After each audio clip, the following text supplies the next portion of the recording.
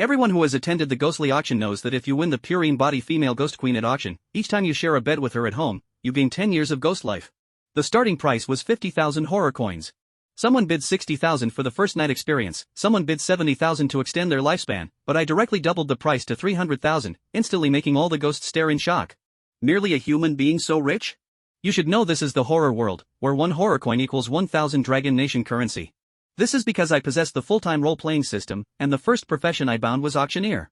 Just now, I entered the Blood Auction House mission dungeon, requiring players to survive for 3 days. An old ghost walked over. Welcome to the Blood Auction House. I'm the manager here. You can call me Mr. Sure. You can check your specific roles in the system panel. I opened it and saw I was an auctioneer, and what shocked me more was that my starting horror coins were 10 billion. Just then, a voice sounded, "You have a new ghost monster order. Please process it promptly." The next second, a huge cage appeared in my mind, and inside was a female ghost bound by dozens of iron chains, Ghost Queen Sybil. My heart suddenly jolted. It's actually a ghost queen. After all players officially entered the ancient castle, a ghost dressed as a maid walked to me. "Respected Mr. Auctioneer, please bring out your prepared goods for auction. If your goods cannot satisfy the auction clients present, you'll be defined as derelict in your duty. I can give you a small suggestion. Ghosts are very interested in human kidneys." Hearing this, I chuckled, then gently snapped my fingers. The next second, a huge iron cage covered with black cloth appeared behind me out of thin air. The faint ghostly energy it emitted made the maid's eyes flash with shock. What background does this human have? Why does the thing in the cage make me so uneasy? After a moment, she adjusted her emotions and said, "Please follow me." Under the maid's guidance, I came to a dark room. "Respected Mr. Auctioneer, you can start your auction now." Although I couldn't see clearly in the room, I could feel many ghosts were present. I then ripped off the black cloth and shouted, "Starting price 50,000 horror coins." The room immediately erupted in commotion. It's actually a ghost queen. And a female ghost queen. This is much more interesting than a succubus. They say female ghost queens all have ultimatine bodies. That feeling must be so juicy. Vampire Ghost Count bid 60,000 horror coins. Midnight Werewolf bid 70,000. In just 10 minutes, Sybil's auction price was pushed to 200,000. I was somewhat surprised.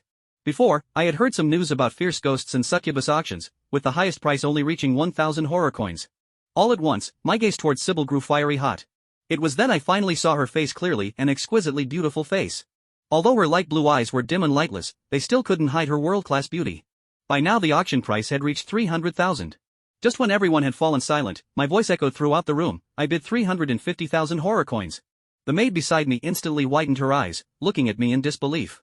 350,000 horror coins once. 350,000 horror coins twice. Just as I was about to drop the hammer, an angry roar sounded. I bid 360,000 horror coins. The next second, a monster 3 meters tall holding a giant axe walked out from the darkness. Others couldn't tell, but I could. "You kid are human. If you don't want to die, take your 360,000 horror coins and get lost." He shoved the giant axe in my face as he spoke. 360,000? You think you're rich? The monster laughed loudly. "They say humans are trash. I didn't expect there would be a few brave ones. Unfortunately, courage alone is not enough. You should have more lives to be sufficient." After speaking, he raised his giant axe and slashed fiercely at me. Then a flash of light flashed through the room. However, the one who fell was not me but this huge monster. I was holding a red-black long sword in my hand, still stained with the monster's black blood. Slaying the king of the giant tribe, deducting 60 years of lifespan, remaining lifespan 1 year, rewarding 2,000 horror coins. It turned out that in the critical moment, I exchanged 100 million horror coins for the sword of lifespan. When it slays enemies, it calculates their lifespan and deducts an equal amount from your own lifespan after the kill. The room fell silent again. The maid who had been watching up close was already frightened to her knees. I sneered, "You don't have any rule saying the auctioneer himself can't participate in the auction, right?" The maid nodded repeatedly. "Yes, sir, the auction has no such rule." Seeing this, I directly pulled out a Horror World bank card. "Swipe it." After the auction ended, the previously dark room suddenly lit up. Of dozens of chairs, only in the center of the front row sat a woman, a human so rich. How interesting. Meanwhile, I followed the maid to the second floor of the ancient castle. There were 5 rooms here, 4 of which were locked. I asked puzzledly, "Why are those rooms locked?" But the maid kept her head down, not daring to look at those 4 locked rooms. "I'm sorry, I can't tell you that for now." After walking around the second floor, she led me toward the 3rd floor. I felt somewhat speechless. If we were going to the 3rd floor, why not go directly instead of wandering around here?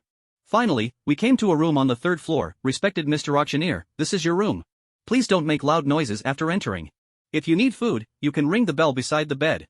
Note that when you sleep, no matter what sounds you hear, don't open your eyes." Only after confirming I had completely remembered did she turn to leave. The moment I opened the door, an indescribable smell hit me. But just as I lay down, there came a knock at the door. When I opened it, it was actually Mr. Sure. He asked flatteringly, "Respected Mr. Auctioneer, in 10 minutes, there will be a grand auction here. Would you like to attend?" I smiled slightly. Money truly makes the ghost grind. Then I asked, "I don't know if I need to host the auction, or just take a look." "Just take a look. Your auction hosting is scheduled for 8 hours later," Mr. Sure said respectfully, his eyes glinting green as he looked at Chen Yi. According to the maid, this human is quite wealthy. Humans, after all, do not know much about the horror game world. If I could cheat them out of some money, my quarterly task might just be completed. "No problem, I will trouble Mr. Sure to show the way." Chen Yi still wore a smile, but a storm was brewing in his heart. What do they mean by an auction hosting scheduled for 8 hours later? The system's prompt for the goods also appears to be 8 hours later. Could it be, this system can predict the future? Even though Chen Yi had countless questions in his heart, the system gave none of them an answer, as though it did not exist at all. On the 5th floor of the castle, the auction venue. The 5th floor of the castle is open, and it is a complete auction venue. Like the auction venue Chen Yi entered before, the 5th floor's auction venue is also pitch black. Only the items on the stage can be clearly seen. The complete darkness of the auction venue is to protect the guests. After all, there are not few cases of murder and robbery. "Please, Mr. Auctioneer." Under Mr. Sure's guidance, Chen Yi quickly took a seat. Once Chen Yi sat down, Mr. Sure turned and left. I can't see what kind of people are sitting around me. Besides some smell of blood, there is nothing else to smell. Chen Yi thought, then shifted his gaze to the auction stage. At this moment, 2 maids stood on either side of the stage. "Dear guests, hello everyone, I am the host of this auction, Xiao Bai." Without further ado, the auction officially begins. A woman in a white qipao walked in from outside, standing in the center of the stage to introduce herself. As Xiao Bai finished speaking, the maid on the right, near the entrance, suddenly walked out. In less than a minute, she walked back in, but behind her was a wooden box. The maid bent down 90 degrees to hand the wooden box to Xiao Bai, then returned to her position. "Okay, now let me introduce the first item for today's auction. That is a Ghost King level ghost weapon." As Xiao Bai spoke, she delicately opened the wooden box with her slender jade hand. Inside the wooden box lay a pitch-black dagger quietly. "It looks no different from an ordinary dagger?" Chen Yi whispered. "Heh, country bumpkin." Suddenly, a mocking voice came from Chen Yi's right side. Hearing the voice, Chen Yi instantly turned his head but could see nothing clearly. "Everyone, do not doubt the grade of this ghost weapon. If it is not a Ghost King level ghost weapon, this auction will gladly compensate 10 times. Xiao Bai's voice echoed again, as if answering Chen Yi. "Since it's a ghost weapon, then the starting price of this first item will naturally not be low. The starting price for the first item, Ghost King level ghost weapon, is 10,000 horror coins." As Xiao Bai's voice fell, the entire auction venue instantly erupted into chaos. A starting price of 10,000 horror coins? The auction must be crazy. "Hey, don't say that. With a starting price of 10,000 horror coins for this broken dagger, I might as well find a succubus to play with for 2 days. I bid 50,000. I bid 70,000. There were complaints, there were bids, and in an instant the auction venue was lively. Chapter 5, 2 consecutive auctions, the broke idiots. I bid 85,000 horror coins. Suddenly, the voice from Chen Yi's right side rang out again. Hearing the person on the right start to bid, Chen Yi smiled slightly.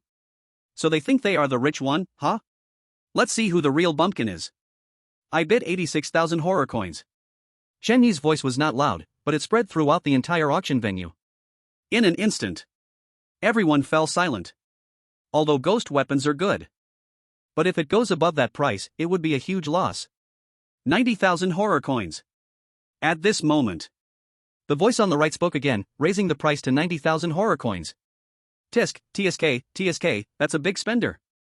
Chen Yi exclaimed, 91,000 horror coins. At this time, even the foolish would know Chen Yi was targeting him. Soon, the voice on the right spoke again. But this time it wasn't a price increase, but a message directed at Chen Yi.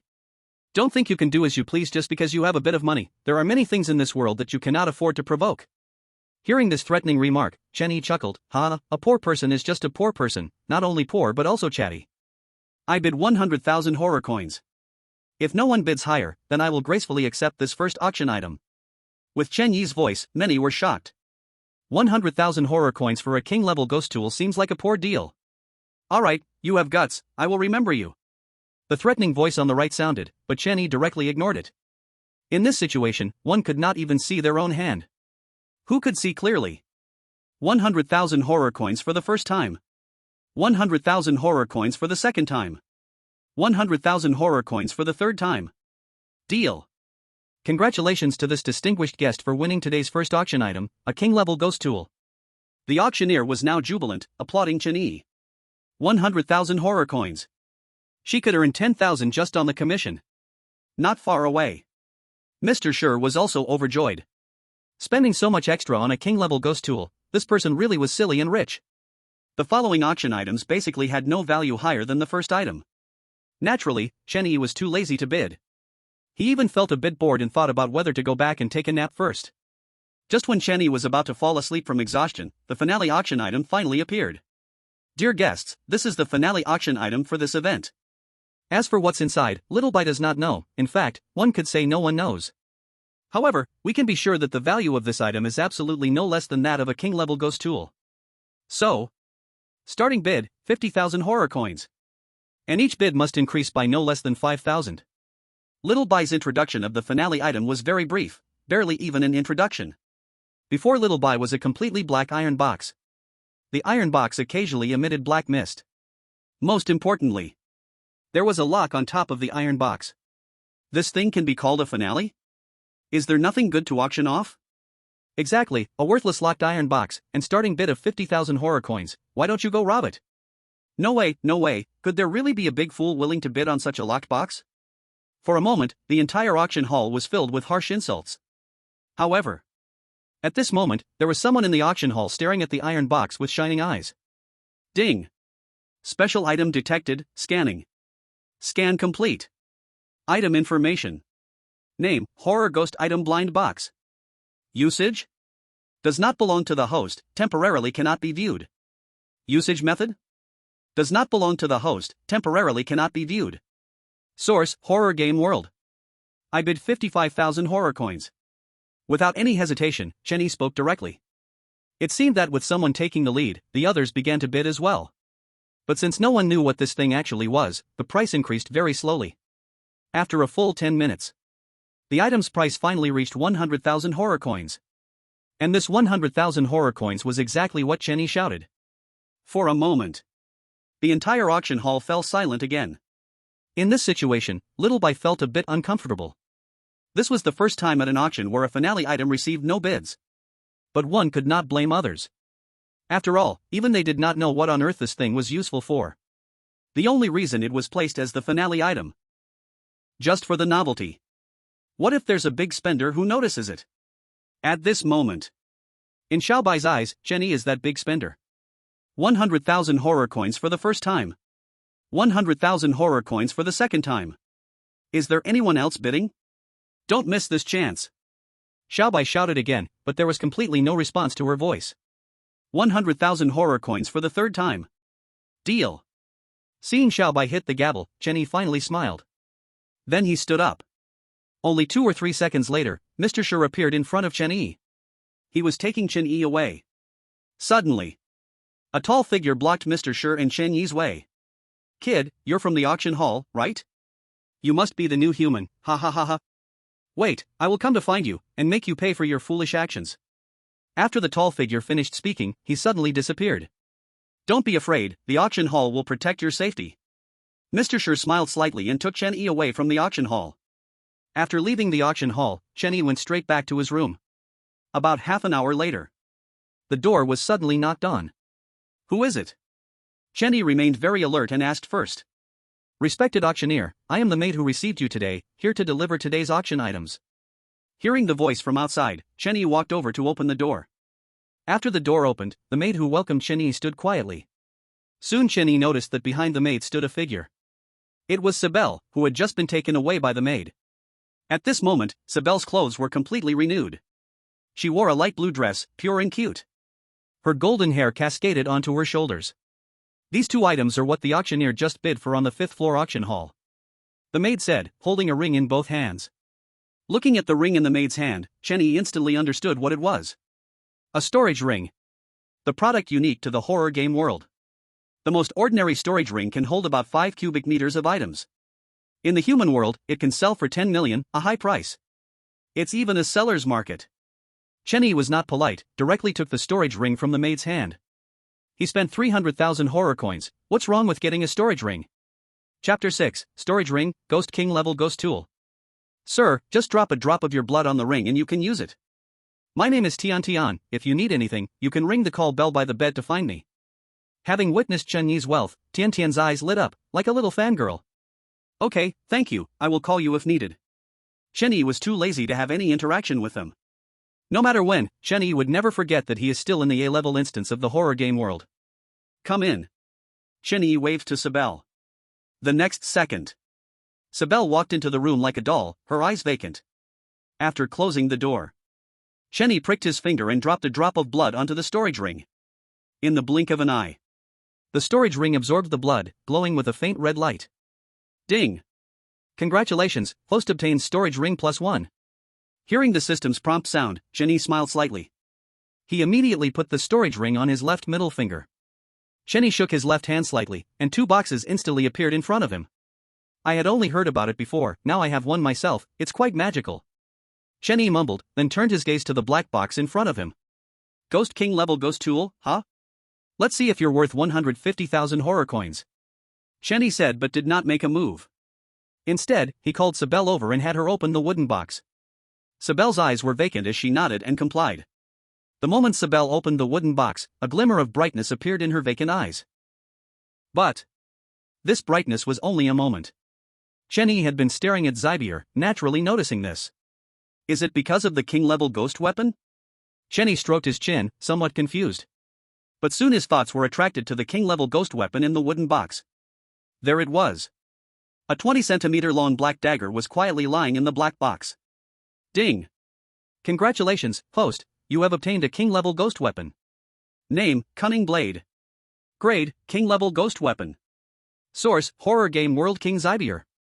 Usage, when using this ghost weapon, you can borrow 1% of the weapon owner's power, for 1 minute. Cooldown of 5 hours. Looking at the system panel in front of him, Chen Yi was shocked, dumbfounded. Damn it! It's actually Zybier's ghost weapon. No wonder she had a glimmer of awareness in her eyes when she saw the weapon just now. This luck, really unbeatable. This could really be considered a pleasant surprise. Chen Yi didn't think this ghost weapon was taken from Zybier after Sweetie had taken her away. If Zybier really had a king-level ghost weapon on her at that time, the system would have definitely prompted it. Let's see what kind of surprise this final item will give me. Chen Yi said as he called Zybier forward to check the final item, the iron box. After 2.5 minutes of inspection, Zybier put down the iron box and shook her head at Chen Yi. It really needs a key? System, is there a way to open this thing? Ding! Detected special item, system scanning. Scan complete. Drip the blood of a king-level ghost into the keyhole to unlock. Hearing the system's prompt, Chen Yi was once again surprised. This really is. Heaven helps me. Without a moment's hesitation, Chen Yi took the cunning blade he just obtained and cut a wound on Zybier's finger. Then quickly placed her hand in front of the keyhole, waiting for the blood to flow. But 5 whole minutes passed. Zybier's wound healed, and not a single drop of blood flowed down. Chen Yi. Seemingly understanding Chen Yi's intention, Zybier raised her right hand and gently traced her left hand's index finger. The next second, a drop of black blood flew out from Zybier's fingertip and drilled into the keyhole. Creak. Unlocked.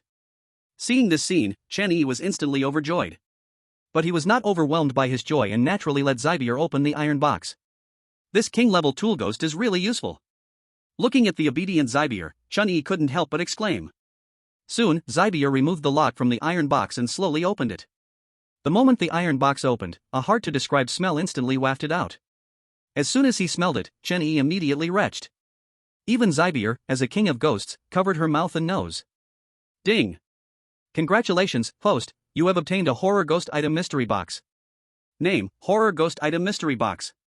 Usage, can randomly draw one eerie creature to become your pet. How to use, place the item inside the mystery box between your hands and loudly shout, "Revive, my love." Damn, ugh, system, yuck, are you kidding me? Chen Yi retched while questioning the system.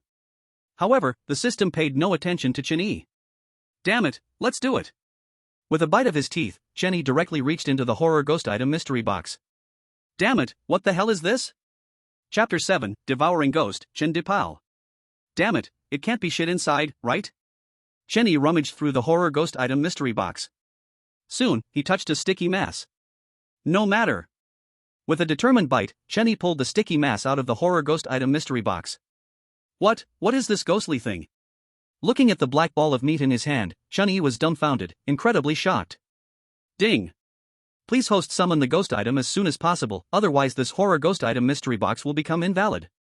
Suddenly, the system's prompt sound rang out. This thing can still become invalid? Chenny was slightly surprised, but he didn't dare to waste any more time. After all, this thing cost him 100,000 horror coins. Even if he had a lot of money, he couldn't afford to waste it like this. Without any hesitation, Chenny closed his eyes and tightly hugged the meatball. Come back to life. I love people. As Chen Yi's roar echoed, the black meatball actually began to tremble. In the next moment, the black meatball unexpectedly turned red and started to heat up. Hiss. Seeing the meatball getting hotter, Chenny directly threw it into the iron box of the horror blind box. Once the meatball returned to the horror blind box, it instantly calmed down. Ding! Congratulations, host, you have obtained a bizarre pet. At this moment, the system's notification sound rang out again. Chenny was stunned by the words. Is that it? Why did it make him so nervous, fearing it would unleash some unimaginable beast? That could have meant his end. Wait a minute. A bizarre pet. What does it look like? Thinking this, Chenny directed his gaze towards the horror blind box. At this moment, the horror blind box was trembling slightly. Beside him, Zybier frowned as she looked at the horror blind box.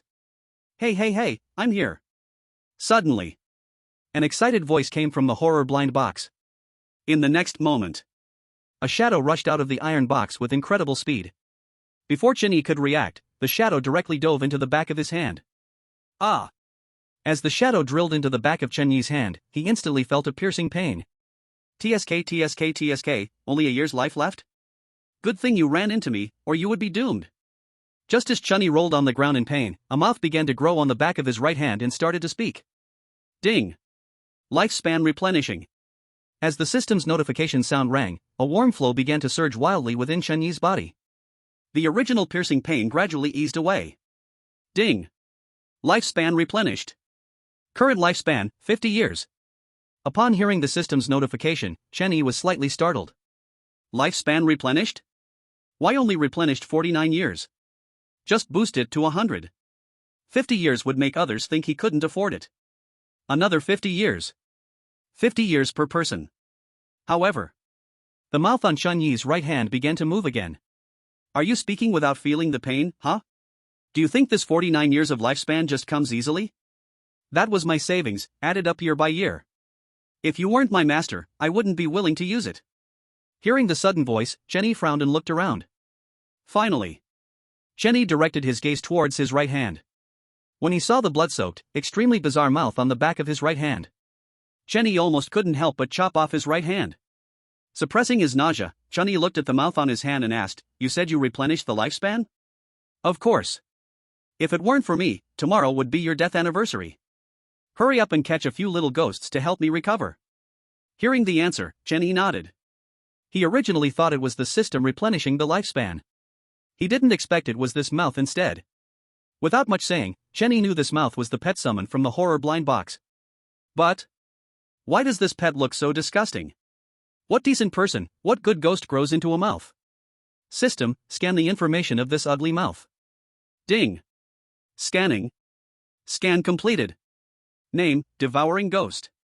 Lifespan Ghost. Level, Ghost General. Skills, Devour, Conceal, Lifespan. Promotion, Devour the Bizarre. Source, Horror Blind Box. Looking at the information scanned by the system, Chen Yi suddenly saw this ugly mouth in a new light. System, can you scan Zybier's information? Ding. Scanning. Scan completed. Name, Zybier.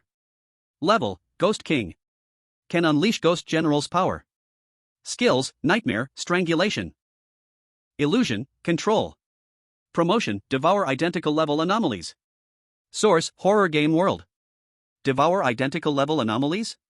To promote the Devouring Ghost, it only needs to devour anomalies, but Zybier's promotion requires devouring identical level anomalies. In other words, one must devour the Ghost King to promote. Hey, why aren't you speaking? It's so boring. Suddenly, The voice of the devouring ghost pulled Chun Yi's thoughts back. Shut up. Looking at the devouring ghost's mouth, Chun Yi slapped it directly. It seemed that to dodge Chun Yi's slap, the devouring ghost's mouth instantly hid and disappeared. Will you kill me? Seeing the devouring ghost vanish, Chun Yi suddenly turned to Zybier and asked randomly. No. Zybier's eyes were dull, her expression emotionless. She replied flatly. If an anomaly wants to kill me, will you save me? Chun Yi asked again. No one can kill you. Zybier's tone was icy, emitting a strong killing intent. Okay, quickly put away your killing intent. Chun Yi quickly nodded. Fearing that Zybier might accidentally flip the house over. With nothing to do, Chun Yi lay on the bed, staring at the ceiling. By the way, it seems there is a chance to change my name. Thinking of this, Chun Yi immediately opened the personal panel of the horror game world. Sure enough. Changeable nickname appeared next to his name. Only one chance, what name should I choose? Chun Yi felt a bit conflicted. As someone who struggles with naming, Chun Yi even named his cousin's child Wealthy. Since then, no one dared to let Chun Yi name anything. Ling Chen. Suddenly, Zybier beside him parted her red lips, uttering a name. Hearing Zybier's voice, Chun Yi was stunned.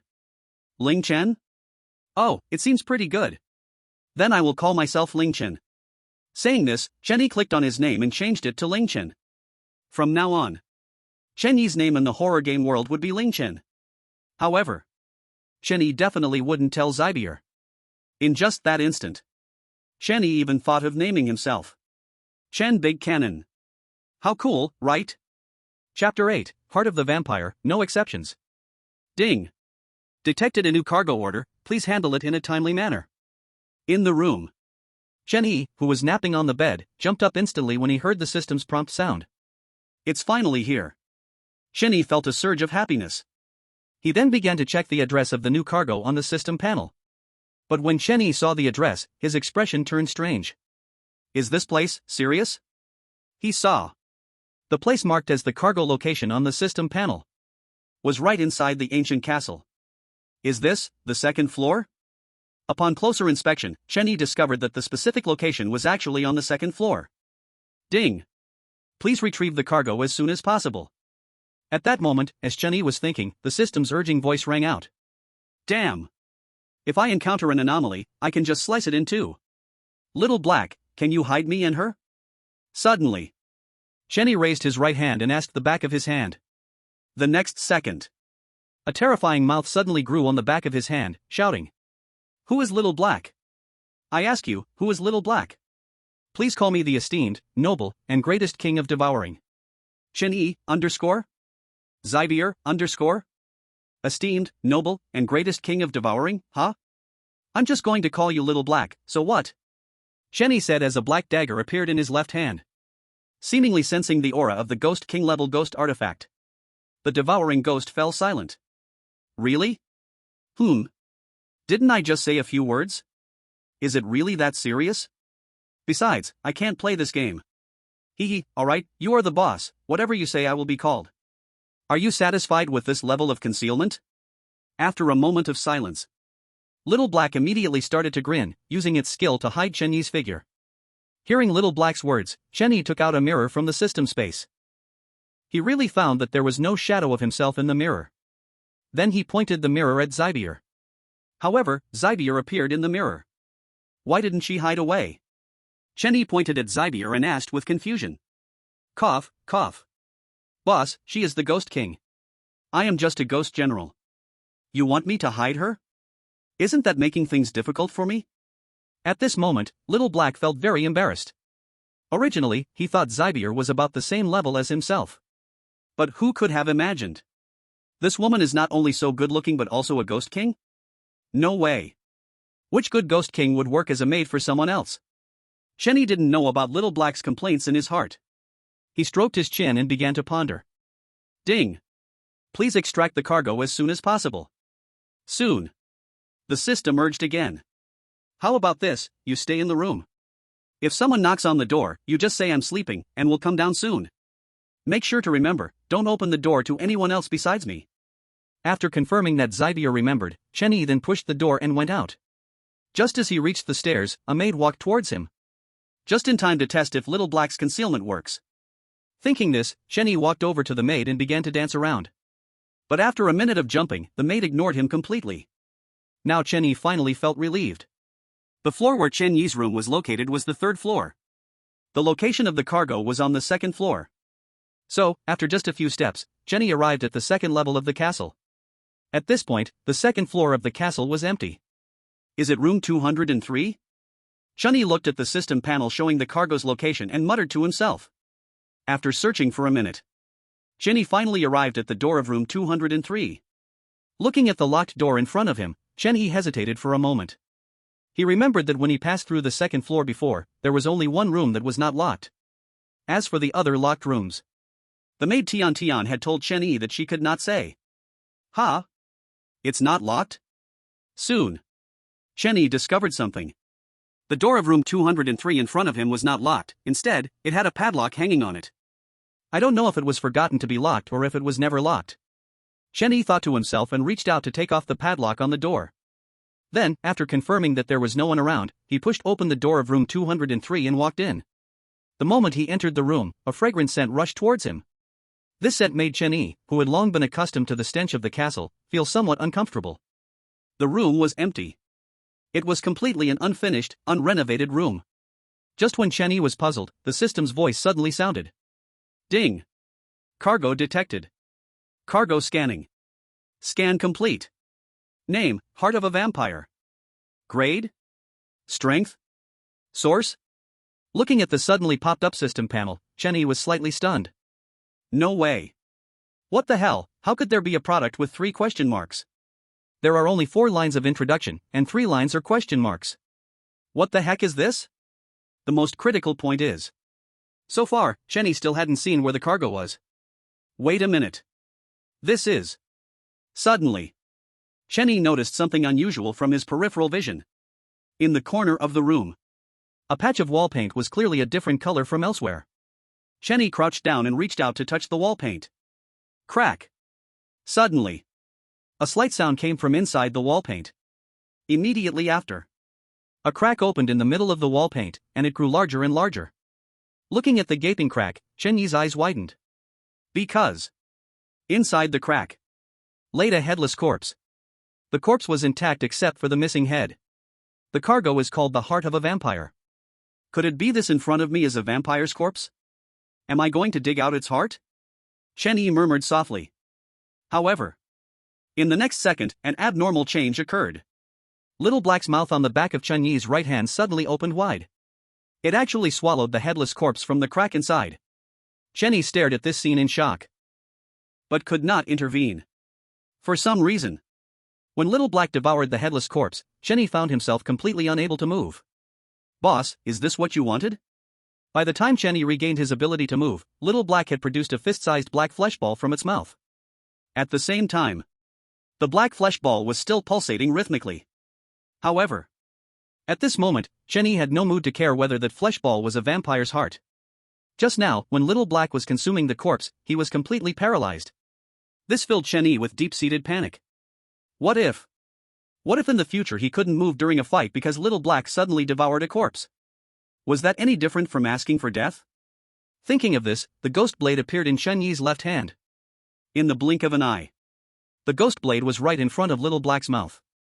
Why did you devour the corpse without my permission? Chenny frowned tightly, his face cold. Ha! That's just my instinct. Little Black looked bewildered. It had always directly devoured corpses, why would it ask others? Remember, I am your boss now, and from now on, no matter what you do, you must ask for my opinion. Otherwise, I don't mind driving you out of my body.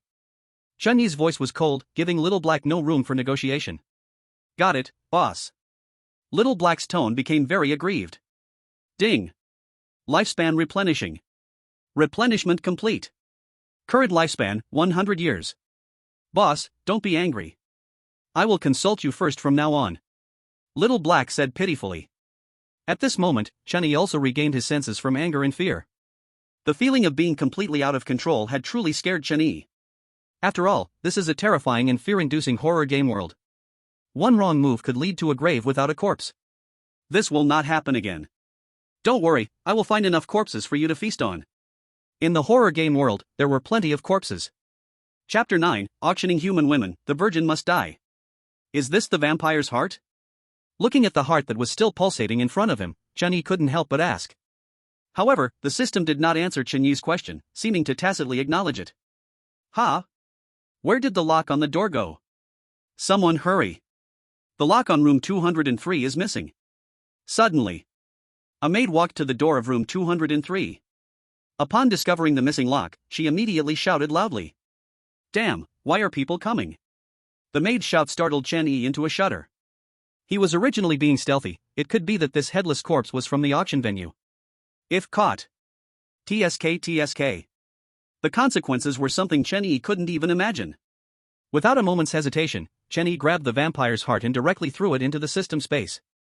Little Black, your concealment is okay, right? Don't worry, boss, no one in this castle can see through my concealment. Little Black confidently replied.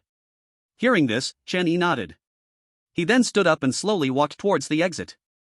But Chen Yi did not directly open the door to walk out. Wouldn't that be equivalent to telling them that someone had come in here? So, line end. Chen Yi was waiting for the auction house staff to open the door, then he would make his escape. About a minute later, numerous footsteps sounded outside the room. The next second, the door to the room was pushed open. Mr. Shi was the first to enter. At this time, Mr. Shi's brows were tightly furrowed, and his expression was cold. Most importantly, Mr. Shi held a stick that emitted black gas in his hand. The black gas radiating from that stick made Chen Yi shudder involuntarily. When Mr. Shi saw the open wall skin, his eyes widened in surprise, and he quickly walked over. At the same time, Chen Yi cautiously slipped past the maid at the door and left the room. Quick! Go to the room on the third floor and see if that human is there. Suddenly, Mr. Shi sharply commanded the maid at the door. The maid quickly turned and ran towards the third floor. On the other side, Chen Yi returned to his room, confirming with Zybier that no one had come by. Only then did he let out a sigh of relief. Damn it, why does it feel like I'm a thief? Sitting on the bed, Chen Yi couldn't help but complain. Well, he seemed to have stolen something. It's all because of this damn system. Treating the items at the auction as goods, isn't that just asking for trouble? Wait a minute. I still have to auction off this vampire heart, isn't that walking right into a trap? Thinking of this, Chen Yi was stunned. Wait a minute. I've got it. Suddenly, Chen Yi's eyes lit up as if he had thought of something. Knock, knock, knock. However, just then, there was a knock at the door. Who is it? Hearing the knock, Chen Yi calmed down and slowly asked. Respected auctioneer, I'm Tian, may I trouble you to open the door? Very soon, Tian's voice came from outside the door. Chen Yi smiled slightly upon hearing it. Isn't she just curious to see if he is really in the room? Not saying much, Chen Yi got up and opened the door. Upon seeing Chen Yi, Tian secretly breathed a sigh of relief. What's wrong, Tian, is there something you need? Chen Yi smiled, gently asking Tian. Mr. Shi asked me to remind you that there is an auction in 10 minutes that needs your hosting. Please be ready. Tian nodded obediently, her cheeks reddening as she spoke. By the way, Tian, can I auction something of my own? Don't worry, its value definitely won't be lower than a Ghost King level ghost artifact. Hearing Chen Yi's question, Tian was slightly stunned, her once rosy cheeks turning pale again. Sorry, sir, this needs to be approved by Mr. Shi. After finishing her words, Tian turned and left. 1 minute later, Tian returned with Mr. Shi to the door of Chen Yi's room. Tian has already told me, and I completely agree. However, can you let me see what the item specifically is first? Mr. Shi, with a very nice attitude, asked Chen Yi. Of course, actually, you have all seen this item. Chen Yi nodded and turned back into the room. In no time, he walked out holding an iron box. At the moment he saw the iron box, a glimmer of disappointment flashed in Mr. Shi's eyes. I really can't do anything with this iron box, so I can only auction it off. Don't worry, I don't care about money, I just don't want to see this thing. Saying this, Chen Yi threw the iron box back into the room. Seeing this situation, Mr. Shi did not say anything further. 5 minutes later, on the first floor of the castle, led by Tian, Chen Yi entered the same room he had been in when he first arrived. The room was still pitch black, with only a beam of light on the auction podium. Let me introduce myself, I am the auctioneer for this auction, Ling Chen. Chen Yi smiled slightly and said his name. This was the first time Chen Yi had spoken his name in the world of the horror game. Without further ado, the auction officially begins. Today's first auction item is a person. A human woman. Seeing the auction list, Chenyi was extremely shocked. He never expected that the auction would actually sell the human who entered the bloody auction with him. While Chenyi was stunned, Tian had already brought in a cage. Inside the cage, a woman was crying incessantly. As soon as the woman recognized that Chenyi was the one who had entered with her, she immediately screamed. "Save me, I don't want to die. Please, save me, I beg you. I can work like a servant, I know a lot of things that can make you extremely happy." The woman desperately tried to reach Chenyi's pant leg but always fell just short. Looking at the woman in the cage, Chenyi shook his head slightly. He was not a good person. In this terrifying horror game world, just staying alive was a blessing.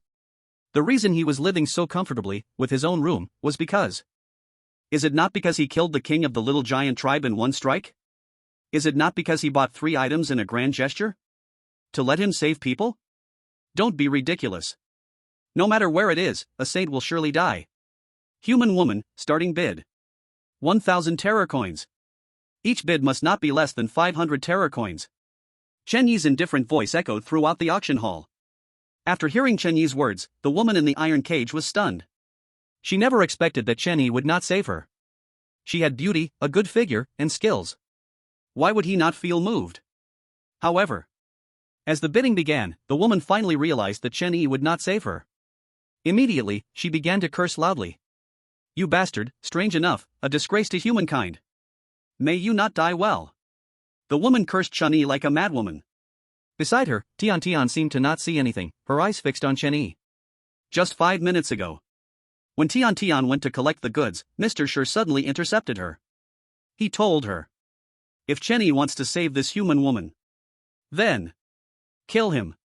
Tian naturally had no ability to kill Chenyi. But this is one of the most terrifying A-level dungeons, the Blood Auction. To be rated as an A-level dungeon, how could there not be a Ghost King overseeing it? You should know. In the terror game world, A-level dungeons at least require 2 Ghost Kings to oversee. Chapter 10, The Master of the Auction, another female Ghost King? I bid 2,000 terror coins. I bid 3,000.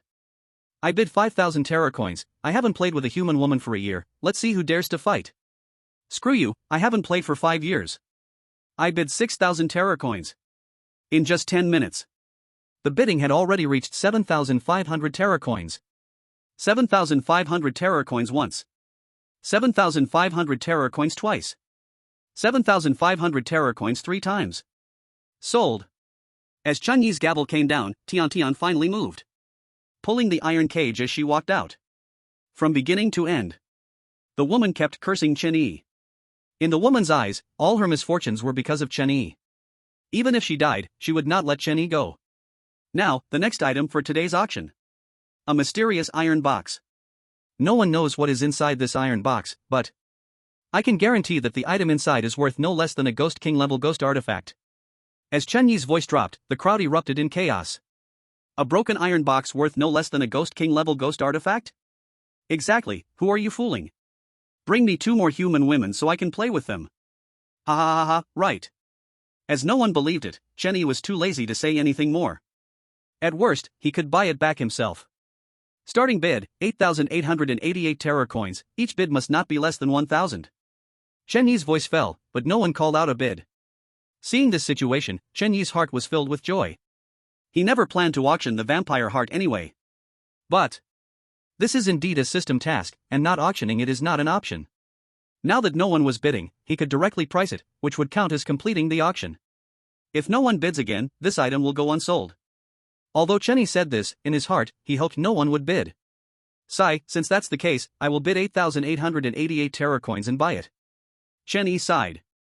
8,888 terror coins once. 8,888 terror coins twice. Sold. Chenyi was not in a hurry, everything continued to follow the process. Ding. Congratulations to the host for completing the task. During the role-playing period, conduct 20 item auctions. Task rewards have been sent to the system space, please check. Suddenly, a prompt sound from the system rang out. Upon hearing the prompt sound, Chenyi was first stunned, then instantly delighted. He had almost forgotten about the system task altogether. Not sure what kind of task reward it would give. After all, it was not the right time to check the rewards, so Chenny continued to auction the subsequent items. In the castle, on the 7th floor, the top floor. There were only 2 rooms on the entire 7th floor. At this moment, Mr. Sher was kneeling on the floor of room 701. You said he is very wealthy? And he even has a Ghost King level servant? A long-haired woman stood with her back to Mr. Sher and asked faintly. Yes, master. He is very, very rich. So far, he has spent more than 300,000 Terra coins. The maid beside him, I can't beat her. As Mr. Sher spoke, he lowered his head. Oh. Even you can't beat her. Interesting. So interesting. When the auction is over, bring that Ling Chen to see me. The woman's voice had no emotion. After speaking, she waved her hand to signal Mr. Sher to leave. Very rich? I hope you are really very rich. After Mr. Sher left, the woman couldn't help but sigh. Castle, 1st floor. Sold. Congratulations to this honored guest for winning the last item today. This auction is now over. Thank you all for your support. Chenny bowed to the darkroom, then followed Tian Tian to leave. Just as they walked out the door, Mr. Sher stopped Chenny. Mr. Ling Chen, please come with me. The master wants to see you.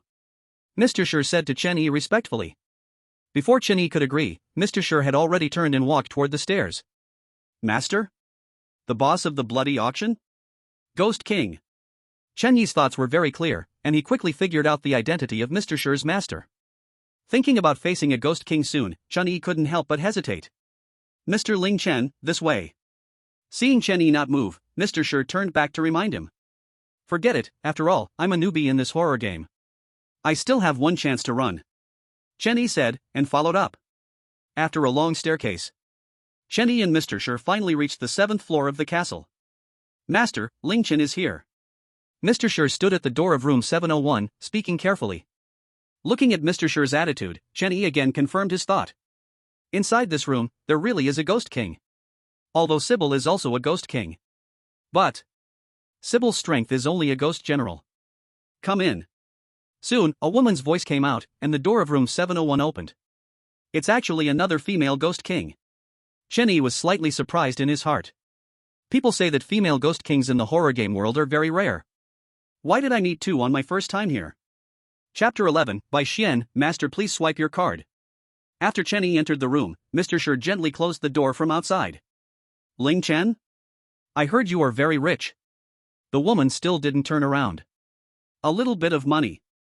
Chenyi rubbed his nose and said awkwardly. Didn't expect that him being rich was already known by everyone? Then, let's talk about a cooperation. The woman spoke again, her voice still cold. Cooperation? What cooperation? Chenyi was slightly stunned. A female Ghost King wants to talk cooperation with me? Cooperate on what? However, the next second the woman suddenly turned around and smiled at Chenyi, talk about acquiring the auction house. When he saw the woman's face, Chenyi was completely stunned. He saw. The woman's face was very delicate, as if made by heaven. Her long, black, and shiny hair fell over her shoulders. Compared to Sybil, this woman looked more mature. How about it? The woman opened her red lips slightly and spoke faintly. The cold tone instantly pulled Chenyi's thoughts back. After confirming he wasn't drooling, Chenyi then opened his mouth. Acquisition? How much? After speaking, Chenyi pulled over a chair beside him and sat down. Seeing Chenyi sit down, the corners of the woman's mouth slightly raised. Not much. 100 million Terra coins is enough. The woman said, walking to Chenyi's front, her right hand resting on his shoulder, and her left hand touching his cheek. What do you think? At this moment, Chenyi, delete 10 characters. Ahem, impossible. 100 million Terra coins is absolutely impossible. According to my observation, the auction house makes good money.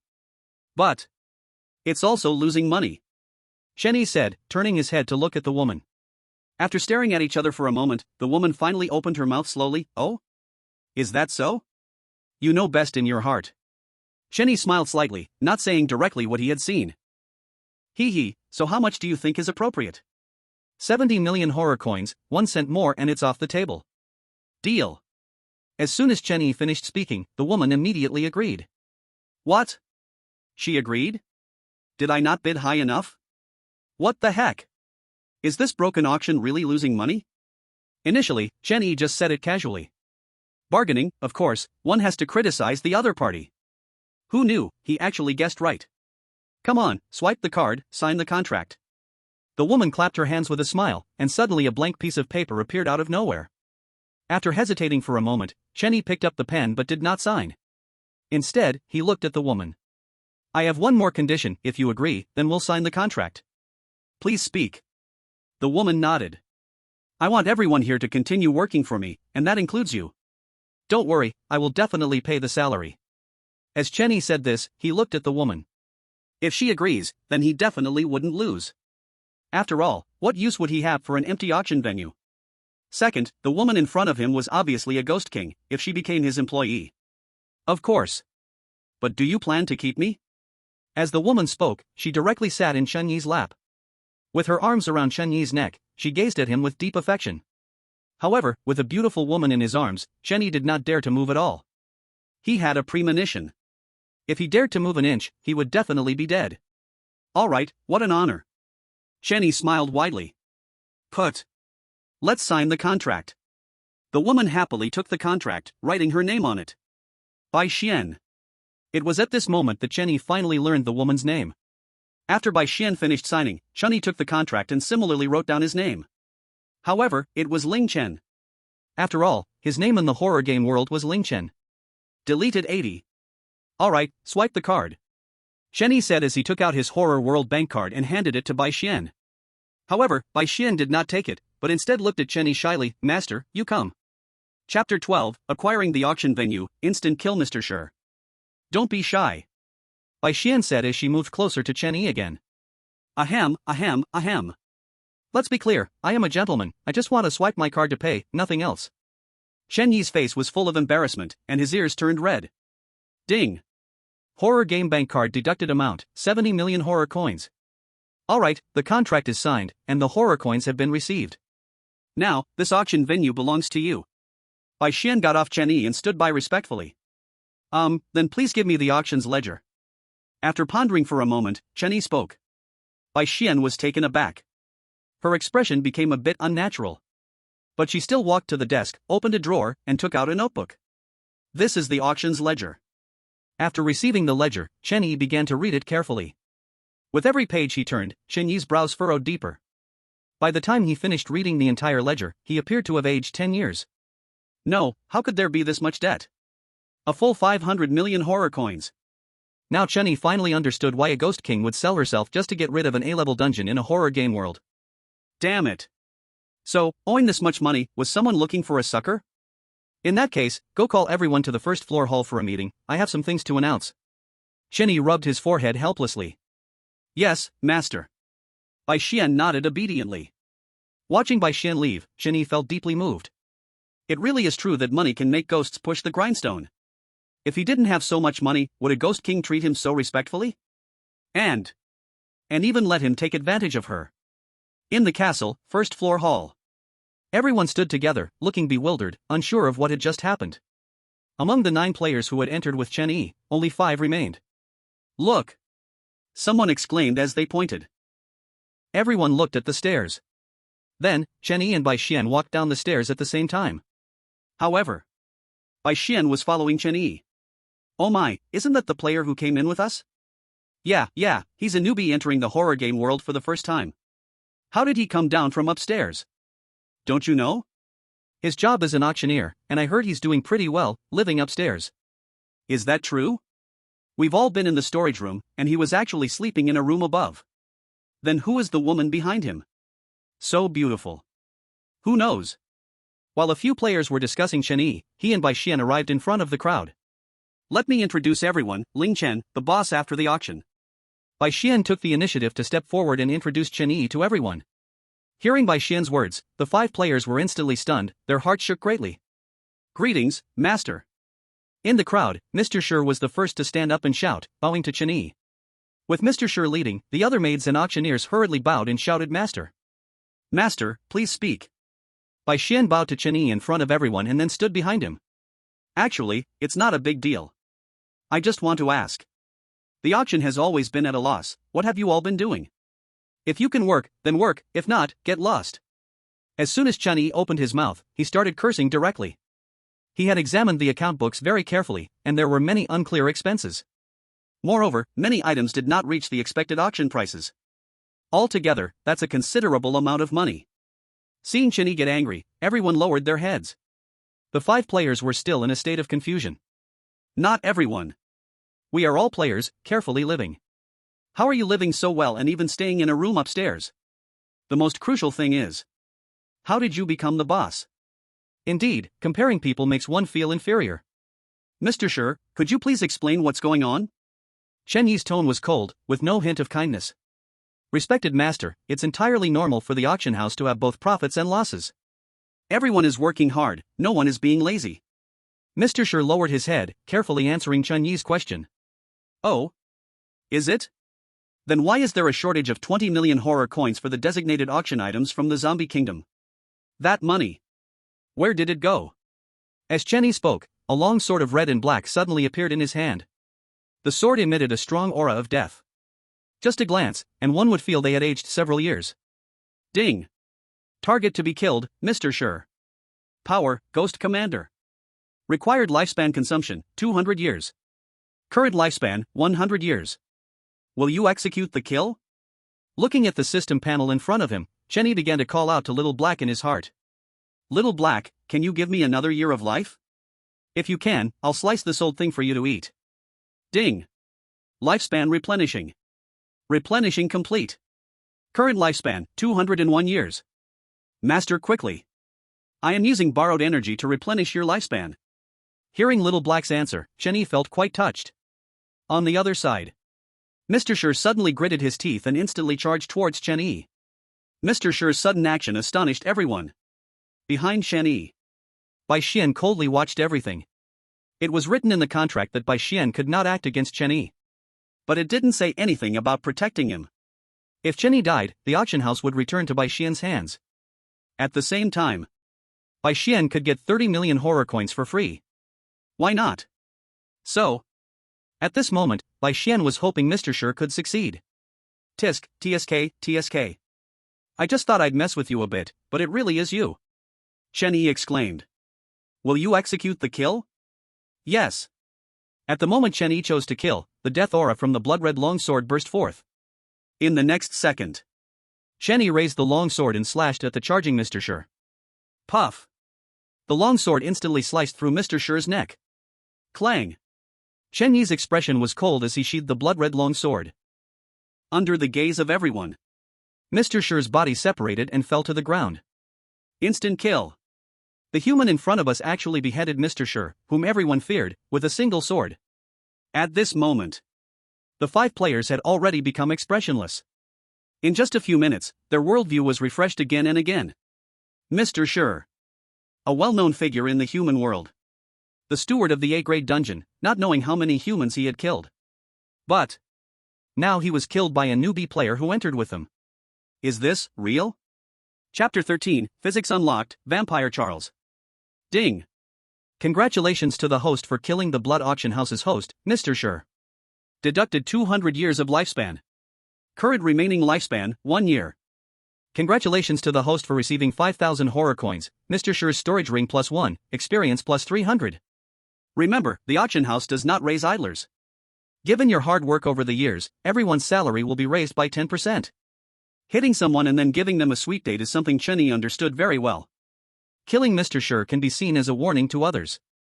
I hope you all can work hard in the future, otherwise, Chen Yi said as he walked to Mr. Shi's body and extended his right hand. In the next second, an extremely horrifying bloody mouth appeared on the back of Chen Yi's hand. It directly swallowed Mr. Shi's body. Thank you, master. Little Black chewed on Mr. Shi's body while expressing gratitude. I said I would provide you with enough corpses. Chen Yi replied to Little Black in his heart, then turned his gaze to Bai Xian. From now on, I will trouble Bai, the host, to manage the auction house well. Bai Xian smiled and nodded. Don't worry, master, this is what I should do. After reminding her of some matters, Chen Yi returned to the room on the 3rd floor. Inside the room, Zybier sat quietly on the edge of the bed. Her empty eyes remained motionless. Do you need to eat something? Seeing Zybier so quiet, Chen Yi was very satisfied and immediately asked. I want to eat my master. Zybier turned her head to look at Chen Yi, speaking word by word. Ding! Request from Zybier, to eat the master, she will feel blissful. Chen Yi was a bit confused. He did not quite understand. Was this eating serious? TSK, not only are women troublesome, but female ghosts are troublesome too. Chen Yi shook his head speechlessly and walked to the head of the bed to ring the bell. About 10 seconds later, there was a knock at the door.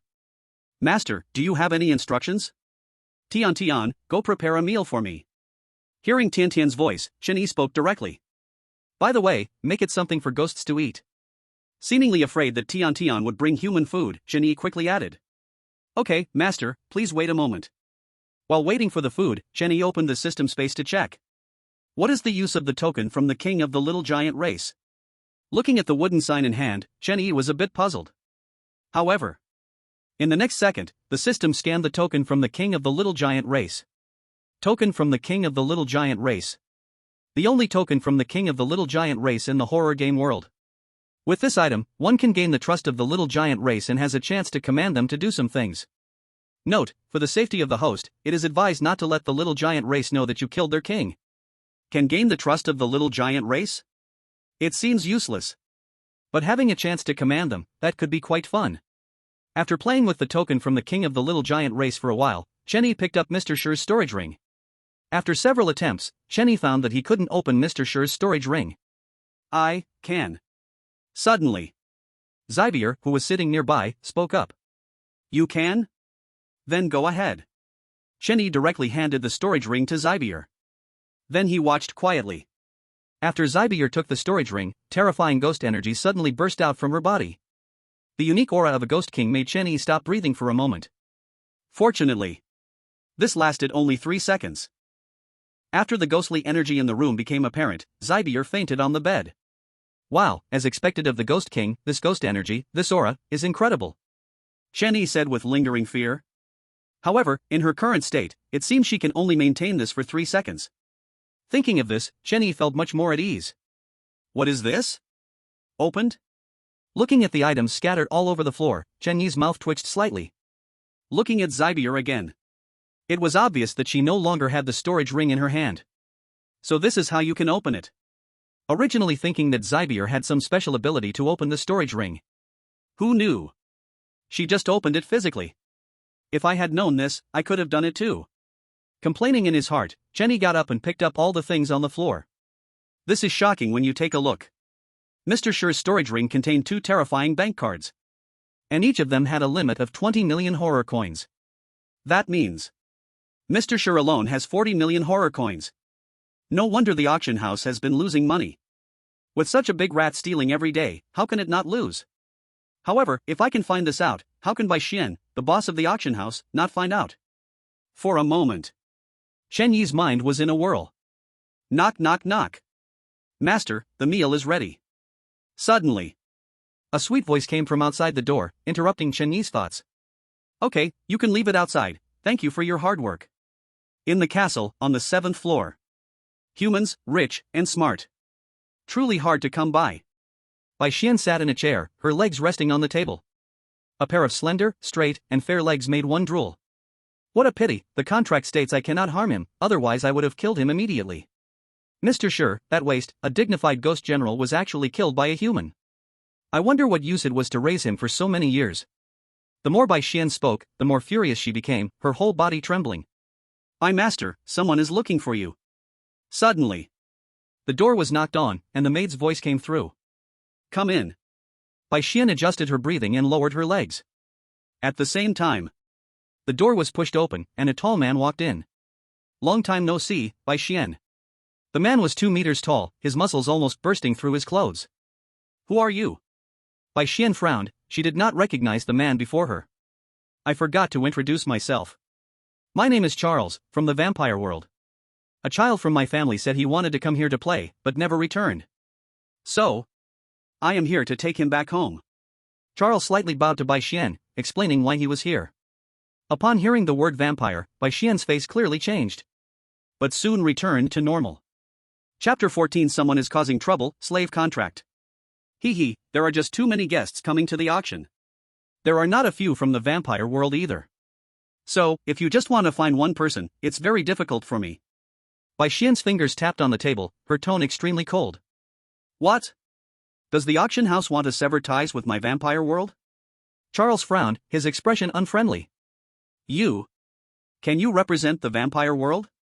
Bai Xian stared into Charles's eyes, speaking slowly.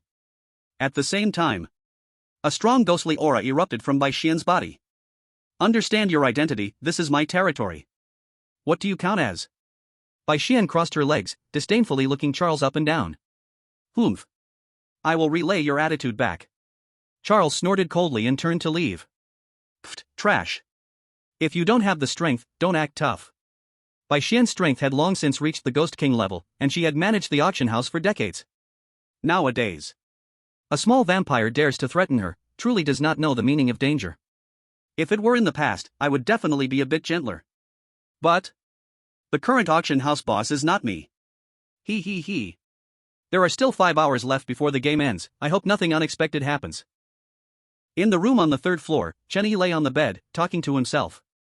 Next to him, Zybier also lay on the bed, her eyes hollow as she stared at the ceiling. By the way, system, besides playing tasks, do you have any other tasks? Chenyi opened the system panel and asked in his mind. Ding. Many functions are not yet opened, they can be tried after the system upgrade. System upgrade? Chenyi was startled, not expecting the system to be upgradable. What is the condition for a system upgrade? Ding. When the host completes the role-playing tasks, they will receive rewards, role-playing points. Role-playing points can be used to upgrade the system, buy items from the shop, terrible coins can also be bought, but they are much more expensive, and also learn professional knowledge about role-playing professions. Looking at the system's explanation, Chenyi suddenly understood. But I haven't received any role-playing points. Suddenly, Chenyi realized he didn't have any role-playing points. Ding. Role-playing points will be calculated uniformly when the role-playing profession ends. So that's how it is. No wonder he didn't have any role-playing points. So far, the auctioneer was the first role Chenyi had played, and it wasn't over yet. Just as Chenyi was about to ask the system when the auctioneer role would end, there was a sudden knock on the door. Knock, knock, knock. Master, someone is causing trouble in the 1st floor hall. Please come out and take a look. Sweet's anxious voice came from outside the door. Someone is causing trouble? Chenyi was a bit confused. But he quickly collected himself and went downstairs with Zybier. When Chenyi arrived on the 1st floor, he discovered bloodstains everywhere in the hall on the 1st floor. On the ground lay 2 corpses. Chenyi recognized the 2 corpses. One was a player who had entered with him. The other corpse was the original maid of the auction house. In front of the corpses stood a muscular monster with a blue face and sharp teeth, gripping a pitch-black wolf fawn club, staring intensely at Chenyi. I smell it. I smell it. The taste of the vampire's heart. It's you. You killed the vampire and dug out his heart. Wait. You are the beast that stole my auction item. The monster shouted excitedly at Chenyi. The surrounding maids were all terrified and shivering, not daring to lift their heads. Bai Xian is not here?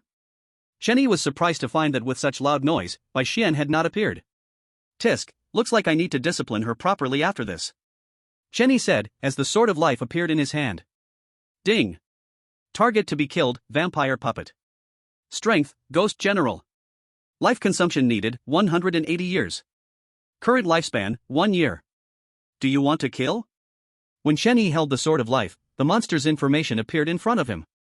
A trash ghost general dares to be so arrogant? You are not worthy of my attention. Zybier, finish him. Chenyi put away the sword of life and took out the eerie blade, throwing it to Zybier. The moment Zybier received the eerie blade, her figure instantly vanished. A human beast dares to speak wildly, die. The monster roared, swinging the wolf fang club toward Chenyi. However, Chenyi did not dodge but stood in place, mocking the monster. Just as the wolf fang club was about to strike Chenyi's head, a black dagger flashed by. Crack. Bang. In an instant, 2 sounds were heard. The wolf fang club above Chenyi's head had vanished without a trace. Trash. Chenyi spat on the monster's face. The next second, the monster was cut in half. Black blood continuously flowed out from its waist. Little Black, it's time to eat. Okay, master. Upon hearing Chenyi's voice, Little Black's mouth suddenly appeared on the back of Chenyi's hand. It directly sucked the monster's corpse on the ground into itself. Ding. Lifespan supplementing. Supplement complete. Current lifespan, 76 years. Seeing the system panel's prompt, Chenny smiled slightly. Little Black is doing well. Smart. Knows that after getting full, it's time to work. You did well too. Chenny praised Zybier while reaching out to take back the eerie blade from her hand. Alright, clean up this place, everyone disperse. Chenny instructed the maids around him and walked up the stairs, heading straight to the 7th floor. Looking at the closed door of room 701, Chenny didn't rush in but opened the system store. After searching for a long time, Chenyi's eyes suddenly lit up. This is the one. Ding. Congratulations, host, for spending 5 million horror coins to purchase the servant contract. Servant contract, after both parties sign the contract, neither can violate the contract's terms, or they will be struck by lightning and their souls will scatter. Looking at the introduction of the maid contract, Chenny felt a deep liking in his heart. This 5 million is truly worth it. However, Chenny discovered something else. That is, in the system store, an item worth 1 million horror coins can be bought with role-playing points for only 100 role-playing points. As seen, role-playing points are really valuable. Knock knock knock. Come in. Hearing the knocking sound, Bai Xian shouted directly. Master, what brings you here? Seeing that the visitor was Chen Yi, Bai Xian didn't seem surprised, but still stood up, pretending to be surprised. Chen Yi saw through Bai Xian's facade but didn't expose it. Instead, he directly tossed the servant contract onto the table. Then, Chen Yi walked over to Bai Xian's chair and sat down directly. You know, this position is actually quite comfortable. But you shouldn't be unable to hear the noise downstairs, right? Looking at Chen Yi, who was smiling with a hint of sarcasm, Bai Xian felt for the first time the difference in humanity. There had been too many players entering the blood red auction, and Bai Xian had seen quite a few. However, they all seemed rather unimpressive. But the person in front of her, Ling Chen, was someone she couldn't read. Alright, stop pretending. Just sign this contract, and I'll protect you from now on. I might as well tell you, I will buy a lot of assets in the horror world, but I don't have time to manage them. TSK, that's a problem. Chenny shook his head as he spoke, reaching over to pat the maid contract on the table. Chapter 15, Signing the Servant Contract. Bai Xian wasn't foolish, she understood Chen Yi's intention. This was to tell herself. He needed a representative in the horror world to help him manage his assets.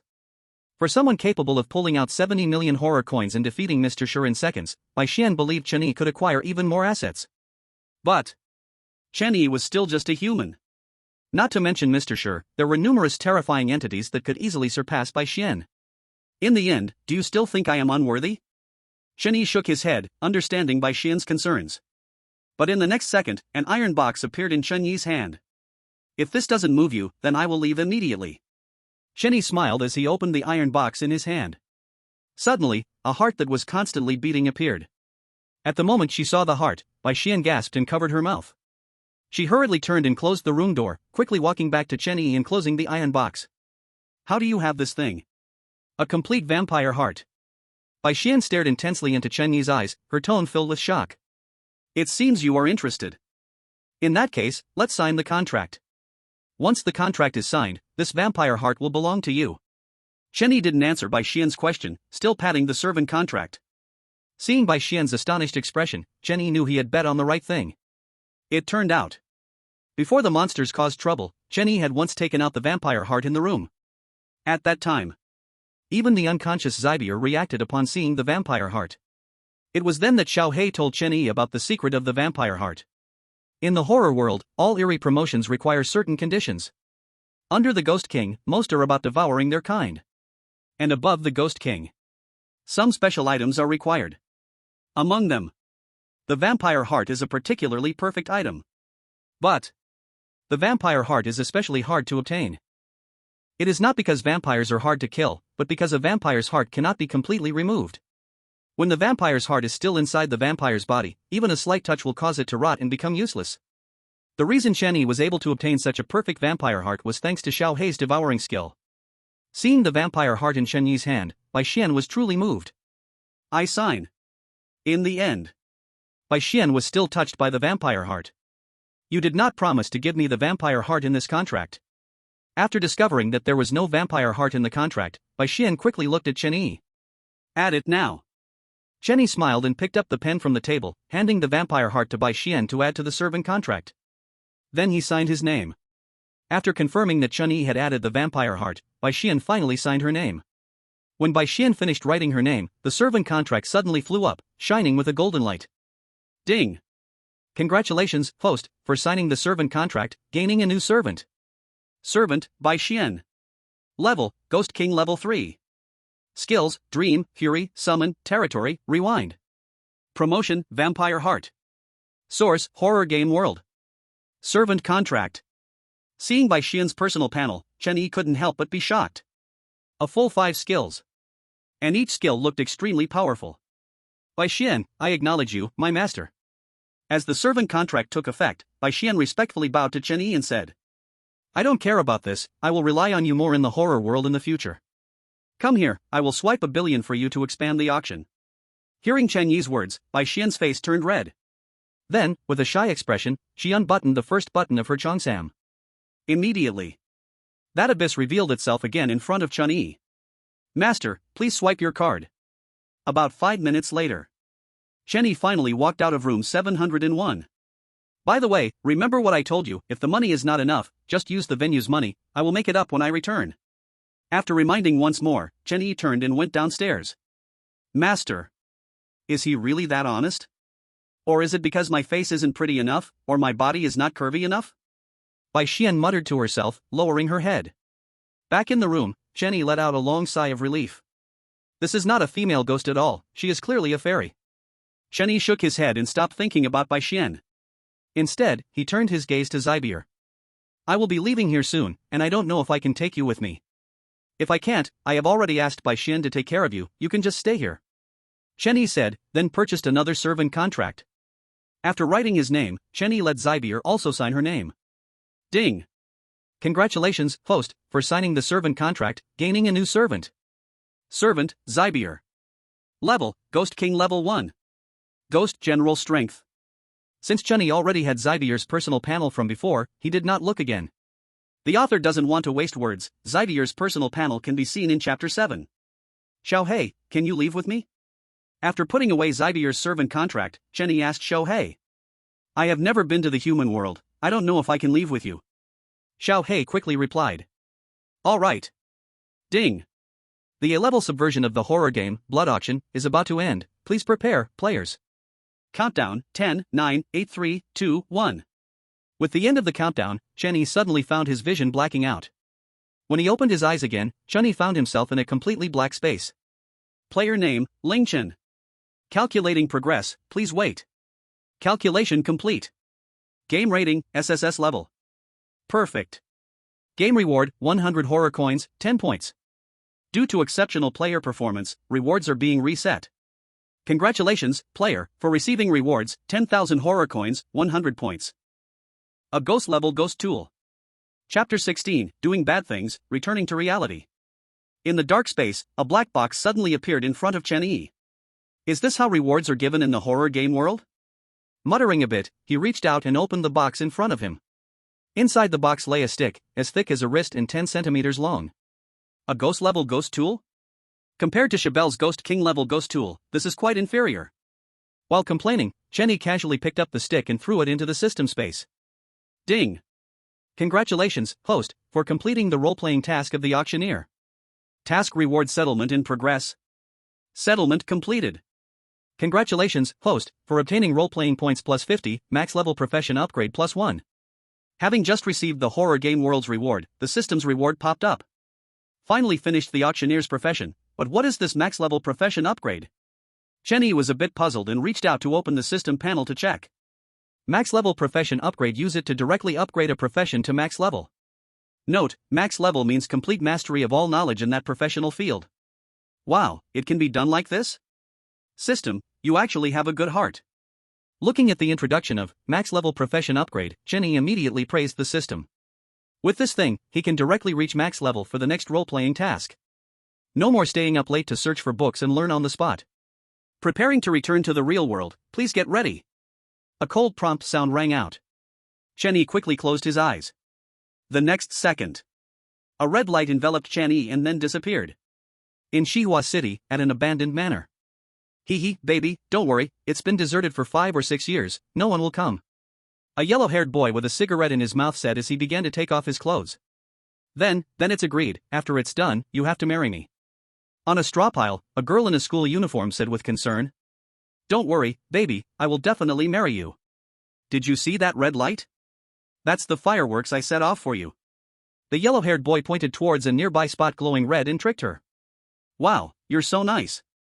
The girl believed him and began to take off her clothes. However, at that moment, a figure walked over from nearby. It was Chen-Yi, who had just returned to reality from the horror game world. As soon as he landed, he heard the words of the yellow-haired boy. Originally, Chen-Yi didn't plan to get involved. After all, there are many couples who like thrills. But upon seeing the girl in a school uniform, Chen-Yi walked over. TSK, still setting off fireworks, can't you use a bit of cleverness to deceive a little girl? Who? Get lost. Hearing the voice, the yellow-haired boy was startled and quickly climbed away from the girl. At the same time, he pulled out a butterfly knife from nearby clothes. Upon seeing Chen-Yi, the yellow-haired boy instantly breathed a sigh of relief. Waving his hand impatiently, he said, "What kind of little brat are you? Hurry and get lost." However, Chen-Yi completely ignored the yellow-haired boy. At this moment, he was looking at the girl lying on the straw pile. You believe someone like him? What's the point? Is it cool? The girl was left speechless by Chen-Yi's question, her cheeks and ears burning hot. Where did this dog come from? Stop barking here. The yellow-haired boy gripped the butterfly knife and viciously lunged at Chen-Yi. Tisk. Chen-Yi was getting a bit impatient. He only wanted to persuade the girl to leave, but he didn't expect the yellow-haired boy to want to kill him. The next second, a bizarre thing happened. His right hand suddenly grew a blood-covered mouth and swallowed the attacking yellow-haired boy in one bite. Ah! Seeing this scene, the girl screamed loudly and then fainted from fear. Little Black? Seeing the mouth on the back of his hand, Chen-Yi was suddenly delighted. Originally regretting that Sherbel and Little Black could not come to the real world. Unexpectedly, Little Black actually followed me here. Boss, can this human be eaten? Little Black asked, extremely hungry. No, she doesn't want to kill me. And it seems you have forgotten what I told you. This is serious. Chen-Yi became serious again. Little Black's appearance indeed made him happy. But it definitely wasn't a reason to indulge Little Black. Sorry, boss, I just woke up and saw him trying to kill you. Out of instinct, I could only swallow him. Little Black looked a bit wronged. Alright, this cannot happen again. Chen-Yi shook his head helplessly and then left the abandoned mansion. Walking on the street, Chen-Yi began to survey the surroundings. In the real world, there are indeed strange existences. However, compared to the eerie strange world of horror games, the strangeness in the real world can be said to be quite gentle. It almost only appears at night. But even so, the death rate of humans killed by the strange in the real world is still very high. Grandpa, your grandson is calling you. Suddenly, a ringing sound came from Chen-Yi's pocket. He reached into his pocket to take out his phone. Seeing the caller ID, he answered the call. Soon, a crisp and pleasant voice came through the phone. Dead Chen-Yi, you know how to answer the phone now. You didn't come home all day, where did you go? Are you trying to starve me to death? Why aren't you talking? Are you dead? Say something, don't scare me. I was wrong, I shouldn't have cursed at you. Please talk. Hearing the anxious voice on the other end, Chen-Yi's mouth curled up slightly. Wait at home for me, I'll take you to eat beef noodles. After saying that, he hung up the phone, not giving the other side another chance to scold him. Half an hour later, Chen-Yi took a taxi to an old residential area. Yo, Little E, why didn't you come home yesterday? The community's gatekeeper, Uncle Lu, asked with concern when he saw Chen-Yi return. Thank you for your concern, Uncle Lu. I went to wander around the horror game world yesterday with nothing to do. Don't say that, these strange things are rather interesting. Chen-Yi grinned and made a joke. Uncle Lu, who had no children of his own, completely regarded Chen-Yi as his own grandson. You little rascal, don't make such jokes. Hurry home, or you'll be in trouble. Uncle Lu tapped Chen-Yi's head jokingly. Alright, you take it easy, I'll head back first. After saying that, Chen-Yi walked into the community. This kid, what kind of joke is he making? Watching Chen-Yi's back, Uncle Lu shook his head with a smile. Building 3, room 502. Looking at the closed door, Chen-Yi hesitated. I wasn't this nervous facing the Ghost King. At this moment, Chen-Yi felt as if he stood at the gates of hell. Stepping in would mean death. Not stepping in would also mean death. However, at this moment, the door to 502 slowly opened, revealing a petite figure. Dead Chen-Yi, smelly Chen-Yi, bad Chen-Yi, you still know how to come back. Chapter 17 Chen Shi, Beef Noodles. Bad Chen Yi, you know how to come home. When the door opened, a girl about 1 meter 50 tall emerged from behind the door. The girl had a ponytail, her fair skin smooth like mutton fat, and her lively eyes showed concern. Tell me, which wild woman's house did you sneak off to last night? So young, yet you've learned to stay out all night. Chen Shi crossed her arms and sized up Chen Yi. Pouting, she looked very unhappy. I didn't sneak off with any wild woman, I went to make money. See, I rushed back as soon as I earned money to take you to eat beef noodles. Chen Yi awkwardly scratched his nose, not expecting a woman's sixth sense to be so strong. She could even sense he was with a woman. But, to be precise, it wasn't a woman, it was a female ghost. Really? You really want to take me to eat beef noodles? Upon hearing the words beef noodles, Chen Shi's eyes instantly lit up. Let's go hurry, or the noodle shop will close soon. Chen Shi quickly closed the door and pulled Chen Yi's arm as they headed outside. Looking at the sister in front of him, who was more than a head shorter, Chen Yi had no intention of revealing the events of the horror game world. Chen Shi, walking in front, kept rubbing his nose, his brows tightly knitted. It seemed he had caught a whiff of something particularly unpleasant. Shall we, going to eat beef noodles again? Old Lu noticed Chen Yi and Chen Shi coming out together, as if he was already used to it. Yes, I'll bring you a portion soon. Chen Yi smiled and nodded. Soon, the two of them arrived at the beef noodle shop across from their community. Boss, 2 bowls of beef noodles, extra meat. Alright, just a moment. Due to the strange current world, the number of shops open on the street was decreasing. This beef noodle shop only opened for 3 hours at noon every day, the rest of the time, it was closed. You struck it rich? Eating beef noodles with extra meat? Chen Shi sat on the stool, sizing up Chen Yi again. You better not do anything illegal, be careful of the people from the Supernatural Bureau catching you. Hearing Chen Shi's words, Chen Yi smiled and didn't respond. Here you go, 2 bowls of beef noodles with extra meat. Before long, the boss came over with 2 steaming bowls of beef noodles. Due to the extra meat, the meat covered the noodles in the bowls. Hurry up and eat, we'll go home after this. It won't be safe outside soon. Chen Yi said as he handed a pair of chopsticks to Chen Shi, then began to eat heartily. Boss, your cooking is really good, if it weren't for the strange happenings, your business would definitely be booming. After tasting a bite of noodles, Chen Yi smiled and gave a thumbs up to the boss. Haha, as long as you enjoy it, that's good. The boss chuckled back and brought over a plate of cold dishes for Chen Yi and Chen Shi.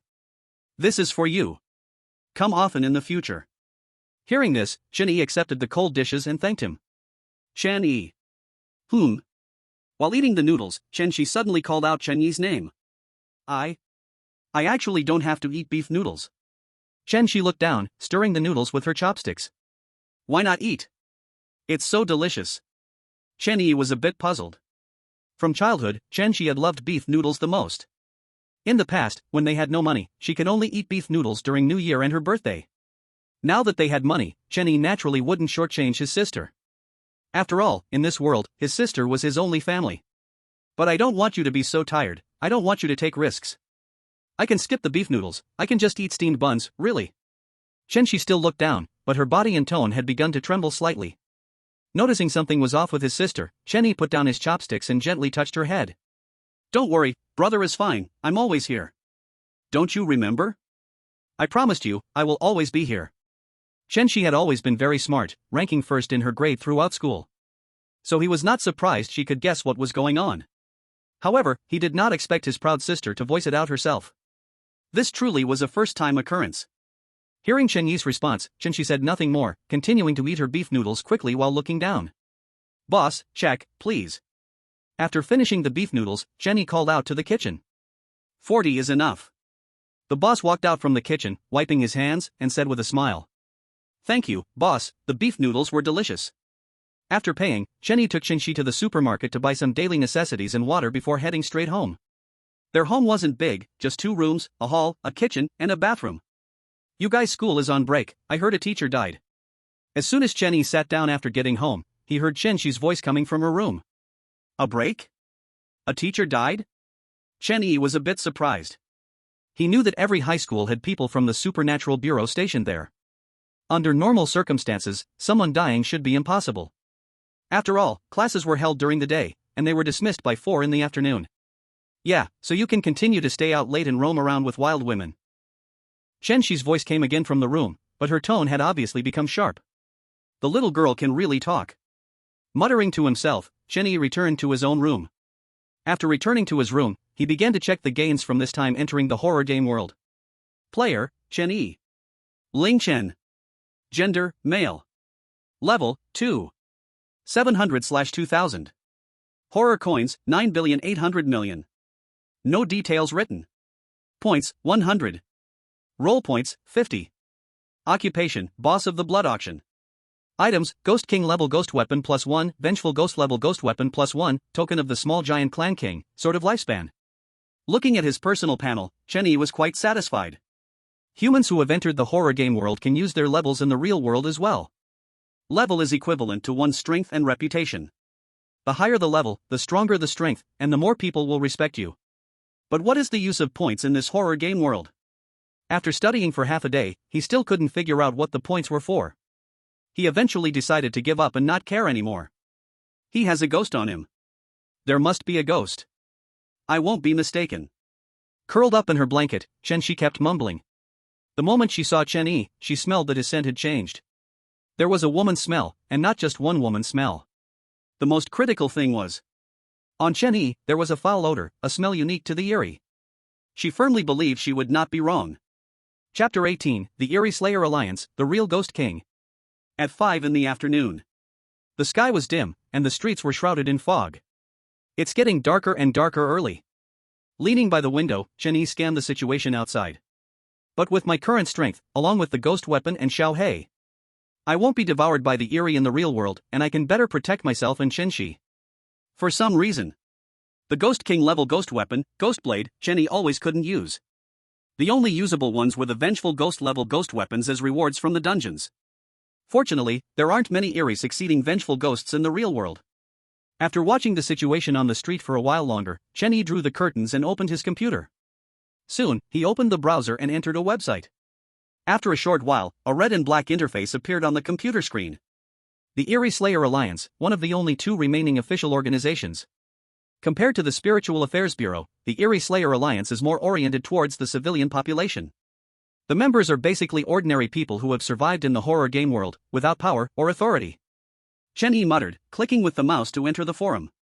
The forum had various posts of every kind. Horror game world dungeon clearing strategies, tips for slaying Eerie in the real world, material purchasing and exchanging, and so on, were the most numerous posts. Soon, Chen-Yi's gaze locked onto a post. There is a Ghost King in the real world, evidence and truth. Opening the post, there were only 2 short videos.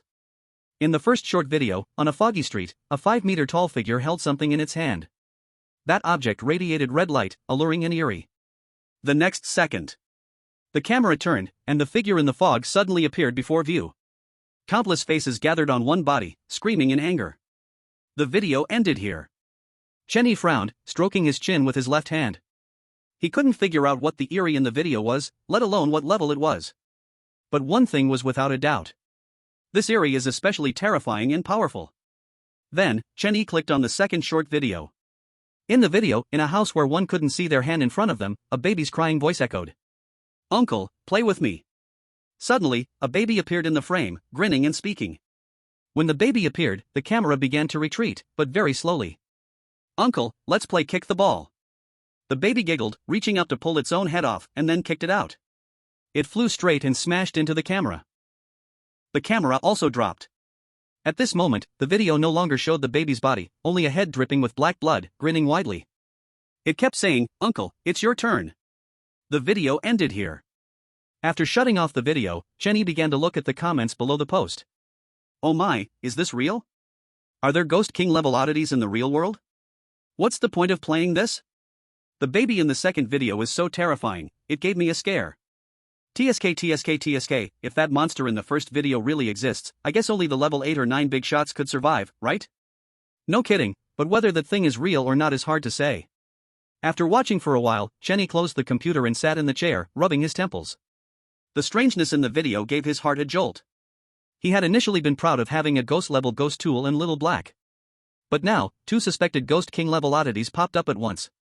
Forget it, let's take a shower and go to sleep.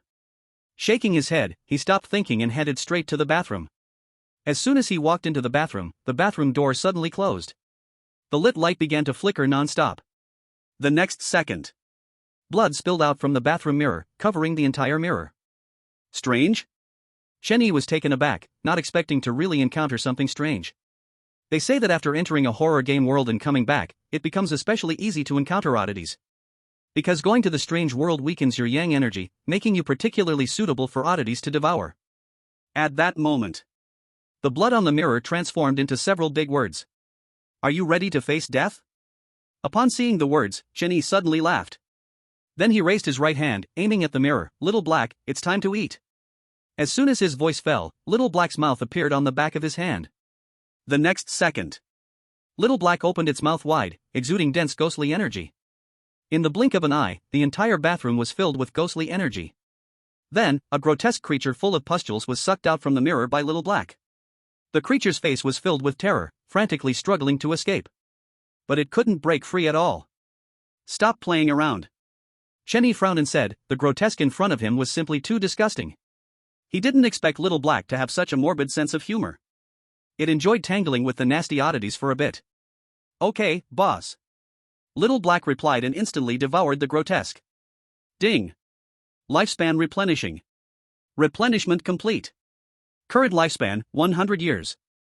After the ghostly energy in the bathroom dissipated, Chen Yi continued bathing. What a stench. There's a ghost. In the bedroom, Chen Shi sat on the bed, covering her mouth and nose with her hands. He. Aren't you a ghost?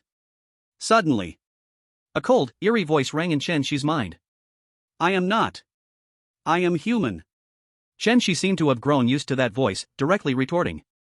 He, time will prove everything. The voice snickered and then vanished. As if the stench had faded, Chen Shi lowered her hands. As for that voice, it had appeared 3 years ago on a night. While she was dreaming, she suddenly woke up. At that time, an indistinct figure kept saying to her, you are a ghost, you are a powerful oddity, unleash your true nature, slaughter and devour all humans. Since then, that figure never appeared again, but that voice occasionally rang in her mind. For 3 whole years, Chen Shi never told anyone about this, including her only family member, Chen Yi. If I am a ghost, would you still want me? Would you still protect me and take me to eat beef noodles? Chen Shi lay on the bed, staring at the ceiling, murmuring to herself. The next morning. At 9 in the morning, the fog on the street completely dissipated, and people began to go outside. Chen Shi, come out for breakfast, today we have your favorite egg custard. After making breakfast, Chen Yi shouted towards Chen Shi's bedroom. In a little while, Chen Shi stared at the 2 panda eyes and walked out of the room. Quick, go wash up and then come eat. After breakfast, the siblings leaned on the sofa in the living room and started watching TV. Since the horror game world arrived, all the TV shows had changed style. Heroes fighting the strange, humans saving their home, and so on. Strange levels, wandering souls, ghost soldiers, fierce ghosts, ghost generals, ghost lords, ghost kings, ghost emperors, ghost overlords. Chapter 19, First Experience of the New Instance. This movie is really trash. How could there be a chicken wearing overalls, playing basketball to save the world? Chen Shi complained about the plot of the movie while eating potato chips. Other chickens might not make it, but if it's my brother, he surely can. Muttering this, Chen Yi got up and walked towards the room. Looking at Chen Yi's back, Chen Shi opened her mouth but stopped short. In the end, she said nothing. Back in his room, Chen Yi sat on the edge of the bed, frowning. Just now, the alert sound from the horror game world actually rang out. Dear player Ling Chen, due to your special performance, you have been selected to participate in the first experience of the new instance of the horror game. Instance opening countdown, 59 minutes 59 seconds. Thank you very much. You are quite kind, letting yourself participate in the first experience of the new instance. Damn it, calling it an experience, isn't this just being selected by the horror game again? How long has it been since I got back? Not even 24 hours. I'm going to stay out all night again. How to come up with a reason that can convince Chen Shi? Soon, the countdown was down to 10 minutes. Chen Yi opened the door and walked out. I have something to deal with outside, I might not come back tonight. After he said this, he hesitated to look at Chen Shi. Oh, take care of yourself. Chen Shi nodded, not asking what Chen Yi was going to do. This actually made all his prepared excuses useless. Alright, remember to eat on time. After a few reminders, he didn't linger and quickly walked out, leaving the neighborhood. On the street, pedestrians hurried by. Chen Yi hailed a taxi, ready to go to the abandoned villa in the suburbs. Little brother, running to the suburbs in this situation, you have quite a bit of guts. The driver was a middle-aged man in his 40s, who eagerly chatted with Chen Yi once the car started. I have some business, must go. Chenny smiled and replied. In today's world, meeting such cheerful and enthusiastic people is indeed rare. Before long, the taxi slowly stopped. I can only take you here, I won't go any further. The driver said, taking out the payment code. After paying, Chenny walked alone toward the abandoned villa. As soon as he approached the villa, 3 people suddenly jumped out from around. Kid, you're the one who killed the yellow-haired guy, right? You even dared to come back, what guts you have? Since you dare to come back, then prepare to die. 3 young men with a kill mat style brandished machetes, threatening Chenny one after another. Strange, didn't that girl tell you how I killed the yellow-haired guy? Chen Yi's eyes showed surprise. When Xiao He devoured the yellow-haired guy, that girl saw it with her own eyes, didn't she tell them? If she did, then these 3 really have some courage. Bastard, you killed the yellow-haired guy with one blow and tried to assault that girl, and now you still have the face to ask. One of the kill mat young men was furious, trembling all over. I assaulted that girl? Chen Yi was a bit stunned. Back then, when 2 beautiful ghost queens were right in front of him, he didn't do anything. Would he go and assault a student girl? Countdown, 3, 2, 1. Just as he was about to speak, the countdown from the horror game world rang out. The next second, a red light locked onto Chen Yi, and he immediately disappeared. The 3 kill mat young men stared in astonishment at this scene, dropping the machetes in their hands in fear. Ghosts. Welcome to the thrilling game world. See great instance, terrifying apartment 404. Number of players, 5 people. Here is one of the newest instances in the thrilling game world. 6 tenants live in apartment 404, please coexist peacefully with them. Game task, survive for 2 nights in apartment 404 and earn over 50% goodwill from the landlord. Task reward, 500 thrilling coins, 50 points. New instance rewards are high. Terrifying community. When Chen Yi opened his eyes, he found himself standing at the entrance of a rundown community. Countless crows stood on the walls of the community. The crows' eyes were blood red, and their feathers were dripping with blood. Oh, humans are coming here to rent rooms. How interesting.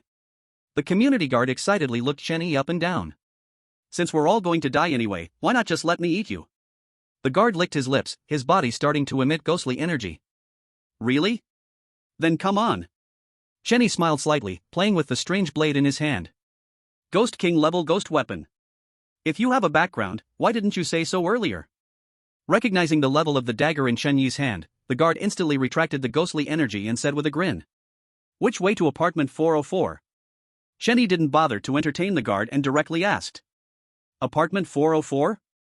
The guard's expression became strange, then he pointed behind him without turning his head. After pointing out the way, the guard immediately lay back down in the guardhouse to sleep, seemingly unwilling to deal with Chen Yi any further. Seeing the change in the guard's attitude, Chen Yi put away the strange dagger and walked towards apartment 404. Before long, Chen Yi arrived at the innermost part of the terrifying community and finally saw apartment 404.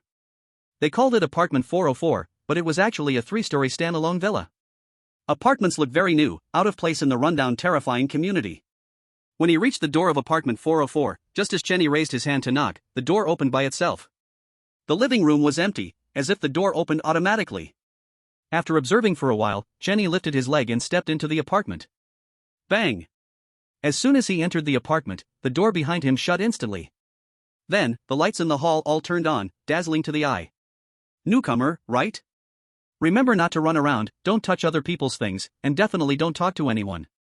On the sofa, a white-haired old lady threw Chen Yi a key while warning him. Chen Yi nodded and said nothing. Upon seeing the key labeled 302, he turned around and walked up the stairs. When Chen Yi went upstairs, the lights in the living room turned off instantly. The white-haired old lady on the sofa also disappeared. On the 3rd floor of apartment 404, room 302. After Chen Yi opened the door, he walked straight in. The furniture in the room was quite complete, much better than the bloody auction house room. After checking the room, Chen Yi lay directly on the bed, his eyes staring at the ceiling, lost in thought. Chapter 20, Crying Stick, Players Arrive. The game task is to survive for 2 days and nights, and also to gain 50% goodwill from the landlord. But who is the landlord? The old lady downstairs?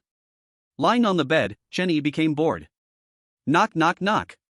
Suddenly, there was a knock at the door, and an envelope was pushed through the crack. Seeing this, Chen Yi was a bit surprised. He got up and approached the door, not immediately picking up the envelope. Soon, footsteps sounded outside, moving away. Only then did he retrieve the evil ghost-level weapon and check the envelope on the ground. After confirming the envelope had not been tampered with, Chen Yi picked it up.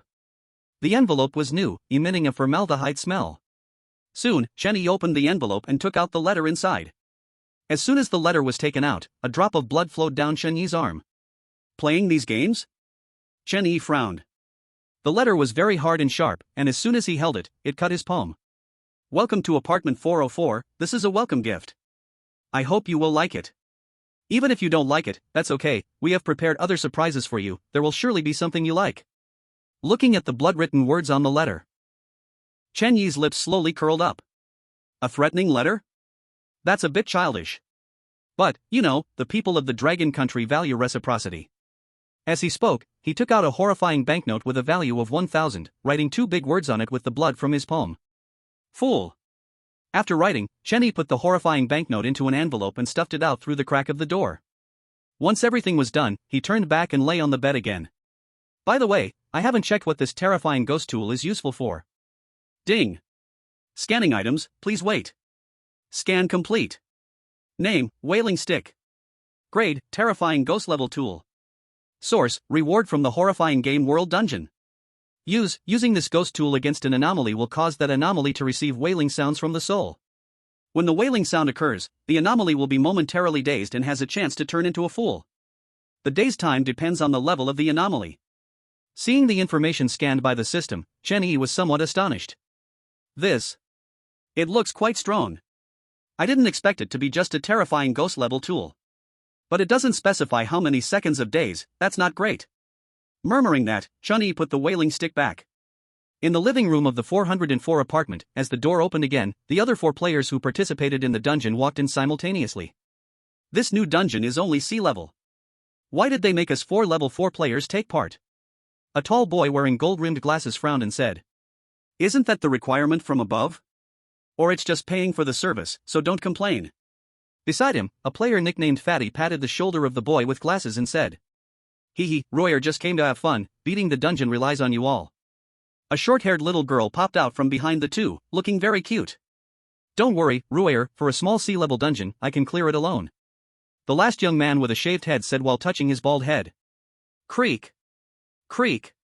Creak. Suddenly, the lights in the living room turned on, and the old lady with white hair still leaned on her cane sitting on the sofa. "Be quiet, it's dark now, and you're still noisy. Be careful not to be eaten by those up there," the old lady said, tossing each of the 4 players a key. "Remember, don't talk to anyone, don't wander around, don't touch anything, stay quietly in your room." After reminding them, the old lady closed her eyes and sat back on the sofa. "We 4 are on the 3rd floor, let's go upstairs." The boy with glasses glanced at the keys in the hands of the 4 and said. Then, the 4 turned and walked up the stairs. After the 4 left, the lights in the living room turned off again, and the old lady with white hair also disappeared. At this point, all 5 players had arrived. Room 302. At this moment, Chen Yi had covered himself with a blanket and closed his eyes. His even breaths made him seem as if he was asleep. Just then, black blood suddenly gushed out from the closet, under the bed, and from the bathroom. In the black blood, a pair of eyes suddenly opened. After glancing at Chen Yi on the bed, the eyes followed the black blood straight to the balcony. A slit in the curtains let in crimson moonlight. The black blood on the floor gradually boiled under the moonlight. The next second, a body began to grow beneath those eyes. Before long, a blood-soaked, foul-smelling monster arrived at Chen Yi's bedside, quietly staring at him. "Have you thought about how you're going to die?" Suddenly, Chen Yi on the bed opened his eyes, and the wailing stick in his hand swung out instantly. It struck the monster's forehead with precision. Ding! The monster has been dazed. Hearing the system's prompt sound echo, Chen Yi, however, did not move. He sat quietly on the bed, watching the monster. 5 seconds later, the monster's eyes regained their color. Only 5 seconds for a terrifying ghost level? Chen Yi was a bit surprised. Then he raised the wailing stick again and struck the monster's forehead. Ding! The monster has been dazed. Another 5 seconds passed, and the monster regained its senses again. Right after that, Chen Yi struck again. After repeating this 20 times, Chen Yi finally called out Little Black to devour the monster in front of him. The level of the vengeful spirit is 5 seconds each time, and it won't weaken, it can even stack. In that case, this thing might really be a divine artifact. Looking at the crying stick in his hand, Chen Yi was very delighted. After the monster was devoured by Little Black, the black blood on the ground returned the same way and disappeared. It's been 2 hours already, time to go out and have some fun. Muttering to himself, he got out of bed, put on his shoes, opened the door, and walked out. At the same time, in the dark hall on the first floor, a murmuring voice echoed, "There are always disobedient mice, sigh, let them be. The aura of ghost coins is on the second floor, it looks like I have to go to the second floor." Thinking to himself, the crying stick appeared in his hand. Soon, Chenny arrived on the second floor. The corridor was pitch black, and he couldn't see his own hand in front of him. A faint smell of blood lingered in the air. Is it this way? Chenny wrinkled his nose and sniffed, then turned and walked to the right. After a short while, he stopped at the door of a room on the second floor. Ever since his level rose to level 2, his vision had improved a lot. In such a dark corridor, he could clearly see the door number above him. 202. It was right below his own room. Knock, knock, knock. After confirming the room, Chenny raised his hand and knocked on the door. After a long time, the door still didn't open. "Is there no one?" he murmured, and just as he was about to knock again, footsteps sounded behind him. Tap tap. Tap tap. The footsteps grew closer. Chenny tightened his grip on the crying stick, frowning deeply. In the next second, he suddenly widened his eyes and instantly charged out. At the same time, he swung the crying stick in his left hand down hard. Ding! Stun successful. Chapter 21, The Patchwork Ghost, Chenyi's Guess. Ding! Stun successful. So long, and you are still hanging around outside. There stood a strange figure, 1 meter tall, its whole body patched up, with hollow eyes drooping its head. It clutched an open envelope, with the corner revealing a horrifying banknote. "Let's go, let's chat in the room for a while." Saying this, Chenny swung at it again with the crying stick, then pulled the strange figure and opened the door to room 202. After the door closed, the strange figure gradually came to its senses. The moment it saw Chenny, it instantly bared its teeth, and the patches on its body erupted with ghostly energy. "Are you very fierce?" Chenny smiled slightly, changing the crying stick to the ghost blade. Though he didn't know why he couldn't use the ghost blade, scaring this naive ghost shouldn't be a problem. Sure enough, when the patchwork ghost sensed the ghost blade emitting the aura of a ghost king, it instantly began to shiver. The ghostly energy from the patches all disappeared. "Answer me a few questions honestly, and I will let you go." Chenny sat down on the bed, crossing his legs, looking up and down at the patchwork ghost. "First, tell me about the residents here." Hearing Chenyi's question, the patchwork ghost fell into deep thought. After a moment, the patchwork ghost squatted down slowly and began to speak. "There are 6 tenants here. Among them, there is a little girl whose strength is about the same as mine. The other 3 are triplets, looking exactly the same. The eldest is particularly terrifying and has eaten a lot of people." At this point, the patchwork ghost trembled slightly. "The second one rarely speaks, the times I saw him, he never spoke. The third one talks a lot, has the lowest strength, is very nice, and gets along well with everyone." When it mentioned the third one, the patchwork ghost smiled. Clearly, it liked the third triplet among the 3. "The rest is a woman, beautiful beyond words, so pretty that one can't take their eyes off her. But she seldom appears. Lastly, it's me." After saying this, the patchwork ghost looked at Chenny. Accurately speaking, it was the strange blade in his hand. "Isn't that white-haired old lady on the first floor a tenant here?" Chenny said, somewhat surprised. The horror game background introduction only mentioned 6 tenants, so where did this white-haired old lady come from? White-haired old lady? "Oh, her, she's the cleaner here, she comes every day to clean." The patch ghost quickly answered. "Then who's the landlord here? How do you guys pay the rent?" Chenny continued to ask. "I don't know who the landlord is. The rent every month is just put on the table in the first floor living room." Seemingly fearing Chenny wouldn't believe him, the patch ghost hurriedly added, "No one has seen the landlord." At this moment, Chenyi's brows were tightly knit. He didn't know whether the patch ghost's words were true or false. He couldn't directly judge who the landlord was. "You definitely aren't the landlord, right?" Suddenly, Chenny raised his head and grinned. The patch ghost shook his head in confusion, not understanding what Chenny meant. "All right then, it's you." Nodding, Chenny pulled out the crying stick and began to smash it fiercely against the patch ghost's head. Ding! Stun successful. Ding! Stun successful. Ding! The system's notification sound kept ringing, but he showed no signs of stopping. Until the patch ghost lay on the ground, his whole body began to twitch, ghostly energy occasionally oozing out from the patches, only to dissipate. Wow, it took 15 hits to knock a fierce ghost silly, that's really a bit useless. After a complaint, he didn't care about the patch ghost anymore, stood up, and left room 202. Before leaving, he kindly hung a do not disturb sign on the doorknob. Without lingering too long, Chen Yi went straight back to the third floor. Just as he stepped onto the third floor, 4 people walked toward him. Player? The man in gold-rimmed glasses at the front was slightly taken aback, asking. Yes. Chen Yi nodded, not wasting much time on words. He bypassed the few people and went directly back to his room. Oomph, a level 2 newbie, what's he pretending for? The bald man sneered disdainfully. But the little brother is handsome, looks really matter. Rue clenched her powder fist, full of excitement, her eyes still fixed on Chen Yi's room door. Alright, stop chatting, the main thing is important, the sooner we clear the level, the sooner we can go back and get the money. The chubby guy couldn't help but mutter, leading the way downstairs. The others, seeing this situation, hurriedly followed. Once back in his room, Chen Yi lay down on the bed, staring at the ceiling, mumbling. The rent is placed on the table on the first floor. Never seen the landlord. He kept recalling the information the patch ghost had provided, trying to determine which parts were true and which were false. But with so little information, he couldn't come to any conclusions. So, the information from the patch ghost could only be fully trusted, yet also not fully trusted. That old lady, is she really just an ordinary cleaner? With a sigh, Chen Yi closed his eyes, starting to remember the scene from when he first entered the apartment. As he thought, Chen Yi suddenly opened his eyes, instantly springing up from the bed. He then opened his door and walked downstairs. Soon, Chen Yi arrived again at the second floor, in front of room 202. This time, Chen Yi turned the doorknob and directly walked in. Throughout it all, his left hand tightly gripped the strange blade. After all, being a Ghost King level ghost weapon, even if he couldn't use its abilities. But a stab to the strange would still hurt. When the door opened, the patch ghost was still lying on the ground. However, his body wasn't twitching, and it seemed he was asleep. Without the slightest hesitation, Chen Yi went straight to the wardrobe. He gripped the strange blade in his left hand and reached out to open the wardrobe door with his right hand. Creak! A sound of friction rang out as the wardrobe door opened. Suddenly, a foul smell of blood hit him. Having the experience from the bloody auction, Chen Yi had already held his breath. There really is something in there.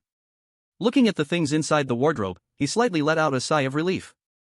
Then he used the strange blade to take out the items from the wardrobe. Using the faint moonlight, Chen Yi saw clearly the item in front of him.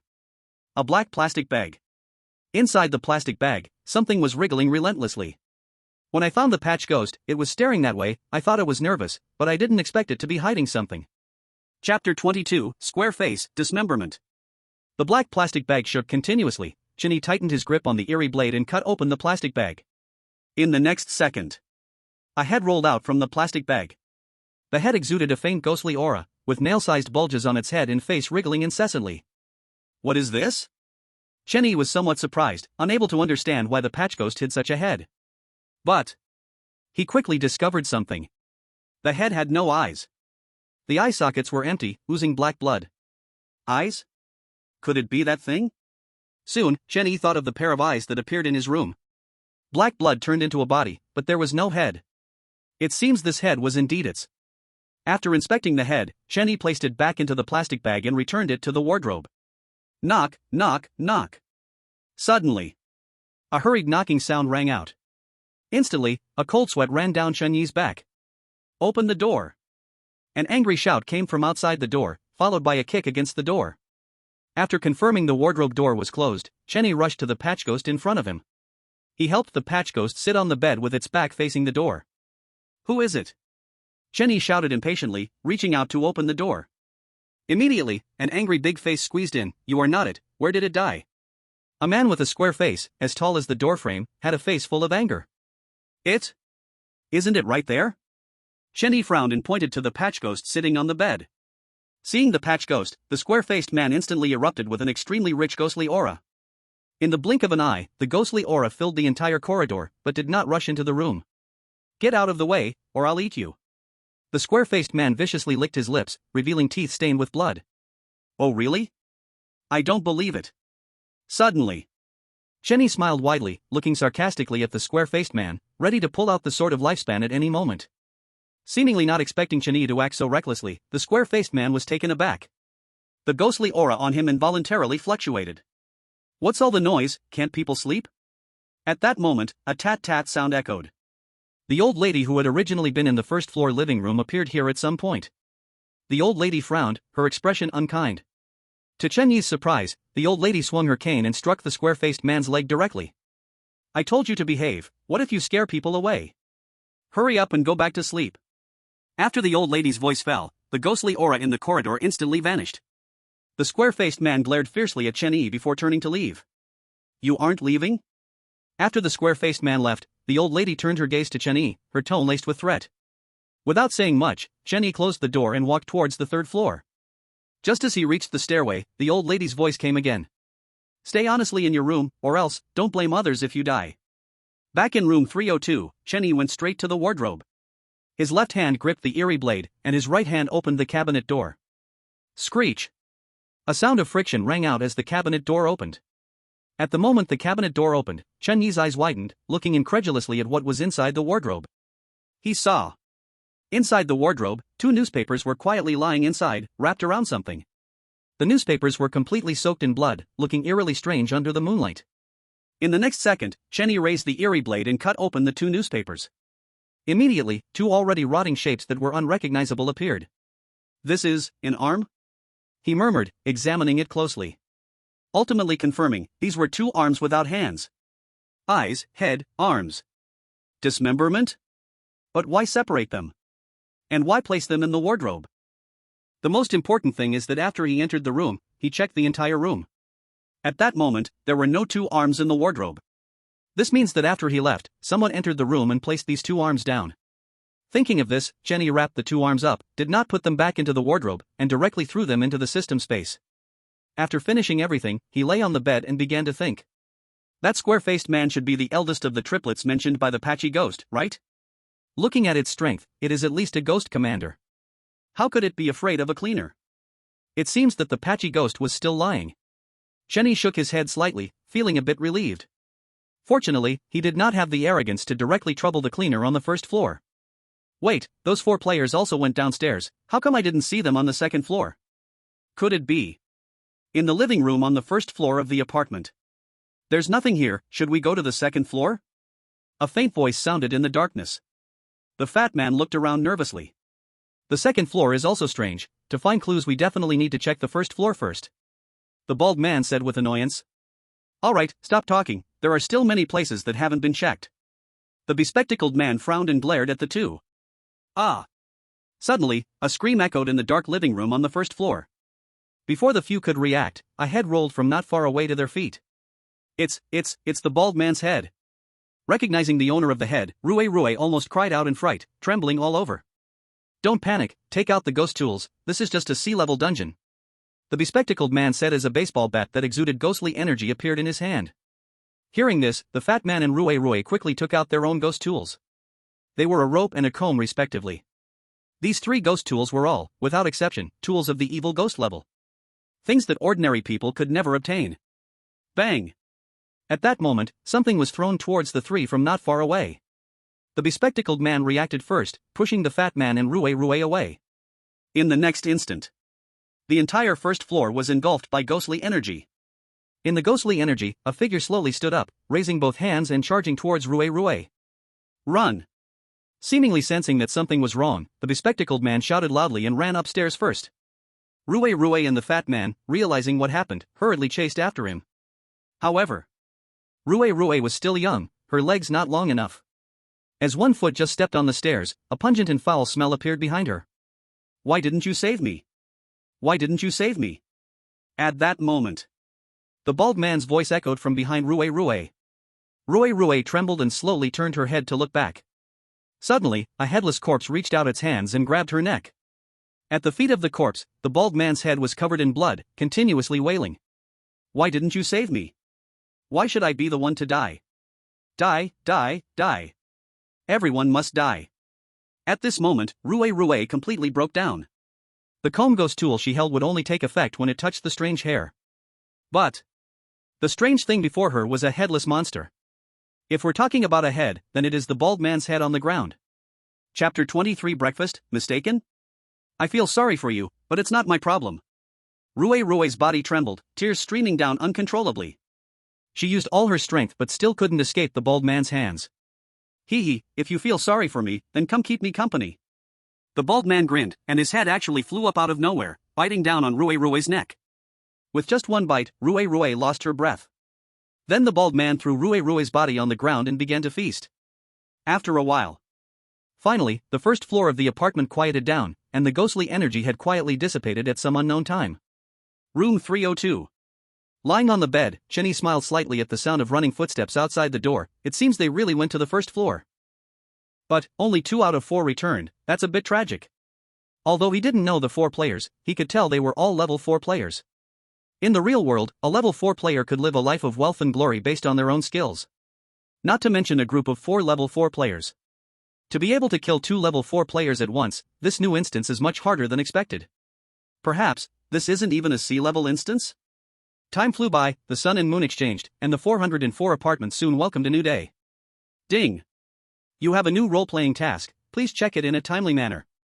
Chenny, lying on the bed with his eyes closed, instantly opened his eyes upon hearing the system's prompt sound. He immediately opened the system panel to check.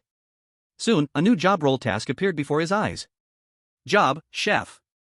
Task, create delicious dishes for others to taste. It's actually a chef? Chenny was astonished. He never expected this profession. But soon, he grinned broadly. Use max-level profession to upgrade. As Chenny's voice fell, countless pieces of information about the chef profession flooded into his mind. Types of dishes, cooking methods, all 8 major cuisines, everything was there. Since that's the case, let's make breakfast for everyone. While speaking, he got up and went to the bathroom to wash up.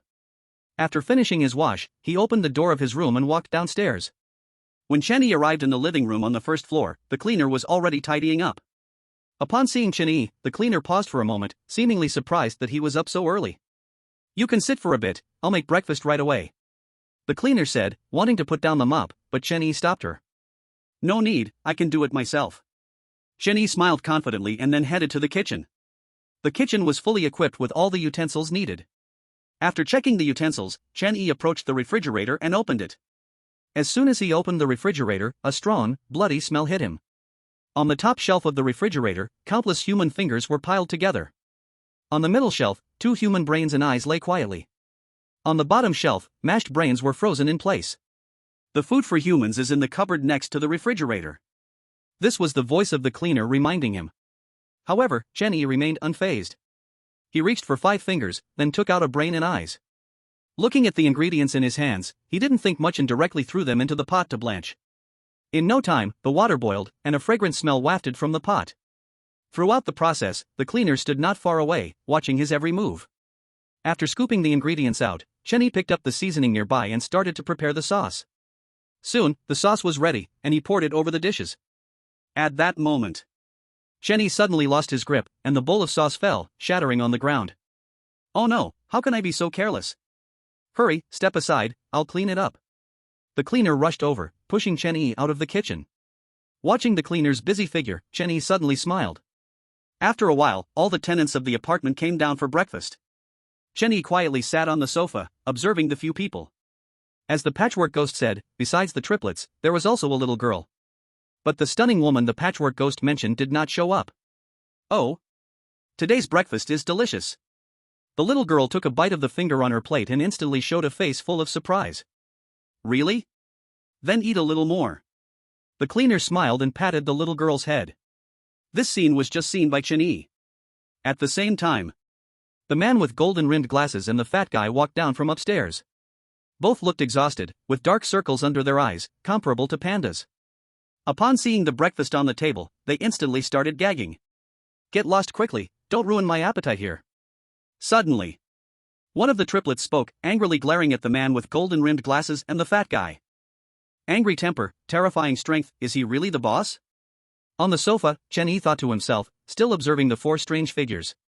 After a moment, the 4 strange figures finished their breakfast and headed straight upstairs.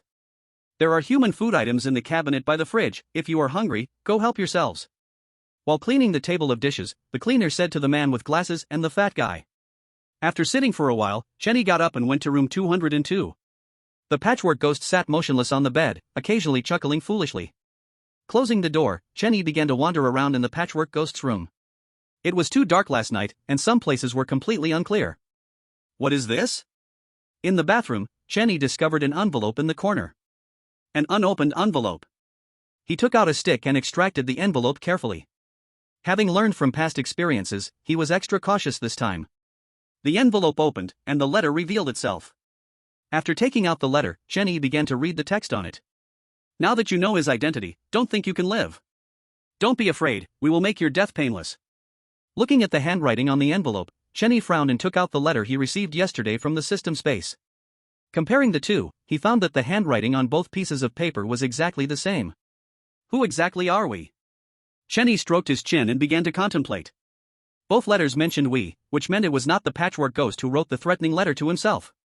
Tisk. I couldn't have mistaken the person, could I? At this moment, he felt a bit awkward. Looking back at the foolish patchwork ghost on the bed, he surprisingly felt a momentary pang of guilt. But it was only for a second. If that's the case, then it's time to change my target. Chapter 24, A Different Answer, Specially Strange. In room 202. After reading the content of the letter, Chenny placed the envelope into the system space. Who should I visit next? Saying this, he opened the door and walked out.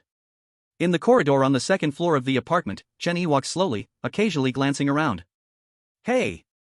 Suddenly, a clear voice rang from beside him.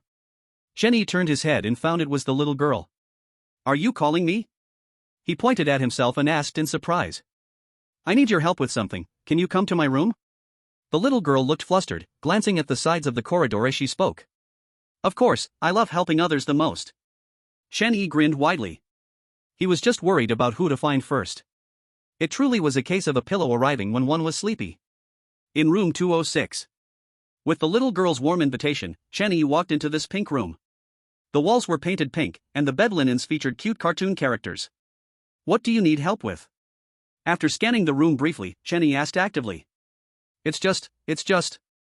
The little girl looked shy and stammered as she spoke. In the end, she mustered up her courage, looking at Chenny with pitiful eyes. Can I eat you? As soon as the little girl's words fell, thick black liquid suddenly oozed from the pink walls. The cartoon characters on the bedding seemed to come alive, crying out in pain. I want to eat you, and then turn you into a doll sewn onto the pillow. Look, it's lonely having only a pillow without a doll. The little girl said, pointing at the completely white pillowcase. Eat me?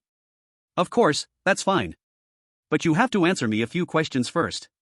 Chenny smiled and directly sat down on the bed. As soon as he sat down, a chorus of desperate cries echoed instantly in his mind. Okay, you can ask. Hearing Chenyi's agreement, the little girl immediately clapped her hands with joy. She obediently stood in front of Chenyi, waiting for him to ask questions. First, tell me about the tenants here. Tenants? The little girl paused for a moment, placing her finger on her lips as she thought. Apart from you humans, there are 7 tenants here. The fool in 202, 203, 204, the triplets in 205, and by the way, don't ever mess with the second triplet, he's really terrifying. When talking about the second triplet, the little girl was so scared that she crouched down on the floor, curling up. Then there's the woman in 207, she's really ugly, but the fool in 202 likes her, I can't understand it. Next is me, the beautiful and kind little darling, hee hee. The little girl smiled as she stood up, picking up the pillow from the bed and placing it in Chenyi's arms. You two should get to know each other first.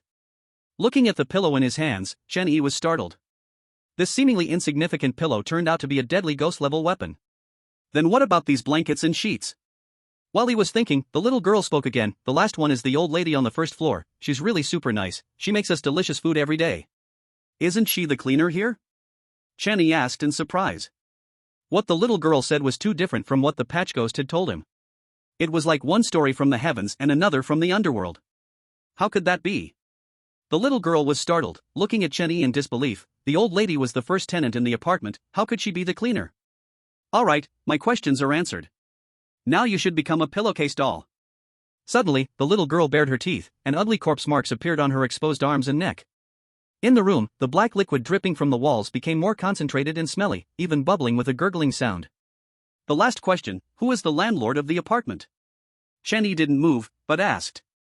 The apartment doesn't have a landlord, the rent is placed on the table in the first floor living room every month. Upon hearing the little girl's answer, he nodded. This was exactly the same as what the patch ghost had said. It seemed that these tenants really hadn't met the landlord of the apartment. Alright, I keep my promise, come and eat me. Chenyi grinned. He was always a man of his word, even when facing something strange, he would still keep his promise. Hee, I'll eat you up completely, turning you into a doll to accompany the pillowcase. The little girl stretched out her hands, full of corpse marks, and suddenly lunged at Chun-Yi. The black liquid on the walls bubbled like crazy, and the cartoon dolls on the bedsheets grinned as if welcoming a new companion. However, the next second, everything in the room came to a halt. The black liquid stopped bubbling and burrowed back into the walls. The walls turned pink again. The bloodstains that had seeped out of the bedsheets disappeared, and the cartoon dolls returned to normal. What is this? The little girl stared at the eerie blade that suddenly appeared in Chun-Yi's hand, her face full of terror. The black dagger exuded a deathly aura, as if it would devour her. She was afraid. Ha! Weren't you going to eat me? Why aren't you eating now? Chun-Yi gave a light ha and smiled harmlessly. He kept his promises, but if the other side no longer wanted to, could he really be blamed? No more eating. The little girl shuddered, backing away and crouching on the ground, trembling. Woo. In a short while, the little girl started crying softly. So scary, so terrifying. That big dagger, if it stabbed in, would I be pierced through? Woo, N? Bad man. Ding. Special anomaly detected, system scanning. Just as Chun-Yi was about to comfort the little girl in front of him, the system's voice suddenly rang out. Special anomaly? Chun-Yi was stunned, his gaze toward the little girl growing intense. It seemed that the little girl sensed his gaze, and she instantly stopped crying, still trembling uncontrollably. Woo. He's not going to eat me, right? I'm still young. Asterisk? Scan complete. Name, Yen. Doll ghost. Level, vengeful ghost. Skill, summon, can turn any living or non-living being into a doll with equal power to itself. Promotion? Source, level horror apartment 404. Soon, Yen's personal panel appeared in front of Chun-Yi. This skill is a bit abnormal, no wonder the system says it's special and strange. But what does this source mean? Why is the dungeon's level a question mark? He felt a bit confused. Could it really be like he guessed, that this dungeon is not actually a sea-level dungeon? That would be much more interesting. Chapter 25 Data Error, Task Change. Yen, come sign this.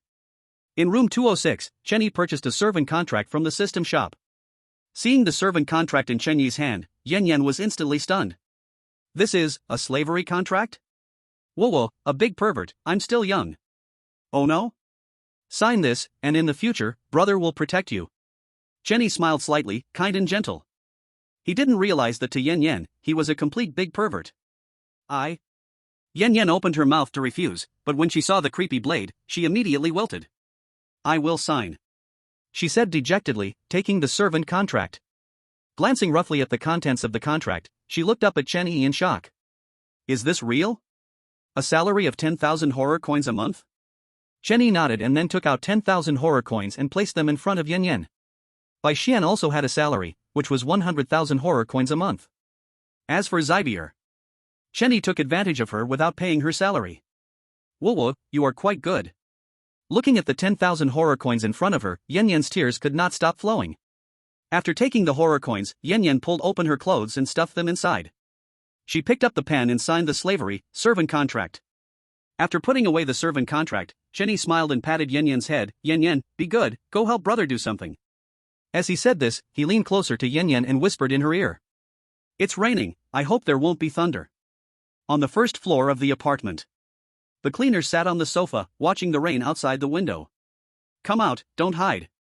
Suddenly, the cleaner frowned and shouted loudly. The next second, the guy with the golden glasses and the fat man walked out of the kitchen. Both were holding ghost weapons, cautiously staring at the cleaner. You are the landlord here. The fat man cracked the whip, speaking sharply. Of course not, I'm just a dead old woman. The cleaner smiled and shook her head. Did you kill the bald guy in Rue? The fat man continued to ask. I've never killed anyone, and I have no ability to kill. The cleaner still shook her head, but I know you two are about to die. Hearing the cleaner's words, the guy with the golden glasses frowned.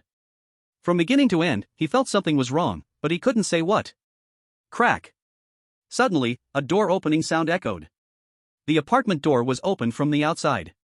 A strong wind howled, blowing the rainwater inside, but that rainwater was glaringly red. The next second, a figure walked in from the door, drenched, holding a machete. Liquid dripped continuously from the machete, indistinguishable whether it was rainwater or blood. "You two are quite bold." That figure grinned, and an intense ghostly energy erupted from him. The machete in his hand seemed to come alive, constantly screeching at the guy with the golden glasses and the fat man. In just an instant, the first floor of the apartment was enveloped in ghostly energy, a disgusting, foul smell wrapping around the two. Just a moment ago, they still felt they could handle the cleaner. Unexpectedly, in the blink of an eye, they found themselves out of control. At that moment, in their ears, the cleaner's colorless voice suddenly rang out. "I didn't plan to kill you, but you insisted on seeking death. Then you can't blame me." The guy with the golden glasses and the fat man stood in place, their bodies stiff, unable to move.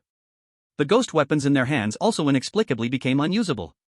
Suddenly, a flash of light passed before their eyes, and instantly a wave of dizziness overcame them. When the guy with the golden glasses came to his senses, he found his body standing alone in place. His head lay on the floor. He tried to open his mouth several times, but found that he couldn't speak. His consciousness became more and more hazy, and finally he closed his eyes. After a moment, the rain stopped, and the ghostly aura dissipated. In the living room on the first floor, two headless corpses stood upright. The cleaner sat on the sofa, legs crossed, and complained with a glare at the person next to her, "Why aren't you properly guarding the door? What are you doing here?" The doorman scratched his head awkwardly upon hearing this. "There was a kid who came in with a Ghost King level ghost tool. I was just afraid he would hurt you. TCH, in this building, no one can hurt me, even a Ghost King can't." Meanwhile, room 302. Chenny lay comfortably on the bed, playing with a black heart in his hand. The heart occasionally emitted ghostly energy, but it disappeared again. "So, tell me, what number are you?" Suddenly, he turned his head and smiled at the bedside. There he saw a man with a square face lying in a pool of black blood, with only a hollow heart exposed. Seeing the square-faced man silent, Chenny smiled slightly and suddenly tightened his grip on the heart. "Ah!" The square-faced man screamed in agony, rolling wildly on the ground. I say, I am number 3. I am number 3. Hearing the square-faced man's response, Chenny sat up abruptly, staring fixedly into the square-faced man's eyes. "You wrote this, right?" As he spoke, he took out the letter from the patch ghost bathroom from the system space and threw it on the ground. The square-faced man endured the pain and picked up the letter to read. After finishing reading, he nodded and remained silent. "Then it's easy to handle. Now tell me." Before Chenny could finish, there was a sudden knock at the door. Knock, knock, knock. Knock, knock, knock. The knocking was very urgent. He got up and approached the door, turning the doorknob. Just as the door opened a crack, a machete suddenly sliced in. Fortunately, Chenny was cautious and stood behind the door, so he wasn't hit. TSK, you managed to dodge that?" The doorman kicked the door open, holding the machete in his right hand, dragging the heads of the bespectacled man and the fat man in his left. The two heads were completely pale and even had corpse spots. "Humans really are like ants, easily killed," the doorman said, striking the bespectacled man's head with the machete, chewing on the brain. Blood dripped from the doorman's mouth, terrifying and shocking. On the ground, the square-faced man struggled wildly, and the ghostly energy on him fluctuated, seeming to be about to dissipate. At that moment, a cold mechanical voice sounded in Chen Yi's ear. "Due to data errors, the game task has now changed. Welcome to the horror game world. Level A instance, Horror Apartment 404. Number of participants, 10 people. Currently 1 person. This is one of the latest instances in the horror game world, where 6 tenants live in apartment 404. Please beware of them. Game task, kill the landlord. Game reward, 10,000 horror coins, 100 points. Looking at the suddenly appearing instance introduction, Chen Yi was stunned. It really wasn't a C-level instance, but another A-level instance. Moreover, the game task had changed to killing the landlord. The boss of an A-level instance must at least be at the Ghost King level. Is anyone watching? Please drop a comment to urge for updates. Chapter 26, Frenzied Slaughter, the Ghost King appears. Are you ready to embrace death? Ants from the human world. The doorman threw the fat man's head on the ground and grinned widely. Ding. Kill target, Horror Community Doorman. Strength, Ghost General. Lifespan consumption, 230 years. Current lifespan, 100 years. Do you want to kill? After hearing the instance task update, the sword of lifespan appeared in Chen Yi's hand. Looking at the doorman's information, he helplessly shook his head. A ghost general dared to come to kill him. Ding. Lifespan supplementing. Supplement complete. Current lifespan, 300 years. Upon seeing the sword of lifespan, Xiao He instantly supplemented his lifespan. He was truly quite perceptive. Do you want to kill? Yes. Without any hesitation, Chen Yi nodded forcefully. In the next moment, a dense aura of death enveloped the doorman. Realizing something was wrong, the doorman bared his teeth and raised the machete to slash at Chen Yi. But he had just taken a step when a flash of light disappeared instantly. Ding! Congratulations, host has killed the terrifying neighborhood guard, reward experience plus 300. The square-faced man lying on the ground struggled continuously, but after seeing the guard split in two, he completely gave up. He looked at Chen Yi with eyes full of terror. This human is too terrifying. Goodbye. Chen Yi turned his head, waved at the square-faced man on the ground, and crushed the heart in his hand. Boom! With a dull explosion, the square-faced man was dead beyond recovery. Little Black, it's time to eat. Upon hearing Chen Yi's call, Little Black's mouth appeared instantly on the back of his right hand. It opened its bloody big mouth and swallowed the square-faced man's corpse. Little Black licked its lips with satisfaction. Boss, can I eat that? Of course, but you can only eat half. As he said this, he raised the sword of lifespan and chopped off the guard's head. Now Little Black had no more worries and instantly swallowed the guard's body and the fat man's head completely. Ding! Lifespan being replenished. Replenishment complete. Current lifespan, 500 years. The two corpses of the ghost generals directly replenished Chen Yi with 500 years of lifespan. Hearing the system's notification sound, he smiled with satisfaction, then picked up the guard's head and walked outside. As he reached the second floor, he crashed into a figure head-on. Are you the boss or the second boss? Hearing Chen Yi's voice, a square-faced man with glasses dumbly looked up. When he saw the head of the guard, the square-faced man instantly exploded his clothing, revealing a body covered in pitch-black muscles. The muscles were covered in corpse spots, and beneath the corpse spots, small bulges the size of nails were wriggling non-stop. Upon closer inspection, there were white maggots wriggling under those bulges. Oh, it seems dismemberment was your doing. Chen Yi was somewhat surprised. Not knowing who had placed that arm and head, he suddenly understood after seeing the maggots on the square-faced man. Roar!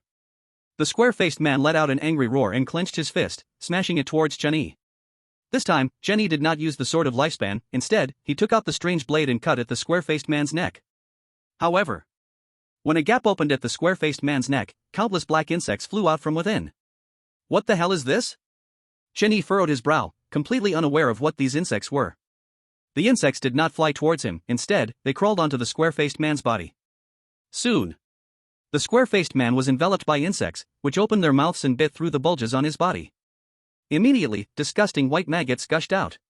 But as soon as the maggots came out, they were swallowed by the black insects, which chewed joyfully. Boss, these are strange insects that live by parasitizing the weird. You could say that even the strange below the Ghost King would avoid them. At that moment, Little Black explained Chen Yi's confusion. But, I'm not afraid of them. Little Black's tone was very excited. More excited than when it saw the corpse. Upon hearing Little Black's words, Chen Yi said nothing more and raised his right hand towards the square-faced man. The next second, Little Black's mouth appeared again, and an immense force of absorption pulled in the strange insects from the square-faced man's body. In the blink of an eye, the strange insects disappeared entirely, and Little Black closed its mouth with satisfaction, occasionally making delightful chewing sounds. However, that sound was somewhat disgusting in Chen Yi's ears. Don't slurp while eating, he complained and then brought the guard's head to room 202. With one kick, he kicked the door open. The patchwork ghost was sitting on the bed, grinning foolishly at him. Sigh, you have suffered too. Chen Yi mourned silently for the patchwork ghost for a second again. Then, he swiftly struck down with his knife, eliminating the patchwork ghost and allowing Little Black to swallow it. Ding! Congratulations, host has killed the patchwork ghost, reward experience plus 100. So little. He murmured with a frown and turned to walk out of the room, heading to room 206. In the room, Yen Yen trembled at the sight of Chen Yi holding the head of the doorman. Have you done what I asked you to do? Hearing Chen Yi's question, she quickly nodded, fearing that her own head would be cut off and played with. Good job, Yen Yen is really obedient. Chen Yi nodded with satisfaction and reached out to pat Yen Yen's head. This action scared her so much that she almost cried out. Who understands this, huh? A perverted creepy uncle is holding someone else's head to pat my head. Woo-woo, asterisk? After leaving Yen Yan's room, Chen Yi arrived at the door of 203. He raised his hand to knock, but no one opened. Without stopping, he moved to the door of 204, knocked again, but still no one opened. Chuckling, Chen Yi went to the door of 205. Just as he was about to knock, he noticed a shadow appear behind him. The moment he noticed the shadow, Chenny gripped the strange blade tightly and stabbed backward without hesitation. However, there was no sound of the blade piercing flesh, no sound of blood spraying, only a cold whisper, "Are you done playing?" Before him stood a woman, about 1.7 meters tall, wearing a red dress, who grabbed the strange blade. Her long black hair was shiny and silky, and her delicate, fair hands held the strange blade without sustaining any injury. "Are you the woman from 207? Chenny smiled as he looked at the woman in front of him. There couldn't be anyone else but her. Ding. Target to kill, Ling Air. Strength, Ghost King 2nd stage. Lifespan consumption, 799 years. Current lifespan, 500 years. Do you want to kill? Looking at the sudden system panel that popped up, Chenny was momentarily stunned. Ghost King. It finally appeared. I didn't expect the last tenant to be the Ghost King of this story. Then, is she the landlord? Why do you want to kill them? Ling Air asked coldly, lightly furrowing her brows. If I don't kill them, then I will die. I'm still young, I don't want to die. He answered with a sense of righteousness. One sentence from Chenny left Ling Air speechless. Are you looking for the landlord? Ling Air glanced at the head of the doorman in Chen Yi's hand and asked. Chapter 27, so it's the Ghost King, let me show you. In apartment 404, in the living room on the first floor. Chen Yi sat on the sofa, legs crossed, with the doorman's head on the table in front of him. In his hand, the sword of life glimmered under the sunlight. I spared them, can you tell me who the landlord is now? He raised his head to look at Ling Air, who was leaning against the wall. Ling Air nodded in response and then snapped her fingers. In the next second, the scene in the apartment turned upside down. In the blink of an eye, the entire first-floor living room became a mountain of corpses and a sea of blood. Countless bodies were dismembered, piled haphazardly into mountains. Blood dripped from severed arms and limbs, pooling into streams of blood. In the bloodstream, countless maggots wriggled and surged. This scene was truly horrifying. Looking at the sight before him, Chenny frowned tightly, gripping the sword of life firmly. In fact, there is no landlord at all. Perhaps it can be said differently, that this apartment is its own landlord. It lures food to come to it by renting itself out. Then it dismembers them, devours them, and transforms them into nutrients for its own promotion. It's no exaggeration to say that this apartment is a genuine Ghost King. Ling Air explained everything to Chen Yi with a blank expression. She then walked to the mountain of corpses and sat down. As soon as she sat down, countless severed arms and limbs transformed into numerous arms to envelop her. Now, please kill the landlord. Ling Air smiled broadly, completely swallowed by the severed arms and limbs. In the next second, the blood began to boil, emitting countless piercing screams of pain. Why must I die? I'm not willing, I want to kill everyone. I'm so miserable, I'm so pitiful, my wife and children are still waiting for me to come home, die, die, die. Finally released, ha ha ha ha ha. The anguished cries made Chen Yi involuntarily feel a moment of distraction. After a while, the blood flowed more and more, reaching Chen Yi's knees. The bites of the bugs woke Chen Yi up. He looked at the sword of life in his hand and suddenly smiled. The Ghost King, huh? I will show you what I can cut. Ding. Kill target, room ghost. Special weird. Strength, Ghost King level 4. Need to consume life, 1,200 years. Current life, 500 years. Do you want to slay? When the information about the room ghost appeared in front of him, Chen Yi was utterly shocked. Level 4 of the Ghost King, one level higher than Bai Xian. You must know, Bai Xian was the boss of the long-established A-level dungeon. Little Black, how much life can you give me now? At most 500 years. Little Black pondered for a moment and gave the answer. Hearing Little Black's answer, Chen Yi turned his gaze toward the mountain of corpses. Can you devour these? I can, but it's so disgusting. Without any hesitation, Chen Yi raised his right hand, aiming at the mountain of corpses. The next second, Little Black's mouth appeared again, activating the power to devour, swallowing all the severed arms and limbs from the mountain of corpses. However, as the severed arms and limbs decreased, Linger's figure did not appear. Ding. Life supplementing. Supplement completed. Current life, 1,300 years. As the life was supplemented, Chen Yi raised the sword of life above his head. Do you want to slay? Yes. With Chen Yi's roar, the sword of life slashed out. Crack.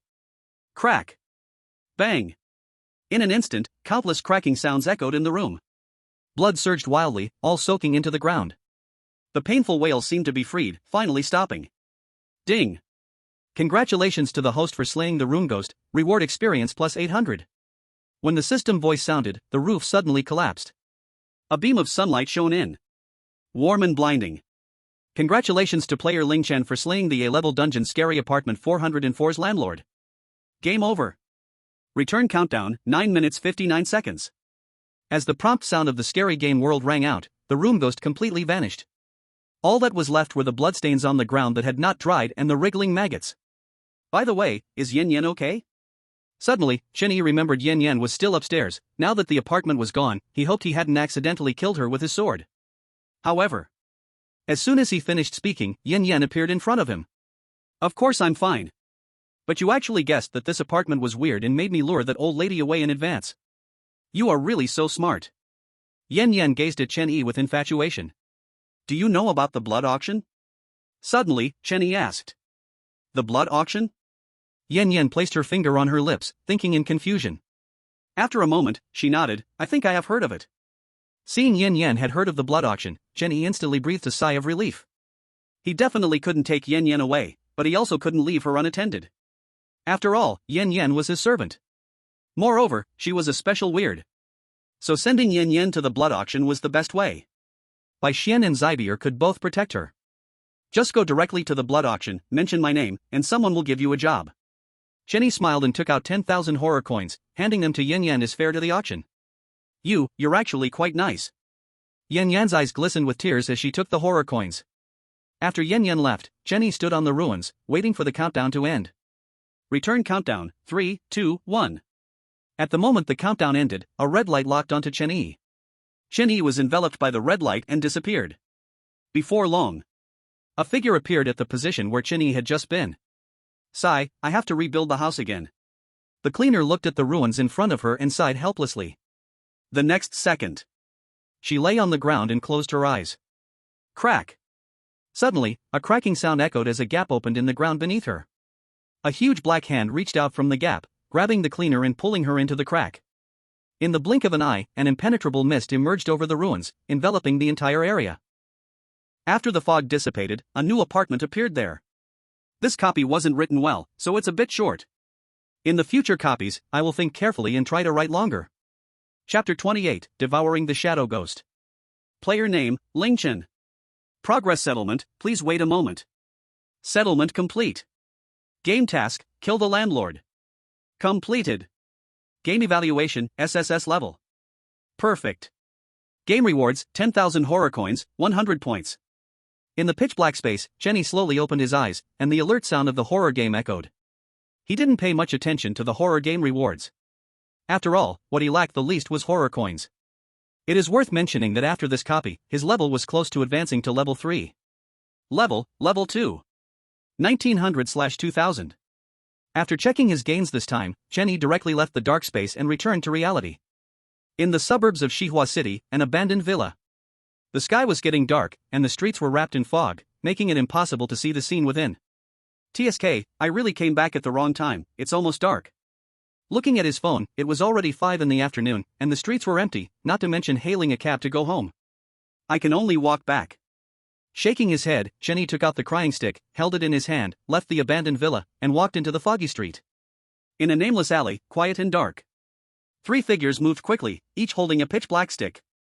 They were a hunting team, specifically tasked with taking on missions from the Murderer Alliance to earn commissions. The commission was, in fact, horror coins. This time, their task was to hunt down a Ghost General-level Shadow Ghost. The 3 had been lurking for a week and finally caught a trace of the Shadow Ghost. But the Shadow Ghost was extremely skilled at hiding. After a whole hour, they still hadn't caught the Shadow Ghost. They could only rely on the slight traces left by the Shadow Ghost to continue their pursuit. Just then, a figure appeared in the fog, giving the hunting team the middle finger and sneering with disdain. Seeing this, one of the members turned red-eyed immediately, clenched the ghost weapon in his hand, and charged toward the figure in the fog. Idiot, a teammate shouted loudly beside him, but it was too late to stop. Not far away, the figure in the fog suddenly vanished, and the one who rushed out instantly regained clarity, breaking into a cold sweat. Run! Suddenly, the other 2 teammates waved their hands frantically at him, but he couldn't hear any sound. The next second, a large area of dark shadow appeared beneath his feet, and within the shadows, 2 withered hands reached out, grabbing his ankle. Whoosh! The hands in the shadows suddenly pulled hard, directly yanking him in. Not far away, the 2 watched their teammate in the fog suddenly disappear, both understanding that he was definitely killed by the Shadow Ghost. Do we continue? Wang Tao looked nervously at the captain beside him. He was scared, he didn't want to die yet. The captain nodded at his words. We must continue. If we can't kill the shadow ghost, we will never get out of this fog. He stood up, tightened the black club in his hand, and went to the place where the team member had just vanished. At this moment, lying on the ground was a dry corpse, its limbs dismembered, emitting a faint black air. The captain picked up the black club ghost weapon next to the corpse and continued looking for the shadow ghost with Wang Tao. There's something strange. Suddenly, Chen Yi stopped in his tracks, frowning as he looked ahead. The fog ahead was much thicker than in other places. Visible ghost air was overflowing. This ghost air must be at least ghost general level. He sighed and didn't plan to meddle in others' business. It was still far from home, getting home quickly was the main thing. But, just as he walked a little further, he stopped again, turning to look at the fog area where the ghost air overflowed. Little Black, are you sure that devouring this strange thing will allow you to advance? I'm sure. I can feel that swallowing it will allow me to advance to Ghost Commander. Little Black was very excited. Okay, then let's go in and have some fun. Chen Yi smiled slightly, tightened the crying stick in his hand, and walked into the fog zone. As soon as one foot stepped into the fog zone, his figure vanished without a trace. At the same time, in a pitch-black alley, a dark figure wiped its mouth and said, "Another bug has come to me. Today is really a good day for a meal." The shadow demon grinned, kicking aside two dried-up corpses on the ground. Next to the bodies, two black sticks swayed slightly. Quite the runner. Chen Yi frowned slightly, sensing an eerie presence nearby several times. But, as soon as he approached, the strange aura would disappear again. It seemed it was playing hide-and-seek with him. Suddenly, Chen Yi crouched down, holding his head with both hands, his body trembling uncontrollably. Muttering, "Don't kill me, don't kill me." At that moment, a huge black shadow appeared beneath him, emanating a strong ghostly aura. Immediately, two withered wooden hands stretched out from the shadow, grabbing Chen Yi's ankle. In an instant, the withered hands pulled hard, trying to drag Chen Yi into the shadow. But Chen Yi didn't move at all. Noticing something was wrong, the shadow demon immediately tried to escape. But Chen Yi would not give it that chance, raising the crying stick and smashing it towards the shadow. Ding! Stun successful. Hearing the system's prompt sound, Chen Yi did not stop his attack. You like to run, huh? You like hide and seek, right? Come, run. He swung the crying stick wildly, smashing it into the shadow 10 times before he stopped. If it weren't for Xiao Hei just reminding him to keep it alive, he might have actually killed the shadow demon. Setting the crying stick aside, Chen Yi reached his right hand into the shadow. As soon as his right hand touched the shadow, he felt a burning sensation hit him. But, in an instant, Xiao Hei released ghostly energy, shielding Chen Yi's right hand. Gotcha! Chen Yi grinned wide, pulling with force. The next second, a black figure was pulled from the shadow on the ground. Then, the shadow on the ground disappeared completely. Looking at the figure in his hand, Chen Yi had a strange expression. He saw a less than 1 meter tall entity, entirely black, with eerie white eyes. Are you sure this thing won't affect intelligence when devoured? He couldn't help but ask. Of course not, once I devour the shadow demon, my stealth skill will improve even more. Hearing Xiao Hei's reply, Chen Yi nodded, no longer asking anything more. In the next instant, Xiao Hei opened its huge mouth, emitting an extremely rich ghostly aura. It directly swallowed the shadow demon inside. Ding! Lifespan replenishing. Replenishment complete. Current lifespan, 100 years. When the system's prompt sounded, a powerful ghostly energy burst forth from Chen Yi's right hand. Then, it spread throughout his body. In the blink of an eye, ugly corpse spots appeared on him, itching and painful. His eyes turned blood red, able to see directly through the fog zone. In just 1 second, the ghostly aura completely dissipated, and the corpse spots disappeared. Who, Chen Yi gasped for air, quickly checking his body. Confirming that he was fine, he finally breathed a sigh of relief. System, what is going on? Ding! The host's pet has successfully upgraded to Ghost Commander, providing its abilities back to the host. From this moment on, the host can borrow all the abilities of Xiao Hei except for devouring, including ghostly energy. What's the cost? Chen Yi asked in surprise. He would never think that there is a free lunch in the world. Any benefit certainly comes with a price. Chapter 29, The Horror Game World Map. Soon, the system's voice rang out again, answering Chen Yi's question. Ding! Using strange abilities will briefly consume your own lifespan. Hearing the system's answer, Chen Yi was stunned. He never expected it to be so simple, just a pure consumption of lifespan. He wasn't afraid of consuming lifespan, after all, with Xiao Hei as an automatic lifespan replenishing machine, he didn't need to worry at all. Just don't know how much lifespan will be consumed? As he spoke, ugly corpse spots grew again on his body, while he was surrounded by ghostly energy. Especially his right hand, where the thick ghostly energy was almost solid. Let's try hiding first. In the next second, his figure suddenly disappeared, and even the floating ghostly energy vanished without a trace. Half an hour later, Chen Yi's figure reappeared.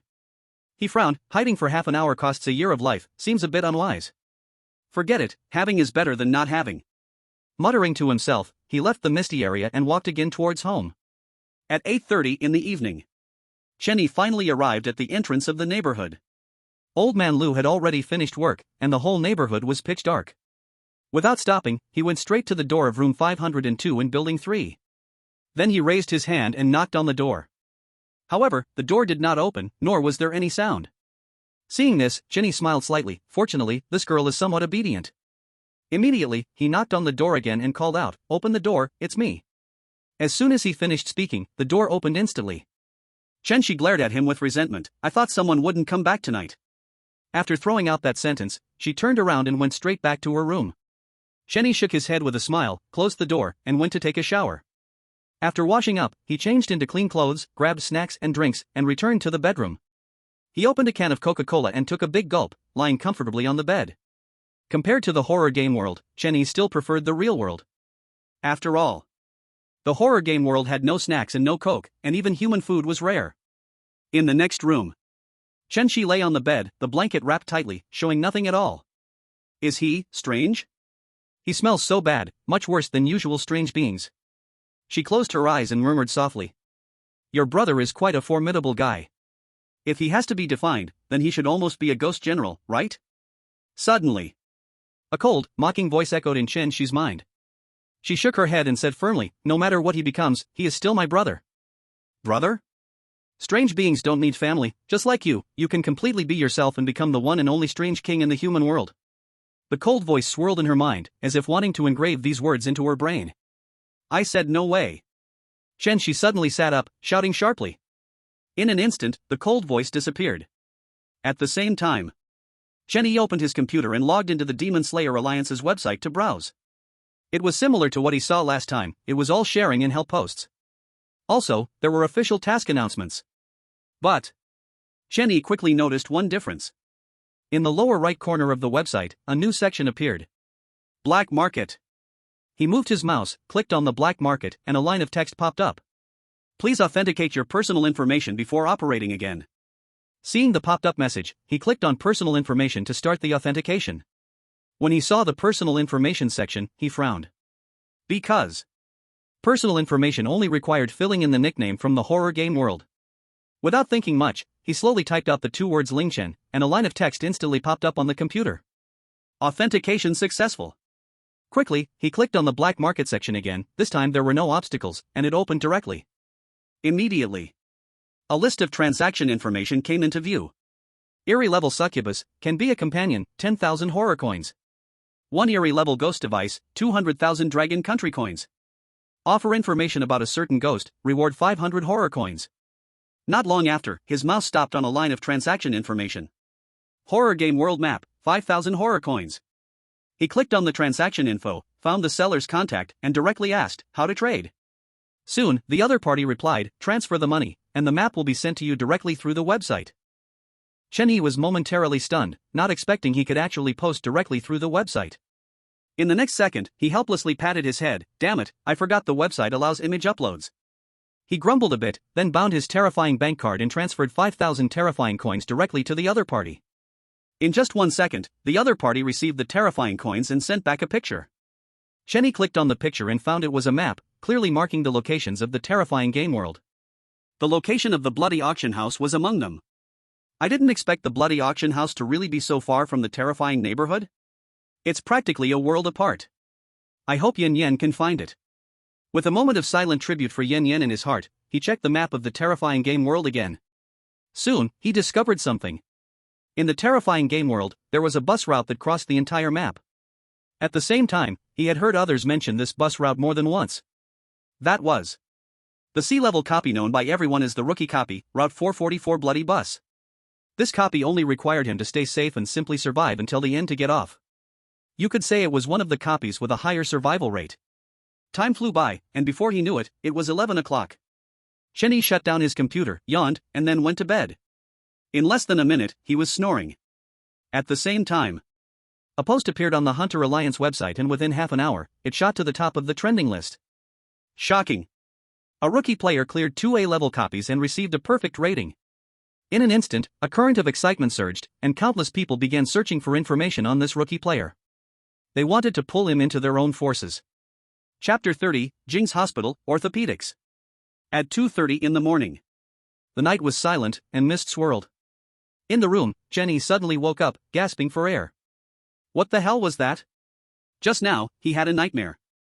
In the dream, a 10-meter-tall, muscular monster with 6 arms and 3 heads kept sneering at him. Each hand of the monster held a Ghost King-level weapon, terrifying beyond belief.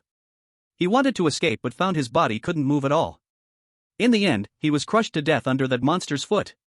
Rubbing his forehead, Chenny got up and went to the living room to pour a glass of water. Suddenly, a pungent smell wafted over. He frowned and sniffed, immediately turning his gaze to the door. Little Black, food has come to the door. Little Black said nothing, but the ghostly energy emanating from his right hand spoke volumes. Taking out his hitting rod, Chenny stealthily left the house and arrived at the corridor. The overhead light flickered, stretching his shadow long. Is it upstairs? A whiff of blood reeked, Chenny murmured, then climbed the staircase to the 6th floor. As soon as he stepped onto the 6th floor, a rotten stench mixed with the smell of blood hit him. After taking just 2 steps, he suddenly felt something underfoot.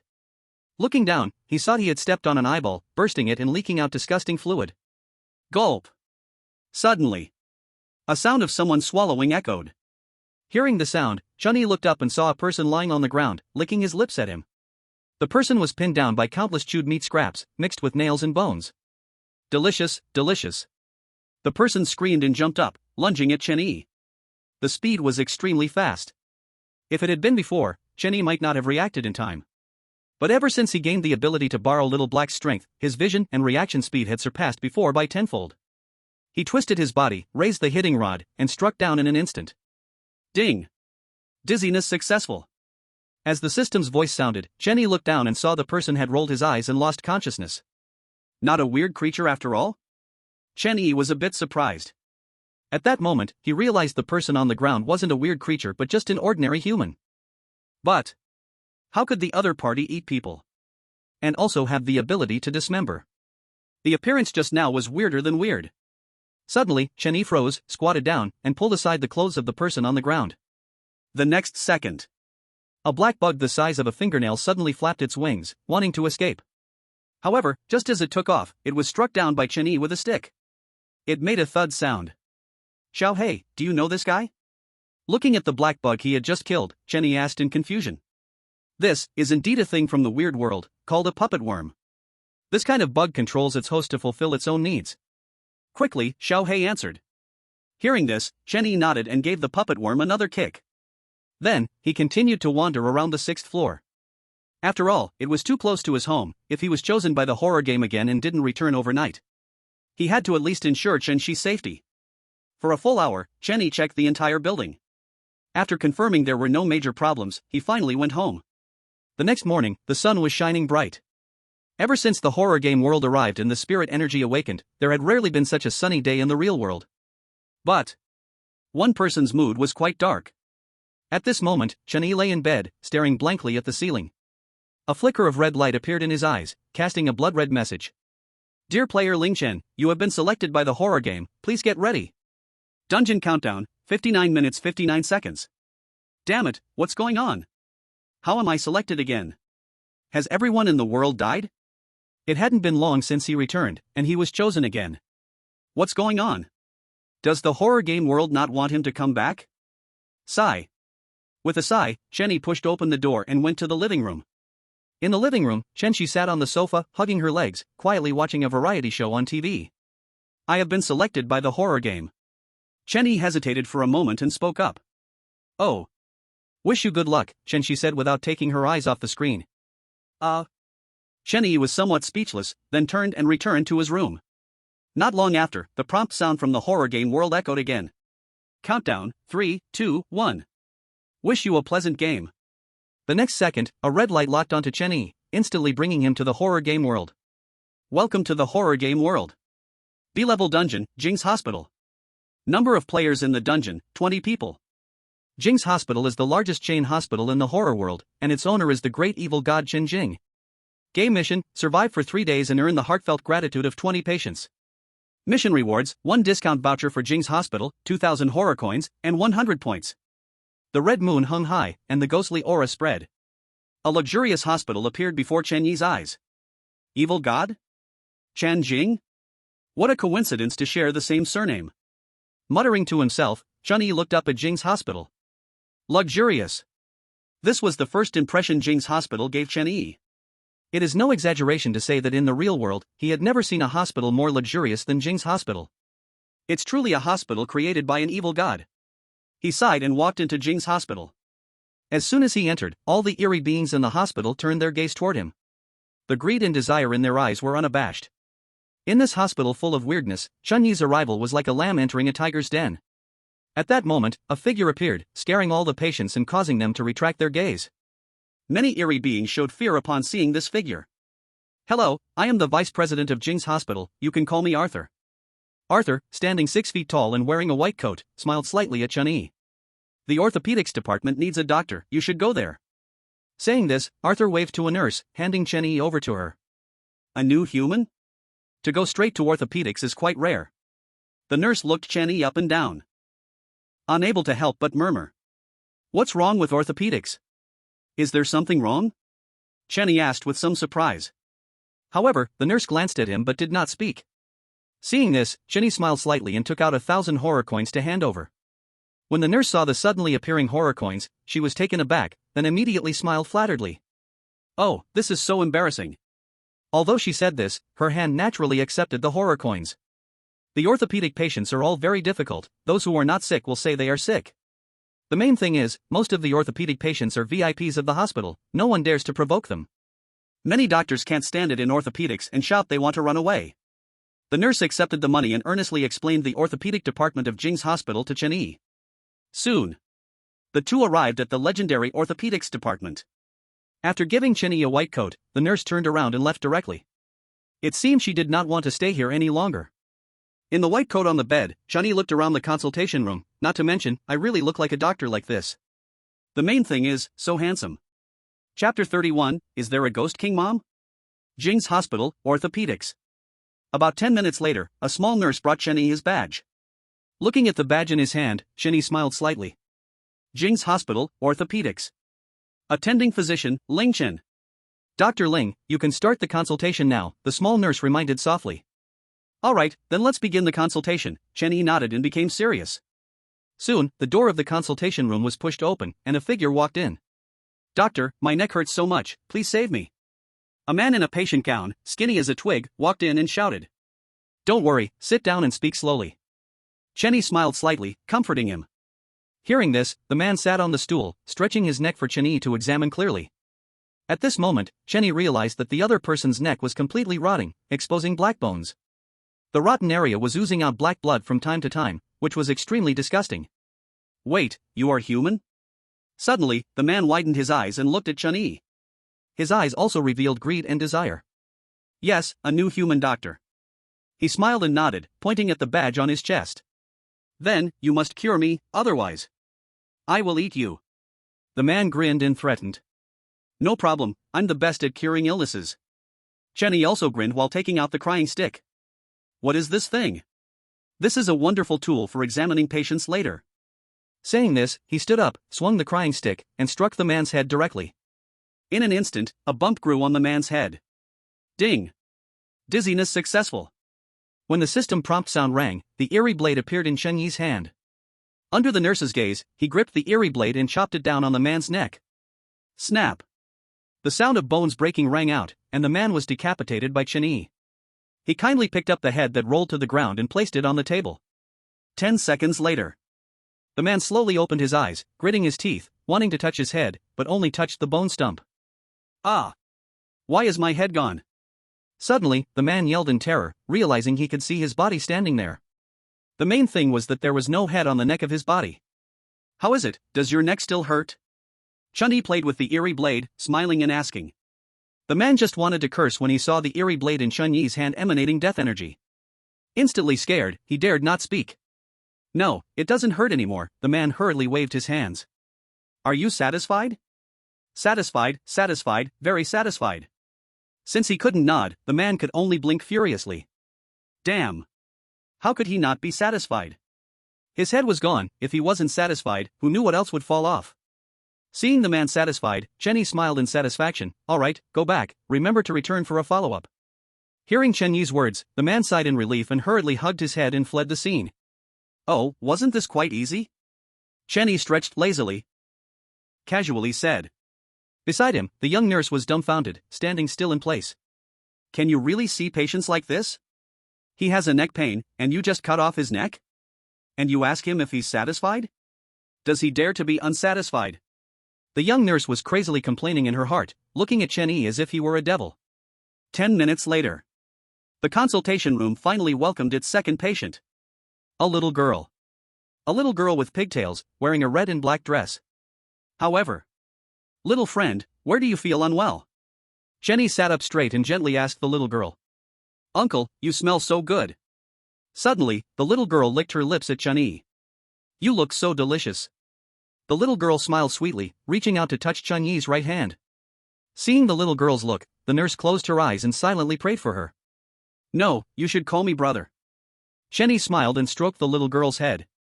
But he found that this little girl's head seemed to have no bones. As soon as his hand was placed on her, the little girl's head was squished flat, turning into a puddle of mud. In the next moment, an aura of a ghost king instantly flooded the entire consultation room, and the little girl emanated a blood-red ghostly energy. You compensate me for my head. A voice that seemed to come from the underworld echoed from the little girl. Immediately after, her head returned to its original shape, glaring fiercely at Chen Yi. Uncle, please give me back your head. Suddenly, the little girl smiled sweetly and placed her hands on Chen Yi's head. Throughout, Chen Yi did not move at all. The nurse beside him thought that Chen Yi had given up. But at that moment, he suddenly reached out his hands and grabbed the little girl. Then he laid the little girl face down on his lap. Instantly, the consultation room fell into an eerie silence. The little girl and the nurse looked at Chen Yi in disbelief, not knowing why he dared to act against a ghost king. I said to call me brother, and yet you keep calling me uncle. Really asking for it. Saying this, he tapped her again with his ghost weapon. You're pretending to have a head without bones here. Do you think your head is made of dough? Seeing the little girl's eyes turn red and almost cry, Chen Yi finally let her go.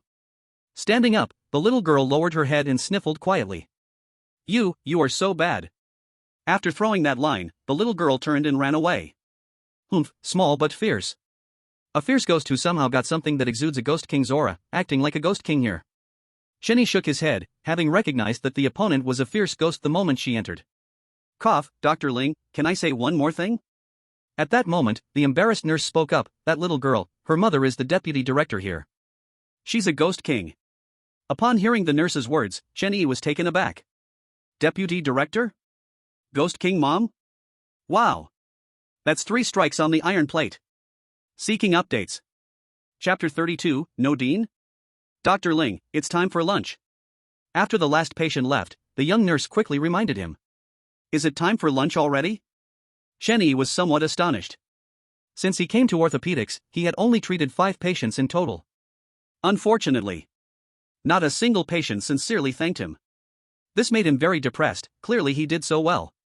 Wasn't it just chopping off a neck, giving 3 slaps on the bottom, dislocating a leg, pulling out the coccyx, and bending a toe? Not a single heartfelt thank you, truly heartbreaking. The real sadness is not loud shouting, but the patient's indifference. After changing his clothes, Chen Yi went to the cafeteria with the young nurse. This is the best cafeteria in the hospital, where many humans eat meals. After witnessing Chen Yi's methods, the young nurse was very obedient and enthusiastic. Go ahead and pick some dishes, it's on me. Saying this, Chen Yi pulled out 1,000 horror coins and stuffed them into the young nurse's hands.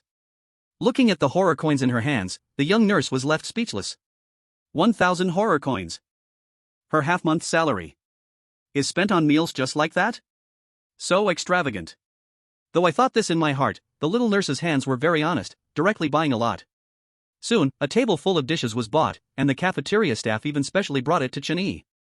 Looking at the table full of dishes in front of him, Chen Yi couldn't help but be shocked. Wow, I can't believe so many dishes were bought. The table was filled with all kinds of dishes, many of which you might not even get to taste in the real world. Looking over at the little nurse, her side was all human hearts, brains, palms, and so on. "Thank you, Dr. Ling." The little nurse expressed her thanks and quickly began to eat. Chen Yi nodded, not looking back at the little nurse's side, afraid that if he looked again, he wouldn't be able to eat. He picked up his chopsticks and began to enjoy this luxurious lunch. This braised pork is rich but not greasy, the abalone and scallops are incredibly fresh. I'm starting to doubt whether that evil god is even human. Just as Chen Yi spoke, a figure walked over from not far away. "Hey, you look pretty rich. Treat me to a meal, will you?" A fat man, dressed in a hospital gown with a chubby face, knocked on Chen Yi's table and said. Hearing this, Chen Yi looked up for a moment, then lowered his head and continued eating. Seeing this, the fat man was stunned and instantly became angry. The fat on his body slid down like mud, and terrifying patches appeared on his face. A sense of death mixed with ghostly energy emanated from him. "Do you believe I will eat you?" The fat man roared, looking very scary. However, Chen Yi calmly put down his chopsticks and wiped his mouth. "Someone come, beat this fat pig, 500 horror coins." Saying this, he casually took out 500 horror coins and placed them on the table, then continued to eat. "Damn rat, go die." Seeing Chen Yi humiliate him like this, the fat man immediately opened his mouth wide and went for Chen Yi's neck. In the next second, a figure suddenly sprang out, kicking the fat man's head. It sent the 200 or 300-pound fat man flying. "Where did this fat pig come from? Don't disturb my boss's meal." The bandaged ghost smiled pleasantly and picked up the 500 horror coins from the table. Other patients, seeing the bandaged ghost take the 500 horror coins, began to feel envious and regretful. If they had known there was really money to be made, they would have rushed over. How could the bandaged ghost have a turn? Wait. Just as the bandaged ghost took 2 steps away, Chen Yi suddenly spoke. "You wouldn't want to back out, would you?" The bandaged ghost awkwardly smiled. "I wouldn't even want 500 coins, just come over and let me ask you a few questions, 100 coins per question." Hearing Chen Yi's words, the bandaged ghost's eyes lit up, and he hurried over to squat by Chen Yi's side. "Please ask, I will tell you everything," the bandaged ghost confidently patted his chest. "How many vice presidents do you have here?" Chen Yi asked directly while taking out a stack of horror coins. He still had many questions. "There are 2 vice presidents, 1 male and 1 female. The male is named Arthur, he treats patients and doctors very well, with a good reputation. The female is named Erin, responsible for the hospital's equipment, etc., and rarely speaks. It's said she has a bad temper." Without further thought, the bandaged ghost quickly answered. Chen Yi nodded after hearing this. It seemed this Erin was the female ghost king mentioned by the little nurse. The mother of that little lowly. A bad temper would be a bit tricky. While thinking, he pulled out a horror coin and handed it to the bandaged ghost, continuing to ask, "Who is the president?" The bandaged ghost eagerly accepted the horror coin and then shook his head. "There is no president here, I heard the old president went to drive a bus, not sure if that's true. Anyway, it's been a long time without a president." After he finished speaking, he looked expectantly at the horror coins in Chen Yi's hand. Hearing the bandaged ghost's answer, Chen Yi was first stunned, then burst out laughing, causing the bandaged ghost to be completely confused. "Here, all these thrilling coins are for you. Not bad, do your job well. If you're not feeling well, come to the orthopedics department and I'll make sure to cure you." He stuffed all the thrilling coins in his hand to the bandaged ghost, then continued eating his meal. "Thank you, boss. Thank you, boss." The bandaged ghost bowed repeatedly to Chen Yi, filled with excitement. After finishing his meal, Chen Yi wandered alone in the hospital. Since there's no director, I'll be the director. This way, Erin certainly won't give me trouble, right? But soon, he discovered something. Damn it, he had money, but he couldn't spend it. After a moment of silence, Chen Yi suddenly found that there was a shop in the hospital. Then, he smiled and walked in. "Boss, give me 2 boxes each of your most expensive cigarettes and liquor." A strange being with only half a face was lying on the counter. Upon hearing Chen Yi's voice, it immediately fell to the ground in fear. Seeing the thick stack of thrilling coins in Chen Yi's hand, it quickly got up and smiled as kindly as possible. "Please wait, boss, I'll get it for you right away." After that, the boss turned and entered the shop's storeroom, quickly coming out with 2 boxes in his arms. Receiving the boxes, Chen Yi opened them to check inside. Inside one box, there were bottles of liquor made from human blood and brains, and in the other box were cigarettes he had never seen before. "How much?" "A total of 36,988. You just need to give me 36,000 thrilling coins." The boss rubbed his hands together and replied with a smile. "Here, count it yourself.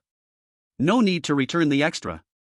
Cheney directly slapped the thick stack of thrilling coins on the table and picked up the 2 boxes to leave the shop. As for how many thrilling coins were in that stack, he estimated at least 50,000. Chapter 33, Power. At 1 p.m. Jing's Hospital, Vice Director's office. Cheney held both boxes with one hand and knocked on the door in front of him with his right hand. Soon, the door opened, and Arthur looked at Cheney with confusion. What's this for?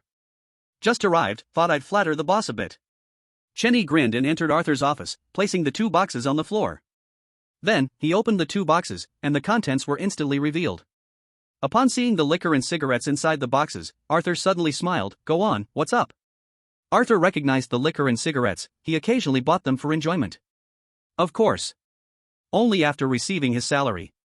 Cheney grinned and stated bluntly, I want to be the director here. He had inquired when he arrived. Arthur hated people who beat around the bush. Getting to the point could save a lot of trouble. Hearing Cheney's words, Arthur nodded and sat down in his chair. Being a director isn't easy. First, you have to pay salaries to all the staff. Second, you need to purchase necessary medical equipment and medicine. Most importantly, you need to have strength. After Arthur finished speaking, he quietly looked at Cheney. Cheney nodded. He clearly understood the meaning behind Arthur's words. First, you need money. Second, you need to be very rich. Clearly, he was highly qualified in these 2 aspects. 100 billion thrilling coins, there was no way to spend it all, absolutely no way. As for the third point, you need strength to protect yourself, otherwise, who knows when you might be swallowed by something strange. Then what's the point of being a director? In the next moment, Cheney took out the thrilling bank card from the system space. He had once asked Little Black where this bank card came from and what it was used for. Little Black replied that this thrilling bank card was equivalent to a black card in the human world. Noble and special. Sure enough, when Arthur saw the thrilling bank card, he was momentarily stunned. Then, Cheney took out the ghost blade and began to play with it in his hand. At the same time, he emitted a strong aura of ghostliness. Arthur, who had just come back to his senses, was in shock upon seeing the ghostly aura emanating from Cheney. Ghostly aura? Humans have ghostly aura? Am I dreaming? He rubbed his eyes and realized that Cheney did indeed emit ghostly aura, and it was incredibly strong. Then, he nodded and shook his head. Not enough. You need at least the support of a power. Cheney was stunned, a bit confused. Power? What power? A force like the Zombie Kingdom or Vampire Clan, that kind of power. Arthur patiently explained. Hearing Arthur's words, Cheney immediately understood. This is about his background, but apart from a blood auction, he has nothing else. According to Arthur, the blood auction could definitely not be a background. At that moment, he suddenly had a bright idea and took out a wooden token, placing it on the table. Seeing the wooden token on the table, Arthur's eyes widened in disbelief as he stared at Cheney. Is that the token of the King of the Little Giants? Yes, you're quite capable, fully meeting the Dean's standards. Cheney smiled slightly, putting away the token of the King of the Little Giants. He had thought he would never use this thing in his life, but unexpectedly, he used it here. But whether you can become the Dean is not for me to decide alone. You still need to seek the agreement of another Vice Dean. At this point, Arthur spoke again. Cheney was a bit dazed. He naturally knew who the other Vice Dean Arthur was talking about. But he specifically came to find Arthur to avoid running into Erin. He had spanked her daughter, and now he was going to find her to ask for her agreement. Isn't that just seeking death? Seeing Cheney silent, Arthur seemed to guess something, smiling. You could find a breakthrough from her daughter. Hearing Arthur's words, Cheney's eyes lit up. After leaving Arthur's office, Cheney headed straight to the orthopedic ward. Soon, under the nurse's guidance, he arrived at a patient room. Through the glass on the door, he saw the little girl sleeping soundly. Don't blame brother for being ruthless. Muttering, he pushed open the door, walked to the little girl, and touched her neck slightly. Instantly, a small black dot appeared on the little girl's neck, occasionally emitting a ghostly aura. After finishing everything, Cheney breathed a sigh of relief, left the ward, and went to Erin's office. As soon as he entered the office, a wave of furious killing intent locked onto him. In an instant, blood-red ghostly energy filled the entire room. You, how dare you come find me? Erin gritted her teeth, her eyes wide with rage. The little girl had left the orthopedic room and immediately told Erin what had happened. But since it was working hours, Erin temporarily didn't seek trouble with Cheney. However, this guy actually dared to come to her door seeking death. What she didn't expect was that at this moment, Cheney was smiling, seemingly fearless. Looking at the beautiful woman in a white coat, Cheney grinned. Madam, you must consider your daughter, right? As soon as he finished speaking, the ghostly aura in the room instantly dissipated, and Aaron's figure disappeared. Chenny did not take the opportunity to leave but walked over and sat in Aaron's office chair, crossing his legs, waiting. Before long, Aaron walked in from outside, her expression cold. Speak, what do you want? I want to be the dean. Chenny smiled slightly, taking out the horror bank card and throwing it on the table. Following that, a strong ghostly aura emanated from him. Although it was not as intense as Aaron's just now, it was quite similar. Upon seeing the horror bank card on the table, Aaron's eyelids twitched imperceptibly. Okay. She nodded and directly agreed. Don't worry, once I become the dean, I will let go of your daughter. Chenny put away the horror bank card, standing up and walking beside Aaron. In the next moment, he actually raised his right hand and suddenly slapped Aaron hard on her body. Stimulation. Chenny shouted in his heart. This is the punishment for your earlier desire to kill me. After throwing down this sentence, he walked out leisurely. As soon as he left the office, Chenny could no longer pretend to be calm. He ran away. Actually, he didn't do anything to the little lowly, he just casually pointed at a mole that emitted ghostly energy. It was just that Eileen worried too much. Maybe if it were someone else, it wouldn't have had this effect. In the office, Eileen felt deeply ashamed, clenching her fists. Chapter 34, Is it normal for a human to kill the weird? In the afternoon at 2 o'clock, it started to drizzle. Orthopedics. Chenny put on a white coat and sat in a chair, dozing off. Because of the rain, there were hardly any patients in the afternoon. The little nurse beside him was almost asleep. Finally, at 3:30, a figure pushed open the door of the consultation room and walked in. Dr. Ling, Dean AI wants you to report to the obstetrics department. A nurse said hurriedly. Hearing this, Chenny stood up and followed the nurse toward obstetrics. Before long, the three large characters obstetrics appeared in Chenny's view, and Eileen was standing there waiting for him. Seeing Chenny arrive, Eileen turned and walked into the building. Seeing this, Chenny hurriedly followed. Soon, the two arrived in front of a ward, and Eileen stopped, turning around. The patient inside is your responsibility. Successfully deliver the baby, then come out to sign the dean's agreement. After throwing down this sentence, Eileen directly left. Dr. Ling, please go in. At this time, the nurse who brought Chenny opened the ward door and walked in first. Without any hesitation, Chenny followed her inside. As soon as he entered the ward, the originally quiet patient suddenly became agitated. The patient had streaks of blood on her body, with fresh blood occasionally spilling out. Her belly was particularly large, as if she were carrying 10 babies. Human, I want to eat people, I want to eat people. The patient yelled at Chenny, clawing at him. Fortunately, she was tied to the bed and couldn't get up. Dr. Ling, you can begin. The little nurse handed Chenny a scalpel along with a sponge. Looking at the tools in his hand, Chenny was a bit surprised. Is this it? For giving birth, buddy, you only bring these two things? Are you kidding me here? However, upon seeing the encouraging expression from the nurse, Chenny ultimately didn't ask if there were other tools. He tightened his grip on the scalpel and walked to the bedside, taking a deep breath. Then, he lifted the patient's clothes and began to measure on her belly. This scalpel doesn't seem very sharp. Suddenly, Chenny muttered. Then, he actually threw the scalpel on the ground and pulled out the ghostly blade. At the moment the ghostly blade appeared, the patient instantly quieted down. Can you be gentle? Swish.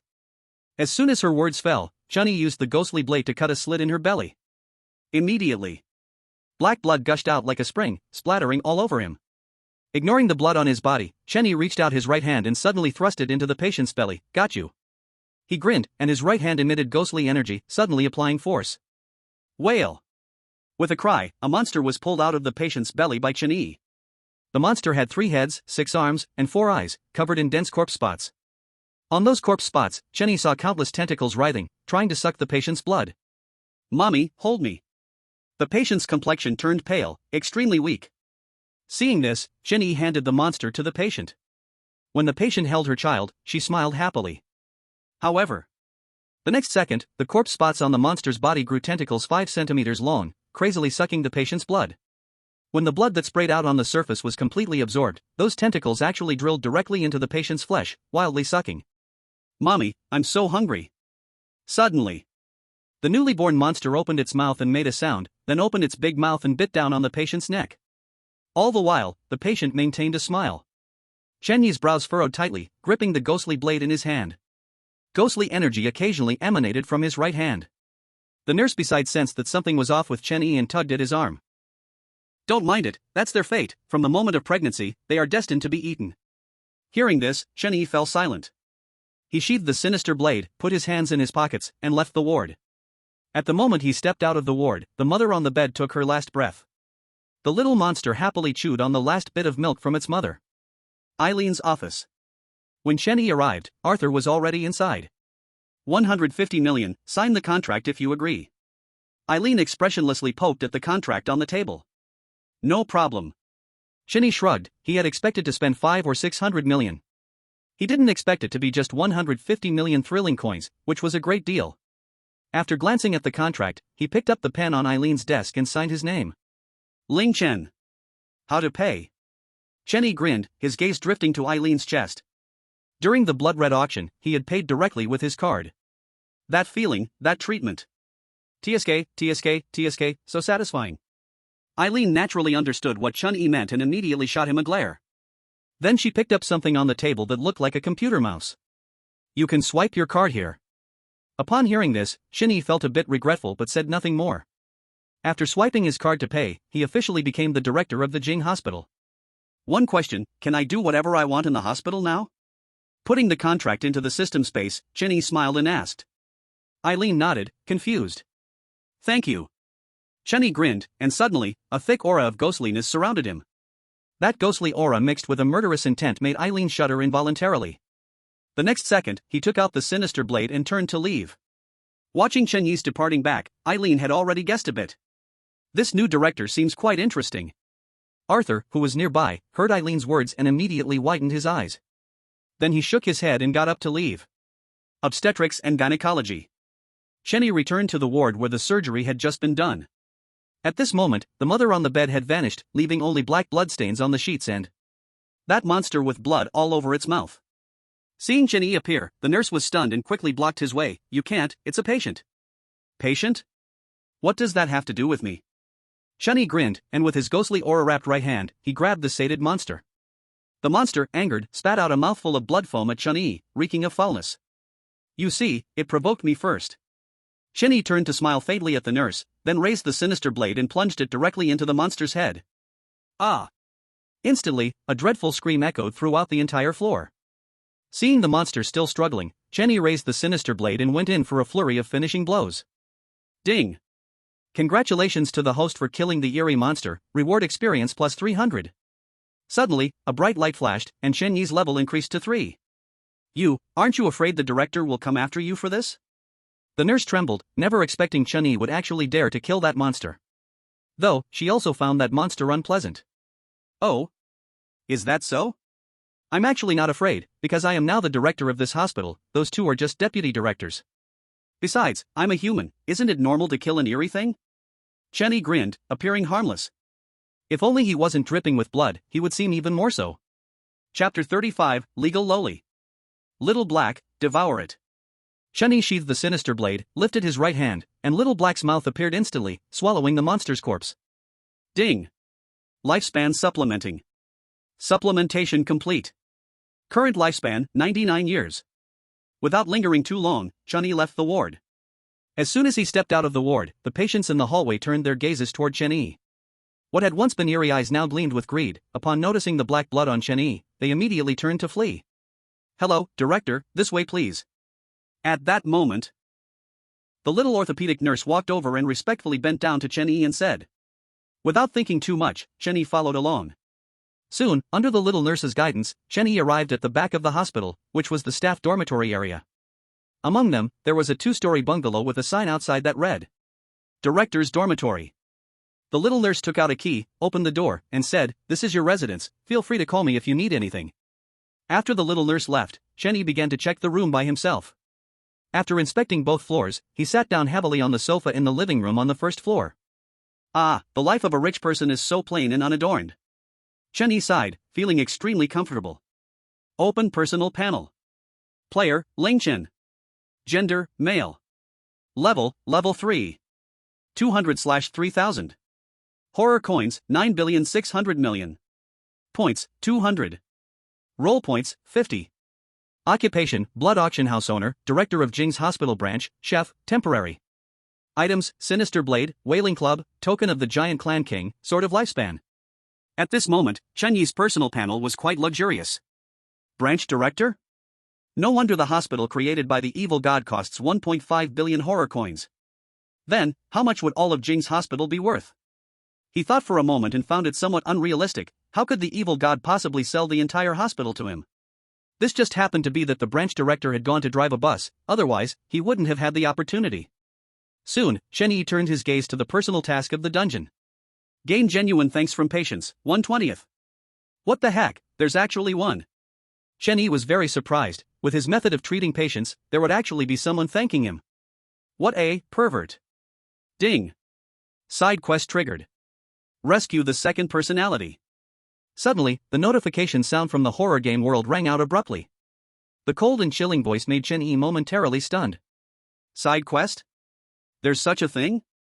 Why haven't I encountered it before? In the previous 2 dungeons, he hadn't encountered side quests. Completing the main quest had ended directly. What does rescuing the second personality mean? Shen Yi reached out and clicked on the side quest, and immediately a line of blood red text appeared.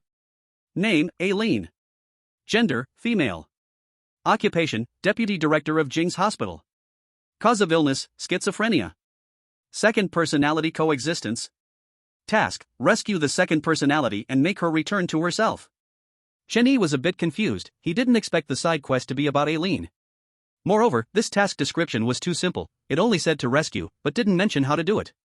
He rubbed his head, somewhat speechless. There are still 2 days and 3 nights, let's take it step by step. At 5 in the afternoon, the hospital hadn't finished work yet, and the cafeteria was preparing dinner. At this time, Shen Yi walked into the cafeteria with his hands behind his back. He looked around at the various windows in the cafeteria and finally stopped at one of the windows. Hey buddy, let me cook a couple of dishes. Shen Yi smiled slightly at the chef, but received a roll of the eyes in return. Seeing this, he was not angry. He took out 5,000 horror coins and slapped them on the counter. Can I cook now? The chef, looking very impatient, turned around and was about to curse, but then saw a thick stack of horror coins. This honored guest, please come in.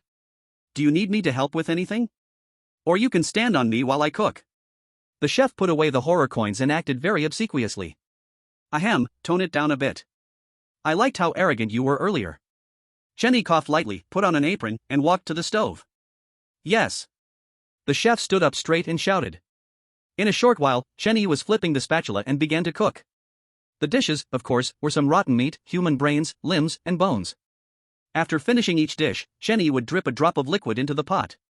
The chef beside him also pretended not to see and looked around with his eyes.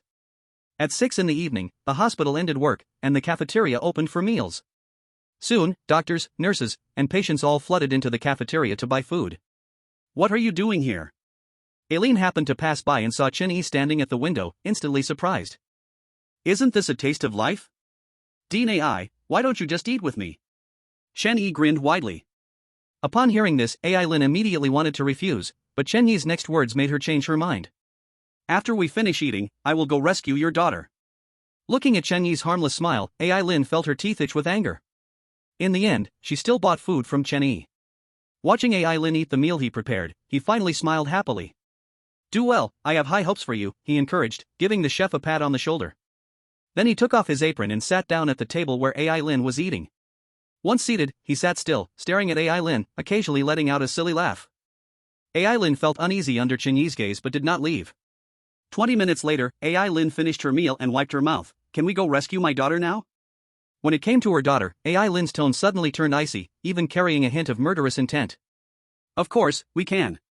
Shen Yi nodded, stood up, and stepped out first, murmuring to himself, I didn't expect it, still a rebel. Orthopedics, inpatient department. Shen Yi and Aileen stood at the door of the ward, looking at the little girl inside. The little girl was sleeping soundly, occasionally smacking her lips.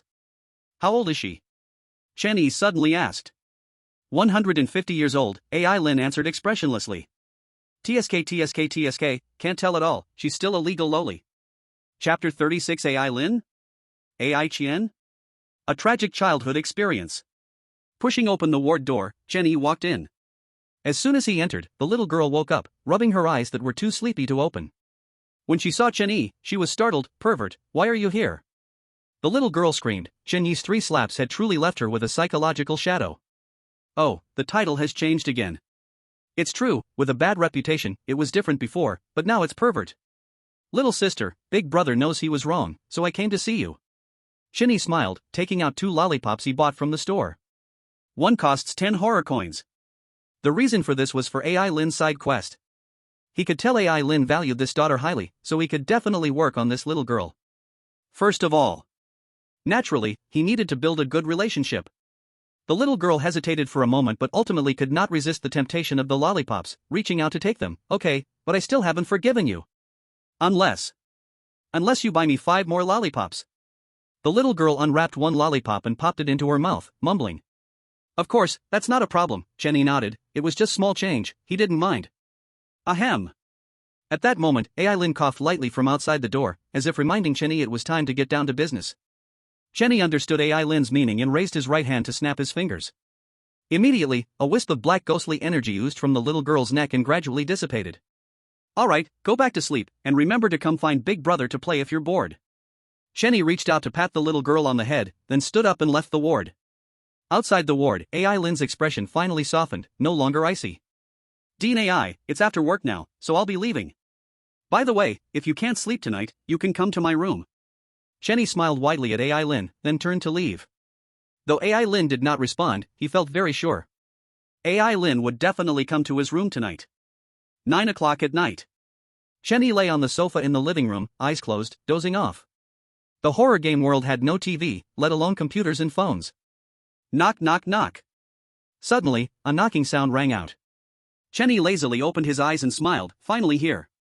As he spoke, he got up and walked to the door, turning the doorknob to open it.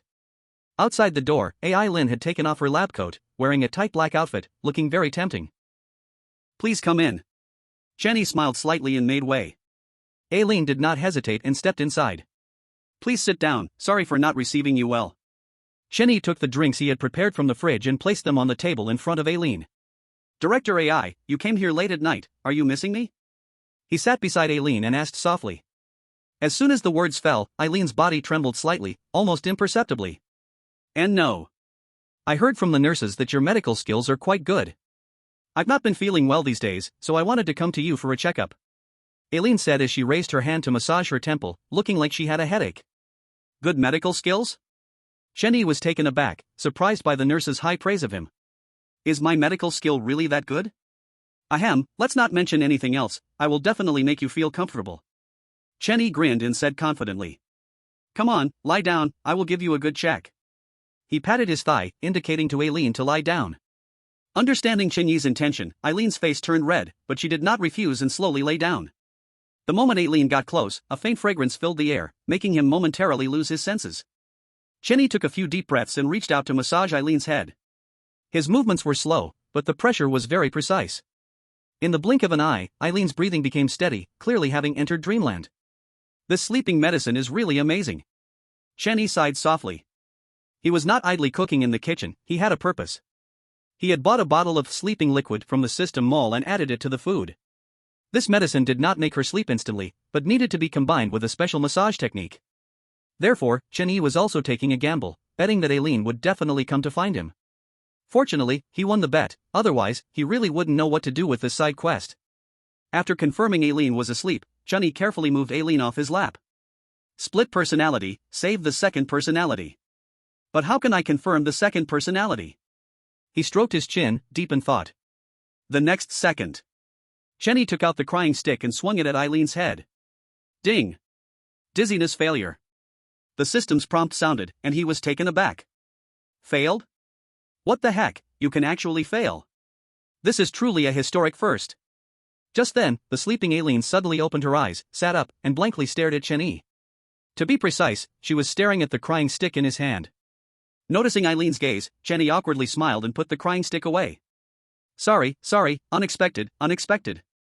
However, Aileen completely ignored him and continued to stare at his hand.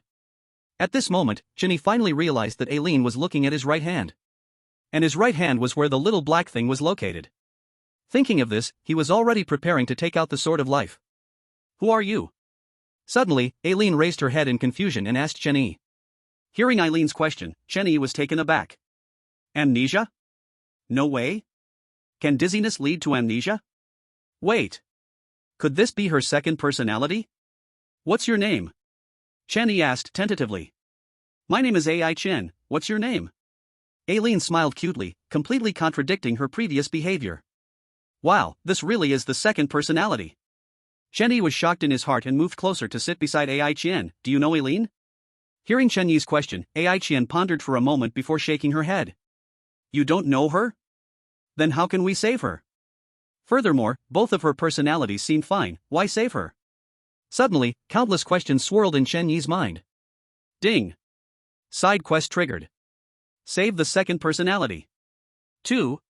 Suddenly, a line of blood-red text appeared before his eyes. Without any hesitation, he hurriedly chose to open it. Immediately after, another line of blood-red text emerged. She once had an extremely tragic childhood, but before that, she was innocent and happy. Chapter 37, SB, The Experiment. Extremely tragic experience? Chenyi was a bit surprised. This hint clearly pointed to Aaron. But how could he know what Aaron's tragic childhood experience was? Even if he went to ask someone, would he be able to get an answer? You still haven't told me your name. At this moment, Ai Qian placed her hands on her hips, puffing her cheeks and shouting. Chenyi grinned and immediately replied, My name is Chenyi, and I am your husband. Hearing Chenyi's answer, Ai Qian was slightly taken aback, her eyes revealing disbelief. Husband? When did I get a husband? But this husband looks quite handsome. Are you the husband my father found for me? Ai Qian seemed to quickly accept having a handsome husband, and she quickly asked. When she mentioned the word father, her expression clearly became excited. Noticing this, Chenyi held Ai Qian's hand. Yes, it was father who made me your husband. But I don't know much about father. Can you tell me more about him? For some reason, he had a feeling that the father Ai Qian mentioned might be the key to solving the side quest. Father? Ai Qian murmured and fell into thought. After a long while, she finally spoke again. Father used to be a doctor at the hospital, his skills had a good reputation. He was a great person, he sacrificed a lot for me, even his life. But I hate him. Suddenly, Ai Qian's eyes turned blood red, her teeth gritted, and blood-red aura overflowed from her body, instantly knocking Chenyi back. Chenyi fell to the ground, somewhat surprised. But soon he reacted, oh no, Aaron is out. He quickly got up, wielding the club and struck Aaron on the head. Ding! Dizzy success. Fortunately, it didn't fail this time. Otherwise, dealing with the crazed Ghost King would not be easy. With this one blow, Aaron fainted and fell back into a deep sleep. After waiting a long time, seeing Aaron had no intention of waking up, Chenyi covered her with his coat. Then he got up, opened the door, and walked out. As night fell, the red moon hung high. Inside the Jing's hospital, it was quiet and silent, the patients had long fallen asleep. Only a few on-duty medical staff were dozing off in their seats. At that moment, a figure opened the hospital's archive room and walked in. Since he's a doctor at the hospital, there must be files. Chenyi mumbled softly, closing the archive room door, and then began searching the shelves. Click. Suddenly, a sound of something falling echoed abruptly in the archive room. Chenyi quickly stopped his movements, gripping the eerie blade tightly. At the same time, a pair of blood-red eyes opened in the dark corner, quietly watching Chenyi. Is that just my imagination? He murmured, continuing to search for Aaron's father's files. Splash! Chenyi moved his feet, but a sound of water came from under his feet. He looked down and discovered a puddle of water had formed on the ground without him noticing. It was just under his foot. Is this water? It seems a bit off. He bent down to take a closer look at the water beneath him. As soon as he bent down, a strong smell of blood rushed towards him. Immediately after, a large amount of ghostly energy locked onto him, and a black figure walked out from the corner. A rat has sneaked in. The figure's voice was hoarse, like a rusty saw, giving one goosebumps. I haven't had fresh meat in a long time, finally, I can feast. It said, walking toward the crouching Chenyi. However, when it reached Chenyi, it suddenly froze. In front of it, Chenyi wore a smile, his right hand enveloped in ghostly energy, gripping the eerie blade tightly. I wasn't going to kill you, but you insisted on seeking death. As soon as he finished speaking, he instantly stood up and struck with a blade to the throat. Before the eerie figure could react, it was already decapitated. Little Black, it's time to eat. Little Black's mouth instantly appeared, swallowing the eerie corpse in one bite, happily chewing. After a brief interlude, Chenyi continued searching the files. Finally, after half an hour, he found the file about Aaron's father. Jing's Hospital, Vice President, SB. The last name is AI, and he is the Vice President. It seems that's it. Without any hesitation, Chenyi reached out and opened SB's file. Immediately, the file about SB came into view. He carefully watched the file, and couldn't help but admire him in his heart. The file detailed every surgery SB performed, including over 100 dangerous operations. At the same time, it recorded that SB received many banners and had an excellent reputation. Written so well, why does Aaron hate him? Confused, Cheney turned to the second page of the file.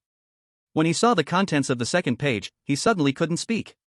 The first sentence on the second page read, Vice President SB proposed a bizarre experiment that was approved, and his daughter will become the first experimental subject. Then, it detailed the time and place of the experiment, its failures, and the lessons learned.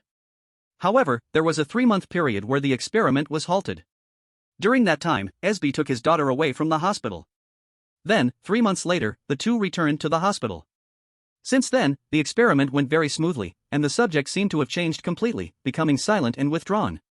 Eventually, when the experiment had gone on for a year, SB suddenly died, and his daughter vanished. Since then, the experiment had to be ended abruptly. What was this experiment for? Why are there no records? Cheney kept flipping through the pages, but found no record of what the ultimate purpose of the experiment was. Suddenly, a piece of paper fell out of the file. Cheney bent down to pick up the paper that had fallen on the ground, and saw it was filled with strange characters he couldn't understand.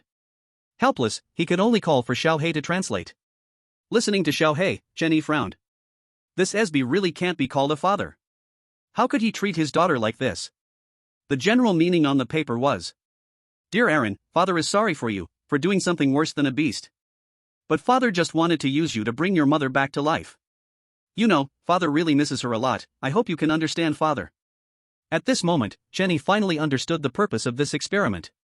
That is, to revive SB's wife through Aaron's body. Specifically, it was about the coexistence of souls. So, Ai Qian is Aaron's mother, SB's wife? This is so chaotic. Chapter 38, Level 8 Player, Solomon. Creak. Suddenly, the door of the archives room was opened from the outside, and a figure walked in. Using Xiaohei's concealment skill, Cheney leaned against the wall to hide. Watching the person enter, he frowned, realizing he had never seen this person before. To be clear, although he had only been at the hospital for a day, he had basically wandered around all the accessible places. He had seen all the nurses and doctors, and this person was definitely not one of them. The person went straight to the archive rack and reached out to take a file. It was exactly the file about SB that Cheney had just finished reviewing. Picking up the file, the man turned and left the archives room. Seeing this, Cheney quickly followed, remaining concealed the whole time. Soon, he followed the man to the hospital's accommodation area, watching him enter an employee dormitory. Another accomplice? Cheney mumbled to himself, coming to the door of the employee dormitory, quietly listening. Before long, sounds of argument came from inside the room, and occasionally, eerie energy seeped through the cracks of the door. After a while, a smell of blood wafted out from the room. Creak. The door opened, and the man came out covered in blood, still holding SB's file bag in his hand. Cheney peeked through the crack of the door and saw only a pool of blood inside. Yet there was no corpse. It seems it must have been swallowed directly by the man. Without much thought, he continued to follow. Suddenly, the man in front stopped, turned around, and looked toward Cheney's position. Come out, the smell of blood has already exposed you. However, Cheney just quietly watched the man, not revealing himself. Do you want to follow? Then go ahead. The man shrugged, turned, and continued walking. About 10 minutes later, Cheney followed the man to the hospital's morgue. The man opened the morgue's big door, arriving at a table where a corpse lay. In the next second, he reached out and lifted the sheet covering the corpse. Seeing this scene, Cheney suddenly widened his eyes, looking in disbelief at the corpse on the table. Because the appearance of the corpse was exactly the same as the photo of SB in the file. TSK, didn't expect it to be really here. Eileen really can hold back from eating you. The man shook his head and clicked his tongue. Let me introduce myself, Solomon, an 8th level player. I suppose you also took Eileen's side quest, right? Suddenly, Solomon turned his head to Cheney's location and introduced himself. Hearing this, Cheney revealed himself. He knew there was no point in hiding any longer. Oh, a 3rd level player, you have some skills. Seeing Cheney's level, Solomon couldn't help but exclaim. If I'm not mistaken, Eileen is with you, right? So, to complete the side quest, let's cooperate. Solomon smiled, bending slightly to hint to Cheney. Of course, cooperating with an 8th level boss is something I could only wish for. Cheney also smiled, walking towards Solomon. Just then, the usually quiet Xiaohei suddenly spoke. He told Cheney that the Solomon in front of him had a powerful oddity inside his body. At the very least, A Ghost King level. Take Espy's corpse to see Eileen, and dismember it in front of her. I guess the mission will be over, right? Solomon grinned like a madman. Listen to you. Shinny nodded, pretending to be a well-behaved follower. Then, the two pushed the cart with Espy's corpse toward the accommodation area. After leaving here, do you want to hang out with me? I can guarantee you a life of luxury. On the way, Solomon spoke casually. What a pity, I don't have lofty ambitions. Being able to satisfy my hunger and thirst is already very content. Shinny smiled and politely declined Solomon's invitation. What a joke. He had hundreds of billions of horror coins and 2 Ghost King servants. Even if a 9th-level boss came, they wouldn't be able to sway him. Solomon nodded, his gaze turning cold, and he said no more. 15 minutes later, the two arrived at the director's dormitory with the cart. Upon seeing the director's dormitory, Solomon showed little surprise. Then, Shenny stepped forward to open the door. Inside, Eileen was lying on the sofa, fast asleep, still not awake. Solomon effortlessly lifted the cart and brought it inside. He placed it in front of Eileen. The sleeping Eileen suddenly smelled a familiar scent, instantly frowning. In the next second, Eileen suddenly opened her eyes wide and saw Espy's corpse on the cart. In an instant, her eyes turned blood red, and she burst forth with intense killing intent. The ghostly aura directly locked onto Chenny and Solomon. Respected Director Eileen, please don't think too much, I'm just here to rescue you. Solomon broke free from Eileen's grasp and spoke calmly. At the same time, ghostly energy erupted from him, but it was still not as strong as Eileen's. On the side, Chenny stood quietly, motionless, like a transparent person. I know your childhood experiences, how about dismembering this beast? Otherwise, the hatred in your heart will never be resolved. As Solomon spoke, the ghostly energy from his right hand condensed into a black chopping knife. Blood dripped from the machete, bright and eerie. Aren't you afraid of dying? Eileen's eyes widened with fury, her voice seeming to come from hell, cold and piercing. Of course I'm afraid, but I want to save you even more. Solomon said, raising his right hand to chop down at Espy's corpse. However, in that moment, a flash of white light disappeared. A red and black long sword blocked Solomon's machete. What are you doing? Solomon turned his head in disbelief to look at Chenny, who held the sword of lifespan. If I had known, I would have killed Chenny directly when he refused me earlier. The master hasn't spoken yet, why the hurry? Chenny grinned, looking harmless. Just a moment ago, he suddenly understood many things. Perhaps the relationship between Espy and Eileen was not as simple as it seemed. Congratulations, dear Dean, you have survived. At the same time, Eileen clapped her hands at Chenny, then her figure instantly vanished. In the next second, Eileen appeared behind Solomon, her entire body enveloped in malevolent energy. As Solomon was about to raise his right hand with the black machete to break through Eileen's malevolent aura, his machete was abruptly sliced by Chingy's sword. No! I can't believe I was betrayed by a level 3 trash. Solomon screamed in despair, suddenly losing all vitality. But his body did not fall, instead starting to emit a thick malevolent energy. Noticing something wrong, Chenny quickly drew his sword, but was unexpectedly repelled by Solomon's malevolent energy. Chapter 39, The Strange Controller, Chenyi's Guess. Ah, the filthy rat turned out to be so trashy, I didn't expect you to die so easily. What a waste of this king's years of training. Solomon's eyes turned pitch black, his body engulfed in malevolent energy, a strong murderous intent instantly locking onto Chenny. I never expected that a mere ant like you would ruin my plan, you can go die. Solomon sneered, the black machete appearing again in his right hand, fiercely chopping down towards Chenyi's head. However, at that moment, a pair of delicate, white hands suddenly appeared in front of Chenyi, grabbing Solomon's black machete. You have no right to act recklessly here. Eileen's expression was ice cold, cracks appearing on her body, black blood oozing out. Ding. Target to be killed, Solomon. Possessing ghost. Strength, Ghost King level 3. Lifespan cost, 500 years.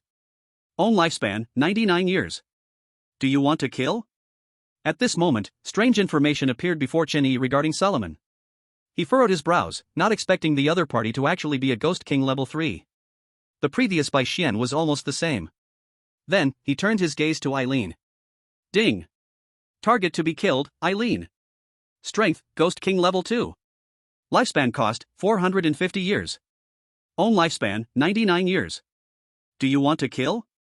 Only Ghost King level 2?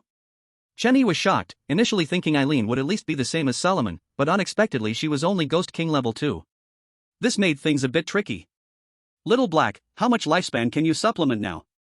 300 years. Little Black answered without hesitation. Shin E. Adding up to less than 400 years, there's no way to kill Solomon. But he didn't despair. While Eileen was fighting Solomon, he quickly checked the system store. After browsing for a long time, he couldn't find anything that could instantaneously kill. Suddenly, Chen Yi's eyes lit up, directly spending the only 50 points to buy a product. Strange controller. Grade? Purpose: can forcibly summon a strange servant, limited time 10 minutes, cooldown 24 hours. Note: this controller is not perfected, it may summon unexpected things, please use with caution. At the same time, a black card appeared in Chen Yi's hand, with 2 large characters written in an ornate style: summon. Without any hesitation, Chen Yi quickly activated the strange controller. In the next moment, a dazzling red light burst forth from the black card. Through the house, straight into the clouds. Eileen and Solomon, who were fighting, turned to look at Chen Yi upon hearing the noise. To their surprise, they discovered that there was an additional figure next to Chen Yi without them noticing. What the heck, it's you! Seeing the figure next to him, Chen Yi couldn't help but be shocked. At that moment, the red light on the black card vanished, and Shibuyer suddenly appeared beside Chen Yi. As before, Shibuyer still stood quietly with blank eyes. It's definitely you, come on, kill that guy. Saying this, he handed the ghost blade to Shibuyer and pointed at Solomon. In an instant, Shibuyer's figure disappeared. The next second, Solomon suddenly turned around, swinging his black machete fiercely. Yet this strike landed completely on empty air. At the same time, a red-black dagger appeared against Solomon's neck. Slash! The dagger slid, and a stream of blood sprayed from Solomon's neck. Immediately after, his whole body trembled with ghostly energy, emerging from the wound on his neck. Quick, kill it! Chen Yi shouted urgently. Shibuyer and Eileen acted simultaneously to intercept the ghostly energy that was trying to escape. Seeing it could not escape, the ghostly energy stopped struggling and transformed into a figure. Let me go, I can give you endless wealth and glory. The possessing ghost was pitch black, with hollow, lifeless eyes, and its right hand held a battered machete. Sorry, but what I lack the least is money. Chen Yi grinned and nodded at Shibuyer. Seeing this, Shibuyer expressionlessly raised the ghost blade. With a swift motion, she dealt with the possessing ghost. Why does it feel like Shibuyer has gotten stronger? Chen Yi mumbled to himself. He initially wanted to summon Bai Xian, as she was indeed a third-tier ghost king. But Shibuyer was only a first-tier ghost king and could only exert the power of a ghost general. However, at this moment, Shibuyer's performance was not inferior to that of the third-tier possessing ghost. Could it be that? Suddenly, Chen Yi noticed that Shibuyer was constantly gazing at the ghost blade in her hand, seeming very fond of it. Looks like that's the reason. He nodded, walked in front of Shibuyer, and retrieved the ghost blade. The ghost controller's summon lasts only 10 minutes, after 10 minutes, Shibuyer will return the same way. If he took the ghost blade with him, he would lose a ghost king-level ghost device to impress others. At that moment, Eileen walked up to Chen Yi. Mr. Ling Chen, thank you so much. If it weren't for you, my father's body would have been destroyed. Oh, I'm the dean, you know? It's worth it for the employees. Chen Yi nodded with a virtuous expression. He sighed in his heart, but on the other side, Shibuyer suddenly disappeared. Ding! Ghost controller cooldown timer, 23 hours 59 minutes 59 seconds. Chen Yi couldn't be bothered with Shibuyer, fully enjoying that hint of softness. Dean, I need to return my father's body first, I'm sorry. Moments later, Eileen blushed and released Chen Yi's hand. Chen Yi reluctantly withdrew his hand, saying, go ahead. As Eileen pushed the cart to the door, she suddenly turned and looked at Chen Yi. Tomorrow night, wait for me. Upon hearing this, Chen Yi's heart began to race fiercely. What does it mean? In the deep of night, a lonely man and woman, dry firewood. Put. Put. Put. Maybe she has important business. Yes, important business, hee. After Shibuyer left, Chen Yi let Xiaohei devour the bodies of Solomon and the possessing ghost. Ding. Lifespan supplementing. Supplement complete. Current lifespan, 599 years. This time, Xiaohei replenished Chen Yi's lifespan by 500 years in one go. On the sofa, Chen Yi seemed to not hear the system alert, closing his eyes and frowning. From Eileen's reaction, she shouldn't dislike Espy. As for Aiqian, she definitely cannot dislike Espy. Then, it can only be that person. Chapter 40, Task completed, Aiqian. The next morning. At 8 in the morning, 2 nurses carried tables and chairs and placed them in the center of the hospital. They also brought a banner that read, "The respected director will personally see patients, all are welcomed." Patients who had just finished breakfast gathered around when they saw the scene. The director? Is it Director Aaron or Director Arthur? Who cares? Whoever it is, at least it's a director. That's right, it's better than those mediocre doctors. As everyone was discussing, Aaron walked over in a white coat from a distance. Her face was cold as she walked straight to the tables and chairs but didn't sit down. This scene left many patients puzzled. However, in the next second, Chen-Yi, dressed in a white coat, arrived next to the tables and chairs surrounded by 6 beautiful nurses. Director Ling, please have a seat. Aaron slightly bowed to Chen-Yi and respectfully said. Seeing this scene, all the patients were incredibly shocked. They all knew Aaron, the vice director of Jing's hospital. She had a bad temper and would take a patient's kidneys at the slightest disagreement, causing all male patients to tremble in fear. But at this moment, Aaron actually bowed to a man and was very respectful. The most outrageous thing was, that man was actually a human. Ahem, let me introduce myself. I am Chen-Yi, the director of Jing's hospital. Remember, I am the director, not the vice director. Chen-Yi smiled widely, revealing a set of white teeth. With a harmless appearance and handsome face, many female patients couldn't help but admire him secretly.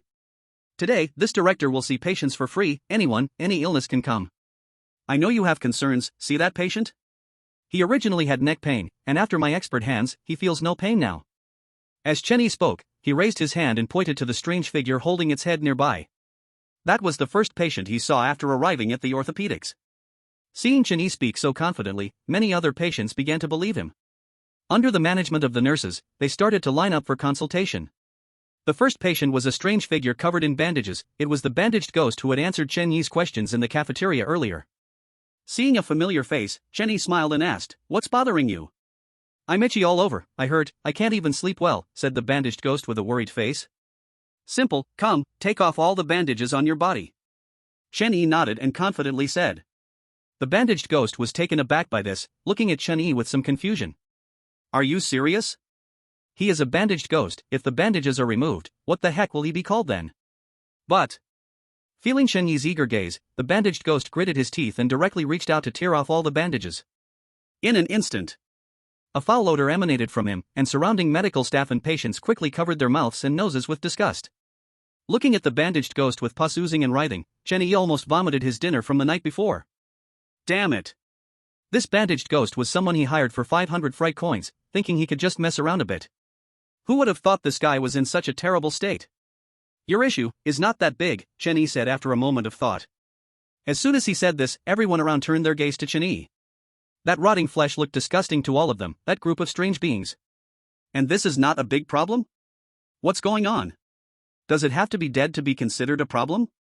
In the next second, Chen-Yi suddenly drew a strange blade, looking at the bandaged ghost with a smile. "Trust me. That's probably going to hurt a bit." The bandaged ghost shook his head wildly. "It really is hard to earn money and hard to swallow that. It's not worth risking your life for 500 fright coins." But suddenly, a sound like heavenly music reached the ears of the bandaged ghost. 10,000 fright coins. Hearing Chen-Yi's voice, the bandaged ghost sat up straight. "Come on, director, I believe you." Chen-Yi couldn't help but roll his eyes. "Really believing you, huh? If it weren't for 10,000 fright coins, would you be this brave?" However, since the bandaged ghost agreed, he didn't hesitate and directly raised the strange blade to start cutting the rotting flesh off the bandaged ghost. Ah! In an instant, the bandaged ghost let out a chilling scream, baring its teeth, yet it did not flee. Thoughts raced through its mind. 10,000 horror coins, 10,000 horror coins. That's a staggering 10,000 horror coins. All around, the eerie beings squinted their eyes, watching the entire scene unfold. Approximately half an hour later, Chen-Yi finally stopped the eerie blade, letting out a sigh of relief. At this moment, the bandaged ghost was covered in blood, on the brink of death.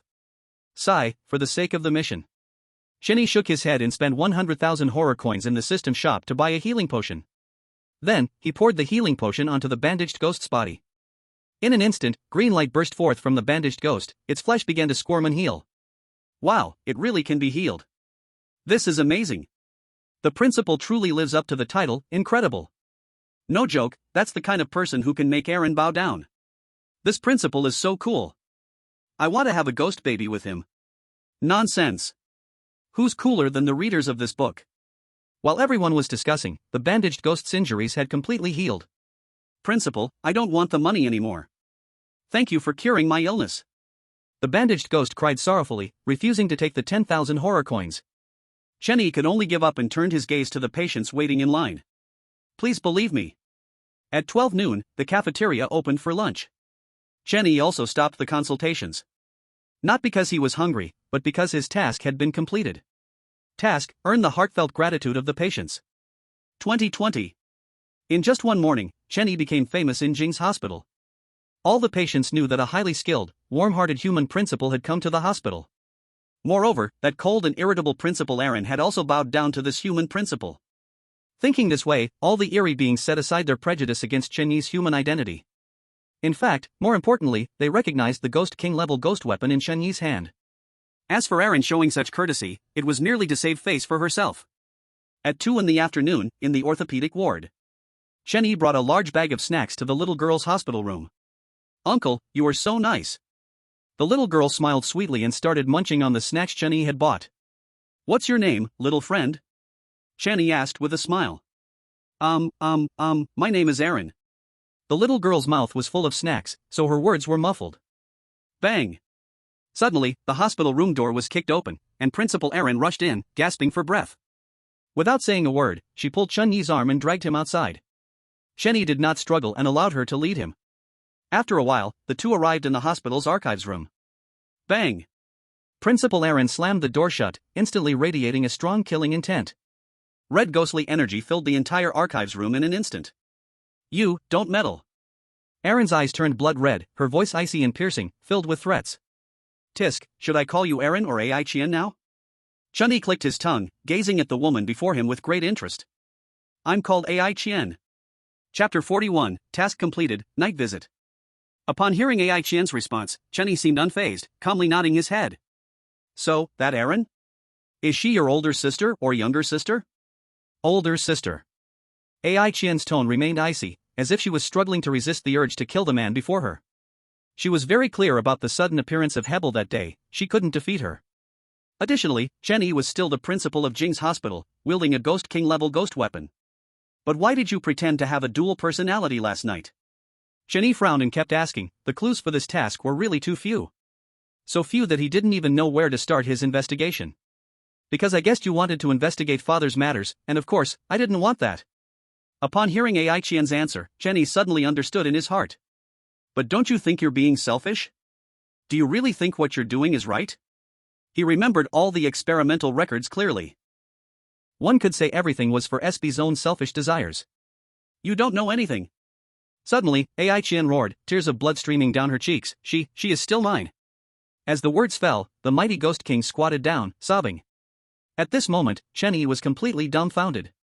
After a moment of silence, he sighed. "Once a person is dead, they cannot come back to life. The same goes for the weird. Since she is dead, don't let it affect the living." He shook his head, took out the ghostly sword, and was instantly wrapped in ghostly energy. In that moment, he looked like a real vicious ghost, fierce and terrifying. "I know." Chenyi spoke slowly, but there was no longer any teasing in his tone. Seeing Ai Chien silent, he nodded and walked out of the files room.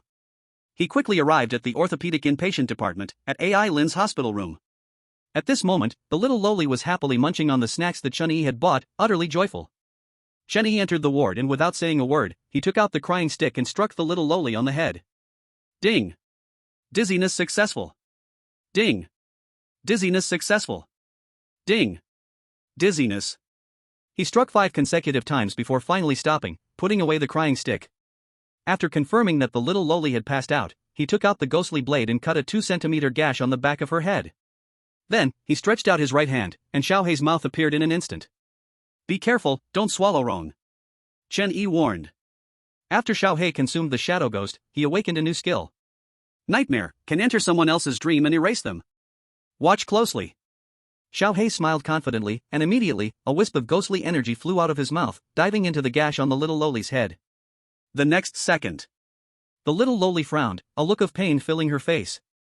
Chaotic ghostly energy suddenly surged from her body. Found it. Suddenly, Xiaohei's voice came, followed by the sound of chewing.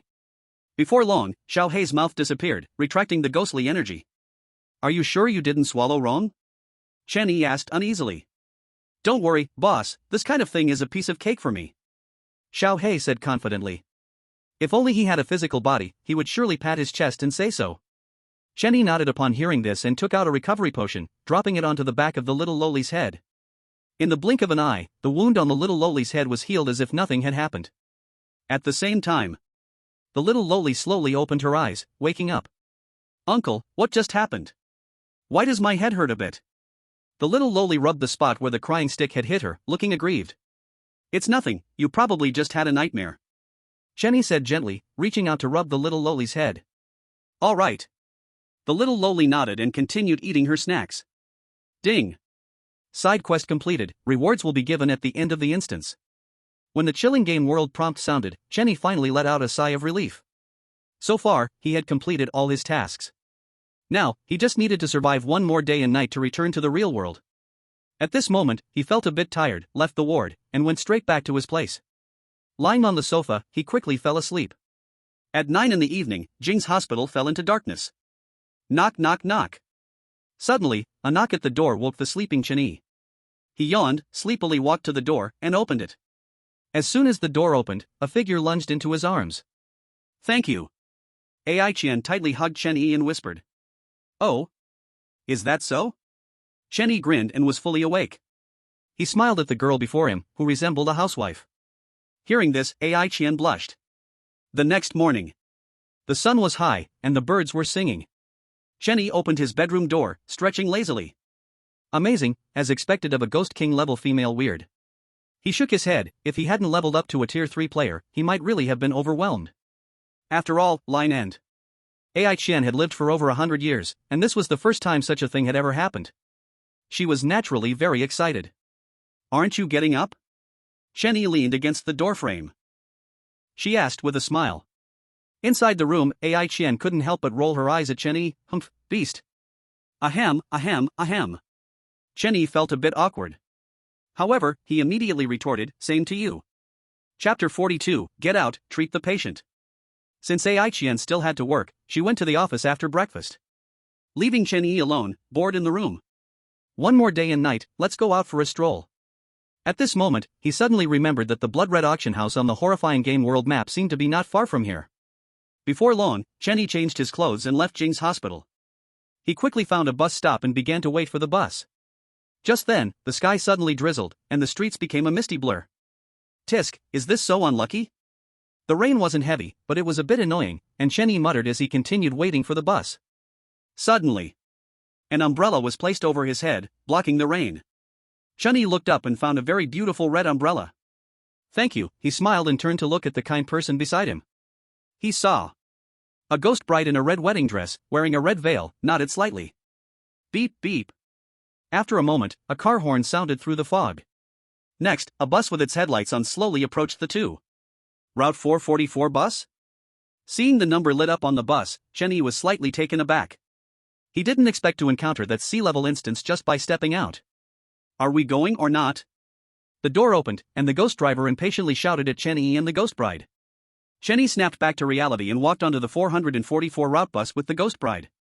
Buy a ticket. The ticket seller reminded them. Hearing this, he took out 200 worth horror coins and handed them to the ticket seller. The ticket seller accepted the money and pulled out 2 tickets from his pocket and handed them to Chen-Yi, without giving change. Sit down, Chen-Yi said to the ghost bride. The ghost bride had just sheltered him from the rain, so now he bought her a bus ticket, which was a way to repay her. Besides, a ticket for 100 horror coins wasn't expensive. On the bus, aside from Chen-Yi and the ghost bride, there was an elderly woman with white hair, eyes closed, leaning against the window. In the back row, a muscular man in a tank top stared at Chen-Yi. Glancing at the information on the bus, Chen-Yi found that there were a total of 3 stops to the blood-red auction house. Sensing the strong man's gaze, Chen-Yi didn't bother to engage. As long as the other party didn't make a move. Click. Beep. Before long, the horn sounded again, and the bus slowly stopped, opening the door. Next, 2 players walked in at the same time. They obediently bought tickets and found a seat to sit down. Soon, a bizarre man with glasses came up and grinned at the 3 humans, Chen-Yi included. The bus door closed, and the vehicle continued its journey. Come on, ticket check, 100 horror coins per stop. Suddenly, the ticket seller stood up and shouted loudly, but his gaze was only fixated on Chen-Yi. It's my first time hearing about mid-journey ticket checks. Chen-Yi smiled slightly, realizing that this ticket seller was targeting him. Hee, if you can't afford it, get off. The ticket seller sneered, and a ghostly aura burst forth from him instantly. The two players beside them shook their heads at this, trying to advise Chen Yi to avoid trouble. However, while Chen Yi had money, he was not gullible. Thinking he could be an easy target, the combined worth of everyone on this bus wouldn't equal him. Can't afford it? Chen Yi replied expressionlessly, then pulled out a thick wad of horror coins. Next, he began to throw the coins, one by one, on the ticket seller. Each horror coin was worth 1,000. Soon, a stack of about 30,000 horror coins was thrown out by Chen Yi. No money and can't afford it? Now I have money, so shouldn't you get lost? Chen Yi grinned, staring firmly at the ticket seller. At the same time, a ghostly blade appeared in his hand, ready to strike. Right, I'm sorry. I underestimated you. The ticket seller trembled in fear, kneeling on the ground, repeatedly bowing his head to Chen Yi. In no time, the ticket seller's forehead was all bruised and bloody, staining the bus cabin red. Get out! Chen Yi kicked the ticket seller hard and shouted. At that moment, the bus came to a stop. The doors opened, and the ticket seller quickly rolled out. He actually rolled out. No one else boarded the bus at this stop, the doors closed, and it continued to move. Outside, the rain fell heavier, shrouded in mist, making it impossible to see the outside scene. Kid, hand over all your money, or I'll kill you both. At that moment, a strong man in the back row suddenly stood up, pulling out a butcher's knife, glaring fiercely at the other two players. The two players were startled, looking at Chen Yi, trying to seek his help. Seeing this, the strong man frowned, also looking at Chen Yi. He had seen the strange blade in Chen Yi's hand. If Chen Yi intervened, he would miss this opportunity. However, Chen Yi ignored the two players' pleas, staring ahead, lost in thought. Seeing this, the two players felt hopeless and obediently pulled out their horror coins. Once the strong man left, the two players glared at Chen Yi with resentment. Young man, can you lend this old lady 10,000 horror coins? Suddenly, a hoarse voice sounded by Chen Yi's ear. He turned his head and found that the white-haired old lady had appeared by his side without him noticing. This old lady's eyes are broken, and the doctor said 10,000 horror coins will fix them. But this old lady has no money, can you lend me some? The old lady's eyes were hollow, all white. Ding! Side quest activated. Heal the patient, gain fame in the hospital. At that moment, several lines of blood-red text appeared before Chen Yi. Ha? Another side quest? He was a bit confused, not expecting to trigger a side quest outside the hospital. Grandma, I am the director of Jing's hospital, how about I take a look at you? Chen Yi grinned, looking harmless. The old lady hesitated for a moment and then nodded. Although she couldn't see, she knew something had happened just now. Maybe this human could help her? Come, sit.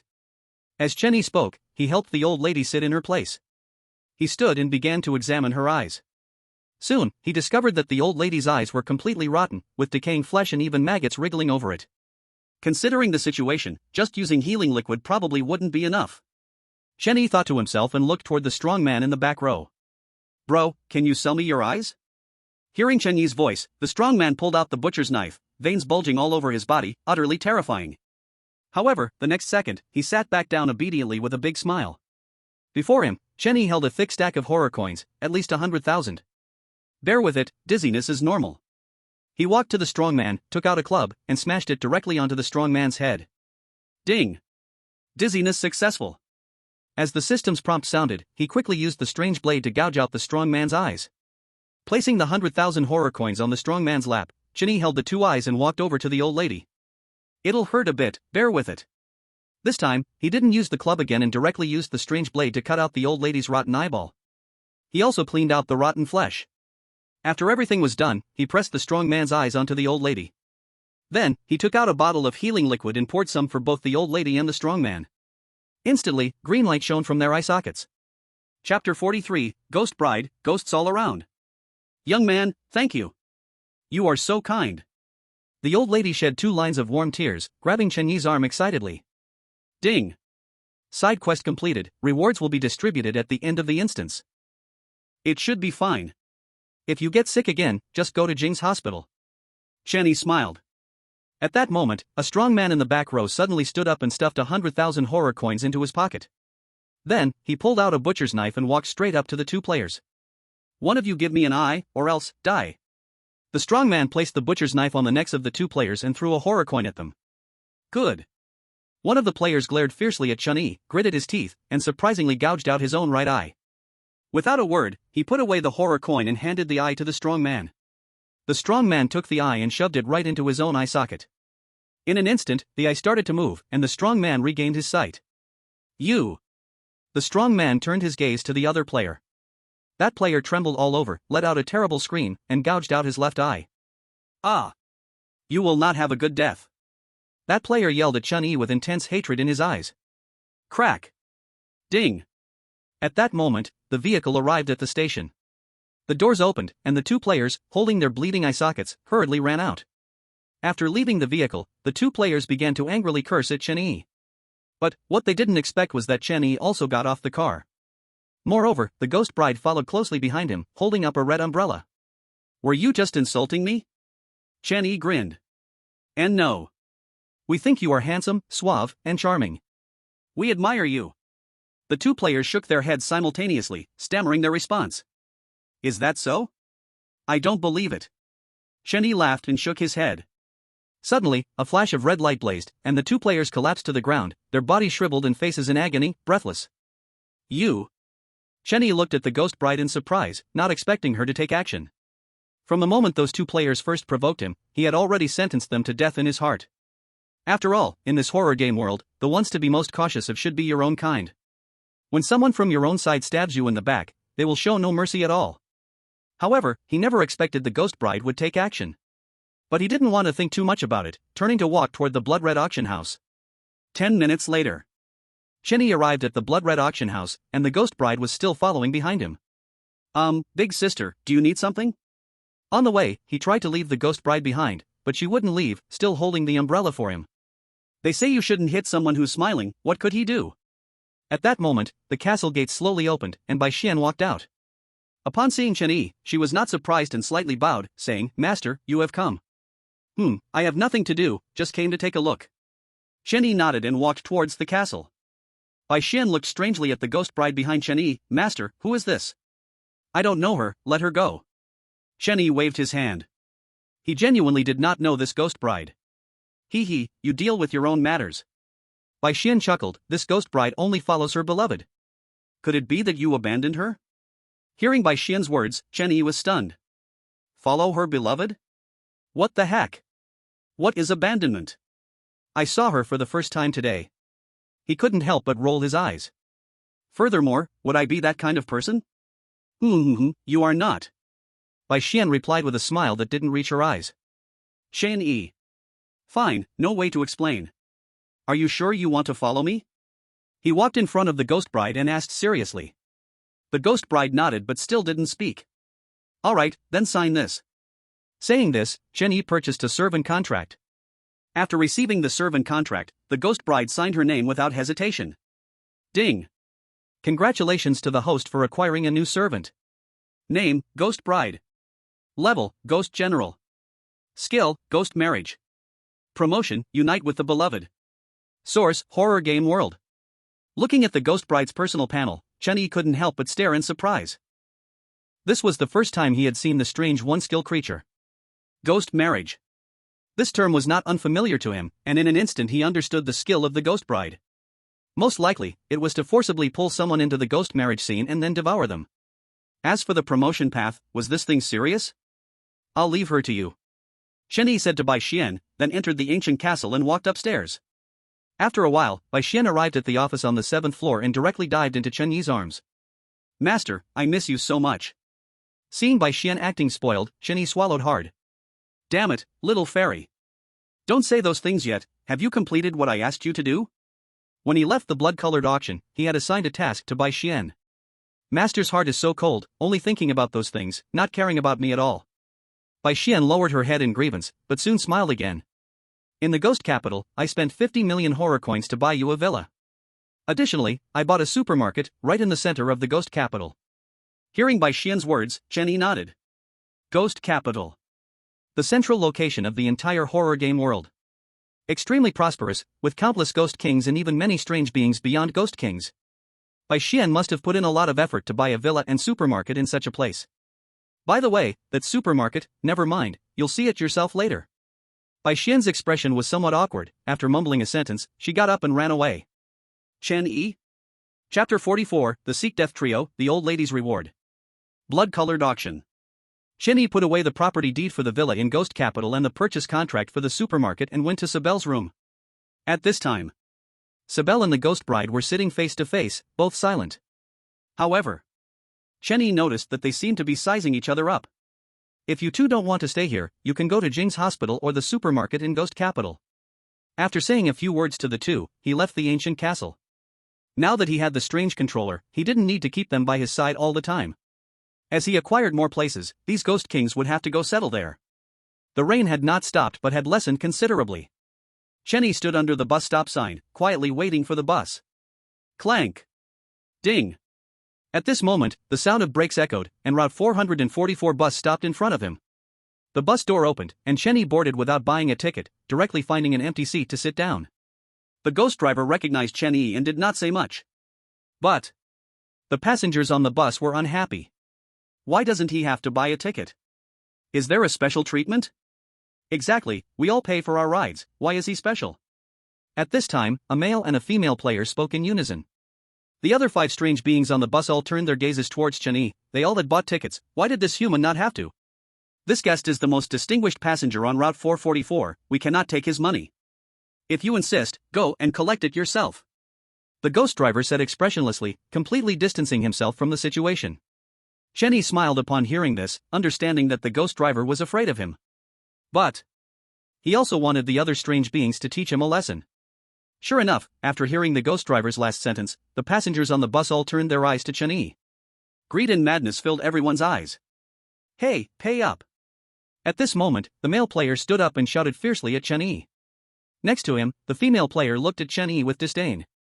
Both of them were level 5 players, completely unafraid of the strange beings on the bus.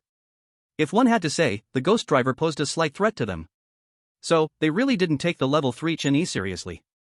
In the horror game world, higher-level players bullying and robbing lower-level players was a common occurrence.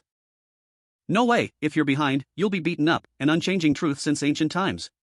Look at you, you poor thing, just give me 500 horror coins. The female player added disdainfully. Only 500 horror coins? That's so little? Chenny said, his face filled with surprise as he looked at the man and woman in front of him. What do you mean? The man was taken aback and a bit confused. However, the next second, he understood what Chenny meant. Suddenly, a stack of horror coins appeared in Chenny's hand, estimated to be around 20,000. What? So much money? The woman exclaimed in surprise, quickly reaching for the horror coins in Chenny's hand. Unexpectedly, Chenny pulled the money back. Little brother, give me the money, on this car, no one dares to touch you. The man said with wild eyes, sweeping a glance at the 5 eerie figures in the car. Sure enough, the 5 eerie figures didn't dare to look up. Wow, really? Can you stop that too? Chenny clapped his hands like a little fanboy but suddenly pointed behind the man. Pop! Ding! The sound of brakes echoed, the vehicle stopped, the door opened, and a hunched figure walked in. The man turned around at the sound but saw a cane thrusting towards him. Before he could react, the cane directly pierced into his head. In an instant, brain matter splattered, and blood gushed out. Beside him, the woman closest to the man was now covered in yellowish-white substance, feeling utterly sick. Ah! Coming back to her senses, the woman screamed as the cane suddenly lunged at her. It pierced through her mouth and straight into her head. TSK, TSK, TSK. Chenny couldn't help but click his tongue. He truly couldn't figure out how these two became level 5 players. Doctor, are you going back? The old lady put away her cane and asked Chenny with a smile. Back to the hospital. Chenny nodded. The old lady in front of him was the one who cured his eyes when he first came. After the 2 players died, the 5 eerie ones in the car dared not look up any longer. The ghost driver glanced at Chenny and the old lady through the rearview mirror, then began driving seriously. Pop! Ding! The sound of brakes echoed as the bus arrived at the stop, and Chenny got off the bus. This bus is really convenient. He sighed and walked towards the hospital. As soon as he reached the hospital entrance, Security Ghost quickly ran out and saluted Chenny, saying, "Hello, Director. Work hard, and strive to become the security captain." Chenny smiled as he patted Security Ghost's shoulder, which immediately brought tears to his eyes. Back at the hospital, it was already 5:30 in the afternoon, and the cafeteria was serving food. He paused for a moment, then turned and walked towards the cafeteria. After entering the cafeteria, he went to the window where he previously cooked for Ai Qian. The chef, seeing Chenny arrive, quickly put down his spatula, saying, "Director, why are you here?" A cold sweat streamed down his forehead. Knowing Chenny's identity, he feared Chenny would come back to stir up trouble for him. After all, he had received the director's money. However, Chenny smiled, tied on an apron, and began to cook. Seeing this, the chef understandingly stood aside. Before long, Chenny found food suitable for humans and started cooking. Half an hour later, Ai Qian entered with the little loli from outside. Seeing Chenny, Ai Qian's face suddenly turned red as she walked with the little loli towards Chenyi's window. "What are you doing here? Didn't you say you would go out?" Uncle, the snacks you bought are really delicious." Hearing Ai Qian and little loli's voices, Chenny smiled and served the dishes he had made. "Come, taste how good the food is that brother made. You should also try the noodles brother just cooked." Soon, with the chef's help, a large table of dishes was served. Little Loli looked at the colorful and fragrant dishes, her mouth watering. "Eat quickly." Chenny smiled and picked up his chopsticks to start eating. "Ling Chen, the noodles you cooked must be the best," Ai Qian said softly with a red face. "Noodles? Delicious? I want to eat too, I want to eat too." Little Loli immediately began to shout upon hearing this. "Put." Hearing the words of the two girls, Chenny almost spit out the rice in his mouth. "Cough, you're still young, eat the vegetables first, and wait until you grow up to eat the others." He picked up a piece of meat and placed it in the little Loli's bowl. "Oh." The little Loli nodded, starting to gulp down the food. Beside them, Ai Qian gave Chenny a flirtatious glance. The three of them enjoyed a table full of food, with bursts of happy laughter from time to time. Other patients and medical staff around showed envious expressions. Chapter 45 Eye of the Evil God, Dual Form Clone. As night fell, Chenny sat on the sofa, crossing his legs. In the bathroom, the sound of water was heard. Ai Qian was taking a shower inside. Ding! Hidden mission triggered. Evil God treasure. The greatest evil god Chen Jing left behind a treasure in Jing's hospital, please find it. Suddenly, a flash of blood red appeared in Chen Yi's eyes, and 2 lines of blood red text appeared before him. Evil God treasure? He paused slightly, not expecting to trigger a hidden mission. The first time he heard about hidden missions was on the day he first crossed over. It was said that a level 8 player completed a hidden mission and directly advanced to level 9. He completely became part of the top tier. There are only 8 hours left to return to reality, is it enough time? Chen Yi mumbled, leaving a note for Ai Qian before opening the door and leaving alone. Jing's hospital, Deputy Director's office. Arthur sat in his office chair, rubbing his brow, then took out a cigarette and lit it. Exhaling a puff of smoke, his expression relaxed. With his eyes closed, he said, I wonder why the director is here late at night. The office door was tightly shut, but Chen Yi was suddenly standing in the center of the office. It's not a big deal, just came to inquire about something. He smiled and sat in a nearby chair. Then he spoke again. At that time, did the evil god leave anything behind? As soon as Chen Yi's words fell, Arthur's eyes snapped open, and his blood-red gaze locked onto Chen Yi. After a long while, he sighed and stood up, walking outside. Seeing this, Chen Yi also stood up and followed him. 10 minutes later. Jing's hospital, security room. The security guard was sound asleep, unaware that 2 people were standing behind him. Arthur expertly approached a cabinet, took out a key from his waist, and opened the safe. Here, the Lord only left this, nothing else. Inside the safe was a palm-sized jade box. Arthur handed the jade box to Chen Yi and turned to leave. Ding! Hidden mission completed, rewards will be settled at the end of the instance. Hearing the prompt sound from the horror game world, Chen Yi confirmed that the jade box in front of him was indeed the evil god's treasure. But what could fit inside this palm-sized jade box? After examining the jade box, he reached out to open it. In the next moment, an indescribable odor rushed at him. Then, a red light enveloped Chen Yi. In the red light, countless blood eyes blinked and stared at Chen Yi. The gaze of the blood eyes was icy and piercing, as if they came from the abyss of hell, wanting to take Chen Yi away.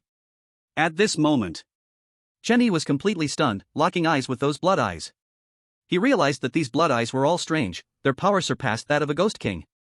Suddenly, endless negative emotions surged into his mind, wails and cries echoed one after another. It was as if countless eerie things were screaming in his ears. At that moment, a figure suddenly appeared in front of Chen Yi. In the next second, that figure suddenly raised a hand, lightning flashed, and wind and rain came pouring down. All the blood eyes screamed and shut their eyes. Chen Yi stared in shock at everything in front of him, completely not expecting that there was someone in the world capable of this. Like a god. My name is Chen Jing. That figure smiled at Chen Yi, then instantly disappeared. The red light faded, and Chen Yi opened his eyes to find a blood eye inside the jade box in his hand. To be precise, it was a blood eye. The blood eye emitted a dense aura of ghosts, but he could see clearly that there was nothing strange. In other words, this blood eye was different from the blood eye in the red light. Ding! Detected special item, system scanning. Scan complete. Name, Eye of the Evil God. Grade, God level. Source, Evil God Treasure. Usage. 1. True Eye, can see through all illusions in the world, including lies. 1000 horror coins per minute, no CD. 2. Learning, photographic memory, randomly copy one skill from the strange. CD 48 hours, can be used only once per strange. 3. Descend, bind the strange, can bring it to any place. 1000 horror coins per minute, no CD. 4. Strengthen, permanently strengthen the strange under command. No requirements. 5. Looking at the introduction of the Eye of the Evil God, Chenny hurriedly rubbed his eyes, afraid he might have misread it. Rubbing his eyes repeatedly, he found the introduction unchanged and excitedly slapped the sleeping security guard next to him. Ah! The security guard was startled, jumped up from his chair. Seeing Chenny, he immediately broke into a cold sweat. But Chenny suddenly turned and left. So strong, it really lives up to being the treasure of the evil god. This completely frees me from being controlled by the strange controller. I can summon Sheber and the other ghost kings anytime, anywhere. Even, I can learn the abilities of the strange. Chenny kept grinning, feeling too surprised and ecstatic. But why is the last skill a bunch of question marks? So strange. He mumbled softly and returned to his room. Ai Qian had long fallen asleep, so he did not disturb her, lying on the sofa and took out the Eye of the Evil God. Then, Chenny stretched out his left hand and picked up the Eye of the Evil God. The next second, the Eye of the Evil God suddenly drilled into the palm of Chen Yi's hand, merging with his left hand. At the same time, a trace of red light flashed in Chen Yi's eyes, and he could directly see Ai Qian, who was sound asleep in the room. Why not give it a try? Saying this, he raised his left hand, and the Eye of the Evil God instantly appeared in his hand.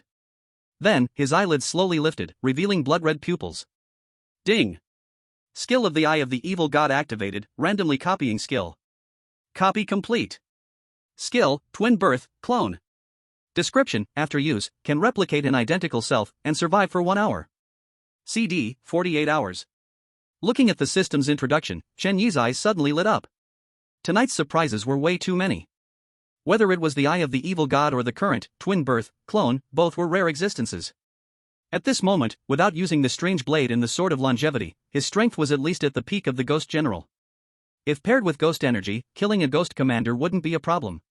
To put it mildly, as long as there weren't any beings above the Ghost King, he could walk horizontally in the horror game world. As for the real world, there's even less to say. So far, the strongest strange announced by the official was still stuck at the Ghost Commander. However, Chenny believed that there must be Ghost King level strange in the real world. Otherwise, with all level 7 players joining forces, how could they possibly kill all the strange? It seems that the 2 videos from the Slayer Alliance back then should be real. Chapter 46, Smoke Ghost, Sheber's first arrival in reality. In a pitch-black space, Chenny stood quietly. Before him was a line of blood-red characters, all from the horror game world. Player name, Lingchen. Progress settlement in progress, please wait. Settlement complete.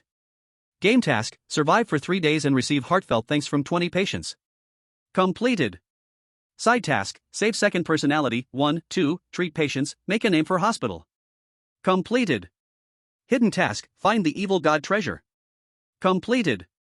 Game evaluation, SSS level. Perfect. Game rewards, 1 discount coupon for Jing's Hospital, 2000 horror coins, 100 points.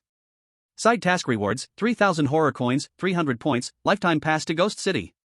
Finally, when Chenny saw the last reward, a smile appeared on his face. Lifetime pass to Ghost City? Is a ticket still needed to enter Ghost City? He was somewhat surprised, he had never heard anyone mention tickets before. The ticket to the Ghost City for a lifetime. With this ticket, you can enter any place in the Ghost City freely, and there will be no restrictions. Note, do you understand what VIP means? Chen E. V. 5. In the real world, Xihua City. Ah, that eerie thing is simply too terrifying. In just 3 days, it has already killed over 100 people. It is said that almost half of the residents in one community have died. On the roadside, 2 middle-aged men squatted by the street, smoking, and occasionally commenting. Who says it's not? Fortunately, my home is far from there, otherwise, I would have to move again. This year alone, I have moved 15 times.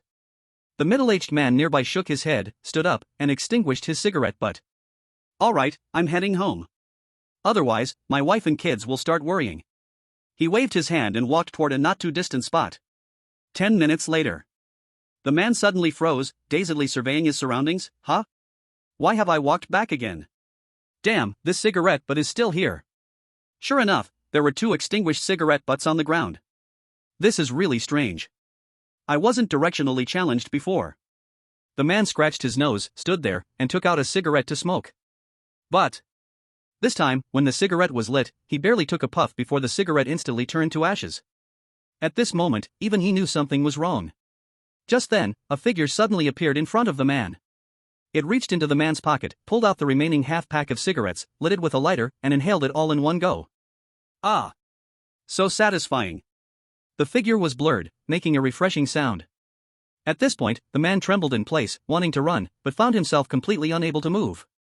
If you want to smoke, I can buy you some Huazi. Please spare my life. Although unable to move, the man found he could still speak and quickly begged. However, the figure waved its index finger in front of the man. In the next instant, a flame ignited on the figure's index finger, flickering restlessly, and jumped directly onto the man's clothes. Whoosh! Suddenly, flames soared high, wrapping the man in the inferno. Ah! Help! The flames continued to burn, and the man screamed loudly. The figure beside him stretched its neck closer, greedily inhaling the stench of burnt flesh. When the flames extinguished, the figure had long since disappeared, leaving only 2 pieces of human ashes on the ground. Meanwhile, Chen Yi opened his eyes, and the scene before him turned into his own bedroom. He got up and went to the living room, discovering Chen Shi was not there. Then he knocked on Chen Shi's bedroom door. I'm back. However, no sound came from inside Chen Shi's room. He frowned, found his phone, and dialed Chen Shi's number. A minute later, the phone buzzed with no answer. Hope everything is fine. He mumbled to himself and sat on the sofa. After all, it was still daytime. There was a good chance Chen Shi had gone out shopping. At 5 o'clock in the afternoon, the sky began to darken, and fog slowly emerged. But Chen Shi still hadn't returned, and the phone remained unanswered. Messages hadn't been replied to either. During this time, Chen Yi opened Chen Shi's bedroom door to confirm she was indeed not there. As he watched the pedestrians on the street hurriedly returning home, Chen Yi could no longer sit still. He put on his shoes and walked out to search for Chen Shi. Xiao Yi, you're going out at this time? The gatekeeper, Uncle Lu, saw Chen Yi and looked puzzled. I have something to do. Chen Yi smiled and nodded, wanting to ease Uncle Lu's worries. He added, I'll be back before dark. All right, be careful. Uncle Lu nodded and walked home with his water jug. On the street, everyone was rushing home, but only Chen Yi was walking into the fog. After a while, the fog on the street grew thicker, enveloping Chen Yi inside. In the fog, Chen Yi's eyes shone with a hint of red light. He scanned around, searching for Chen Shi's figure. Suddenly, he stopped, wrinkled his nose, eerie. After murmuring, he started walking towards the direction from which the smell came. Before long, he arrived at the place where the smell was coming from. But no strange figure was found. Only a patch of human-shaped ash lay on the ground. However, strangely, there was no burnt smell in the air. In fact, it could be said there was no smell at all. Chen Yi glanced at the ash on the ground and continued walking forward. About 10 minutes later, that familiar scent wafted back to him again. This time, Chen Yi did not hesitate for a second and quickly made his way to the source of the smell. Yet, still no strange trace, only a patch of ash on the ground. Another cigarette butt? Chen Yi keenly noticed that there were cigarette butts beside both patches of ash. Frowning, he opened the system space and pulled out a cigarette that Arthur had given him earlier. Then, he took out the lighter he had used to light the incense before and lit the ghost cigarette. Chen Yi had never smoked and didn't know how, but to make it look real, he still put the cigarette between his lips. Suddenly, his eyes lit up as he stared ahead. The next second, a figure walked out from the mist and approached Chen Yi. It raised its hand, trying to snatch the ghost cigarette from Chen Yi's mouth. But, as soon as it reached out, its body suddenly froze. Its face was filled with terror, struggling wildly yet unable to move. Stay still, let me ask you a few questions, and then I'll let you go. Chen Yi took the ghost cigarette out and said coldly. The ghostly figure nodded frantically, trying to speak but failed to make a sound. Then, its eyes wildly signaled towards Chen Yi. Upon noticing, Chen Yi facepalmed, Zybier, let it talk. It turned out that when Chen Yi first could not find the ghost, he had summoned Zybier with the eye of the evil god. Zybier nodded at his words, released her grip, but her gaze remained fixed on the ghost. Have you seen this girl? As he spoke, Chen Yi pulled out a photo of Chen Shi from his pocket. The ghost carefully looked for a while before blankly shaking its head. All right, it's fine. Seeing this, Chen Yi nodded and gestured for the ghost to leave. The ghost looked at Chen Yi in disbelief, not expecting this human would actually let it go. The next second, it turned and ran, and Chen Yi kept his promise, not making a move. However, Zybier had disappeared. Chapter 47, was it intentional or an accident? Mist swirled, and deathly air filled the surroundings. A figure emerged from the mist and came before Chen Yi. Zybier had a blank expression, dragging the barely breathing ghost with her. You promised not to kill me. The ghost struggled, its ghostly energy in disarray. Ha? I didn't kill you, wasn't it her who killed you? Chen Yi shrugged. Zybier killed it, what was that to him? Put. Hearing Chen Yi's words, the ghost immediately spat out a mouthful of black blood. Then, its eyes rolled back, and its head drooped down. Wow, it's my first time seeing something die from anger. Chen Yi was surprised and poked the ghost to confirm it was indeed dead. Shaking his head, he summoned Xiao Hei to devour the ghost. Boss, there's another powerful ghost nearby, be careful. Xiao Hei said seriously, licking its lips. Chen Yi was taken aback, not expecting there to be another ghost nearby. But the eye of the evil god didn't give him a hint. Moreover, Zybier had been here the whole time and hadn't spoken. Wait. It seemed like Zybier had never spoken at all, hadn't she? Chen Yi felt a bit awkward, nodded, and continued walking deeper into the mist. I want to go home. She said expressionlessly, shouting into the mist. In an hour, she didn't know how many times she had said this. But the only response was always a human head. A bloodied human head rolled out from the mist at great speed. On its hair was an obvious footprint. Speechless, She couldn't help but roll her eyes and kick the head back. After a while, the head rolled out again, and She kicked it once more. Why bother? Just be yourself, and that little thing you're holding onto can be killed with a breath. At that moment, the icy voice echoed again in her mind. She was too lazy to pay attention to it. It was already annoying enough, and now it kept calling out, even less possible. Humph. Q, S to the power of T, R. Sister, why don't you kick the ball back? Suddenly, a tender voice sounded. She came to her senses and then realized that the head was rolling to her feet. At this moment, in front of her stood a little girl. The little girl was about 1 meter 20 tall, wearing a red dress. Her feet were dirty, covered in blood and mud. Sister, quickly kick the ball over. The little girl smiled sweetly and pointed at the head beside She's feet. Here you go, so annoying. She kicked the head back with an impatient look. However, the next second, the little girl kicked the head back to her again. But this time, as the head rolled toward Shi, it was suddenly stomped on by a foot. Little sister, let big brother play with you. Chen Yi grinned. Then, with a strong kick, he stomped the head to pieces. Blood and brain matter mixed together, splattering all over the little girl's face. Big brother, you're really good at this. The little girl grinned, using her hands to wipe the filth off her face and putting it all in her mouth. Delicious, really delicious. She smacked her lips, looking thoroughly satisfied. Little sister, now that there's no ball, can we use your head as a ball? Big brother hasn't played enough yet. Chen Yi said with a cheerful smile, like a friendly neighbor's older brother. Hearing Chen Yi's words, the little girl hesitated. After a moment, she slowly spoke, then, you have to be careful, okay? You can't stomp and break it like before. Okay, big brother will pay attention. Chen Yi nodded. In the next moment, the little girl stretched out her hands and removed her own head. Immediately, the air was filled with a ghostly atmosphere, and a foul stench rushed at them. Then, the little girl kicked her own head over like a soccer ball. Quickly, the head rolled to Chen Yi's feet, and he stomped it to pieces. Oh dear, I'm so sorry, I didn't mean to. Chen Yi pretended to be surprised and quickly explained. He looked at the little girl and found that a new head had grown back on her neck. Was it on purpose or an accident? The little girl stood there, hands on her hips, her ghostly energy reaching its peak. As if she would swallow Chen Yi and his sister whole at any moment. Of course. It was on purpose. Chen Yi grinned, raising his right hand to snap his fingers. Just as the little girl was about to explode with anger, Zybier caught her and brought her in front of Chen Yi. You like kicking, huh? Let me give you something to kick. With that, Chen Yi took out a ghostly blade and cut off the little girl's head. Then he stomped on it again. In the blink of an eye, the little girl's head grew back, good as new. But the ghostly energy around her weakened a bit. Without any hesitation, Chen Yi struck again, chopping off her head once more and stomping it to pieces. You like kicking, huh? Let me make sure you kick enough. Chenny said fiercely, his hands and feet moving faster. 10 minutes later.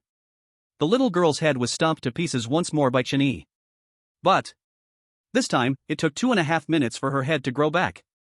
Are you going to keep kicking the ball? Chenyi's voice was cold, his ghostly blade raised again. I won't kick anymore, never again, boo-hoo. You're so scary, so frightening. A mighty ghost general was actually crying loudly. Beside, Chenshi watched the scene, feeling a sense of admiration for her older brother. Ding! Detected special ghostly presence, system scanning. Scan complete. Name, Headless Ghost.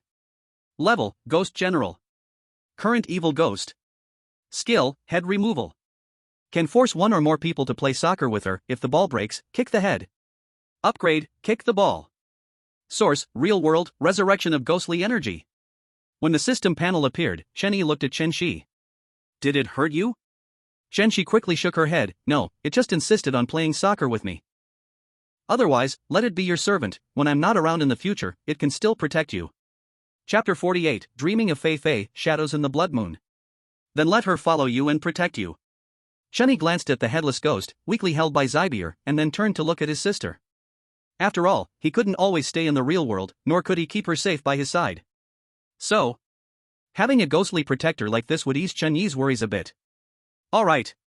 Chenshi obediently nodded, fully understanding Chenyi's intention.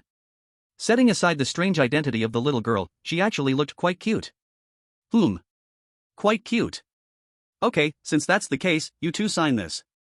Saying this, Chenyi bought a servant agreement and a pen from the system shop, placing them in his sister's hands. Since she agreed, Chenshi did not hesitate and picked up the pen to sign her name on the servant agreement. At that moment, Zybier woke the little girl, prompting her to sign her name. Watching the little girl write the characters for Headless Ghost, Chenshi frowned. How about this, you can be called Fei Fei from now on. Hearing Chenshi's voice, Fei Fei happily nodded. Thank you, sister. From now on, I'll be called Fei Fei. Fei Fei will protect sister. Beside them, Chenyi felt very relieved.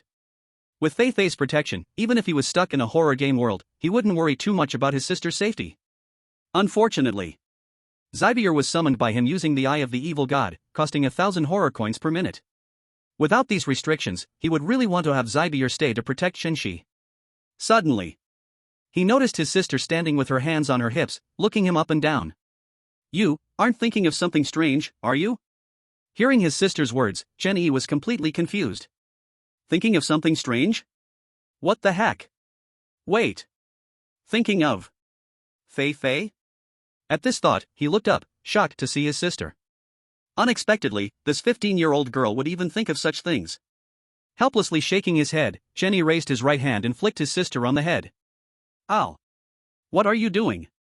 Chenshi exclaimed, pouting with a wronged face. But deep down, she felt sweet and happy. He. Brother is worried about her. However, her proud personality kept her from showing it. At 7 o'clock in the evening, Chenyi brought his sister and Fei Fei back home. As for Zybier, he let her return to the horror game world first. After all, 1,000 horror coins per minute. Fei Fei, you can sleep on the sofa in the living room tonight. Later, let Chenshi bring you a blanket. After returning home, Chenyi arranged. Okay. Fei Fei obediently stood by. She usually slept outdoors, and when bored, she just kicked a ball with people. This was her first time coexisting peacefully with someone and living together. After sitting in the living room for a while, Chenyi returned to his bedroom. He opened the computer and typed in the address for the Slayers Alliance. Before long, the Slayers Alliance appeared on the computer screen. Soon, he moved the mouse, searching for something. Found it. Chenyi's lips curled up as he clicked on the Slayers Alliance tasks. Among them, 2 tasks were pinned at the top. Slay the Headless Ghost. Incomplete. Slay the Giant Faceless Ghost. Incomplete. After casually glancing at the task list, he clicked on the first pinned task. He then scrolled the mouse and clicked to accept the task. Ding. At the moment the task was successfully accepted, a notification sound rang out. Then, the message list began to flash. Chenyi seemed unfazed as he opened the message list. Hello, Mr. Ling, I am Wang Hong from the Slayers Alliance. Since you accepted the Alliance's pinned task, I'm here to tell you about the location and skills of the Headless Ghost. Seeing Wang Heng's message, Chenyi began to type on the keyboard. How are the rewards distributed? After sending the message, he looked at the task rewards. Rewards. 1. Lifetime membership in the Slayers Alliance, granting access to all known information from both worlds. Ghost Bell, unknown grade ghost tool, usage method unclear, origin unclear. 2,000 horror coins, 100,000 dragon country coins, several food resources. Among these 3 rewards, Chenny is mainly after the first one. He now lacks nothing, but just lacks information about the 2 worlds. It is not an exaggeration to say that in some aspects, he is like a blind person as soon as he opens his eyes. Soon, Wang Heng's response came back, Mr. Ling, after the task is completed, a dedicated person will deliver the goods to your door. Looking at Wang Heng's message, Chunyi frowned slightly. But he quickly understood what Wang Heng meant. Probably, it is to avoid losing the reward. Moreover, once the task is truly completed, the Slayers Alliance will definitely try everything to win him over. Delivering to the door is the simplest way to meet. Okay, the task has been completed. Please hurry and send the rewards. Chenny typed quickly on the keyboard and replied. Then, he clicked to complete the task. The task status changed from not completed to verifying information. Dragon Country. In a deep mountain, the Slayers Alliance base. Completed? How is that possible? Just accepted it and completed it? Are you kidding me? A robust man in a black uniform with a beard looked dumbfounded at the information on the computer. What's going on? Is there really someone daring to joke with you, Wang Heng? At this time, a tall and fair-skinned beautiful girl walked over with a smile. Team leader Su, you can see for yourself. Wang Heng shook his head and stepped aside. Seeing this, Su Qiyuan's gaze turned to the computer, and she quickly understood what had happened. This is simple, just tell him that it needs to be verified, and then send someone to check it tomorrow. If it's really completed, then award the rewards, if not, just blacklist him. Su Qiyuan said while lazily stretching, by the way, have you found that newcomer who has 3 SSS level dungeons connected? No, haven't found a hair, don't even know what the other party's name is, how to find. Wang Heng leaned back in his chair in despair, raised his hand to pick up the cigarette case, but remembered that this team leader nearby disliked the smell of smoke. He had to give up. Why aren't you talking? In the bedroom, Chenny took a sip of his favorite drink, puzzled. Ding! At this moment, the computer notification sound finally rang out. Wang Heng sent a message, Mr. Ling is indeed quick, but we need to verify this side. The latest will be tomorrow, and we will have results. Okay, I'll wait for your news. After replying, Chenny closed the computer. He stood up, walked to the window, and looked at the street outside. The street was still shrouded in mist, and he couldn't see anything clearly. Then, he looked up at the blood moon in the sky, and his eyelids twitched suddenly. As expected, it's different. Since returning from Jing's hospital, he found something strange about the blood moon. He saw. In that blood moon high above the sky, a figure was quietly lying. However, the distance was too far, and he couldn't see clearly. Vaguely, it seemed he saw a red dress, nothing else. Chapter 49, Cheating, Meeting Wang Heng. Late at night. Chen Yi, who was originally sound asleep, suddenly opened his eyes, got out of bed, and opened the door. At a glance, he saw Fei Fei sneaking around. Caught in the act, Fei Fei felt a bit embarrassed, put down the cola and chicken wings in her hands, and quickly sat obediently on the sofa. I didn't steal food, I was just guarding the food for you guys. Guarding food? She said seriously, but her eyes were staring at the chicken wings. Even, she kept swallowing saliva. Alright, go ahead and eat, in the future if you want to eat, just eat, no need to sneak around. Chen Yi shook his head helplessly, then turned and went back to his room. He was afraid that if he didn't leave, Fei Fei would drown in her own saliva. Sure enough. The moment Chen Yi closed the door, Fei Fei hurriedly picked up the chicken wings and started eating. On the other side, Chen Shi covered herself with the quilt, staring straight at the ceiling. At that moment, that familiar voice rang again in her mind. Devour it, and your strength will return to its peak. Don't you want to let your brother live easily and no longer be tired? As long as you swallow it, you can easily do everything, and at that time, your brother won't be so tired anymore. That voice was deeply tempting, constantly lingering in Chen Shi's mind. However, she had long ignored that voice. At this moment, her mind was filled with the image of Zybier. That sister was really beautiful, more beautiful than all the women she had ever seen. Could she possibly be her future sister-in-law? But humans and ghosts are on different paths, her brother wouldn't do such a thing, right? People are always gossipy, but proud Chen Shi didn't dare to ask Chen Yi. She could only keep it to herself and, at most, hint at Chen Yi more in the future. The next morning, Chen Yi got up early and made breakfast after washing up. His role as a chef was not over yet. What's strange is, Last time when he played the role of auctioneer, there was a specific task. But this time there was no task at all, the system seemed to have given up. However, he was rather happy to be idle. After all, failing to complete a role task comes with severe consequences. Lightly, it means death; heavily, it means his second brother being cut to pieces. That's right, in Chen Yi's heart, compared to his second brother, death is nothing. Death is like wind, often accompanying me. But the second brother is different, it's worse to be broken than to die. Soon, Chen Yi brought breakfast to the table. His sister and Fei Fei had already washed up and were sitting at the dining table waiting to eat. As soon as the food was served, Fei Fei's eyes lit up, and saliva flowed from the corner of her mouth.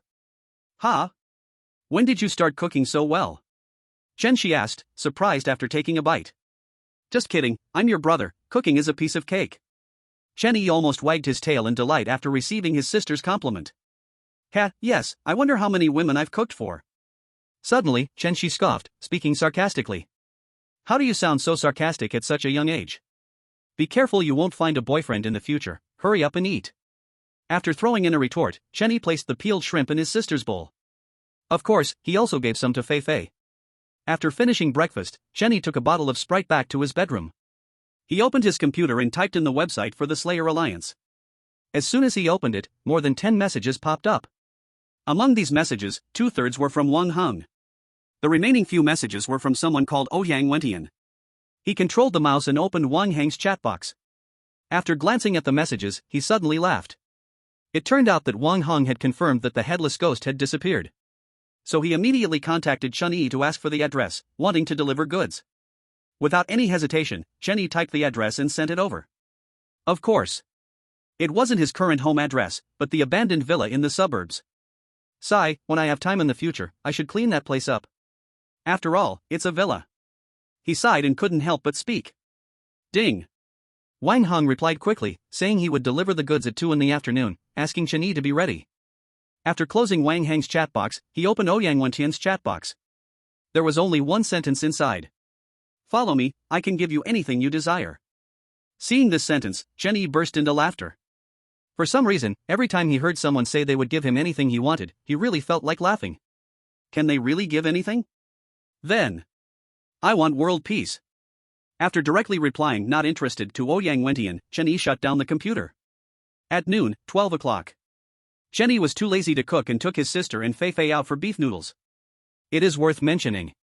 Ever since Fei Fei became Chen Shi's servant, the ghostly energy on her seemed to have disappeared completely. Even the sun no longer frightened her. This fact, neither Chen Yi nor Zybier had noticed. It was indeed strange.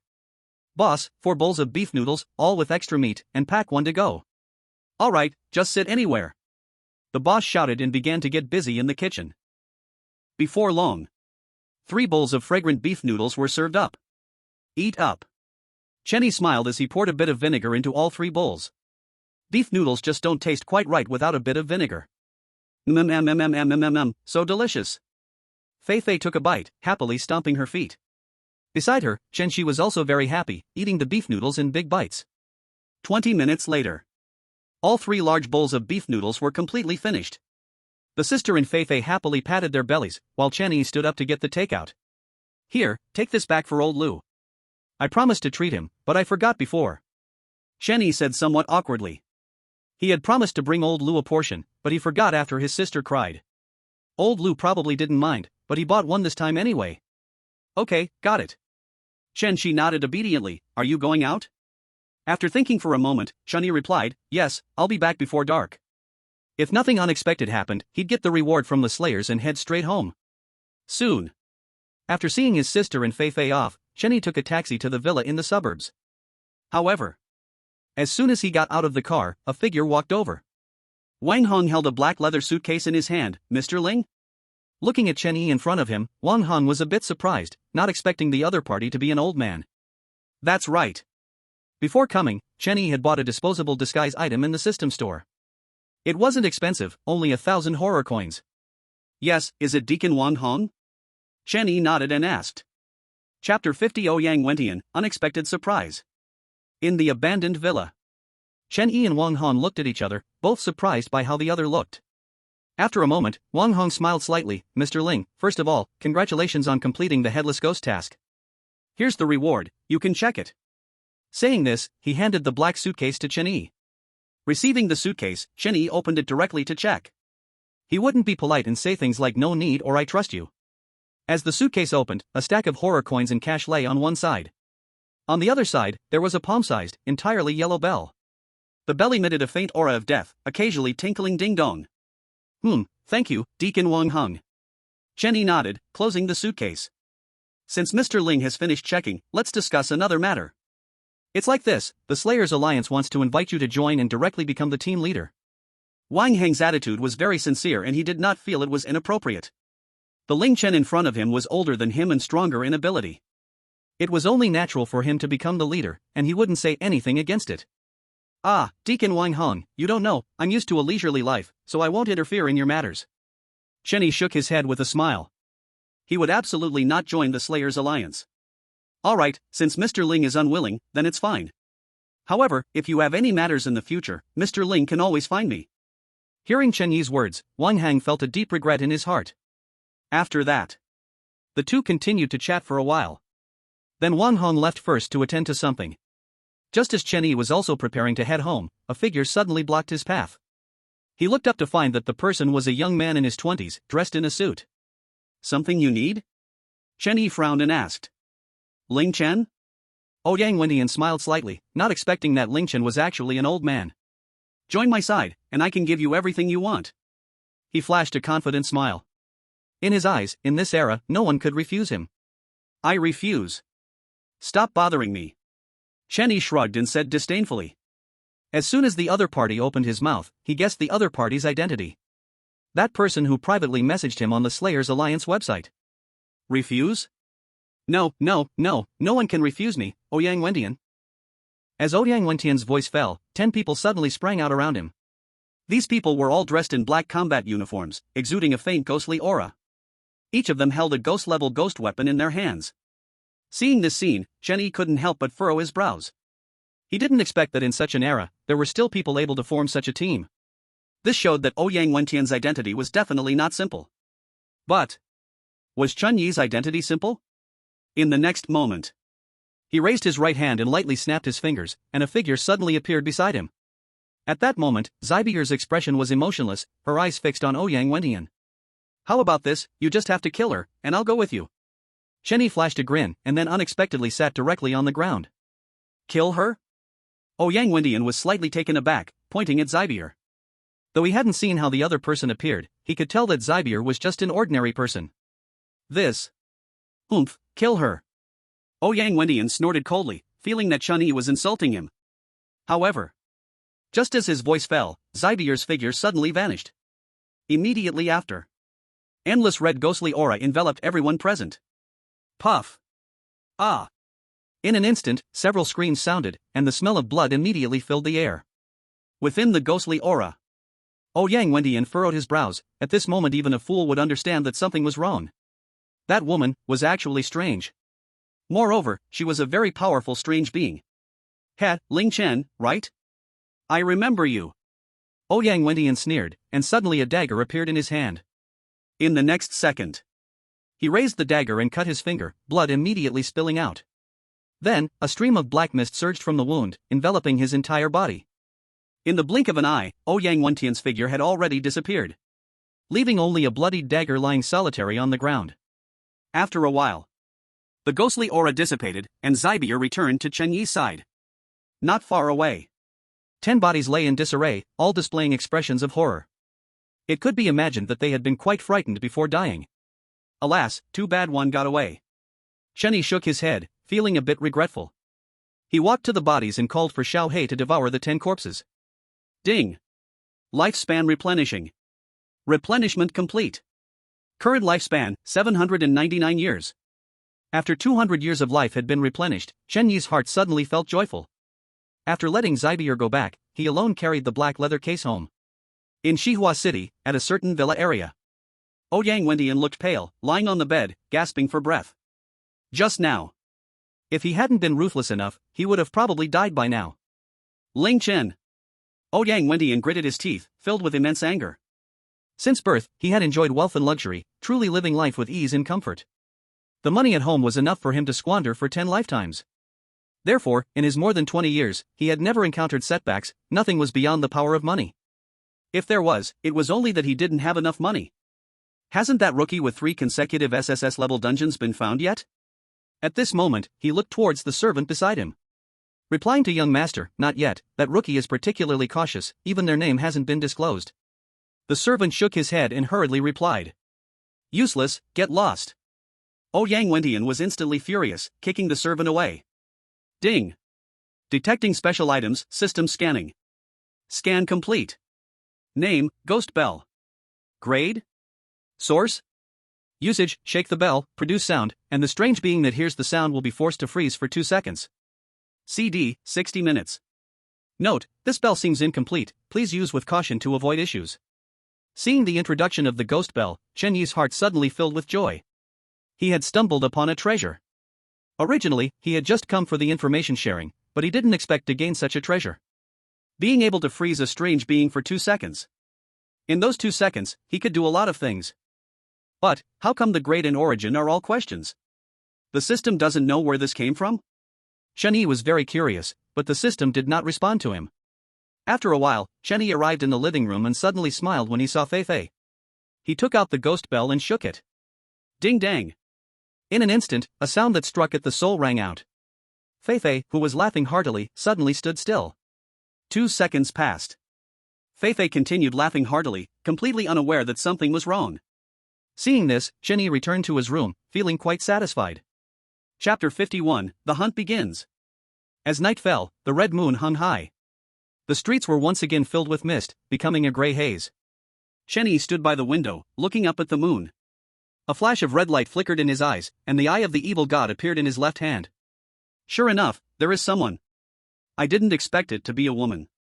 Today, he had stood here for a full hour, finally confirming that there was a woman in the red moon. Suddenly, he lowered his head and looked towards the misty area. Huh? Isn't that guy? As soon as the words fell, he leaped up and jumped out of the window. Search carefully, as long as you find that strange one, each person gets 1,000 shocking coins. In the mist, a domineering voice rang out. Ouyang Wentian, dressed in a black suit, began to paint big dreams for his subordinates. Tonight, they ventured into the misty area at the risk of their lives just to find a peculiar being. A very special peculiar being.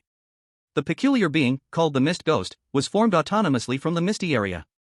Its ability is to release this fearsome mist that strikes terror into people's hearts. Humph, as long as I obtain the Mist Ghost, who in this world can stop me? Ouyang Wentian snorted coldly, already starting to feel excited inside.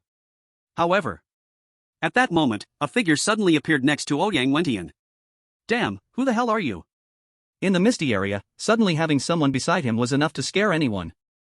Ouyang Wentian almost got scared to death. Me? I am just an ordinary passerby. Chen Yi grinned, looking harmless.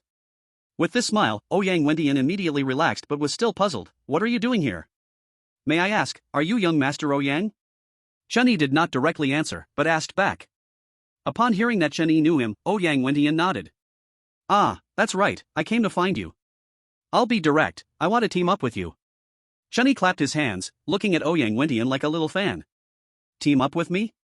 Ouyang Wentian was somewhat surprised. Who are you, and what qualifications do you have to team up with me? He scoffed with disdain and turned to leave. Having talked to Chen Yi only to confirm his identity, since the other party had no identity, why should he care? Chen Yi did not move, just watching Ouyang Wentian leave. But, just as Ouyang Wentian was about to disappear into the misty area, Chen Yi suddenly spoke. I am the newcomer with 3 consecutive SSS level evaluations. Swish. Suddenly, a gust of wind sounded. The already disappearing Ouyang Wentian unexpectedly appeared in front of Chen Yi. He stared intently into Chen Yi's eyes, trying to see if the other party was lying. But Chen Yi maintained his smile and looked back at him. After a while, Ouyang Wentian stood up straight and looked at Chen Yi. What evidence do you have to prove you are that person? As soon as he finished speaking, 2 items suddenly appeared in Chen Yi's hands. A black dagger. A wooden tablet. Ghost King level ghost weapon. Ouyang Wentian suddenly exclaimed. He had some insight after all, as the Ouyang family also possessed Ghost King level ghost weapons. But what was that wooden tablet? This time, he moved closer to closely examine the wooden tablet, muttering. King of the Little Giant Tribe. Seeing this line of words, his eyes widened instantly, filled with shock. Previously, his subordinates had investigated that newcomer who had slain a giant. Later, through various means of inquiry, spending a lot of thrilling coins, I finally found out that the one who died was the king of the little giant race. At this moment, the token of the little giant race king was in Shen Yi's hands, and he also had a ghost king level ghost weapon. Without a doubt, the other party was the newcomer. But why did the other party want to come to me for refuge? Before Ouyang Wendian could ask, Shen Yi spoke first. "Sai, I accidentally offended someone, and that person is much stronger than me." As he spoke, he shook his head and sighed. Hearing Shen Yi's words, Ouyang Wendian nodded. That made sense. Who is the other party? An 8th level player. Ouyang Wendian fell silent. He also had an 8th level player under him, but only one. For a moment, he began to weigh the pros and cons of whether to take Shen Yi in. But he quickly realized it was clear. Take him in. A newcomer who raided 3 dungeons as SSS level. In the future, he would definitely become an 8th level player, and there was even a possibility he might reach the legendary 9th level. Alright, then follow me. What 8th level player? I don't care at all.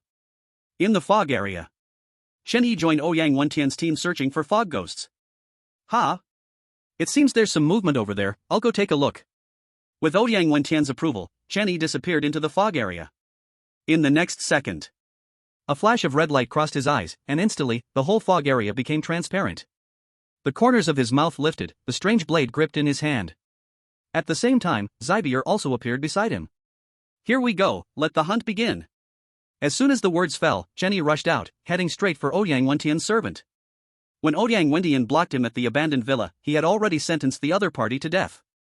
Before long, a bloody smell began to spread from the fog. Many strange creatures were drawn to the scent. Third one. Looking at the corpse beneath his feet, Shen Yi muttered. Then he commanded Little Black to devour the corpse. How strange, why hasn't anyone come to report? Ouyang Wendian frowned, wanting to look around, only to find it was all fog. Before coming, they had set a rule to report every 5 minutes. But at this moment, it had been a full 10 minutes since the last report. Suddenly, a wave of bloody smell wafted over. In an instant, he knew something had gone wrong. Young master, it's bad." Just then, Shen Yi's anxious voice came. "Someone suddenly started killing our brothers." His face was full of terror, his legs shaking non-stop. "A person? What person?" Ouyang Wendian frowned, a ghost weapon appearing in his hand. "A pair of chopsticks. It's an old man with white hair." As he spoke, Shen Yi began to describe the face he saw Wang Heng use in the morning. Hearing Shen Yi's description, Ouyang Wendian first frowned, then became extremely angry. "Ling Chen, I will kill you. Tell me, is there a beautiful woman with him?" "Beautiful woman? No, there isn't." Shen Yi hurriedly replied. Since that's the case, that Ling Chen can forget about leaving alive. If you like this book, you can add it to your bookshelf. Remember to check back daily for updates. Chapter 52, Gathering Under the Command, Slaying the Thousand-Faced Abnormality. In the fog area, Ouyang Wendian tightened his grip on the chopsticks, desperately searching for Ling Chen's trace. Meanwhile, Shen Yi leisurely followed behind him. Where exactly is Ling Chen? After a long time, Ouyang Wendian still couldn't find Ling Chen's shadow and finally couldn't help but ask. Far away in the sky, yet close at hand. Shen Yi beside him spoke with a harmless smile. In the next second, his appearance changed, and his black hair turned white. "Young Master Ouyang, are you looking for me?" Seeing this magical scene, Ouyang Wendian was instantly dumbfounded. In all his life, it was his first time seeing someone transform like this. He took a deep breath. So, Ling Chen is Chen Yi, and Chen Yi is Ling Chen? So, are you the newcomer or not? Of course. With my looks, charming and dashing, shouldn't I be? Chen Yi turned back into his young appearance, grinning to display a big white smile. Hee, then it seems to be truly unfortunate. Ouyang Wendian was pleased to see Chen Yi admit it. Suddenly, a cold laugh escaped. In the next moment, the chopsticks in his hand erupted with a red light, wrapping around it. In the blink of an eye, Ouyang Wendian's appearance underwent a tremendous change. Before him stood a 5-meter-tall monster, with bulging veins and countless faces covering its body as it pushed through the mist. It emitted a green ghostly aura, and its strong murderous intent seemed almost tangible. The faces writhed furiously, baring their teeth and roaring angrily at Chen Yi. Most importantly, in its hand, there was a 2-meter-long stick with a diameter of 30 centimeters, dripping with black blood. In the black blood, countless strange bugs squirmed and screeched. Wow, I really didn't expect this thing to be inside Ouyang Wendian. Shenny gasped in shock. Previously, he had seen those 2 videos on the Slayers Alliance, never imagined that in just under a week, he would encounter them all. Even more, this most powerful anomaly was actually residing within a human body. That's right. The monster before him was the one residing in Ouyang Wentian. They coexisted as one, sharing life and death. Sai, if I had met someone else, you might have actually killed me. But you have no idea what kind of existence you're up against. Shenny shook his head helplessly, raised his left hand, and the eye of the evil god appeared instantly. Then, he snapped his fingers, and the figure of Zybier appeared in an instant. Ghost King? Heh, who isn't one? The monster sneered, as the faces on its body squirmed. No, look again. Shenny smiled slightly, and 3 more figures appeared beside him.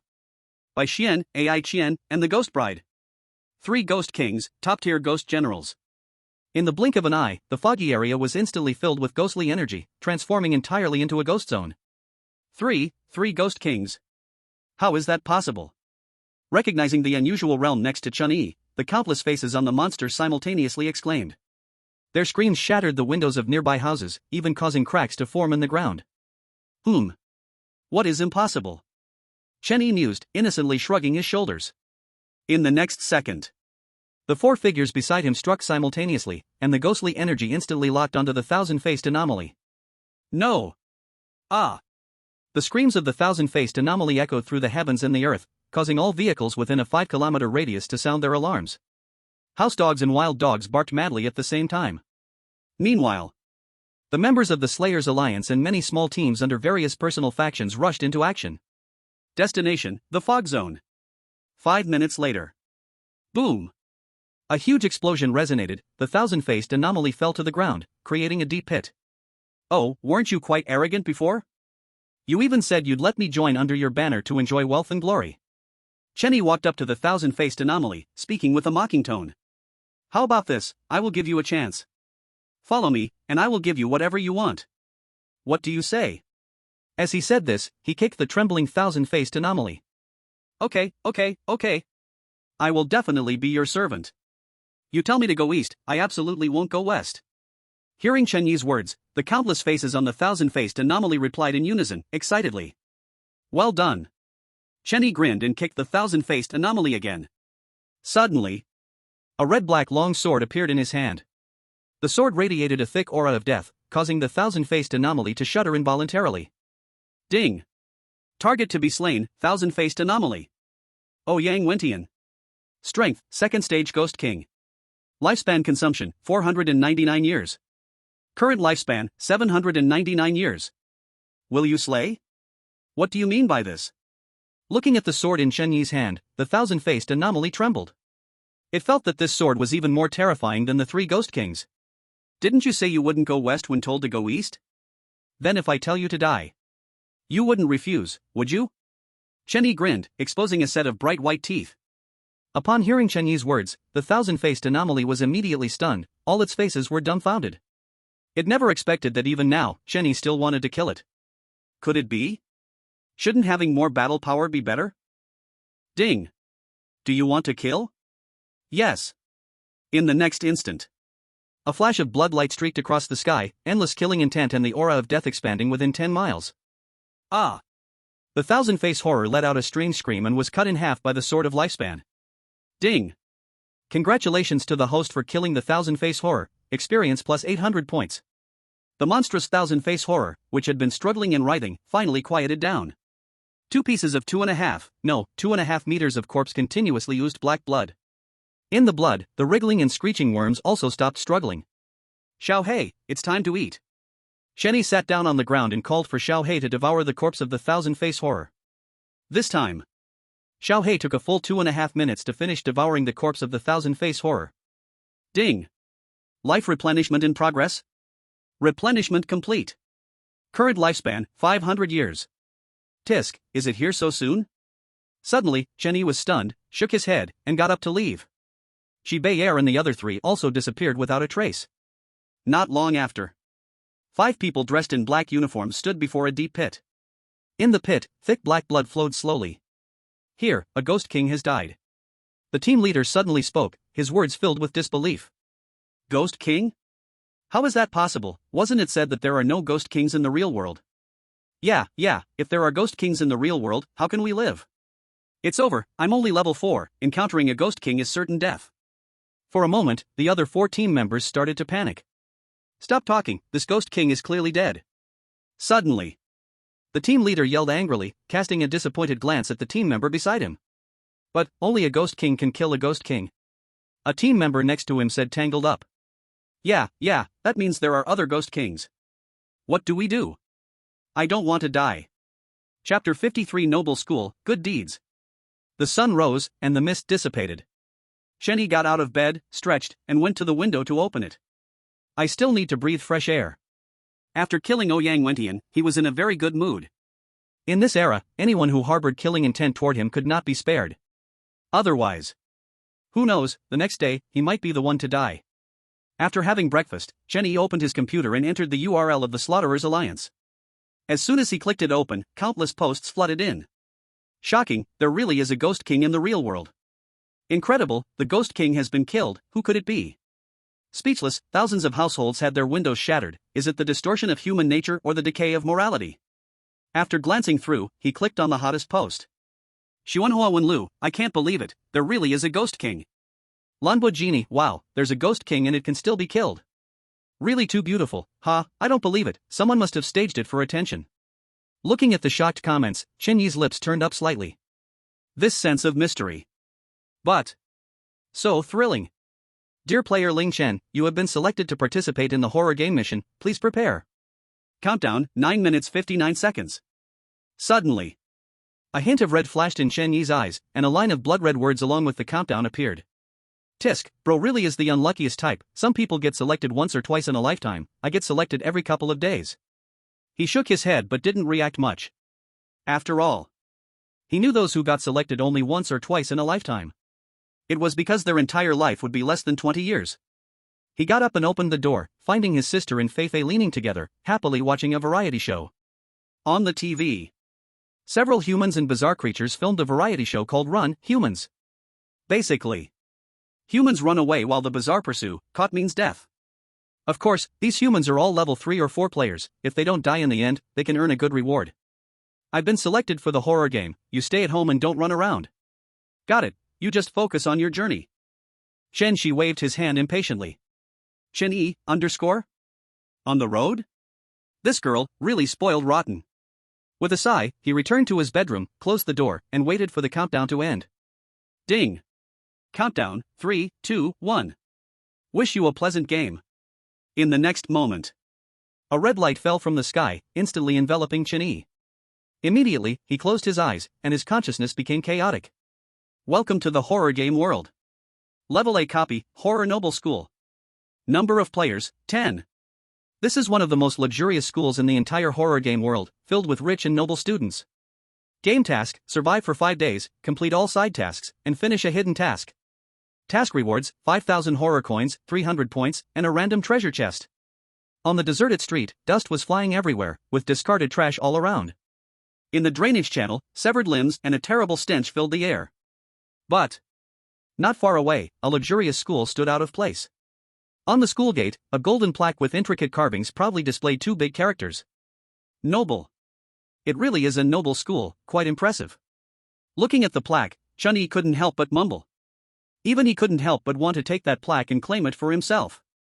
At this moment, other players began to appear, both male and female. Including Chen Yi, there were 6 boys and 4 girls in total. Shut up. Suddenly, a voice of discontent rang out. A rotund man dressed in a shirt and suit pants walked out from the school gate. Due to his large belly, the buttons on his shirt was nearly bursting open. Let me introduce myself, I'm Luo Xing, the principal of this school. This is a noble school, the faculty and students are very friendly, so you don't need to worry. Principal Luo smiled, seeming anything but eerie. Alright, I will now announce your work positions. Tang San, you will raise rabbits in the school cafeteria. Kai Cohen, you will raise chickens in the school cafeteria. Wang Ernyo, math teacher for class 8, year 2. Ling Chen, Chinese teacher for class 2, year 1. Before long, Principal Luo read out everyone's work positions. At once. Some were happy while others were worried. The happy ones were assigned to raise animals in the cafeteria or weed the campus. These players would not face the eerie things directly, and the death rate was extremely low. The worried ones were, of course, the ones assigned to be teachers. They would have to face students every day, not to mention other teachers. Most importantly, some of these people hadn't even finished 9 years of compulsory education. How could they teach others? Isn't this just asking for death? But at that moment, Chen Yi was in a very good mood. Just now, the roleplay task of chef was completed. The system rewarded him with 50 roleplay points. Ding! Roleplay task triggered teacher. During the roleplay, please carry out the duties of a teacher. Did everyone hear that? Now, let's get to work. Principal Luo smiled slightly and turned to walk into the school. But as Principal Luo entered the school gate suddenly closed. What's going on? Why is the door closing? Quick, look, there's a gatekeeper, it must be his doing. Soon, all the players noticed the gatekeeper and rushed over to demand he open the door. Get away, you filthy rat. The gatekeeper slammed his fist on the table, instantly frightening a few players back. This is what Principal Luo meant by the faculty and students being very friendly. Ugh. This gatekeeper doesn't seem to be part of the faculty and students, does he? Hey, brother, help me out, will you? Please open the door. At this moment, Chen Yi walked over with a smile. However, the gatekeeper ignored him completely, shutting his eyes as if resting. Oh no, who dropped 100 horror coins? Suddenly, Chen Yi exclaimed, taking out 100 horror coins and slamming them on the table. Hearing the sound, the gatekeeper opened his eyes, glanced at the horror coins on the table, and then looked at Chen Yi. Then he got up, pocketed the horror coins, and turned the key to crack the door open a little. Come in, I like someone who does good deeds like you. Chen Yi didn't hesitate and walked straight in. Seeing Chen Yi enter, all the other players became excited and wanted to follow him in. But unexpectedly, the school gates closed again. The guard opened his right hand and looked up at the sky. Chapter 54, A good person, threatened as soon as he arrived? If you want to come in, pay first, otherwise you go back where you came from. Seeing no one move, the guard finally couldn't help but speak. At this moment, all the players suddenly realized and hurriedly took out 100 horror coins. 100 horror coins were not a small amount for them, but it was worth it to enter the school. Who said it's 100? Sorry, the price has gone up. The first person is 100, the second person is 200, and so forth. The guard grinned, looking at the players before him like lambs to be slaughtered. As soon as he finished speaking, the remaining 9 players immediately panicked, eager to pay and enter the school. For this, some even started to fight with each other. Meanwhile, inside the horror noble school, Chen Yi, after helping Director Luo pick up the 500 horror coins that had fallen to the ground, received a message. All players, that is, temporary workers, must go to the Academic Affairs Office to receive their corresponding work badges. Otherwise, they would be filthy rats intruding into the campus, to be dismembered and devoured. Before long, he found the office where the Academic Affairs Office was located. As soon as he reached the door, a strange moan came from inside. Wow, doing such things in broad daylight? Just as he was surprised, the office door suddenly opened. Next, a young woman in a black uniform, wearing black stockings on her legs, swaggered out. As she walked by Chen Yi, she raised an eyebrow flirtatiously at him. Damn! Suddenly, Chen Yi's eyes widened, unable to stop himself from cursing. The reason was that he saw an extremely eye-watering scene. The woman who came out of the office spat a mouthful of saliva as she passed the trash can. However, that spit certainly did not look like ordinary saliva. Ahem, come in. A light cough came from inside the office, and Chen Yi came back to his senses and walked in. As soon as he entered, he saw a huge, bloated man, covered in fat and with a rosy face, leaning back in the chair, looking quite comfortable. A mouse? The man opened his eyes, staring hard at Chen Yi with a hint of greed flashing in his eyes. Hello, Director, I'm the new temporary worker responsible for teaching Chinese for the first and second classes. Chen Yi said with a smile. Oh? Is that so? But why do I only see a filthy rat? The director of the Academic Affairs Office smiled wickedly, the fat on his face shaking. Then, dark, ghostly energy suddenly erupted, like a vicious wolf. Sigh, it seems I am definitely doomed then. Let me close the door for you. Chen Yi shook his head, looking pained. As if resigned to his fate, he walked slowly to the door, heavy-legged, to close it. Not bad, this mouse is quite sensible. The director of the Academic Affairs Office looked at Chen Yi with approval. Yes, but why the hell can't you understand a bit? Chen Yi nodded in agreement, suddenly turned around, and intense killing intent instantly locked onto the director. In an instant, A cold sweat trickled down the director's plump body. He trembled in fear, and before long, his pants became wet. Drip! The urine hit the floor, making a crisp sound. What are you trying to do? Despite having wet himself, the director still pretended to be calm. Nothing, just want to have a heart-to-heart talk with you. I hope you can understand, I am a good person. Chen Yi grinned, revealing a mouthful of white teeth, holding a stick in his hand, walking towards the director. In the next second, he tightened his grip on the stick, swung his arm, and struck hard on the director's head. Ding! Stun success! The system's prompt sound rang out, and a stream of black blood flowed down from his head along his cheek. 3 seconds later, the director shook his head and became sober. Upon seeing Chen Yi, he was immediately terrified and fell to the ground. The urine and black blood on the ground mixed together, creating a foul stench. Get the work badge quickly! Chen Yi urged impatiently. There are still side quests and hidden tasks for him to complete. Alright, I'll take care of it. The director of the academic affairs office trembled as he tried to get up, but slipped on urine. After 3 attempts, he finally stood up. Without a moment of hesitation, in just 1 minute, he made a work badge for Chen Yi. Name, Ling Chen. Temporary worker.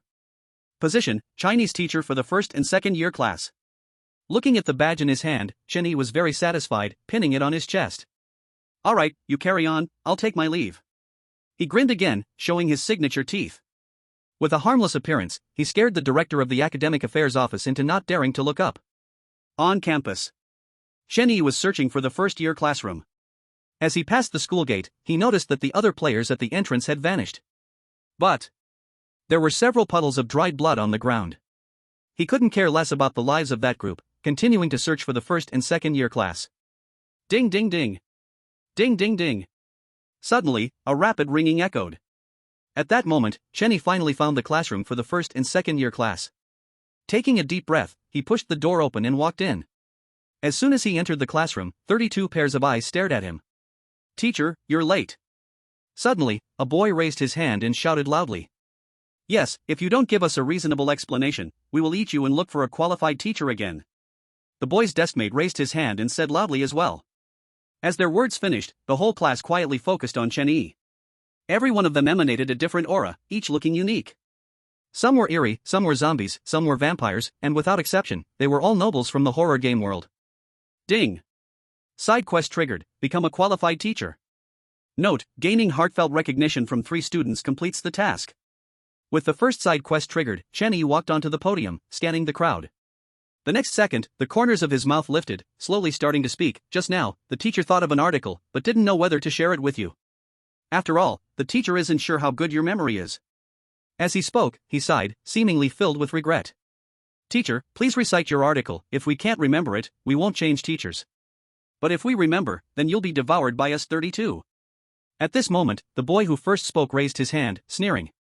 For a time, the students in the classroom echoed in agreement. Alright, since this student is so confident, I present this article on the going out of the troops to everyone. The late emperor passed away before the enterprise was half completed. The world is divided into 3 parts. After 15 minutes, Chen Yi finally stopped, quietly looking at the students below. At this moment, all the students looked bewildered. Who am I? Where am I? What was that I just heard?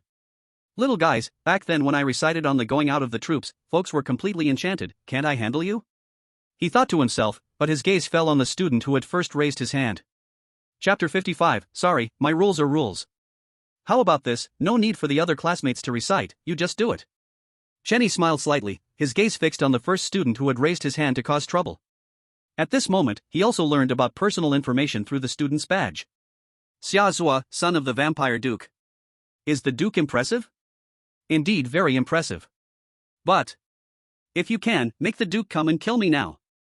Thinking this, Chen Yi stepped down from the podium and walked in front of Xiazui, recited, I'm listening seriously. Xiaozu's face turned red, stuttering and unable to speak for a long time.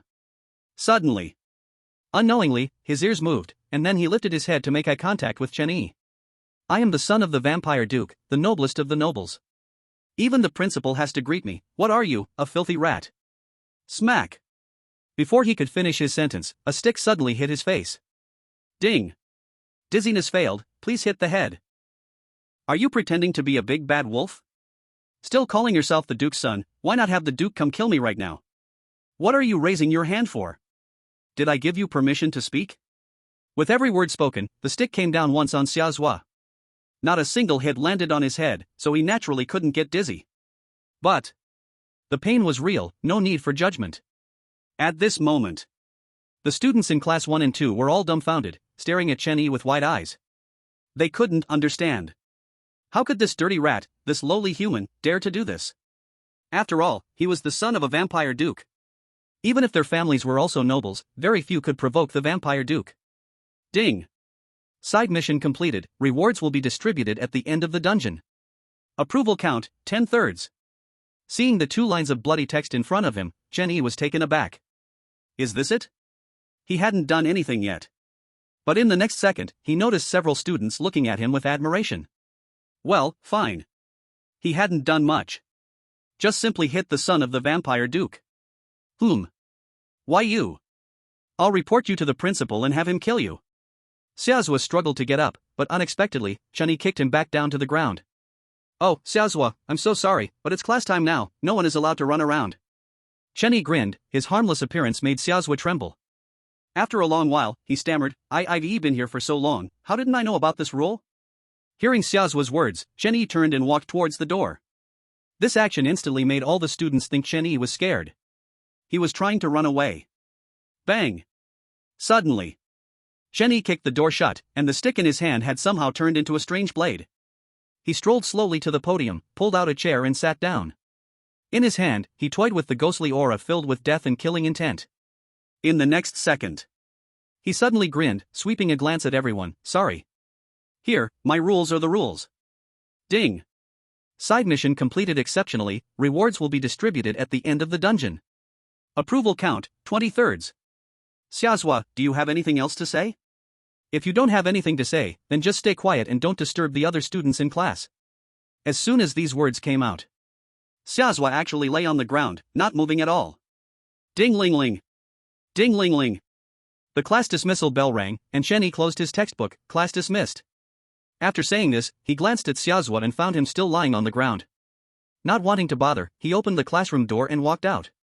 Just as he stepped out of the classroom, a figure approached, blocking his path.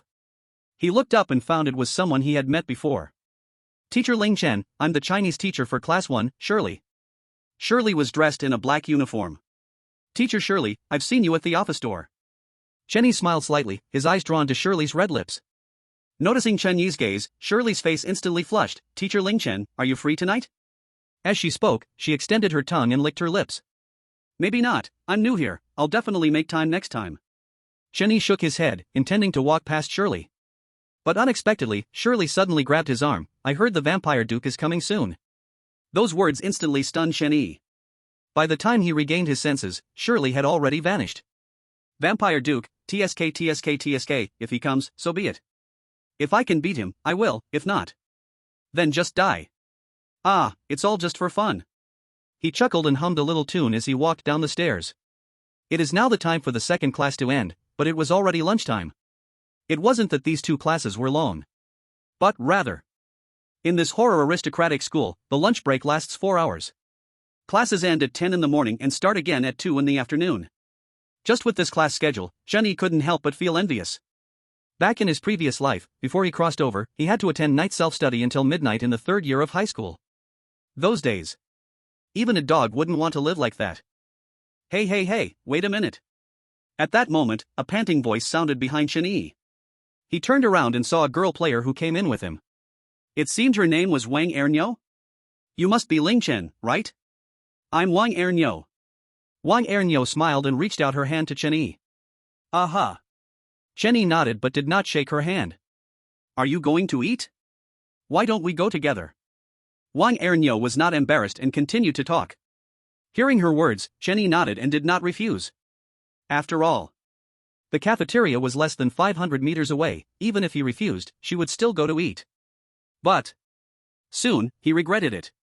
In this short distance of 500 meters, Wang Ernyo seemed to have opened a floodgate of words, chattering endlessly. She animatedly talked about how she entered the school and how she managed the students. Actually, to summarize, it came down to 3 words, good luck.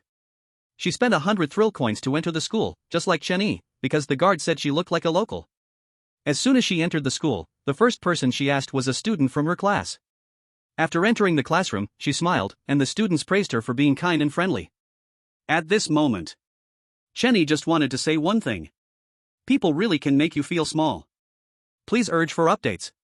Chapter 56, Request for Help, Water Ghost, Illusion. In the terrifying Noble School cafeteria.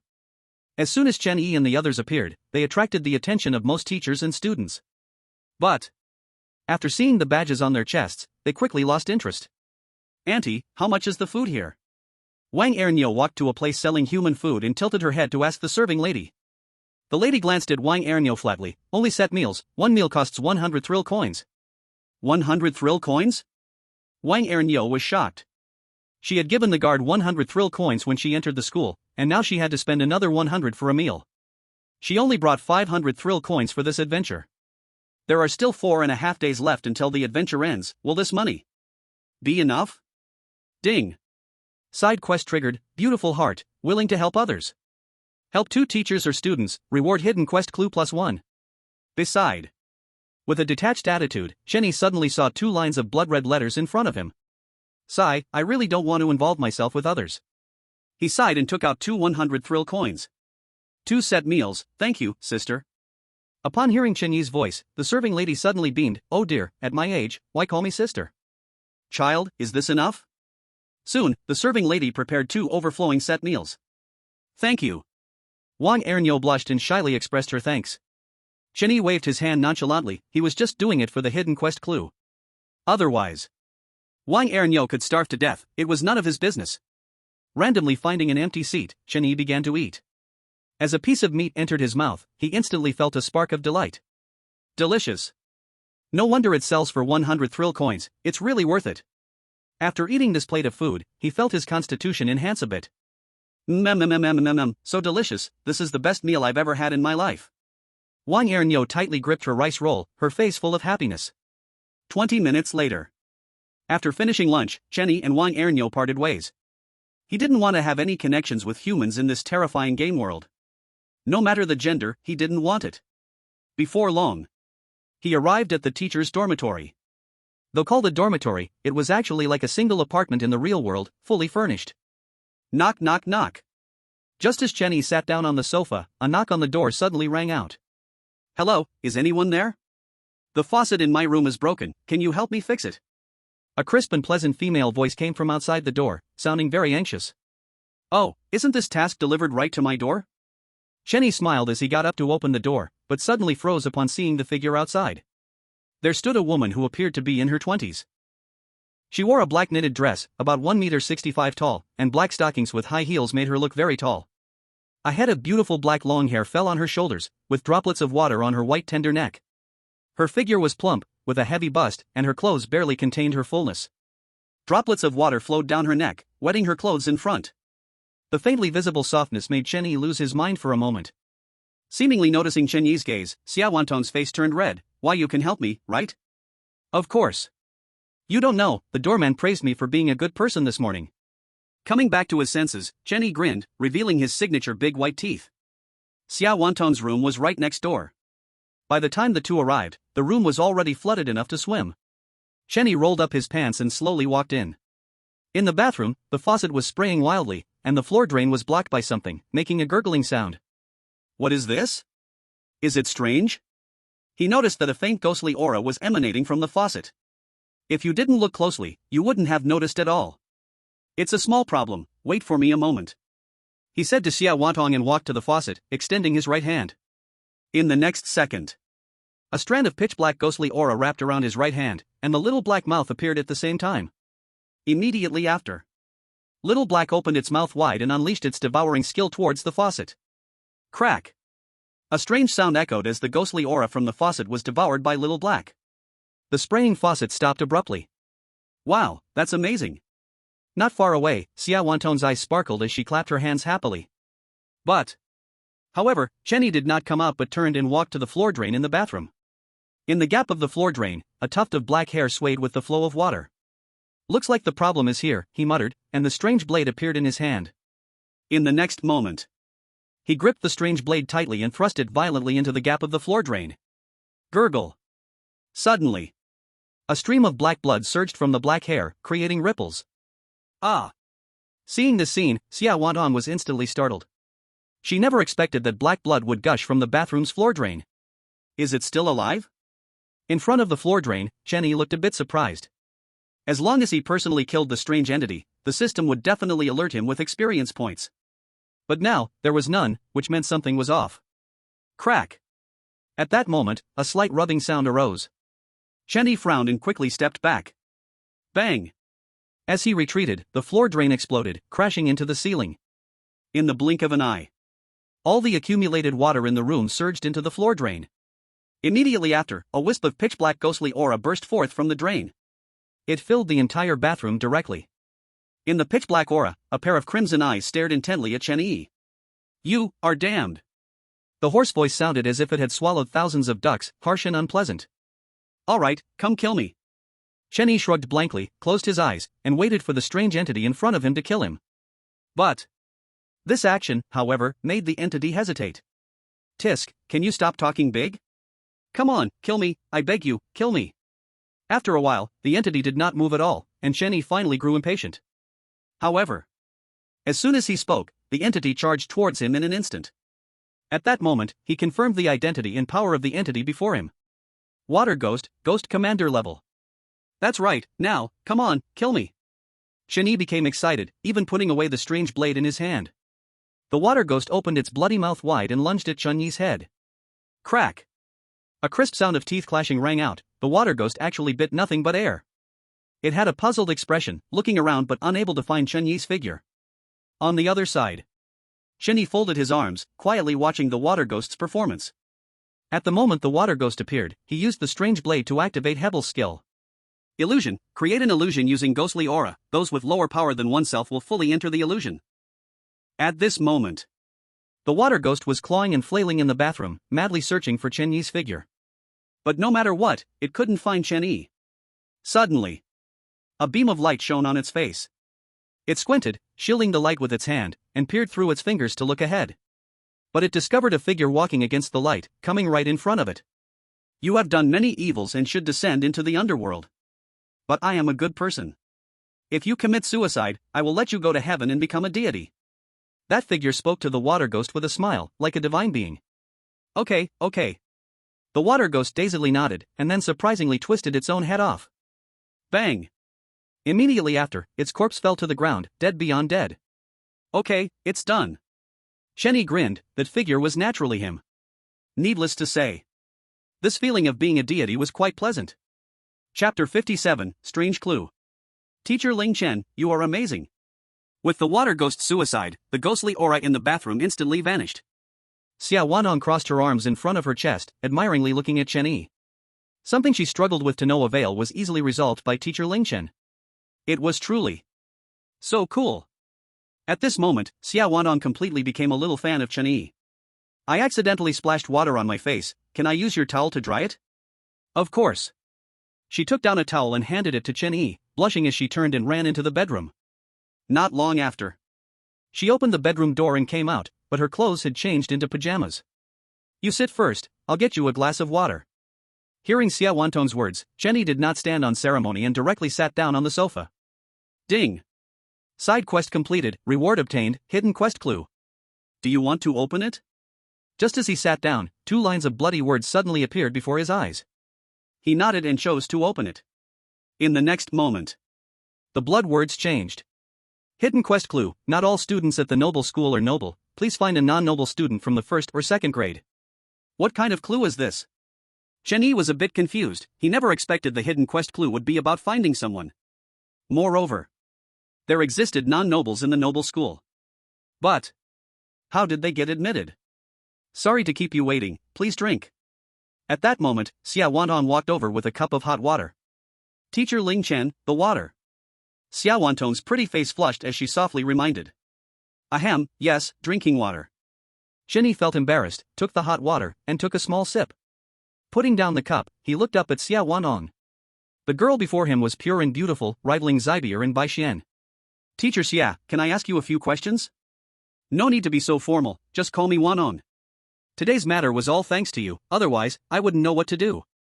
Xia Wanong sat down next to Chen Yi, smiling as she spoke. Okay, then. Wanon, can I ask you a few questions? Of course, you can ask.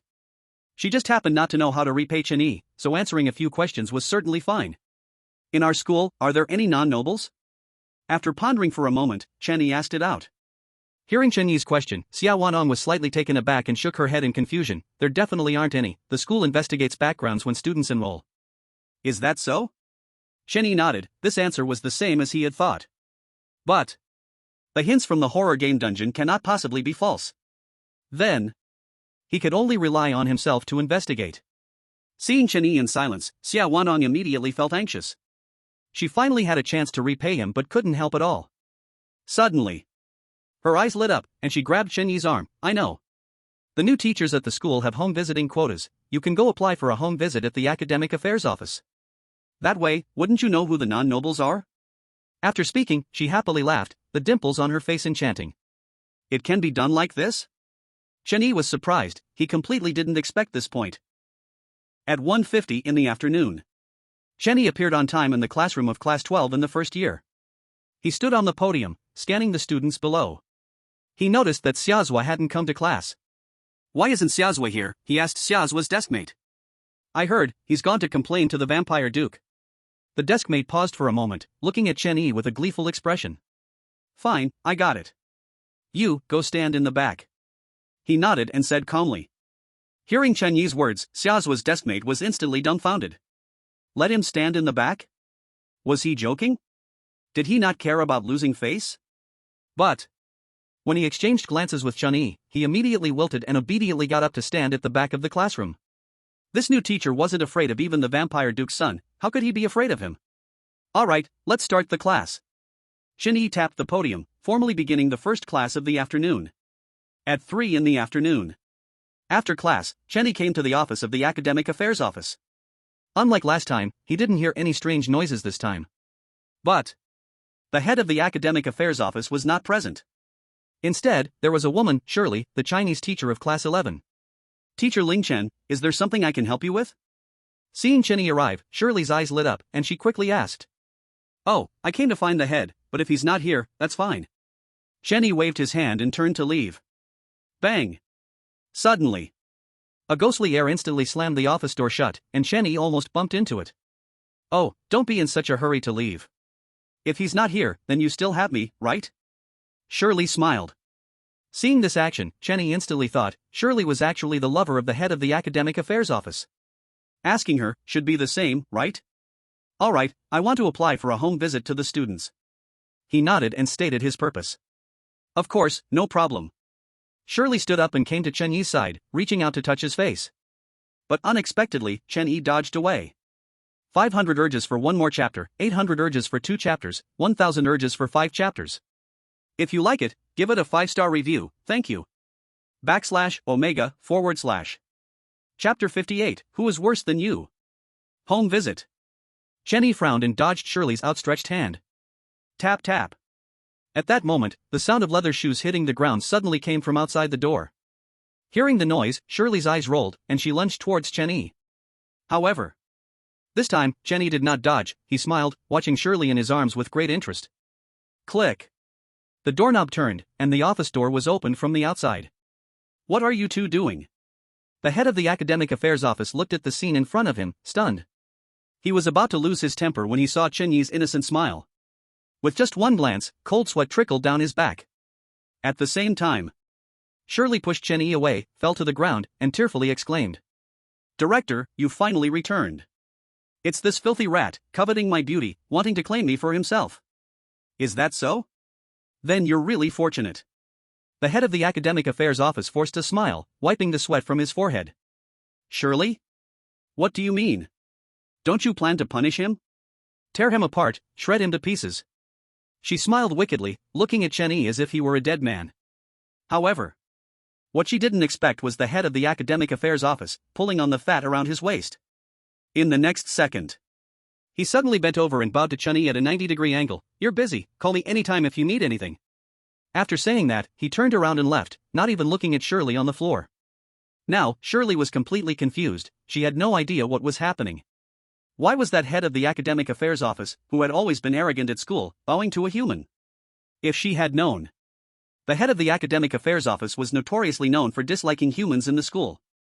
Many temporary workers had failed to get their work permits from him, only to be devoured by countless strange creatures in the end. You said, "I covet your beauty? Want to claim you for myself?"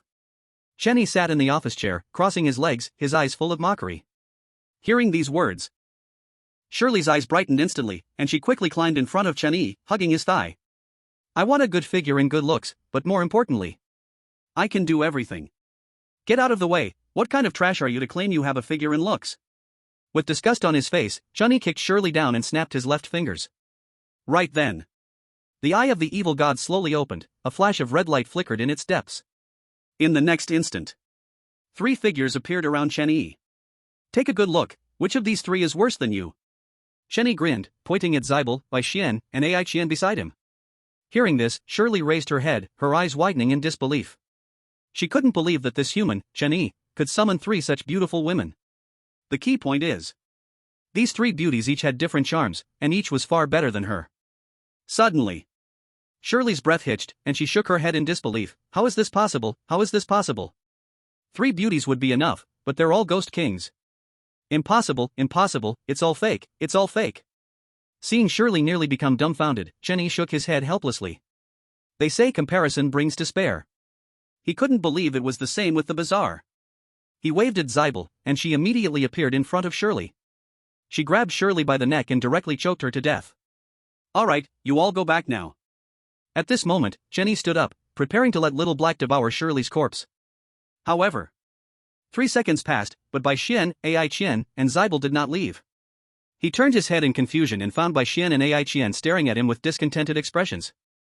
Zybal remained expressionless, but there was a wave of ghostly energy around her. "Master, you can't just call us over to hang out for a bit and then leave, can you?" At this time, Bai Xian said with a forced smile. "What's wrong? Am I supposed to keep you for dinner?" Chenny was taken aback and couldn't help but retort.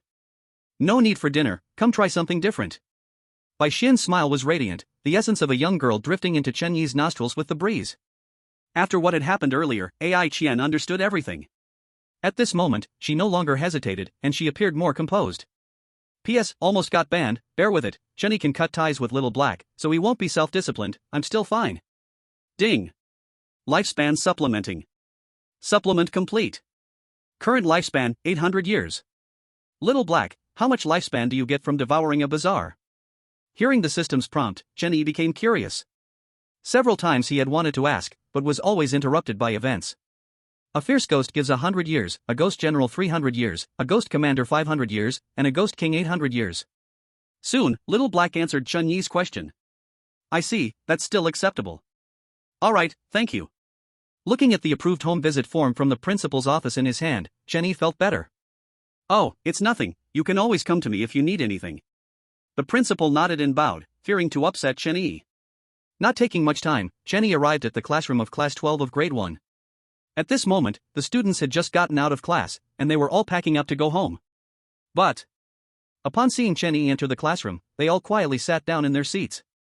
"Let me say, the school has arranged for home visits, and tonight a random student will be selected." He stood at the podium, waving the home visit form in his hand, and started scanning the students below. Home visits. For these noble students, it was not unfamiliar, after all, the school needed to investigate family backgrounds. In case, if a student's family falls during school, they would also be expelled. All the students waited quietly for Chen Yi to announce the name of the student for the home visit. Only a student in the back row kept their head down, looking somewhat flustered. Seeing this, Chen Yi smiled slightly. "It's you, Anqing."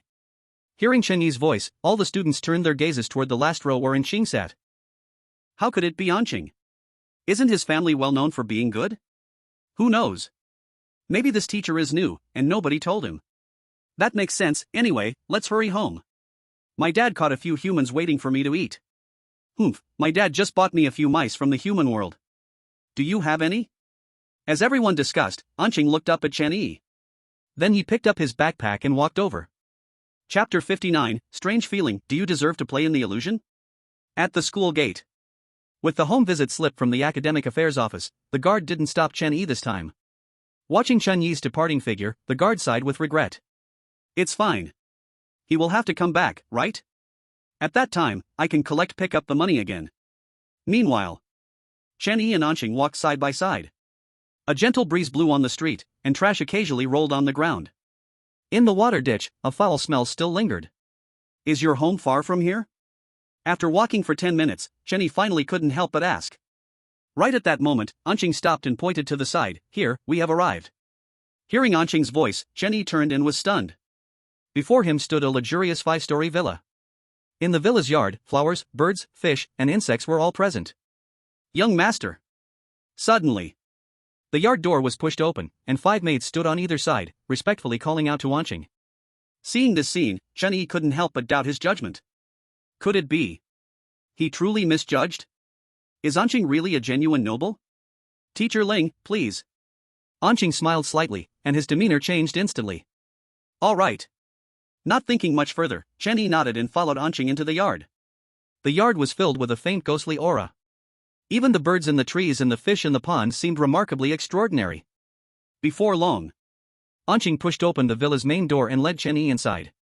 Inside the villa, it was brightly lit, and the furniture was all complete. Most importantly, all the furniture and decorations emitted a faint ghostly aura. The quality, even during his time at the Crimson Auction, he had never seen such things. I really didn't expect that Anqing's family could be so luxurious.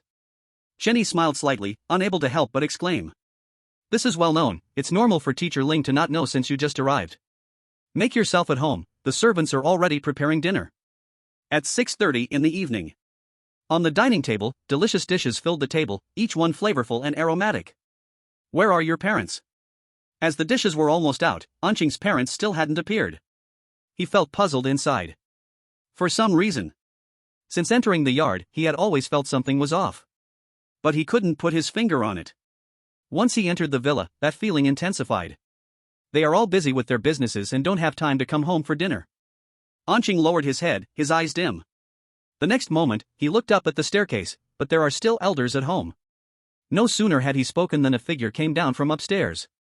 Is this your school's teacher? He is really handsome. An old man with a head full of white hair, using a cane and hunching over, chuckled happily. He looked Chen Yi up and down, then sat down at the dining table with Anqing's help. Sorry for not being a good host, I hope the teacher will forgive me. Once settled, the old man said cheerfully to Chen Yi. Not at all, it's already very generous. Come, let's eat.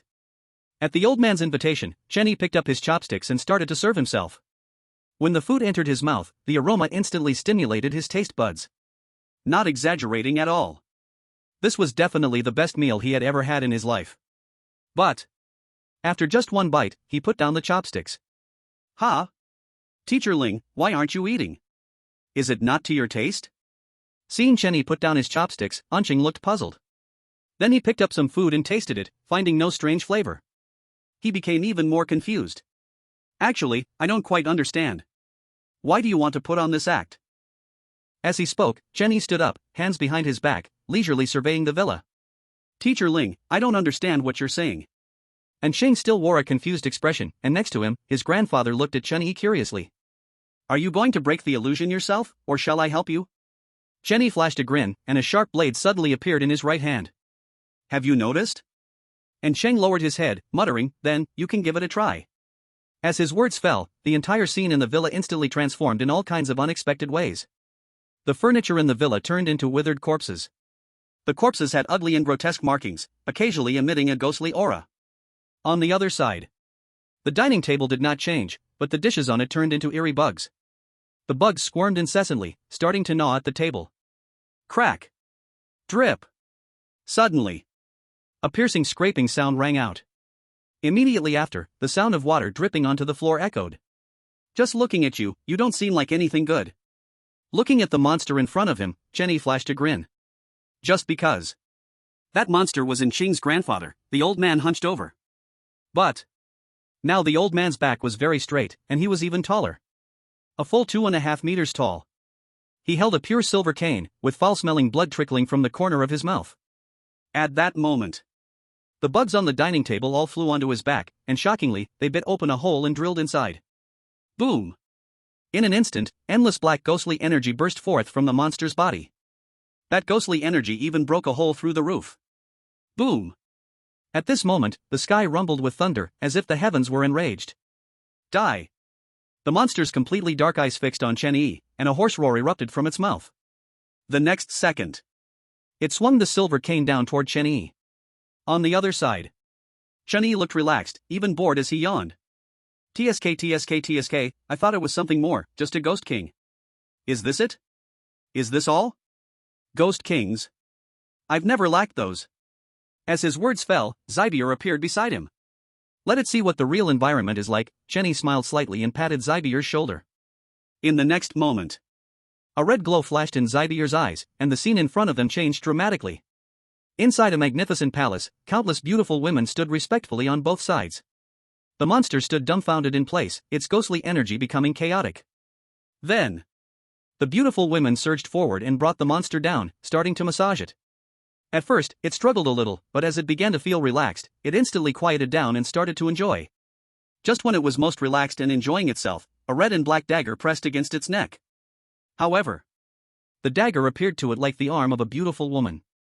The next second, the dagger slid, and its head was severed from its body. Through it all, it wore a serene expression, smiling the whole time. Is this it? You think you can play with illusions? Chen Yi flashed a grin, suddenly turning to look at an empty space nearby. Let's hurry and ask for more updates. I really want more updates. 300 for +1 update, 500 for +2, 800 for +3, gifts also count for more updates. Chapter 60. Just because you are not human? You think you can play with illusions? Hearing this extreme mockery, and Cheng's figure revealed itself. Alright, I underestimated you. Please, feel free to kill or chop. Saying this, he directly sat down on the ground, starting to give up. No way, he couldn't match up to the other. Young man, don't be discouraged. At this moment, Chen Yi came to sit beside Xing, patting his shoulder earnestly. Then, he continued speaking, I can choose not to kill you, and I can even help you keep the secret of non-nobility. Upon hearing this, Xing's eyes widened in disbelief as he looked at Chen Yi. What conditions? Give me everything your family has, everything. Everything? Sheng was stunned once again, not expecting Chen Yi's condition to be so simple. In fact, this could hardly be called a condition. Because as long as Chen Yi killed him, in the end, everything could still be obtained. Thinking of this, he suddenly smiled, alright, no problem. Immediately after, he got up and started packing all the items in his home. 2.5 minutes later, he carried a cardboard box to Chen Yi. This is all, definitely no more. Okay, you can go now, do whatever you need to do. Chen Yi took the cardboard box and waved his hand hurriedly. After Xing left, he finally checked the contents of the box. Pens, rulers, combs, school uniforms, and so on, all were unremarkable items. This whole box of things, surprisingly, had nothing valuable. Ha! Suddenly, Chen Yi's movement paused, his gaze was drawn to the notebook at the very bottom of the box. The notebook was completely black, entirely wrapped in dust. He picked up the notebook, blew away the dust, and slowly opened it. The yellowed pages trembled slightly, nearly crumbling apart. Ding! Congratulations on obtaining a hidden task clue, a worn-out diary. Worn-out diary, it records many unknown secrets, though time has passed, the writing is now unclear. Looking at the 2 lines of blood-red words that suddenly appeared before him, Chen Yi was overjoyed. The previous clue was to find a student who was not a noble. But after finding Xing, there were no clues about the hidden task popping up. So, the clue must be in Xing's hands, but he himself just didn't know it. This was one of the reasons why he didn't kill Xing. The other reason was that he didn't want to attract trouble. It was well known that he came for a home visit, so doing less was better than doing more. Sure enough, it's really hard to see. Chen Yi looked closely at the writing in the diary, but found it difficult to read. 10 minutes later, he closed the diary, the corners of his mouth slightly rising, and his mood was very good. In these 10 minutes, he had completely understood what was written in the diary. Simply put, it was just one sentence. Noble school, library. After tossing the whole box into the system space, Chen Yi left Xing's home. Now looking back, the originally magnificent villa had turned into a dilapidated wooden house. The night in the horror game world was very quiet. The wind on the streets had also stopped. Before long, Chen Yi finally arrived at the school gate. The gate was tightly closed, only the guard room had a dim light shining. This is the 100 horror coins you dropped, right? Can you open the door? Chen Yi took out 100 horror coins and placed them on the desk of the guard room. However, The guard glanced at the horror coins and then looked down, not opening the door. Sorry, I remember I dropped 1,000 horror coins at night. You didn't secretly hide my 900 horror coins, did you? Hearing the guard's words, Chen Yi was instantly stunned. Soon, he understood that the guard thought he was easy to bully. He was trying to shake him down. You say you dropped 1,000 horror coins, so it seems this 100 is not yours. He sighed and took back the 100 horror coins from the table. Seeing this situation, the guard immediately widened his eyes. Stop playing dumb here. Without 1,000 horror coins, you can't get in today. I tell you, outside the school, at night, there are many thoughtless horrors. They won't care what your identity is. However, Chen Yi shrugged indifferently. I don't care, if you have the ability, just kill me. After saying this, he grinned, revealing a row of white teeth.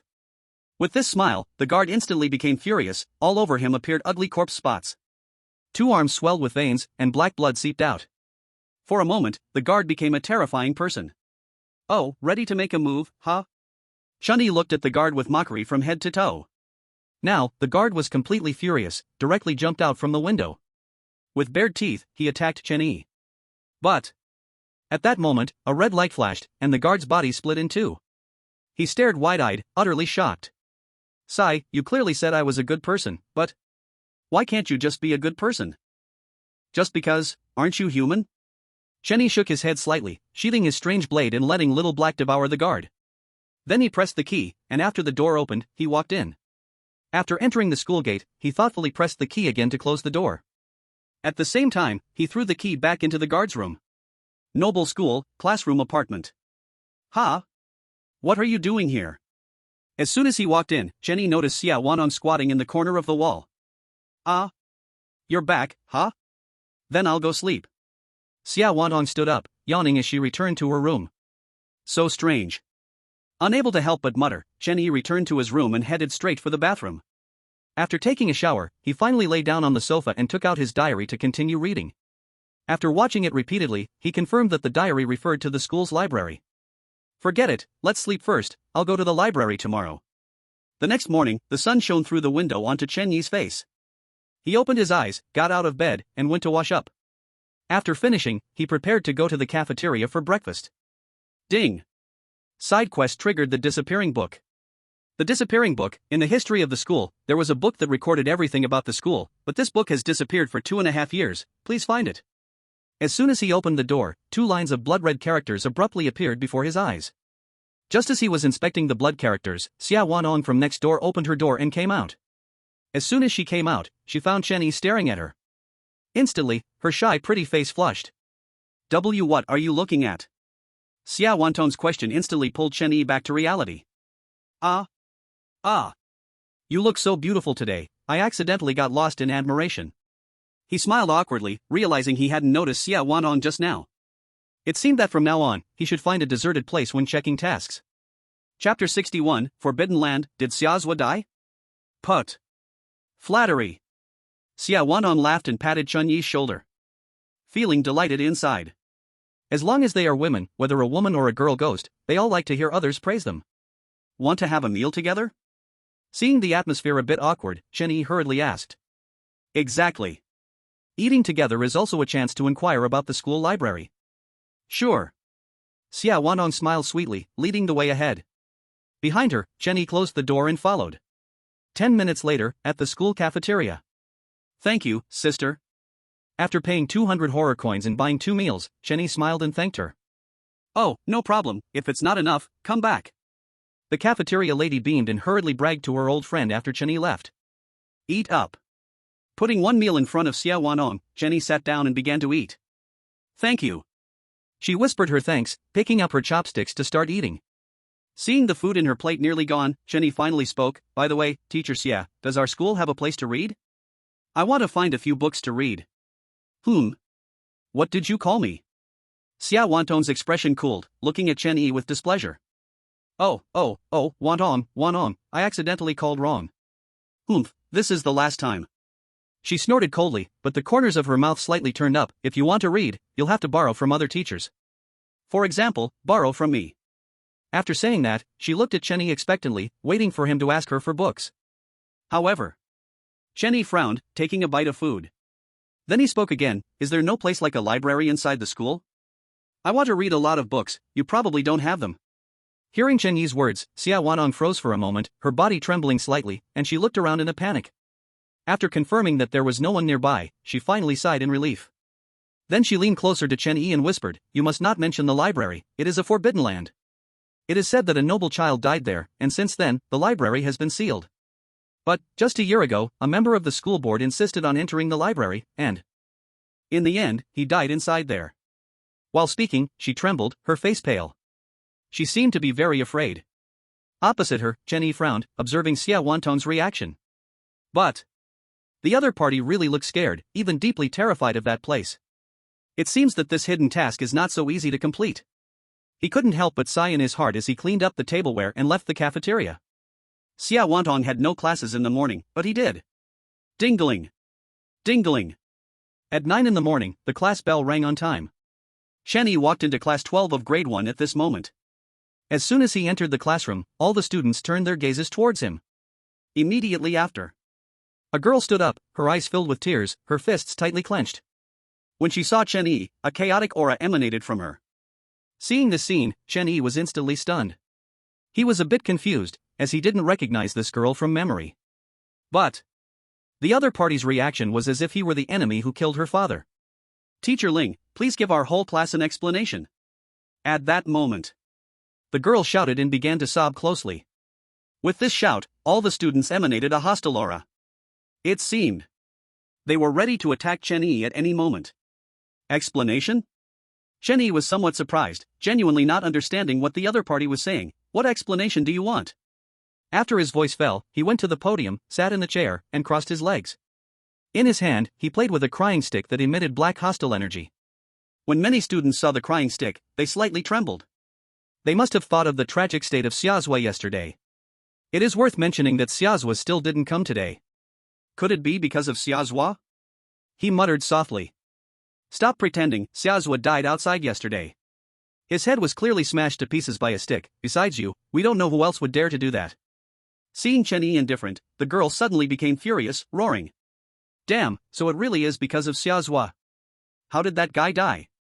Upon hearing it was indeed because of Xiazhua, Chen Yi couldn't help but be shocked. Xiazhua was the son of a vampire duke. He was not afraid of the vampire duke, but killing him would also be troublesome. So, he wouldn't go kill Xiazhua for no reason. Such a thing that had only disadvantages and no advantages was something he wouldn't do. Dead, huh? If he's dead, then so be it, skipping school, he deserved to die. Chen Yi nodded, stood up, and said indifferently. As soon as these words fell, all the students immediately became furious. In an instant, the entire classroom was filled with a hostile atmosphere, and fierce killing intent locked onto Chen Yi. Wrapped in hostile energy, with killing intent locked on him, Chen Yi remained still. At this moment, he suddenly grinned, revealing a set of white teeth. That harmless expression suddenly scared some timid students. "Actually, I don't really understand, since I dare to kill Xiazhua, a proper son of the vampire duke, why do you dare to provoke me? Could it be that your parents are more impressive than the vampire duke?" As soon as these words came out, all the students were instantly stunned. Right. He dares to kill the son of the vampire duke, so why wouldn't he dare to kill them? In the next instant, the hostile energy in the classroom became chaotic. The killing intent locked on Chen Yi reduced by more than half. "Everyone, don't be afraid, he dared to kill the duke's son today, tomorrow he'll dare to kill you and me. As long as we work together, we can definitely kill him. Don't forget, he is just a dirty human rat, while we are all nobles." The girl who stood up first, sensing something was off, shouted loudly again. She was tearful, immediately causing many students to release hostile energy once more. "Hey, I remember I didn't pay attention to you, did I?" At this moment, on the podium, Chen Yi sighed, getting up and walking in front of the girl. Seeing Chen Yi walking towards her, the girl immediately became nervous. Trying hard to stay calm, he looked into Chen Yi's eyes. I don't believe you dare to kill me here." She held her neck high, spitting out droplets of saliva. "Oh? What makes you think I wouldn't dare?" Hearing the girl's words, Chen Yi smiled again, raising his right hand, with the bat ready to strike. "Tell me who sent you, and I can spare your life." He didn't believe that such a girl would dare to challenge him, even stirring up other students to go against him. Chapter 62, shocked Luo Xing, who isn't a noble. Extra update, please urge for more. In the noble school, in the headmaster's office, Luo Xing lay comfortably on the chair, with the latest trendy cigarette dangling from his mouth. On the table, there was a cup steaming with hot brain pulp. All of this were gifts from students' parents.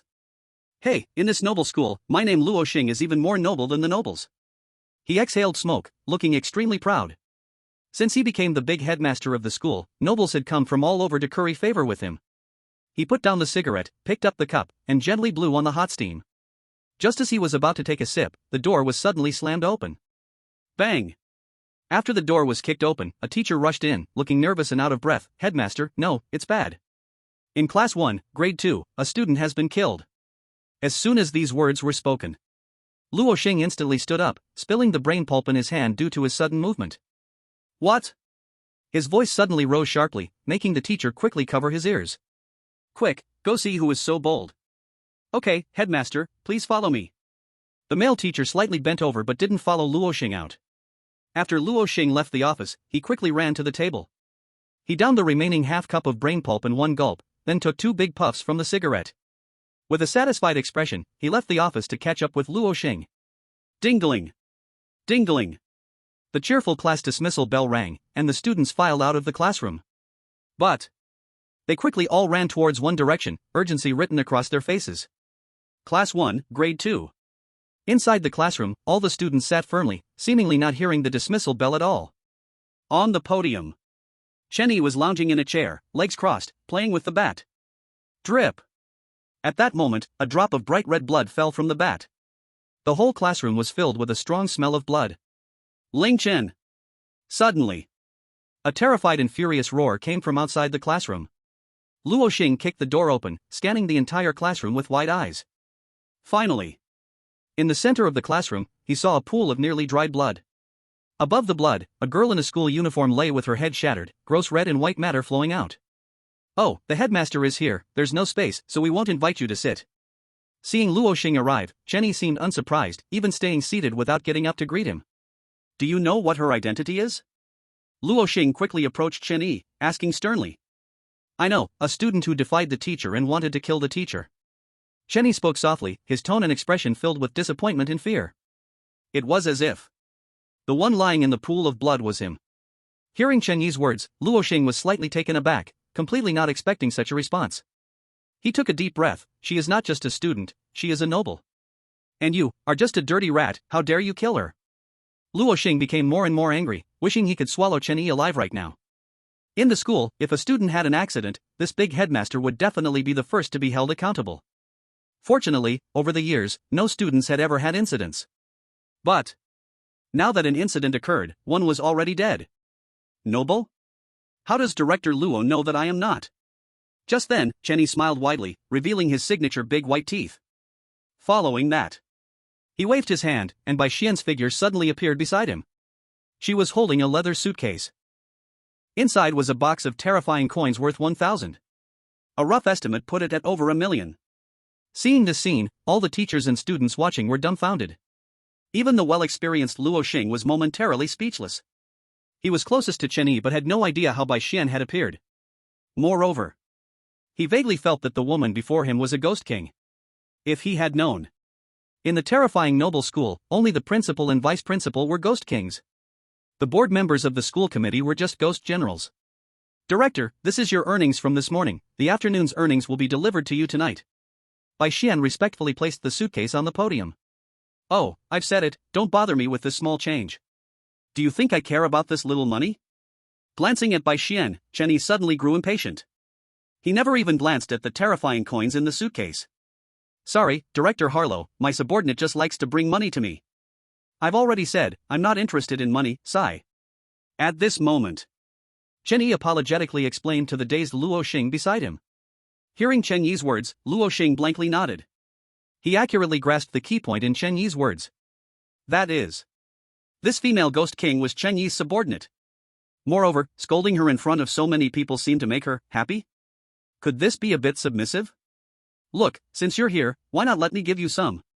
Suddenly, Chen Yi stood up, directly grabbed a handful of terrifying coins from the suitcase, and stuffed them into Luo Xing's arms.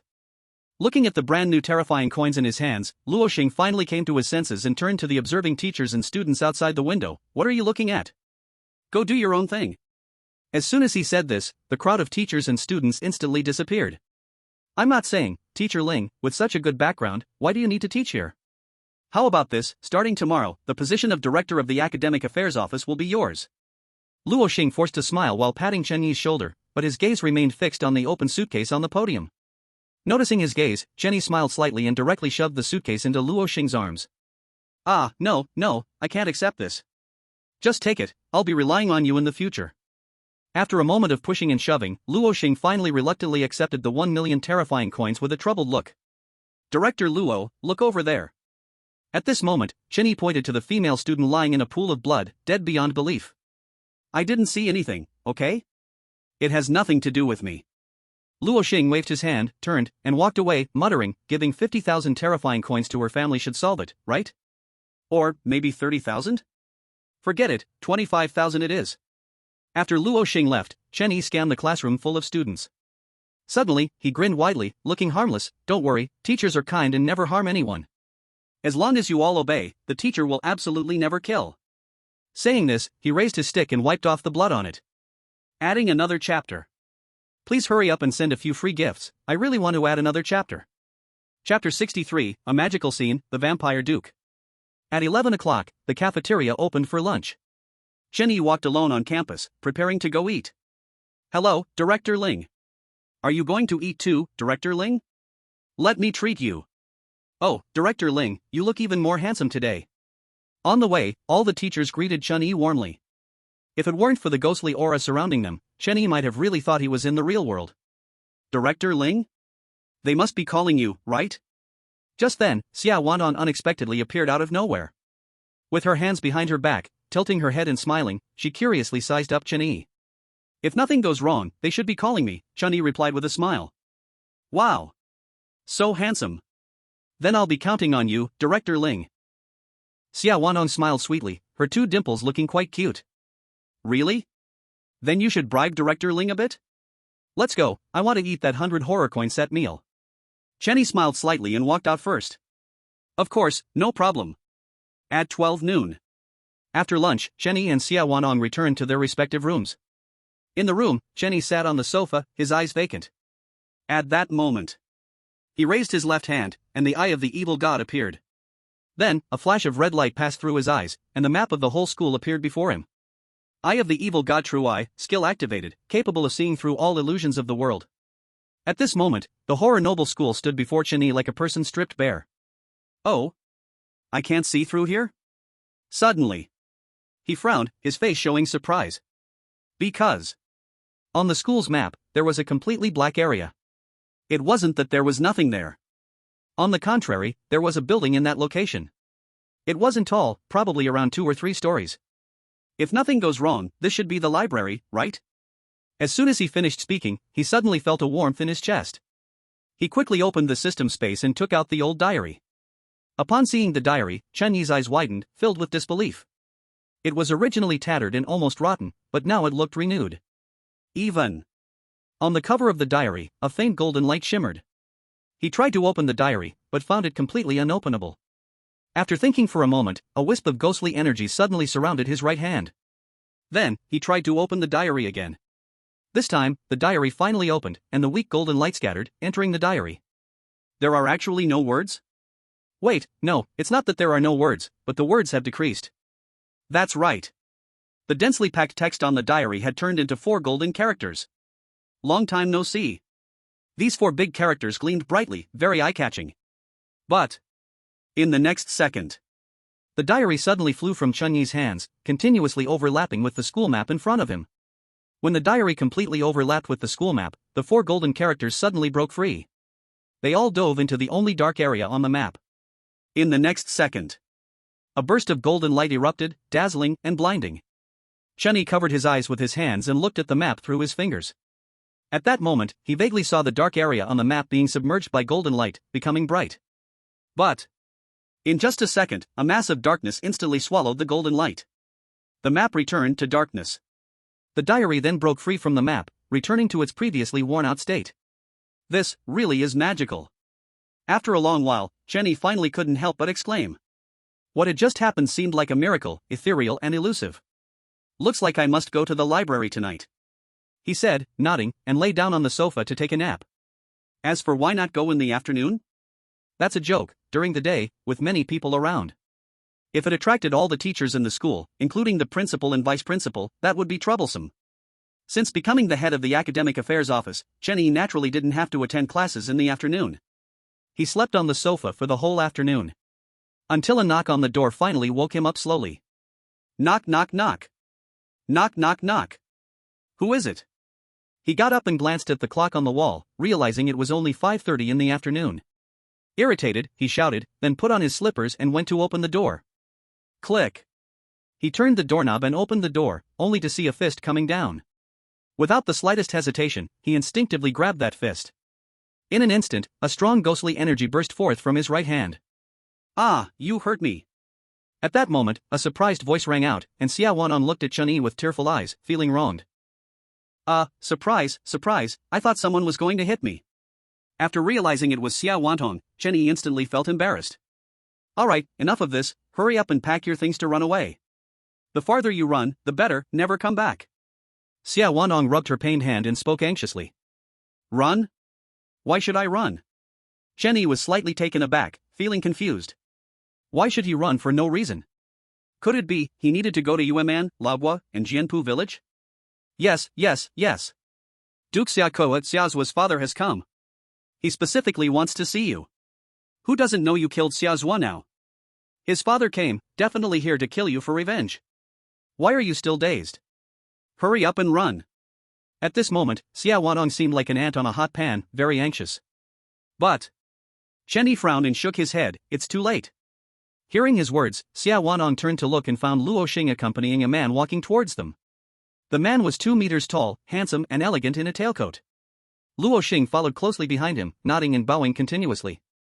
At that moment, the two finally arrived at Chen Yi's room door. For a moment, the man and Chen Yi looked at each other. You are Xiaozua's teacher, Ling Chen? The man's tone was cold, his expression expressionless as he asked. It's me. Chen Yi nodded with a smile. If there were no surprises, this big man in front of him was indeed Xiaozua's father. The Vampire Duke, Xiaoku. Ding. Kill target, Vampire Duke Xiaoku.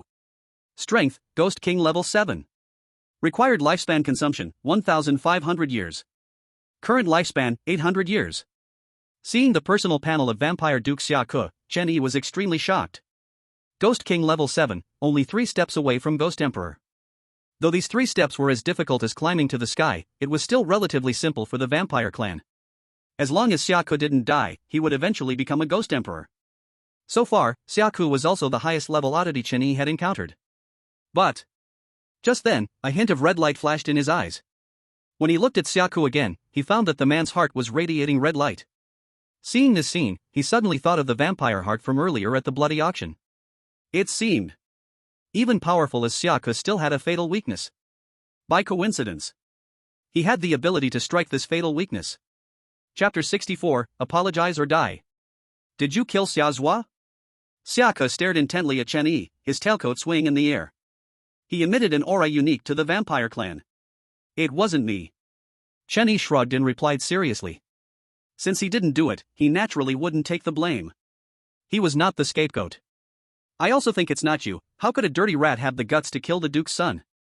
Xiaoku sneered, looking at Chen Yi with full disdain and ridicule. Then, he spoke again, but Xiaozua cannot die in vain, someone needs to accompany him to the grave. After thinking it over, I find you quite suitable. As his voice fell, a strong and violent killing intent instantly locked onto Chen Yi. In an instant, the air around Chen Yi felt like it was frozen. But at that moment, 3 streams of blood-red ghost energy shot out from the room behind Chen Yi.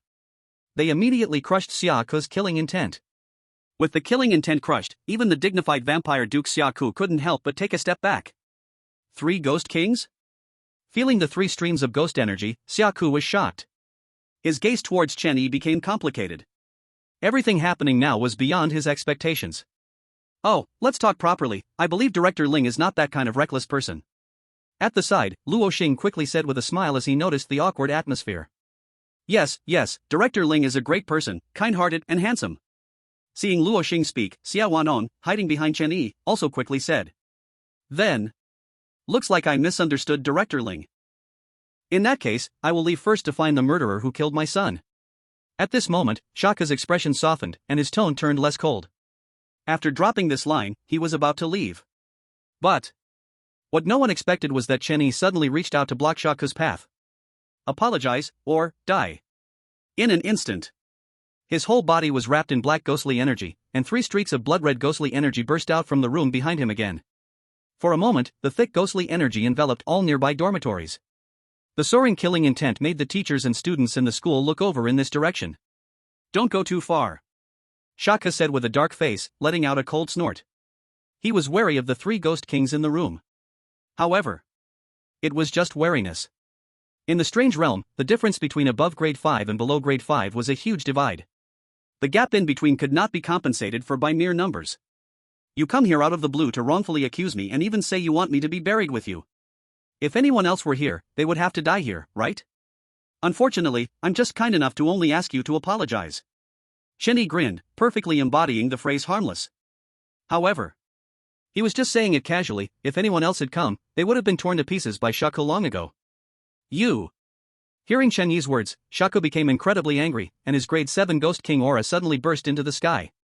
But at that moment, his heart suddenly stabbed with pain. His aura instantly became disordered. He looked at Chen Yi in shock, only to find that the other party was looking at his heart with great interest. That gaze made him feel the suppression and wariness from his race. Yes, I'm sorry. This sentence almost slipped out in a rush, and even he himself did not expect to say it. As soon as the words fell, Luo Xing and Xia Wanon looked at Shaku in shock at the same time. Both of them did not expect that the dignified vampire duke would actually apologize to Chen Yi, a human. Now, Xia Wanon looked at Chen Yi with even more admiration, truly becoming a little fan. And Luo Xing was thinking about something else in his mind. That 1 million. Should I return it to him? But that was 1 million terror coins. He could never earn that in his lifetime. Sigh. Forget it, living is the most important thing. This guy can make a vampire duke apologize. On the other hand, Chen Yi, the protagonist of this chaotic drama, did not make any movement. Because a flash of red light crossed his eyes, and 3 lines of blood-colored text appeared before him. Ding. Side mission triggered. Find the murderer, judge the murderer. Find the murderer, judge the murderer. As a qualified teacher, your student died outside of school, and you were framed. Please find him and judge him. Side mission reward, a hidden task clue, 1 strange wooden box. Just as Chen Yi was lost in thought, Shaka had already turned to leave. Wait. Suddenly, Chen Yi shouted. Hearing the voice, Shaka stopped and turned to look. He really did not want to pay any attention to this human and just wanted to leave quickly to find that bastard who killed Xiazhua. Chen Yi quickly walked in front of Shaco and said, Duke Shaco, I feel very sorry for Xiazhua's death. But after all, he was my student, and I have an obligation to help him seek justice and find the murderer. As soon as these words came out, the scene fell into sudden silence. Shaku and the 2 others looked at Chen Yi in a daze, not knowing what he was trying to do.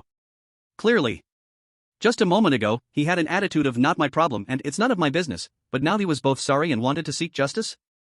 Are you sure? Shaku frowned and asked Chen Yi. Sure. Chen Yi nodded and firmly said, but first, I need to see Xiazhua's body. After hearing the latter part, Shaku fell into thought. After a moment, he nodded, come with me. Just as the 2 were about to leave, Xia Wadong suddenly ran over and grabbed Chen Yi's arm. Teacher Ling, be careful. Her pretty face was flushed, shyly reminding him. Good. Chen Yi nodded and reached out to touch Xia Wantong's head. Then, he followed Duke Xiaka and left the dormitory area. In the evening, the noble school became empty. A gentle breeze blew, and 2 figures walked side by side. Where are we going? Looking ahead, Chen Yi couldn't help but ask. Because, just a little further, they would arrive at a place he both unfamiliar and familiar with. That is the forbidden place of the horror noble school, the library. We're here. At this moment, Shaka said lightly. He looked up ahead, his eyes showing a hint of sadness. Oh, it really is here. Seeing the building before him, Chen Yi couldn't help but be startled. Before him stood a 3-story small building. Its surroundings were overgrown with weeds, and trash was scattered everywhere. Occasionally, he could even see 1 or 2 severed limbs. Most importantly, this 3-story small building was surrounded by iron fences as thick as fingers. An almost rotten wooden sign hung on the iron fence. On the sign, written in blood, were the words, Forbidden place, no entry for teachers and students. This scene, under the cover of night, appeared exceptionally quiet and eerie. Chapter 65, Confident Chen, Poor and Miserable Shaka, Bonus Chapter, please give 5-star reviews. Forbidden Place, no entry for teachers and students. Looking at the words on the wooden sign, Chen-yi couldn't help but read them aloud. Then, he turned to Duke Shaka beside him. Is this where Xiazhua died? As soon as he asked, he felt it was unlikely.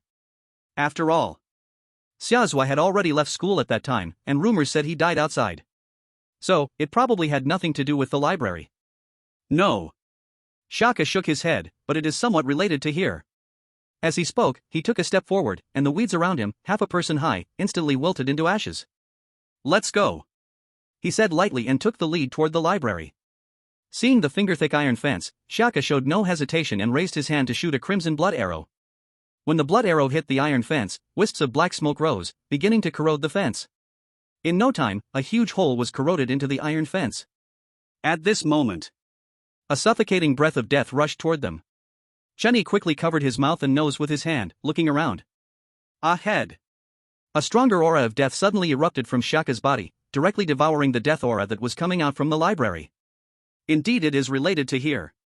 He frowned, carefully sensing that aura. Director Ling does not know, but Xiazhua had this aura of death on him. Back then, this place was sealed by me in conjunction with the school's principal and vice principal. I never expected an unintentional act would involve the younger generation. He sighed, his words full of regret. Then, he smiled, lifted his leg, and walked toward the library. Bang! Just as Shaka approached the library, an extremely powerful wave directly knocked him back. He sat on the ground, his face bewildered, completely not expecting this to happen. First, he had to apologize to humans passively, now he was knocked back by something invisible. He was a dignified vampire duke of the 7th level of Ghost Kings. When had he ever been so humiliated? But... are you okay? Chen-yi tried hard to suppress his laughter, pretending to care. Humph, I'm fine. Shaka coldly huffed awkwardly, jumped up, and restored his aloof demeanor. However, there were 2 clumps of dust on the tail of his tailcoat that looked quite conspicuous. How about I give it a try?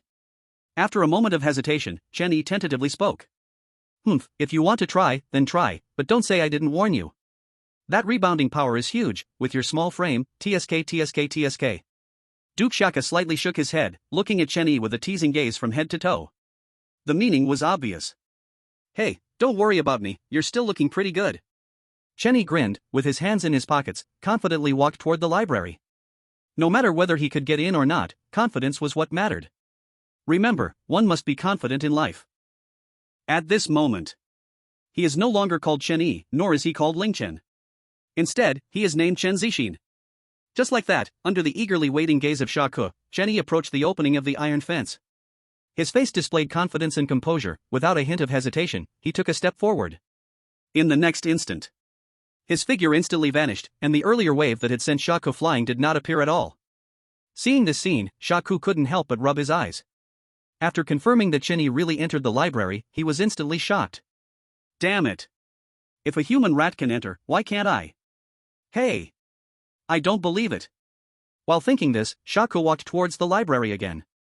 When passing the iron fence, he paused slightly.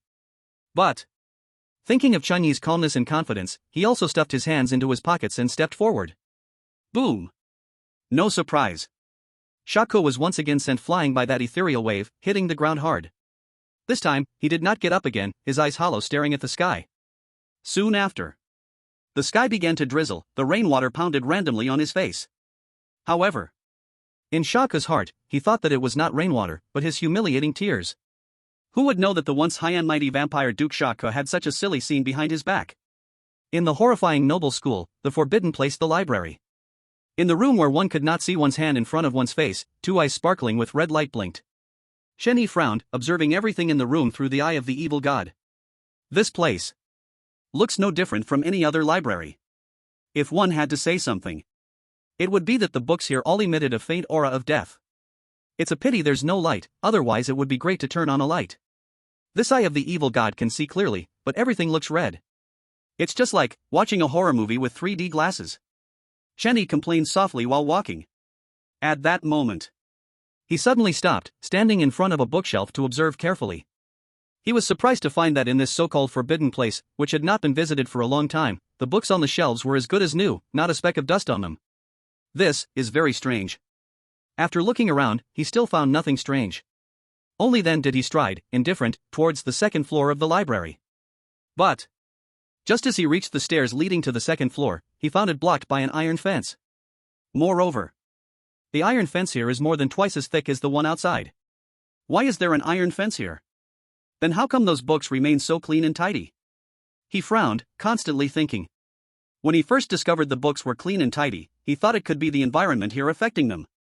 But the strange thing is, there was thick dust on the ground and shelves.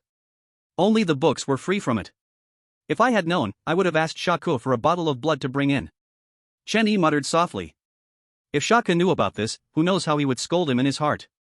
At that moment, his right hand was entangled by ghostly energy and slowly placed on the iron fence. After a long time, nothing strange happened. He finally breathed a sigh of relief. With a strong pull, he surprisingly tore the heavy iron fence open. Seeing this scene, he was slightly taken aback and slowly uttered a word. 6. She is coming with updates, dear brother, dear Earth. Can I get a 5-star review plus a push for updates please? Chapter 66 First Principle, The Secret of the Noble School. 666. The Grand 7-stage Ghost King Vampire Duke can't get in, yet unexpectedly my buddy can open it with a casual touch. See, this is the difference between people. Sigh, it's not his fault, who told us to be handsome and charming, loved by everyone, and flowers bloom wherever we go? Being special is very reasonable. Looking at the iron gate that was easily opened, Chen Yi grinned, his expression very provoking. Following that, he stepped onto the stairs leading to the second floor of the library. As soon as he climbed the stairs, a bone-chilling cold wind blew down from above. He frowned and moved forward against the wind. At this moment, he was surprised to find that the cold wind gradually became weaker as he ascended. When he successfully reached the second floor, the cold wind completely disappeared. At that time, a hint of red light appeared in Chen Yi's eyes, starting to scan the environment of the second floor. It's exactly the same as the first floor? He frowned, his heart startled.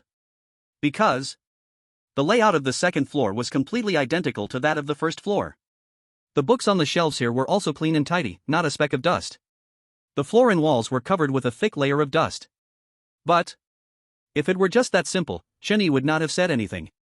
The most important thing was, the books on the second floor shelves were exactly the same as those on the first floor. It was as if they had been copied and pasted.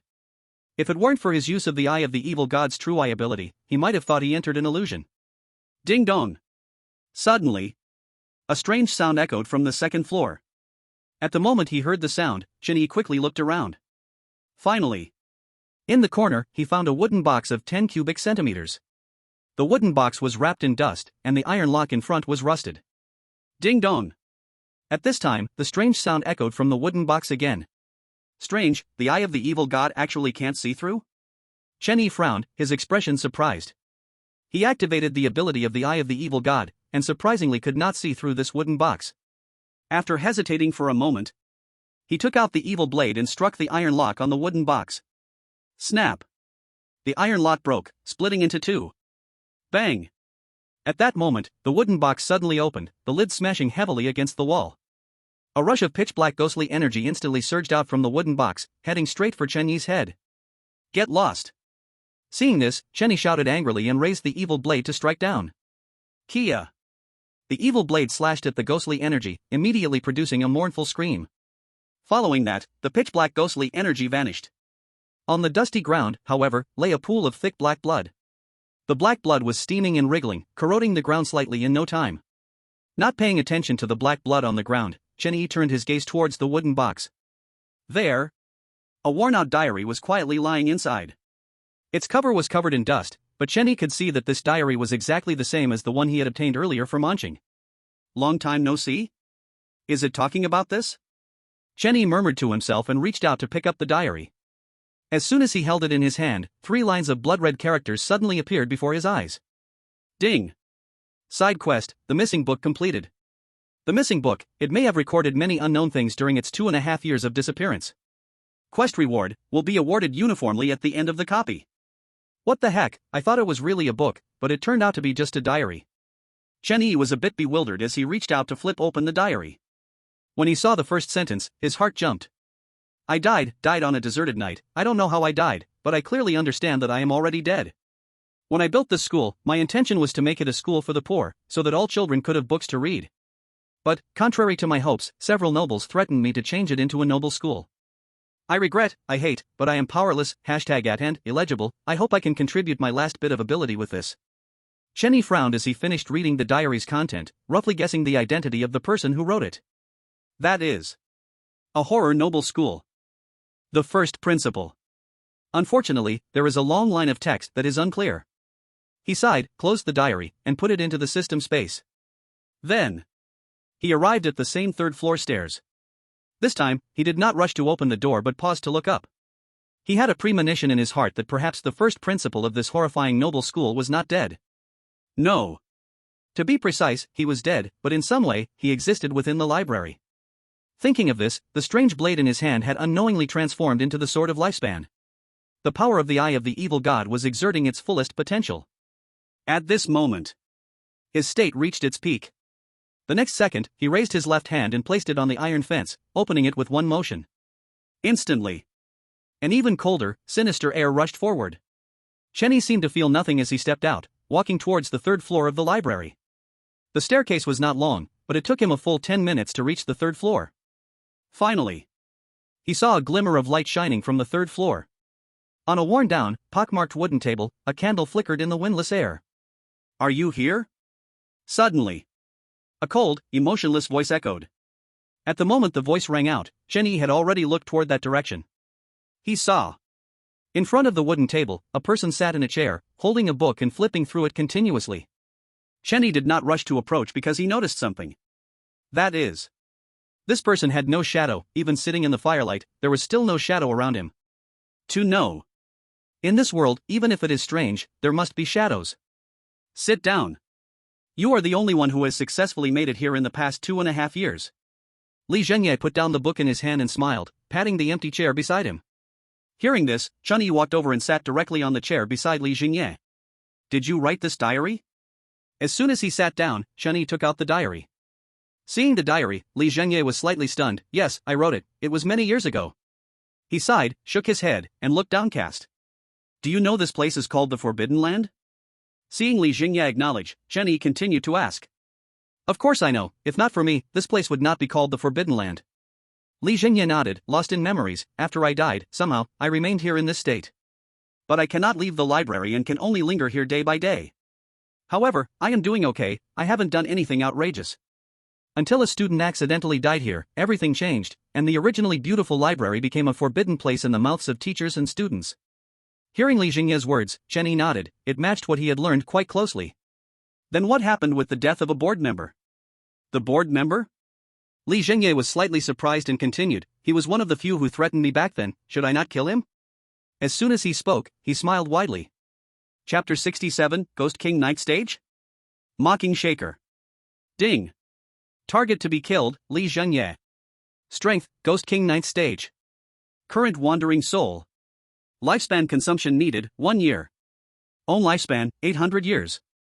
Do you want to kill? While Li Zhenye spoke, Chenny was checking the opponent's personal panel. Wow, Ghost King Ninth Stage. Just one step away from becoming the Ghost Emperor. How could a noble kill this?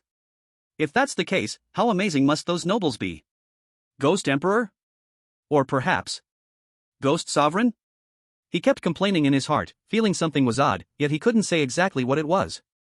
What is your purpose for coming here? Suddenly, Li Zhenye changed the subject, asking Chenny with a blank expression. As his voice fell, the candle flame on the table began to flicker violently. The firelight illuminated the entire third floor of the library. The once dusty bookshelf and floor began to rot. The thick dust turned into a nauseating black blood. The clean and tidy books on the shelves transformed into strange beings at this moment. They varied in form and strength, the highest being the Ghost General, the lowest just a wandering soul. Don't underestimate their power, their numbers were overwhelming. At this moment, all the strange beings in the room turned their gaze toward Chenny, grinning and baring their teeth, waiting for his response.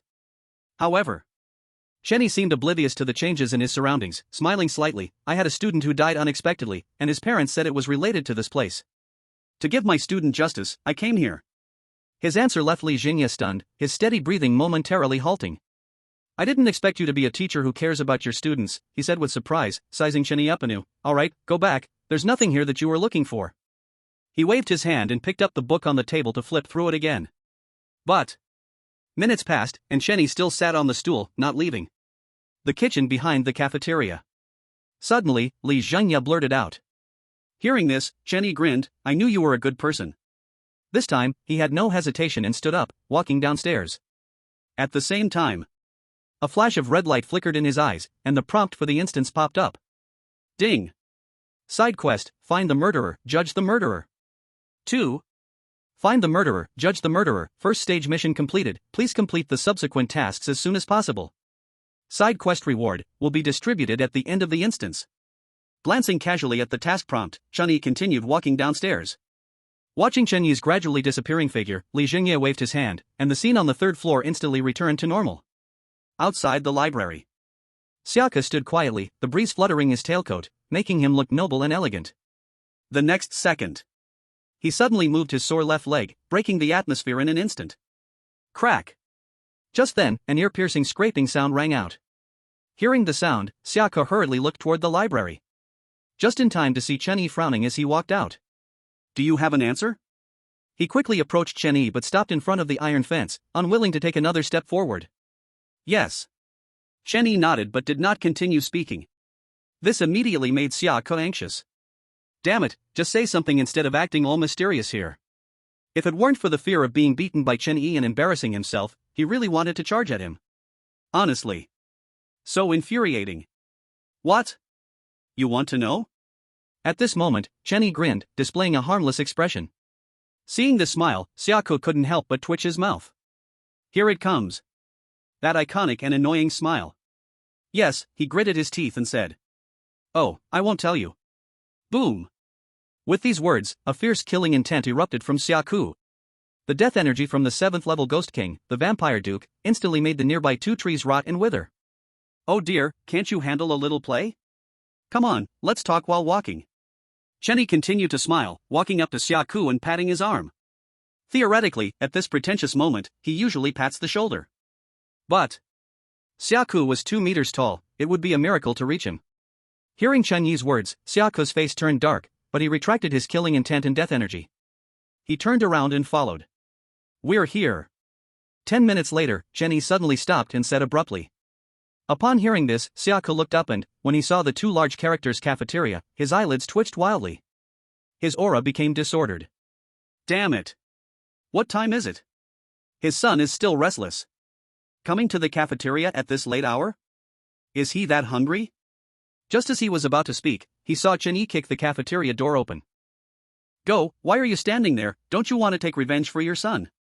Hearing this sentence, Xiaka clenched his fists and swallowed the words that were already at the tip of his tongue, then followed alone. After entering the cafeteria, Chen Yi looked around, don't say, I'm really a bit hungry. The speaker meant no harm, but the listener took it seriously, his casual words nearly drove Xiaku mad. Before long, Chen Yi brought Xiaku to the kitchen at the back of the cafeteria. There was a separate door to the kitchen, and it was locked at that moment. Someone has died. Xiaku wrinkled his nose, it's the scent of humans. Chen Yi nodded, he could smell it too. Since obtaining the eye of the evil god, his sense of smell and hearing had more than doubled. Bang! He kicked the kitchen door, producing a huge noise. However, this kick surprisingly didn't break the lock. Put. Beside him, Xiaku couldn't help but laugh, the one lost in the library had finally been found. Ahem, let me. He coughed lightly, pushed Chen Yi aside, and lifted his right foot to kick the door lock fiercely. Bang! This time, the sound was even louder, echoing within the cafeteria. Put. Suddenly, Chen Yi laughed again, and the laughter grew louder. Xiaku's face darkened as he clenched his fists. Just because. His kick surprisingly didn't break the lock. The ground he regained was thus laughed away again. What are you laughing at? Clearly, there is a problem with this lock. Finally. Xiaku couldn't stand Chen Yi's laughter anymore and shouted loudly. Ahem, stop laughing, really not laughing, really not laughing. Just as Xiaku was about to explode, Chen Yi finally quieted down. He took out the sword of lifespan and struck it against the door lock. Crack! In the next moment, a shattering sound was heard, and the door lock finally broke. Sure enough, it still takes my buddy to take action. Chen Yi put away the sword of lifespan and casually glanced at Xiaku. Chapter 68, Kitchen, it's time to judge the murderer, bonus. At 2:30 in the morning. The red moon hung high, and the campus was silent. In the kitchen at the back of the cafeteria. Chenny yanked down the door lock and pushed the door open to enter. As soon as he entered the kitchen, a strong stench hit his face. At this moment, in the very back of the kitchen, dozens of scarlet eyes slowly opened, staring motionlessly at the two of them. This is Kai Koen and Tang San? Suddenly, Chenny discovered two withered corpses in the corner. From their clothing, they should be the two players assigned to raise chickens and rabbits in the kitchen at that time. TSK, quite tragic, he clicked his tongue. The two corpses on the ground had drained of blood, limbs chopped off, and even certain unspeakable parts had been cut away. There's the scent of Xiazhua here.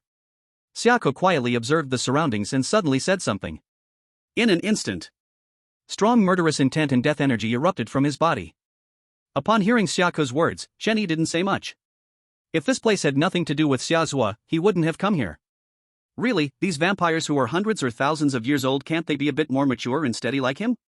Thinking this, he walked to the very back of the kitchen. The moment he entered, he had noticed this place. Two huge iron cages were there, each holding rabbits and chickens. But these chickens and rabbits were worlds apart from ordinary ones. The chickens and rabbits in front of him all had blood-red eyes, emanating a strong smell of blood. Occasionally, wisps of ghostly energy even oozed from their mouths. Suddenly, Chen Yi's eyes widened as he leaned close to the cage holding the chickens. He saw. In the center of the cage was an iron basin, filled with various rotten meat. However, among them was a complete piece of meat that made even Chen Yi shiver. That piece of meat was from a certain part of a human's lower body. If nothing unexpected happens, Xiaozua's death is closely related to this place. Noble school, Tisk, really living recklessly. Unknowingly, Xiaka had already concealed his aura and approached. Upon seeing the rotten meat in the chicken cage, he coldly snorted and turned to leave. 4 o'clock in the morning. In the shocking Noble school, in the vice principal's office. A middle-aged man with a Mediterranean style and glasses looked extremely tired. Duke Shaku, we are all very sorry about the death of Xiazhua. But after all, he died outside of school, this really cannot be blamed on us. He spread his hands, looking helpless. Anyone who was sound asleep, and then woke up at 4 in the morning, would surely explode with anger. But the person in front of him was a vampire duke, the nobility among the nobility. He dared not offend him, yet he was not as fearful as Luo Xing. So, does this mean your school plans to do nothing? Shaka let out a cold laugh, quietly staring at the vice principal. Sai, this really can't be. Hey, don't go, let me explain, okay, you take care. Before the vice principal finished speaking, Shaka stood up and left directly. He hurriedly pretended to keep him, not even bothering to stand up. The next morning. Knock, knock, knock. In the midst of sleep, Chen Yi was abruptly awakened by a series of urgent knocks on the door. Damn it, I'm already a director, and you still knock on the door? He glared at his panda eyes, cursing as he got up to open the door. As soon as the door opened, ready to scold, he saw the grim-faced Shaku. The vampire race had good hearing, Chen Yi's words were heard verbatim by him. Director Ling, why not go back to sleep for a while? Hearing Shaka's words, Chen Yi was stunned for a moment, then bowed to Shaku. He grinned, hey, you're really odd. Bang! As soon as he finished, he quickly stepped back and closed the door. Looking at the closed door, Shaku was immediately dumbfounded. What? You really sleeping? Knock, knock, knock. Another round of urgent knocking sounded. Chen Yi opened the door with a very speechless expression. What is it? I'm really tired. We found the murderer. Shaku glared at Chen Yi and turned to leave. So what if you found? Don't I get to sleep? What? We found him. Realizing what Shaku meant, Chen Yi's voice suddenly rose, all sleep gone, hurriedly following him. Before long, Chen Yi followed Shaku to outside the school and entered a shop across the street. Inside the shop, a fat man in a chef's uniform was tightly bound. The fat man was covered in bruises, barely clinging to life. He is the head chef responsible for the school cafeteria. Shaku explained to Chen Yi. Hearing Shaku's words, Chen Yi nodded and approached the fat man. Did you kill Xiazhua? As soon as this was said, the fat man shook his head madly, constantly mumbling He was so anxious that tears flowed out. All right, he says he didn't do it, it wasn't him. Chen Yi shrugged and turned to leave. But at this moment, a blood-red ghostly aura suddenly closed the door. If he says it wasn't him, then it isn't. I already know who the murderer is. Without looking back, Chen Yi opened the shop door and walked out. Watching Chen Yi's departing figure, Shaka's expression was complicated, and the ghostly aura instantly killed the fat man in front of him. At noon, Chen Yi ran into Xia Wantong and Wang Ernie on his way to the cafeteria and decided to eat together.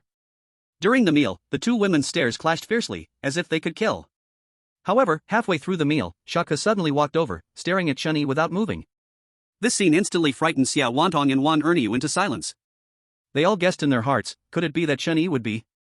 Come back tonight, Chunyi said casually while eating. Upon hearing this, Shaka stood up and left without any hesitation. At this moment, Xia Wantong and Wan Erniu exchanged glances, seeing shock and disbelief in each other's eyes. I'm full, I'm leaving first, I still have a fight to win tonight. Chunyi smiled, picked up his utensils, and left. In the evening, as the sky darkened, Shaka knocked on Chunyi's door on time. Let's go, it's time to judge the murderer who killed your son. Chunyi opened the door, grinning. Brothers are probably tired, sisters are asking for updates and 5-star reviews without hesitation. Today is so dismissive, but my sister is so affectionate. Daily proactive updates still can't earn my brother's 5-star praise and requests for more. Chapter 69, Reversal, Dust Settles. What are we doing here? Looking at the building in front of him that could not be more familiar, Summer frowned and asked. To judge the murderer, otherwise would I bring you here to read? Chunyi looked at Summer with a strange glance, as if asking. Are you okay? Murderer? But I can't get in. Summer still frowned, looking puzzled. He clearly said yesterday that the murderer was in the canteen, how come they're back in the library? Can't get in? Chunyi shook his head with a smile. Well, what if we chop it down, can we get in then? Hearing Chunyi's words, Summer's eyes suddenly lit up. In the next second, a raging wind arose, and a suffocating killing intent and blood-red ghostly aura surged into the sky. For a moment, all the teachers in the school noticed this and turned their gazes over. But, upon sensing Summer's aura, the teachers went back to whatever they were doing. I admit I spoke too loudly before, you are not like those other human mice. Very different. Summer's eyes turned blood red, and the characteristic long fangs of the vampire clan stood out. At this moment, Ghost King 7th stage, a duke of the vampire clan. He is the only king in this dark night. In the next instant, endless ghostly aura and killing intent rushed towards the library, instantly lifting the surrounding iron railings. At this time, the faint fluctuation at the library entrance reappeared, actually starting to absorb and devour Summer's ghostly aura. Seeing this scene, Chunyi shook his head helplessly. Originally, he didn't want to move tonight, after all, there was a free laborer at Ghost King 7th stage nearby, no need to waste it. But who would have thought, this guy is pretty but useless. A dignified vampire duke, the noblest of the nobility, couldn't even lift a broken library? Is this it? Alright, just cool off over there. Watch me put on a show. Chunyi walked to Summer's side and patted his shoulder, the sword of lifespan appeared in his right hand. Seeing this sword again, Summer's breath momentarily caught. He decisively withdrew his ghostly aura and stepped aside, leaving space for Chunyi to unleash his power. Ding! Kill target, Horror Noble School Library. Strength, Ghost King 1st stage. Lifespan cost, 500 years. Current lifespan, 800 years. Will you kill? When the library's panel popped up, Chunyi grinned. I'm not afraid if you have a panel, just scared if you don't. As long as there is lifespan, even ghosts can be killed for you to see. Yes. He shouted loudly, and the red-black long sword in his hand erupted with an indescribable momentum. As if, under the sword, countless souls had once died. Stop. Just as Chunyi raised the sword of lifespan, Li Jinye hunched over and appeared at the library entrance. He held a yellowed book in his hands, emitting a faint ghostly aura. After all, this place has accompanied me for many years, give me some face and leave it be. Li Jinye glanced back at the library and then at Chunyi, pleading. Of course, but you have to answer me a few questions first. Chunyi grinned, but the sword of lifespan in his hand remained poised, not lowered. May I ask? Xiazhua, his son, you killed him, right? As he spoke, Chunyi pointed at Summer next to him. Hearing Chunyi's question, Li Jinye looked at Summer, then nodded, I killed him. Old man, I swear I will kill you. Summer exploded in an instant, and his ghostly aura and killing intent surged towards Li Jinye. But the faint fluctuation at the library entrance reappeared, directly absorbing Summer's ghostly aura and killing intent. Kill me? You can't. Li Jinye shook his head with a smile, then looked at Chunyi, only you can kill me here. So, what is your decision now? In an instant, both Li Jinye and Summer looked at Chunyi. Everyone was waiting for his answer. However, Chunyi grinned, revealing a bright white smile, as everyone knows, I am a good person, and I am also a good child who respects the elderly and loves the young. So, I won't kill you. As soon as he said this, Li Jinye nodded with a smile, while Shaka looked shocked. Ling Chen, I swear here, the vampire clan will endlessly hunt you down for generations. Before he could finish speaking, Chunyi glared at him with a look. Why are you in such a hurry? Can't you let me finish my words? You're grown up, really, can't you be a bit more composed? Chunyi looked like an elder who was disappointed in a younger generation, glaring at Xiaka again. Then, he turned to Li Jingye and slowly spoke. I know, killing you is impossible, you are already an immortal existence. I also can't be bothered to take action against you. But, my deceased student needs an explanation. As he said this, he raised the sword of lifespan again, but his target was not Li Jingye. It was the library behind him. I, the director of the Academic Affairs Office of the Scary Noble School, the Chinese teacher of Class 1 and 2 of the first year, hereby judge you for the matter of killing my student. Forget it, no need to say much, just one sentence, you will definitely die. He grinned, his harmless expression evoking fear. In the next moment, a blood-red sword light shot up into the sky, instantly staining the dark sky red. Li Zhenye remained expressionless, quietly watching the sword light slice towards the library behind him. Goodbye. He smiled sadly and waved at the library. Crack! The blood-red sword light fell, splitting the library in half. Boom! In the next second, the library crashed down, turning into two piles of ruins. At this moment, Li Zhangye, who had originally been hunched over, slowly began to disperse. He used his last bit of strength to reach Chen Yi, placing a yellowed book into his hand. From this moment, the first principal of the Scary Noble School was completely dead. The library, known as the Forbidden Land, was also completely made into history. Ding! Congratulations, host, for killing Li Jingye, earning plus 500 experience. Sorry, I'm sorry. Xiaka beside him looked embarrassed, whispering a phrase. Oh my, isn't that who? The esteemed vampire duke, the noblest of the nobility. Weren't you just endlessly hunting me? Why are you apologizing now? Chen Yi mocked sarcastically. I admit, it was my fault, take this, in the vampire's territory, no one will dare to oppose you. Xiaka lowered his head, took off a black ring from his hand, and threw it to Chen Yi. As soon as his words fell, his figure disappeared. Ding! Congratulations, host, for gaining favor from the vampire clan. Vampire ring, a unique ring of the vampire clan, only nobles can wear it. The holder of this ring can enjoy the highest courtesy of the vampire clan. Ding! Side quest find the murderer, judge the murderer. Completed. Reward, a hidden task clue, a strange wooden box. Chapter 70, A Life of Relying on Others? Ding! Congratulations, player Ling Chen has obtained all clues for the hidden quest, successfully starting the hidden quest. Hidden quest become one of the members of the school board. Do you wish to accept? Looking at the hidden quest in front of him, Chen Yi's mouth twitched slightly. So many side quests just to become a board member? Then why not directly spend money to buy a board position? Why bother with all this trouble? Thinking this, he looked back at the hidden quest, but this time he noticed something was off. He saw. After the words hidden quest, there were 5 small words hidden behind phase quest. This meant that becoming a board member was simply the first phase of the hidden quest. As for the subsequent phase tasks, it was still unknown at this time. In that case, it's a bit interesting. Chen Yi smiled and lowered his head to look at the wooden box from the side quest reward.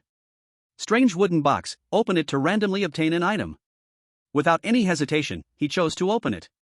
As the box opened, no flashy lights, just a key. A rusty, blood-stained bronze key. Item name, bronze key. Tier? Source, reward from a side mission in the Horror Noble School dungeon. Note, this is a key whose function no one knows. Handsome, go uncover its secret. Chen Yi? Equals degree smiley face. For some reason, this short introduction seemed so powerful. After carefully examining the bronze key for a while, he tossed it directly into the system space. Finally, he had time to look at the book that Li Jingye had handed him. The yellowed book looked very old, and Chen Yi carefully flipped through the cover, immediately seeing 2 bloody big words. School rules. School rules? What do I need this for? He felt a bit dazed. Could it be that Li Zhengye thought of having him follow the school rules even on his deathbed? That would be a joke, right? After a moment of internal grumbling, he tried to flip to the next page but found the papers stuck together, completely impossible to open. Seeing this, he could hardly be bothered anymore and tossed it into the system space as well. 4th day of the Horror Noble School dungeon. At 10 in the morning, after breakfast, Chen Yi headed straight to Director Luo Xing's office. Why is Director Ling here? Upon seeing that it was Chen Yi, Luo Xing was suddenly shocked. Could it be? Was he here to ask for back that 1 million horror coins? Alas. Indeed, what does not belong to you is never yours. Thinking this, his hand had already reached under the table, preparing to take out the suitcase filled with 1,000,000 horror coins. Having witnessed Duke Shaker apologize to Chen Yi with his own eyes, he hurried back after that to bring the money, all for this moment. However, before he could take the money out, Chen Yi spoke first. Director Luo, I want to join the school committee and become a director. What do I need to do? Hearing Chen Yi's words, Luo Xing was momentarily stunned and then quickly opened his mouth. There are only two ways to become a director. One is to gather all committee members, including the principal and vice principal, have everyone raise their hands to vote, and if 2/3 approve, you can become a director. As he spoke, he glanced at Chen Yi, but the principal is not at the school right now, he hasn't appeared for a long time. As for the second method, it's especially simple, at least for Director Ling, it is quite easy. That is, to donate to the school. As he spoke, Luo Xing pulled out the suitcase from under the table. He had a flattering expression. The money is prepared for you, 1,000,000, enough to join the school committee and become a director. Really? That does seem quite simple. Chen Yi nodded. Anything that could be solved with money wasn't a problem.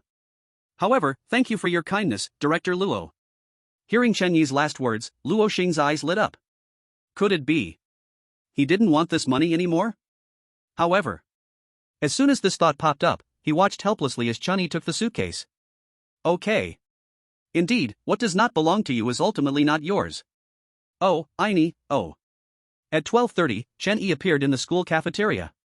In his chat with Luo Xing, he was informed that donations needed to be arranged with the vice principal. But the vice principal wouldn't be in until 2:30. Who knows where he was wandering around. Therefore, Chen Yi decided to eat first. The biggest thing in the world is eating. If you don't eat proactively, there's something wrong with your mind. Sister, I'll take a meal combo. At the window selling human food, Chen Yi happily called out. The lunch lady, seeing it was Chen Yi, immediately smiled widely. Quickly, she served up a meal combo and handed it over. Kid, come back if you need more. I've had enough, I've had enough. Chen Yi nodded vigorously. The portion today was more than double that of usual. Wow. Being handsome is indeed great. While others are still hungry, he has already started eating soft food thanks to his good looks. Wait. He did pay for it. Director Ling, over here. Just as Chen Yi was lost in thought, not far away, Xia Wanhong suddenly waved happily. Seeing this, Chen Yi carried his meal combo and walked towards Xia Wanhong. Don't say, eating with beautiful women really boosts my appetite a lot. You came so late today, I'm almost finished eating. As Chen Yi just sat down, Xia Wanhong's little mouth started chattering. Ah, there's nothing I can do, I had things to do. He shrugged and started eating his food heartily. It's so delicious. I should bring a portion back for Chen Shi when the meal is over, oh, and also for Fei Fei. Things to do? What things? Tell me, maybe I can help you? Upon hearing Chen Yi's words, Xia Wanhong immediately showed a curious look. It's not a big deal, I'm just going to find the vice principal for something. Chen Yi casually said, his eyes only on the food in front of him. It's just so tasty. Most importantly, finishing eating can also lead to a strong body. Going to find the vice principal? Xia Wanhong was slightly taken aback. Then why not go directly to the principal? Nonsense, because the principal isn't here, hurry up and eat. Seeing Xia Wanhong's endless questions, Chen Yi lightly hit her on the head with his chopsticks. Can't I ask more questions? After being hit, Xia Wanhong pouted, looking quite wronged. Then she began to dig into the food on her plate. Just as she was about to finish eating, she suddenly spoke softly. I know where the principal is, and I can get her to help you. She can definitely help. While eating, Chen Yi raised his head abruptly at Xia Wanhong's words, are you sure? However, at that moment, Xia Wanhong had already stood up, taking her dishes and leaving. She said without looking back, come find me tonight, let's see how you perform.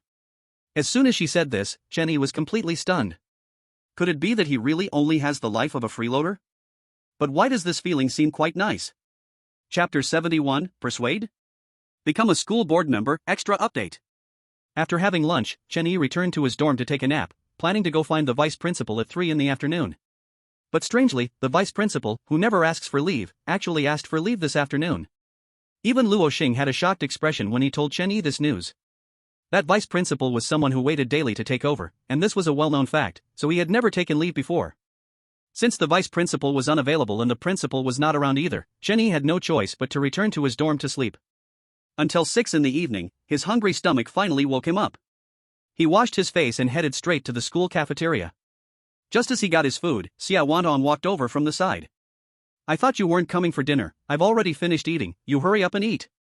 By the way, remember to come find me in my room tonight. She smiled sweetly, her two dimples looking adorable and sweet. Hearing Xia Wantong's words, Jenny casually nodded and quickly ran off to eat.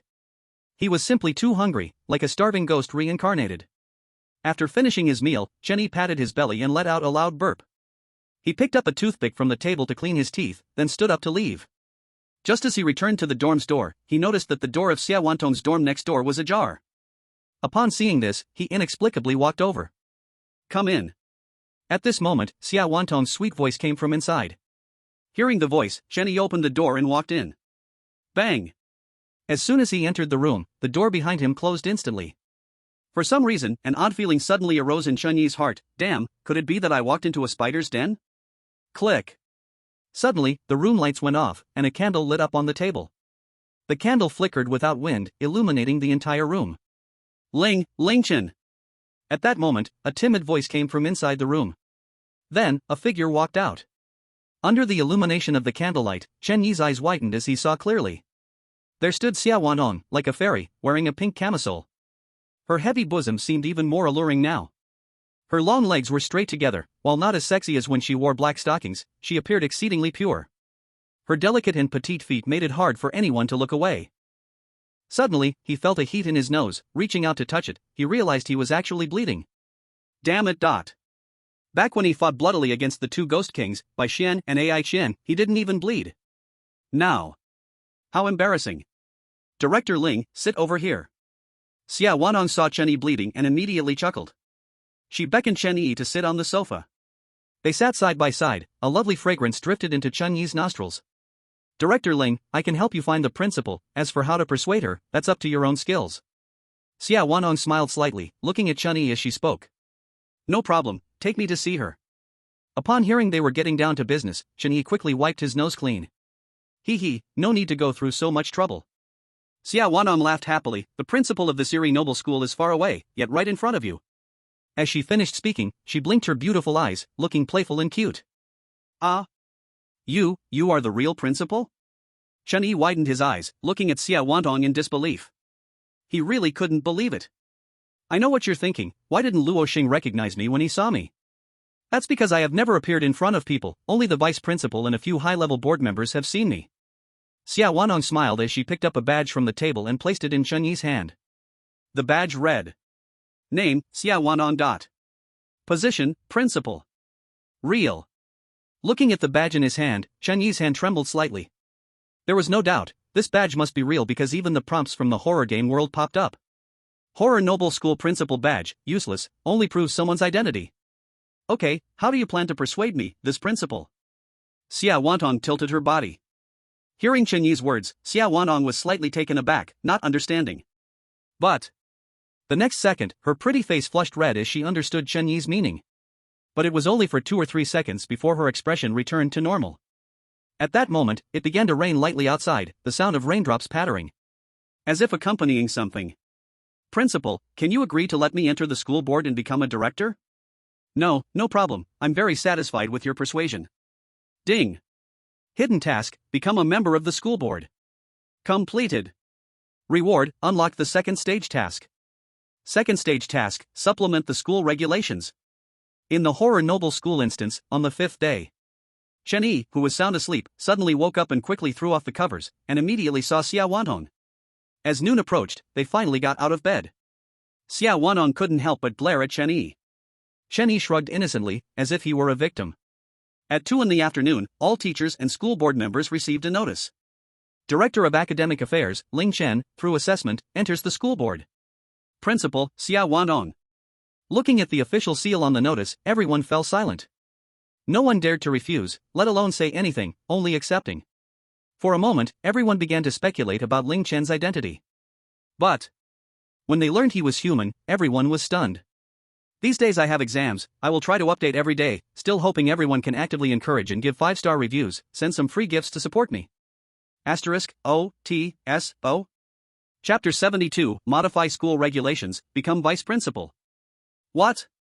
You want to modify the school regulations? Chen Yi gently stroked Xia Wantong's hair, smiling as he asked. As soon as he said this, Xia Wantong's pretty face turned red, and she spat. Pa, is that what I meant?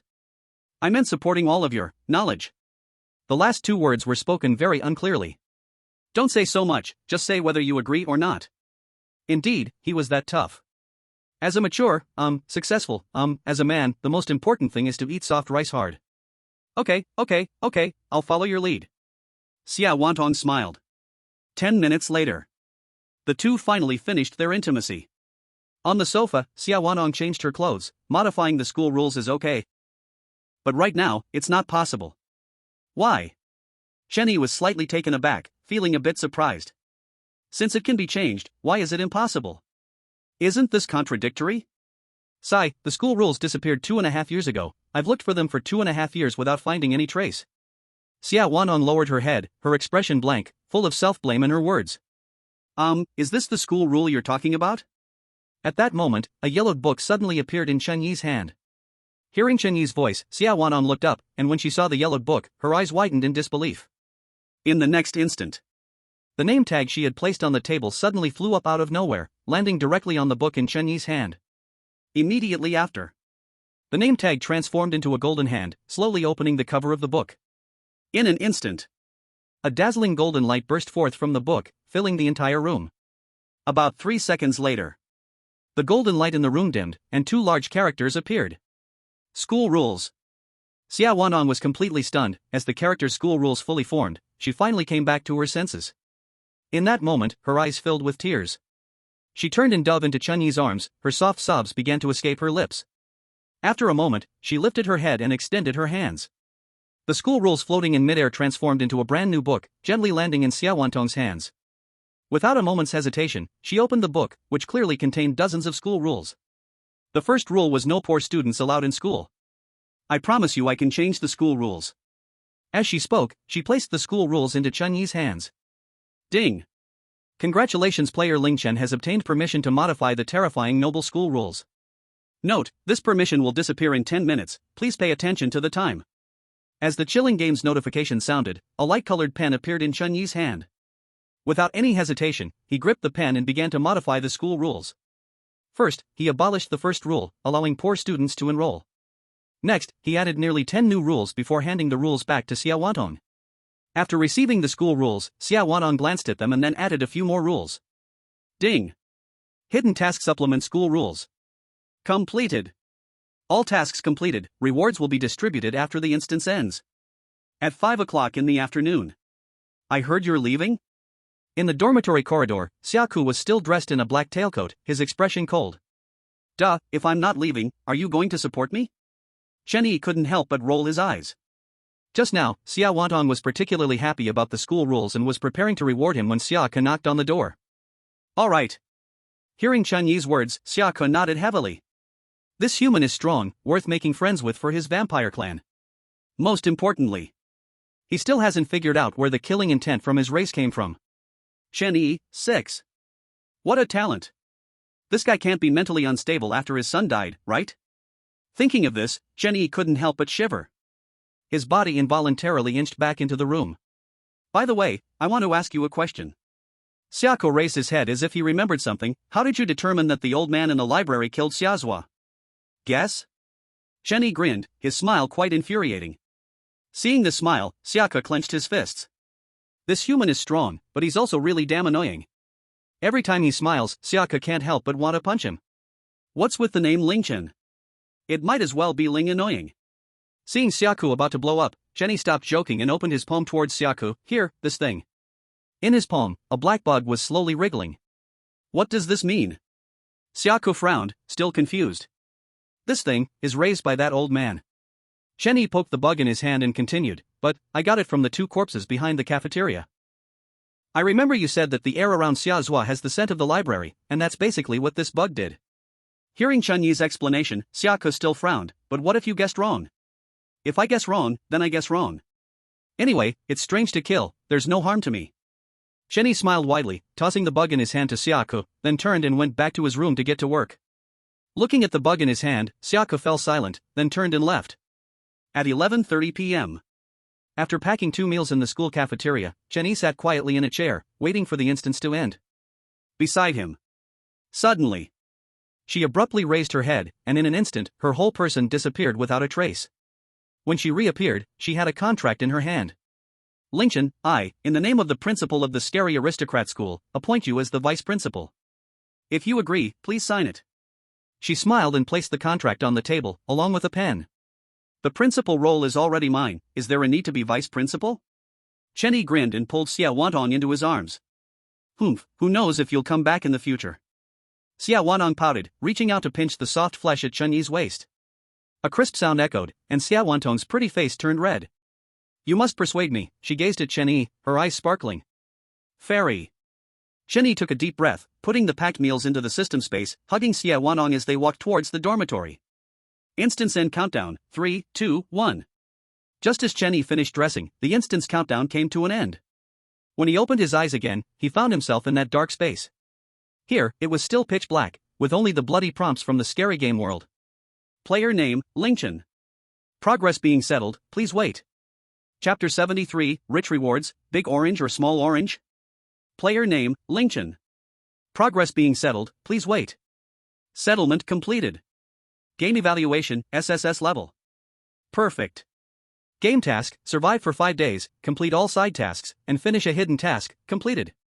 Side tasks. 1. Become a qualified teacher.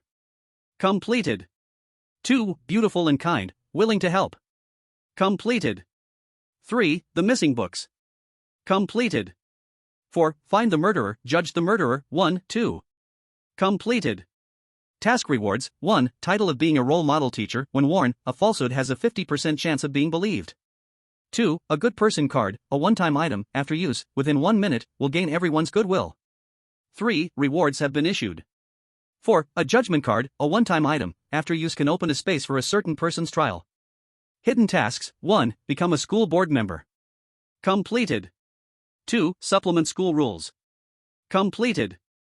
Task rewards, 1. Employment power of the Scary Aristocrat School one time. 2. 100,000 scary coins. Instance rewards, 5,000 scary coins, 300 points, 1 random treasure chest. In the dark space, all the rewards from the instance were issued for a full half hour. At this moment, a pile of cards and items flickered in front of Chen Yi. Among them, 1 golden treasure chest was the most eye-catching. Without any hesitation, he tossed all the other rewards into the system space, except for the chest. Then, he turned his gaze to the golden treasure chest. Ding! Special item detected, system scanning. Scanning completed. Item name, golden treasure chest. Grade? Source, Scary Game World Instance Reward. Status, unopened. Can be opened. Remark, this is a magical chest, the items inside are unfathomable. Please think carefully before opening. This name seems a bit too perfunctory, right? Chen Yi's mouth twitched slightly, he seriously doubted that the system was too lazy to come up with a name. But he knew the system wouldn't talk to him, so he simply chose to ignore it and directly decided to open the chest.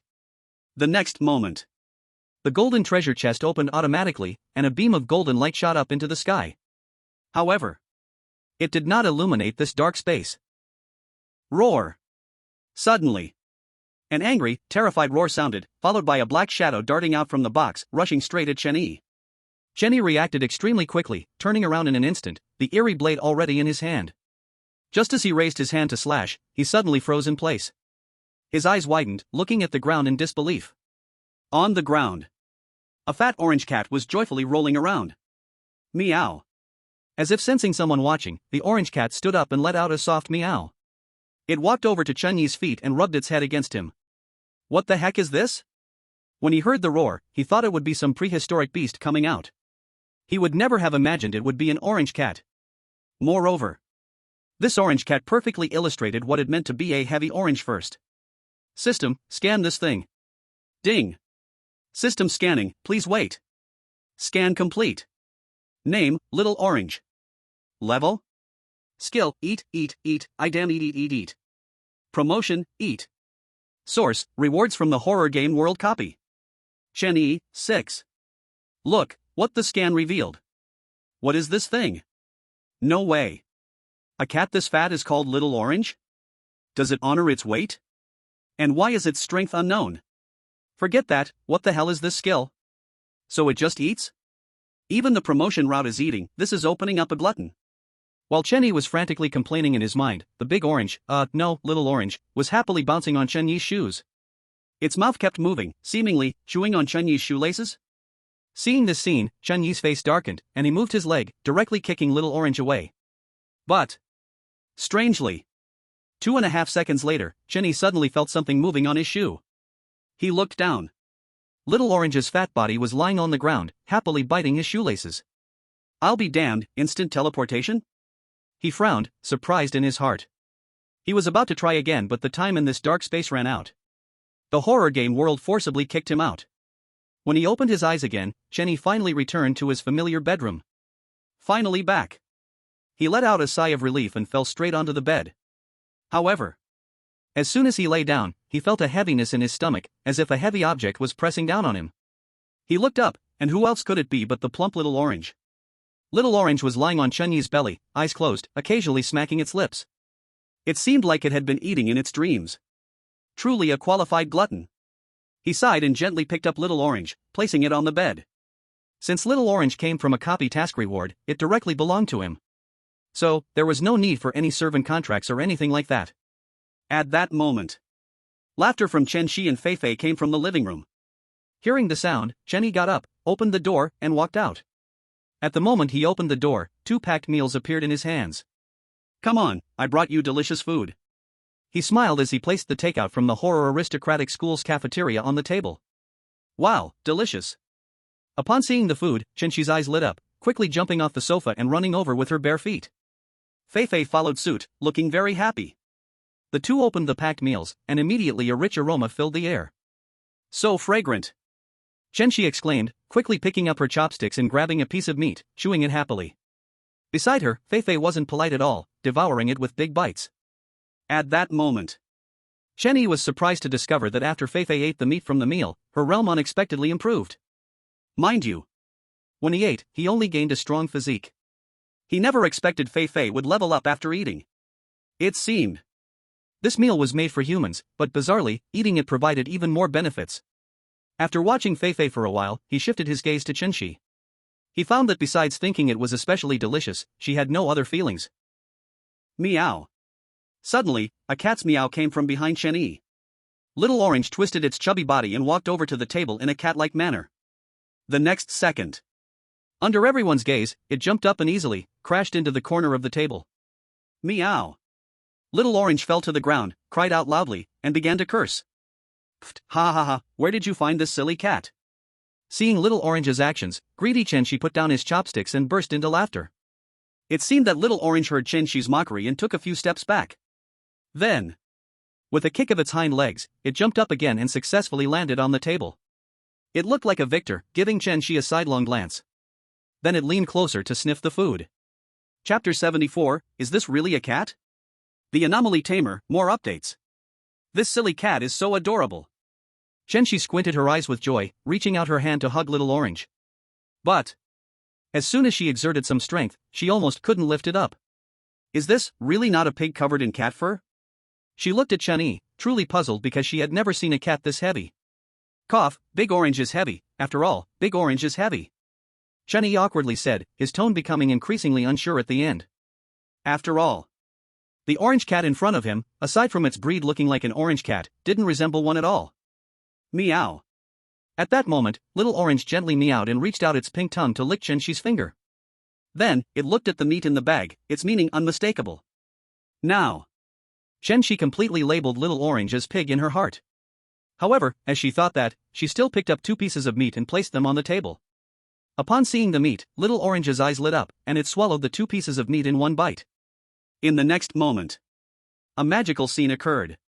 Little Orange's chubby body noticeably slimmed down before their eyes, until it was about the same size as an ordinary cat. It stuck out its tongue to lick its mouth and then stretched lazily. The slimmed-down Little Orange's fur was vibrant, its figure slender, and its gaze turned aloof.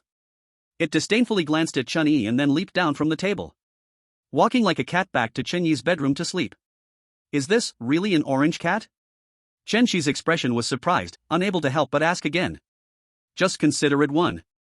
Chenyi shook his head helplessly. Does it matter? Not important. Just take it as an orange cat, that's fine. After all, on the surface, it looked like an orange cat. It is an orange cat.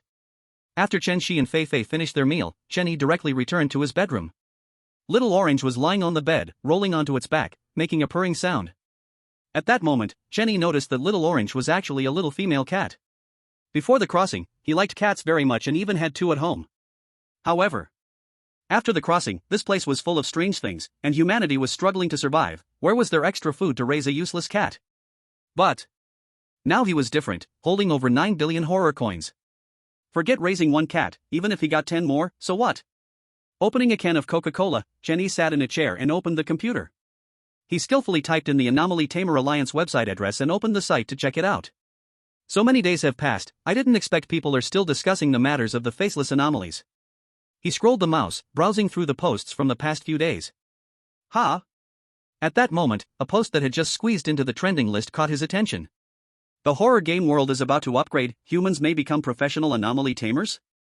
The horror game world can still upgrade? Does anomaly tamer mean humans can control the anomalies? In an instant, countless questions flooded Chen Yi's mind. After pondering for a moment, he opened Wang Heng's chat box and sent a message. I want to look for something. A minute later, Wang Heng sent a link and a 5-digit password.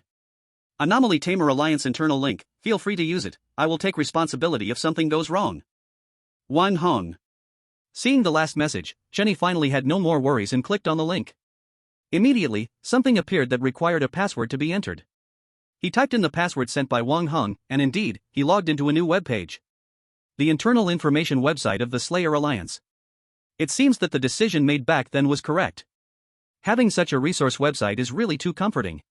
Chen Yi couldn't help but sigh, and then he began to search in the search box. Horror game world upgrade, no relevant information available. Slayers, we have found the following resources for you. Before long, 5 pieces of information appeared before Chen Yi's eyes. He quickly scanned through the information and then closed the computer. To summarize the content he just searched. 1. Slayers are not groundless, there have been successful cases among humans, and they are from Long Country. 2. By successfully becoming a Slayer, humans can use part of the strange abilities, and their strength will increase by at least 10 times. 3. Even if one successfully becomes a Slayer, there is still a high probability of being backlashed by the strange powers. At this moment, Chen Yi gulped down his cola and let out a refreshing burp. Then he lay on the bed, staring at the ceiling with his eyes. Whether Slayers are real or not didn't matter much to him. What was most important was the upgrade of the horror game world. Unfortunately, there was no information about this in the Slayer Alliance's information website. Suddenly, Chen Yi's eyes lit up as he sat up abruptly and called out to Xiao Hei. Xiao Hei, have you noticed anything strange in the horror game world lately? Hearing Chen Yi's words, Xiao Hei began to think seriously. After 2.5 minutes, it finally spoke slowly, yes. Recently, the yin energy in the house often fluctuates. Ordinary strange beings may not notice it, but I can. Saying this, it became proud, but that's only right, who told me to be the greatest king of devouring. Seeing Xiao Hei about to talk about its dubious experiences, the king of devouring, Chen Yi hurriedly cut it off. No wonder I felt something was off about Fei Fei, it turns out the fluctuation of yin energy caused her ghostly energy to leak. Noticing the fluctuation of yin energy, but why didn't Bai Xian and the others mention it? Even Xia Wantong didn't say. Well, she's been busy talking, she really didn't have time to say anything. Muttering for a moment, he lay back down and reached out to touch the little orange sleeping next to him. To be honest, it felt quite nice to touch. Just like that, he closed his eyes and fell asleep. Everyone, catch the vengeful spirit for a reward of 1,000 horror coins, catch the ghost general for a reward of 5,000 horror coins, and catch the ghost commander for a reward of 50,000 horror coins. Remember, whether by capture or theft, as long as it can be brought back, there is definitely money for you. In a luxurious manner, dozens of people dressed in combat uniforms stood with their hands behind their backs. They all had the same goal, to capture the strange beings. Just asking, is there anyone who wants to enter the secret base on the homepage? It will post some extras. If you want to join, just follow Xiaowan's homepage first, and remember to follow the author, then leave a comment. Also, please urge me for more updates, please give 5-star reviews, I really beg you. Chapter 75, System Upgrade Advancement, What will you do, my lord? While Chen Yi was sound asleep, he vaguely heard a mechanical sound in his ear. He frowned and opened his eyes, only to find that the system panel had popped up by itself. Ding! Congratulations to the host for completing the teacher roleplaying, earning 100 roleplaying points. Ding! Current points balance has exceeded 100, the system's novice task has been completed, you can consume 100 roleplaying points to upgrade the advancement system. Do you want to upgrade? Looking at the densely packed messages on the system panel, Chen Yi was somewhat dumbfounded. What does it mean that the novice task has been completed? So he had been completing a novice task all this time. Moreover, this bird system can even be advanced and upgraded? What would the upgrade be like? System, how long does this upgrade take? Ding. The upgrade advancement takes a total of 150 minutes. Hearing the system's voice, Chen Yi nodded. 150 minutes, just 2.5 hours, that's all. TSK, what to do for these 2.5 hours? He scratched his chin and stood up to look out the window. At this moment, it was 3 in the afternoon, with 2 hours left until dark. How about ordering some fried chicken? But, I heard the chicken coop collapsed recently, can we still eat it? Sai, I told you before, never use chicken essence when cooking chicken. However, as a member of the Black Armored Army, I have to support it. He muttered under his breath and then resolutely ordered 3 pieces of fried chicken. Half an hour later, Chen Yi received 3 pieces of fried chicken from the delivery person. Before he could speak, Chen Shi and Fei Fei came over, drawn by the smell. Wow, it's fried chicken. Whenever there's something delicious, Chen Shi gets particularly excited, dragging Fei Fei down to eat. At that moment, Little Orange walked out of the room on tiptoes. It lazily yawned, leaped up, and landed steadily on the table. Sigh, looks like another foodie has joined the household. Seeing this, Chen Yi helplessly shook his head, opened his share, and tore half of it off to put in front of Little Orange. Little Orange was not polite at all and gulped down half a piece of fried chicken in one bite. Then, still wanting more, it licked its lips and looked at Chen Shi and Fei Fei. No way, you can't have any of this, it's mine. Chen Shi quickly protected the fried chicken in front of her, glaring fiercely at Little Orange. Fei Fei was equally unyielding, mimicking her actions. Seeing this situation, Little Orange rolled its eyes, jumped off the table, and returned to Chen Yi's bedroom. 2 hours later, with a cold mechanical voice sounding, Chen Yi's eyes lit up. He quickly stood up and returned to his bedroom, closing the door. Ding. System upgrade evolution completed, please check promptly. Seeing this prompt, he reached out and opened the system panel. In the next moment, a brand new system panel appeared right in front of him.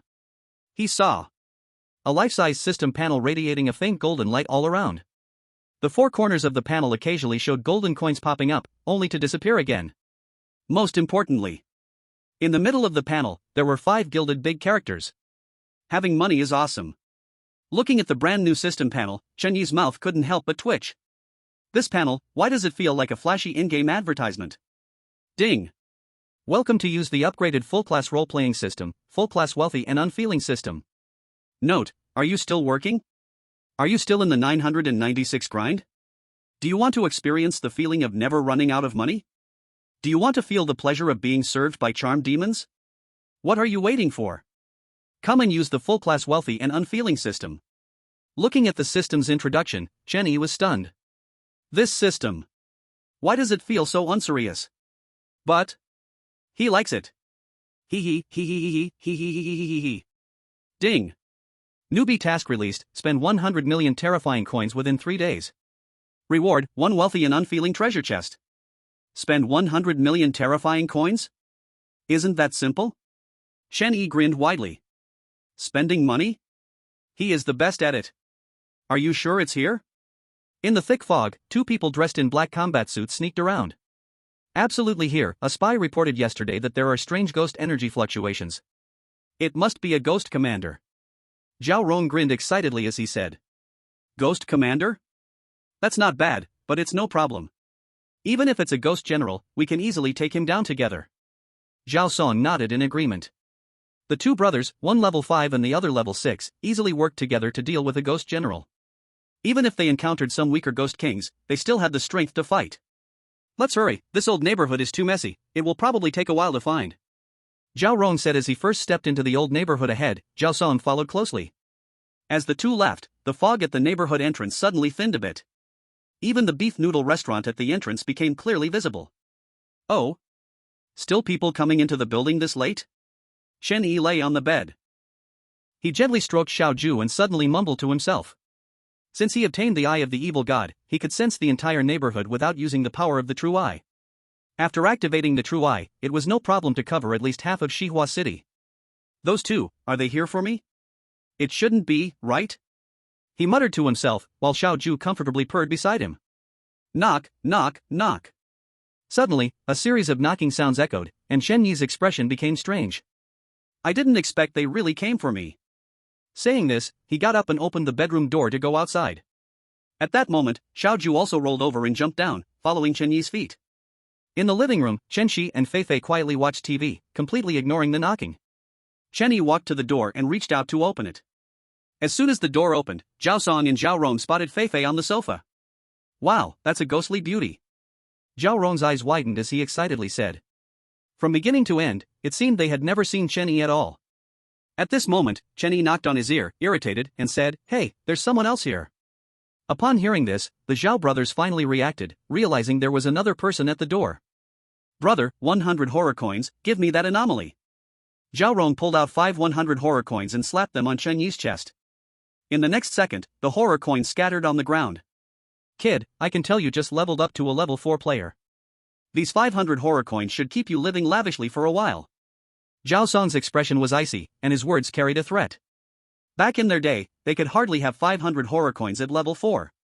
Getting even 100 was already being frugal. TSK, 500 horror coins, that's really tempting. Chen Yi leaned against the doorframe and couldn't help but sigh. Hearing Chen Yi's words, Zhao Rong sneered, "Heh, if you're tempted, just get lost." However, Chen Yi remained motionless. In the next second, he waved his hand, and similarly, 5 horror coins appeared in his hand. But these 5 horror coins were brand new and emanated a thick ghostly aura. Even Fei Fei on the sofa was attracted by the ghostly energy and looked over. 500 horror coins are tempting. But I want to take out 5 million horror coins. What do you think, my lord?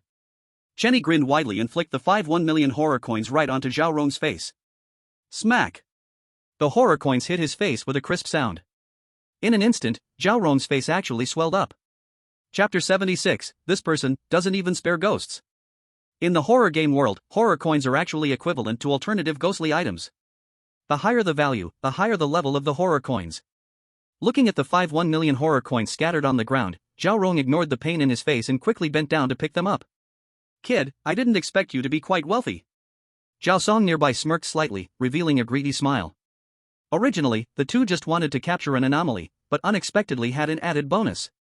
Moreover, the little girl on the sofa seemed to look pretty good too. Bang! Just as Zhao Song had a moment of fantasy, he suddenly felt a sharp pain in his abdomen and flew backward, crashing heavily into the wall. Zhao Rong, who was bending down to pick up the money, stood up at that moment, his eyes filled with the 5 million horror coins in his hands. Cough cough, kid, I was careless this time, I didn't dodge. You're just a level 4 player, hand over that anomaly, and we'll let you go. In the hallway, Zhao Song got up, rubbed his belly, and grinned as he shouted. Oh? You're fine, huh? Chen Yi was somewhat astonished, he didn't expect Zhao Song could still stand after that kick. Heh, you underestimate a level 6 player. Zhao Song sneered. Alright, I surrender. Chen Yi sighed and raised both hands. Zhao Rong stuffed the horror coins into his pocket, pushed Chen Yi aside, and walked toward Fei Fei. However, up until now, Chen Shi and Fei Fei on the sofa hadn't moved at all. They had quietly watched the TV from beginning to end. Just as Zhao Rong was about to walk to the sofa, Chen Yi at the door suddenly spoke up, "Hey, you want something eerie? I know where there is eerie. And there are several of them." As soon as he said this, the Zhao brothers turned their heads to look at Chen Yi, their eyes filled with joy and shock. "Quick, tell us, where else is there?"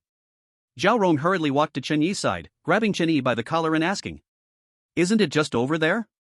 Chen Yi grinned, pointing towards the corridor. Hearing this, Zhao Rong turned around and walked out, looking towards the corridor. As expected. On the originally empty corridor, there stood 3 eerie figures.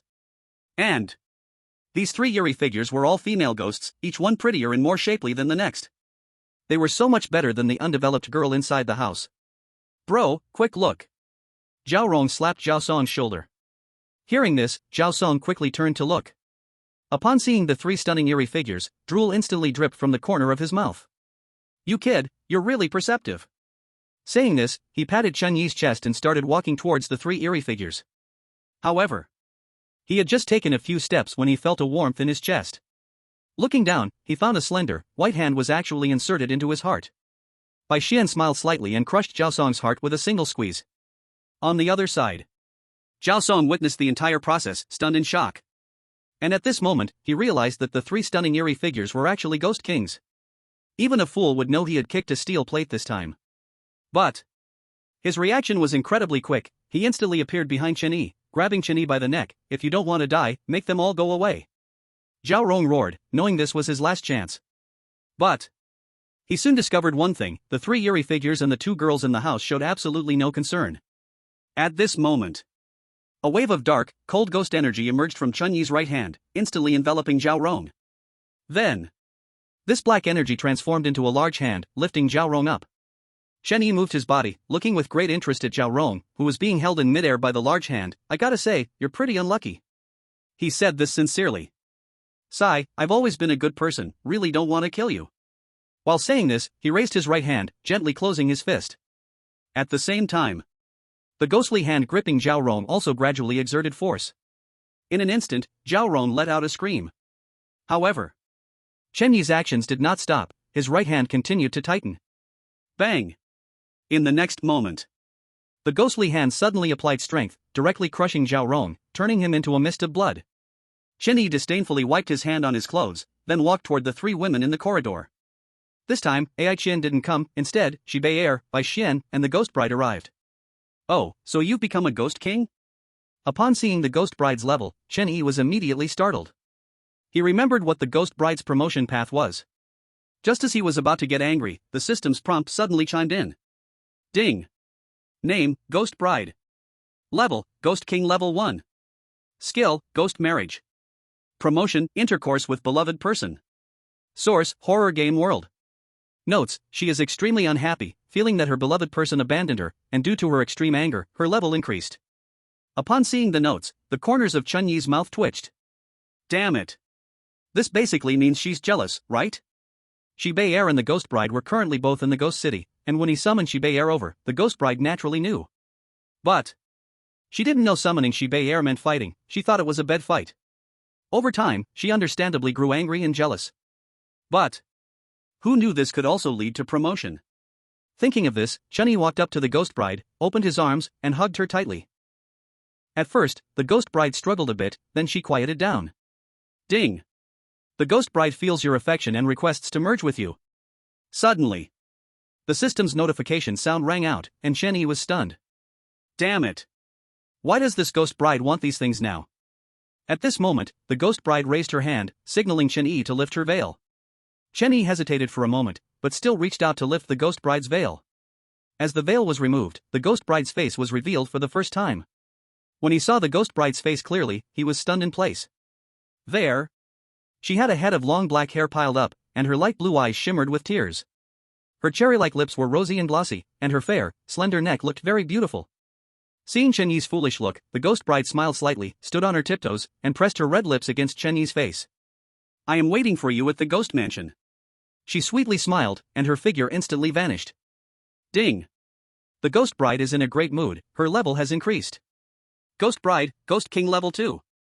As the system's notification sound rang, Chen Yi finally came to his senses. The corners of his mouth kept lifting, and he couldn't stop silly smiling. Looking up, he found that Bai Xian and Shi Bei had already disappeared. But at the door, two little heads were stacked together, staring at him. Fei. In the future, keep a distance from Chen Yi. Why? This person, even ghosts are not spared. Chapter 77, Transaction, Designated Copy Card. Bonus, Happy Birthday to Xiao Wan. Meow. Little Orange squatted at Chen Yi's feet and called softly. Let's go home. Chen Yi shook his head helplessly. It seems that he needs to find a time to have a good talk with his sister. He always felt. In Chen Shi's eyes, he was not a serious person. After this little episode, Chen Shi and Fei no longer watched TV and went to their room to sleep. As for Chen Yi, he also returned to his room to sleep. However, it is worth mentioning that in the middle of the night, while Chen Yi was sound asleep, he suddenly dreamed of a huge stone pressing down on his chest, making it hard to breathe. In contrast, Little Orange.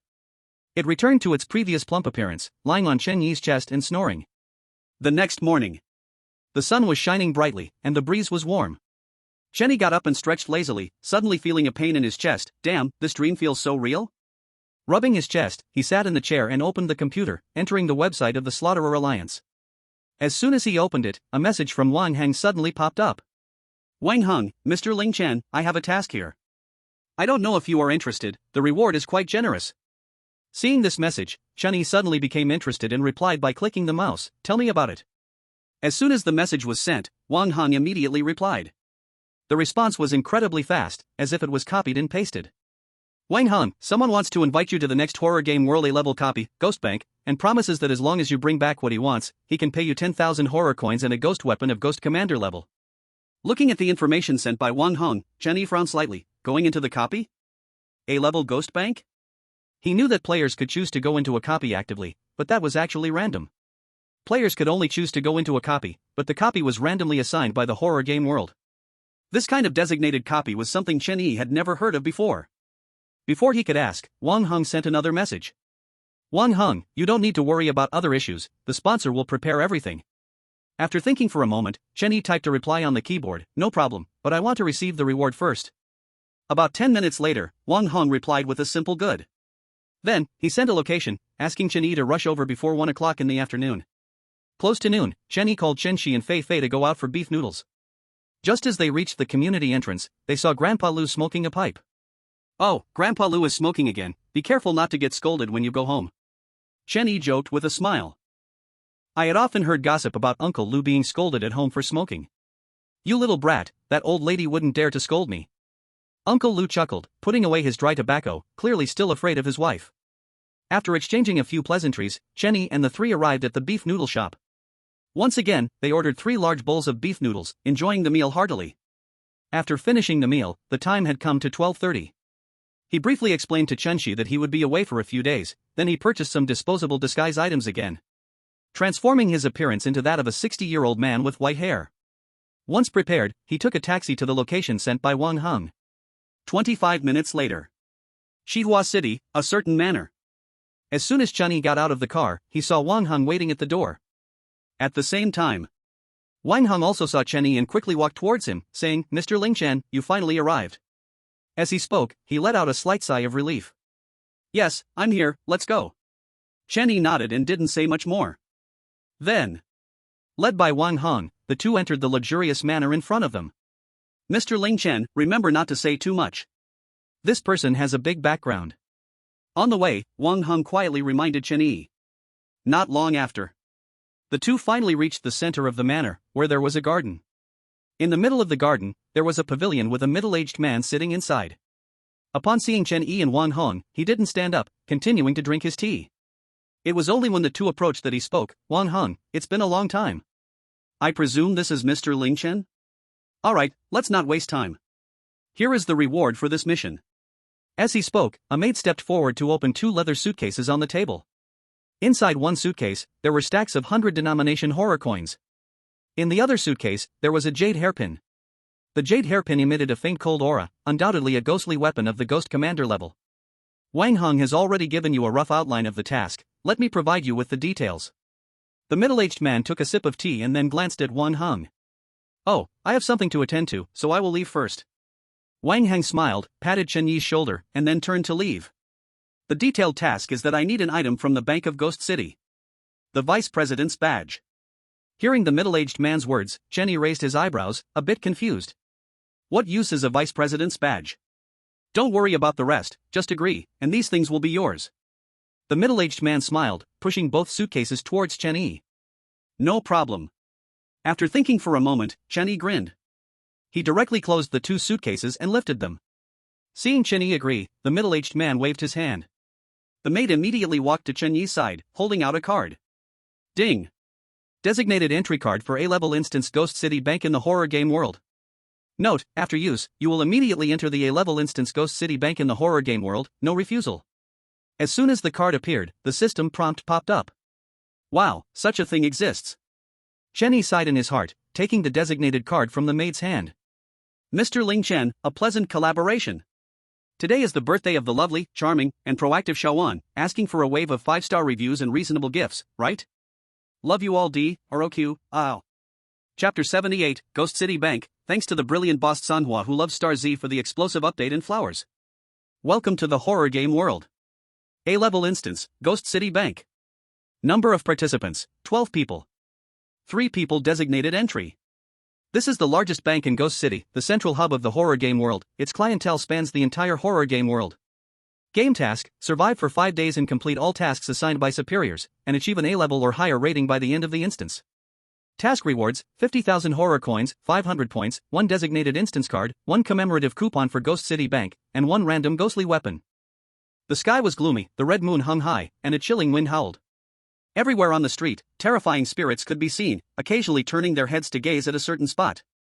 Their eyes were filled with greed and madness, yet they managed to suppress their urges well. Chenny stood on the side of the street, completely ignoring the strange beings that looked at him. At this very moment, in front of him stood a bank, a luxurious bank with 5 stories. A sign hung on the bank door, with 4 bloody words. Ghost City Bank. Is this really the legendary Ghost City Bank? Truly, seeing is believing, it looks pretty average. Just then, a boy, about 1.75 meters tall, dressed in dark pajamas, yawned and casually remarked.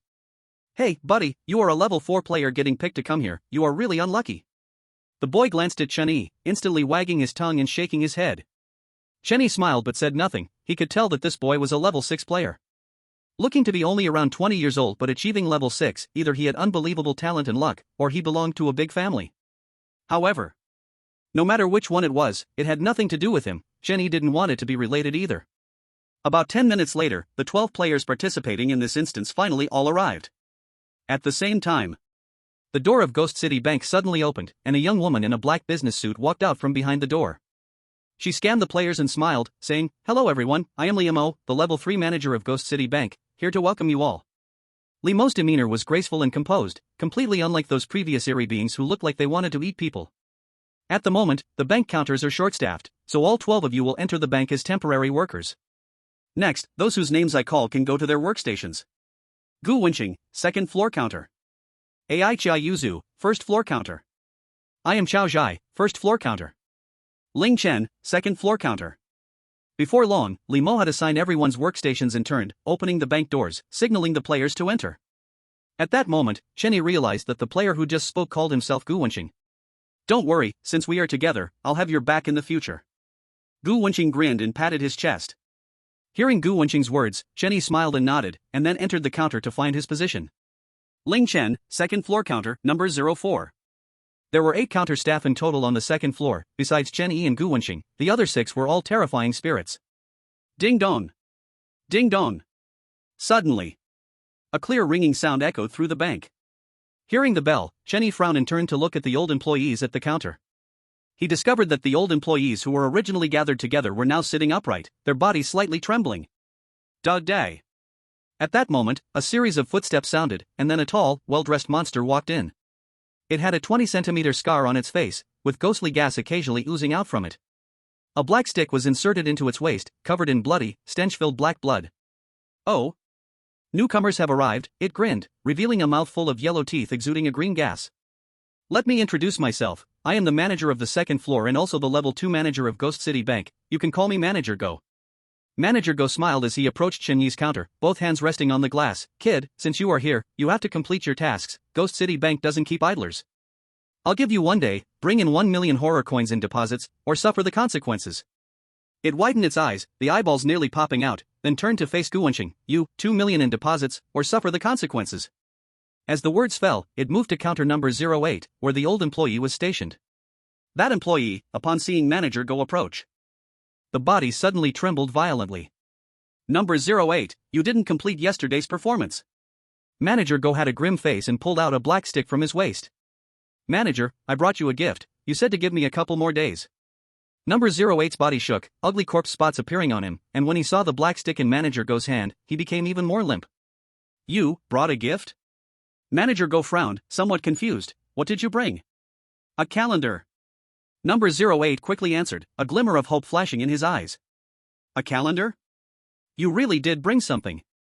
Manager Go's face darkened, and he rushed into number 08's counter without a word. Without saying a word, he swung the black stick and smashed it violently towards number 08's head.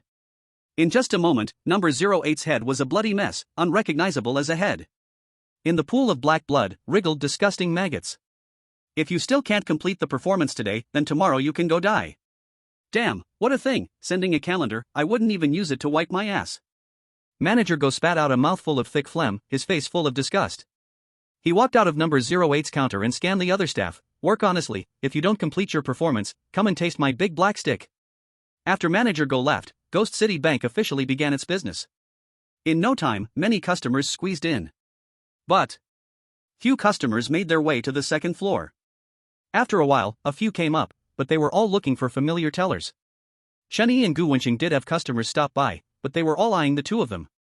Finally, after half an hour, a customer sat down in front of Chenyi's number 04 counter.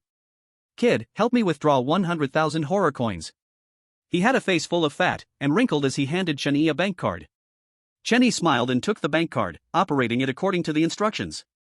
1 minute later, he looked at the number on the machine, deep in thought. The machine clearly showed 10.00 horror coins. A total of only 10 horror coins. You want to withdraw 100,000? What does this mean? To cause trouble? Thinking of this, he turned to look at the fat-faced man. "What the hell, hurry up and bring the money. If this delays my business, I'll complain about you, do you believe it?" Chapter 79, Lifetime VIP? Are you serious? Ghost City Bank, second floor counter. Chenyi silently turned the machine around to face the fat man. He frowned and leaned in to look, and when he saw the machine's content, he suddenly slammed his fist on the glass, pointing at Chenyi and cursing loudly. "Damn it, I knew this damn bank wouldn't work. I had over 100,000 horror coins and now there's only 10 left. Damn it, did you swallow the money or not?" As he cursed, his fists pounded furiously against the glass. "Open the door, I'll kill you." Crack. As soon as he finished speaking, the number 04 counter door suddenly opened, and Chenyi inside grinned, appearing harmless. For a moment, other counter staff members turned their gazes over. They couldn't help but wonder. This human, is he not afraid of death? Clearly, if he just held on for a while, waiting for Manager Go to come, the matter could be solved. At worst, he'd just get beaten up by Manager Go. But now that the door is open, isn't this human undoubtedly asking for death? Okay, you dared to open the door, huh, okay. The fat man was angry and laughing strangely, and directly walked in. As soon as he entered, a thick black ghostly aura burst forth from his body.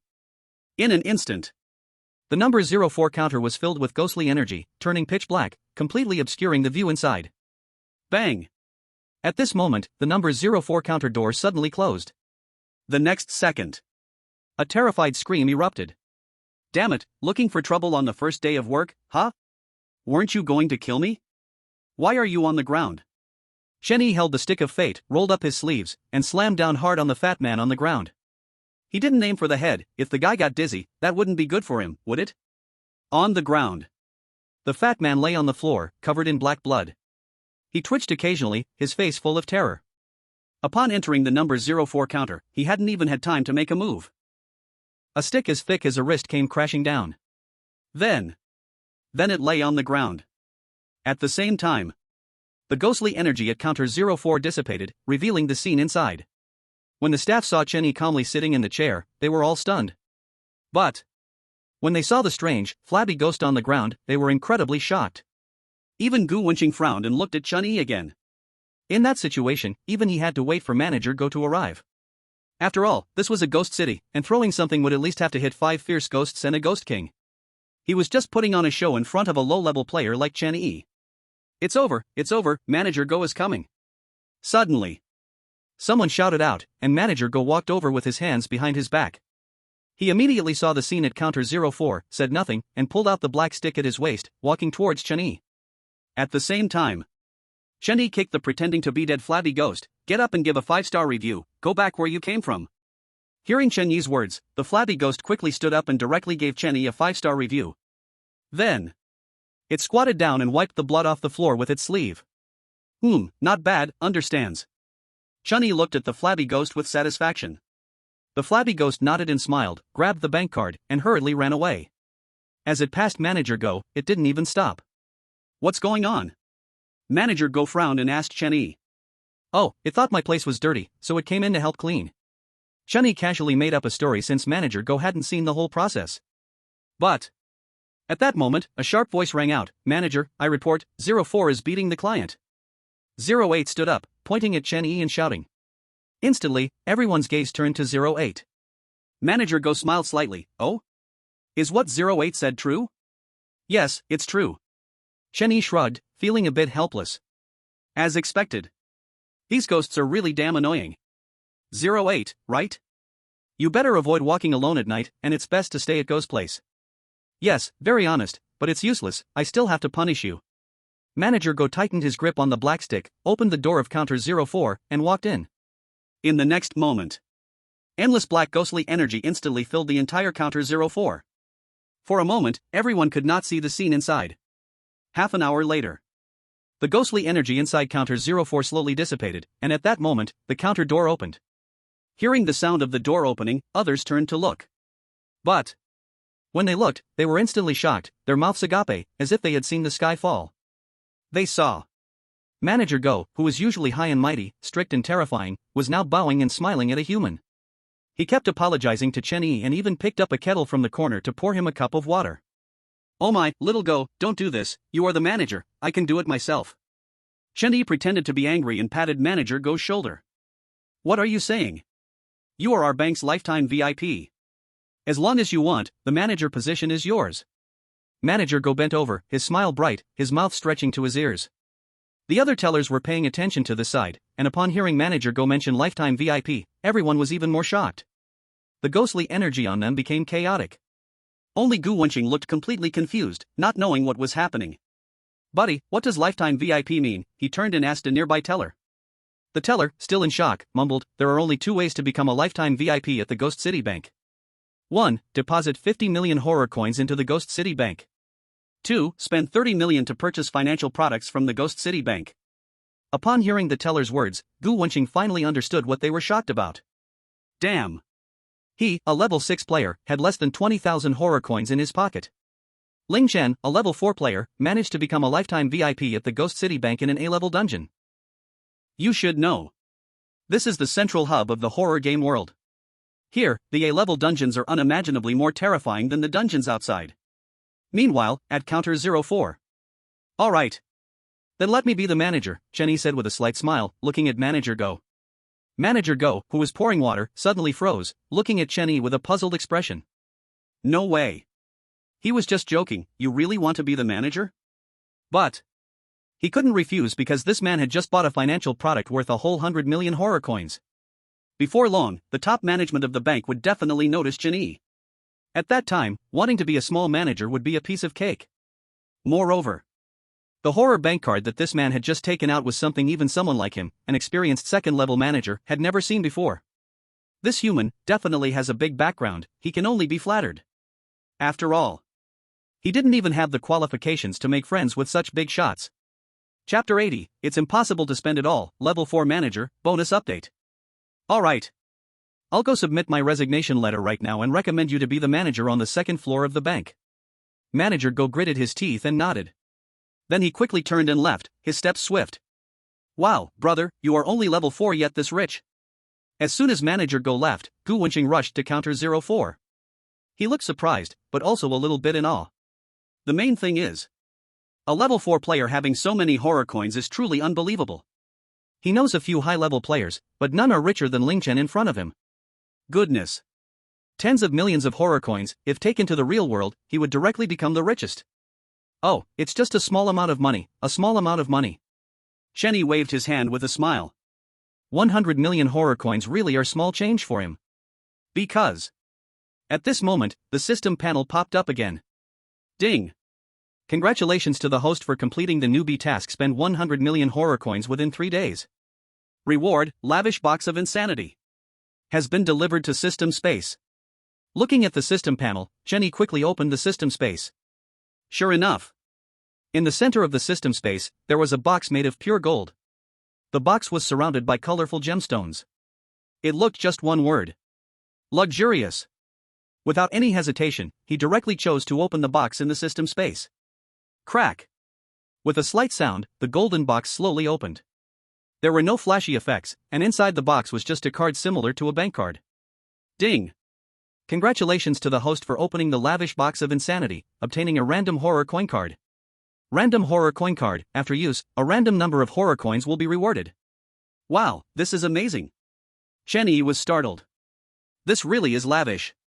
The box made of pure gold, surrounded by diamonds, even the reward opened directly gives money.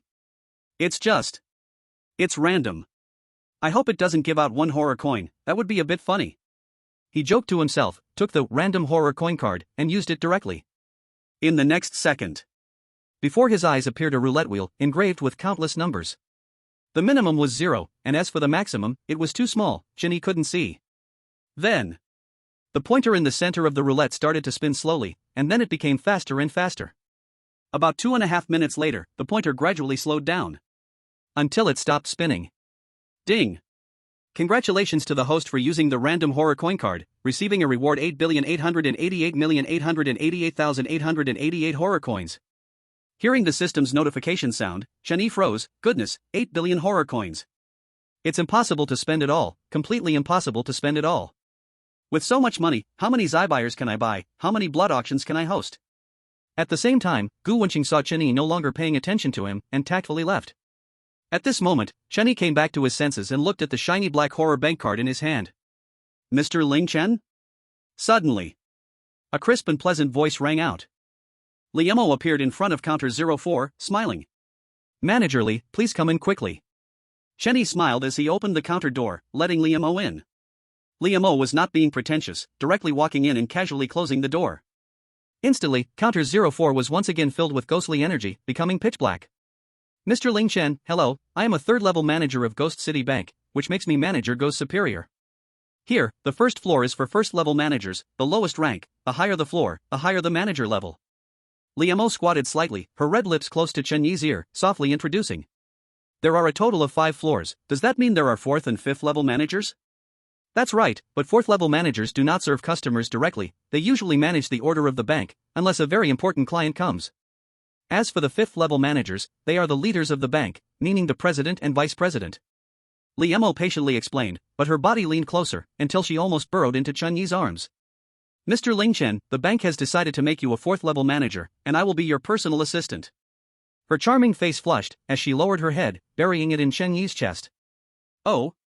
A 4th level manager, huh? Chen Yi nodded upon hearing this, but his hand began to roam on Limeo's body. Why not take advantage of this, you bastard? You, if you want, you can wait until we go to the 4th floor for that. That what? That thing, oh dear, Manager Ling, you're so naughty. 5 minutes later. Chen Yi and Liemo left counter 04 at the same time, walking up the stairs to the 4th floor of Ghost City Bank under the envious gazes of everyone. As they passed the 3rd floor, Chen Yi turned his head to take a look. He found that the 3rd floor also had 8 counters. But the staff at these 8 counters were all young and beautiful female ghosts. Before long, with Liemo leading the way, Chen Yi finally reached the 4th floor of Ghost City Bank. Here, there were only 2 counters, and like the 3rd floor, they were 2 young, beautiful, and curvaceous female ghosts. Unlike the 3rd floor, however, these 2 female ghosts were both ghostly handsome. With such ghostly charm, this bank really is impressive. Chen Yi couldn't help but exclaim. In Ghost City, this is quite normal. Liemo smiled, reaching out to push open the manager's office on the 4th floor. Inside the large office, the furniture was fully equipped. The most eye-catching piece was a huge bed for 4 people. Seeing this scene, Chen Yi felt a wave of emotions. It seemed that the previous 4th level manager lived quite well, perhaps every night was a lively party. By the way, where is that previous 4th level manager? As Chen Yi asked, Liemo had already lain down on the bed, she was demoted to the 3rd floor. Why are you lying down? Chen Yi was a little confused, why did this girl suddenly lie down? And why is your face as red as a boiling teapot? Liemo was pretty, but compared to Shibuyer, Bai Xian, and other ghost queens, she was far from impressive. Taking advantage is fine, but doing something bad is better left alone. Simply put, he wasn't interested. Do you not want to? Limeo's pretty face blushed, also slightly startled. In her eyes, men were all creatures who thought with their lower halves. However, with someone like Chen Yi, who was handsome and could spend 100 million horror coins with just a gesture, she was very willing. 100 million horror coins, oh, that would never run out, simply never run out. Following Chen Yi, did she have to struggle here anymore? A new month has begun, wishing everyone happiness and smoothness every day. Also, please everyone, do not foster the book. Shawan updates 3 times a day, really not too much, if you keep fostering, it will die. Chapter 81, VIP Clients, Tricked? Ghost City. Little sister, do you want to go with your brother? I will buy you candy. The wind blew coldly. On the street, Manager Go still wore a black suit and had the badge of a Ghost City bank manager hanging on his chest. Only now. The rank on the badge had changed from level 2 to level 1. At this moment, In front of it, a dirty little girl was holding a clean pillow, covered with a pillowcase that was embroidered with a cute doll. The little girl blinked her bright eyes pitifully and stammered, You are quite nice. In the Ghost City Bank, on the 4th floor. In the manager's office, Chenny was lying on a huge soft bed, with snacks from the real world beside him. There was even Coca-Cola. In this horror game world, and particularly in Ghost City, having such treatment was truly unprecedented for him. When a person reaches a certain state in life, they truly become indifferent to external things. Chenny smiled, feeling incredibly comfortable. Ding ding ding. Suddenly, a rapid ringing sound echoed from his bedside table. Knock knock knock. Immediately afterward, a knock on the door sounded, and a female clerk's voice came from outside. Manager Ling, an important client has specifically requested to meet you. Okay, coming. Chenny replied and got out of bed to put on his shoes. Previously, Liamo had mentioned that level 4 managers were basically maintaining bank management. But if a particularly important client came, the level 4 manager also needed to host them. Because such clients are either rich or noble, and even the Ghost City Bank does not like to offend them. In a short while, Chenny was dressed neatly, his black suit fit him perfectly. It raised his aura by more than just one level. At the door, the female clerk waited quietly. As the door opened, she was about to speak when she suddenly froze. Let's go, why are you standing there? Chenny smiled slightly, looking exceptionally handsome. Even the well-informed female clerk was left dumbfounded at this moment. She swallowed hard. Manager Ling, you are so handsome. Hearing the clerk's words, Chenny casually replied. Isn't my handsomeness well known to all? In the Ghost City Bank, VIP exclusive private room. When Chenny arrived, a client was already sitting inside. He pushed open the door and walked straight to the client, sitting down in front of him. The next second, he suddenly lifted his leg and casually crossed it in front of the client. The female clerk who followed closely behind was so shocked by this sight that her eyes almost popped out. Manager Ling, is this how Ghost City Bank treats VIP clients? The client's face turned dark, his fingers drumming incessantly on the table. No, it's not like this, Manager Ling, he is just having a bad day. Not far away. The female clerk regained her senses, picked up her eye that had fallen on the ground, and stuffed it back into her socket. She hurried over to appease the VIP client, signaling Chenny with her eyes to apologize quickly. However, Chenny remained completely motionless, just staring at this VIP client. Just when the female clerk was about to cry out of anxiety, he finally spoke slowly. What wind has blown the Count of Vampires to visit us? Just passing by here. I heard that a level 4 manager called Ling Chen was appointed, and I didn't expect it to really be you. Count Shak smiled without smiling. He indeed happened to pass by and coincidentally knew that the Ghost City Bank had a level 4 manager called Ling Chen. But this dignified Count of Vampires wouldn't be so idle as to specifically come here to see a human. Beside him, the female clerk was once again dumbfounded. She couldn't understand how the two who had just been at daggers drawn suddenly started chatting. Moreover, this Count Shak, she had heard of his great reputation, yet she didn't expect him to be so gentle. That's right. Count Shak, smiling without smiling, turned into gentle in the eyes of the female clerk. Alright, you can go out now, I need to chat with this esteemed guest. Understanding that Shak had matters to discuss, Chenny directly let the female clerk leave. Upon hearing this, the female clerk nodded knowingly and turned to leave. When she reached the door, she suddenly stopped, took out her eye, wiped it, and stuffed it back in. Then she opened the door and left. To make a long story short, I need you to help me with something. Once the female clerk left, Shak immediately spoke up. Let's hear it. Chenny did not agree immediately. He reached out and picked up the cup of water on the table to drink. I want to kill the vice president of your bank. Kill the vice president? Chenny was slightly startled and put down the cup in his hand. In the Ghost City, to become the vice president of the Ghost City Bank, that was 100% a Ghost King. Moreover, to make Shaka come to him for help voluntarily meant that this vice president was at least at the 6th or 7th tier of Ghost Kings. In an instant, he began to think about what benefit killing the vice president would bring him. Time passed second by second while Shaka quietly waited for Chenyi's answer. Finally, after 2.5 minutes, Chenyi slowly spoke, Okay. But you have to give me something that satisfies me. After all, I have no grievances or grudges against that vice president. He grinned, showing a harmless look. After not seeing each other for days, Shaka actually missed this cheeky smile a bit. No problem, as long as you agree, everything is negotiable. Without the slightest hesitation, Shaka immediately agreed, then took out a wooden box from his tailcoat. In the next second, the wooden box automatically opened, and a reddish-brown worm poked its head out, looking around. Ding! Special life detected, system scanning. Scan complete. Name, Strange Worm. Level, Ghost General. Skill, Wriggle. Promotion, Live and have enough sleep. Source, Horror Game World. Remarks, Strange Worm, a special species among the strange, has life. When the strange worm poked its head out, the system panel had already appeared before Chen-Yi's eyes. Seeing Chen-Yi frowning, Xiaka thought Chen-Yi didn't recognize it, and quickly explained. The strange worm, a special species, has life. In its larval stage it is just an ordinary worm. But, when it matures, it will become a powerful strange creature, and maturity means Ghost King. As he finished speaking, the corners of his mouth rose. He had said it so impressively that he didn't believe Chen-Yi would disagree. However, what he never expected was that Chen-Yi sighed and shook his head. Who knows how long it will take for this worm to mature? How about this worm, plus one Ghost King level ghost weapon, otherwise no deal. Dropping that one sentence, he stood up and walked away, seemingly wanting to escape quickly from there. But when he walked behind Xiaka, the corner of his mouth actually lifted. Just as Chen-Yi opened the door and had one foot out, Xiaka finally couldn't hold back and spoke. Strange worm plus one Ghost General level ghost weapon. If there really is a Ghost King level ghost weapon, deal. He hadn't finished speaking when Chen-Yi instantly ran over, grabbed his hand, and took the strange worm. Seeing this scene, Xiaka's eyelids twitched slightly. He seemed to be duped. Just like that, he lost a Ghost General level ghost weapon? TSK. It hurt a bit in his heart. Chapter 82, Lost in the Path plus Foolish? Vice President. I hope you will keep your promise. I will come to find you when the time is right. In the VIP reception room, the two reached an agreement. Xiaka offered the strange worm and a Ghost General level ghost weapon. No problem, let's go, I'll see you off. Chen-Yi smiled happily. Anyway, he would leave after the instance was over.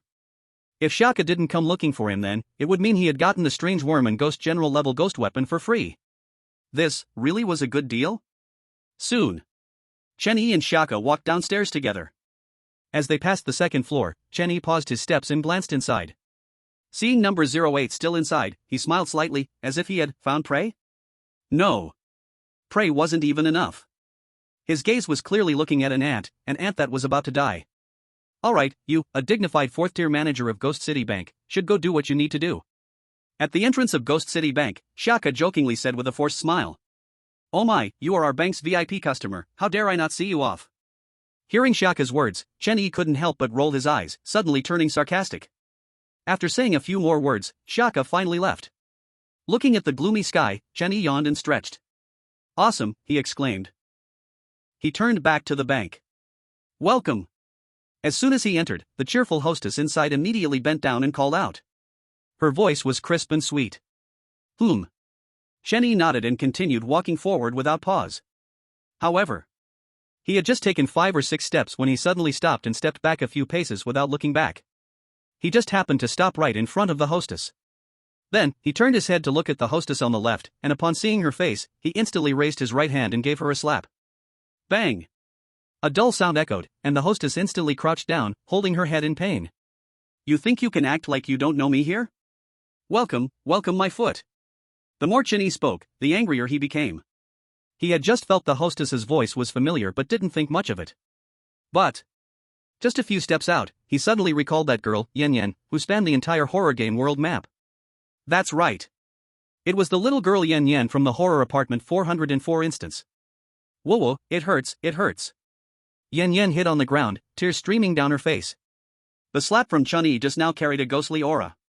Yan's little head was indeed hurt. Alright, look up and see who I am.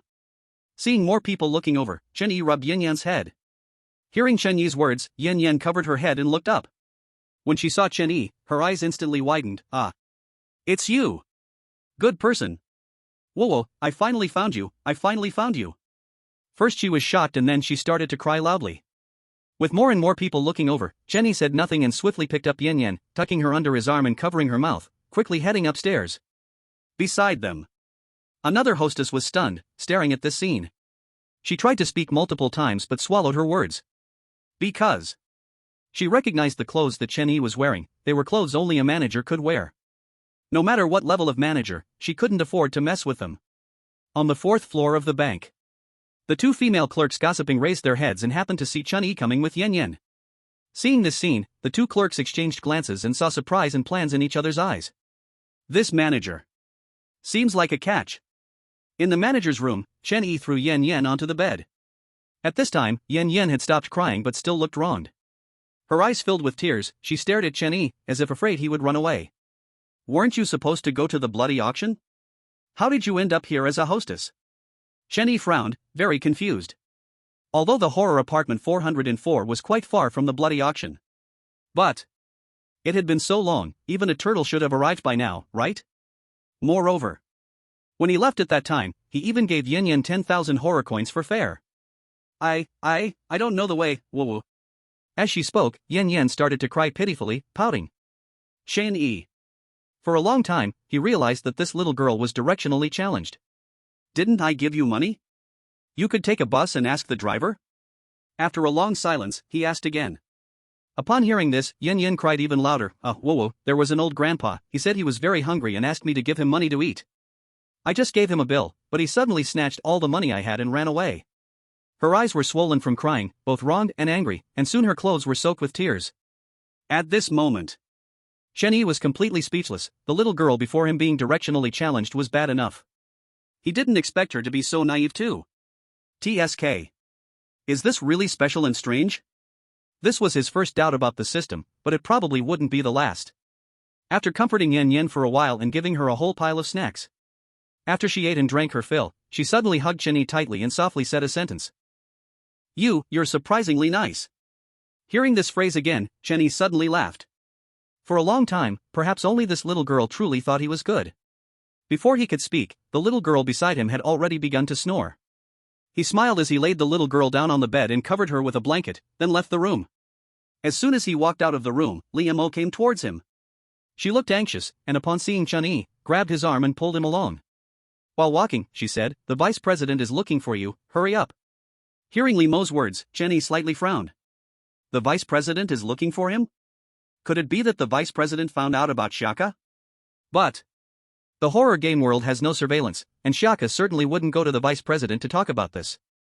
Forget it, let's wait and see. While he was thinking this, Li Mo had already pulled him to the 5th floor of the bank. The 5th floor, the top level of Ghost Bank, is not open to the public. Here are the offices of grade 5 managers, the president, and the vice president. The vast 5th floor has only 2 offices, making it seem very empty. As soon as he arrived, Chen Yi immediately knew that the office on the right was the vice president's. Because the office on the right is half the size of the one on the left. At this moment, Li Mo was the first to arrive at the vice president's office door, raising her hand to knock. Knock, knock, knock. About a minute later, a cold voice finally came from inside. Come in. Chapter 83, Born with a Smile, Task, Extra Update. Come in. A cold, emotionless voice came from inside the office. At the sound of that voice, Li Mo at the door unexpectedly trembled slightly. The next second, she took a deep breath, forced herself to steady her fear, and pushed open the vice president's office door. Creak. As the sound of friction rang out, the scene inside the office came into Chen Yi's view. Inside the roughly 50 square meter office, potted plants were everywhere. There were very strange plants and flowers inside, occasionally emitting a chilling aura. On a black wooden desk, there were 2 black money cats, one on each side. The money cats wore a pendant with a terrifying coin worth 10,000. They stared straight ahead with wide open eyes. Most importantly, there was a red and black ceramic jar on the bedside in the office with a head inside. A bizarre head. Its eyes were blood red, with messy hair, grinning broadly at Chen Yi. Hello, Vice President. At that moment, Li Mo suddenly bent over and shouted loudly. Seeing this, Chen Yi felt somewhat confused. Vice President? Where? Why couldn't he see him?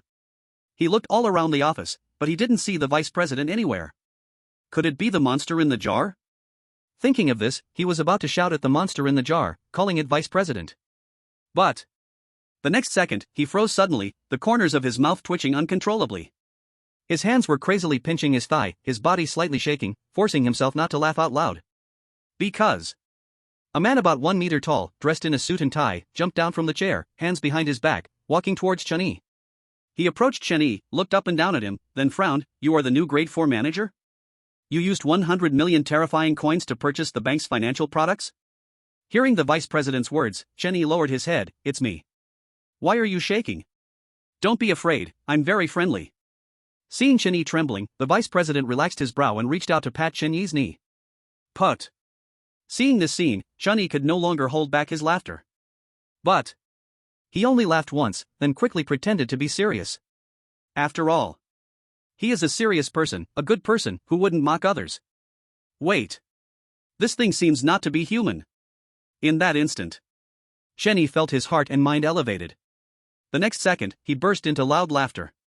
The vice president and Liu Mo looked at Chun-Yi in confusion, not understanding what he was laughing about. But soon, the vice president understood. This guy is laughing at it. Damn it, this guy glanced at it several times while laughing. He must be looking at it. He definitely is. Are you laughing at me? The vice president suddenly erupted with a blood-red ghostly aura. In the blink of an eye, the entire fifth floor was filled with ghostly energy. The strong killing intent scared Liu Mo so much that she sat down on the ground, gasping for breath. No, how could that be? Seeing the vice president really angry, Chun-Yi quickly suppressed his smile. Oh, you don't know, I'm just a naturally smiling person. As he spoke, he grinned, showing a mouth full of big white teeth. Really? Really, I can't be more serious. Chun-Yi nodded crazily and started laughing again. It really wasn't his fault. If you saw a 1-meter-tall, potato-like old man wearing a suit, how could you not laugh? And this potato-like old man was quite strange. Thinking of this, Chun-Yi felt not a trace of guilt left in his heart. All right, come in. The vice president frowned, always feeling that Chun-Yi was laughing at him, but he had no proof. While speaking, the ghostly energy on the fifth floor had completely dissipated, and Liu Mo, embarrassed, got up from the ground and followed Chun-Yi into the vice president's office. After all, her current identity was Chun-Yi's private secretary as a level 4 manager. Sit. The vice president jumped onto the chair and sat down casually. Hearing the vice president's words, Chun-Yi was taken aback, turned his head to scan the office, then looked at the potato-like man again. Sit? Where to sit? This place is emptier than your old man's Mediterranean Sea. So, the two men stared wide-eyed at each other, not understanding what the other meant. In the end, Chun-Yi could only stand there. Ling Chen? Manager Ling? I heard from the president about your purchase of bank financial products for 100 million horror coins. Very good, really worth praising. But, in your position, you must work for your role. As a level 4 manager, you can't be lazy. How about this? You have 2.5 days to bring in another deposit or purchase financial products for 100 million horror coins. The vice president crossed his arms, grinning mischievously at Chun-Yi. Even Liu Mo understood the vice president's meaning. This was making things difficult for the level 4 manager. Being able to come up with 100 million horror coins was probably his limit. Now, how was he supposed to get this 100 million horror coins? Sure, 100 million horror coins is nothing, too simple. Chun-Yi shrugged, looking indifferent. As long as the problem can be solved with money, it's not really a problem. Moreover, the vice president right in front of him was already on his kill list. There was no need to care about anything with him. If it came down to it, if he died, wouldn't the vice president's position be his? Thinking of this, Chun-Yi grinned, wearing a harmless expression. Good, you have to be confident, you have to smile more. Alright, go get busy, remember, you have only 2.5 days. The vice president waved his hand, signaling Chun-Yi and Liu Mo to leave. Don't worry, it won't take 2.5 days.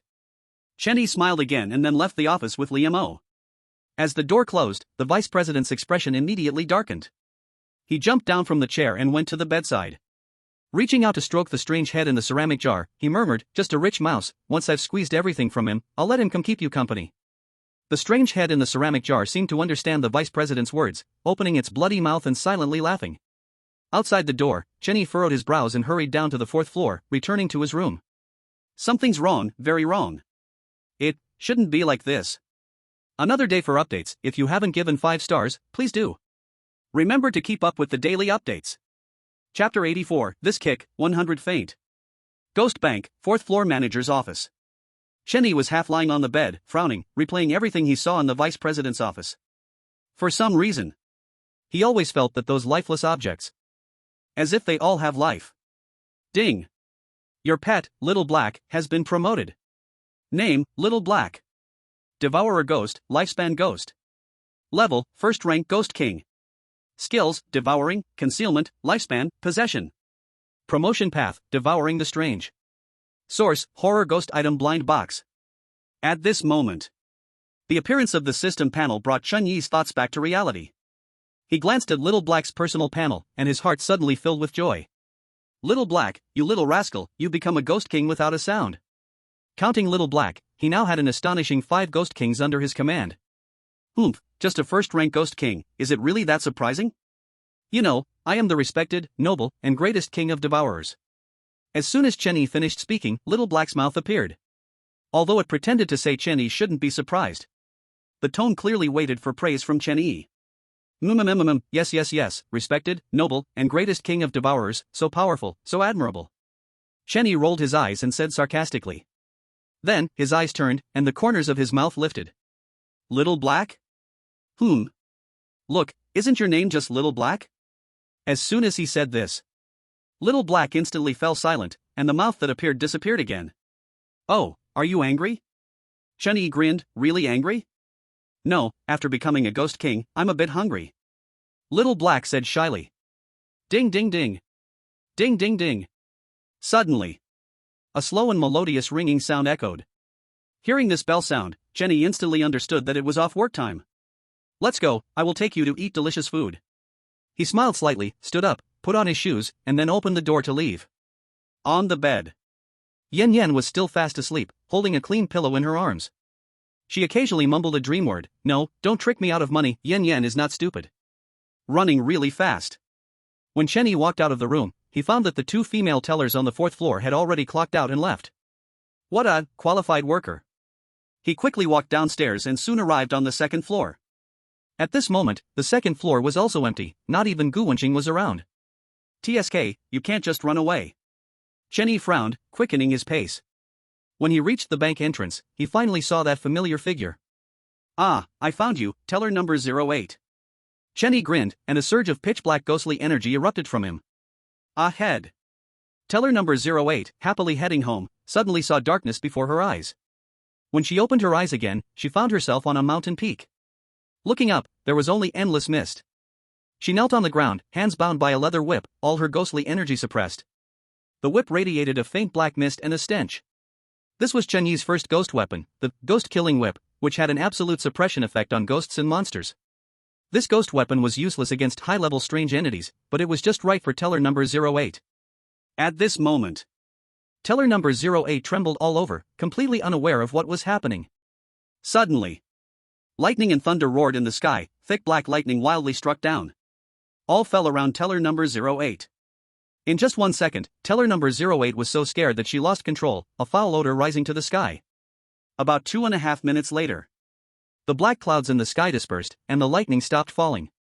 A beam of golden light shone down from the heavens, completely enveloping teller number 08. She suppressed her fear and cautiously looked up at the golden light.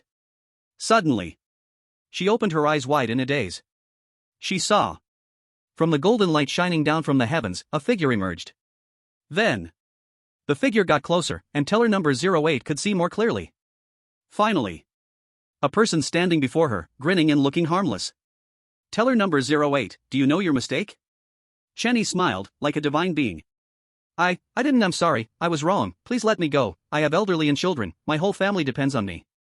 Just as she was about to say she was not wrong, she came to her senses and hurriedly began to kowtow, shouting. All right. No problem. Chen Yi continued to smile, raising his right hand and snapping his fingers. The black whip binding number 08 dropped in response. Feeling the return of its power, number 08 was instantly stunned. The seemingly divine human was truly willing to let it go? You are really nice. It trembled and managed to say a stuttered sentence. Of course, it is well known that I am a good person. Chen Yi grinned and accepted number 08's evaluation. So, can I go now? Number 08 asked tentatively, still somewhat doubtful. Go ahead, walk with confidence. Seeing Chen Yi nod, it turned and left, then directly started to run. But 2.5 minutes later, it suddenly realized that during these 2.5 minutes, it had been treading in place. Hey, who told you to go that way? You should be going this way. Chen Yi glared at number 08 with dissatisfaction and pointed at the nearby cliff. In the next second, a dark ghostly energy erupted from him, turning into a large black hand that grabbed number 08's head and lifted it up. Go on, hurry up. Chen Yi urged impatiently. Wasn't number 08 very decisive when reporting him? Why was it now dragging its feet? Right, I'm really sorry. Oh, you are so slow. Let me help you. 1, 2, 3, go. Before number 08 could finish speaking, Chenny suddenly put force into his right leg and kicked it away. In an instant, a miserable sound came. Chenny placed his left hand flat on his forehead, stretching his neck to take a look. Not bad, that kick, 100 stuns. In the ghost city, on the street, a huge mass of black ghostly energy dissipated. Chen Yi's figure emerged. In front of his feet, number 08's corpse lay quietly. For a moment, the passing weird beings all turned to look over. Seeing this scene, Chen Yi suddenly squatted down, reaching out to stroke number 08's head. This kid can sleep so soundly on such a cold ground, really a worry. As soon as these words came out, all the passers-by turned their heads and continued walking. At this moment, Xiao Hei's mouth appeared, and a strong suction instantly engulfed the sleeping number 08. Ding! Longevity replenishing. Replenishment complete. Current lifespan, 1,000 years. Hearing the system's prompt, Chen Yi was slightly stunned. This guy, Xiao Hei, has promoted to Ghost King, and the lifespan feedback has increased. A fierce ghost actually added 300 years of lifespan. Tisk, that's really too great. After dealing with number 08, Chen Yi was in a very good mood. He even felt a bit grateful to number 08. This guy, in order to increase his lifespan, actually sought death on its own. If there were more such good weird beings, the world would surely be peaceful, right? Chapter 85, United Couple, Differences in Awareness. Night fell, and the red moon hung high.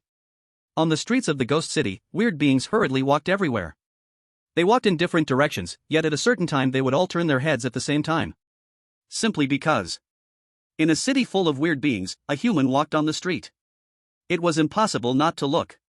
All the weird beings, upon seeing Chen Yi, showed greed in their eyes. Indeed. Several fearless weird beings teamed up and approached Chen Yi. But, without exception, they all lay on the ground, sleeping peacefully. At this moment, Chen Yi's lifespan had reached an unprecedented 1,500 years. He couldn't help but exclaim from the bottom of his heart, this ghost city certainly has many good weird beings. As he spoke, Chen Yi arrived at the entrance of a villa. The three-story villa was magnificent, with waves of yin energy emanating from its roof. Inside the villa was brightly lit, and Chen Yi walked up and knocked on the door. Knock, knock, knock. The knocking sound echoed, and soon a faint sound of footsteps came from inside the villa. Before long, the doorknob turned, and a figure walked out from behind the door. Long time no see. Seeing the figure before him, Chen Yi's lips curled up slightly. Ding! Your slave ghost bride is currently in a very good mood and requests to mate with you. Hearing the system's voice, Chen Yi wasted no time, hugging the excited ghost bride and walking into the house.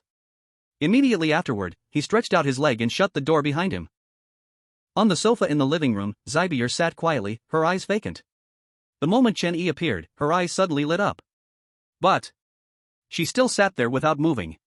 Seeing this, Chen Yi didn't say a word, and under the guidance of the ghost bride, he walked into a room. Bang! The door slammed shut, and he threw the ghost bride onto the bed. Lift the veil. At that moment, the ghost bride lowered her head and said softly. Without any hesitation, Chen Yi walked over and reached out to lift her veil. Finally, the ghost bride's stunning beauty was revealed once again. Just with a glance, Chen Yi had already shown his respect through his actions. 5 minutes later. Ding! Your servant ghost bride wants to merge with you. Note, merging now can maximize her strength. As the system's prompt sounded, Chen Yi suddenly became excited. At this moment, I can. She didn't dare to look into Chen Yi's eyes and could only mumble softly. Okay. Chen Yi smiled slightly and spoke. Before long, the room fell into endless darkness. I know you don't like to read this, so I won't write it, but if you like it, you can see the author's signature. In the living room. On the sofa, Zybier frowned, feeling a bit restless. At this moment, she felt a bit hot but couldn't think too much. After all, her mind was still not clear. Ding! Your servant Ghost Bride has merged with her beloved, and her level has increased. Name, Ghost Bride. Level, Ghost King level 6. Skill, Underworld Marriage, Heart of a Couple. Promotion, Merge with Beloved. First time ending, effect will weaken afterward. Source, Horror Game World. In the room, the Ghost Bride was exhausted, resting her head on Chen Yi's arm as she fell asleep. In her dream, the corners of her mouth slightly curled upward, looking very happy. But occasionally, she appeared to be in pain, perhaps somewhere on her body hurt.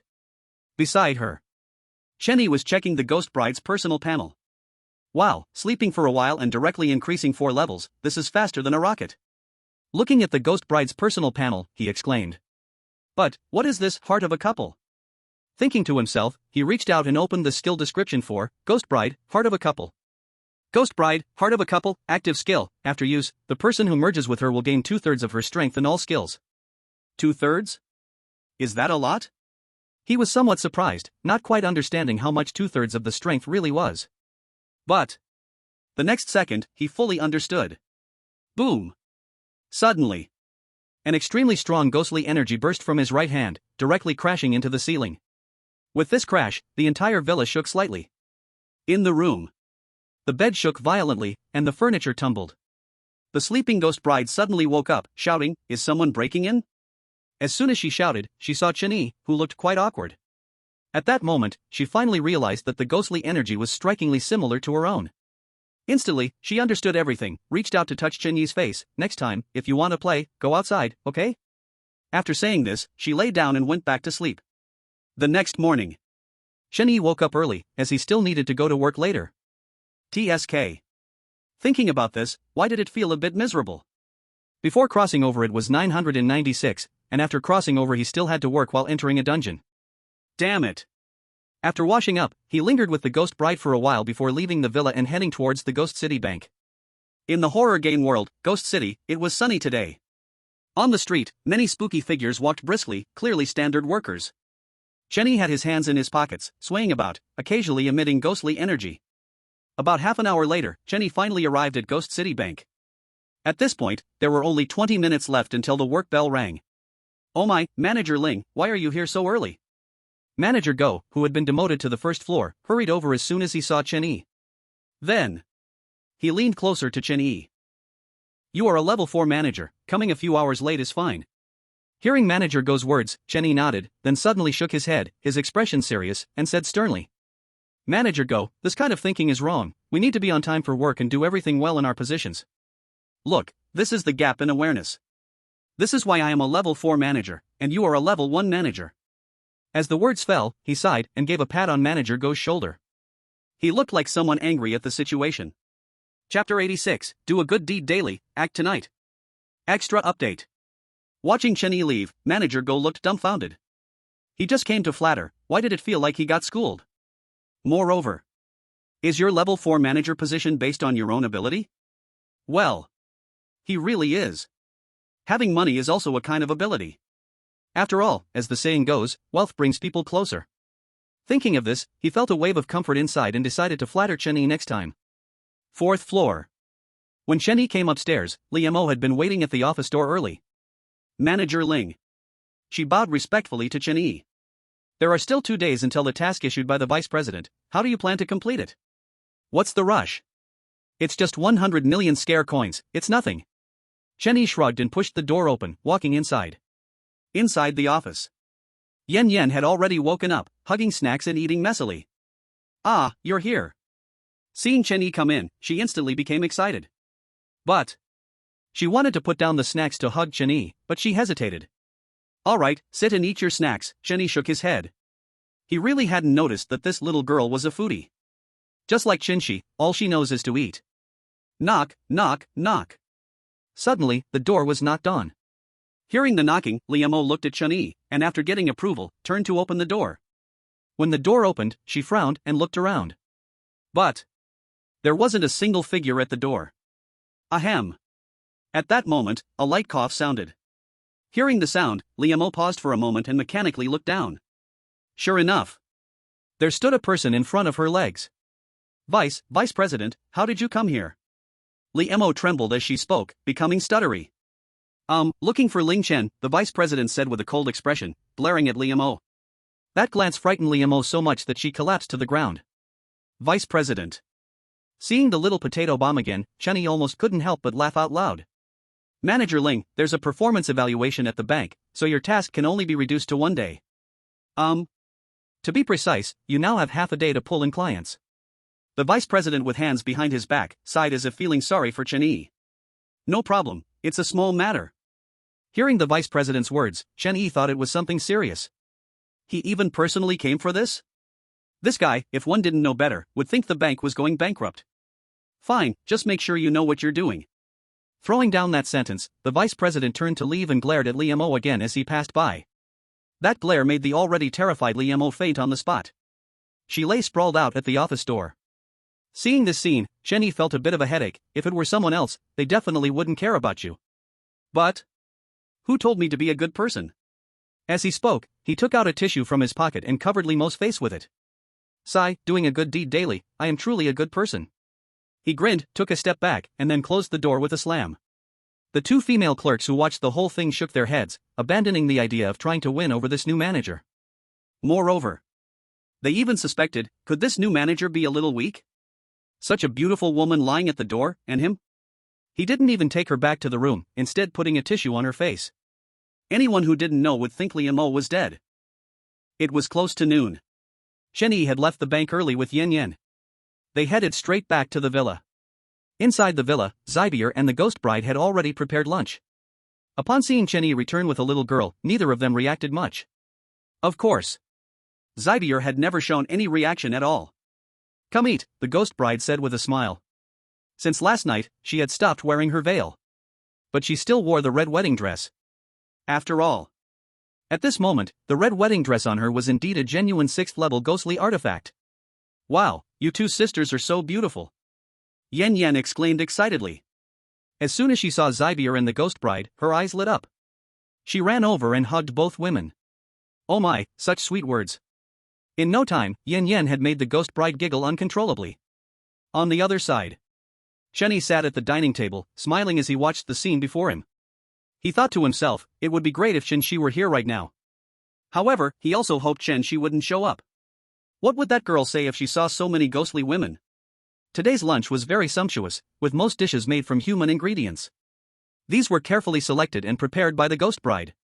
After a while, the food on the table was consumed completely, and besides Zybier, everyone leaned back in their chairs, patting their bellies. Knock knock knock. Suddenly, the door was knocked on. As soon as the ghost bride heard the knock, she was about to get up to open the door. But Chen Yi stopped her. Just now, he had caught a familiar scent. It was the distinct blood scent belonging to the vampire clan. This old guy, what's he doing here now?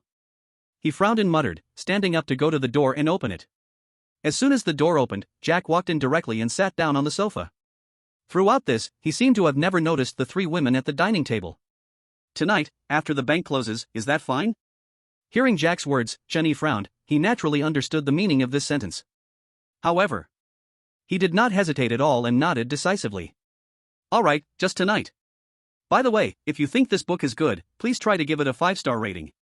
Once the rating goes up, Xiaowan will definitely increase the updates crazily. Chapter 87, Me? Is that me? In the afternoon. The clear sky turned gloomy, with a few drops of rain occasionally falling. Tisk, today is really not a good day. In the manager's office on the 4th floor of the Ghost Bank, Chen Yi stood by the bed, holding a cup of hand-brewed coffee. After mumbling a sentence, he lifted the cup and took a sip. Instantly, an endless bitterness assaulted his taste buds. Tooey. What a terrible coffee, it tastes awful. He spat out the coffee in one gulp and then threw the cup away. Ah. Which bastard threw something from a height? If you're a ghost, don't act like a dog. If you're a dog, just bark.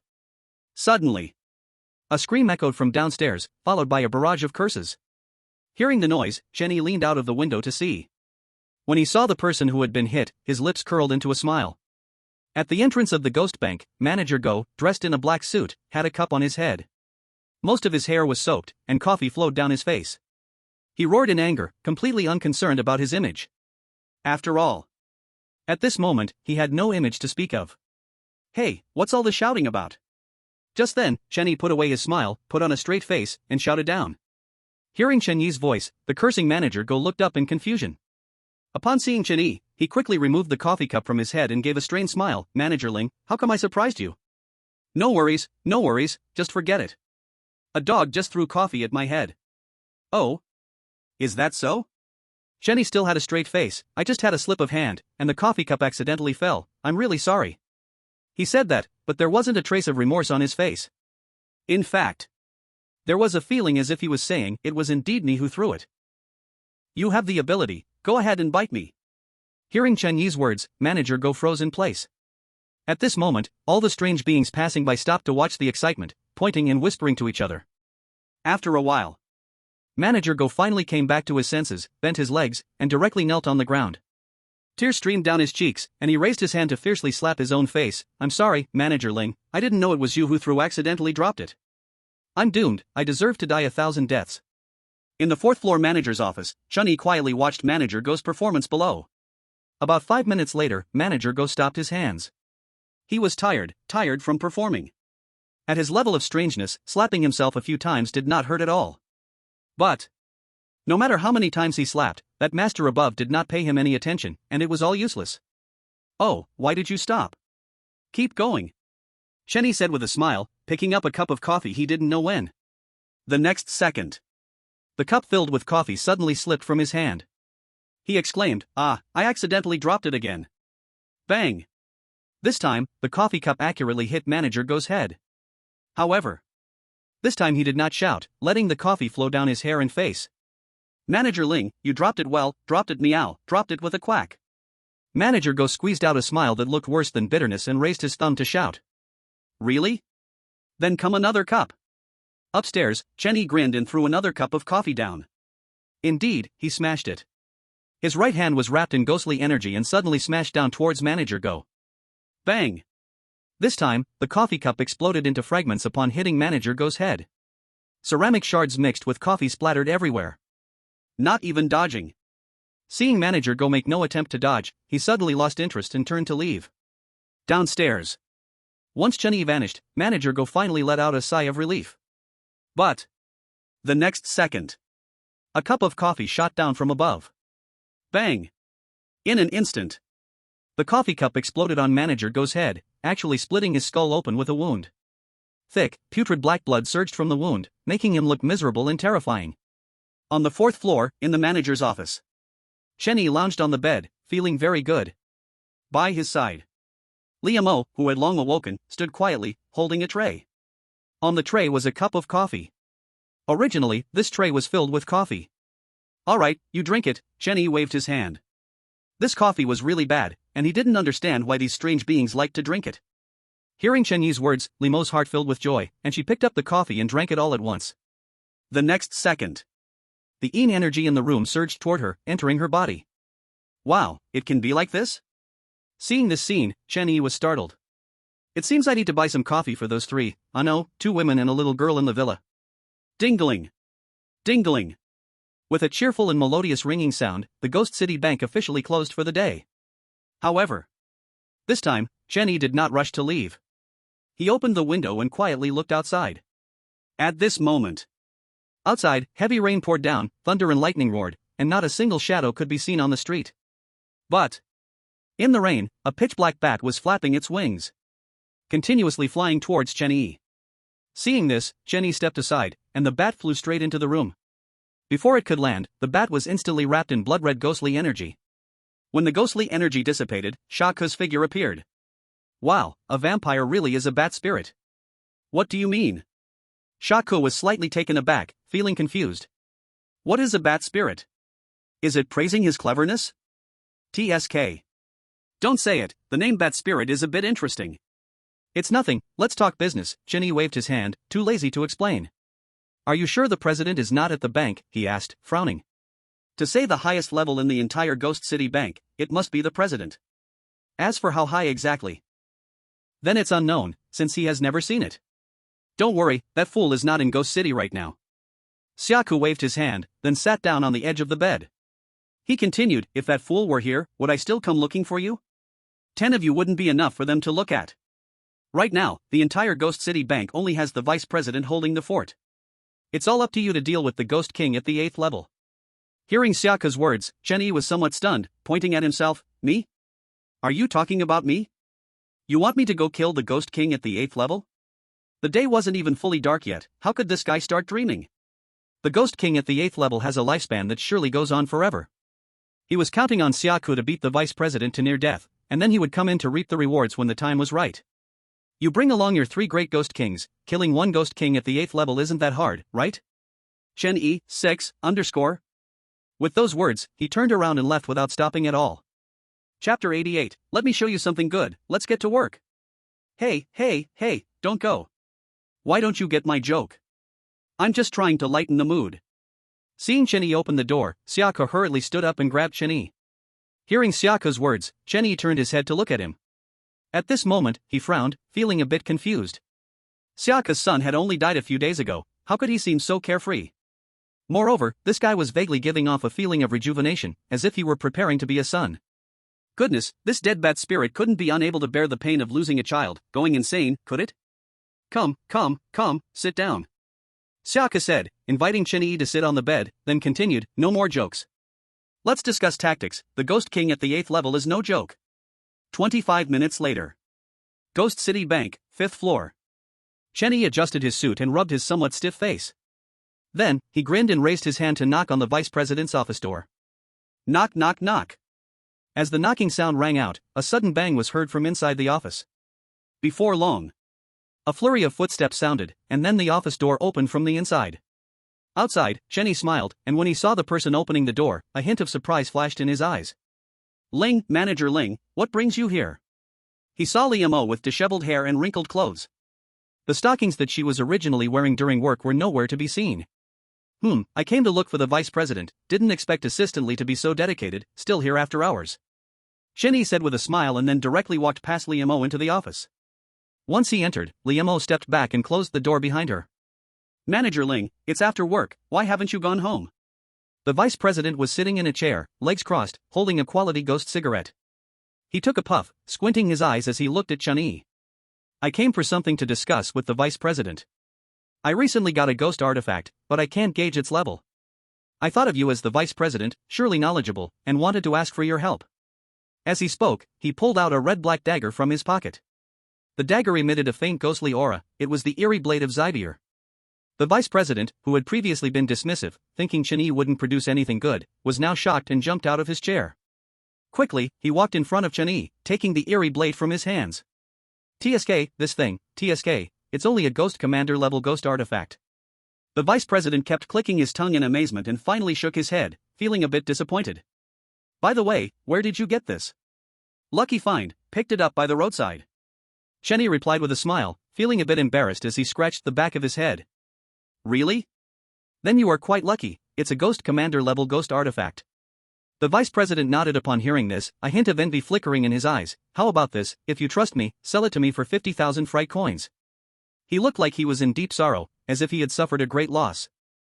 As soon as these words came out, Chen-Yi was immediately shocked, his eyes wide open, and he shouted in disbelief, what? 50,000? This shout startled the vice president, who shivered and frowned at Chen-Yi. Could it be that this human has seen something? But in the next second, it dismissed that thought.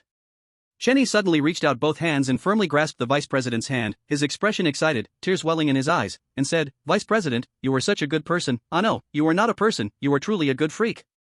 50,000, just 50,000, thank you so much.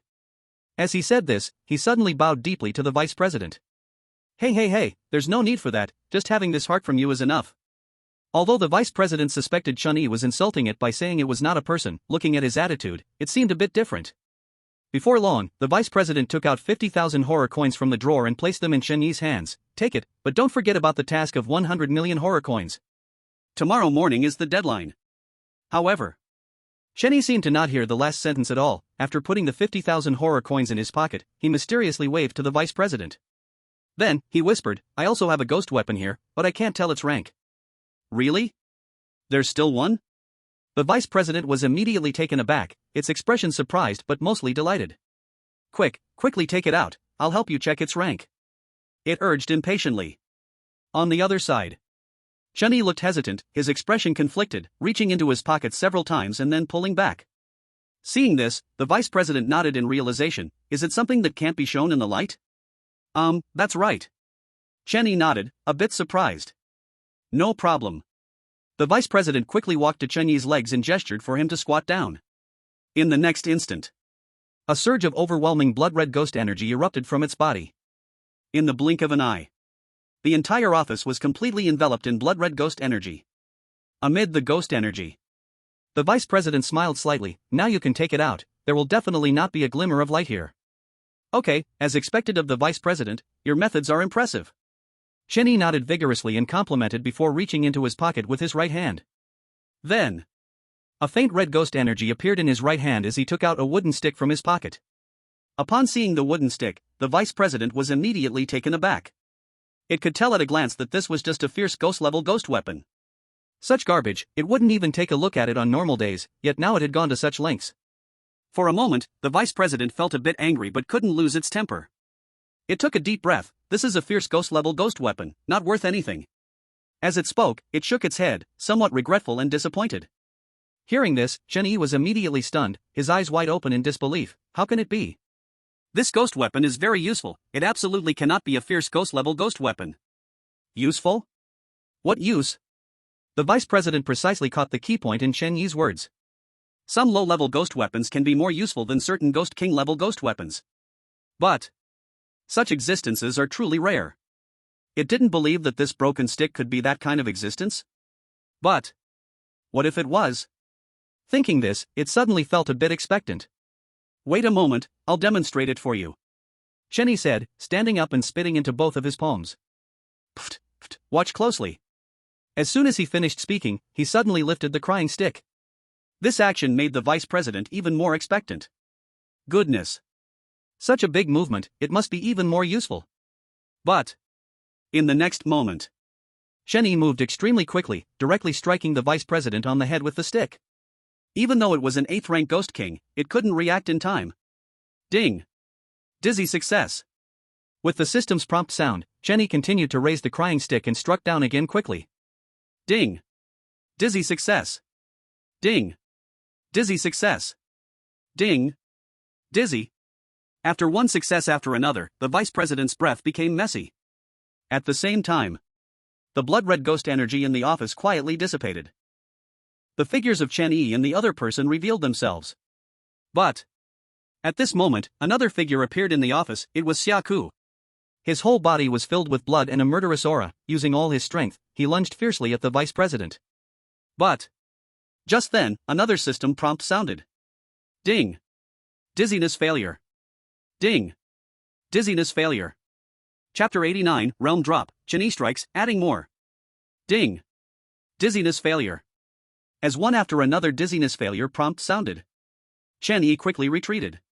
He understood that if the crying stick could not keep the vice president dizzy, then, with his Ghost King 8th stage power, he would surely recover quickly.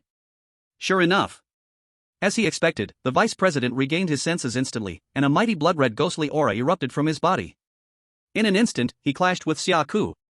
But after all, Xia Ku was a Ghost King at the 7th stage, not on par with the vice president.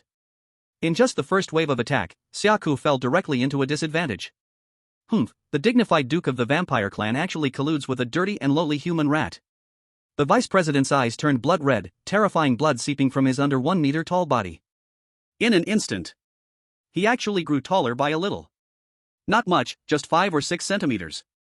You short winter melon, if it weren't for you promoting the terror noble school that only enrolls nobles, could that old thing have killed my son? As the words fell, Xia Ku's aura suddenly surged, and a line of black blood flowed from the corner of his mouth. Oh? So your son is dead, ha ha ha. No wonder, no wonder. Since that's the case, then go accompany him. The vice president laughed crazily, and his aura suddenly soared to its peak. On the other side, Chen Yi frowned, looking at everything before him. This was the first time he realized that the vice president had a connection to the terror noble school. Now, no matter what, the vice president must die. After all, he is now the vice president of the terror noble school, and the principal is his woman. If he cannot kill the vice president today, he will surely die. Thinking of this, a red light flashed in Chen Yi's eyes, and the eye of the evil god appeared on his left hand. In his right hand, the sword of lifespan also appeared at this moment. In the next second, he raised his left hand and gently snapped his fingers. In an instant, 3 figures appeared behind him. The Ghost Bride, Zybel, and Aiqian. These 3 are the highest level weirdos under his command.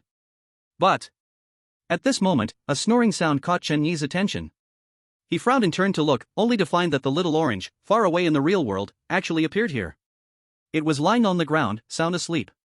On the other side, the vice president kept overpowering Xia Ku, the 2 of them releasing ghostly energy, directly tearing off the roof of the 5th floor of the Ghost Capital Bank. Even though the battle was fierce, he noticed Chen Yi's side. Upon seeing the 3 Ghost Kings behind Chen Yi, he was taken aback. This human rat could actually summon 3 ghost kings at once. Moreover, one of them was actually a ghost king at the 6th stage. But what was that dead fat cat on the ground? At the same time, the little orange sleeping at the feet of the ghost bride suddenly opened its eyes, got up and stretched. It squatted quietly on the ground, licking its fur, as if completely unaware of the strange atmosphere around. Go ahead, Chenny said lightly. In an instant, the 3 great female ghost kings all took action. It is worth mentioning that at the moment Zybel acted, a strange blade suddenly flew out from the vice president's pocket. In midair, it was directly caught by Zybel. Damn! Seeing this scene, the vice president couldn't help but curse. With the 3 great female ghost kings joining the battle, the situation reversed instantly. Xiaka seemed to become more and more fierce, like a singing peasant rising up. In front of the ghost capital bank, a beggar dressed in rags, with white hair, limped over. After taking 2 steps, he suddenly looked up at the 5th floor of the ghost capital bank. Sigh, isn't it good to live well? Why do we have to kill each other? He sighed and limped away. Ghost City Bank, 5th floor, Vice President's office. On the windowsill, a strange head in a ceramic jar grinned, and crimson ghostly energy gradually spilled out. But at that moment, a chubby figure waddled over. Meow. Little Orange softly meowed, raised a paw, and tapped the strange head in the ceramic jar. Feeling someone tapping it, the strange head turned to look. Upon seeing a fat cat, it immediately bared its teeth and snarled, wanting to scare it away. However, just as the strange head bared its teeth, it saw a huge mouth coming towards it to bite. Ow woo. Little Orange bit down and took the strange head out of the ceramic jar. Happy, it let out a hum and lifted its tail high. The next second, its chubby body gradually slimmed down, turning into a long noodle. Then, Little Orange directly lay down on the windowsill and fell into a deep sleep.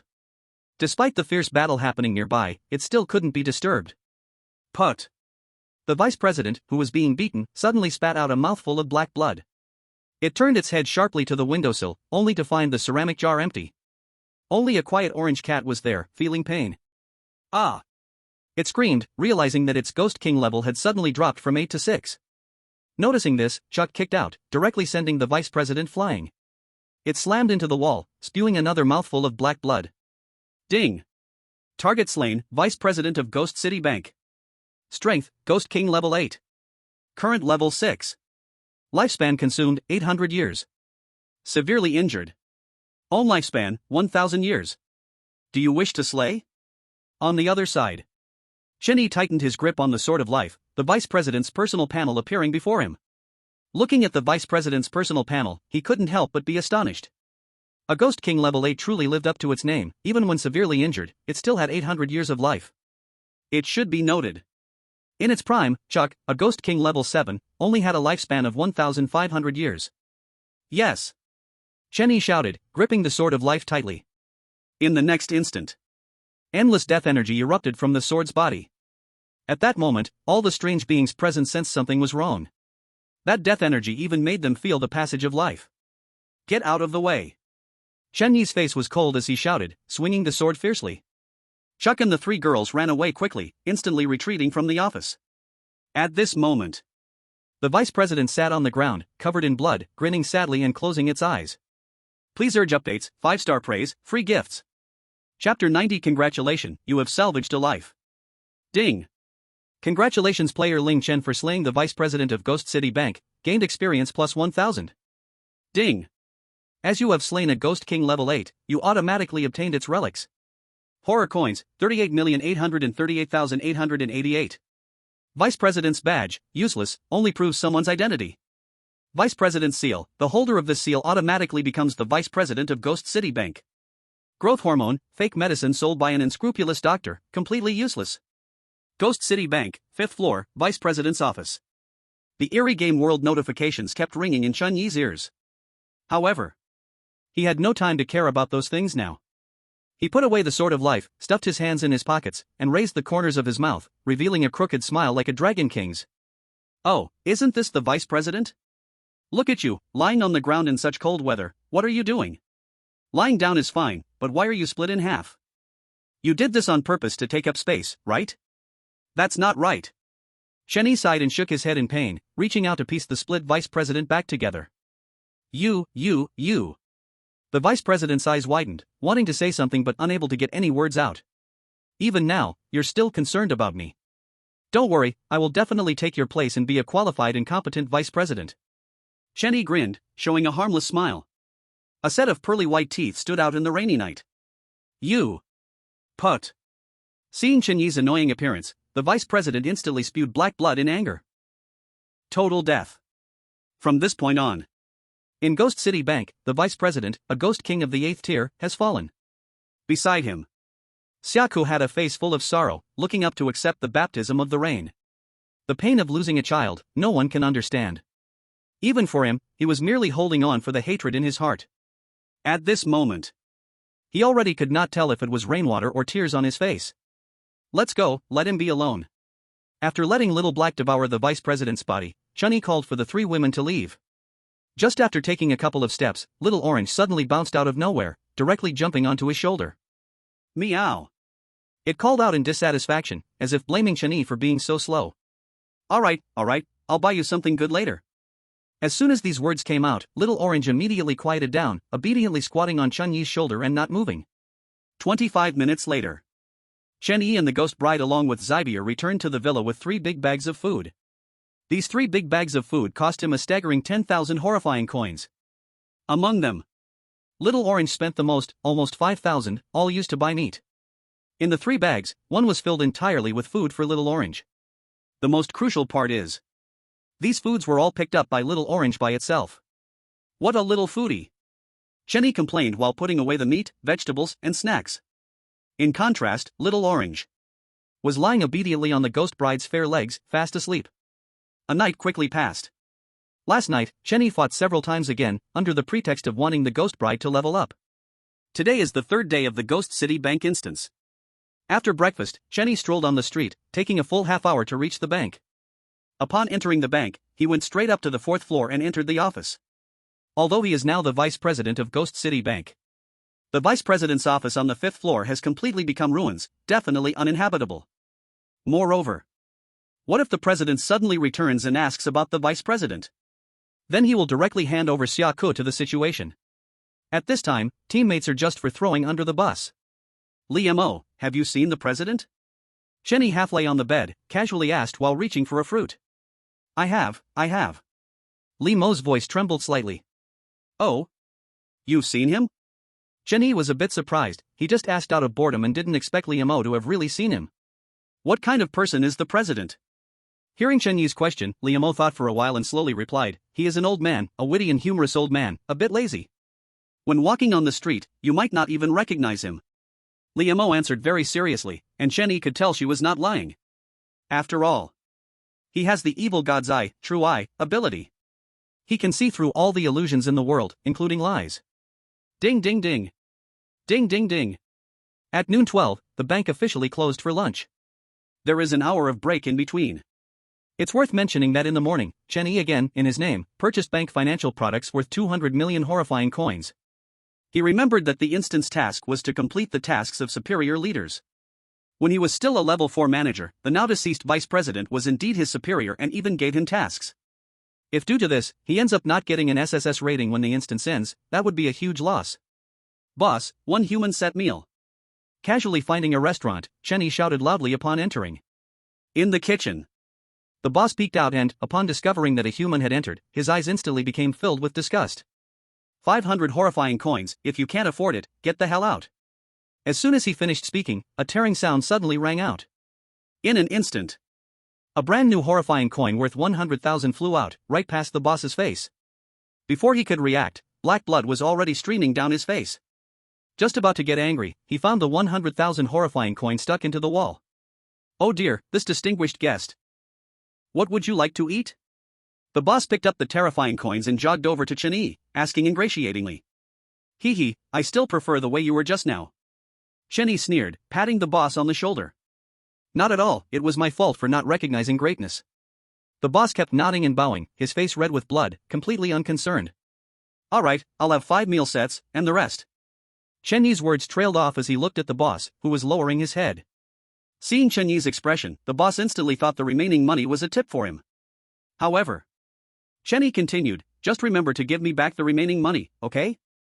Once the words fell, he grinned and patted the boss's shoulder again. If you give me 1 cent less, I'll chop off one of your fingers. If you give me $1 less, I'll take your arm. At this, the boss was stunned. 100,000 terrifying coins just for 5 meal sets? How could that even be counted? But he knew that this human absolutely would not give him a chance to bargain. With a gritted jaw, he turned and went back to the kitchen. 10 minutes later, he brought out the 5 meal sets one after another. Dear guest, this meal is on me, please take back your money. He bowed 90 degrees, holding the terrifying coins worth 100,000 in both hands. The terrifying coins emitted a faint ghostly aura, looking brand new. However, Chenny seemed oblivious, quietly eating his meal. About 25 minutes later, he finished 2 meal sets in one go, contentedly belching.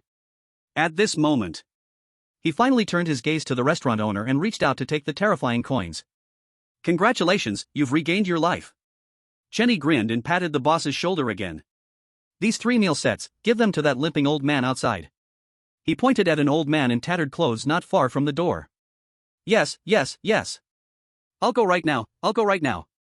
The boss, feeling relieved, quickly got up and carried the meal sets toward the limping old man.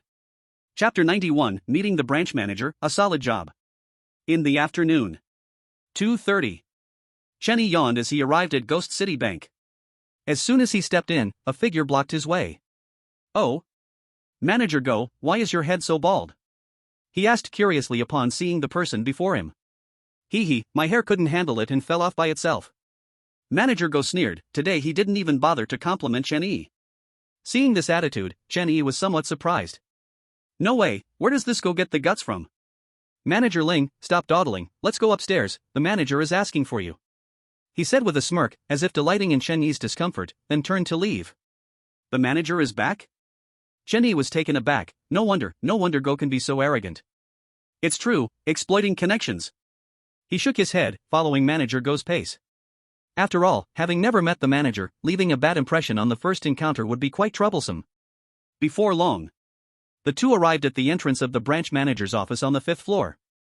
Next to it, the vice manager's office was still a total wreck. Knock. Manager Go knocked on the door of the branch manager's office. In the next moment, the door opened on its own, and a cold, eerie air rushed out. The chilling aura instantly knocked Manager Go off his feet. Beside him, Chenny frowned, a crimson ghostly aura bursting forth from his body. As the dark energy hit him, it was immediately bounced back, all of it crashing onto Manager Go. Please come in. At that moment, an old voice came from inside the office. Upon hearing the voice, Chenny retracted his ghostly energy and strode inside. As he passed by Manager Go, he delivered a swift kick to him. Ah! Manager Go cried out in pain, clutching his stomach and rolling on the floor. For a moment, only Manager Go was in a world of hurt. Inside the branch manager's office. This office was enormous, half again larger than the vice manager's office next door. However, in such a large office, there was only a single bed, a peeling wooden desk, and a wooden stool. Aside from these, there was also a pot of flowers, an incredibly enchanting flower. In front of the wooden desk, an old man with a head full of white hair was quietly eating his meal. In front of him on the table were 3 plates, 2 of which were already completely empty.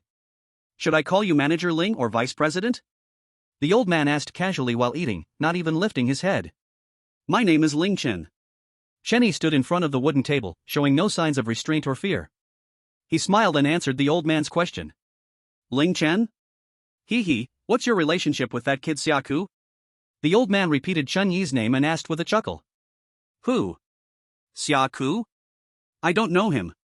Chenny looked surprised and shook his head. Alright, stop pretending. I saw what happened next door last night. At this moment, the old man finally finished his meal, shamelessly wiping his mouth with his hand. I have to say, the food you brought is quite delicious. I haven't eaten this full in a long time. As he said this, he couldn't help but burp. Hearing this, Chenny was stunned, carefully sizing up the bank president in front of him. No wonder. He felt this president was especially familiar as soon as he walked in. Isn't this the lame beggar at the restaurant door? Now dressed differently, he almost didn't recognize him. Give me a reason not to kill you. The old man picked up his glass and took a sip of water, speaking blandly. I am the vice president. Chenny took out the vice president's seal and placed it on the table. Not enough, there are plenty of people who want to be the vice president of this bank. That's a lucrative position. The old man shook his head, not even looking at the vice president's seal on the table. I am a lifetime VIP customer of the bank, having purchased a financial product worth 300 million horror coins. Tisk, that's a bit convincing, but unfortunately, it's still not enough. The old man continued shaking his head, his face showing a hint of disappointment. Hearing this, Chen Yi fell silent. The bank president in front of him wanted to kill him, but he certainly couldn't be killed. He had plenty of ways to escape. But the mission had not ended yet. Even if he fled, he would be pulled back into the mission. 1 billion, buy me a life. In the end, he took a deep breath and spoke decisively. No need, I'm a bank owner, I'm not short on money. The old man shook his head again, his expression becoming even more disappointed. At this point, Chen Yi was completely confused. This old man isn't satisfied with that or this, he really wants to kill him. Ding ding. Suddenly, a clear sound entered Chen Yi's ears. He looked up and found the president frowning while knocking on the empty plate on the table. Seeing this scene, Chen Yi realized, cursing himself for being so thick-headed, he didn't think of this. In the next second, he smiled, "President, from now on, your meals are on me." Upon hearing this, the president's eyes lit up, clearing his throat. Ahem, how long can you live? Let's do this, purchase another 200 million in financial products from the bank. No problem.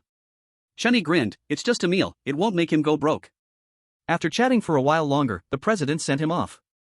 And officially announced that at this moment, Ling Chen would become the vice president of the Ghost City Bank. Oh, another beautiful day.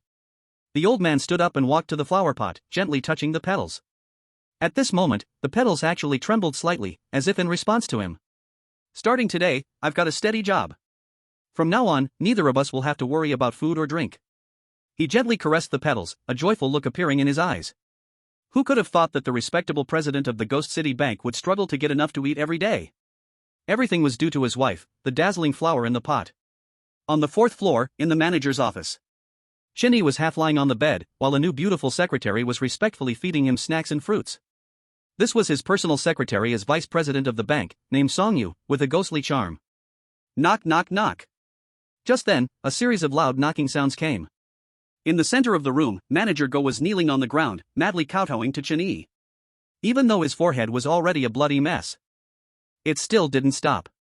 After knowing that Chen Yi had become the vice president of the bank, it immediately came running over to kowtow. It understood very well that, at this moment, its life and death were completely in Chen Yi's hands. Ha! The kowtow you just did was too light. Do you look down on me? Kowtow again, do 100 and then get lost. On the bed, Chen Yi glared at Manager Go with disdain. This Go thing, he was too lazy to kill himself. After work, he would let Song Yu handle it. On the ground. Hearing Chen Yi's words, Manager Go's face lit up with joy, and he began to kowtow madly, controlling the strength just right. He absolutely wouldn't do it lighter than last time, nor heavier. Chapter 92, Red Romance Supermarket, Extra Update. Ding ding ding. Ding ding ding. As soon as the closing bell rang, Chen Yi had already walked out of the Ghost City Bank's door. Behind him, Song Yu stood quietly, smiling, as if waiting for someone. Before long, bloodied and limping, Manager Go hobbled out from the bank. Manager Go, would you like to have dinner with you, Air? At that moment, Song Yu smiled sweetly, gently wiping the wound on Manager Go's head with a handkerchief. This action instantly made Manager Go feel what it meant to have a heart flutter. Yes, it nodded vigorously, tears swirling in its eyes. Okay, I'll immediately go book a restaurant to ensure you eat and drink well. Oh no, that's not necessary. We can just go home. I prefer the taste of home. Song Yu grabbed Manager Go's arm and playfully twisted her body. Go home? Manager Go was stunned, instantly understanding Song Yu's meaning. Okay, no problem, let's go home. At the same time, in the Ghost City Villa, Chen Yi and the 3 ghost brides happily ate their meals. By the way, there was also a dead fat orange cat. At the dining table, 1 man, 3 ghost girls, and 1 fat cat enjoyed a harmonious meal. The little orange cat was gobbling the meat chunks from its bowl. By the way, Bai Xian said a supermarket was bought in Ghost City, where is it? At this moment, Chen Yi suddenly remembered that Bai Xian had indeed purchased a supermarket in Ghost City. The deed and transfer contract for the supermarket were still lying in his system space. Wait a minute. System space. Suddenly, he jumped up and went to the bathroom, directly opening the system space. At the very back of the system space, 2 items wrapped in newspaper were emitting a foul smell. Ugh. Just sniffing once made Chen Yi gag. He quickly took out those 2 items and threw them into the toilet. Then, he flushed, and the rotten meat from the newspaper was washed away into the sewer. Ugh, he gagged again, looking pained. These two items were the severed limbs he had taken from the closet during the thrilling apartment 404 instance. Later. With the instance ending, he completely forgot about this matter. No wonder it smelled so bad when opening the treasure chest that day. After washing his face, Cheney walked out of the bathroom. After that little episode, he had no mood to eat. After getting the address of the supermarket purchased by Xian from the Ghost Bride, he directly left for the supermarket. Ghost City. As night fell, the eerie wind on the streets gradually intensified. Numerous strange beings below the level of ghost commanders began to walk onto the streets, feeling the thin ghostly energy in the eerie wind. At this time, Cheney had his hands in his pockets, without a trace of ghostly energy on him, looking completely like an ordinary person. His steps were steady, occasionally glancing at the strange beings on both sides. Those strange beings naturally noticed him. For a moment, many of the strange beings began to stir. But soon, several strange beings nearby moved quickly and whispered something in the ears of those preparing to act. In an instant, the greedy looks of the originally restless strange beings turned to shock and ultimately to fear as they looked at Cheney. Sigh, this is boring. Cheney shook his head helplessly, knowing without thinking that those strange beings were talking about how he had been pretending to be a pig to eat a tiger for the past 2 days. However, without anyone looking for death, there wouldn't be a banquet. After all, he had arrived at his destination. This supermarket? Is Bai Xian serious? Looking at the supermarket in front of him, Cheney felt a bit dazed, even thinking he was seeing things. Before him was a small supermarket pieced together from 3 rooms. A sign hung over the store's entrance, with 5 crooked big words painted in red. Red Romance Supermarket. At the entrance, a female clerk dressed in a cheongsam, holding a cigarette, was blowing out smoke. Seeing Cheney arrive, she half-heartedly said, "Welcome." Just as Cheney stepped into the supermarket, he suddenly turned back, seriously staring at the female clerk and asked, "Is this supermarket legitimate?" "Put.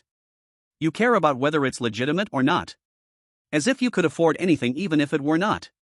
The female clerk laughed instantly, mocking him. Hearing this, Cheney nodded, "If it's legitimate, then that's fine." Saying this, he turned around and entered the supermarket. Inside Red Romance Supermarket, there were 6 small shelves and 1 long shelf. This scale was not small at all. After all, this was the heart of the horror game world, the City of Ghosts. Here, every inch of land was extremely valuable, and a supermarket made of 3 rooms was truly not small. Yet, Cheney still frowned. Only because, out of the total 7 shelves, none were full. However, at this time, it was normal for the supermarket shelves not to be full, perfectly normal. But the empty spaces on those shelves were covered in dust. After taking a turn in the supermarket, Cheney arrived at the checkout counter. Inside the counter, a strange male clerk had his legs resting on the counter, casually eating sunflower seeds. "Look at the prices yourself, just pay directly for what you want." The male clerk didn't even lift his head as he said this. "What if I don't pay and just leave?" Looking at the male clerk's attitude, Cheney felt very angry. If he had not coincidentally entered the Ghost City Bank's instance and had time to visit the supermarket, it was likely that by the time he came back specially, the supermarket would be closed for good, right? "Whatever, if you want to leave, go ahead. I don't care if you empty the supermarket." The male clerk remained indifferent, continuing to munch on seeds. "Heh. Get up." Cheney chuckled in anger, slamming his palm on the counter. In the next moment, crimson ghostly energy erupted from his body, instantly enveloping the entire supermarket. At the entrance, the female clerk sensed something was wrong and ran away. However, she had barely taken 2 steps before a bloody hand caught her, hurling her back into the supermarket. Bang! Then, the supermarket door automatically closed, sounding a dull crash. "You'd better give me a satisfactory answer." "Sigh, no amount of updates a day gets me the 5-star updates and free gifts from you guys. Asterisk? Give me a 5-star rating, and when the score hits 7.5, I'll add 5 chapters directly."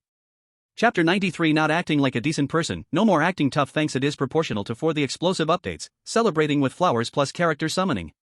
City of Ghosts, Red Romance Supermarket. At this moment, the entire supermarket was engulfed in crimson ghostly energy, making it impossible to see what was happening inside. "Speak, what is going on here?"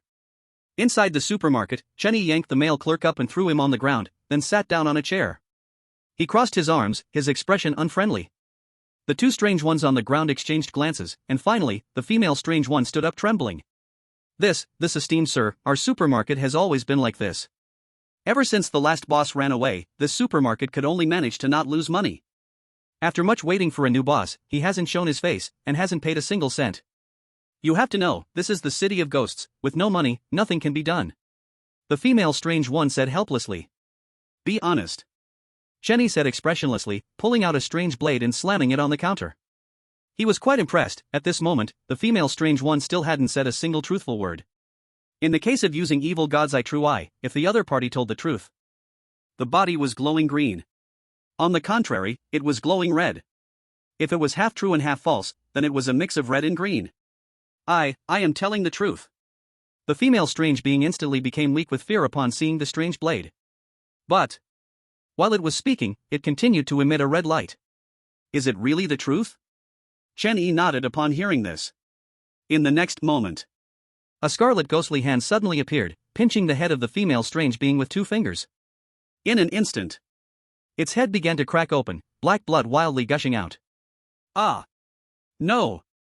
The female strange being screamed in agony, struggling, but it was of no use. So, what is your answer?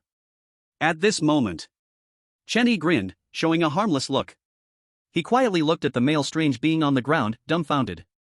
I told the truth, can you let her go? The male strange being was somewhat stuttering from fear, but still endured the terror and pointed at the bleeding female strange being in mid-air. Of course, not. You are not qualified to bargain with me. Chen-Yi smiled, playing with the strange blade. Alright, I understand. The male strange being nodded as if resigned. Then, he slowly spoke. A year ago, this supermarket was almost ranked in the top 10 supermarkets of the Ghost City. It's a pity that later, an 8th-level Ghost King passed by here, casually picked up a bag of snacks, and said it was shit. He brazenly spread rumors that our supermarket sells shit, injured staff, and destroyed the shop. But that bag of snacks was human world stinky tofu. At this point, the male strange being suddenly stood up, slamming his hands on the cash register, his expression agitated, eyes filled with anger. Since then, this supermarket has completely fallen into decline, no one cares anymore. Not long after, only the 2 of us were left among the staff, and even the boss ran away with his mistress. After finishing this, he fell back onto the ground, disheartened. Immediately after, he looked again at the female strange being, whose head was bleeding from being pinched. Babe, you go first, I'll be there soon. As soon as he finished speaking, a strip of white cloth, 20 centimeters long and 6 centimeters wide, suddenly appeared in his hand. Saying this, he wrapped the white cloth around his neck, preparing to strangle himself. Alright, enough of the act. Chen-Yi looked speechless. This male strange being was indeed telling the truth in every word, but this last part was clearly just a performance. Tisk. The acting was far too clumsy and painful to watch. Chen-Yi's evaluation was not as good as him. Meanwhile, the scarlet ghostly energy in the supermarket gradually dispersed, and the scarlet hand squeezing the female strange being's head disappeared without a trace. From now on, I am the new boss here. Chen-Yi walked out from behind the cash register, taking out the land deed and transfer contract he had prepared earlier. At the same time, he tossed a bottle of green liquid to the male strange being. Give this to her, her injuries will heal immediately. Receiving the healing potion, the male strange being hesitated a bit. At this moment, the female strange being tugged at his finger. Let me drink, trust him. Upon hearing this, the male strange being no longer hesitated and quickly opened the healing potion, pouring it all into the female strange being's mouth. Cough, cough, you can't be slower, cough, can you? The female strange being choked, and her nose started to run. Oh, I was just too worried about you. The male strange being awkwardly scratched his head. Alright, get up when you feel better.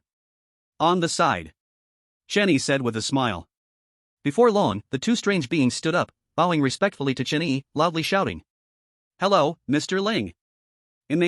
Good. Chen-Yi nodded in satisfaction. Given the misunderstanding earlier, starting today, both of your monthly salaries will be increased by 5,000 horror coins from the original amount. Upon hearing this, both strange beings were stunned. An increase of 5,000 horror coins? Is it for real? To know, during the peak period of the Red Romance supermarket, the highest salary for these staff was only 3,800 horror coins. As for now, the items sold every day are the salaries of just the 2 of them. Guai guai. 5,000 horror coins, I wouldn't even dare to think about it. Don't worry, when the supermarket is operational again, your salary will increase. Chen-Yi smiled. He wasn't a greedy person and would never shortchange anyone when it came to money. After all, money can make the devil push the mill. So, the first step is to recruit more people. He grinned, exposing a harmless expression. This smile made the two eerie figures beside him shiver. The two exchanged glances, as if their eyes were saying, "Hiss. This boss doesn't seem like a proper person." A night without a word. As a deep sound echoed, Chenny welcomed the fourth day in the Ghost City Bank instance. Today, after having breakfast, he arrived at the bank on time. "Good morning, Vice President." The welcoming girl at the bank entrance quickly bowed and shouted as soon as she saw Chenny.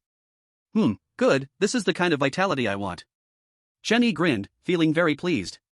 This feeling of being an official is so satisfying. Passing through the hall on the first floor, he didn't see manager Go. He nodded with satisfaction and headed upstairs. As he reached the second floor, he bumped into player Gu Wenqing, who arrived at the same time. He still remembered that Gu Wenqing had said he would protect him. "Good morning, Vice President." As soon as he saw Chenny, Gu Wenqing's face paled, and he quickly shouted. At this moment, the scene from the first day at Ghost City Bank replayed in his mind. Work hard, from today on, I will protect you." Chenny smiled and patted Gu Wenqing's shoulder, just like a kind elder. Thank you, Vice President." Gu Wenqing awkwardly replied, watching Chenny leave. At this moment, Gu Wenqing had only one thought in his mind, which was, from now on, never act high and mighty again. Damn it. Getting slapped in the face when acting high and mighty hurts too much. Chapter 94, Do. What, be a good person. On the fourth floor, in the grade 4 manager's office. By the time Chenny came up, Songyu had already prepared hot drinks and was quietly standing by. Upon seeing Chenny, she hurried over and took off his suit jacket.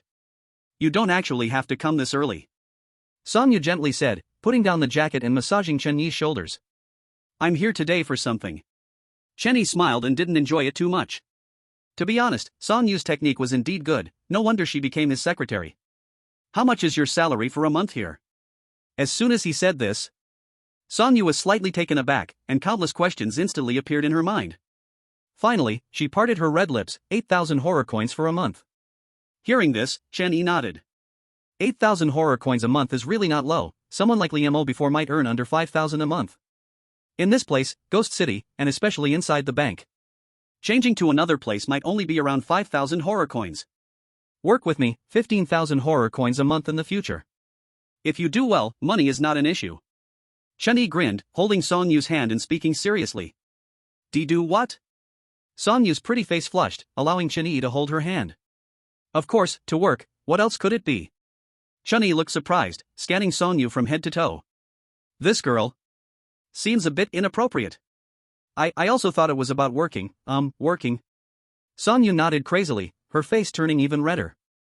Alright, go write a resignation letter, you write the report, and I will approve it. 10 minutes later, Songyu came to the grade 4 manager's office with her written resignation letter. After glancing at the resignation letter, Chenny took out the vice president's seal and stamped it directly. Immediately after, he purchased a labor contract from the system shop. The contract detailed the current situation of Honlingman Supermarket and what Songyu would do next. This contract was a full 6 pages long. It took Songyu 10 minutes to finish reading. Taking a deep breath, she picked up the pen and decisively wrote her name. From this moment on, in the Red Romance Supermarket, an experienced ghostly handsome manager has arrived. Songyu's ability is at least a level 3 manager, otherwise, she wouldn't be the secretary to the vice president. Such a capable and powerful talent is exactly what Chenny likes best. A salary of 15,000 creepy coins a month is not expensive at all. Ding-a-ling. Ding-a-ling. At that moment, the lunch bell at Ghost City Bank rang. Chenny stood up, put on his jacket, and patted the dazed Songyu. Let's go, time for lunch and to check out your future job position. As he spoke, he walked straight out. Coming to her senses, Songyu hurriedly followed him, clenching her pink fist, encouraging herself. Songyu, believe in yourself, you are worth 15,000 creepy coins. Boss, 2 sets of meals. In the roadside restaurant, Chenny shouted as he entered. As soon as the voice sounded, the restaurant owner immediately poked his head out. Seeing Chenny, he was shocked and without a word, he started making the orders.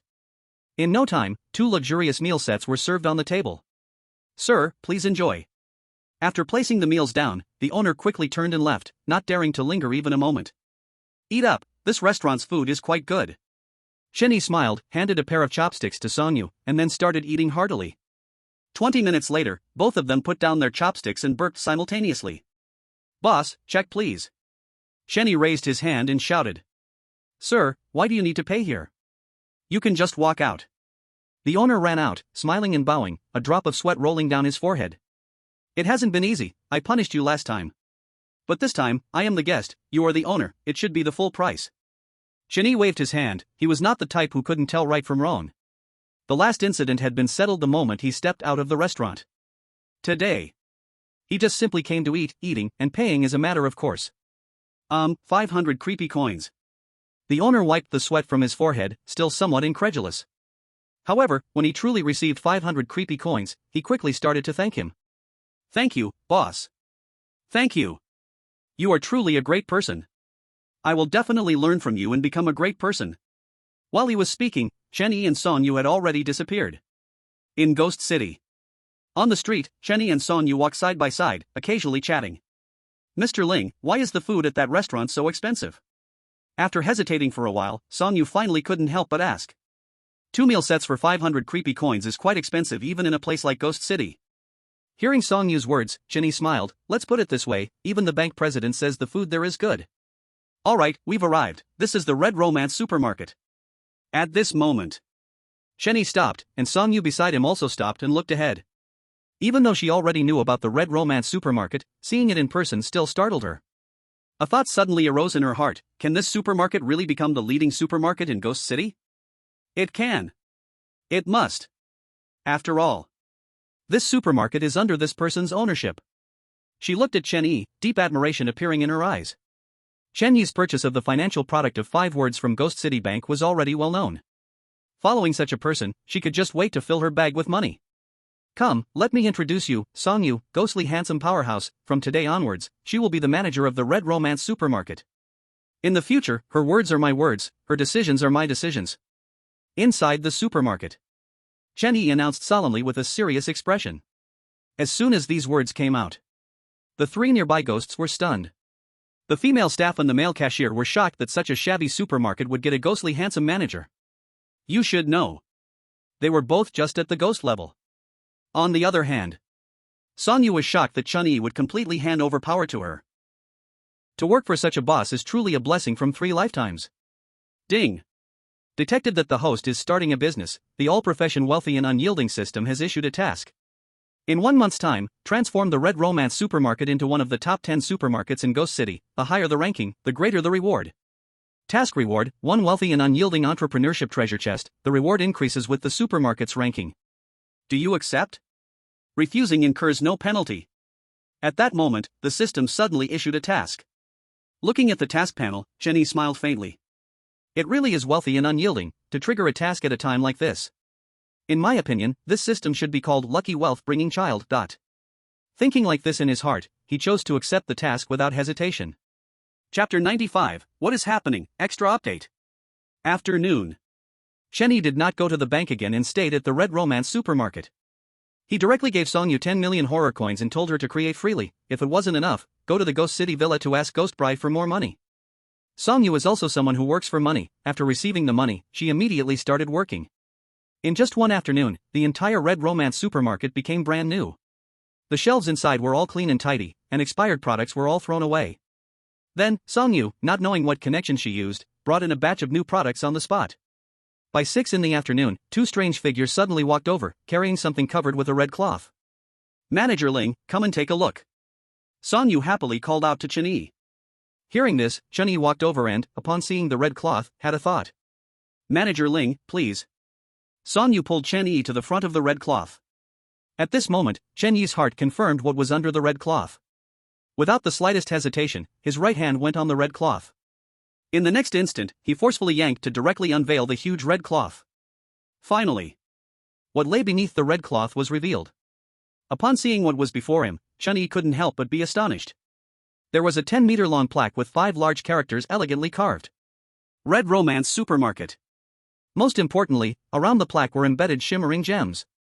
The color, the font, it was clear that a lot of money was spent on this. But all of this was worth it. Because this plaque looked even more luxurious than the one from the Horror Noble School. Manager Ling, this plaque truly matches your temperament, doesn't it? Sonyu was grinning happily. This plaque was something she expedited through many connections to have made. The purpose was to flatter Chen Yi. Not bad, it truly shows I personally brought over a manager. At this moment, Chun-Yi was also very happy. I have to say, this girl Song Yu flattered him so well, truly knows how to flatter, flatter. Before long, the two strange figures that delivered the plaque replaced the old plaque. Then they hung up the new plaque. From this point on, in Ghost City, the Red Romance supermarket reopened. Reduced by 500. In the Ghost City Bank instance, on the 5th day. After breakfast was ready, Chun-Yi finally got out of bed, and it was even because someone called him. He had panda eyes, and almost fell asleep while washing up. It wasn't until he sat at the dining table that he completely woke up. Reduced by 300. After eating, Chun-Yi headed straight to the Ghost City Bank. Today was his last day in the Ghost City Bank instance, he needed to work hard for one more day.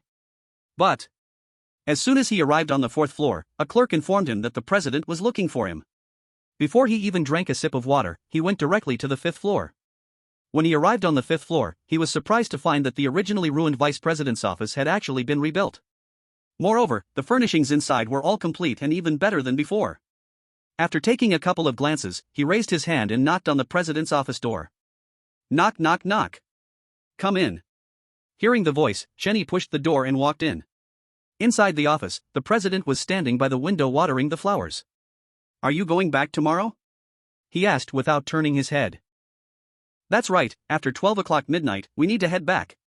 Chun-Yi nodded. This kind of thing, the boss in a dungeon generally knows.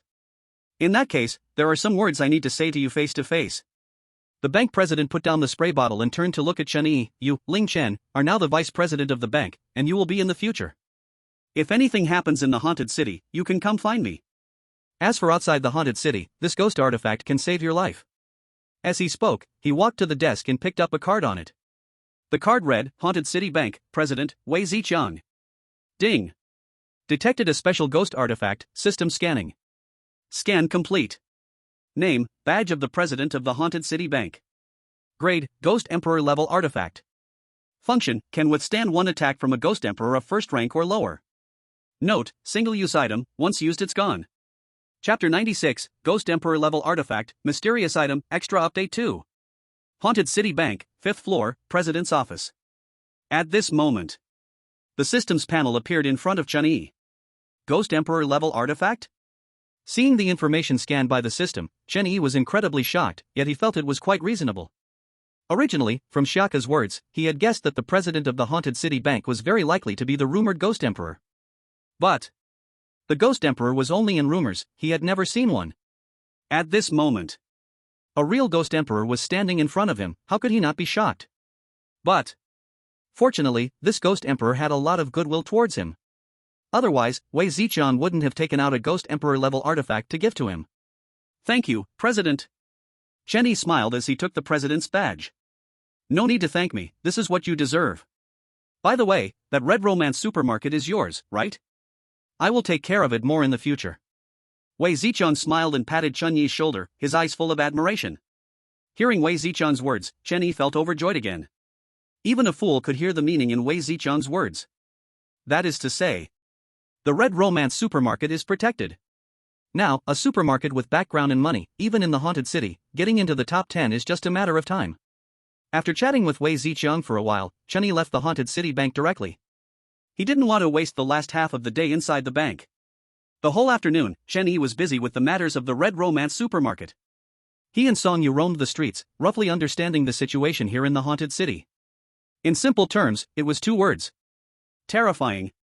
Ghost generals and ghost commanders were everywhere, and occasionally they would even encounter a ghost king. Not exaggerating to say, for human players, this place was a complete hell. If one accidentally entered the Haunted City Bank dungeon, staying inside the bank is the safest choice. Otherwise, it would be a dead end. At night, Chun-Yi didn't continue to work. Instead, he sat on the sofa with 2 girls and a cute little girl, talking about the interesting things that happened recently. In the villa, pleasant laughter never ceased. In a corner nearby, Line Juzi curled up, covering her ears with her paws, looking pained. She didn't understand. Why were these people not sleeping in the middle of the night, laughing there? At midnight, the terrifying game world prompt sound rang on time. Dungeon end countdown, 3, 2, 1. In the next moment, a red light enveloped Chun-Yi, bringing him into a pitch-black space. Inside the space, it was still completely dark, and he couldn't see his hand in front of his face. But this time, Chun-Yi discovered some things here. Yin Chi. Very rich yin shi filled the entire space. However, this yin shi was extremely chaotic, unable to gather at all. Player name, Ling Chen. Progress settlement in progress, please wait. Settlement complete. Game evaluation, SSS plus level. Super perfect, from the Ghost Emperor's acknowledgement, special game evaluation raised. Game mission, survive 5 days and complete all tasks assigned by higher-ups, and also obtain a rating of A or above when the dungeon ends. Completed. Mission reward, 50,000 terrifying coins. 500 points, 1 designated dungeon card, 1 Ghost City Bank commemorative ticket, and 1 random ghost weapon. After the dungeon settlement was completed, a pile of items appeared at Chun Yi's feet. He crouched down and began to examine them carefully. Designated dungeon card, after use, you can specify entry into a dungeon, no exit allowed. Ghost City Bank commemorative ticket, a ticket proving you have completed the Ghost City Bank dungeon. Random ghost weapon treasure chest, open it to randomly receive a ghost weapon. This designated dungeon card is good, I can use it when I need to rush into the horror game world. Shen Yi placed the designated dungeon card and horror coins into the system space. At this moment, he finally turned his gaze to the random ghost weapon treasure chest. There it was, a dusty wooden box sitting quietly. He reached out to touch it, and the wooden box unexpectedly opened by itself. In the next second, the chaotic dark energy in the black space surged toward the box. Then, that dark energy transformed into bright red ghost energy. Ding! Detected special item, system scanning. Scan completed. Name, strange medicine. Level? Use, only for eerie use, after ingestion, can directly elevate 1 small level. Limited to below Ghost Emperor. Remarks, a strange item, it cannot be classified as a ghost weapon, yet it belongs to ghost weapons. Do you have any clues about this? Looking at the system panel before him, Chen Yi was astonished. What does it mean to not be a ghost weapon yet belong to ghost weapons? He frowned and looked into the box, where a black pill the size of a fingernail lay quietly. The pill emitted a strong ghost energy, and it did look like a true ghost weapon. Forget it, who cares, anyway, I'm not the one eating it. Thinking of this, Chen Yi suddenly smiled, and his mind began to ponder. Who should I give this strange medicine to? Chapter 97, Ghost Master, How Do You Want to Die? Additional Update 3. Shihua City, a certain manor. Heavy rain poured down, lightning flashed and thunder rumbled. The whole real world seemed to have welcomed the end of days. On the streets, white mist slowly spread upwards, reaching the level of the 2nd floor. How has the real world become like this in just a few days? In the mist, Chen Yi's face transformed back into that of an old man with white hair, his body wrapped in crimson ghost energy, frowning as he muttered to himself. The heavy rain crashed against his ghost energy, instantly evaporating and mingling with the mist. Seeing this, he quickly retracted his ghost energy, furrowing his brows sharply. Mr. Lingchen, this way please. Suddenly, a cold voice rang out, and a man dressed in black combat clothing silently appeared beside Chen Yi. Hearing this, Chen Yi nodded and followed along. Before long, under the guidance of the black-clad man, Chen Yi entered the manor's castle. On the 3rd floor of the castle, the middle-aged man who had previously made a deal with him was looking at a newspaper, sipping tea. Upon seeing Chen Yi arrive, the middle-aged man slowly set down his teacup and handed the newspaper to Chen Yi. Chen Yi, puzzled, took the newspaper and began to read. However, as he read, his heart sank. He never expected so many events had transpired in the reality while he was inside the Ghost City Bank dungeon for these 5 days. To summarize. 1. Some people have already become Ghostmasters and feel good, able to walk in the mist zone at night. 2. As the number of Ghostmasters increases, ghost energy fills the real world, and the white mist at night begins to rise slowly. 3. A certain force offered a reward of 10 million horror coins for a new player with consecutive SSS ratings in 4 dungeons. Upon seeing the last point, Chen Yi felt that this force had sealed its own fate. To bounty him meant being ready for retaliation. Since crossing into this eerie world, he had always kept one saying in mind. When you gaze into the abyss gazes back into you. After confirming no other information was skipped, Chen Yi placed the newspaper on the table. Then, he took out the vice president badge from his pocket and handed it to the middle-aged man. The middle-aged man did not answer, but instead, the man in black beside him took the badge for inspection. After checking for 2.5 minutes, he slowly nodded, "It's real." As soon as these words came out, the middle-aged man suddenly stopped joking, stood up, and shook hands with Chen Yi. "Good, I knew Mr. Lingchen would be fine. Sit down, quickly sit down, I've already had the kitchen prepare the meals, just waiting to welcome you." The middle-aged man's change in attitude was so quick that Chen Yi couldn't help but be speechless. However, he did not intend to stay for dinner, having not returned home for so long. He needed to go back and see how his sister was doing. Besides, he had no intention of having any dealings with such a person. If he hadn't brought the badge back today, then there would be no welcome dinner at all. It would be more likely for him to be skinned alive. Thank you for your kindness, boss, but I have things to do, so I'll leave now. Saying this respectfully, Chen Yi turned around and left. Not long after, he left the castle and walked into the fog area, his figure vanishing from sight. Master. Meanwhile, the man in black beside the middle-aged man showed fury in his eyes. As soon as he opened his mouth, the middle-aged man waved his hand. Go ahead, just leave him a few bones. As soon as the words fell, the figure of the man in black instantly disappeared. Outside the manor, Chen Yi didn't go far and quietly sat on a stone, yawning. About 2.5 minutes later, he impatiently spoke. Finally here, 2.5 minutes have passed, and with your speed, even a chicken could run faster. Humph, knowing you're bound to die, you just won't run, will you? Ant. The man in black's figure emerged, his eyes wide with rage, his whole body wrapped in dark ghostly energy. Oh wow, the ghost's handsome, really remarkable. Chen Yi could tell at a glance the level of ghostly energy emanating from the man in black. Without a doubt, this man in black is a ghost tamer. Humph, so what if you can tell? You still have to die. The man in black snorted coldly, and a strange figure actually emerged behind him. That figure was eerie, baring its teeth, with blood-red eyes that seemed to have lost their mind. Oh, so scary, Chen Yi curled his lips, speaking in a sarcastic tone. The next second, he trembled all over, his face full of fear. I'm sorry, if I beg for mercy, can you spare my life? As soon as these words came out, the man in black burst into laughter. Ha ha ha, an ant is just an ant, I really love watching ants struggle. Before he finished speaking, he suddenly felt a chilling coldness behind him. At that moment, a slender pale hand quietly grabbed his neck. Above him, a scarlet hand also grasped the strange figure emerging from his body. For a moment, the man in black and the strange figure both struggled, their faces filled with terror. Oh dear, how did you fly up? Is this the ghost tamer? So amazing, right? Chen Yi stood up and continued to speak in a sarcastic tone. He approached the man in black, reaching out to pat his colorless face. Grinning, he showed a harmless appearance. As everyone knows, I'm a good person, so I'm going to give you a chance. So, tell me, how, do you want to die? Promised a 7.5-point explosion. A promise is a promise. If you haven't given 5 stars, please do, send a free gift. There will be an explosion when the rating hits 8.0, charge. Also, the Big God certification and the Big Sword can also add more, okay? Chapter 98 Add a meal, ethereal hairpin. So, tell me, how do you want to choose to die? Chen Yi grinned and reached out to pat the man in black's face. At this moment, behind the man in black, Sibel had a blank expression as she grabbed his neck. Me. The man in black struggled wildly, but felt the pale hand getting tighter. Alas, what a tough guy, even like this, still not making a sound. Ignoring the man in black's inarticulate grunts, Chen Yi admiredly gave him a thumbs up. Since you don't choose, then I will help you choose, and if you're not satisfied, don't blame me. He shook his head helplessly. In the next instant, a blood-red ghostly energy suddenly erupted from Zybier, completely enveloping the man in black. Kia! A wretched scream sounded, and the eerie entity on the man in black was thrown out from the blood-red ghostly energy. Almost forgot about you. Chen Yi's lips curled up, and a strange blade appeared in his hand. Just bear with it for a moment, it might hurt a bit, but that's normal. While speaking, he thrust the strange blade into the eerie head on the ground. Instantly, a scream rang out, and the eerie being on the ground was dead beyond recovery. Little Black, it's time to eat. Chen Yi smiled as he put away the strange blade and called out Little Black. This time, as Little Black's mouth appeared, it surprisingly carried a large amount of ghostly energy. It opened its mouth wide and swallowed the eerie being on the ground, licking its lips in satisfaction. Ding! Lifespan replenishing. Replenishment complete. Current lifespan, 1,200 years.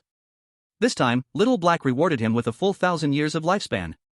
A large part of it was from the lifespan previously stored by the vice president of the Ghost Bank. Meanwhile, the blood-red ghostly energy gradually dissipated, revealing Zybier's figure. At her feet, the man in black was covered in blood and had lost all breath. Go ahead, they are having a meal right now, just in time for a second course. At this moment, Chen Yi's smile had vanished. In a sense, he was indeed a good person. Even in this eerie era, he had never thought about actively harming humanity. Usually, he was just cautious, avoiding forming bonds. But if someone wanted to kill him, he would undoubtedly repay them 100-fold or 1,000-fold. You must understand, he was never a kind-hearted person. After a brief interlude, Chen Yi finally returned to the community. As for Zybier, after delivering the takeout to the manor, she returned to the ghost city. Knock, knock, knock. At the door, Chen Yi raised his hand to knock and then quietly waited. After a full minute, the door slowly opened, and Feifei's little head peeked out. Seeing that it was Chen Yi, her face lit up, and she hurriedly turned to shout, "Come quickly, your long-awaited brother is back." As soon as she said this, a disposable cup was thrown from the living room, hitting Feifei without hurting her. At the door, Chenny looked at Feifei with a strange expression. What do you mean, long-awaited brother? That little girl Chen, she still thinks of him? Don't joke around. That girl even told him to have a safe journey last time. Who thinks of him? I just ran out of money. At this time, Chen Shi's indignant voice came from the living room. Hearing this, Chenny smiled and nodded. Look at that. This is more like the sister he knew. After returning home, Chenny took a hot shower before coming to the sofa. He held a wooden box in his hand and casually threw it into Chen Shi's arms. Looking at the suddenly appeared wooden box, Chen Shi was momentarily taken aback and looked up at Chen Yi in confusion. What are you watching? It's a gift for you, Chen Yi said somewhat impatiently. Hearing this, Chen Shi quickly straightened up, her face full of anticipation, and reached out to open the wooden box. Feifei beside her also happily leaned over. When the wooden box opened, a beautiful jade hairpin quietly lay inside. The jade hairpin looked a little old, but it was exceptionally beautiful. This jade hairpin was the reward given by the middle-aged man when Chen Yi completed the vice president's mission at the Ghost Bank. Name, Ethereal Hairpin. Grade, Ghost Commander Level Ghost Tool. Usage, after use, it can make the area within a 10-meter radius ethereal, creating illusions. There is a 10% chance that the illusion will become reality. Note, a hairpin with no origin, it seems to be a birthday gift for some little girl. Looking at the introduction of the jade hairpin, Chen Yi was quite satisfied. With Chen Shi next to Feifei, plus this jade hairpin. Not to say they could walk sideways, at the very least, they would definitely not run into any unexpected events. Meanwhile, Chen Shi and Feifei happily played with the jade hairpin, both trying it on and laughing joyfully. Do you like it? Chen Yi asked with a smile after taking a sip of his drink. Not bad, Chen Shi replied, her eyes full of affection, but her expression was very proud. TCH, not bad. Hearing his sister's response, Chen Yi instantly rolled his eyes, pouted, and imitated her in a sarcastic tone. Stinky, Chen Yi. Just as his sister was about to blow up, Chen Yi had already dashed back into his room. The pillow that followed behind him was slammed hard against the bedroom door. Inside the bedroom, Chen Yi hummed a cheerful tune, opened his computer. Teasing Chen Shi every day is actually quite fun. Just like teasing a dog. At this point, his action of opening the computer suddenly paused. Frowning, he muttered, strange, it feels like I forgot something, but I can't quite remember. Forget it, doesn't matter, anyway, I'm back home. Saying this, he happily hummed again, entered the URL for the Killing Oddities Alliance. Once the website opened, news about the spirit summoners flooded in. Among them were bounties for a newbie player who had achieved a consecutive 4 SSS ratings in the dungeons. TCH, a bunch of outdated guys, if you knew I had 5 dungeons with SSS ratings, and the 5th one even SSS+, wouldn't you be scared to death? After browsing the website for a while, Chen Yi closed his computer and got into bed after taking off his clothes. In no time, he fell into a deep sleep. About 2.5 minutes later, while dreaming, Chen Yi suddenly furrowed his brows. It seemed he had dreamed of something terrifying. The next morning, with a crow of a rooster, Chen Yi slowly opened his eyes. He sighed wearily, I knew I forgot something, I actually forgot to bring Little Orange back. Last night. In his dreams, suddenly a gigantic fat cat appeared before Chen Yi. It spoke human language and shouted, why didn't you take me back? After breakfast, Chen Yi went out with Chen Shi and Feifei. The fridge and freezer at home were completely empty, it was time to buy some things. After walking for 25 minutes, the trio finally found a supermarket that was open. Boss, why are there so few supermarkets open during the day? Chen Yi asked curiously. Logically, there should be plenty of shops open during the day. After all, schools are open during the day too, and officials patrol the streets. The safety factor is still quite high. Hearing Chen Yi's question, the boss looked at him oddly from head to toe. Oh, I haven't been home lately, I just got back from there. Understanding the boss's confusion, Chen Yi smiled and spoke up. At this, the boss completely lost his hesitation and started chattering away. Chapter 99, Self-Inflicted Wounds, Cannot Live. In the supermarket, people were crying. The boss had one hand on his hip and the other hand pointing wildly. You don't know, 3 days ago a group of people summoned some spirit summoners who could actually enslave the oddities. Moreover, those enslaved oddities aren't afraid of the daytime and can run around freely. Now, many people don't dare to come out to sell things, some don't even dare to leave their homes. The boss shook his head with a sigh. Then why do you dare to open the store, boss? At this moment, Feifei innocently asked. He the boss laughed, stroking his protruding beer belly, because I also have a spirit summoner at home. As soon as this was said, all 3 of them froze. Oh my. Just now, he spoke so passionately and angrily. So you are one of them too. Not saying anything more, after buying things, the three of them directly took a taxi home. As they left, the boss didn't forget to shout at them, "Come again, my supermarket is always open." Back home, Chenny went straight to his room and locked the door. He opened his computer and quickly entered the URL for the Killing Oddities Alliance. Then, he clicked on Wang Hang's chat box, where there were a few unread messages. But Chenny directly scrolled up with the mouse and quickly found a link sent by Wang Heng. The Inhuman Slayer Alliance's internal website. After the page jumped, he opened the search bar and typed in the words Yuguasia. In the next moment, hundreds of pieces of information containing the words Yuguasia popped up. Wow, so many? Chenny was a bit surprised and quickly started browsing. Every piece of information, useful or not, he clicked to take a look. Finally, after 2.5 hours, he finished browsing all the information about Yuguasia. He leaned back in his chair, closed his eyes, and rubbed his temples. Muttering, "This world has changed." From the information he just browsed, he learned a lot about Yuguasia, roughly as follows. 1. There are currently more than 1,000 Yuguasia in Shihua City, mostly various evil spirits, with no ghost king. 2. Being a Yuguasia is actually a gamble with the bazaar. Win and become a Yuguasia, lose and become food for the bazaar. 3. To become a Yuguasia, one must eat the flesh or drink the blood of a certain bazaar in front of it at dawn. 4. The government is preparing to form Yuguasia squads, which may become humanity's main force in the future. 5. A certain level 9 big shot personally stated that being a Yuguasia is inadvisable. When the backlash comes, humanity will face extinction. In the bedroom, Chenny lay on the bed, a plump orange cat resting on his stomach. He had summoned Little Orange 3 times before it finally appeared. At the moment, it was fast asleep. Sigh, being a litter cleaner is tiring, Chenny sighed helplessly. Wait, it seems like no one has ever cleaned its litter. Suddenly, Chenny discovered something amazing. This little orange cat, since its appearance, seemed never to have pooped or peed. So, how did it manage to eat so much? Thinking of this, Chenny slightly lifted his head to check if Little Orange had pooped or peed. But as soon as he lifted his head, Little Orange opened its eyes. For a moment, the atmosphere in the room became awkward. Chenny smiled awkwardly. I have a sore neck and need to stretch. However, Little Orange continued to stare at him, its gaze as if looking at a pervert. At noon, Chenny had just finished eating when he received a call from Wang Heng. He asked to meet at an abandoned villa in the suburbs.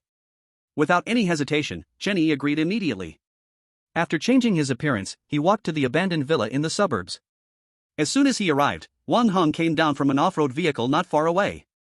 "Mr. Ling, long time no see, really miss you," Wang Heng said, opening his arms to hug Chenny. But he was startled by a look from Chenny. "Wang Heng, if you have something to say, just say it," he said lightly. On the phone, Wang Heng didn't directly say what it was but only told Chenny that there was good news, asking him to hurry to the abandoned villa in the suburbs. However, Chenny guessed it probably had something to do with the middle-aged man from the manor. After all, at that time, it was Wang Heng who connected him that allowed him to enter the Ghost Bank's copy. "Alright, since Mr. Ling is so straightforward, I won't keep it from you. We, the Inhuman Slayer Alliance, sincerely invite you to join the Inhuman Slayer Alliance and enter the headquarters directly. Here is the contract." Wang Heng put away his smile and seriously took out a contract to hand to Chenny. After taking the contract, Chenny glanced at it and was shocked by the contents. Because on the line about benefits after signing the contract, it wrote in striking red characters. After signing, an instant gift of 1 Ghost King level ghost tool, 5,000 Terra coins, and a luxury villa deed. This benefit was truly too good, too good, too good. A Ghost King level ghost tool, there aren't many in the terror game world. The Inhuman Slayer Alliance could actually offer such a deal just to invite a grumpy old man like him to join. However, under such conditions that no one could refuse, Chenny shook his head. "Sorry, it's still the same saying, I'm used to being alone." As soon as these words came out, a trace of disappointment washed over Wang Heng's eyes. "Since that's the case, then I will not disturb Mr. Ling. However, I still have to say this, in life, don't be too reclusive." After his words fell, he turned and left. Watching Wang Heng's departing figure, Chenny smiled. "It's not that I'm reclusive, but that you don't deserve me." On the way back, Chenny walked slowly, constantly glancing at both sides. With the enhancement of the evil god's eye, true eye, he saw many strange things. However, these strange things all had a word on the back of their necks. This meant they were enslaved, becoming subordinates of the demon controllers. "Help! Someone save me! No, please, let me go, I beg you." Suddenly, a scream echoed from a dark alley ahead. After hearing the voice, Chun-Yi quickly walked over. As soon as he arrived, he saw three big men cornering a girl against the alley wall. Moreover, these three men were all demon controllers. Chun-Yi glanced at them and continued to walk forward with an expressionless face. However, just as he took a step, the girl cried out loudly. She had seen him when he approached. In an instant, it was as if she had seen a lifeline, and she began screaming frantically. However, what she didn't expect was that Chun-Yi pretended not to hear and walked away directly. He opened his mouth and said faintly, "You brought this on yourself." The voice was not loud, but it reached the girl's ears. She suddenly froze, a scene flashing in her mind. It was a sunny noon when she was deceived by a yellow-haired guy's sweet words to the suburbs. At that time, a man in a suit came to save her and dealt with the yellow-haired guy. But after returning, she spread the word that it was Chun-Yi who killed the yellow-haired guy, having nothing to do with her. In a moment of impulse, she lost her chance to be saved a second time. At this moment, her eyes were hollow, and tears streamed down the corners of her eyes. Oh no, this girl bit her tongue. Damn, what bad luck. Let's go, let's go. Chapter 100, Heavy Rain, Brother Chicken Among the Branches, Bonus Update. Xiaoyi, you're back. At the entrance of the community, Grandpa Lu sat on a chair, smiling and basking in the sun. I'm back.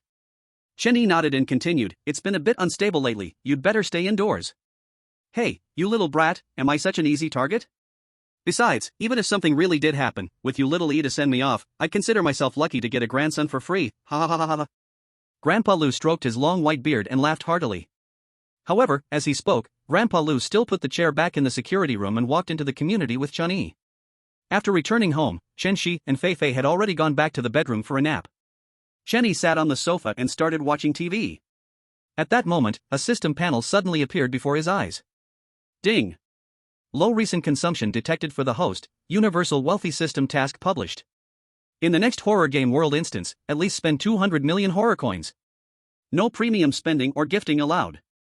Task success reward, any one item from the system mall. Task failure penalty, reclaim all current horror coins. Do you accept? Compulsory task, no choice. Looking at the task panel before him, Chen-Yi was somewhat dazed. No way. Why is there a compulsory task? Does this dog system not know that a forced fruit won't taste sweet? As for the task, it's not particularly hard, but it's also not simple. After all, no one knows what his next horror game world instance will be. What if it's a terrible C-grade or D-grade instance? Then what's the point? That broken instance wouldn't even be worth 100 million, let alone spending 200 million on it. I hope the next instance is at least B-grade. He shook his head, feeling somewhat helpless. It's fine to say this to oneself, but if someone else hears it, they might think he's crazy. Everyone else is praying for a low-grade instance, yet he opens his mouth for B-grade or higher. 6 o'clock in the afternoon. The sky has completely darkened, and the street is filled with fog. The fog is still slowly spreading upward. Boom, boom. Crackling and popping. Suddenly, lightning flashes and thunder rumbles, and the wind howls wildly. In the blink of an eye, heavy rain pours down. Strange, today's rain actually reduces the fog. By the window, Chen-Yi quietly watches everything outside. A thread of red light flickers in his left eye, alluring and eerie. At this moment, in his eyes, as the heavy rain falls, the fog on the street actually begins to slowly descend and decrease. Although very slowly, it is still decreasing. At this time, he looks up at the sky, wanting to see that red moon. But tonight's red moon is covered by dark clouds, not visible at all. I hope everything is fine. After watching for a while, he closes the window and lies down on the bed. On the bed, Xiaoju is sprawled out, sound asleep. On the other side, Fei-Fei is also in deep sleep, but she is hugging Chen-Shi. As for Xiaoju, she is hardly covered by the blanket at all. Chen-Shi lies on her side, looking towards Chen-Yi's bedroom. In her hand, she holds the hairpin that Chen-Yi gave her yesterday. Thank you, I like it very much. She murmurs softly, a happy smile appearing on her face. Since Chen-Yi left home and entered the copy, she has been worried about his safety every moment. Because of her excessive worry, her appetite soared, eating 4 meals a day. At night, she sleeps soundly, sleeping for 10 hours straight. That's why the food at home runs out so quickly. However, her concern and longing are indeed from the bottom of her heart. But due to her personality, she cannot express missing and caring in words. Safe travels is already the biggest concern she can express. After all, 3 years ago, she also cared for and missed 2 people. But They can never come back. Thinking of this, tears flow from the corner of Chen Shi's eye, wetting the pillowcase. She slowly closes her eyes, gripping the hairpin tighter. The next day, Chenny gets up early and prepares a hearty breakfast. Outside the window, the rain has passed, the sky is clear, and birds are singing loudly on the branches. However, the singing sounds a bit strange. Chenny puts down the plate and walks to the window, tilting his head to look. In the next second, he suddenly opens the window and shouts, "Damn it, whose rooster is out? Hurry up and catch it, it's been crowing all morning. Really, it's so branchless, so annoying." Just as Chenny is complaining, Chen Shi and Fei Fei walk out of the bedroom with two messy hairdos. Hurry up and wash up, girls should present themselves better. If one didn't know better, they'd think the rooster came in from outside. Seeing their appearance, Chenny can't help but roll his eyes. Okay, I know. Chen Shi pouts and shouts. While eating, Chenny suddenly hears a scream from outside. He sighs, "Ah, poor rooster." Saying that, he picks up a piece of pan-fried chicken breast and starts eating. So delicious. Suddenly, his mouth stops chewing on the meat. A cold voice rings in his ear. "Dear player Ling Chen, you have been selected to participate in a horror game copy, please prepare yourself." Countdown, 9 minutes and 59 seconds. 100 chapters already, move your fingers, give a 5-star review, 8.0 rating for more updates. Chapter 101, The Yellow Spring Train. Welcome to the horror game world. C-Class copy, The Yellow Spring Train. Number of players, 6 people. This is the horror game world, a train on the Yellow Spring Railway, usually not many passengers, but if there are, it must be extremely terrifying. Game task, ride the train to the destination. During this time, no negative reviews should be received from anyone. If there are, they must be erased within an hour. Task reward, 1,000 horror coins, 100 points, lifetime VIP of the Yellow Spring Railway. In the horror game world, on the Yellow Spring Road, the yellow sand fills the sky, and it is impossible to see the surrounding scene with the naked eye. All that can be seen is a long railway stretching out of sight. Clang! Clang! Clang! Clang! At this moment, an old train's whistle sounded. Immediately, a green train chugged and puffed as it approached. Finally, it slowly came to a stop in front of Chenyi. "Welcome to Huangquan Road Station, passengers getting on the train, please prepare yourselves." After the green train stopped, a cold voice suddenly echoed from nowhere. Fortunately, it's just a sea-level dungeon for my first time in a horror game." "Is it your first time in a horror game world dungeon too? What a coincidence, mine too." Behind Chenyi, the other players entering this dungeon began to appear one after another. Notably, among the other 5 players, 2 were still students, wearing school uniforms. As for the remaining 3 players, one was a level 4 player like Chenyi. The other 2 players were both level 2 players. Though they were only level 2 players, in this sea-level dungeon, as long as they were cautious, they should be fine. After all, how scary could the oddities in a sea-level dungeon really be? At most, they would just be ghostly figures, perhaps not even that. Crack! Suddenly, the sound of friction echoed as the train's door was pushed open from the inside. "Get on the train!" A strange figure dressed in a Huangquan train uniform shouted at Chen Yi and the others. Upon hearing this, all the players hurriedly walked toward the train. After everyone boarded the train, the uniformed figure closed the door with a bang. On the train, after getting on, Chenyi casually found an empty seat to sit down. The other 5 players saw someone take the lead and, since no incident had occurred, quickly found seats for themselves. Clang! Clang! Clang! Clang! At this time, the train slowly moved forward and then sped up. Chenyi sat by the window, looking outside, but all he could see was yellow sand. Suddenly, he felt several gazes directed at him. Turning his head, he found the gazes came from the original strange passengers on the train. At this moment, the oddities on the train gathered together, pointing and whispering at them. All the strange looks revealed greed. "Everyone, stay in your seats, do not wander around, or you will bear the consequences." A cold voice came from the back of the car. Upon hearing the voice, the strange passengers immediately became frightened and sat still, their bodies trembling slightly. Before long, a plump female oddity in a Huangquan train uniform walked over from the back of the car. In her hand, she held a long black stick, 18 centimeters long and 5 centimeters in diameter. The stick gleamed as if some liquid was sticking to it. Eventually, the train attendant stopped next to a player.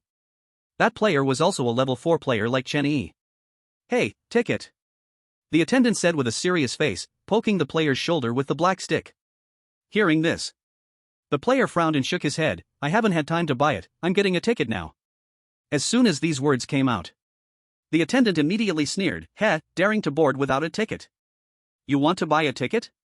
Fine, the price is 100 horror coins, but if you're buying a ticket late, it's 10 times the price, 1,000 horror coins." After finishing, it continued to sneer. 1,000 horror coins? That's not too expensive. The player nodded, took out 100 value horror coins from his pocket and handed them to the attendant.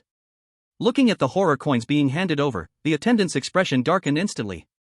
It did not expect that this dirty little human rat could actually take out so much money. After receiving the horror coins, the attendant turned and continued forward. A few seconds later, it stopped in front of the two students. Hey, be aware, it's time for checking tickets, don't you know? The attendant's face was serious, the black stick in hand clanging against the seats. We don't have tickets, and we don't have money to buy tickets. The two students curled up, trembling and stuttering. Hearing this, the conductor instantly burst into laughter. No ticket is good, no money is even better. Here's the deal, I give you two choices. Choice 1, I eat both of you, and you can ride in my belly, so you won't need to buy a ticket. Choice 2, come with me to my room for some fun. Choose. After saying this, it gripped a black stick with both hands, rubbing it up and down. Seeing this scene, the two students couldn't help but swallow hard and exchanged glances. Then, they nodded at the same time and said in unison, "We choose too."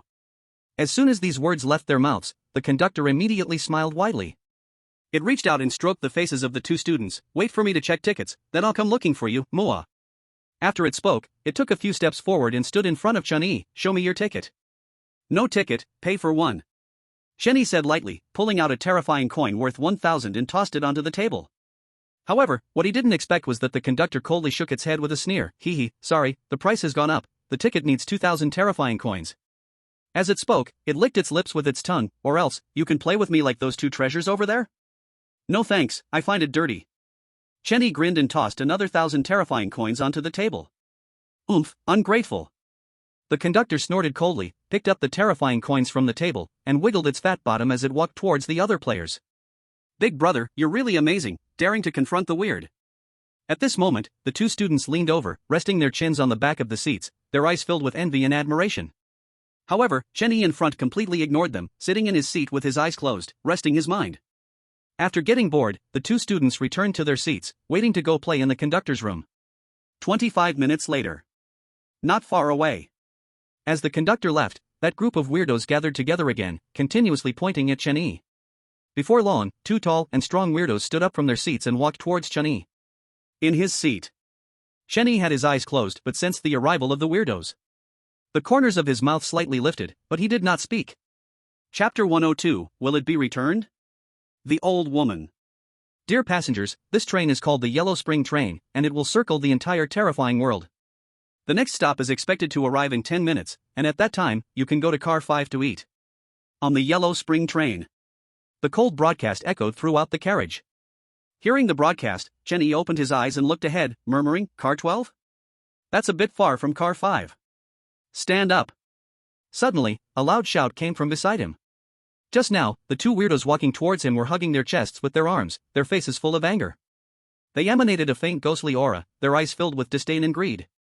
Although the two weirdos had not fully unleashed their weirdness. But the other weirdos around and the remaining 3 players could see that these two weirdos were real ghost generals. Not far away. Another level 4 player glanced at Chun-Yi, then turned away, no longer watching. As for the other 2 players, when the two weirdos spoke, they were already frightened and had lowered their heads. "Is there something wrong?"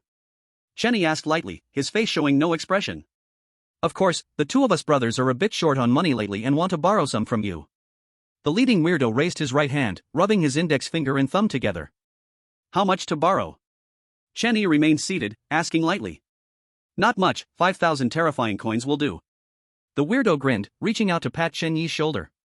"Don't worry, as long as you lend me 5,000 terrifying coins, I guarantee that no one on this train will dare to touch you." It patted its chest with complete confidence. "Oh? Is that so?" At this moment, Chun-Yi smiled, and the train car instantly became pitch black. Boom! Suddenly, a huge explosion sound echoed, and the interior of the train lit up again. The surrounding weirdos immediately turned their gazes towards the spot where Chun-Yi sat. But they just looked over and immediately widened their eyes as if witnessing something extremely shocking. They saw The originally arrogant and overbearing strange brothers were now lying on the ground. Under them, red-black blood was still slowly flowing. The smell of blood, the stench, spread throughout Car 12. At this moment, it wasn't just the strange ones who were shocked, the level 4 player also turned his gaze over. Upon seeing clearly, he was equally shocked and stunned. Then, he looked at Chen Yi, his eyes filled with confusion. He couldn't understand how this fellow level 4 player could kill 2 ghost generals in such a short time. If it were him, he surely wouldn't be able to do it. Not to mention 2 ghost generals, he couldn't even handle one. Moreover, the key point was that during the time the train entered the tunnel, he hadn't felt even a hint of ghostly aura. In other words, that level 4 player was not the legendary spirit controller. But how could a level 4 player, who was not a spirit controller, kill 2 ghost generals? Huh? Why are they lying on the ground? Chen Yi pointed at the strange beings lying in the pool of blood, somewhat surprised. He scanned the surrounding strangeness but found that no one wanted to pay him any attention. All right. It seems pretending to be dumb is useless.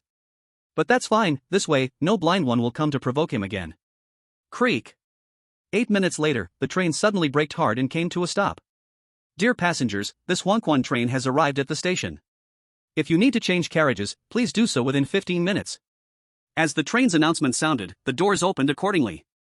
At this moment, Chen Yi in Car 12 opened his eyes and got up from his seat. The strangeness around him breathed a sigh of relief as Chen Yi left. They still hadn't figured out what happened 10 minutes ago. But one thing was beyond doubt. That is, this human could kill those 2 ghost generals, which meant he could also kill them. Hello. Suddenly, a greeting voice sounded in the ears of the strange ones. They turned their heads in confusion but found that Chen Yi, who had already left, had suddenly appeared next to them again. Ahem, I'm out of money, could you lend me some? Chen Yi scratched his head shyly and extended his hand towards the strange beings. This action left all the surrounding strangeness dumbfounded. This person. Is he asking them to lend money? A human asking strange beings to lend money? Is this world crazy? Though they thought this in their hearts, each one still pulled out some creepy coins. Not much. In total, there were about 2,000 or so. Looking at the wrinkled creepy coins in his hand, Chen Yi sighed, this is so little. Then he turned to leave, but was suddenly called back by a strange one behind him. Hey, you'll return this money, right? It asked in confusion. However, Chen Yi didn't answer, he just grinned. Seeing that harmless smile, the strange one that called Chen Yi back shivered. It seemed he probably wouldn't return it. After stuffing the creepy coins into his pocket, Chen Yi walked out of Car 12. Outside the carriage, there was still a sky full of yellow sand. What he could see was only the Huangquan train behind him and the temporary platform in front of him.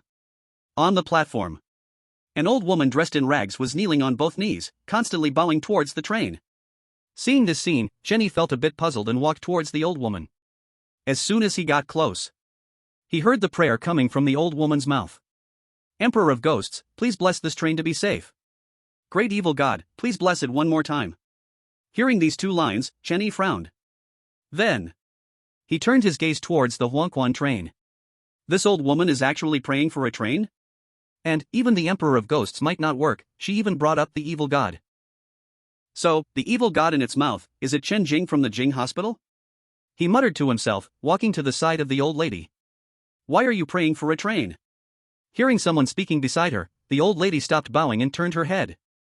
Upon realizing that the questioner was a human, a dark ghostly energy suddenly erupted from her body. Ghost leader?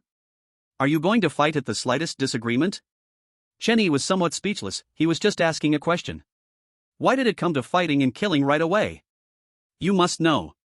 As a recognized good person, the thing he disliked most was fighting and killing. Sigh. He sighed, a strange blade appearing in his hand simultaneously.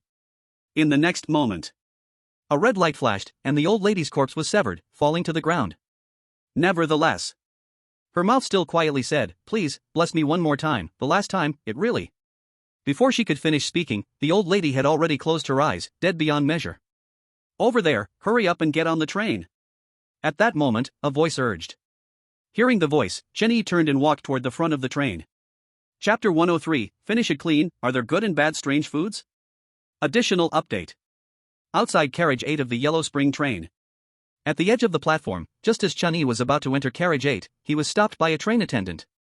With a pale face emanating a cold, eerie presence, it coldly said, No more than 5 carriages may be crossed at one time. Hearing this, Chenny nodded and turned to the door of carriage 9. Ticket. The attendant in charge of carriage 9 looked Chenny up and down, extending its hand. Upon hearing this, Chenny took out the ticket he got from carriage 12. However, what he did not expect was that the carriage 9 attendant tore up the ticket right in front of him. Then, it threw all the pieces in his face.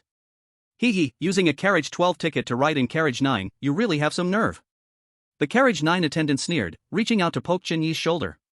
But throughout, Chenny did not take a single step back. Pick it up, he said expressionlessly.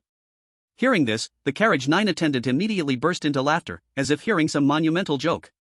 But as it laughed, it suddenly couldn't find its breath, placing its hands around its neck, desperately grasping at air. Ugh, It rolled its eyes, struggling violently. The appearance was as if a pair of pliers had tightly clamped its neck. Since you are unwilling to pick it up, then finish it clean. On the side. Chenny raised his right hand, a faint crimson ghostly energy radiating from his palm. In the next second, 2 bloody hands appeared on the carriage 9 attendant's face. Then, those 2 bloody hands directly penetrated the carriage 9 attendant's cheeks, prying open its mouth. Afterward, the 2 bloody hands forcefully pressed the carriage 9 attendant's head to the ground, forcing it to eat the pieces of paper on the ground. Sigh, why bother? Chenny sighed, shaking his head. He reached out and took the attendant's clothing off, putting it on himself. After putting on his clothes, the broadcast on the Yellow Spring train sounded again. Dear passengers, the rest time is over, the train doors are about to close, please sit tight and hold on. As the broadcast sounded, the train rumbled to life. At that moment, Chenny kicked the naked, bloodied carriage 9 attendant under the train. All done. He smiled and clapped his hands, entering the train. In the next second, the train doors closed, and the train started moving forward. Suddenly, a huge scream echoed outside the train. Hearing the sound, the strange beings in the carriage all stood up to look, but found nothing visible. What's going on? What's going on? Everyone sit tight. Suddenly, an annoyed voice sounded. Hearing this unfamiliar voice, all the strange beings turned their heads to look. Upon realizing it was an attendant, they all obediently sat down. However, all the strange beings frowned, their expressions filled with surprise. Why, this attendant had no ghostly energy, but instead exuded the scent of a human rat. Thinking of this, one of the strange beings carefully turned its head to take another look. But as soon as it turned its head, it saw a black stick appear right in front of it. That was the ghostly weapon of the conductor of the Yellow Spring train. Cold, eerie energy and a disgusting smell radiated from it. I told you to sit still, are you deaf? Chenny's face was stern as he swung the enforcement stick and struck the back of the strange being. This made all the strange beings in the carriage obediently sit still. Even if they had questions in their hearts, they dared not say a word. All right, I got it. In the Yellow Spring train, in the number 1 compartment, a strange being, dressed in a conductor's uniform, stood at the door of a private room and nodded. Then, it pulled out the enforcement stick at its waist and walked towards the tail of the train. At the same time, Chenny stood at the connection between compartment 9 and compartment 8, looking ahead. But he found he could see nothing, the door here was locked tight. In the end, he could only randomly find a place to sit down and quietly wait for the train to reach the next temporary stop.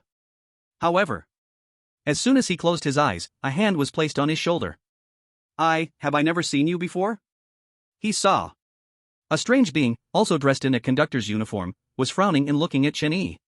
Are you human? It sensed something was off and its right hand instantly reached for the enforcement stick at its waist. But at that moment, the compartment turned completely dark.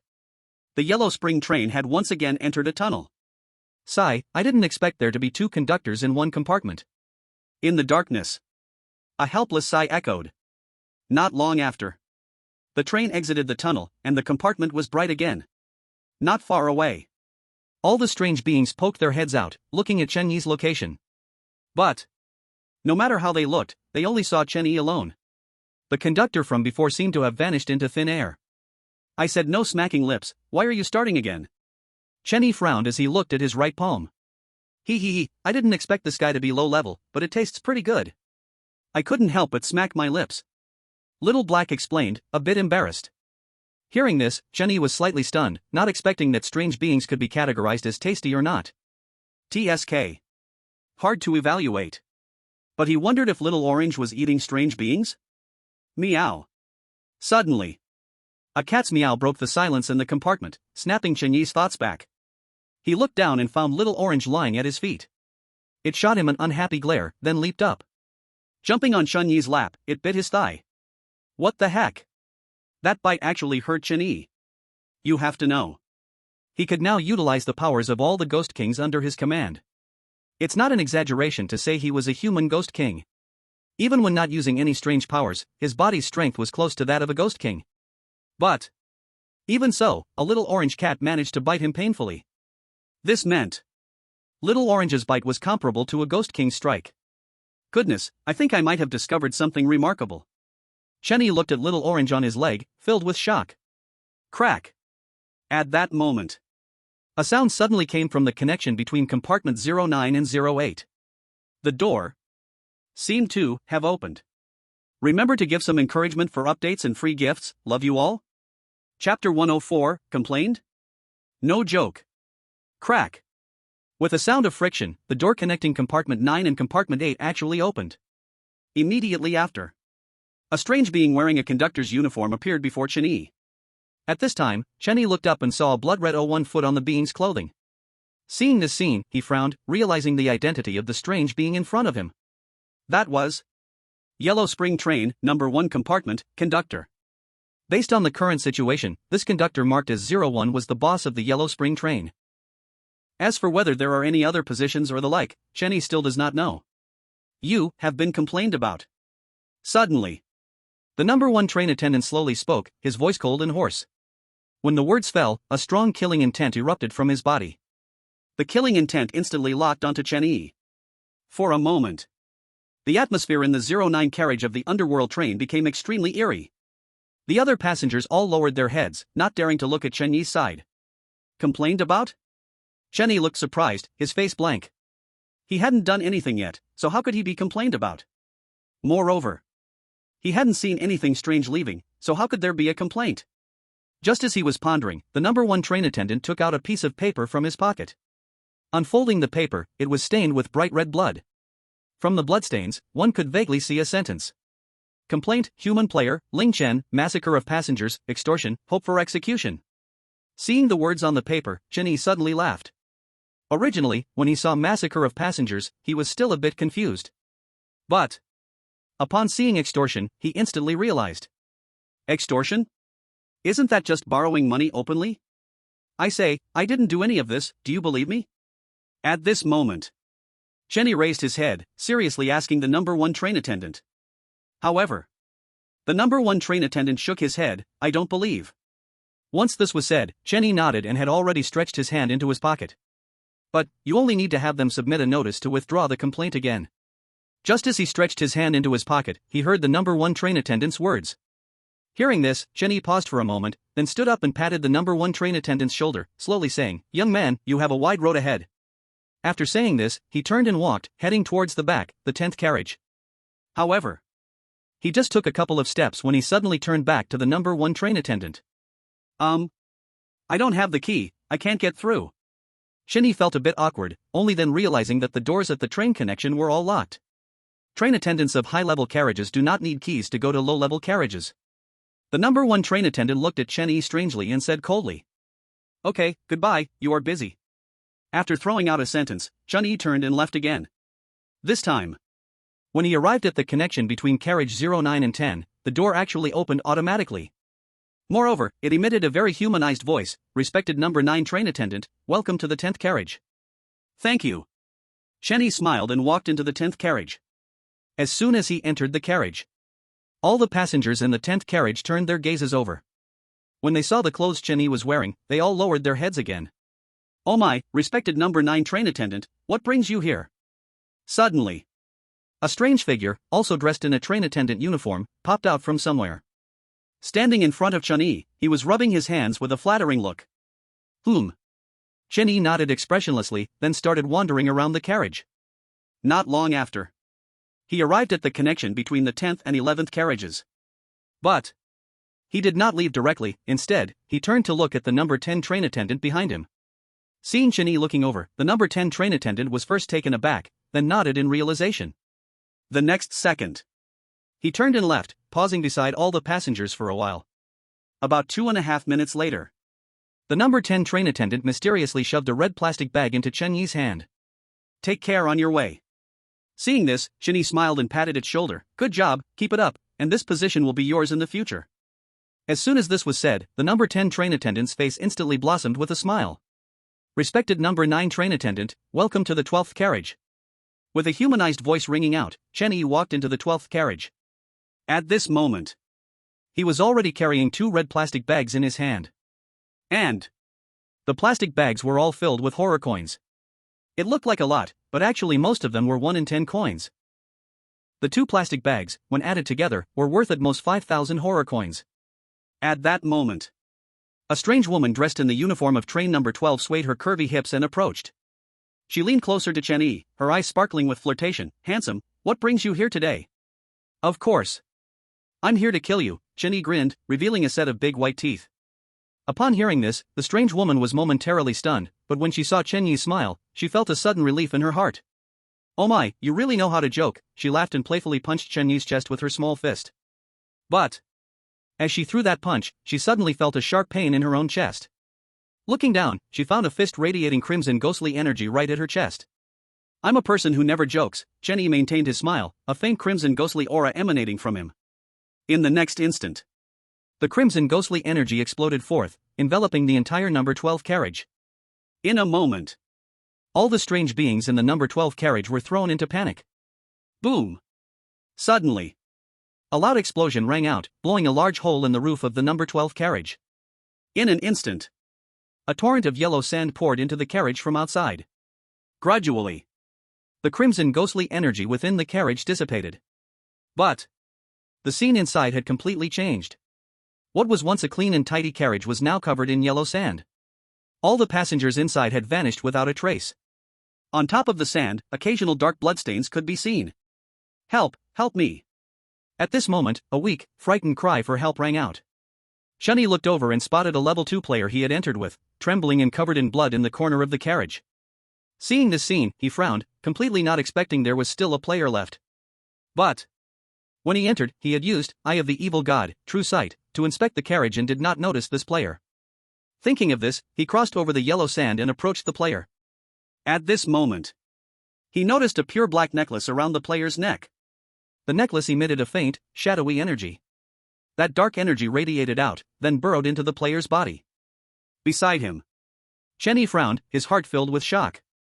Just then, when the dark energy entered the player's body, their breath surprisingly disappeared for a second or two. "This is a good thing," Chen Yi nodded, purchasing a bottle of healing potion from the system space. Then, he placed the potion in the player's hand. Immediately after, he reached out and removed the necklace from around the player's neck. During this process, the player struggled violently. "This is a healing potion, drinking it will save your life." Chen Yi held up the necklace and said. Hearing this, the player was momentarily stunned, then quickly picked up the healing potion and drank. Just after one sip, their injuries improved significantly. Seeing this, he put away the rest of the healing potion and smiled at Chen Yi. "Thank you." Seeing this, Chen Yi waved his hand and turned to leave. He muttered softly to himself, "Alas, greed costs lives." In the first moment he approached the player, he sensed a trace of ghostly energy within their body. This meant, even if he hadn't come, the player would soon meet their end. It's just that Chen Yi had exchanged something for something, giving them a chance. Unfortunately, they failed to seize this opportunity. Chapter 105, Good Brother, in My Heart. Dear passengers, this train of the underworld has arrived at the station. If you need to change carriages, please complete it within 1 hour. The underworld train, carriage number 09. Hearing the broadcast, Chen Yi got off the train carrying 4 red plastic bags. Behind him, all the strange beings from carriage number 09 wore expressions full of resentment, their pockets flipped inside out. Is he even human? He is scarier than I am, a strange being. Yes, I finally saved up 500 horror coins in my secret stash to go for a foot bath, but I didn't expect it to disappear like this. Alas, don't say anymore, be careful he comes back to beat you. Inside the carriage, all strange grievances filled the air, but no one dared to file a complaint. Only because the incident concerning carriage 12 has already been announced over the broadcast. And in their impression, at this time, it seemed that only the human wearing the uniform of the 09 train attendant had been to carriage 12.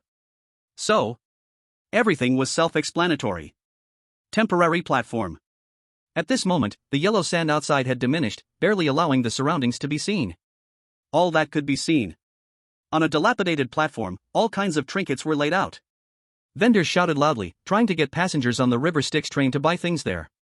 Cheney just took a glance and turned around, walking toward the front of the train. His target was carriage 05 of the River Styx train. That's right, the dining car. River Styx train, carriage 05. At the door, an oddly dressed chef and a train attendant in uniform stood side by side. Seeing Cheney walk over, the 05 train attendant stepped forward, blocking Cheney's way. 09, this is not a place for you, hurry back. As it spoke, its hand reached toward the baton at its waist. That baton was very different from Chun Yi's. On the baton at the waist of the 05 train attendant, a blood-red ribbon was tied. The ribbon emitted a faint aura of gloom. But the most important thing was that the breath from the baton and the gloomy aura of the ribbon collided together, turning into blood-red ghostly energy. As for what the blood-red ghostly energy signified, it was already well known. I'm here to eat. Cheney smiled, his eyes fixated on the baton at the 05 train attendant's waist. Good stuff. Never seen before. I need to find a way to get it. Thinking of this, he looked toward the 05 train attendant. Then, he grinned, showing a harmless appearance. Eating? The 05 train attendant and the chef exchanged puzzled glances. Do you have 1,000 horror coins? At this moment, the chef stepped forward, frowning and asking. As soon as he finished speaking, 2 red plastic bags were thrown over. The chef received the red plastic bags and opened one to look, instantly dumbfounded. Because the 2 plastic bags were full of crumpled horror coins. Moreover, the largest bill was 50. Looking at the horror coins in the 2 plastic bags, the chef raised his head in confusion. Are you sure there are 1,000 horror coins in here? Just not less. Cheney grinned again and turned his gaze to the 05 train attendant. I have good stuff here, do you want to see? While speaking, his right hand slipped into his pocket, and in an instant, scarlet ghostly energy overflowed. Upon seeing the ghostly energy, the 05 train attendant's eyes lit up, and it snatched the 2 plastic bags from the chef's hands. Then, in the chef's shocked gaze, the 05 returned the plastic bags to Cheney. The next second it hugged Cheney's shoulders with a smiling face. Since we're colleagues, then we're buddies. Buddies don't pay for each other, of course not. For buddies, I'd go through fire and water, money is nothing. Hearing the passionate words of the 05, Cheney also smiled. That's right, we are all buddies, come on, let my best buddy see something good. Let's go. Let me see what my best buddy has that's good. Just like that. In the chef's bewildered gaze, Cheney and the 05 walked shoulder to shoulder, gradually walking away until they vanished from sight. Deep in the dilapidated platform, Cheney and the 05 simultaneously looked around. After confirming that no one was nearby, they tacitly released their hold. My good buddy, quickly take out your treasure. The 05 said with a forced smile, completely losing the enthusiasm it had earlier. Beside, Cheney still wore a smile, extremely enthusiastic. Good buddy, what you just said about going through fire and water, is that true? Yes, it's true, hurry and show me. It nodded perfunctorily. It was just like when your boyfriend or girlfriend replies to your message. Okay. Cheney nodded vigorously and pulled out his right hand from his pocket. Along with it, was a red and black dagger. The dagger emitted intense death energy and a scarlet ghostly aura. Seeing this scene, number 05's eyes instantly widened, a flash of red light appearing deep within. Puff. Suddenly, a sound of liquid spraying rang out. Cheney, without him knowing when, had already arrived in front of number 05.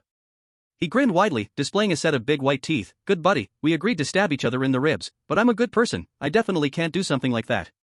So, just one stab will do. As his words fell, he took a step back and pulled out the strange blade that had been stabbed into number 05's rib. You, number 05's eyes grew wide, black blood flowing from the corner of his mouth, painfully trying to say something. 2?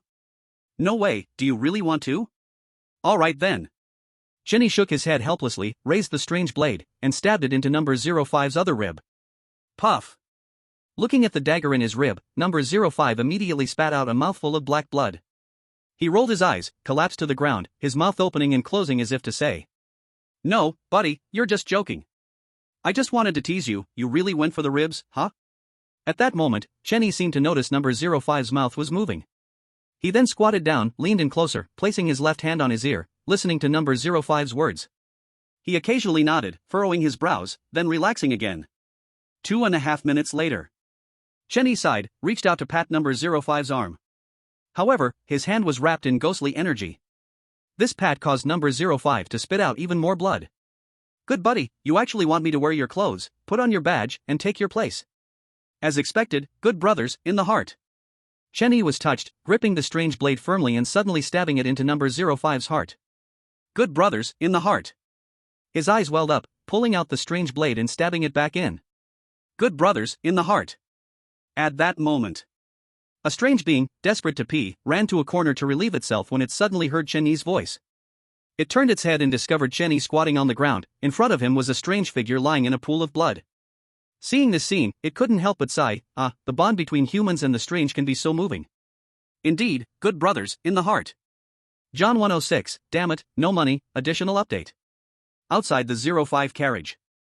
The chef saw the person dressed as number 05 approaching from afar. He wanted to say something, but felt something was off. TSK. This number 05 seems to have changed. Wait, no, this isn't a person at all, right? Thinking of this, he quickly drew the kitchen knife from his waist, watching Chenny warily. Hey, we'll be colleagues from now on, so don't be so tense. Chenny chuckled, tossing 2 red plastic bags to the chef. After receiving the plastic bags, the chef immediately put away the kitchen knife. You're right, we're all colleagues, all colleagues. He wore a smile, happily looking at the horror coins in his hands. As for the original number 05? Wherever he wants to go, there's a number 05 here anyway. If something really goes wrong, what does it matter to a chef? He's just a chef, don't ask, just know nothing. Inside the 05 carriage. Thanks to the chef's care, Chenny walked straight into the kitchen. Inside the kitchen, all kinds of ingredients were neatly arranged. Among them, human severed limbs and male kidneys were the most numerous. This thing, it's really a huge boost if eaten. The chef walked over, pointing at the kidneys, mouth full of saliva. Then, he moved to a freezer, opened the door, and turned to Chenny. This is where the human food is. Not tasty, but indeed expensive. The chef shook his head in disdain, seeming very unwilling to handle human food. All right, I'll cook myself, thank you. Behind him, Chenny smiled and nodded.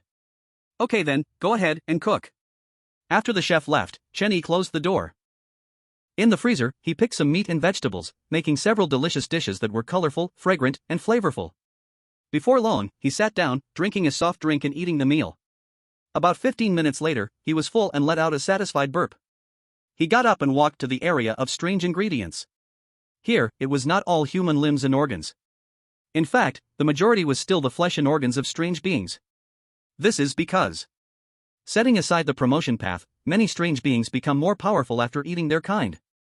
To put it simply, in the eyes of the strange beings, humans are like delicious snacks, while their staple food remains their own kind. I'll get you something tasty. In the kitchen, Chenny had a mischievous smile and held a syringe filled with a light white liquid. Inside the liquid, tiny bugs the size of rice grains were slowly wriggling. Here comes something delicious. In the next second, Chenny tightened his grip on the syringe and thrust it into the strange ingredients. He tirelessly and carefully added to each of the strange ingredients. 25 minutes later. Knock knock knock. A series of rapid knocks sounded at the door, and Chenny finished injecting the liquid from the syringe. He smiled and walked over to open the door. What's wrong? Why the hurry? Outside the door, the chef glanced at Chenny but did not speak. Then, he walked into the kitchen and scanned the room. After confirming that everything was there and intact, he let out a sigh of relief. Hey, don't blame me, this is my workplace after all, if something happens. Before he could finish, Chenny tossed a red plastic bag over. Looking at the red plastic bag in his hand, the chef was momentarily taken aback. Without needing to look inside, he knew it was filled with a bunch of horror coins. I understand, I was overthinking, this is the meal money. Chenny lowered his head, his eyes dull and empty, turning to leave with disappointment. Watching Chenny's back, the chef raised his right hand and slapped himself a few times. Damn it, I really should die, they treat me like family, and I actually doubted him. I should really die. Outside the kitchen. Chenny hadn't walked far. Upon hearing the crisp sound of slapping, he smiled as he left. In carriage number 05, the crew member had their own exclusive resting area. Chenny pushed the door open and found a table, a chair, and a bed inside. Besides that, on the bed was a doll. An inflatable plastic doll.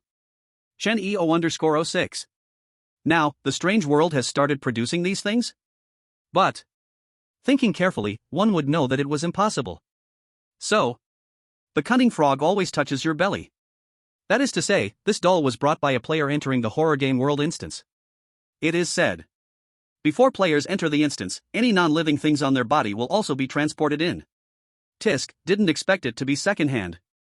Shenny shook his head and looked at the table. On the table was an iron box with 3 words written on it, "No money." I don't believe it. He shook his head, reached out to pick up the iron box, and opened it. However, inside, there really was no money, just a note. It had a line written on it. Chapter 107, Reasonable, Spirit Binding Stick, plus Update 2. Inside the iron box, on the note, there was a line of words. Told you there's no money, now do you believe it? The handwriting on the note was crooked, as if intentionally mocking someone when written. Looking at the note, Shenny fell silent, then took a horror coin from his pocket and placed it into the iron box, closing it and putting it back in place. I don't believe it. He grinned again, reaching out to pick up the iron box and open it. Ah, I knew there was money. He happily stuffed the money into his pocket and casually tossed the iron box aside. It is worth mentioning that he was currently wearing the original uniform of the carriage number 05 crew member. In other words, that money originally belonged to the crew member of carriage number 05. He was just helping the forgotten crew member of carriage number 05 put the money inside the iron box. It's reasonable. 2.5 minutes later, Shenny walked out of the break room and arrived at the carriage. At this moment, the yellow sand outside had stopped, and the sky was completely dark. Inside the carriage, a dim electric light flickered occasionally. The weak light resembled a firefly, serving no purpose at all. Shenny held the law enforcement baton and walked slowly down the aisle. He scanned the strange passengers asleep in their seats, a slight smile appearing on his lips. Before long, he reached the end of carriage 05, standing in front of the last strange figure. Tightening his grip on the law enforcement baton, he slowly raised it, the ribbon on it flickering with a faint red light. From the red light, a blood-red ghostly aura spilled out. Bang! Suddenly, a dull sound echoed within the carriage. Hearing the noise, several strange figures squinted their eyes and looked around in confusion. However, due to the dim light, they couldn't see anything and returned to their slumber. At the end of the carriage, Shenny sat down on a seat, resting his hand on a strange figure. At that moment, a system panel appeared before his eyes. Ding! Judgment successful. Congratulations, host, you have captured a strange ghost +1, experience +100. Looking at the system panel, he let out a small sigh of relief. Then, he gently adjusted the strange figure next to him and placed it properly. The strange figure was still breathing, but its half-open eyes were entirely white. In the seat, Shenyi's gaze turned to the law enforcement baton in his hand. In the next moment, the information about the baton automatically displayed. Name, Law Enforcement Baton. Ghost Binding Stick. Grade, Half Ghost King Level Ghost Tool. Usage, when the strange figure is sleeping, hitting its head hard will have a 45% chance to trigger ghost binding. Ghost binding, capturing the strange figure's soul in the baton, shouting, "Your love is your life." This will release the soul of the strange figure from the baton to attack the enemy. Note, the ghost binding stick is only a half ghost king level ghost tool, and there is a high possibility of summoning the dead. Please use cautiously to avoid disgust. Half ghost king level ghost tool, this was Chun Yi's first time seeing it and also his first time knowing such a ghost tool existed. However, knowing about this ghost tool didn't seem very useful. After all, using this ghostly energy had a mandatory condition. That is, having a ghost king level ghost tool. One might wonder, if someone has become a ghost king, would they still use a non-ghost king level ghost tool? The answer is certainly no. Thus, this ghost tool seemed custom-made for Chen Yi. Not a strange figure, yet possessing ghost king level ghostly energy. Tisk, if the conductor of carriage 05 uses a half ghost king level ghost tool, what about the conductor of carriage 01? Isn't it a ghost king level ghost tool? Chun-Yi looked at the law enforcement baton in his hand, feeling some thoughts arise. But he quickly thought of something. He had seen the conductor of carriage 01 before, and had faced the law enforcement baton in that person's hands up close. However, he did not detect any ghost king aura. This meant that the baton, at best, was only a half ghost king level ghost tool. Thinking of this, Chun-Yi shook his head helplessly. It seems there really aren't that many free lunches in the world. After muttering this, he stood up and moved to the side of another strange figure. However, as soon as he sat down, the strange figure opened its eyes and watched Chun-Yi warily. "Why did you wake up?" Chun-Yi frowned and asked. The strange figure was caught off guard by the question. It couldn't even wake up from sleeping? But before it could ask, it saw a baton coming down. Ding! Dizzy effect successful. At this moment, Chenny held the dizzy baton in his left hand and the binding baton in his right, grinning widely. In the next moment, he raised the binding baton, the crimson ghostly energy wrapping around his hand, and struck down fiercely. Ding! Judgment successful.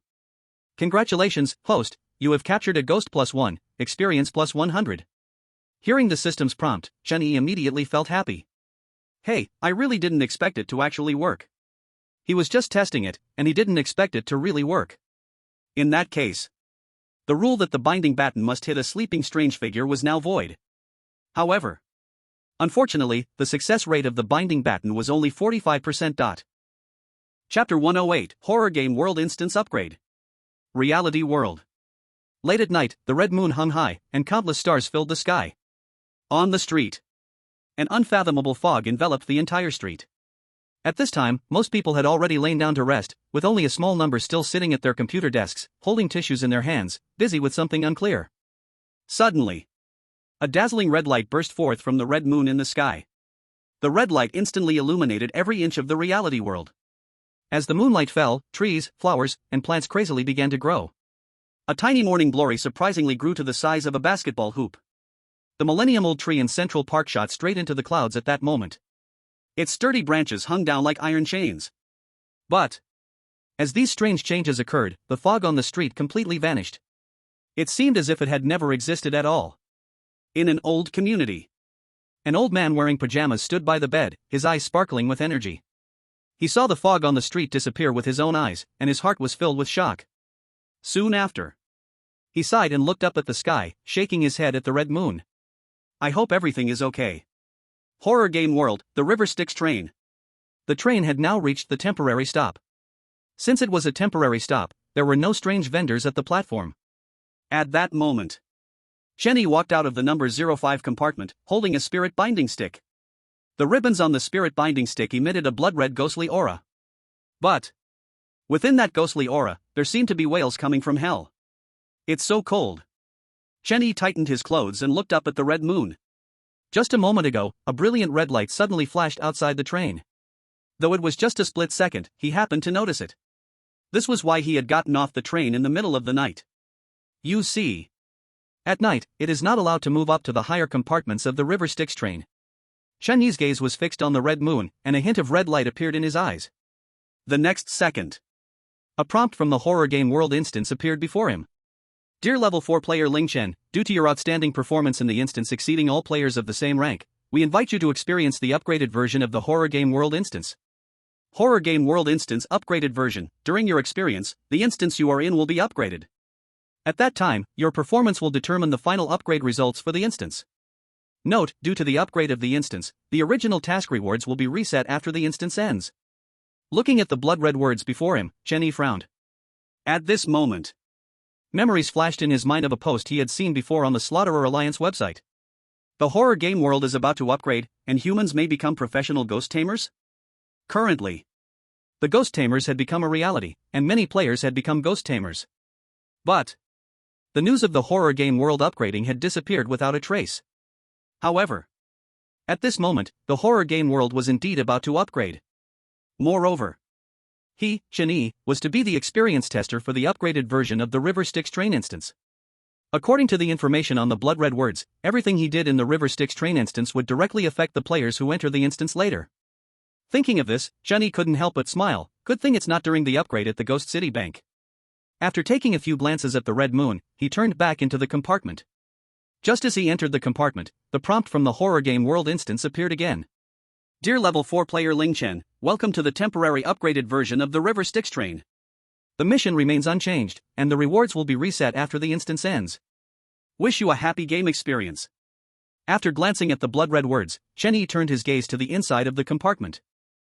At this moment, the once somewhat worn-out carriage had become rejuvenated. The flickering electric lights had transformed into a powerful bulb, hanging in the center of the carriage.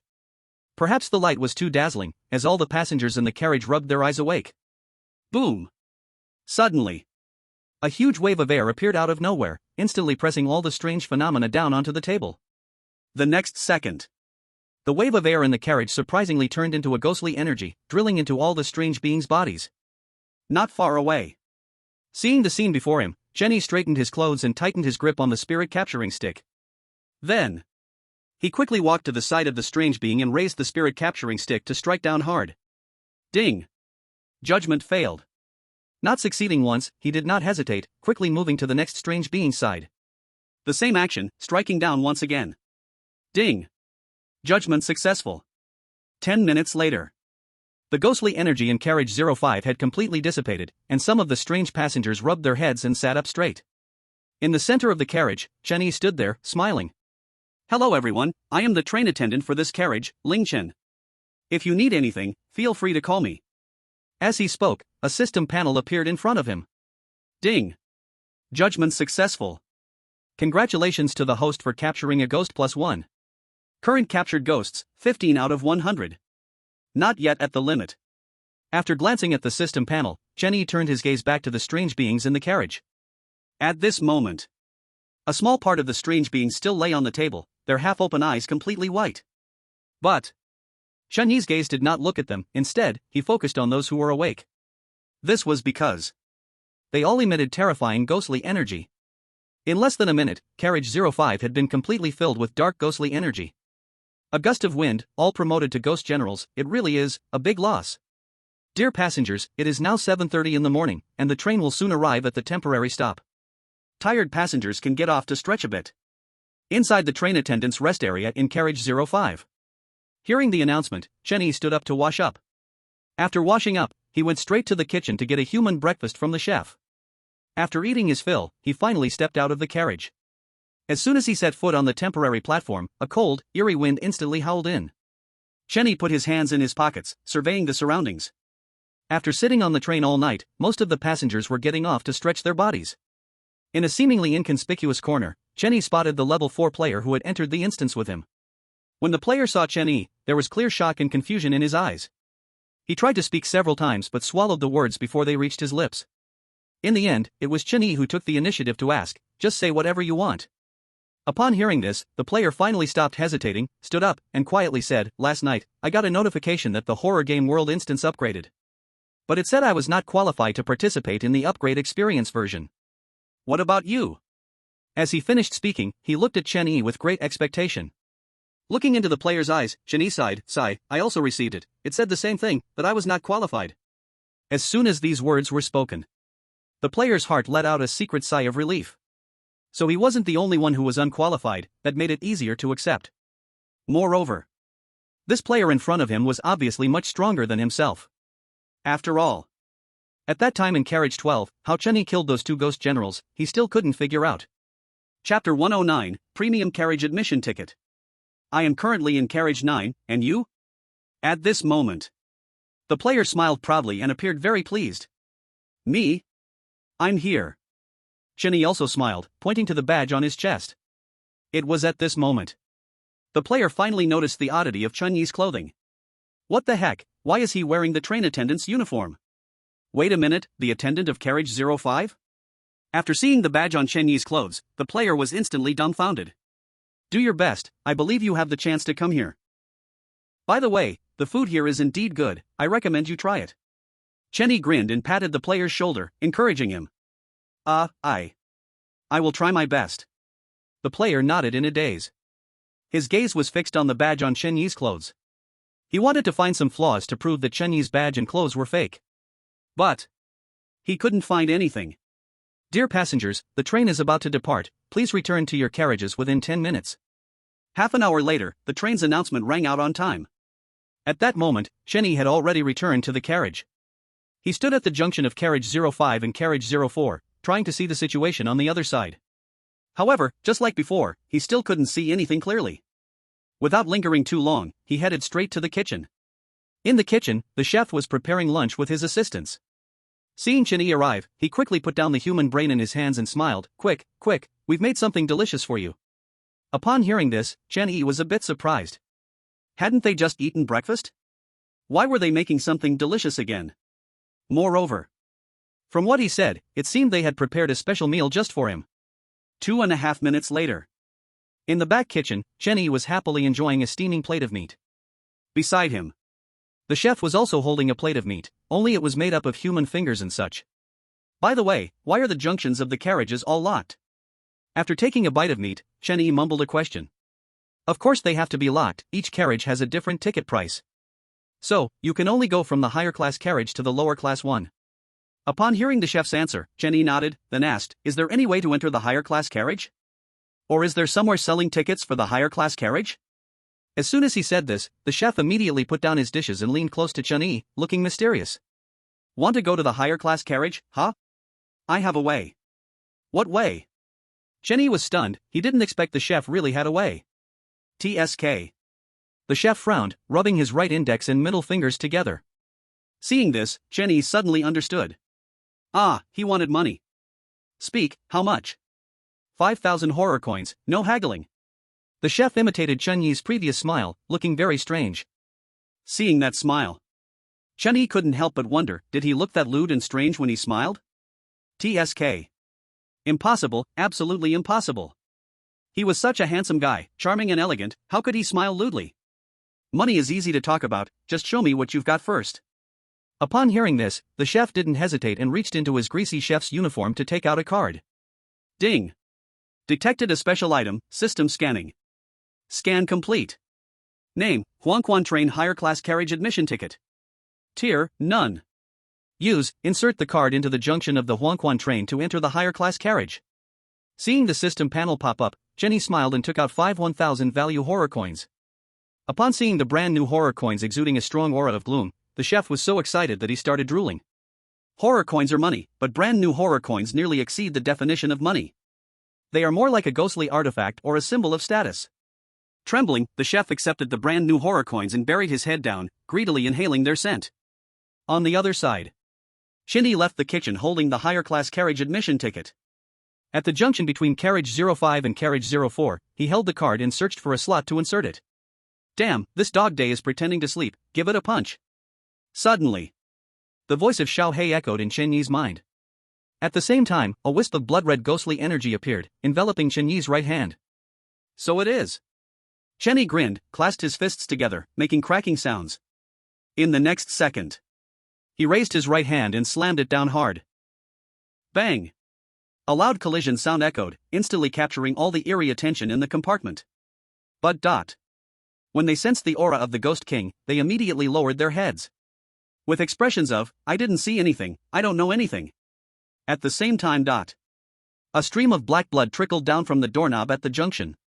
Immediately after, a resentful voice sounded, if you have something to say, just say it. Why hit me in the kidneys? If you break it, will you compensate? Stop messing around, swipe the card, I want to go through. Chen Yi retracted his ghostly aura and took out the high-class compartment ticket. Humph. Scan complete, number of people, 1, card type, high-class compartment ticket. Click. As the pleasant voice from the connector finished, the doorknob that was bleeding black suddenly retracted, turning into a recess. Seeing this, Chen Yi inserted the card into the recess. Then, a strange cry sounded. On. Hearing this sound, Chen Yi clenched his fists, and the corners of his mouth twitched. You damn it, a male eerie being, calling your mother. Click. Please enter. Just as he was about to explode, the door finally opened. Dear passenger, welcome to the Huangquan train number 04 compartment. As the door at the junction opened, a female announcement voice sounded. Seeing this, Chen Yi didn't hesitate, withdrew his card, and walked into compartment 04. As soon as he entered compartment 04, the door behind him instantly closed.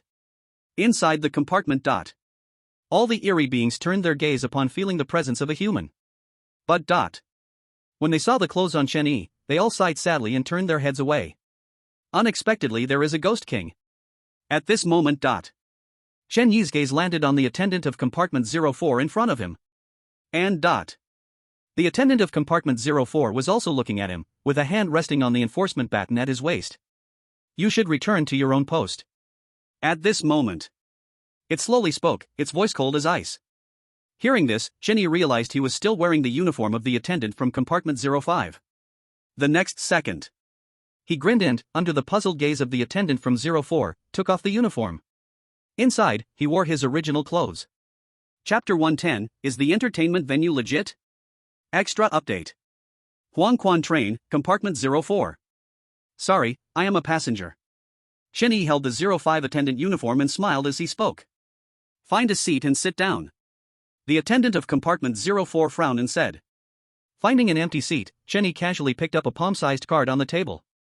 The card detailed the functions of each compartment on the Huangquan train. Among them, compartments 6 to 12 were the poorer compartments, ticket prices ranged from 100 to 1,000 horror coins.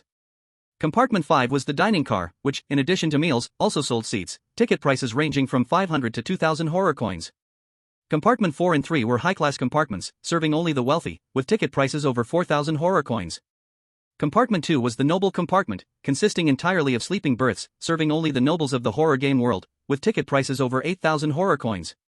Finally, that is, the first compartment of the Huangquan train. Upon seeing the introduction for the first compartment, Chenyi couldn't help but freeze for a moment. Because the introduction for this first compartment was very brief, just 4 words. Entertainment venue. Entertainment venue, is it legit? He muttered softly. He wouldn't go to a legitimate one. Phew, wrong thing to say, if going, it should be the illegitimate one. Wait a minute. It seemed like something was off. Forget it, who cares? He shook his head, stood up, and took the card to find the attendant of compartment 04. Not far away. The attendant of compartment 04 saw Chenyi walking over and already had his right hand on the enforcement baton at his waist. For some reason, this human, coming from the lower compartment, gave it an extremely terrifying feeling. That feeling was as if a flood beast was staring at it.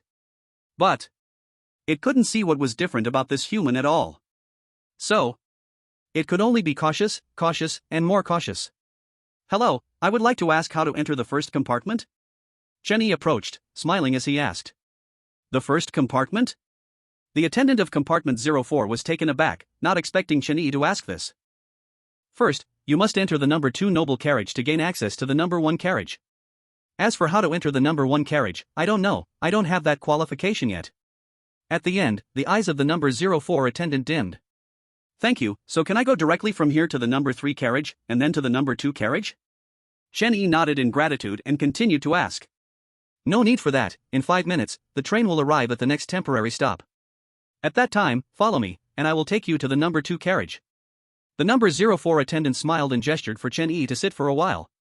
Seeing the actions of the number 04 attendant, Chenyi couldn't help but feel a wave of emotion in his heart. Sigh. If things could be so strange, why bother with killing and fighting? Dear passengers, the train has arrived at the temporary stop and will rest for 15 minutes. 5 minutes later, the train's broadcast rang out on time, and the number 04 attendant came to Chenyi's side. Let's go, I will take you to the number 2 carriage. Hearing this, Chenyi stood up and walked out of the carriage with him. Outside the carriage, the sky was overcast, and thunder occasionally rumbled. However, it had been a long time since he had seen the yellow sand when he first got on the train. Hello, this is my friend, he wants to enter the number 2 carriage. At the entrance of the number 2 carriage, the number 04 attendant conversed with the number 02 attendant. After a while, the number 02 attendant nodded and waved to Chenyi. You can enter by paying 8,000 horror coins. Okay. Chenyi nodded and took out a horror coin worth 10,000 from his pocket. The moment the horror coin appeared, a pure chill emerged. Both the number 04 and number 02 attendants felt the chill at the same time, their faces filled with shock.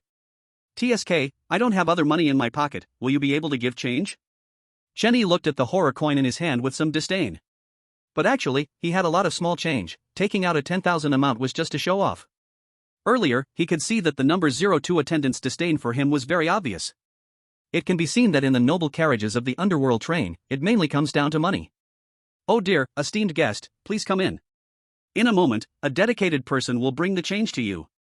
The number 02 attendant smiled broadly, speaking to Chenyi in a very professional and respectful manner, while extending both hands. All right, thank you. Chenyi nodded and placed the horror coin in the palms of the number 02 attendant. He lifted his leg and walked toward the number 2 carriage. As soon as one foot stepped into the number 2 carriage, he suddenly stopped, turned, and looked at the number 04 attendant. If you ever want to quit here, you can go to Ghost City Bank and find Wei Zicheng, mention my name, and they'll give you a job. After the words fell, he turned and walked into the number 2 carriage. On the platform, the number 02 and number 04 attendants looked at each other, both very confused. For a long time, the number 02 attendant stammered and asked, what bank did he mention? It should, perhaps, maybe, could be the Ghost City Bank. As he said this, the number 04 attendant's mouth curled up, feeling extremely excited inside. Originally, it was only thinking of recommending Chenyi to enter the number 2 carriage based on its position as the number 04 attendant. But if Chinny didn't have money for the ticket, it would be useless. However, he had money for the ticket and even had a connection with Ghost City Bank. Looks like I still have to continue being a good strange being. Chapter 111, Extra 2. Underworld Train, Number 2 Noble Carriage. Inside the carriage, there were no seats, only one tightly closed room after another. Hello, I am Xiao Ai, the attendant of this carriage. At this moment, a woman in a qipao, with heavy makeup, swayed her body and walked in front of Chen Yi. Your room is this way, please. The woman's voice was soft and charming, giving off an indescribable feeling. Okay. Chen Yi nodded and followed her. Before long, under the lead of the woman, he arrived at room 14 of the number 2 carriage. This is your room card and change. If you need anything, you can ring the bed bell in the room. There is a demand now. Chen Yi smiled as he took 2,000 horror coins. Right after that, he pulled out another one and placed it in the hands of the strange woman. Looking at the horror coin in her hand, the strange woman's eyes lit up, and her voice became even more flirtatious. Dear customer, what do you need? As she spoke, the strange woman seemed to lose her bones, collapsing into Chen Yi's embrace. Come with me to the room, I'll tell you slowly. Chen Yi grinned. Okay, she nodded and leaned against Chen Yi. The next second, Chen Yi swiped his card to open the room door, leading the strange woman inside. Not long after, removed 150. He then pulled out another 1,000 horror coins and placed them on the strange woman's thigh. Looking at the horror coins on her fair thigh, the strange woman chuckled, with this money, you can play some other projects now. As she spoke, her hand that was on Chen Yi's shoulder slowly moved down to his chest. Just as she was about to move further down, she was suddenly caught by Chen Yi. No rush, let me ask you a few questions first. Okay, you can ask, I'll answer any question, okay? What does the entertainment place in car number 1 refer to? Chen Yi looked at the strange woman and asked. Hearing this, the strange woman froze for a moment, not reacting right away. Originally, she thought Chen Yi would ask some improper questions. But, he asked such a nutrient-deficient question? Isn't this just wasting time and feelings? Although she thought this way in her heart, she still smiled and replied, in there is gambling, beast fighting, and some things that can't be said. Things that can't be said? It wouldn't be improper things, would it? I tell you, I am a decent person. Okay, let me ask you one more question. How to enter car number 1? This is simple, just pay a deposit of 10,000 horror coins to enter car number 1. However, after entering car number 1, the minimum consumption is 5,000 horror coins, and if the minimum consumption is not reached, the deposit will not be refunded. The strange woman explained to Chen Yi seriously without any hesitation. Hearing this, Chen Yi nodded and then signaled the strange woman to stand up. Seeing this, the strange woman stood up in confusion, not knowing what Chen Yi wanted to do. She almost stumbled and fell. The pain in her body almost brought tears to her eyes. Alright, go out, hitting you twice for 2,000 horror coins, that's a good deal, right? She didn't cry, her face filled with a smile. Thank you for your money, you are really nice. After receiving the card of a good person, the strange woman stood up and limped away. The moment the strange woman left, Chen Yi cut off contact with Xiao Hei and snapped his left fingers. In an instant, a scarlet ghostly energy emerged in the room. However, the ghostly energy only existed for a second before becoming a figure. At this moment, Bai Xian curiously looked around the room, but was suddenly grabbed by Chen Yi. Chen Yi looked anxious, Promise of a good boost to 8.0, completed. Nothing much to say, wish you all a happy new year in advance. Chapter 112 Entering car number 1. In car number 2, room 14. Woo woo, woo woo.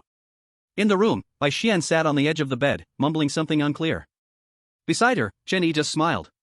About 5 minutes later, Bai Xian, with resentment on her face, walked out of the bathroom after brushing her teeth. She crossed her arms and said in a sarcastic tone, Oh hey, after staying in the ghost's place for so many days, now you remember me. What's wrong? Haven't you had enough to eat? Chen Yi raised the corner of his mouth with a mischievous smile. Hearing this, Bai Xian turned red and spat, bad man. Oof, if a man isn't bad, a woman won't love. Dear passengers, this train has 3 stops left to the destination, which will take about 26 hours. If there are delays, please forgive us. With the sound of an announcement, Chen Yi hugged Bai Xian and walked out of the room. In the corridor of the carriage, many strange beings turned their gaze toward Chen Yi. However, even more were looking at Bai Xian beside him. After all, Bai Xian is truly the Ghost King, beautiful with fair skin and a voluptuous figure. As for Chen Yi, in the eyes of the strange beings, he is just a pretty boy kept by Bai Xian. Oh dear, I'm so sorry, master. I forgot to return the leftover money from the flowers to you yesterday. At that moment, Bai Xian exclaimed and hurriedly took out a brand new 10,000 horror coin from inside her clothes. As soon as the horror coin appeared, every strange being in the corridor widened their eyes. That pure ghostly aura made them unable to resist swallowing their saliva. However, the most important thing is that they heard this female ghost king calling a human master. Goodness, this is incredible. In an instant, all the strange beings looked at Chen Yi with changed gazes. It's important to know that this is the number 02 carriage of the Yama train, the noble carriage. Any strange beings here hold a high status in the horror game world. Take the money for flowers, you don't have to ask me about such small amounts in the future. Chen Yi smiled slightly and pinched Bai Xian's cheek. This girl really knows her stuff. Not only does she know to elevate his identity in public, but most importantly, she will teach the ghost brides. That's great. At the junction of carriage 02 and 01. You two have to pay a deposit of 20,000 horror coins, and after entering carriage 01, the minimum combined consumption must not be less than 10,000 horror coins, otherwise the deposit will not be refunded. At the junction, the attendant of carriage 02 explained seriously to Chen Yi. No problem, I'm here to spend money, it's just a little water. Chen Yi waved his hand and said carelessly. At this moment, he was still thinking about the mandatory task issued by the system. Spend 200 million horror coins in the next horror game world instance, and no overpricing or gifts are allowed. At this time, Bai Xian took out two 10,000 horror coins and handed them to the attendant of carriage 02 after Chen Yi finished speaking. After receiving the horror coins, the attendant of carriage 02 first glanced at the brand new horror coins and then looked up at Chen Yi. His guess about Chen Yi rose another level in his mind. Perhaps this human is, in fact, the legendary president of the Ghost Bank? TSK. That is truly unbelievable. In no time, the attendant of carriage 02 handed each of Chen Yi and Bai Xian a card. The card read, Yama Train, Entertainment Venue Entry Ticket. Click. Dear passengers, welcome to the Yama Train, carriage 01. We wish you a pleasant consumption. As the door at the junction opened automatically, a very human-like voice sounded. This time, the voice was more human, as if someone really lived inside. Without much delay, Chen Yi and Bai Xian walked into carriage 01 together. Click. After they left, the door at the junction slowly closed. The attendant of carriage 02 sighed as he looked at the closing door, then took out a walkie-talkie from his waist. The ones who enter are just sheep, related to the Ghost Bank, don't be too ruthless. Received. Yama Train, carriage 01. After entering, Chen Yi finally understood why this place was called an entertainment venue. He saw colorful lights illuminated the entire carriage above. Around, countless strange beings crowded together, laughing loudly. On the tables in front of them were placed various human limbs and organs. Hello, welcome to carriage 01, I am your exclusive consultant, Xiao Mei. At that moment, a female strange being dressed in a maid outfit appeared beside Chen Yi, introducing herself. Don't you have a boyfriend named Xiao Shuai? Chen Yi looked at the maid in confusion from head to toe. Upon hearing Chen Yi's question, Xiao Mei's face showed surprise. How did you know? The security guard inside, Xiao Shuai, is my boyfriend. Cough cough, it's okay, just tell me about this place. All right. Xiao Mei nodded and began to introduce Chen Yi. Carriage 01 has a total area 5 times that of other carriages. This is actually like 5 carriages. Among them, the first area, which is here, is called the bar, and it imitates the practices of the human world. Hearing this, Chen Yi couldn't help but be stunned. No wonder he felt that the layout here resembled a bar in the real world. He didn't expect it to be true. Indeed, learning is endless. Going forward, the second area is the relaxation area, where there are top female models and male models available for the guests to unwind. Then, there is the third area, which is the arena, where humans fight in cages, and the guests can place bets. Lastly, there is the fourth area, which has the richest and most complete gambling facilities and games in the world. After finishing her sentence, Xiao Mei quietly waited for Chen Yi's other questions. Why didn't you introduce the fifth area? Chen Yi furrowed his brow, feeling puzzled. Just now, this maid said there are 5 carriages, so there must be a fifth area. I'm sorry, the fifth area is not open to the public. Xiao Mei bowed deeply to Chen Yi with a look of regret. Alright then, since I'm here to have fun, let's go to the second area and take a look. Just to be clear, I'm just going to look, just look. Chen Yi said expressionlessly, almost like a gentleman. Beside him. Hearing Chen Yi's words, Bai Xian could not help but roll her eyes. Of course he just wants to take a look, she didn't know who had forced the person in the morning. Thinking of this, Bai Xian's face turned red, and she rolled her eyes at Chen Yi again. Alright, this way please. Chapter 113, 4th Area, VIP Chips. Carriage 01, Area 2. As soon as they got close, Chen Yi heard many strange sounds. Bai Xian, do you want to eat chicken? Suddenly, Chen Yi turned to Bai Xian and asked out of the blue. As soon as he said this, Bai Xian and Xiao Mei both froze, turning to look at Chen Yi. Didn't we just eat in the morning? Bai Xian said softly, her face flushed, almost inaudible. Just ate in the morning? Chen Yi was a bit surprised and pointed forward. I'm talking about roast chicken. What chicken are you talking about? Seeing Chen Yi's action, Bai Xian turned to look. There, not far away, a similarly dressed maid was pushing a small cart. On the cart were 6 steaming roast chickens. Seeing this scene, Bai Xian's face turned even redder. Oh dear, no one just thought of something dirty, right? No way, no way? Chen Yi grinned, leaned closer to Bai Xian, his expression very mischievous. After a brief moment of fun, the three finally officially entered Area 2. Here, countless female and male models stood on both sides, waiting for guests to come and choose. Chen Yi looked around for a bit and found that none of the female models here compared to the few female Ghost Kings under his command. Let's go, let's check out Area 3. Disappointed, he shook his head and turned to leave. Entering Area 3, the sounds of fighting echoed in the air. Chen Yi turned to take a quick glance, and instantly lost interest. Indeed, as Xiao Mei said, 2 humans were locked in a cage fighting against each other. Moreover, both of them were level 3 players. Even they were emitting a faint ghostly aura. As for whether they were ghost tamers, that remained unknown. Not long after, under Xiao Mei's guidance, they finally arrived at the 4th area of Carriage 01 on the Huangquan train. As soon as they entered, a server dressed as a bunny girl walked over. Dear guest, if you wish to enter the 4th area for games, please exchange chips over here. Upon hearing the bunny girl's words, Chen Yi nodded and followed her to the counter. Inside the counter, a smiley male ghost took out 3 types of chips. This first type, the green chip, is called level 1 chips, also known as low-level chips, and each one is worth 1,000 horror coins. This type, the yellow chip, is level 2 chips, also known as medium-level chips, and each one is worth 10,000 horror coins. This last red chip is a level 3 chip, also known as a high-level chip, 500,000 horror coins. Beside him, the bunny girl seriously introduced the 3 chips on the counter to Chen Yi. Is that all there is? Chen Yi frowned, picking up the 3 chips to examine them. He could feel a very strong ghostly aura from them. That ghostly aura was undoubtedly that of a Ghost King level. I'm sorry, sir, but the minimum amount here is 1,000 horror coins. Also, if you spend no more than 5,000, the deposit is non-refundable. The bunny girl had a very high level of professionalism, maintaining a smile throughout. However, the strange man behind the counter looked at Chen Yi with disdain. He didn't understand why such a poor man could have such a beautiful female ghost. Hey, it seems you misunderstood my meaning. Suddenly, Chen Yi grinned and casually threw the chips in his hand. They fell on the counter with a clattering sound. What I mean is there a chip of even higher level? For example, 1 chip, 100 million horror coins. As soon as the words fell, the bunny girl and the strange man both froze, shock written all over their faces.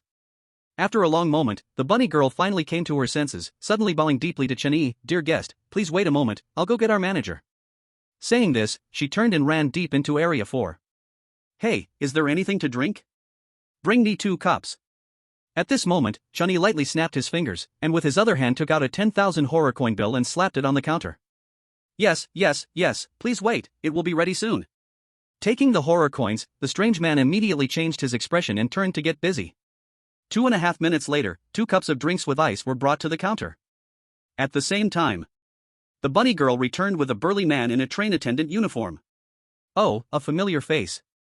Seeing the approaching train attendant number 01, Chen Yi's mouth curled up. At that time, this train attendant was the one who told him about the complaint. Otherwise, after the game ended, his task would have failed. This guest, we meet again. The train attendant number 01 was no longer cold as during their first meeting, but still not overly warm. I heard you want higher level chips? That's right, you haven't even played with the high level chips yet, and they're gone, too boring. Chen Yi shrugged and replied. In that case, you can purchase our VIP chip, 1 chip, 10 million horror coins, and you can directly enter the inner area to play. 10 million? Chen Yi still frowned, but eventually nodded. 10 million is fine, it's better than 500,000. 2.5 minutes later, the bunny girl walked over with a plate of pure black chips. Upon seeing the chips, Chen Yi couldn't help but be stunned. Because those chips also emitted a strong ghostly aura. However, that ghostly aura did not come from a ghost king, but from a ghost aura that was somewhat unfamiliar to Chen Yi. To be precise, it was the aura he had seen only once. That is, the rumored Ghost Emperor level aura. He had seen it once, and it was from the president of the Ghost Capital Bank, Wei Ziqiang. Looking at the VIP chips in front of him, Chen Yi felt very apprehensive. Could it be a small sea-level instance, after upgrading, now has a Ghost Emperor-level powerhouse stationed? Then what's the point of playing? Sir? How many chips would you like to buy? At this moment, the bunny girl waved her hand in front of Chen Yi, smiling and asking. Coming back to his senses, Chen Yi reached out and picked up a VIP chip to look at it. Then, he smiled and took out a black bank card worth 200 million horror coins from his pocket.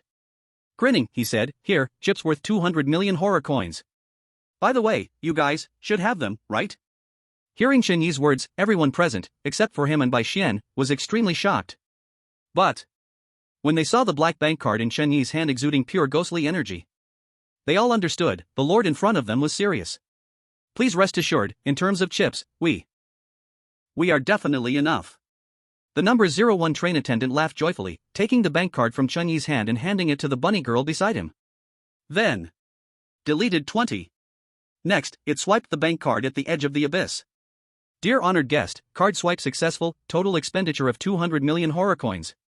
After the card was swiped, the bunny girl slightly bent over and handed the bank card back to Chen Yi with both hands. Deleted 15. Upon receiving the bank card, Chen Yi felt the residual warmth still lingering on it. Chapter 114, Joker Playing Cards. Additional update. Underworld Train, car number 01, 4th area, inner court.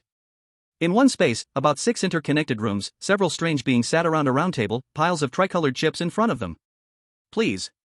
The number 01 train attendant smiled and pointed to the round table not far away. At the round table, there was just one last empty seat. Seeing this, Chen Yi smiled and nodded, then walked over. As he approached the round table, all the strange beings turned their gaze toward Chen Yi. When they recognized Chen Yi's human identity, greed appeared in all their eyes. But soon, they all felt a strong killing intent. Finally, at that moment, they noticed the stunning female ghost king behind Chen Yi, Bai Xian. Upon seeing Bai Xian, all the strange beings simultaneously withdrew their gazes. Too tough a nut, the wind was tense. Once seated, the bunny girl brought the chips over. Not many, a total of 20 pure black chips. At the round table, all the strange beings gasped upon seeing the chips. To enter the inner court, they all definitely had some strength. At that time, there were also quite a few black chips on the table. But those, added together, did not surpass what Chen Yi had now. A total of 20 black chips, which equals 200 million horror coins. Can someone introduce how to play? Chen Yi grinned. He rested his hands on the table, supporting his chin, mimicking the manner of a gambling god. But unfortunately, the system mall does not sell black coats. Otherwise, wearing one could make it even more fitting. Alright, honored guest, I will explain the game rules to you. This game is called the Round Table Game, with a total of 10 participating guests, plus 1 referee. Here, there are 2 decks of human world playing cards, which I will distribute to each person 2 cards. Then, I will throw the dice and randomly roll a number. Subtract the 2 cards in hand, and the one closest to the point wins. Each round, the betting amount must not be less than 10,000 horror coins, and the winner will take all the horror coins on the table. Beside, the bunny girl explained very seriously, her eyes always on Chen Yi. Got it, let's start. Chen Yi nodded, a bit impatient. Although the bunny girl explained it complicatedly, it actually meant something very simple. It's just a matter of comparing sizes in the real world. This kind of game, he was more familiar with than anything back when he traveled and played with his dorm mates. Alright, then, the game begins. At this moment, the number 01 train attendant and the bunny girl walked into the center of the round table together. Then, the bunny girl released black ghost energy, controlling the playing cards on the table to fly up. In midair, the playing cards intertwined and began to shuffle. Alright, now let's deal the cards. The bunny girl caught the favored cards and used ghost energy to start dealing. In no time, everyone had 2 playing cards in front of them. 10 seconds to look at your cards, then place your bets. However, what everyone did not expect was that Chen Yi didn't even look at his cards and directly pushed the 20 black chips in front of him outward. Looking at cards? That's something only the weak would do. The strong, they go all in. The corners of his mouth lifted, appearing elegant and straightforward, as if 200 million horror coins were nothing at all. Ding! Congratulations to the host for completing the system task. Spend at least 200 million horror coins in the horror game world instance. No price inflation or gifts. Task reward, choose any item from the system mall. As the voice fell, the system panel popped up automatically. After glancing at the system panel, Chen Yi's smile became even more radiant. Finally. Finally spent 200 million. Alas, is this the trouble of the wealthy? Can't spend it all, simply can't spend it all. At the round table, all the strange beings hesitated. Only because Shen-Yi had put in far too much, a full 200 million horror coins.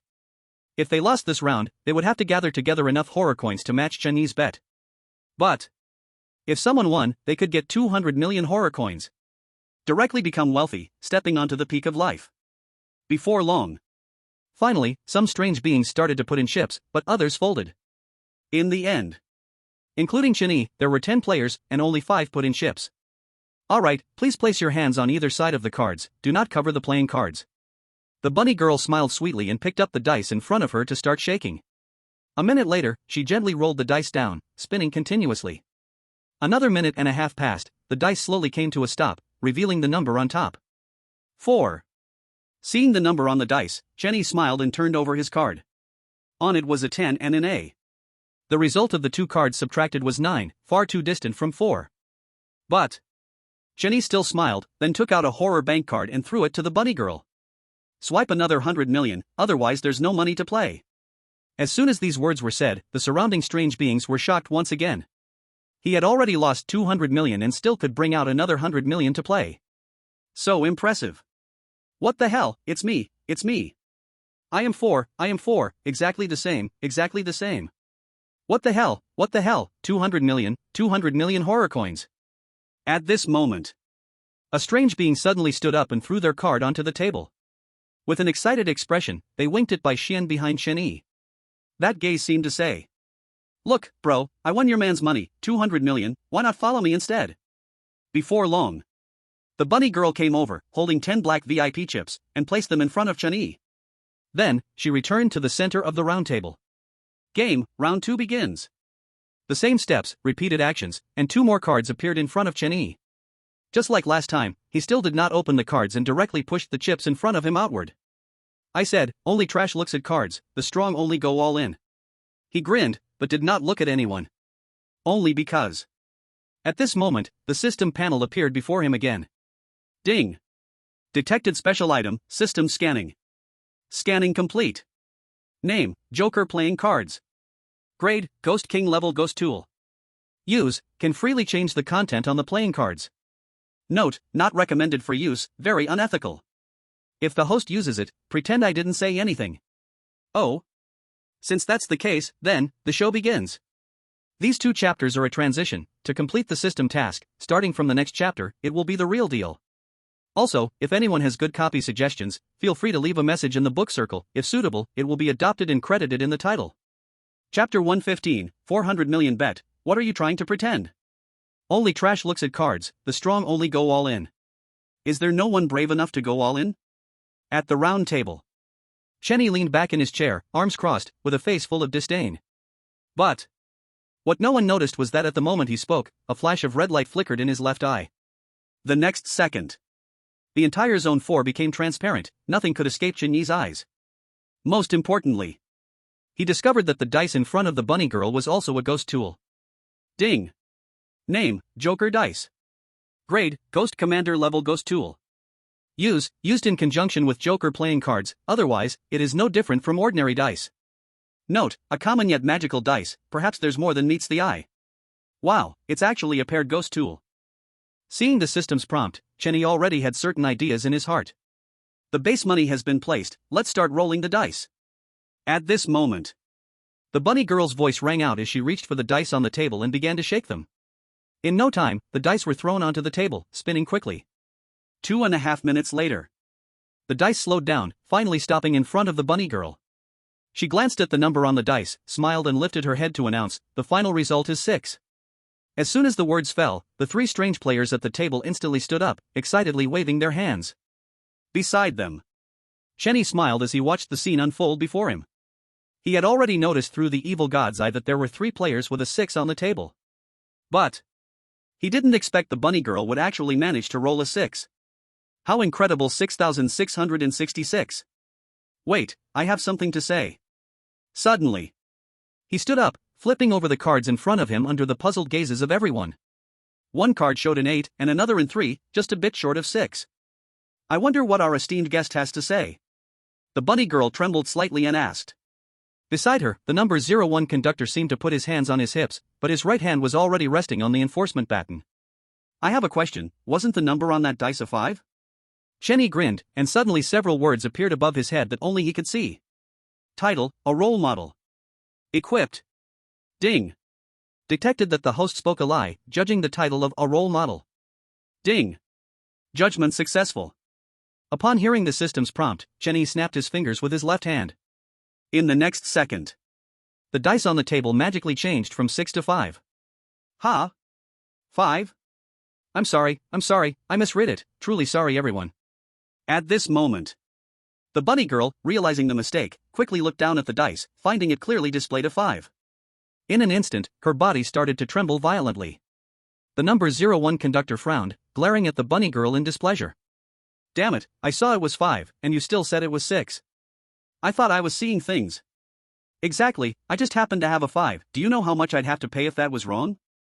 In front of the round table, 2 players stood up cursing, their faces full of anger. On the other side, the 3 players who originally had 6 points began to sigh. They started to wonder if they were losing their sight. Just now, it seemed it really was 5. Not long after, all the base money on the table came to Chen Yi's side. Beside his own 10 black chips, the remaining chips only added up to 30 million horror coins. That's a lot less, he grinned, his gaze sweeping across the players at the table.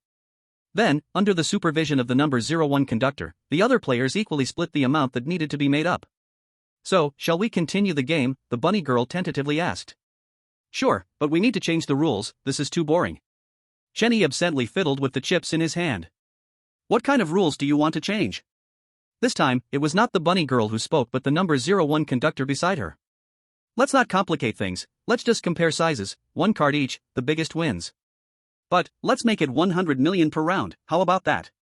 While speaking, Chenny pushed all the chips in front of him out. In total, it was a whopping 200 million horror coins. As soon as this was said, all the strange players were taken aback. At the same time, because Chen Yi's voice was too loud, other strange players in Area 2 gathered around, forming a circle to watch the excitement. No problem. The number 01 conductor smiled and nodded, then turned to look at the other players at the round table. As he scanned the room, one by one, players chose to withdraw. Ultimately, when the player who had just won 200 million from Chen Yi wanted to leave, he was met with a glare from the number 01 conductor. I'll participate, the player said tremblingly, then painfully pushed out the 200 million chips in front of him. At the same time, a number of strange players arrived in response to the news. Everyone paid to enter the inner circle, wanting to witness this 400 million horror coins bet. Later, when going out for drinks, they could boast that they personally participated in the 400 million horror coin gamble. What? Watching from the sidelines isn't participation? Go to hell, I paid to come in and watch. At the round table, Bai Xian thoughtfully massaged Chen Yi's shoulders, occasionally feeding him a piece of fruit from the table. It's that mouth-to-mouth kind of feeding, you know. This person should be here soon, can we start? Chen Yi tapped his left hand's knuckles on the table, his gaze directed at the 01 train attendant. He understood that as long as the Ghost King creating the black chips did not show up, this 01 train attendant would be the true decision-maker. After all, its aura was no less than that of the Ghost Bride. It was already comparable to the Vampire Duke, Shark. As you wish. The 01 train attendant raised the corner of its mouth and personally took the playing cards to shuffle them. In an instant, crimson ghost energy burst forth from its body. The powerful aura scared many low-level eerie beings to tremble. Even Bai Xian, who was beside Chen Yi, couldn't help but frown. But at that moment, another wave of crimson ghost energy exploded, rivaling the ghost energy of the 01 train attendant. It even subtly hinted at a stronger presence. Chen Yi grinned, revealing a mouthful of white teeth. Shuffle if you want to, but are you trying to scare my woman? Ghost energy? Who doesn't have some? As he spoke, the ghost energy on his body intensified by another degree. It directly suppressed the ghost energy of the 01 train attendant. Realizing something was wrong, the 01 train attendant stopped shuffling and quickly withdrew its ghost energy. However, suddenly, an extremely terrifying devouring force appeared out of nowhere. The ghost energy on Chen Yi's body actually swallowed the ghost energy of the 01 train attendant.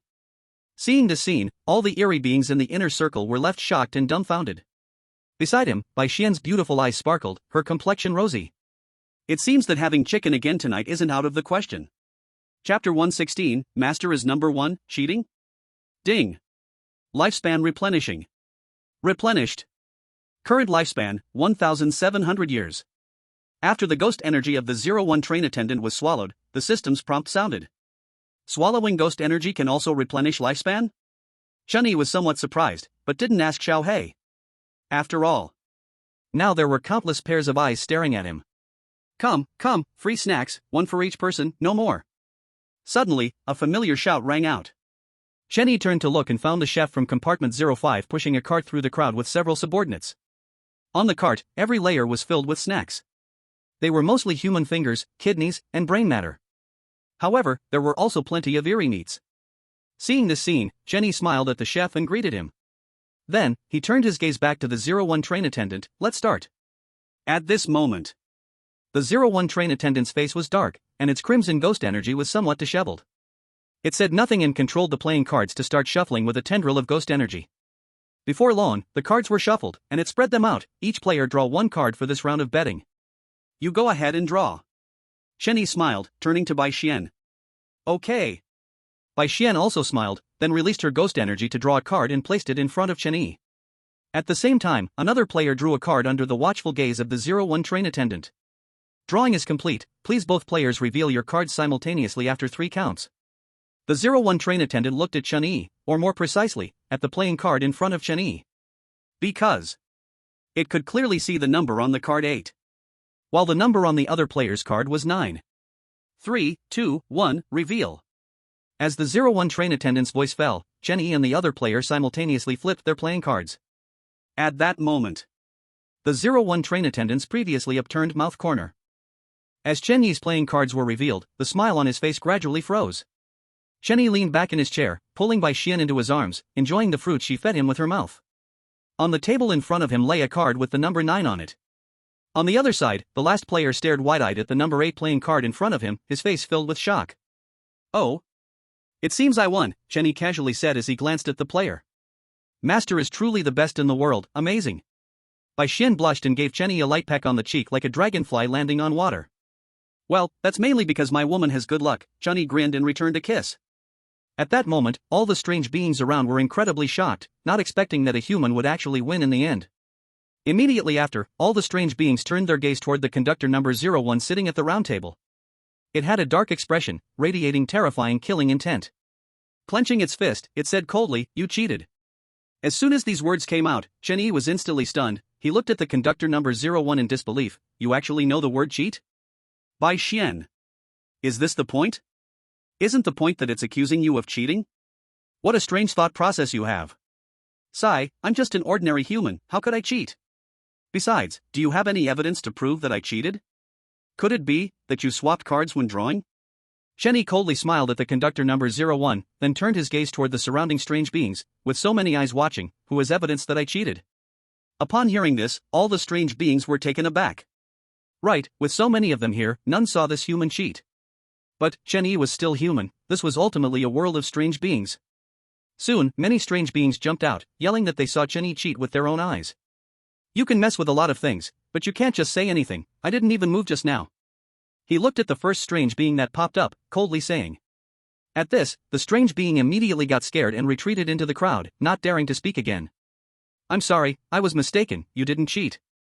Suddenly, the conductor number 01, dark-faced, retracted its killing intent and apologized to Chunyi. Mistaken? So, are you apologizing? Chunyi slowly tapped on the table with his right hand, smiling as he asked. The conductor number 01 nodded and didn't say anything else. Seeing this, Chunyi also nodded, signaling Bai Xian to get up.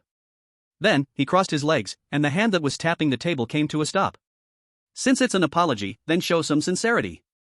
How about this, you kneel, crawl to my feet, and apologize again, and I will let you go. He spoke very seriously, not sounding like he was joking.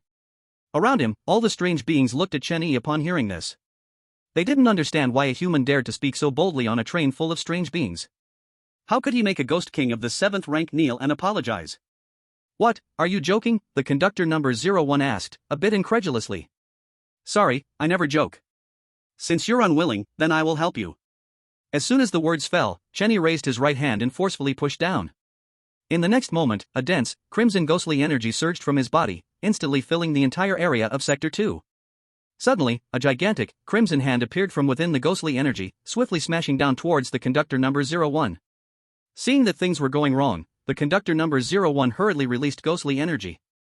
But, the moment the ghostly energy was released, it was completely absorbed by a devouring force. In an instant, despair rose in its heart, and it was directly smashed to its knees by the crimson hand.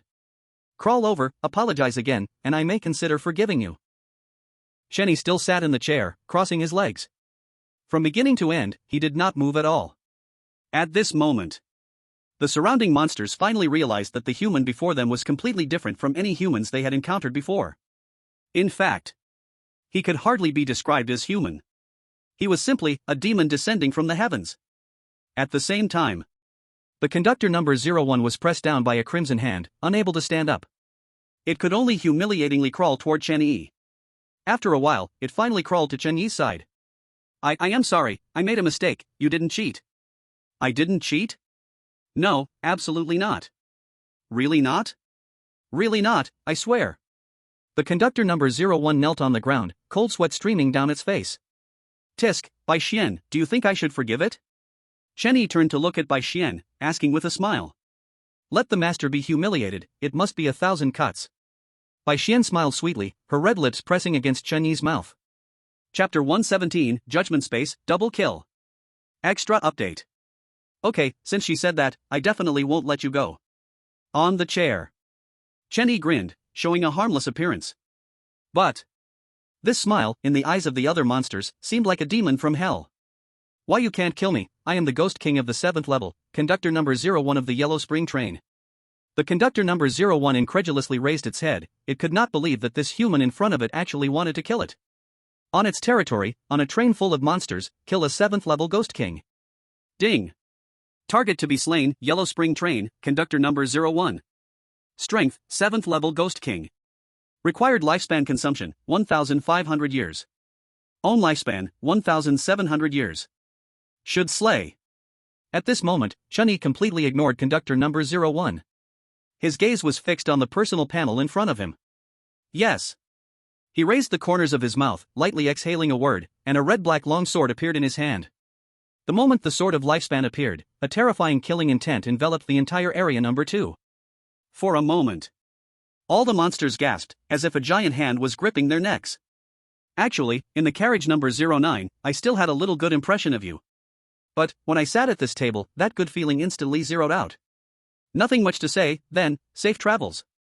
As the words fell, a blood-colored sword light sword, instantly slashing toward the kneeling conductor number 01. Stop. Suddenly, an angry roar echoed, an incredibly terrifying crimson ghost aura instantly swept away the surrounding monsters. Ghost Emperor? Chen Yi frowned, but did not put away the sword of lifespan in his hand. Puff. At the same time, the blood-colored sword light pierced through the body of conductor number 01, splitting it in two. In an instant, black blood flowed out from its body, extremely disgusting. I told you to stop. An old man dressed in simple clothes, leaning on a cane, appeared in front of Chen Yi. He glared with wide eyes, his ghost aura and killing intent intertwined, almost solidifying. You want me to stop, and I will stop? Chen Yi looked at the Ghost Emperor in surprise. This old thing, isn't he a fool? The older he gets, the more confused? Expecting a human to spare a monster? Good, very good, extremely good. A waste, dead is dead, but even if it is a waste, that is still my dog, what qualifications do you have to strike? The Ghost Emperor's tone was cold, suddenly stabbing his cane toward Chen Yi. So fast, it was difficult to detect with the naked eye. But a figure instantly appeared in front of Chen Yi and raised a hand to block the Ghost Emperor's cane. It was Bai Xian, her hands wrapped in ghost aura, palms blocking the cane. However, blood was continuously spilling from her palms. Ding. Activated item, Judgment Card.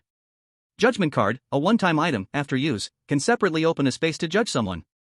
Behind Bai Xian, Chen Yi held a black card in his hand. The card exuded a faint black aura. At this moment, Chen Yi's mood was somewhat complicated. He knew there was a Ghost Emperor on the Yellow Spring train. He knew that after killing the conductor of train number 01, the Ghost Emperor would undoubtedly take action. He possessed a Judgment Card and a Ghost Emperor-level ghost weapon given by Wei Ziqiang. Therefore, he had enough assurance and confidence to face the Ghost Emperor. But he never expected that Bai Xian would actually step in to block the Ghost Emperor's attack. Ding! The judgment space has been opened. At that moment, the system's prompt sounded, and Chen Yi and the Ghost Emperor's figures instantly disappeared. As the two vanished, the peculiar onlookers who had resumed watching suddenly collapsed to the ground, convulsing wildly. In no time, all were frothing at the mouth, dead beyond recovery. "Not good, there's poison in the food," someone shouted, and the strange creatures in the venue instantly went into chaos. Those who could ran away, while others scrambled for money. In an unnoticed corner, the chef looked confused, a figure flashing in his mind. That was the human in the train number 05 conductor's uniform, who had spent 2.5 hours in the kitchen. By the round table, Bai Xian sat on a chair, holding a bottle of green liquid. That was the healing potion Chen Yi had given her before entering the judgment space. After drinking the potion, her injuries were visibly healing.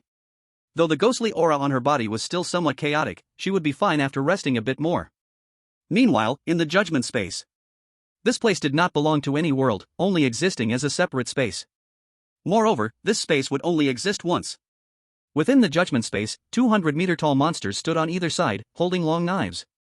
The monsters had blue faces and sharp fangs, exuding no aura, as if they were dead. In the center, the Ghost Emperor knelt on the ground, its cane already broken into 2 segments. In front of it, a seat made entirely of skulls emitted a terrifying aura of death.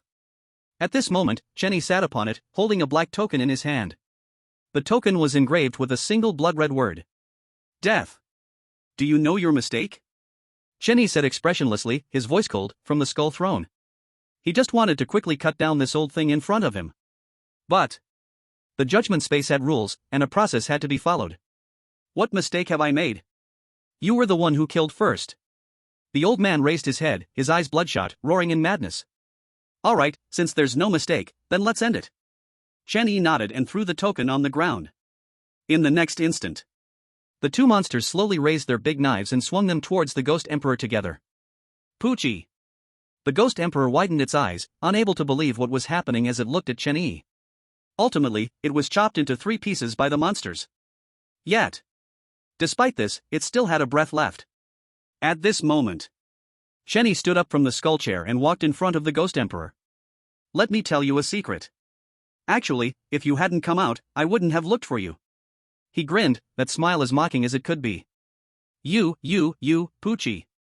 Hearing Chen Yi's words, the Ghost Emperor, furious, spat out a mouthful of black blood, dying completely. Without any hesitation, Chen Yi called Xiao Hei to devour the Ghost Emperor's corpse. That's right, there are rules and processes here. But I am the real rule and the king here. Everyone, please try not to nurture this book too much, it really can kill the author. Send some free gifts, love you all, Omega Asterisk. Chapter 118, The Gears of Fate Begin to Turn. Ding! Your pet has devoured the Ghost Emperor's body and successfully advanced to Ghost King Level 3. Ding! Congratulations to the host for successfully using the judgment card to judge the criminal. You may choose one of the following rewards. Reward 1, Skull Throne. A throne crafted by a certain old monster, which seems to have mysterious past. Reward 2, Judgment Monster. One-time use, strength equivalent to Ghost Emperor Level 1. Reward 3, Judgment Space. Censored version, can only drag beings below your own level for judgment. Reward 4, Random Treasure Chest. No rank, opened at random. In the judgment space, the Ghost Emperor's body had already disappeared, and the 2 monsters with big knives stood firm on either side. At this moment, a long list of system rewards appeared in front of Chen Yi. Waiting for his choice. He took a deep breath, and then without hesitation, he reached out and chose Reward 1. Ding! Congratulations, host, you have obtained the Skeleton Throne. Name, Skeleton Throne. Rank? Use? Note, a throne crafted by some ancient monster, it seems to have a mysterious past. After selecting the reward, Chen Yi did not rush to check it but exited the judgment space. After all, Bai Xian was still outside. Hades train, Car 01, Area 2, inside. At this moment, only 2 living figures remained inside. One was Bai Xian, sitting on a chair with her eyes closed, resting. The other was the chef from Car 05, who still had a bewildered expression. Suddenly, a cloud of black mist appeared beside Bai Xian. In the next second, the mist dispersed, revealing Chen Yi's figure. He sat on the skeleton throne, legs crossed, holding the broken cane of the Ghost King in his hand. Are you okay? He asked Bai Xian with concern, while getting up to pat the skeleton throne. In the next moment, the skeleton throne vanished into thin air, and a strange skull pattern appeared on his right arm. I'm fine, my injuries are healed. Hearing Chen Yi's concern made Bai Xian feel sweet inside, further strengthening her idea of wanting to eat chicken tonight. As long as you're okay. Hearing this, Chen Yi nodded and summoned Xiaohei. At this moment, there were about 20 to 30 eerie corpses on the ground. Once Xiaohei appeared, it immediately became excited, and its powerful devouring power swept through the entire venue. Wow, this devouring power is comparable to a wild boar rushing into a village. Looking at the scene before him, Chen Yi couldn't help but sigh. Because when Xiaohei got excited, it even directly devoured the tables and chairs in the venue. It wasn't afraid of choking itself. Before long, all the corpses in the venue were swallowed clean. At this time, the system's prompt sound rang out. Ding! Life supplementing. Supplement complete. Current lifespan, 2,200 years. Damn! Hearing the system's prompt, Chen Yi suddenly let out a curse. Oh my gosh, it directly supplemented 2,000 years. With so much lifespan, can't the Ghost Kings below just be cut down randomly? Most importantly, he could feel that Xiaohei, due to just being promoted and having devoured dozens of corpses, actually still had a lot of lifespan that had not been converted. Otherwise, supplementing a lifespan of 3,000 years should not be a big problem. After all, it had devoured a genuine Ghost King. 25 minutes later, Chen Yi and Bai Xian arrived together at Car 01, Area 1. Here, there were a total of 5 rooms. Among them, 4 rooms emanated terrifying auras. He roughly sensed that the 4 rooms contained beings of Ghost King 8th rank. As for the remaining room, it should be that Ghost King's room. Without thinking much, Chen Yi reached out and pushed open the door to the Ghost King's room, walking inside. Once inside, he was attracted by the decorations. He saw that the space was equivalent to a presidential suite in the real world. The furniture was all there, all brand new and incredibly beautiful. Most importantly, at the very back of the room, there was a giant box about half a meter high. The box was entirely made of bronze, covered with a thin layer of dust. Placed here, it seemed very out of place with the other furniture. Ding! Special item detected, system scanning. Scanning complete. Name, Bronze Treasure Chest. Rank? Use? Source, Horror Game World. Note, this is a chest whose function is unknown, its key seems to be missing, please find it. This description, why does it sound so familiar? Chen Yi frowned and searched in the system space. In a short while, he found a bronze key. These two, could they be a matching set? As he spoke, he used the bronze key to try to open the bronze treasure chest. Crack! With a slight turning sound, the bronze treasure chest surprisingly opened. On the side, Bai Xian saw this scene and they were all stunned. For some reason, that bronze chest gave her a particularly strange feeling. As if this bronze chest was a coffin, and she would someday sleep forever within it. As the bronze chest was opened, Chen Yi's gaze turned towards it. Inside the chest, a yellowed envelope lay quietly. The envelope looked very ordinary, without any aura, and no writing at all. After hesitating for a moment, Chen Yi still reached out to pick up the envelope. Then slowly opened the envelope and took out the letter inside. As the letter unfolded, a message caught his eye. It read, "Hello, stranger, although I do not know your identity, race, or gender. But, being able to see this letter means you and I are fated. No, to be precise, you are fated with that place. It is a magical place, buried within our countless ancestors, who are revered and whose power stands side by side with the heavens. Unfortunately, everyone is afraid of that place, leading to its utter desolation. If you wish to go, then please pull out the key, it will take you there, and you will receive unexpected rewards. On the other hand, if you do not wish to go, then please turn the letter over to see the words on the back." The content of the letter ended here. Chen Yi frowned, repeatedly looking at the content on the letter. If nothing unexpected happens, that place should be a graveyard. Buried within our countless ancestors, revered ones, it must be the Ghost Emperor or Ghost King? He muttered to himself, then flipped the letter over. Upon seeing the words on the back of the letter, he froze, and his hand holding the letter trembled slightly. For there was only one sentence on the back of the letter. "When you open the chest, the gears of fate began to turn, that place is bound to you, you cannot escape." Chapter 119, Hidden Side Quest, Tomb of the Gods. In the room, Chen Yi took a deep breath and tucked the letter into his pocket. Alright, so this is how it's going to be. So you dug the pit from the start, huh? Beside him, Bai Xian, who witnessed the entire process, didn't know whether to laugh or cry. In the end, she could only reach out and hug Chen Yi. "It's okay, master, if you're feeling upset, why not release a bit?" As her voice fell, the skull mark on Chen Yi's hand flickered. The skull throne instantly appeared beside him. Cut. 1 hour later. He smiled and said, the figure of Bai Xian was no longer visible in the room. Then, he pulled out the key from the bronze chest. In the next moment, a burst of scarlet ghostly energy erupted from the bronze chest, locking onto him and enveloping him. At the same time, the horrifying game world's prompt sounded. Dear player Ling Chen, congratulations on triggering the hidden side quest, Tomb of the Gods. Note, this hidden side quest is actively triggered and locked, you cannot exit until it's completed. Since you are currently in a temporary upgraded quest, this quest will automatically end, and rewards will be distributed when the hidden quest is completed.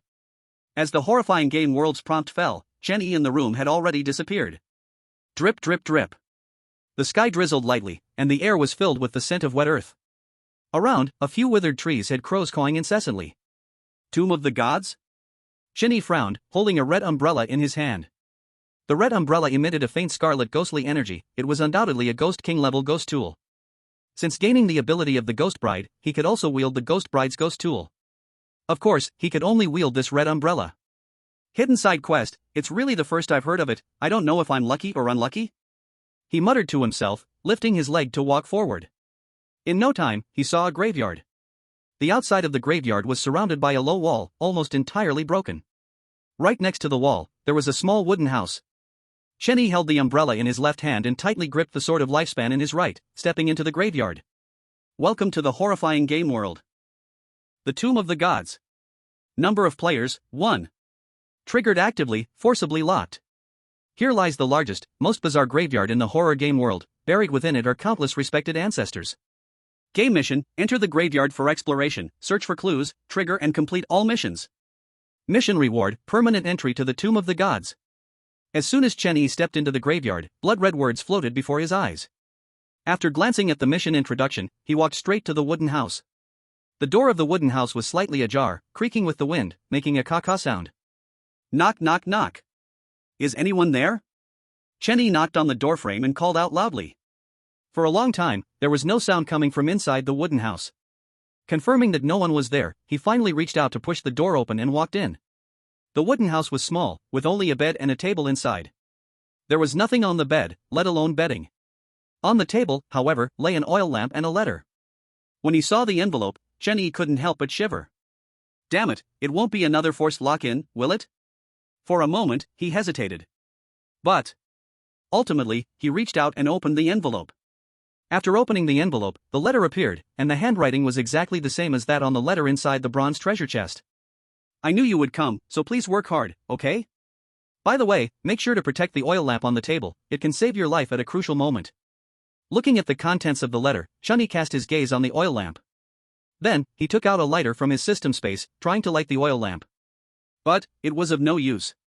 The wick of the oil lamp crackled as it was burned, but it just couldn't ignite. Seeing this, Chen Yi could only put away the lighter and started to check the wooden house. Soon, he found a piece of paper under the bed. The yellowed paper was covered in dust, indicating that no one had been here for a while. After blowing off the dust, Chen Yi was surprised to find that this piece of paper was actually a map. What the heck, a map just thrown under the bed? He carefully examined the map. Finally confirming that this map was indeed the map of the Tomb of the Gods. Could there be something on the back, he whispered, flipping the map over. To his surprise, there really was something on the other side. Speechless, can't there be something new? Always putting it on the back of the paper. He couldn't help but roll his eyes and complain. Ding! Task triggered in the Tomb of the Gods. Patrol the entire graveyard before sunrise. Hearing the prompt from the horror game world, Chen Yi wasn't very surprised. Because written on the back of the map was, every day, patrol the graveyard before sunrise. 5 minutes later. Chen Yi walked out of the wooden house, his left hand still holding the red umbrella, but the sword of life in his right hand had vanished. Instead, he held the oil lamp from inside the wooden house. The only useful thing in that broken wooden house is this oil lamp, I might as well take it. He muttered to himself and stepped into the graveyard. Soon, he arrived in front of a grave and began to examine the tombstone. But unfortunately, the tombstone was completely blank, nothing was there. Not staying long, he walked to the next grave to check the tombstone. But found the tombstone was still empty, nothing was there. Strange, why is there nothing? Chen Yi looked surprised and leaned closer to the tombstone. At that moment, the crimson ghost energy on the red umbrella suddenly shifted towards the oil lamp. Boom! In the next instant, the wick of the oil lamp burst into a blaze of blue flames. The sudden turn of events startled Chen Yi. Damn it, it's actually ignited with ghost energy. He studied the oil lamp for a while but found that under the glow of the blue flames, blood-red words appeared on the tombstone. Suddenly, the sky flashed with lightning and thunder, and the light rain turned into a torrential downpour. The blue flames on the oil lamp flickered, as if they could go out at any moment. At this moment, Chenny finally noticed the changes on the tombstone. I didn't expect this oil lamp to actually be useful. He broke into a smile. His gaze turned to the tombstone, mumbling to himself. Name unknown, origin unknown, strength. Ghost Emperor, 3rd stage. Chapter 120 Digging Your Ancestors, The Widow, Extra Update. The God's Cemetery. Heavy rain poured down, a red umbrella stood out vividly in the rainy night. Is the Ghost Emperor already buried in the first row of graves? Chenny held a lantern, frowning as he checked the information on the tombstone. Is there really a Ghost Emperor inside? He murmured, the corners of his mouth slightly curling up. In the next second, the red umbrella disappeared from his hand, and ghostly energy emerged around him, shielding him from the heavy rain. Then, a hoe appeared in his hand. The hoe was entirely black, exuding a rich aura of death. Name, Dig Your Ancestors. Grade? Usage, digging soil, digging people, digging ancestral graves. Invincible while digging graves, cannot be interrupted. Source, System Mall. Force task reward selection from the wealthy and ruthless system. Note, an ordinary hoe, very suitable for digging graves. Looking at the hoe in his hand, Chenny immediately grinned. You tricked me into coming, so I will dig your ancestral grave. Saying this, he glanced with satisfaction at the hoe in his hand, put the lantern down, and then began to dig the grave without hesitation. During the digging, a faint golden light appeared around him. Within that golden light, 2 words flickered. Invincible. After a while, Chenny finally dug open the grave before him. A pure black coffin emerged. The coffin exuded a dense aura of Een, quite frightening. But as the Een energy touched the golden light surrounding Chenny, it all disappeared without a trace. Wow, this aura is really that of a Ghost Emperor. Feeling the aura from inside the coffin, Chenny was once again amazed. Then, a stick appeared in his hand, tied with a silk ribbon. Next, he lifted the coffin lid and, before he could clearly see what was inside, he swung the stick down. Ding! Identification successful. Congratulations, host, for capturing a ghost spirit +1, experience +500. Current captured ghost spirits, 1 out of 100. Not yet at the limit. Note, the newly captured ghost spirit was too powerful and directly devoured the other ghost spirits. This can happen? Looking at the system panel before him, Chenny was momentarily stunned. He did not expect that all the ghost spirits he had worked hard to gather in the past were eaten by this old thing. However, compared to them, it was obvious that the ghost spirit of the Ghost Emperor was better. Thinking of this, he turned his gaze to the corpse in the coffin. There, he saw a body dressed in a burial gown, covered with dense, ugly corpse spots. It emitted an aura unique to the Ghost Emperor. You can blame the person who wrote the letter, but don't blame me, Chenny said, closing the coffin lid, then began to fill in the dirt. As he filled the dirt, the heavy rain had already stopped. After a while, he picked up the lantern and walked deeper into the cemetery. After all, he had a task to complete. And it wouldn't be long before dawn. An hour later, Chenny walked out of the cemetery, and at that moment, the lantern in his hand went out. At the same time, the sun rose, the sky brightened, and the eerie cemetery fell completely silent.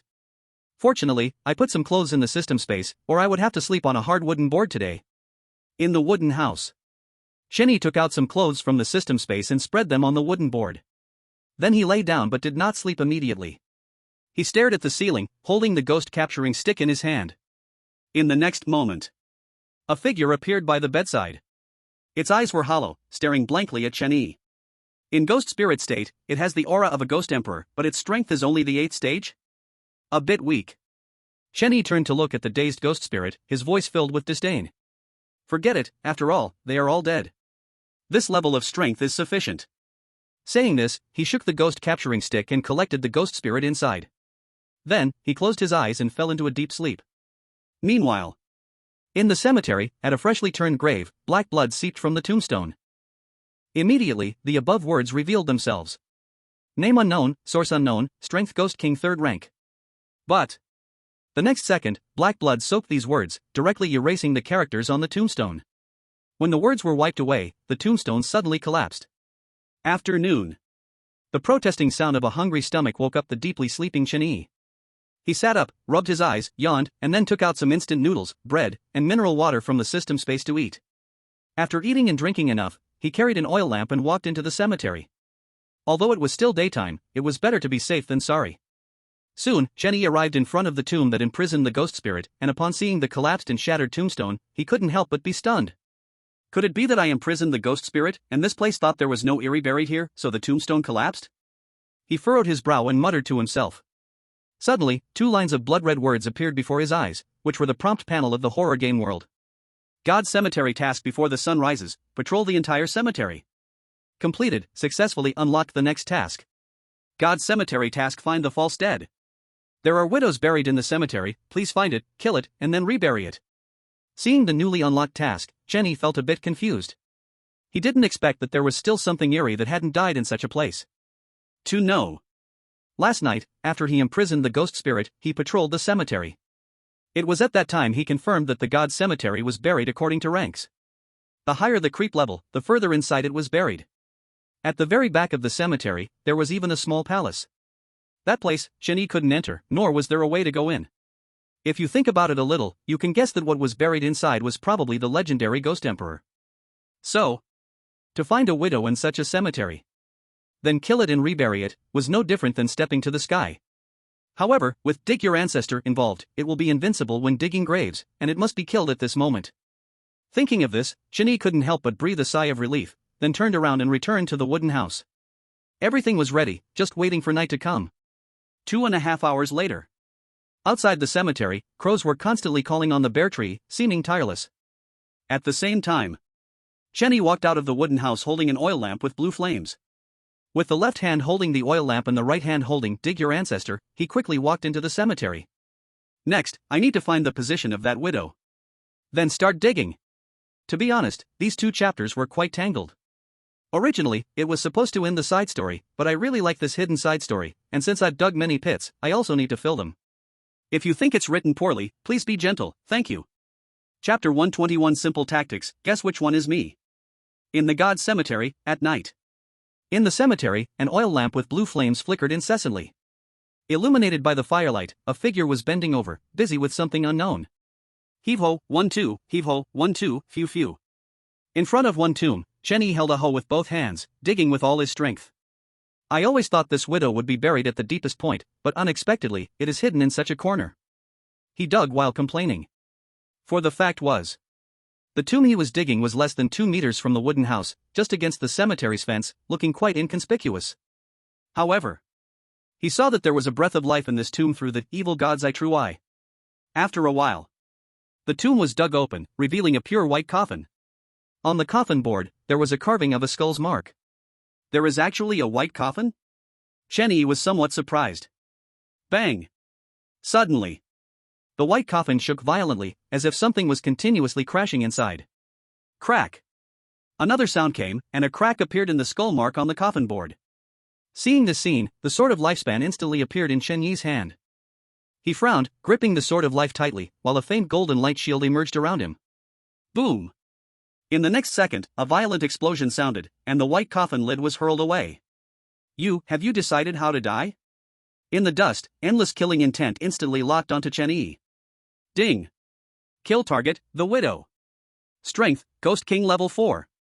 Life consumption required, 3,500 years. Remaining lifespan, 2,200 years. Do you want to kill? As the dust settled, a figure in a white burial suit appeared. Its body was enveloped in scarlet ghostly energy, and its eyes were completely black. Human? The widow frowned, surprise filling its voice. Its dark eyes moved, then it nodded. Not bad, you do have some strength. No wonder you found me. However, that little strength of yours is not enough to be impressive. As the words fell, the ghostly energy around the widow instantly gathered, transforming into a massive blood-red skeleton. The skeleton's hollow eye sockets burned with flames, its body and arms cracking intermittently. At the same time, Jenny stood in the grave pit, completely still. However, behind him, a chair suddenly appeared. A throne made entirely of skulls. Without any hesitation, he sat upon the skull throne. In the next moment, the skulls on the throne erupted with blue flames. As the blue flames appeared, the blood-red skeleton that had materialized before the widow suddenly froze. Crack! Bang! As the sound of cracking echoed, fissures appeared on the blood-red skeleton. Then, it collapsed with a thunderous crash. After the skeleton collapsed, it transformed back into ghostly energy. But However, that ghostly energy did not return to the widow, instead, it surged toward the skull throne. In no time, the skull throne consumed all the incoming ghostly energy in flames. You actually possess that old monsters thing? At that moment, the widow spoke with disbelief, its black eyes nearly bulging. No wonder you could find this place. It lowered its head, mumbling, but unfortunately, a broken chair can save you for a moment, but not for a lifetime. Hearing this, Jenny smiled and shook his head. Sorry, I never intended to rely on this chair. As the words spoke, he stood up, and the skull throne behind him instantly vanished. In its place was an almost transparent figure. The Ghost King's spirit. Go. Jenny waved his hand, and the ghostly spirit behind him charged toward the widow. Soon, the ghostly spirit and the widow began to fight. However, it remained at a disadvantage the entire time. Not far away. A flash of red light passed through Chenyi's left eye as he observed, watching for the widow's weakness. A Ghost King level 4 existence, in a sense, cannot be killed just by having more people. So, this time, he did not call upon his female Ghost Kings. At this moment, he needed an opportunity, a chance to kill the widow in one strike. Looks like my luck isn't too bad. Suddenly, Chenyi grinned, revealing a set of white teeth. In his eyes, the red light flickered continuously, finally locking onto the widow's abdomen. At that moment, through the ability of the evil god's eye, true eye, he saw a pearl within the widow's belly. As expected, it's to get that pearl. Muttering to himself, he raised his left hand, digging your ancestors, and his right hand, the sword of life, and his figure shot out. At this moment, Chenyi was brimming with ghostly energy, looking exactly like a Ghost King. It is not an exaggeration to say that an ordinary Ghost King might even mistake him for a Ghost Emperor. Simply because the ghostly energy around him was too immense. So immense that the widow couldn't help but look over. You are distracted. Suddenly, a cold mocking voice rang in the widow's ear. Then, a red-black dagger suddenly lunged toward its abdomen. Unfortunately, the dagger barely pierced an inch before the widow shook it away. Alas! What a pity! Chenyi looked at the bloody dagger in his hand and shook his head helplessly. At this moment, the widow was somewhat confused, constantly looking left and right. Simply because on either side of it stood a Chenyi. On the left, Chenyi held a dagger, his face full of regret. On the right, Chenyi held a hoe in his left hand and a long sword in his right, exuding a powerful ghostly aura. Dual birth clone was a skill that Chenyi randomly copied from Ai Qian at Jing Hospital. Damn, an airplane! Suddenly, Chenyi with the dagger shouted in surprise, staring blankly at the sky. Seeing this scene, the widow instantly turned her head, but found nothing. When it reacted, a blood-red long sword had already pierced its abdomen. Puff! Crack! As the long sword pierced through the abdomen, the beads inside it were also split in two. It must be said, sometimes the simpler the trick, the better it works. Chenyi, holding the hoe and long sword, stood in front of the widow, grinning. Guess which one is the real me? As his voice fell, a red and black dagger suddenly appeared at its neck. Puff! With the sound, the head fell to the ground. Ding! Congratulations, host, on killing the Ghost Emperor level 4, your level has increased. Current level, level 5. At this moment, the system panel appeared, indicating that this Ghost Emperor level 4 widow was officially dead. Finally dead, Chenyi murmured, gripping the mysterious blade as he fell straight back. Meanwhile, Chenyi holding the hoe and sword of life vanished from sight. Only the hoe and sword of life were left lying there all alone. In the grave pit, Chenyi lay in the dirt, gasping for breath. On his chest, a nameplate reading Ghost Capital Bank, President, Wei Ziqian was already shattered. Further down, on his abdomen, a 20-centimeter wound was constantly oozing blood. Damn it, as expected of Ghost Emperor level 4, it actually managed to hit me in that situation. If it weren't for the Ghost Emperor's nameplate, I'd probably have to restart directly. He grinned and purchased a healing potion in the system shop and drank it. Then, the injury on his abdomen began to slowly heal. Chapter 122, Does the Tomb of Gods not raise idle spirits? I wonder if there are any more ghostly spirits. Inside the cemetery, Chenyi crawled out of the grave pit, holding his abdomen, and approached the body of the widow. At this moment, the wound on his abdomen no longer bled, but it still hurt a bit. If he moved too much, he would grimace with pain. He placed the oil lamp down and took out the spirit binding staff. Then he suddenly struck it on the widow's head. Bang! With a crisp sound, the widow's head actually split in two like a watermelon. Chenyi, underscore? No. What the hell does this mean? Is there a watermelon growing on its head, or a head growing on a watermelon? Ding! Determination successful. Congratulations, host, on successfully binding a ghostly spirit +1, experience +500. Current bound ghostly spirits, 2 out of 100. Not yet reached limit. Note, current experience is sufficient, would you like to level up? Suddenly, the system's prompt panel popped up. Seeing the panel, Chen Yi was somewhat confused. His head was split open, and yet he could still bind ghostly spirits? Moreover, this thing can actually level up? Without any hesitation, he decisively reached out to choose to level up. In the next moment, the spirit binding staff in his hand burst into a dazzling white light. In an instant, the entire Tomb of Gods was illuminated by this beam of white light. After 2.5 seconds, the white light disappeared, and a faint red light flickered on the spirit binding staff. The red light did not come from the staff itself, but shone from the ribbon. Name, Spirit Binding Staff. Level 1. Grade, Ghost King Level Ghost Artifact. Purpose, when the spirit is asleep in a strange manner, striking its head will have a 50% chance of triggering binding. Binding, to bind the strange soul in the staff, shout, what you love is your life. Releasing the strange soul in the spirit restraining stick, attack the enemy. Note, the spirit restraining stick has been upgraded to Ghost King level ghost tool, increasing the probability of summoning the dead when used. Only a 5% increase in probability? Looking at the description of the spirit restraining stick, Chen Yi nodded, then shouted, what you love is your life. As soon as his words fell, 2 ghostly figures appeared in front of him. They were the previous Tier 3 Ghost King and the Widow. The 2 ghost spirits emitted a terrifying aura, but their strength had not reached Ghost King level. Wait, what are you doing? Suddenly, Chen Yi opened his mouth, his voice trembling slightly. He saw the widow's ghost spirit take its head off from its neck at that moment. Then, a black stick appeared in its hand, very similar to the spirit restraining stick. In the next second, it swung the stick and slammed it against its own forehead. With this hit, the head instantly cracked in half. Immediately after, the Tier 3 Ghost King beside it reached out, grabbing a handful of air from the split head. Then, it brought the air to its mouth and began to chew. Seeing this bizarre scene, Chen Yi was somewhat bewildered. These 2 guys, they aren't eating watermelon, are they? But at that moment, a magical scene occurred. The aura of the Tier 3 Ghost King, who was chewing air, suddenly surged. In the blink of an eye, its aura reached Tier 5 Ghost King, directly surpassing the Widow's level. Moreover, the most important thing was that its true strength also broke through to Ghost King at that moment. Chen Yi, _. What did he just witness? A ghost spirit cracked open its own head and let another ghost spirit eat air. But, after this ghost spirit ate the air, it actually upgraded.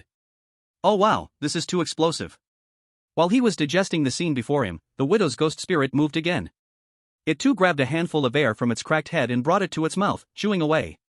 During the chewing process, it casually put its head back together and pressed it against its neck.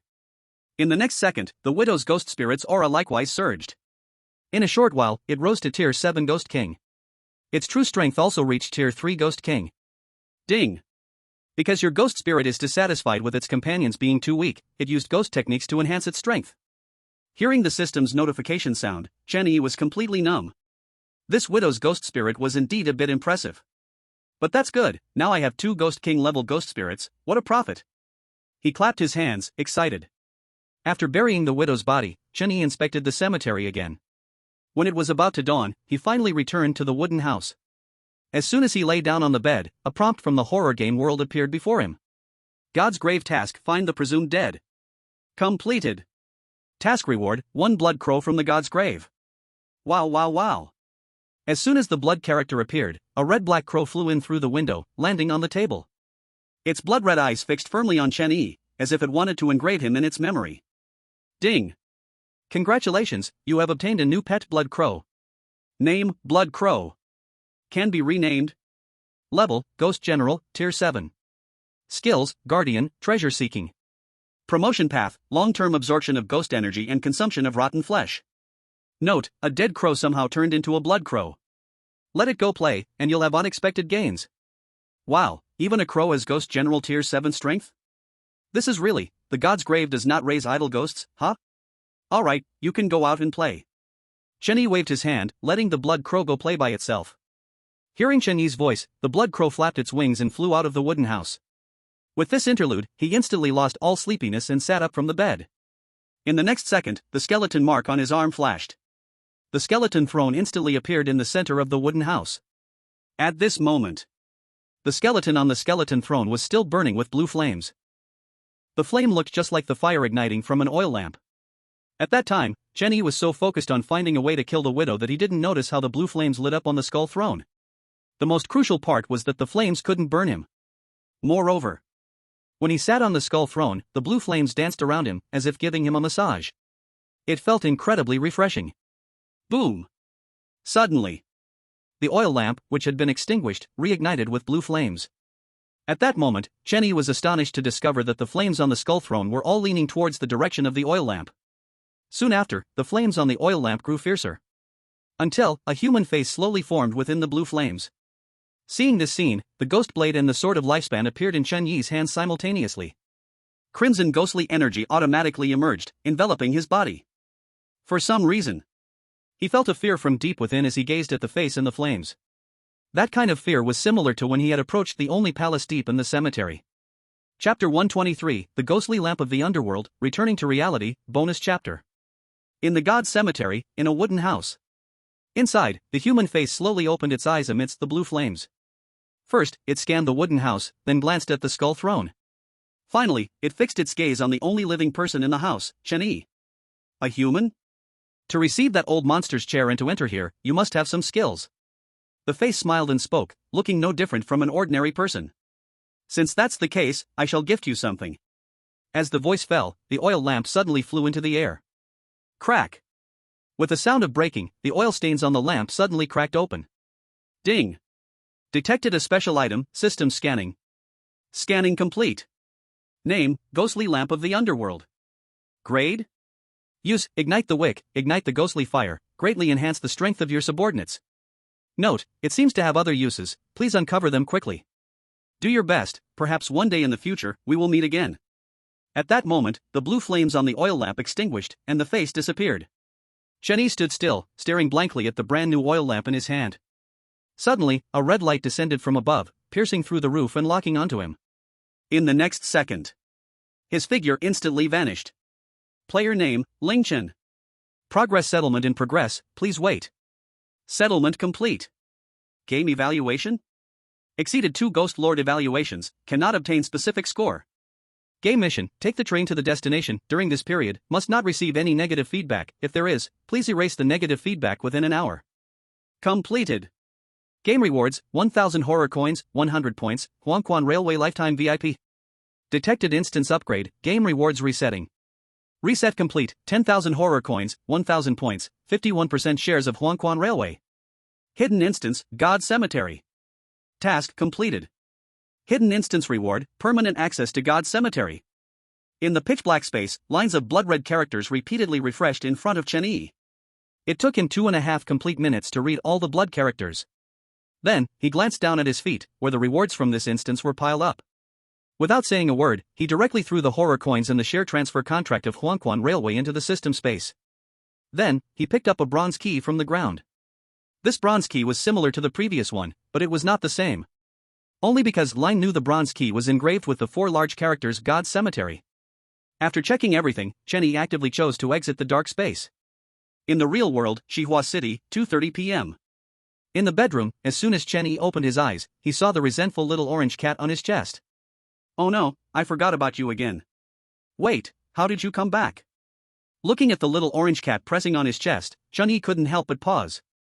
He remembered that he had left the little orange on the Huangquan train. How did it manage to come back by itself? But, unfortunately, little orange cannot speak, only staring at him with a resentful expression. After coaxing little orange for a while, Chen Yi stood up and went to the window. In the moment he opened his eyes, he sensed that the ghostly energy outside was very thick.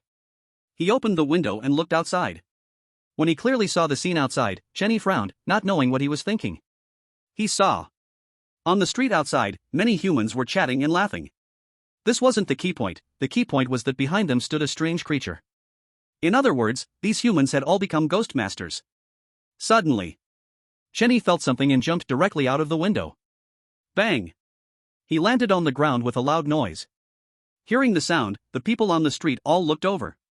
But they saw nothing. At the back door of the community, here was a group of unfinished buildings. Chen Yi stood in front of the unfinished building, looking up at the sky. So big? Ghost King level 3? Is this the effect brought by the upgrade of the horror game world?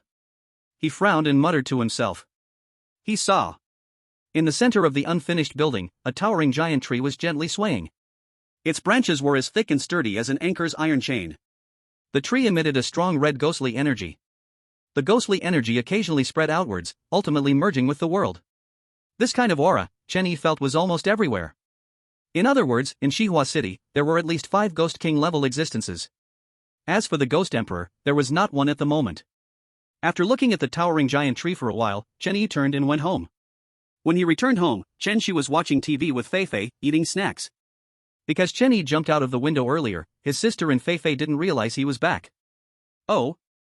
You've actually become a Ghost King? Seeing Fei Fei on the sofa, Chen Yi said in surprise. It is worth noting that he had just appeared in the house but didn't sense Fei Fei's Ghost King aura. Suddenly, he seemed to think of something and glanced at Chen Shi. Feeling Chen Yi's gaze, Chen Shi raised her chin and said, how about it? I can completely block her aura now. Impressive, right? Impressive, very impressive. Chen Yi nodded sincerely. If that's the case, then Xihua City had 6 Ghost King level existences. After taking a can of Fanta from the fridge, Chen Yi returned to his room. Arriving at the desk, he opened the computer. Soon, he entered the URL of the Slayers Union. As soon as the website opened, a flood of messages poured out. Among them were many private messages from Wang Hong and a person named Su Qingyan. Chen Yi scrolled the mouse and clicked on Su Qingyan's message. Slayers Union, Xihua City General Supervisor? Come out, everyone. If you have good copies, feel free to leave a message in the comments or talk in the book circle. For the sake that Xiaowan is updated for 46 consecutive days and taken the initiative to add updates for 22 days, let me see what 1,000 urges for updates and an 8.5 rating look like. Chapter 124 Wang Hong Team Leader, what a pithole, thanks to the Bomb Heaven Gang Ice Queen show. Hello, I am Su Qingyan, the General Supervisor of the Slayers Union in Xihua City. I would like to make some transactions with you, if possible. Looking at the message in the dialog box, Chen Yi frowned. Then, he typed on the keyboard and replied, sorry, not interested. After sending the message, he began browsing the posts on the website. Horror game world upgrade, humans may become eerie? There are ghost masters who have successfully controlled ghost kings, proof with pictures. Selling Sadako, succubus, buy quickly, oh dear. One post after another was telling a single story. In the real world, ghostly energy had completely awakened. At the same time, humans had acquired the ability to control ghost kings. In the future, perhaps there would be situations of eerie against eerie. However, all of this was not new to Chen Yi. After all, he had already explored and controlled numerous seductive female ghost kings in every aspect. Ding ding. Suddenly, the computer's notification sound rang out, and Su Qingyan's message popped up. Mr. Lingchen, we still suggest you come over. The changes in the real world have been earth-shattering, and I believe you have many things you want to know, right? Ding ding. Another notification sound rang out, and Wang Hang's message arrived. Mr. Lingchen, you must have seen our boss's message. We still hope you can come over, there might be unexpected surprises. Looking at the 2 messages in front of him, Chen Yi fell silent. After a long time, he slid the mouse and clicked on Wang Hang's personal information. At that moment, Wang Hang's personal information had changed. The title changed from Xihua City, Killer Alliance Steward, to Xihua City, Killer Alliance Leader. Promoted, huh? No wonder you sound more confident now. You used to say you all the time, now it's you, heh. Chen Yi chuckled and typed a reply, address. About 10 seconds later, an address was sent over. Xihua City, east of the city, Medical University affiliated high school. At this moment, 10 people dressed in black combat uniforms stood in 2 rows at the school gate. They stood with their hands behind their backs, exuding a faint aura of ghostliness. What a big show! Chen Yi muttered, somewhat surprised. The location sent by Wang Hong was indeed the Medical University affiliated high school. Since the fog started to rise, schools nationwide had been suspended. Even if classes were not cancelled, not many would attend. After all, everyone lived in fear every day, worrying they might die on the way. Killer Alliance is enforcing the law, bystanders, stay away. Just as Chen Yi approached the school gate, a loud shout rang out. Soon after, a burly middle-aged man wearing a combat vest walked out from the guardroom. There was a 5-centimeter scar on his neck. The scar was less than a centimeter away from his Adam's apple. It looked quite hideous and terrifying. He glanced Chen Yi up and down, then waved his hand. At a time like this, ordinary people should just stay at home. Alright, go on. However, Chen Yi did not leave. A flash of red light appeared in his left eye. In the next second, his figure suddenly vanished. Immediately, several screams rang out. Ah! Hearing the sound, the middle-aged man immediately turned his head and saw a red-black dagger pressed against his throat. Dull. He swallowed hard, beads of cold sweat appearing on his forehead. Oh no, why are you getting violent? Suddenly, a blaming voice came from inside the school, and Wang Hong walked out, frowning. He approached the middle-aged man and slapped him across the face, making him stagger backward.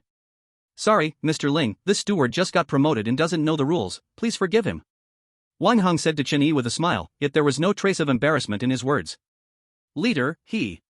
Shut up, does Mr. Lingchen not know I'm the leader? Why do you need to say? The steward's words were interrupted by Wang Hong. Oh, the leader, huh? Should I start calling you leader Wang Hong now? Beside him, Chen Yi asked with a forced smile. As he approached the school gate, he used the evil god eye to see that Zhang Hong was nearby. But Wang Hong didn't appear, so that meant he wanted to test his abilities. Such a person really does get promoted and then act like a dog. Oh no, no need for titles, come on, let's go into the school. Hearing Chen Yi's words, Wang Hong quickly waved his hand, but the happiness and pride on his face were not hidden at all.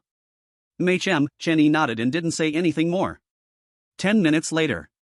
Under Wang Hang's lead, the two arrived at the back playground of the school. On the playground, there stood only one woman. But in front of her was a gigantic pit. From within the pit, cold, dark energy was constantly seeping out. Ling Chen? Su Qinyan looked at the old man standing beside Wang Hong. A murmur rose in my heart. Ling Chen is an old man, this matter, she heard from Wang Hang. His aura has already risen from level 4 to level 5. But this old man looks too weak, doesn't he? It is I, Chen Yi nodded, looking up and down at Su Qinyan. To be honest, this leader of the Slayers of the Strange in Xihua City still has a bit of appearance. However, compared to Zybier and the others, she falls too far short. After just 2 glances, Chen Yi lost interest and turned his gaze to the pit before Su Qinyan, which was emitting ominous energy. Beside him, Su Qinyan, feeling Chen Yi's gaze, immediately showed a trace of disgust. At the same time, in her heart, she labeled Chen Yi as disrespectful to the old. In simple terms, he is a genuine lecher, both old and lustful. However, upon seeing Chen Yi look towards the pit, she said nothing and also turned her gaze there. Last night, the ground here suddenly collapsed, exposing this pit. At the moment the pit appeared, a rich and pure aura of evil erupted, causing many nearby strange beings to level up. Fortunately, the members of the Slayers of the Strange arrived in time, killing the nearby strange beings and sealing off this place. Hearing Su Qingyan's words, Chen Yi walked closer to the pit and stood at the edge to take a look. He saw. In the 2-meter radius pit, it was pitch black. Even with his evil god eye, he couldn't see the end. But the only thing he could confirm was that there were no strange beings inside the pit. This pit, could it lead to a horror game world? Beside him, Wang Hong muttered softly.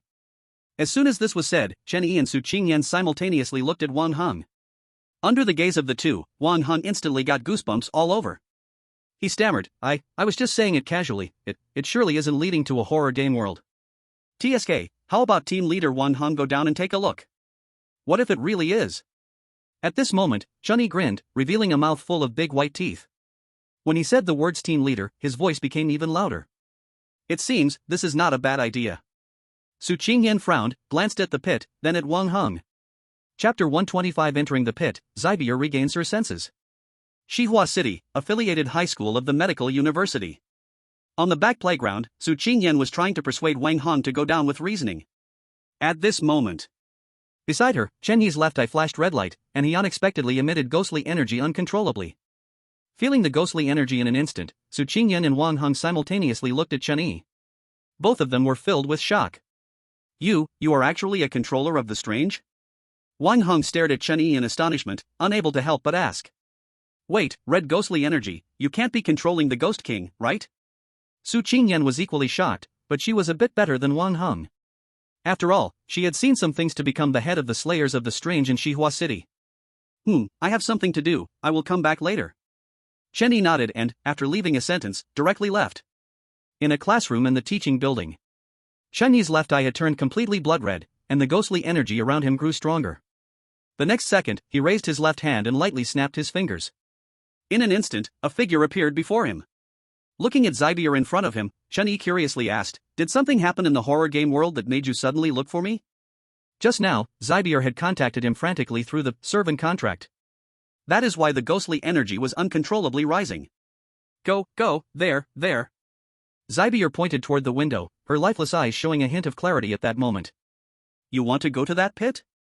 Looking in the direction Zybier was pointing, Jenny instantly understood. Is there something there that you want? What is it? Looking at Zybier's confused face, Jenny suddenly felt a bit speechless. He thought this guy had regained her senses, but unexpectedly, she was still a fool. He helplessly shook his head, but still took Zybier out of the classroom, arriving at the pit in the back playground. Upon seeing Zybier, Su Qingyan and Wang Han were once again shocked. Both of them could feel the aura radiating from Zybier. That aura was clearly that of a powerful ghost king. Moreover, the ghost king before them was not only beautiful, like an ice-cold beauty, but she was also strong, far more powerful than any ghost king they had seen before. In an instant, the way the two looked at Chen Yi changed. Especially Wang Hong, who wished he could slap himself twice. Just because he was a group leader, he had acted so arrogantly, didn't he? Now it turned out, not only was she a ghost master, but she was also controlling a ghost king. What was there to play with? Just restart the game. Then he shook his head, sighed, and said, "Boss, if I go, I'll go in and take a look." Before Wang Hong could finish his sentence, he was interrupted by Chen Yi's voice. Hearing Chen Yi's words, Wang Hong was stunned, and when he came to his senses, tears filled his eyes. In this world, there are still many good people. You're going in? Su Qingyan was somewhat surprised, having never expected Chen Yi to choose to go in. But since he suggested it, she would definitely agree. Simply because she also wanted to know what exactly lay in the mysterious depths of that pit. Okay, be careful. Su Qingyan nodded, sincerely saying. Although this old man liked to stare around, he was still brave enough to go in at this age, worthy of her respect. Yeah, I'm going. Chen Yi said no more, grabbed Zybier's hand, and jumped directly into the pit. The two instantly disappeared without a trace, leaving Su Qingyan and Wang Hong standing by the edge of the pit, dumbfounded. He just jumped down like that? Su Qingyan widened her eyes, unable to believe it. She initially thought Chen Yi would plan first and find a safe way down. Forget it, prepare to collect the corpses. She shook her head and turned to leave. However, after taking just a couple of steps, she suddenly stopped and said, "No need to collect the corpses. In a place like this, if he falls to his death, there probably won't even be meat scraps left." Meanwhile, inside the pit, Chen Yi held Zybier's hand tightly, his left eye flickering with red light. A cold wind howled in his ears, bone-chillingly cold. Suddenly, he felt that the hand holding Zybier was becoming somewhat hot. Turning his head, he found that at that moment, Zybier had turned completely red. Most importantly, her aura was continuously rising, the red ghostly energy gradually turning into a deep crimson. Whoa, she leveled up? Chen Yi was somewhat surprised, but he did not disturb Zybier. Just like that. After a full 10 minutes, the two finally landed. No, to be precise, they crashed down to the bottom of the pit. Boom! With the sound of an explosion, Chen Yi staggered out of the dust. Looking at the pitch black around him, he took out a ghost lamp from the system space and lit it with ghostly energy. Boom! Blue flames suddenly erupted, illuminating his surroundings.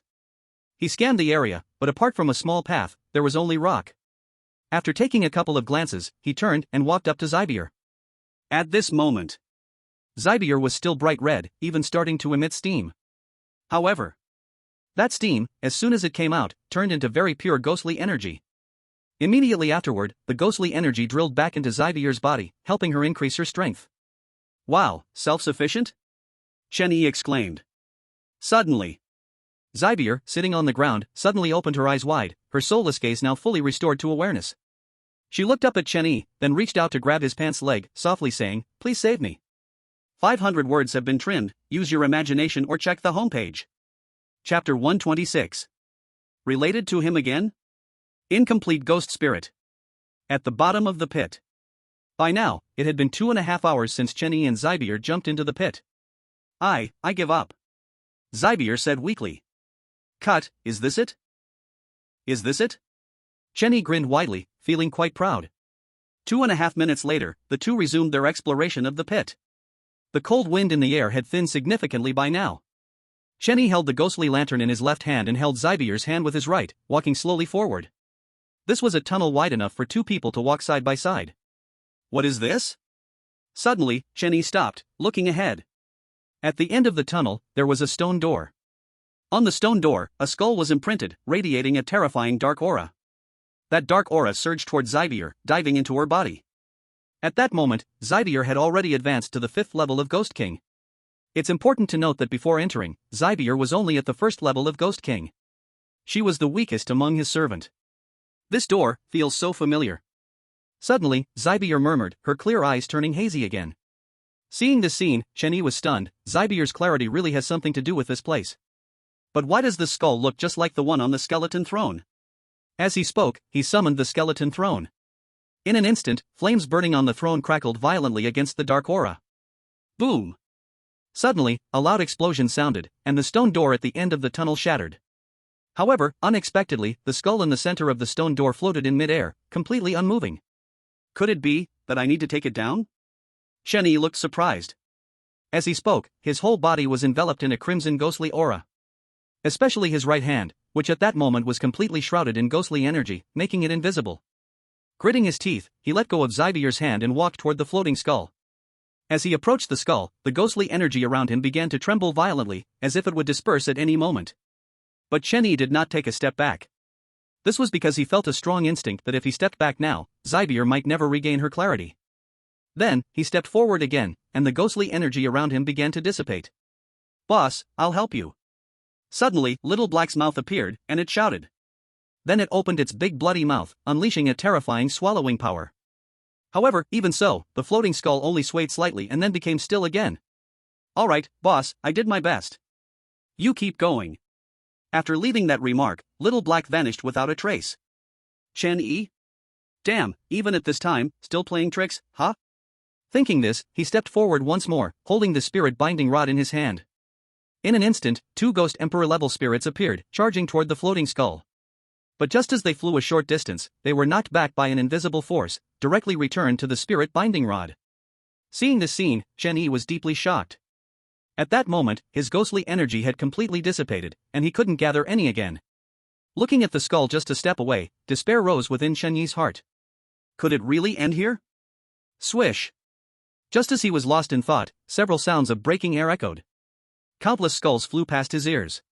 In the next second, all the skulls from the disassembled skeleton throne crashed into the floating skull. Blue flames continuously scorched the skull in midair. Good. Seeing this, Chenyi was extremely excited, and the Sword of Life appeared in his hand instantly. Unfortunately, this time, no target for execution emerged. But even without a target, the Sword of Life could still deal significant damage.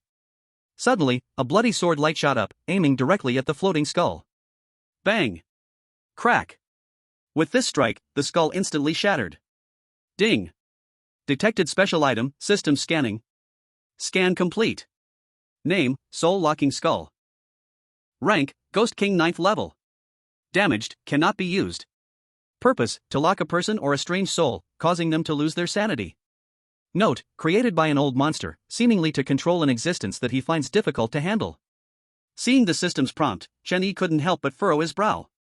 Old monster. Again with this old monster, why are recent events all related to him? Thinking this, he walked forward and looked at the broken skull on the ground. At this moment, he was surprised to find a faint green light flickering within the skull. Beside him, the skeleton throne began to reassemble itself again. Then, without saying a word, he picked up the skull and moved to Sybil's side. As soon as he got close, the faint green light floated directly in front of Sybil's forehead. The next second, the green light drilled into Sybil's forehead. 1 second, 2 seconds, 2.5 seconds. After a full 2.5 minutes, Sybil's eyes finally regained their sanity. She raised her head to look at Chenyi, tears welling up in her eyes. Thank you, truly thank you. In the future, I will serve you well. Sybil blushed and gave Chenyi a quick peck on the cheek. I remembered a lot of things, including my identity. After a moment, she said softly, and suddenly a scarlet ghostly energy burst forth from her body. Ding! Your servant, Sybil, has greatly leveled up. Name, Sybil. Level, Ghost King 9th level. Can exert power of Ghost King 5th level. Skills, Nightmare, Strangulation, Illusion, Control, Rewind. Promotion, Retrieve the Lost Ghost Spirit. Source, Horror Game World. Note, this servant's ghost spirit is not complete, currently only 1/3, please search quickly. Lost Ghost Spirit? 1/3? Looking at Sybil's personal panel, Chenyi was slightly taken aback. Scenes of their first meeting suddenly echoed in his mind. Upon closer thought, at that time, Sybil must have been stripped of her ghost spirit and was then determined by the system as goods. But there was the eerie absence of ghost spirits while having the rank of Ghost King and the power of a Ghost General. This was truly terrifying. Writing a blushing note not to be locked up in a small black room, oh no? Chapter 127, No Comment, Villa Renovation. Medical University Affiliated Middle School, Back Playground. It's been so long, Ling Chen has probably kicked the bucket. Wang Heng held a lunchbox in his hands, talking to himself. TSK, this chicken leg doesn't taste good today, I won't pay you for it later. Beside him, the middle-aged steward quickly nodded upon hearing this. Oh dear, look at what you're saying, it's just a lunchbox, why should I pay? If it weren't for you, could I be the steward? Though he said this, he felt quite pained inside. That damn Wang Heng has become a broken group leader, eating and drinking all day. That one lunchbox is worth 5 horror coins. You have to know. Since the horror game world has upgraded, all money in the real world has been eliminated, and now only horror coins are used. Not bad, I'll give you some credit, kid. Wang Heng continued to savor the clean bone and turned his gaze toward the middle-aged steward. Feeling the gaze, the middle-aged steward understandingly handed the uneaten chicken leg to Wang Heng. Oh my, why are you doing this? I didn't ask for it. Wang Heng reproached with a hint of dissatisfaction, then happily began to eat. Is it tasty? Suddenly, a questioning voice rang in his ears. It's just average. He nodded and responded. But, as soon as he spoke, he sensed something was amiss and quickly turned his head to look. Group leader Wang Heng, do you have any food left? Prepare some, I'm hungry. He saw Chen Yi grinning, reaching out to rub his belly. Beside him, Sybil stood quietly, expressionless. Yes, I'll go get it for you right now. Wang Heng was slightly confused, not expecting Chen Yi to actually come out alive from the pit. And at this moment, he surprisingly felt no aura from that female ghost king anymore. But the other party was obviously still standing there. It's really strange. Then he called for the middle-aged steward and left the back playground. The summoned middle-aged steward had a pained expression, thinking to himself. It's all over, and damn, it's going to cost money again. That damned Wang Heng, he deserves to die. 15 minutes later. In the teaching building, inside a classroom.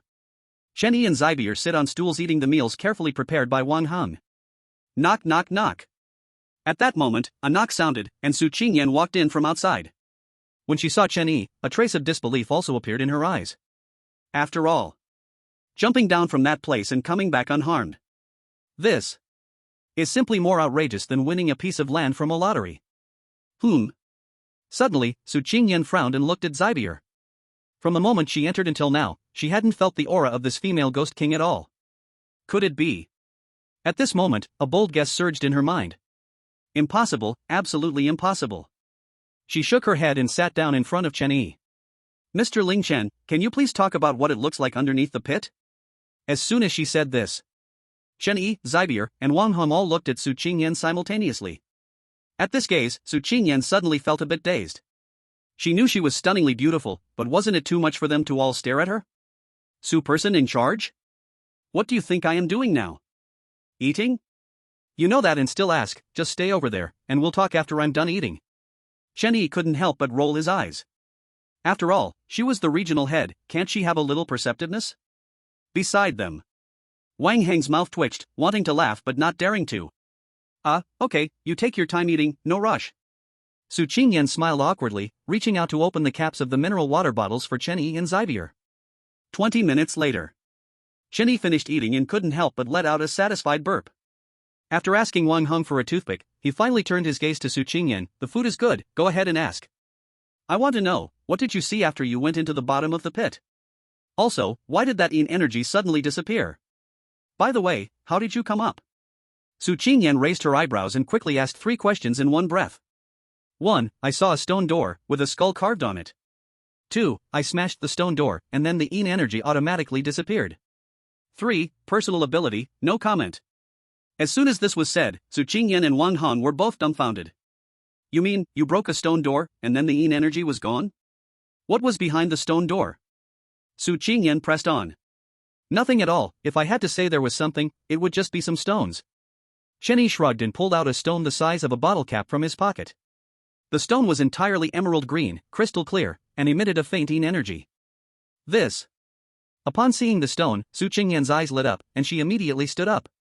This stone, the Slayers Union wants it, Mr. Ling, name your price. 1 Ghost King level ghost artifact. Chen Yi nodded, smiled broadly, and spoke without reservation. Sigh, the Slayers Union can currently only produce one ghost general level ghost artifact, so forget it. Su Qingyan shook her head in regret, then turned to leave. Seeing this, Chenny said nothing more, intending to leave with Zybier while holding the stone. But just as he reached the door, several people in black combat uniforms walked over. What? Can't handle it softly, and now you want to be tough? Chenny turned his head and looked at Wang Hung behind him, speaking coldly. Oh, look at what you're saying, how could that be? Go, all of you go aside, who let you come over? Wang Hung shouted, and the approaching subordinates of the Slayers Union all retreated. Let's go. Chenny took Zybier's hand and left the teaching building. Behind them, Su Qingyan, not knowing where she came from, stood beside Wang Hung. This Ling Chen must be recruited into the Slayers Union, only in this way, a month later at the national level. She spoke halfway and didn't continue. After taking a glance at Wang Hung, he turned and left. 1 month, huh? How could someone who controls the King of Ghosts care about the life and death of ordinary people? Sigh, 1 month. I hope I can survive. Wang Hung shook his head helplessly, fear and powerlessness rising in his eyes. 25 minutes later. Xihua City, suburb, abandoned villa. After leaving school, Chenny did not go home directly but headed to the suburban villa. Previously, when entering the Hell Train instance, he had found someone online to renovate this place. At that time, he paid a reward of 1,000 spooky coins. Oh, not bad. Outside the villa, Chenny smiled slightly and nodded in satisfaction. At this moment, the once dilapidated gate had been completely renewed. The collapsed walls had been repaired and painted. Getting closer, he could still smell the paint on the walls and the door. Ding ding ding. After entering the password, Chenny opened the door and walked into the villa. The once weed-filled yard now had new flowers and trees planted. The ground was covered with fresh grass. After looking for a while, he led Zybier to the house door. Upon opening the door, brand new furniture greeted his eyes. Not bad, the money wasn't wasted. Chenny nodded in satisfaction. I'll bring Chen Shi and Fei Fei over tonight.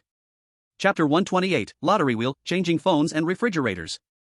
In an old neighborhood, Building 3, at the door of room 502. Chen Shi looked reluctantly at the house she had lived in for 15 years, tears streaming from her eyes. Let's come back to visit often, okay? She pouted and turned her head to look at Chenny. Sure, you can come back anytime you want. Chenny smiled, reaching out to wipe away his sister's tears.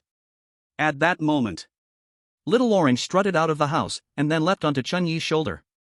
Damn, I knew it. Good thing I fed you beforehand and made you slim, or you would crush me? While speaking, he wiped his hand, which had just brushed away tears, on Little Orange. Little Orange, licking her fur, felt something was off. Today, her fur tasted salty. At the entrance of the neighborhood. Grandpa Lu, aren't you coming with us? There are still many empty rooms over there, enough for you and Grandma to live in. In front of the security room, Chen Yi tried to persuade Grandpa Lu to go to the villa with him. After all, having received so much care from Grandpa Lu over the years, they were like family. Sigh, you two are finally living a good life, I won't go to interfere. As long as you both are well-fed, and warm, Grandma and I will be very happy. Grandpa Lu, holding his smoking pipe, said with a smile. His eyes were filled with comfort as he looked at Chen Yi and Chen Shi. After trying to persuade him for a while, Chen Yi could only helplessly take Chen Shi and Fei Fei away. After waiting a while, a taxi finally drove up. Driver, wait for me a moment, I'll be right over. After placing his luggage in the trunk, Chen Yi dashed across the road to the beef noodle shop. Boss, deliver a bowl of beef noodles to Grandpa Lu at the security of the opposite neighborhood every day from now on, with extra meat. While speaking, he took out 20 bills of 50 spooky coins to give to the boss. Initially, he wanted to directly give a bill of 1,000 spooky coins. But, thinking carefully, in this world now, how could a regular noodle shop owner handle a bill worth 1,000 spooky coins? He might get robbed by some unscrupulous ghost handlers any day. No problem, don't worry. I'll deliver it punctually at noon every day. The boss, seeing it was Chen Yi, immediately agreed cheerfully. After taking the spooky coins, he was stunned for a moment, wanting to say something, but realized Chen Yi had already disappeared. Xihua City, suburb, villa. Wow, such a big villa, it must cost a lot, right? Looking at the luxurious villa, Chen Shi excitedly asked. Not much, come in and pick a room. Chen Yi smiled. Fei Fei and Chen Yi walked in with their luggage. In fact, there was nothing missing in the villa. But Chen Shi Fei said she was nostalgic, so she brought some things over. After entering the house, Chen Shi immediately turned into Lu Lao Lao, looking around wildly. Brother, I want the biggest bedroom. Before long, Chen Shi's voice echoed from the second floor. This girl, when nothing is wrong, she's Chenny, but when there's a problem, she calls me brother. Chenny shook his head with a smile, but felt very happy inside. Night. After dinner, the three of them came to the pavilion in the middle of the yard. Eating snacks, drinking drinks, and admiring the moon. It's been a long time since I've watched the stars and the moon like this. Chenshi lay in the reclining chair, murmuring, if we could do this every day in the future, how great would that be? Beside her, Chenny didn't hear his sister's voice, he was staring ahead in a daze. Because right in front of him, a system panel popped up. Ding! All profession rich system task in 1 month, make Hong Romantic Supermarket one of the top 10 supermarkets in the Ghost City. Completed, currently ranked 7th. Task reward, 1 rich entrepreneurial treasure chest. Will increase as supermarket rank improves? Note, this task is settled according to progress, each ranking increase will settle once. Ding! Congratulations, host, you have received a rich entrepreneurial treasure chest +3, which has been placed in the system space, please check it. Looking at the system panel in front of him, Chenny felt a bit surprised. He knew that Hong Romantic would soon enter the top 10 supermarkets of the Ghost City. But he never expected it to happen so quickly. It had only been a little over half a month. In this time, it was uncertain if a chicken could even lay an egg. Moreover, the most important thing was that Hong Romantic Supermarket not only successfully became a top 10 supermarket but directly ranked 7th. This was truly an unexpected joy. Thinking of this, he was already a bit eager to open the box. But soon he thought of his sister and Fei Fei still being here. Then, he turned around and found that his sister had already fallen asleep. Seeing this, Chenny smiled and got up to carry his sister back to the room. As for Fei Fei, she followed behind carrying Chenshi's slippers. After settling his sister down, Chenny sat down on the sofa in the living room. He opened the system space to check. Sure enough, there were 3 sparkling treasure chests inside. Ha! What's poking me? Suddenly, he felt a pain in his thigh, reached down, and found it was a stone in the pit. Not thinking too much about it, he placed the stone on the table and prepared to open the treasure chest. Creak! With a crisp sound, the first treasure chest was opened. Ding! Congratulations, host, you have received 66,666 horror coins, doubling cashback card +1. Hearing the system's prompt sound, Chun-Yi couldn't help but feel a bit disappointed. Right now, he least needed money. In fact, he was even too lazy to check how much money he had. After all, he really couldn't spend it all. Next, he reached for the second treasure chest again. Creak! Another crisp sound rang out, and the second treasure chest was opened. Ding! Congratulations, host, you have received horror coins +1, random ghost item +1, lottery will +1. This time, 3 items came out of the treasure chest. Wait a minute, what is this horror coins +1? Did this dog system hear his thoughts? It must have. Damn system, damn system. After cursing a few words in his heart, he turned his gaze to the lottery wheel. It was a very common wheel, but the rewards on it were quite rare. Ghost items, demonis, horror coins, loli, cars. Ha! Loli? Is this loli a real loli? I'm a serious person, not into any illegal stuff. Chenny coughed lightly and looked at the instructions for using the lottery wheel. Lottery wheel, 10 million horror coins for 1 draw, 10 draws will guarantee a rare item. What the hell, 10 million for a single draw, are you crazy? Seeing the requirement, Chenny suddenly shouted in surprise. It wasn't that he thought it was expensive, but many of the prizes on the wheel were utterly useless. He just mentioned a few rewards that were relatively interesting. Oh wait, no, he thought they were just okay. As for other items, there were pots, bowls, basins, knives, scissors, and everything in between. With these things, he could ride a tricycle to trade for a phone, a TV, or a refrigerator. Chapter 129, 20 consecutive draws, predicting the future, extra update. Damn it, as the saying goes, mysterious forces don't change fate, and money can't save the hopeless. But, if money can't save the hopeless, that means the amount spent isn't high enough. Come on, give me 20 consecutive draws.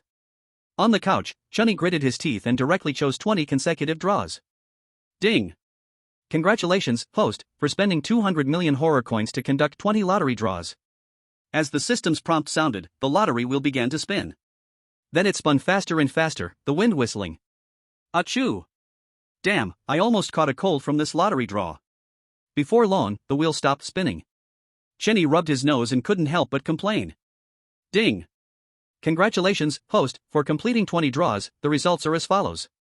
A kitchen knife, scissors, a badminton racket, a regular little umbrella, a regular baby fart medicine. 1 specified piece of land, and 1 opportunity to predict the future. Note, system products are guaranteed to be high quality, lottery wheels definitely have no insider information. Looking at the pile of junk drawn from 200 million horror coins, Jenny suddenly felt his breath quicken. Ding! Detected unstable host emotions, the system specially gifts one heart-saving pill. Heart-saving pill, those who have taken it all say it's good. Chen E? Thank you, I appreciate it. You're quite considerate, underscore? The next second, he took the heart-saving pill and immediately felt a wave of comfort in his heart. Honestly speaking, free stuff is indeed sweet. After taking all the junk out of the system space, he finally turned his attention to the last two prizes. These two were guaranteed drops. One specified piece of land, after use, you can freely designate and purchase a piece of land without spending any money. One opportunity to predict the future, after use, you can view a significant event in the future in a dream. Seeing the introductions of the guaranteed prizes, Jenny nodded, not bad. 200 million horror coins for a piece of land plus watching an important future event, seems like it's not a loss. Crack. Suddenly, a cracking sound rang out, and Jenny instantly turned his head to look. There he saw Little Orange lying obediently on the table, licking its paw as if nothing was wrong. In front of it were several broken stone pieces. And those stones were emerald green, crystal clear. They were exactly what Chenny had brought back from behind the stone door at the bottom of the pit. What the hell, buddy, you have iron teeth and bronze teeth, and you can chew this? Seeing the scene before him, Chenny was startled and couldn't help but admire Little Orange. Then he reached out to pick up the stones on the table and examined them closely. Suddenly, a dazzling green light erupted from the broken stones, wrapping around his entire body. Dear player Ling Chen, congratulations on triggering the horror game world instance. Instance countdown, 12 hours 59 minutes 59 seconds. Looking at the two lines of blood red text that popped up, Chen Yi's heart immediately raced with countless curses. Then he quickly looked up at the culprit, Little Orange. However, in the moment he looked up, Little Orange dashed away, moving incredibly fast. Sigh, just when things were stabilizing for a couple of days, I'm about to enter the horror game world instance again. The most crucial part is that this damn instance was triggered actively. He shook his head helplessly, feeling like he wanted to eat a cat meat hot pot. Damn it, next time I won't bring snacks for Little Orange. In the corner. Hearing Chen Yi's words, Little Orange couldn't help but roll its eyes. Then it walked on cat feet and jumped out the window, disappearing without a trace. Late at night. In the bedroom, Chen Yi lay in bed and fell into a deep sleep. In his dream, a huge black cage held a woman captive. The woman's clothes were tattered, and dark blood oozed from her body. Seeing this scene, Chen Yi curiously took a step forward. However, just that one step allowed him to clearly see the woman's appearance in the cage. That face looked exactly like Zybier's face. After seeing it clearly, Chen Yi rushed towards the cage like a madman.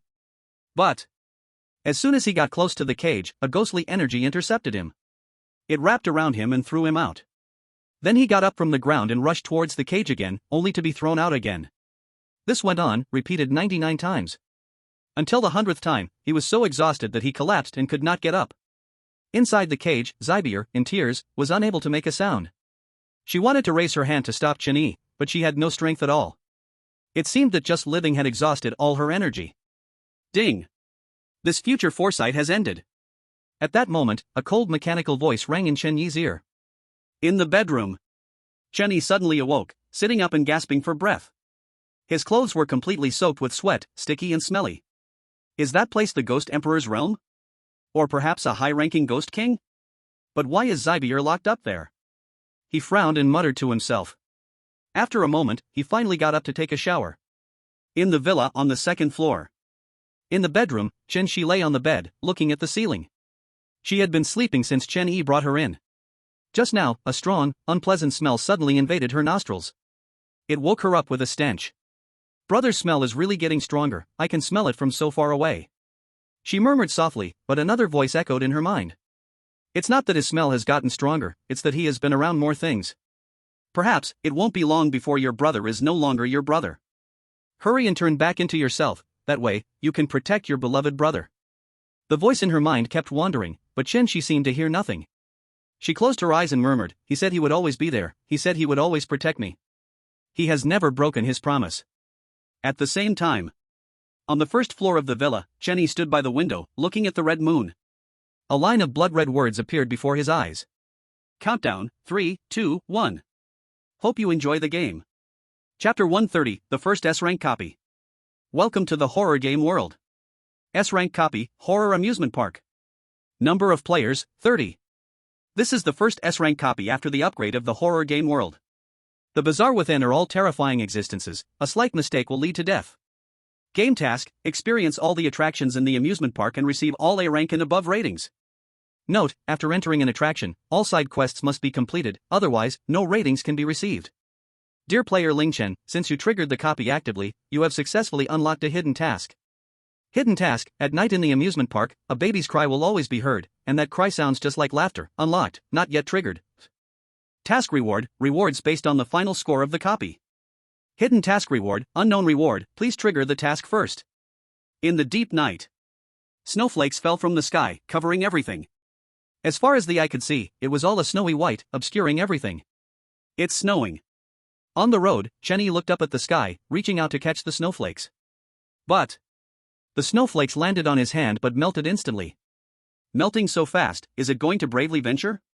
He shook his head, focused ahead, and walked on. Directly in front of him, an amusement park shone with faint light. At the entrance, an old man in a fur coat saw Chenny approach but didn't say anything, seeming to wait for something. Soon, players appeared one after another, walking this way.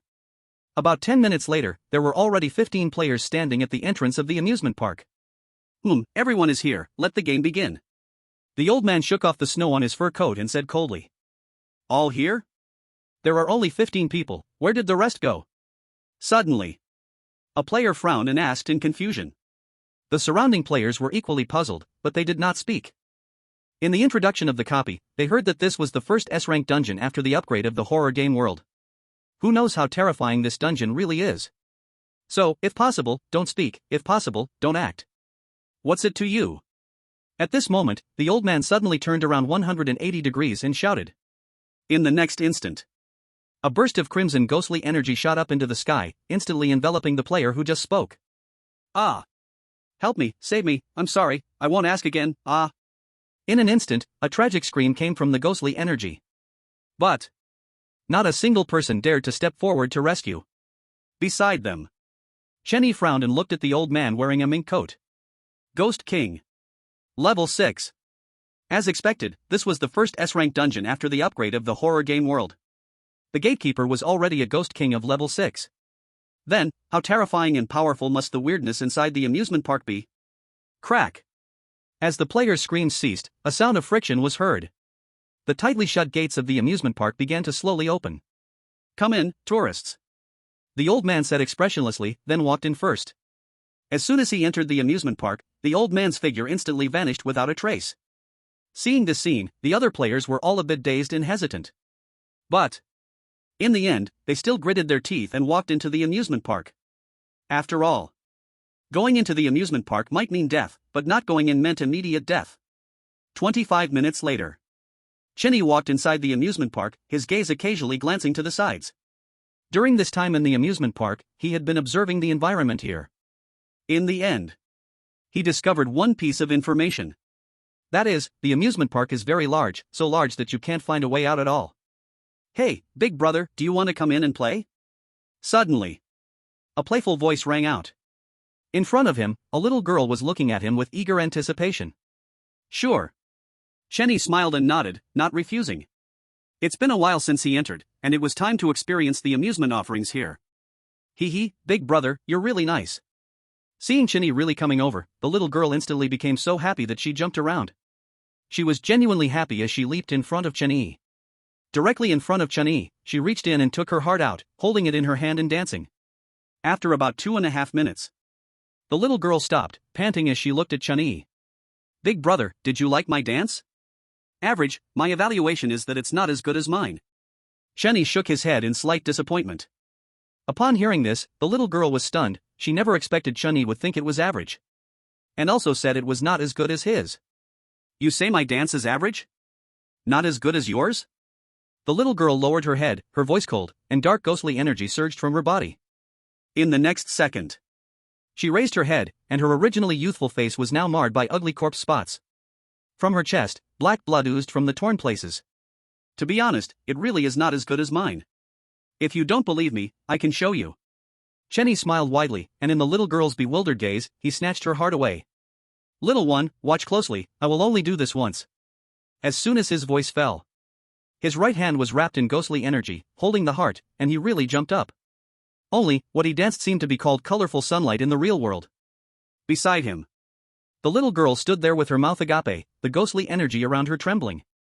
Bang! Suddenly, a loud explosion rang out, and the little girl spat out a mouthful of black blood, her expression pained. Oh no, I accidentally crushed your heart, you won't blame me, will you? At this moment, Chen Yi's eyes widened, his expression exaggerated, and the heart in his right hand had vanished without a trace. Well, it seems you have no chance to blame me now. Looking at the little girl who had collapsed on the ground, he helplessly shrugged. Then, he pushed open the door next to the little girl and walked in.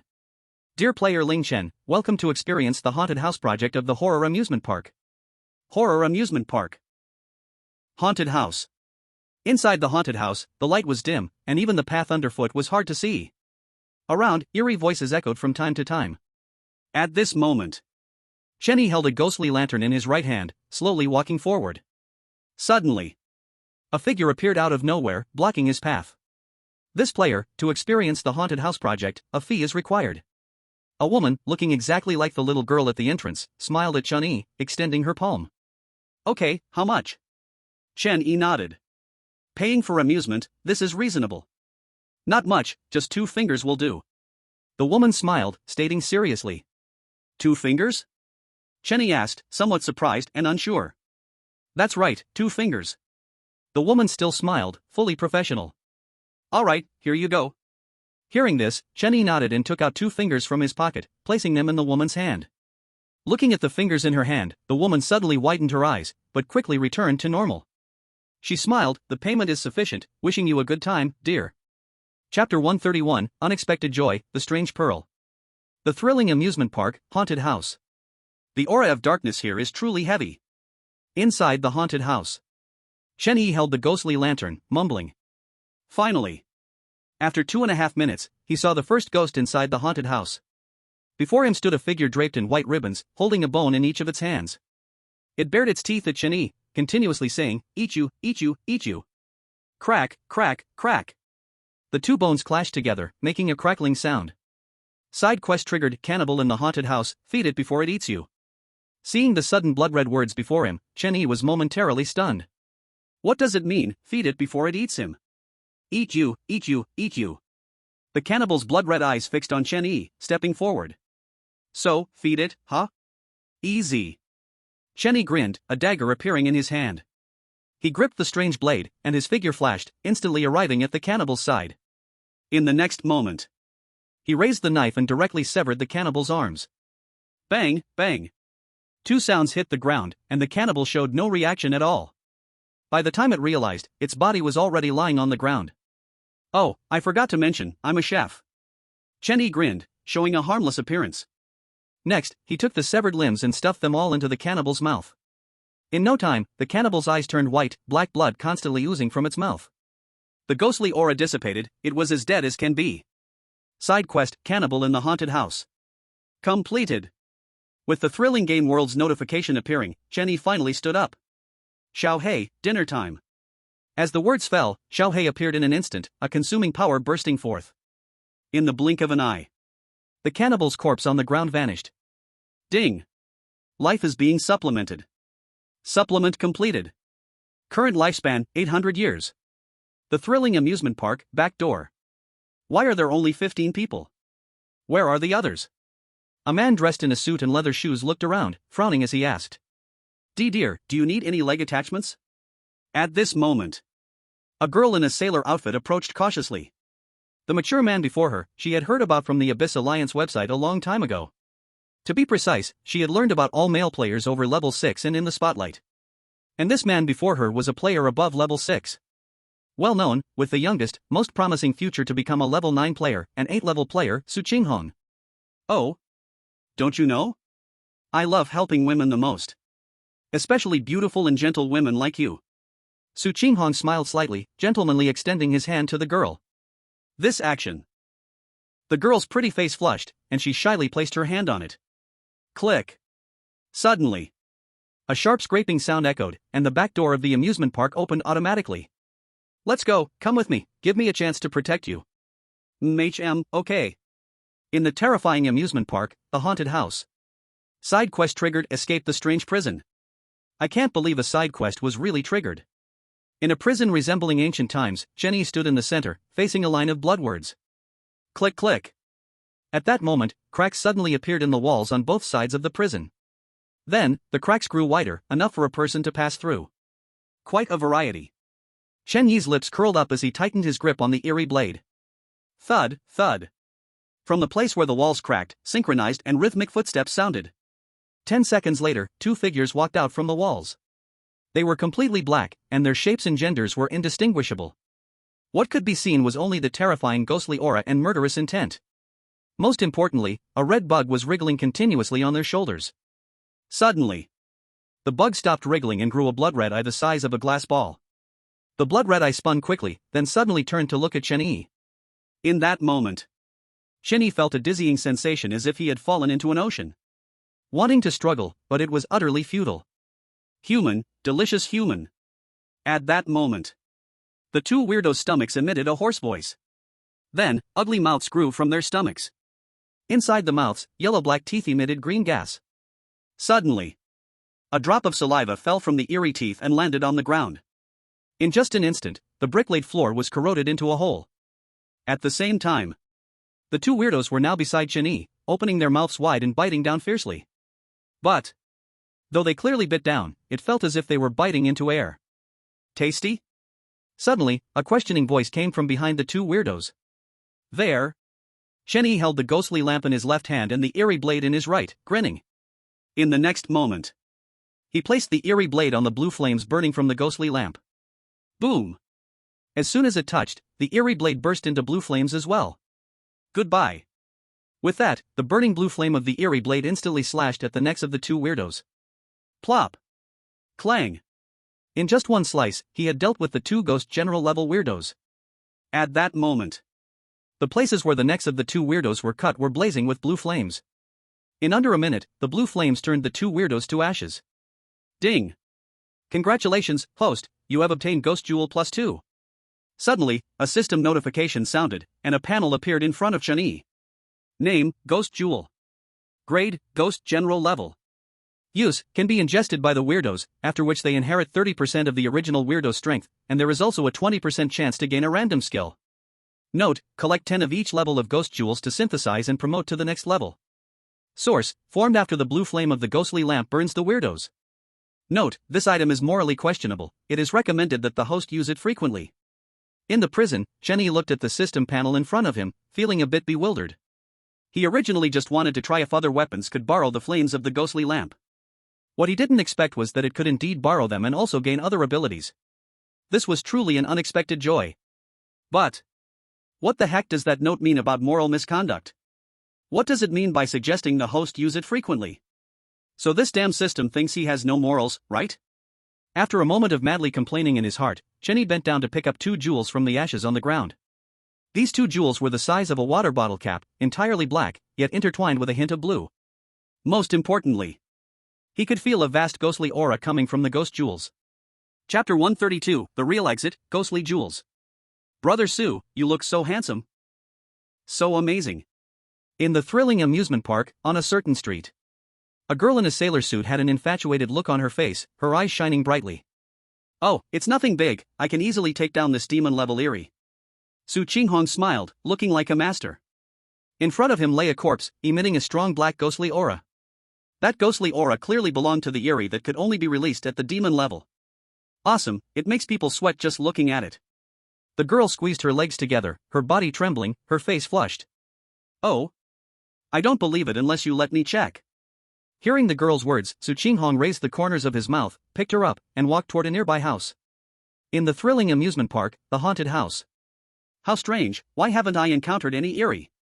On the dark road, Chen Yi held the ghostly lamp, looking around aimlessly. Side quest, escape the Eerie cage. Completed. At this moment, it had been exactly 25 minutes since he completed the last side quest. With the time, I might as well go home and watch chickens play basketball. Just I wonder if the chickens can still play basketball in the future. He sighed, shook his head, and continued walking. Another 25 minutes later, he arrived in front of a door. Above the door, a white paper was posted, with the words written on it. Real exit. Shenyi 0.0. Now, do the Eries play such tricks as not hiding silver here too? Thus, he stood at the door, quietly looking at the 4 characters' real exit. Time passed slowly, until 5 minutes later. Finally, a boy in a black robe walked out. He held a string of black beads in his hand, radiating pure ghostly energy. Tisk, why didn't you go out the door? Doesn't it say real exit there? The boy spun the beads in his hand, asking unhappily. I like it here too much, I can't bear to leave. Shenyi shrugged, the ghostly blade in his hand had turned into the sword of lifespan. It was only because. The moment the boy came out, he sensed that this was a genuine ghost king. About, a 3-tier ghost king. Moreover, behind him, this real exit was also an Eri. But only at the level of a demon general. I didn't expect that answer from you, but I really like it. This place is very oppressive and very lonely, I want you to stay and accompany me. The boy stopped spinning the beads in his hand, speaking earnestly. Lonely? Sorry, but I'm not lonely at all. Shenyi grinned, revealing his signature smile. Boom! As soon as he finished speaking, a blood-red ghostly aura instantly filled the surrounding space. The boy had already disappeared without a trace, only a cold voice echoed out, "You must stay to accompany me. If mere conversation can keep me here, then I might as well pray for world peace." Shenyi muttered to himself, raising the sword of lifespan in his hand. Ding! Target to be killed, haunted house main ghost in the thrilling amusement park. Lifespan required, 600 years. Your own lifespan, 800 years. Whether to unable to lock onto the target, unable to kill. Looking at the system panel before him, Shenyi was slightly stunned. What the hell, is it possible to do this? Unable to lock on, what the hell is that? Wait. Suddenly, he realized one thing. After entering the haunted house, he had activated Evil God's Eye True Eye. But at this moment, he could not see through the red ghostly aura before him. As expected of the first S-level side quest after upgrading this thrilling game world, it really is interesting. He smiled, the sword of lifespan in his hand suddenly swept through the blue flame on the ghostly lamp. Boom! In an instant, the blue flame spread over the blade of the sword of lifespan. At this moment, a flaming long sword appeared in Shenyi's hand. TSK, I think, no one can refuse a flaming long sword, right? He grinned widely, his smile dazzling. Then, he exerted force with his right hand, and the flaming long sword instantly slashed out. Roar!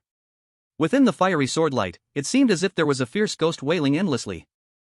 Its eyes were blood red, its face filled with madness, and blue flames burned around it, scorching the blood-colored ghostly aura. Ah! Suddenly, a scream echoed, revealing the figure of a boy. He was engulfed in blue flames, and the beaded necklace in his hands shattered, beads scattering all over the ground. Ding! Target to be killed, thrilling amusement park, haunted house master ghost. Lifespan to be consumed, 200 years. Severely injured state. Remaining lifespan, 800 years. Do you want to kill? Yes. Without a hint of hesitation, Shenyi decisively chose yes, and the sword of lifespan in his hand slashed once more. Ding! Congratulations, host, on killing a special anomaly and obtaining a ghost bead +1. As the system's prompt sounded, another bead appeared on the ground. However, this time, the bead was entirely blood red, with a hint of blue mixed in. Seeing this, Shenyi stepped forward and bent down to pick up the bead. But as soon as he bent down, the ghost bead on the ground suddenly flew up into the air for no reason. Then, it began to spin rapidly. Witnessing this scene, Shenyi was somewhat confused, not knowing what was happening. In the next second, the bead that was initially in the boy's hand also flew up into the air. Soon, all the beads flew beside the ghost bead, spinning at high speed. Boom! Suddenly, the blue flames on the ghostly lantern in Shenyi's left hand burned even more fiercely. The blue flames tilted towards the beads in the air. Gradually, the beads were melted by the blue flames, turning into black liquid. Then, all the black liquid drilled into the ghost bead. Ding! Detected special item, system scanning. Scanning complete. Name, Netherworld Ghost Bead. Grade, Ghost King level 6, anomaly level plus ghost weapon level. Use, one-time item, can summon 2 Ghost King level 6 anomalies to fight, or randomly give one anomaly a boost of 2 levels, ignoring anomaly level limits. Note 1, a ghost weapon formed by a rare combination of circumstances, a 1 in 1,000 existence. Note 2, to form this ghost weapon, one must kill a special anomaly to create a ghost bead, and that special anomaly must possess a lifebound ghost weapon. New dungeon, new atmosphere, come have some free gifts and 5-star support for Xiao 1. Chapter 133 Looking for Mom. Thrilling amusement park, haunted house, the real exit. Boom! With a loud explosion, the real exit truly became a real exit. Chenny passed through the dust and finally walked out of the haunted house, arriving on the street. At this time, the street was already covered in white. The snow was falling heavier, and in just 2.5 seconds, he was already covered in white snow. I thought you were going on a daring adventure, why is it snowing harder? He looked at the snow around him, shook his head, and walked to the right. Hee, not bad, really nice. In an empty room in the amusement park. Su Qinghong was buttoning up while leering with glee. On the ground in front of him, a girl who had been wearing a sailor suit was now barely clothed. Her body was bruised with blue and purple, and her thighs were covered in blood. Alas, so fragile, just 2 hours of play and she's dead? A level 3 player, really weak in body. Seeing the girl had lost her breath, Su Qinghong shook his head, his body showing a hint of regret. Knock knock knock. Knock knock knock. Suddenly, a hurried knocking sound echoed. Hearing the knocking sound, Su Qinghong immediately became alert, and a ring appeared on his right middle finger. The ring emanated a terrifying aura, clearly a Ghost King level ghost weapon. Then, he walked to the door, turned the doorknob, and opened the door. The moment the door opened, he clenched his right fist and struck out with a powerful punch. Smack! However, as soon as his fist struck, it was wrapped by a giant hand, stopping him. Oh ho ho, a powerful human will be even more delicious. Welcome to the thrilling amusement park, Clown Theater. Meanwhile, in the thrilling amusement park, dance hall. Are you sure your mom is there? In the dance hall, Chenny held a little girl's hand with his right hand, unable to help but ask. The little girl was wearing a patched cotton jacket and pants. She wore a pair of embroidered shoes and held a stuffed doll in her arms. Just 10 minutes ago, Chenny was walking on the street in the amusement park when he suddenly saw a little girl curled up in a corner. Without a moment of hesitation, he walked toward the little girl. At the same time, he successfully triggered a side quest. Thriller Amusement Park, Dance Hall side quest: find the little girl's mother. After that, he followed the little girl to the dance hall. MHM, mommy said she comes here to work every day, and she said she is the star of this place. The little girl lifted her head and nodded hard, speaking seriously. Hearing this, Chunyi looked around but didn't see any pillars. That also ruled out the possibility that her mother was really a pillar. Big brother, please help me find mommy, I really miss mommy so much. Without mommy at home, I'm almost starving to death. The little girl lowered her head, tears slid from the corners of her eyes, and her stomach grumbled loudly. Hearing this, Chunyi was slightly stunned and looked down at the little girl beside him. After a short while, the corners of his mouth lifted slightly, and he softly said, I think I found your mommy. As his words fell, the little girl looked up in surprise, and the tears in her eyes instantly disappeared. Where is mommy? She looked full of hope, and her stomach growled even louder from hunger. Mommy is right inside your stomach. At this moment, Chenny squatted down, stared into the little girl's eyes, and spoke word by word. Not feeling well, taking a day off, will update normally tomorrow, love you all? Chapter 134, Young man, have you become enlightened? Explosion update by Master Illusion, Throw Flowers. Thriller Amusement Park, Dance Hall. Mommy is inside my stomach? Hearing Chunyi's words, the little girl looked confused and murmured. But if mommy is in my stomach, then why am I still so hungry? Stinky mommy, bad mommy. The little girl pouted and raised her little fists to hit her stomach. Seeing this, Chenyi couldn't help but smile. He reached out and grabbed the little girl's arm, speaking seriously, since mommy is so bad, then let's punish her. Okay, punish mommy, punish bad mommy. The little girl jumped twice excitedly, then asked with confusion, but, mommy is in my stomach, how do we punish her? Before she finished speaking, she felt a pain in her belly. Looking down, she saw a dagger stabbed into her stomach. Big brother, it hurts so much. You're also a bad person. You and mommy are both bad people. I'll eat you, make you go join bad mommy. As she spoke, black ghost energy erupted from her body. In the next second, two terrifying auras of killing intent locked onto Chenyi. He looked a bit surprised. Oh, I didn't expect you, little girl, to also be a ghost. Could it be, this little girl is your mommy? He grinned and suddenly pulled the dagger out from the little girl's belly. In the next moment, the dagger stabbed into the doll in the little girl's hands. This action made the little girl completely lose control. Her eyes turned blood red, saliva dripped from her mouth, and she rushed at Chenyi like a mad beast. At the same time, the button eyes of the doll in the girl's hand also glowed with blood-red light. In the blink of an eye, the doll vanished without a trace. TSK, playing with dolls? I know someone even stronger than that. Not far away, seeing the doll disappear, Chenyi wasn't panicked at all. He raised his left hand, and a deep, blood-red eyeball appeared on his palm. Right after that, he snapped his fingers lightly, and a cloud of ghost energy suddenly floated beside him. In just 1 second, the black ghost energy exploded, and a figure appeared. At this moment, Yen Yen was wearing pajamas, holding a cute doll in her arms. The doll looked like a little boy, and he was holding a small axe. Most importantly, the little boy was wearing a cute princess dress. Yen Yen even thoughtfully put a pair of underpants on him. Where is this?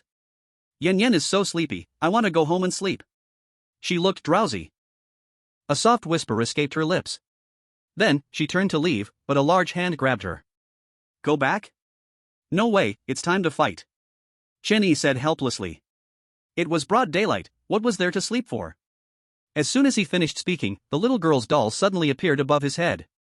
It grinned widely, and a pair of scissors unexpectedly appeared in its hand, swiftly snipping down towards Chen Yi's head. But at that moment, a pitch-black ghostly energy soared into the sky. In the blink of an eye, a burly man wearing a princess dress and holding a giant axe appeared next to Chen Yi. In the next instant, he raised the giant axe in his hand and swung it directly at the doll in the air. Seeing this, the doll sneered, turning to leave. However, in the moment it turned around, the giant axe that was originally far away struck its back. With this blow, the doll was sliced in half. Then, the two halves of the doll exploded in mid-air, turning into a mist of blood. On the other side, the little girl had blood tears streaming down her face, her aura becoming chaotic. She mumbled, "Mommy, don't you want me anymore?" As the words fell, a giant axe appeared above her head. In the next second, the axe fell, and the little girl was split in two from the middle. TSK, to be honest, it's a bit hard to watch. Beside her, Chun-Yi looked at the burly man in a princess dress holding a giant axe, and couldn't help but exclaim. Then, he called out Little Black, who devoured the little girl's corpse. Ding! Lifespan replenishing.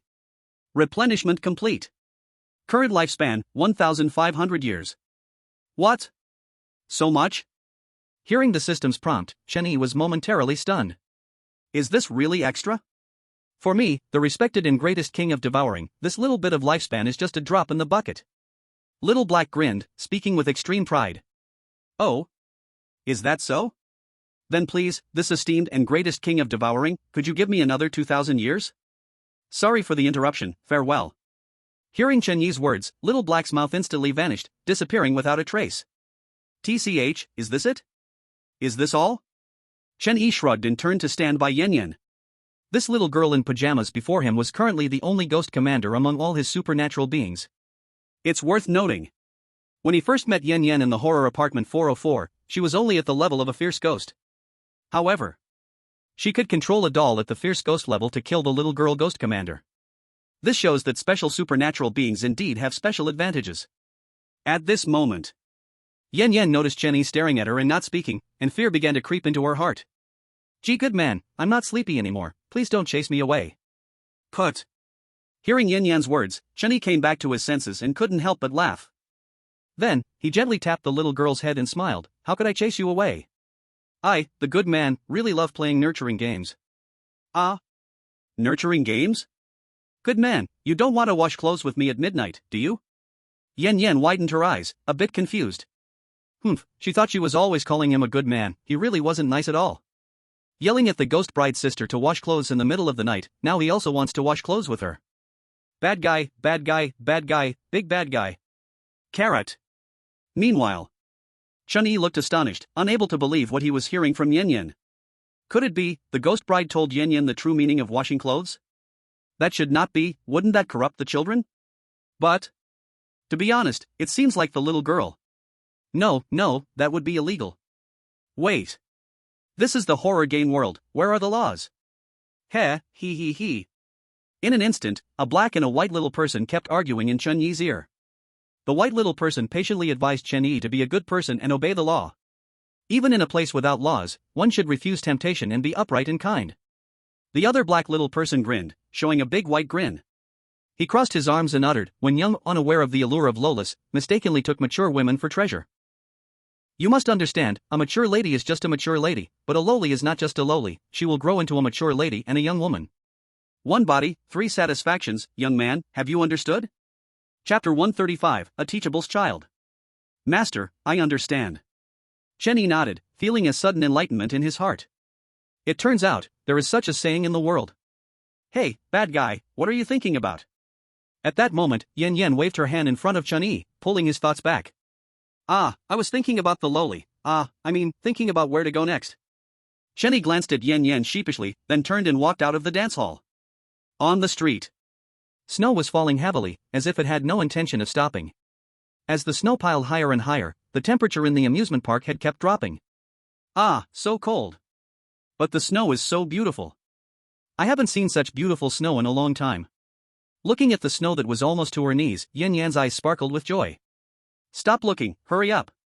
Otherwise, I'm afraid I won't be able to find you later. At that moment, Chen-Yi bent down and said to Yen Yen. Ha? Okay. Coming. Yen Yen nodded and quickly climbed onto Chun-Yi's neck. I wanted you to ride on my back, forget it, this is fine. Without saying more, Chen-Yi stood up and carried Yen Yen into the snow. Meanwhile, in the horror amusement park, Clown Theater. At this moment, Su Qinghong was lying on the ground, gasping heavily. The ring on his right middle finger had shattered, emitting a faint ghostly aura.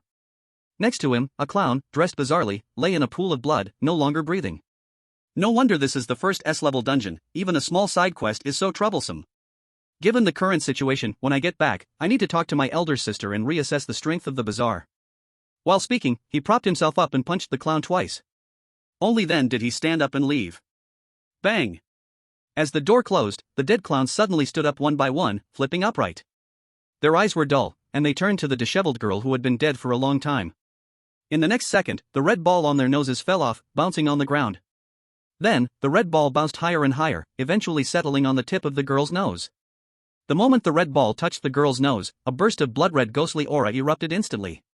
Within the ghostly aura, the girl slowly opened her eyes, her pupils filled with blood vessels. The corners of her mouth raised, greedily breathing in the air. Su Qinghong, I wonder if you can still kill me this time?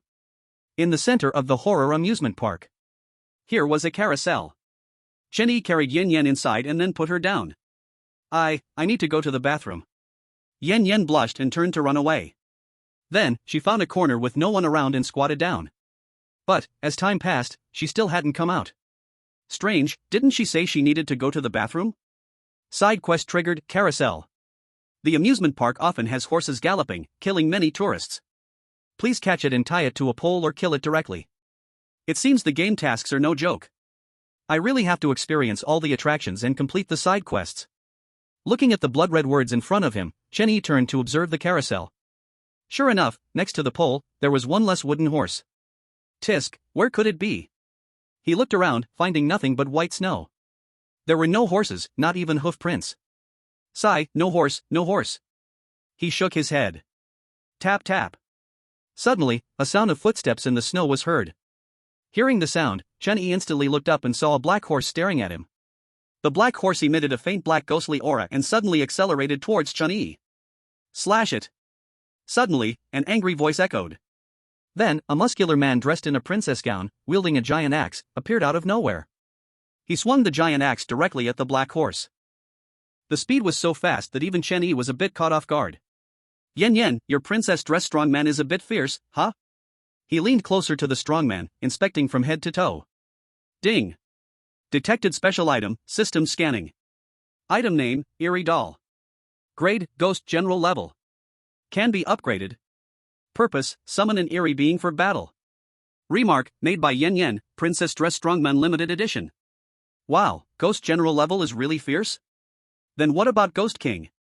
Wouldn't it be able to kill gods and Buddhas? Looking at the system panel, Chen-Yi said in surprise. And most importantly, he remembered Yen Yen's skill was. Skill, summon, can turn all living or non-living beings into dolls equal to her own strength. In that case, if Yen Yen is a Ghost King, then this Princess Dress Strongman is also a Ghost King. Wow, that's equivalent to adding 2 Ghost Kings at once, a huge profit. Side quest, Carousel. Completed. At this moment, a line of blood-red words appeared before his eyes. The mission is completed, so let's go to another place. As for upgrading Yen Yen, let's wait a bit. Saying this, he bent down, signaling Yen Yen to come up. But this time, Yen Yen hesitated. Her face flushed, legs crossed, and she shyly said, riding up will make my body uncomfortable, so let's forget it. As soon as she said this, Chen-Yi was instantly dumbfounded.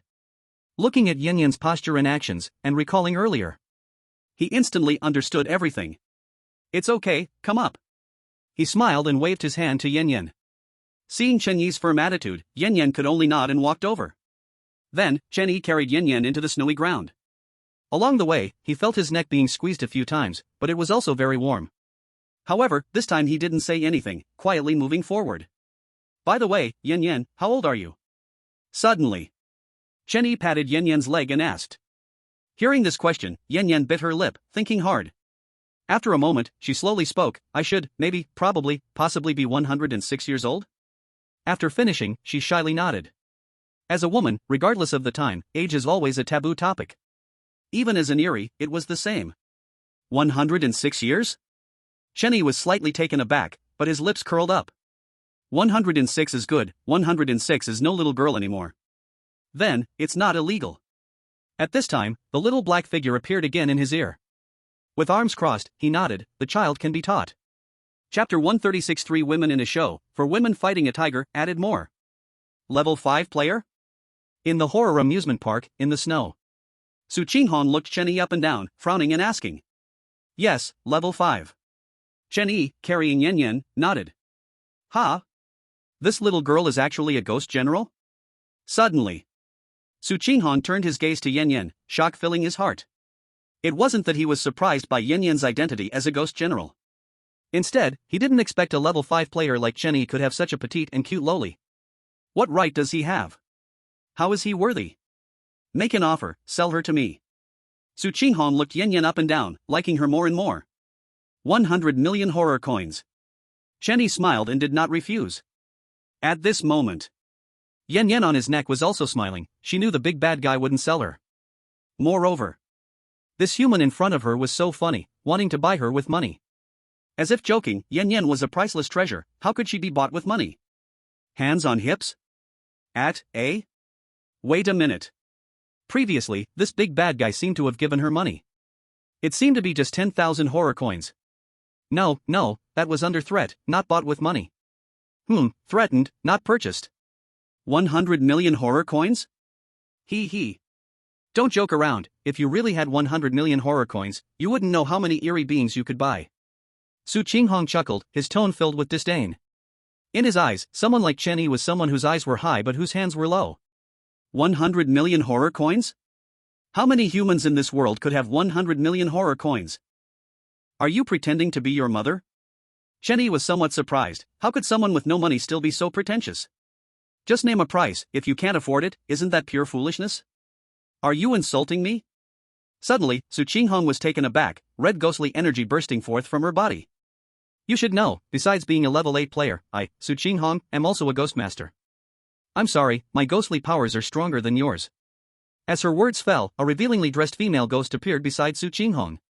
The female ghost was tall and exuded seductive charm all over. She wore only 3 pieces of cloth, just enough to cover the important parts. Ugh, shame on you, _.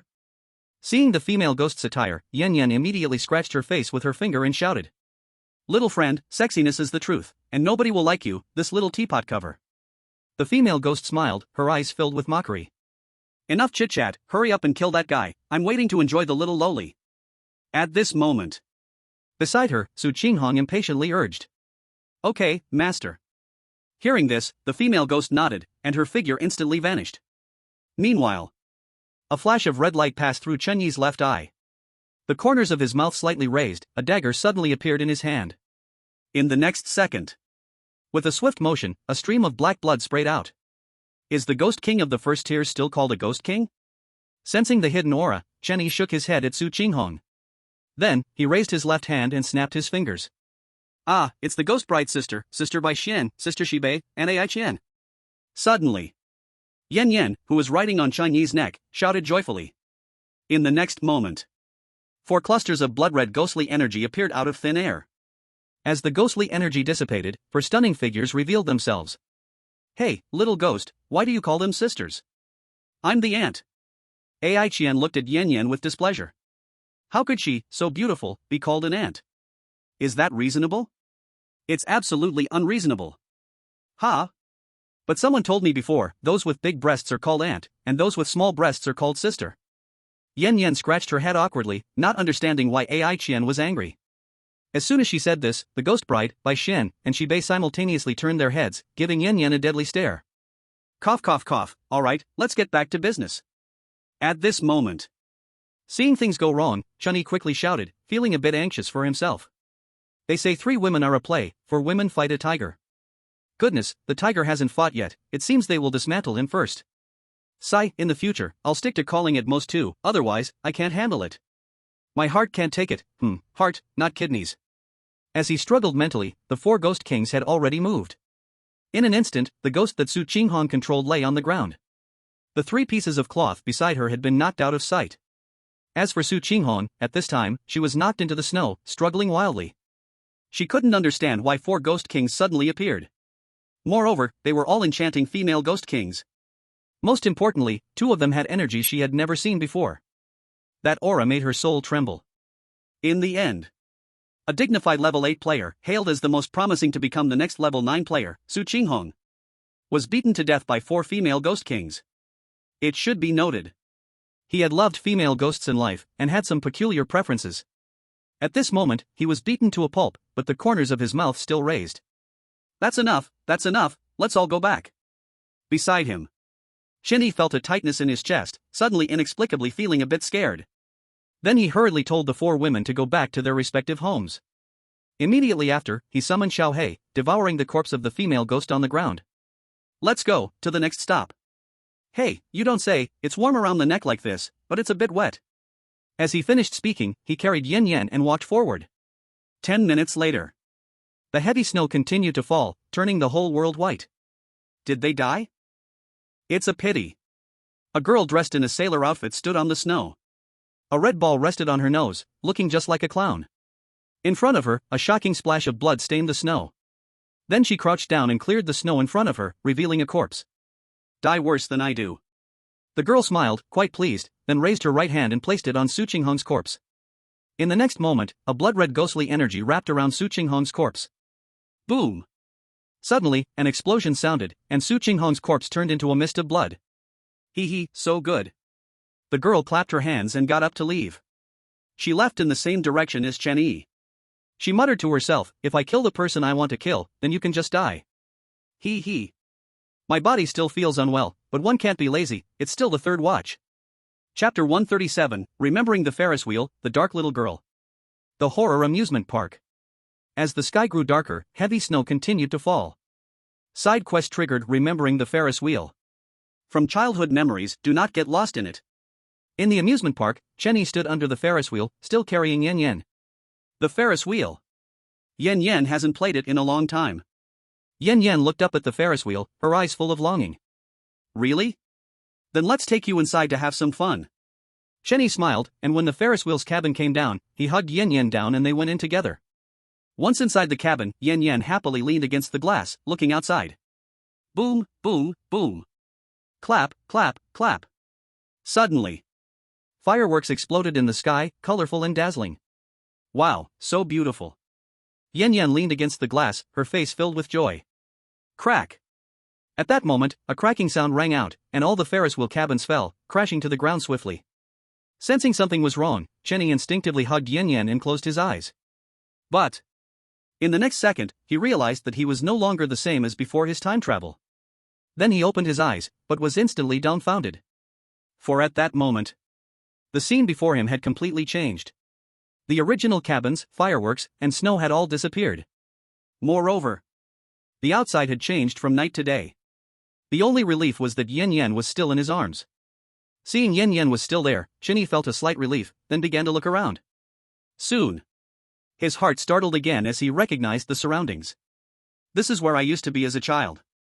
He saw. Surrounding him were single-story houses, and a few chickens and ducks occasionally ran across the asphalt road. At the door of a house, a dog lay obediently, sound asleep. Bang, bang, bang. While reminiscing about his childhood, Chen Yi suddenly felt the ground shaking, as if it were an earthquake. On the ground, stones and dirt chunks bounced wildly, like they were dancing in a nightclub. Sensing the commotion, he turned his head to look back.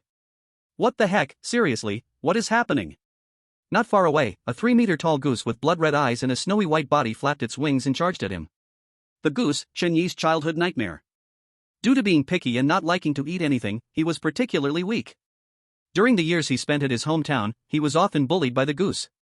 "Hey, you've bullied me for years, I don't believe I can still be bullied by you now." Shenny shook his head with a smile, his right hand wrapped in scarlet ghostly energy. Then a mysterious blade appeared in his hand. At the same time, the flapping goose was charging towards him. It also erupted with blood-colored ghostly energy. Time to eat goose meat. Shenny grinned, and his figure instantly vanished. In the next second, a figure appeared above the goose's head. First, a knife for the neck, then another for the back. Shenny muttered to himself as the mysterious blade danced wildly in his hand.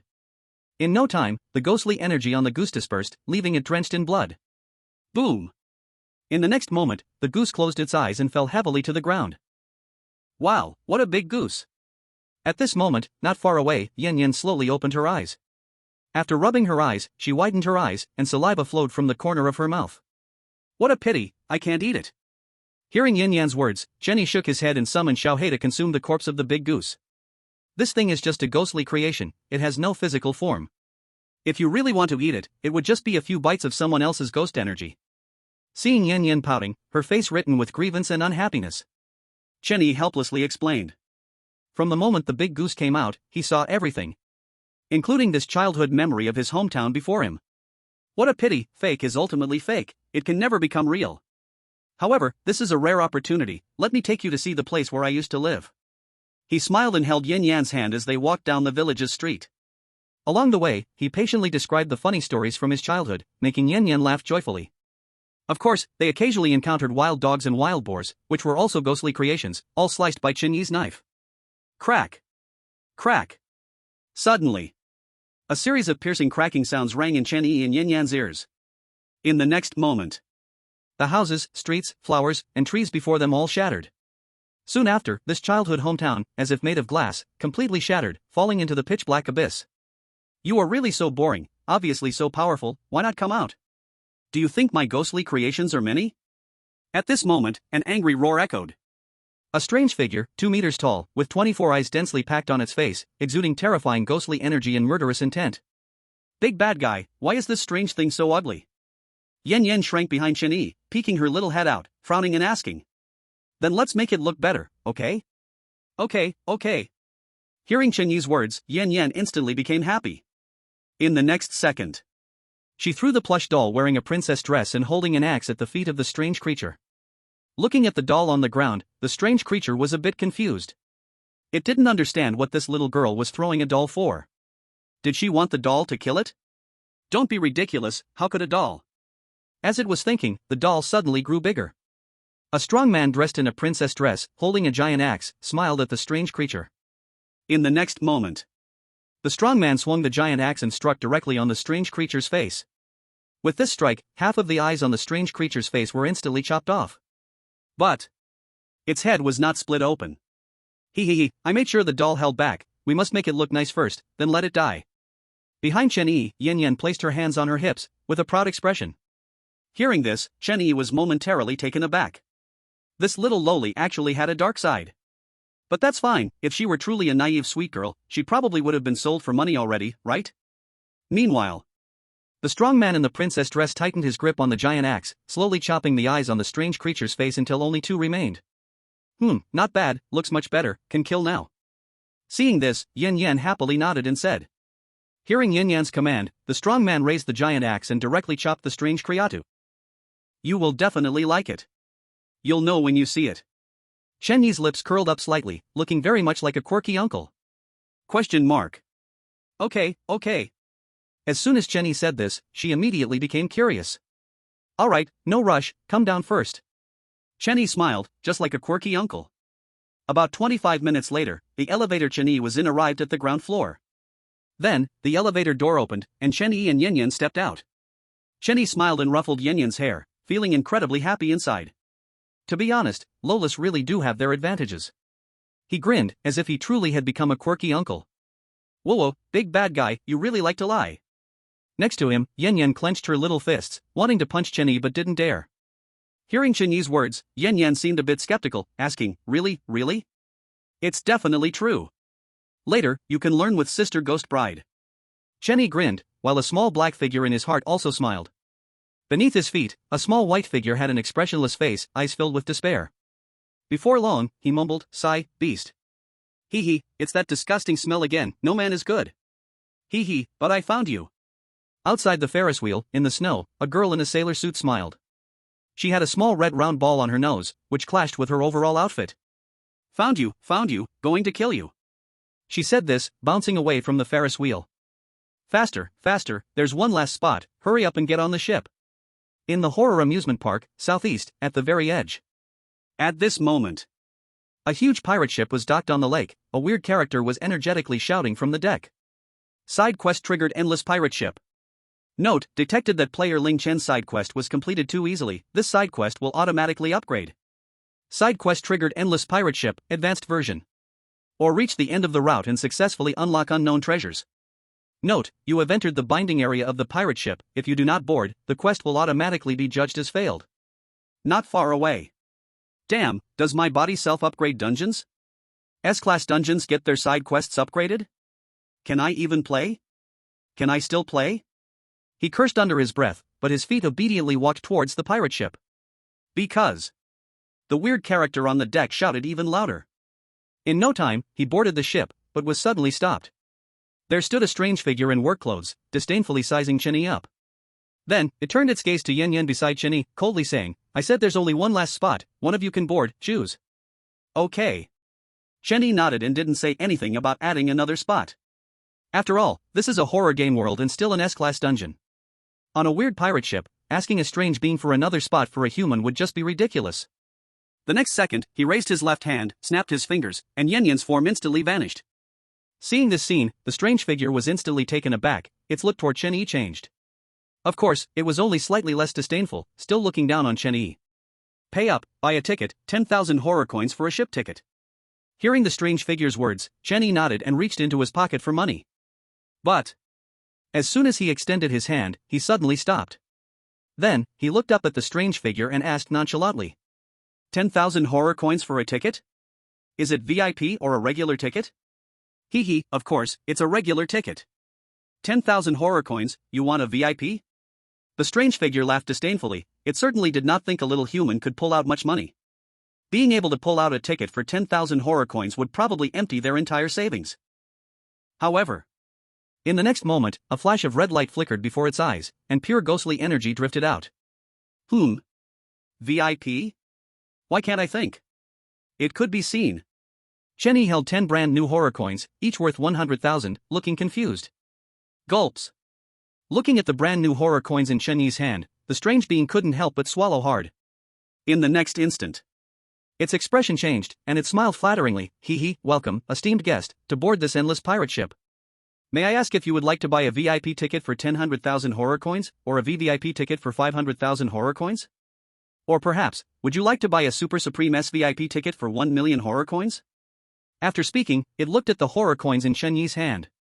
It couldn't help but sigh in its heart. Damn, after all these years, I've lived in a dog's belly and not encountered a human with money. Moreover, this human is just a level 5 player, yet has 1 million horror coins. Most importantly, they're all brand new horror coins. Tisk, is the most expensive ticket only 1 million horror coins? Then, your endless pirate ship isn't that impressive. Chenny stroked his chin, his face filled with disappointment and regret. Hearing this, the strange being was immensely shocked inside. What do you mean only 1 million horror coins? Come on, selling 100 wouldn't even be worth 1 million horror coins. As expected, people can't be compared. No, the strange being is made sick with envy by humans. Since you say that, then I must recommend our hidden tickets to you. Chapter 139, 10 million horror coins, hidden tickets, bonus. The Endless Pirate Ship. Next, I will introduce you in detail to the hidden tickets of the Endless Pirate Ship. Since this ticket was launched, only 8 have been sold, and all were bought by Ghost Monarch level big shots. You know the president of the Ghost Bank, right? He once purchased a hidden ticket. The strange being spoke vividly, as if it had bought one itself. Hearing the strange being's words, Chen Yi was a bit surprised, not expecting Wei Ziqiang to have visited here as well. So, the most important thing is the price and service experience. The hidden ticket for the Endless Pirate Ship is 10 million horror coins. Though expensive, it is absolutely worth it. The presidential suite, almost close to the human world, allows you to choose any female ghost to play with every day. In addition, purchasing a hidden ticket grants access to activities on the endless pirate ship that are not open to the public. After finishing speaking, the strange being smiled with pride. Look, is 1 million horror coins a lot? Well, what would you do if I took out a hidden ticket worth 10 million horror coins? However, just as it was mocking Chen-Yi in its heart, another wave of pure ghostly energy spread out. The purity of this ghostly energy was 10 times that of the previously held 10,000 horror coins purity combined. This ghostly energy, just one whiff, seemed capable of enhancing the strength of the strange being. 10 million horror coins, just barely enough, comes with a hidden ticket. It was seen. The 10 horror coins worth 100,000 that Chen-Yi held had disappeared. In their place was one horror coin worth 10 million. Seeing this scene, the strange being was immediately shocked into a daze. 1 million horror coins, and it, still, is brand new. 1 million horror coins, it had seen before. But a horror coin worth 1 million and still brand new, this was truly the first time it had seen. It should be known. The 8 hidden tickets sold before, those big shots only scraped together 10 million with scattered horror coins. There was not a single person who directly took out a horror coin worth 1 million. After all, it is commonly known that to some extent, horror coins are ghostly artifacts. A brand new horror coin worth 1 million, that is a ghostly artifact among ghostly artifacts. Are you really going to use this horror coin to purchase a hidden ticket? The strange being trembled, not knowing if it was excitement or fear. It stuttered as it spoke. The eyes were fixed on the terrifying coin in Chen-Yi's hand. Just 10 million terrifying coins, nothing big. Chen-Yi shrugged and directly tossed the terrifying coin to the strange being. This throw nearly made the strange being's heart leap out. It was so scared that it hurried to catch the terrifying coin, then carefully cradled it in its hands. Please wait a moment, I will go get your hidden ship ticket. After saying this, the strange being turned and left. Not long after, it returned, its expression excited, happiness written all over its face. Esteemed guest, here is your hidden ship ticket. Next, a special guide will take you to your room. The strange being bowed 90 degrees respectfully and presented an endless pirate ship's hidden ticket to Chen-Yi. It was a card the size of a palm, entirely made of gold and jade. It emitted pure dark energy. However, the dark energy was even less pure than the energy from the 10,000 terrifying coins Chen-Yi had taken out. Good. After receiving the hidden ship ticket, Chen-Yi nodded. 2.5 minutes later, a female strange being wearing a uniform, with black stockings on her legs and high heels on her feet, walked over. She was voluptuous, perfectly shaped, as if created by heaven. Greetings, master. The female strange being knelt before Chen-Yi, looking up and softly speaking. This action made Chen-Yi marvel at the progress of the horror game world. Look, even strange beings knew how to cater to human needs and preferences. Get up. He smiled and gestured for the female strange being to rise. Then, led by the female strange being, the two entered the ship's cabin. The first level of the cabin was a hall filled with delicious food and drinks. In the center, several beautiful strange beings dressed in revealing outfits danced vibrantly. That dance was so spectacular that even Chen-Yi had to say it was amazing. At least, it was many times better than some suggestive videos in the real world. Just then, all the strange beings on the first level turned their gaze toward Chen-Yi. Human, a delicious human. There's actually a living human on the endless pirate ship. Just caught, is there an extra meal tonight? TSK, looking at that tender and delicate skin, should be quite tasty. Wow, a handsome human guy, want a ride? Feeling the gazes of the strange beings around him, Chen-Yi showed no strange reaction. After all, entering here felt like a sheep walking into a wolf pack. But as for whether he was a real sheep or a fake one, only Chen-Yi knew. Master, to avoid unnecessary trouble, you can wear the hidden ship ticket on your chest. It is also a symbol of identity. The female strange being beside him bowed slightly, revealing a glimpse of her snowy depths, respectfully saying to Chen-Yi. Hearing this, Chen-Yi nodded and wore the hidden ship ticket on his chest. The moment the hidden ship ticket appeared, many strange beings around widened their eyes. Oh my, a hidden ship ticket? A human buying a hidden ship ticket? No way, could this be some big shot pretending to be human, here for fun? Wow, a handsome human guy with a hidden ship ticket, want to be ridden. You know what? All you think about is riding. The girl beside him is so sexy, would she even look at you? Yeah, why not come to my room tonight? You can ride however you want. Master, this way please. Not long after, led by the female strange being, Chen-Yi took the elevator to the 10th floor. Here, there were 3 rooms, all doors tightly shut. This is the master's room. Just swipe the ticket to open the door. Hearing the female strange being's words, Chen-Yi took the hidden ship ticket from his chest and swiped it on the door handle. Ding. Click. With the two sounds, the door to the endless pirate ship room 0001 opened. What the heck, you tell me this is almost as luxurious as a presidential suite? This is way more extravagant than a presidential suite, I can't even compare. Thanks to the great author Changa Shingtan for the explosive updates plus character summons plus a poke. It was originally meant to add more for the big boss, but I really don't feel well, so I'll owe it for now, and we'll make up for it in 2 to 3 days. Thanks to the great Qingshan from the Jialing River for the 2 blades plus 2 update talismans. Also, thank you to the other sweethearts for the gifts, love you all. Chapter 140, so that's how it is, the hidden project. Thrilling amusement park, endless pirate ship, 8th floor. This room is really nice. Inside the room, Chunyi looked at the decorations inside and couldn't help but sigh. In front of him was an extremely luxurious room. In the very center of the room, there was a large bed big enough for 10 people to lie down. On the bed, fresh rose petals were placed, and in the middle sat a gorgeous but eerie girl. Seeing this scene, Chunyi was momentarily stunned. He had just been focused on looking at the surrounding decorations and furniture, completely neglecting that there was also an eerie being sitting on the bed. What is this?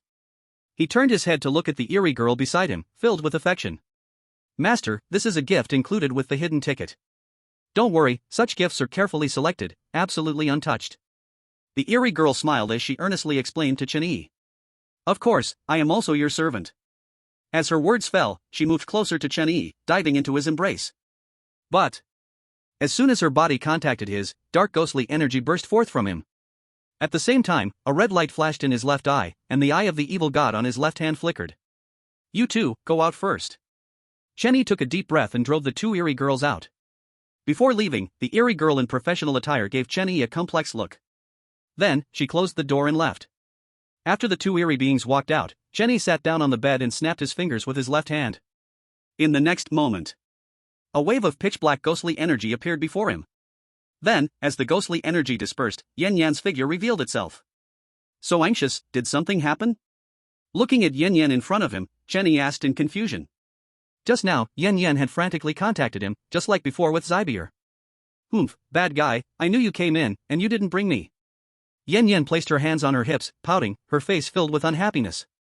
However, the next second, Chunyi suddenly pulled her into his arms. This action made Yan Yan's little face blush, and her unhappiness turned into surprise.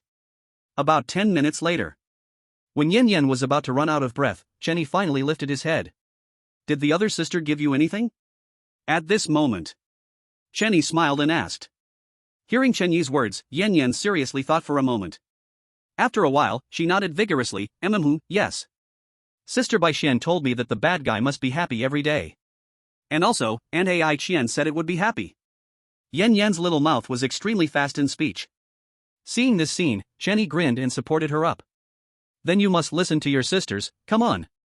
Yan Yan finally understood the meaning behind her sister's words. I go. On the bed, Chunyi, with his eyes closed, suddenly opened them, letting out an expletive.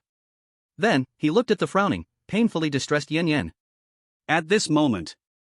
Yet, Yan Yan seemed to have overheated. About 2.5 minutes passed before her expression returned to normal. 25 minutes later.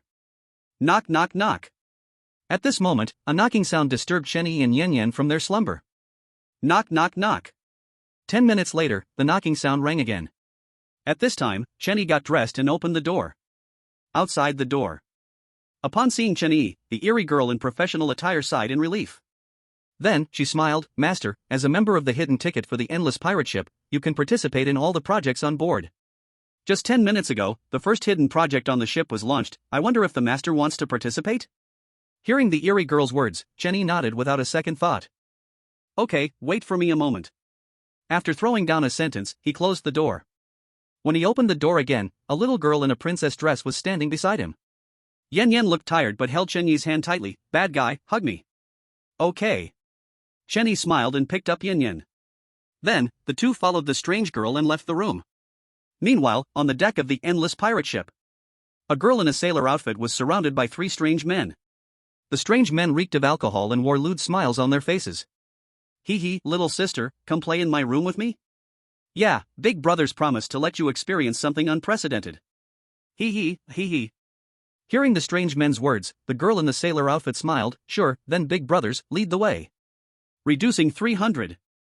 Help, I feel like dying from the changes. The original version is in the secret base, you can come see it. Chapter 141, Boring, Hidden Project. In the thrilling amusement park, on the 6th floor of the endless pirate ship. Master, this is the place, please swipe your card to enter. The strange girl respectfully said to Chen Yi and then stepped aside. Hearing this, Chen Yi took off the hidden ticket from his chest and swiped it on the door. Ding! Click! As two sounds rang out, the door opened automatically with a very technological feel. However, Chen Yi understood that there was actually a strange creature inside this door. And its strength was not low, close to that of a ghost leader. In a sense, it was stronger than the little girl in his arms. Of course. That was when the little girl was unarmed. If the strong man in the princess dress was there, even the ghost king below level 3 would have to carefully consider the consequences. Ha! Aren't you coming in? Suddenly, Chen Yi noticed that the strange girl had not followed, and he felt puzzled. Master, it's like this, the hidden ticket can only bring in one extra person. The strange girl stood aside, smiling, and explained softly.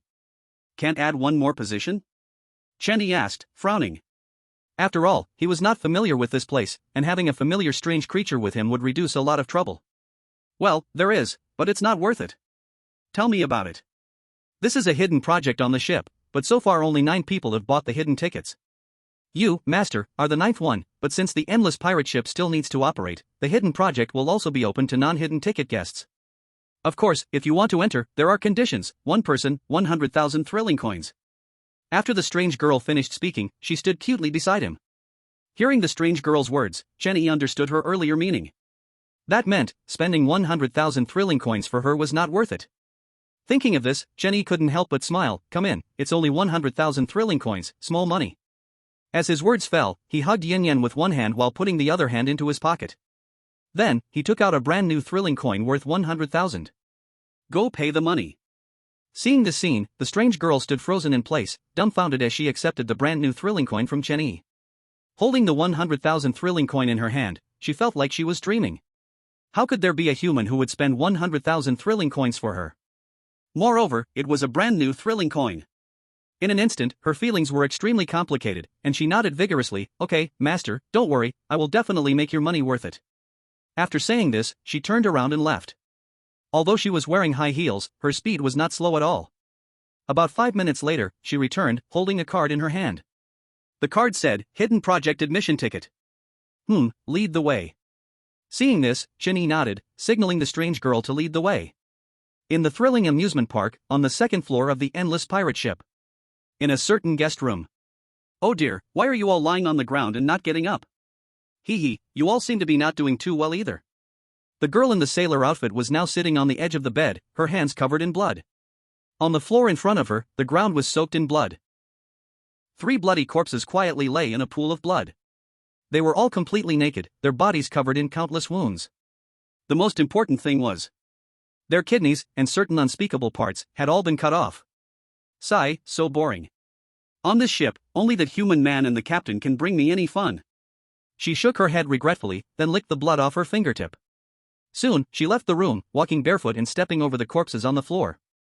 Honorable gentlemen and ladies, welcome to the first hidden project of the Endless Pirate Ship. Endless Pirate Ship, 6th level. At this moment, the whole place was pitch dark, with not a single trace of light. Not far away, a strange voice was loudly shouting with a microphone. Click, click, click, click. At this moment, lights lit up on the ceiling of the venue. The blinding lights illuminated the entire place, not a single shadow in sight. In the next instant, a spotlight turned on, directly shining on the position where Chen Yi was standing. Let me warmly welcome the only hidden ticket guest of this endless pirate ship. Also, he is the first human in the history of the endless pirate ship to buy a hidden ticket. As soon as these words were spoken, all the strange beings in the venue turned their gaze towards Chen Yi. When they realized that Chen Yi was indeed human, and that he was wearing a hidden ticket on his chest, all the strange beings were extremely shocked. But soon, they all turned their eyes away, too scared to look at Chen Yi anymore. After all, anyone who could buy a hidden ticket must be a big shot. But such big shots were not uncommon in the horror game world, it's just that many of them hadn't come here yet. However, a human, spending 10 million horror coins to buy a hidden ticket. That can't be described as just a big shot. This was a big shot among big shots, a god-level rich person among the rich. You have to know. The horror game world has only been around for a mere 20 years. The strange beings only knew about humans for 20 years. But in just 20 years, a human could take out 10 million to buy a hidden ticket. This is simply terrifying. Forget 20 years, even if they gave them 200 years, they might not be able to earn 10 million horror coins. Seeing the strange beings around him turn their gaze away, Jenny smiled. Then, the spotlight on him was extinguished, and the hidden project began. It was called a hidden project, but it was actually just a very ordinary project. That is, blind boxes. Yes, blind boxes, but not the usual blind boxes from the real world. Inside these blind boxes, there were all kinds of ghost tools, strange beings, and humans. You could say, there was nothing that couldn't come out of these boxes. Today, the Endless Pirate Ship has prepared 20 blind boxes for all our honored guests. The lowest grade inside is a ghost general level succubus. The highest grade? I'll keep it a secret for now. After all, the fun of blind boxes is in the unknown. Once this was said, all the strange beings nodded in agreement. Indeed, the fun of blind boxes is in the unknown. This is interesting. In the front row, Chen Yi's lips curled up, and a flash of red light flickered in his left eye. In the next moment, all the blind boxes on the stage seemed to become transparent. The contents inside were all revealed in his eyes. Inside, there were all kinds of weird and strange things. Among them, there was a succubus, a female strange being, and a species that Chen Yi didn't recognize. Ding! Special item detected, system scanning. That's all for today, the review is stuck, author is crying. Driving without rules, author tears in 2 lines. Look how hard Xiao1 is working to drive the plot, please give a 5-star review, push to 8.5, and send a free gift. Chapter 142, really can run, 3 tasks. Ding! Special item detected, system scanning. Scanning complete. Item name, Endless Pet Chain. Grade, Ghost King Level 1 Ghost Tool. Use, tie the pet chain around the neck of any species. It can make it obey and significantly enhance its strength. Source, Scary Game World, S-Class Dungeon Scary Amusement Park Endless Pirate Ship. Note, special item, but it seems to have been bound by something. Inside the venue. Looking at the system panel in front of him, Chen Yi was stunned for a moment. He didn't expect there would be special items in the blind box. Wait, hold on. Suddenly, he widened his eyes and stared incredulously at the blind box in the corner. Wow, you really can run, huh? You've come all the way here? He saw. His blood-red left eye, through the surface of the blind box, saw inside lying a cat. A fat orange cat, with a chain radiating a sinister aura tied around its neck. At that moment, it was sprawled inside the box, soundly asleep, surrounded by piles of meat. So amazing.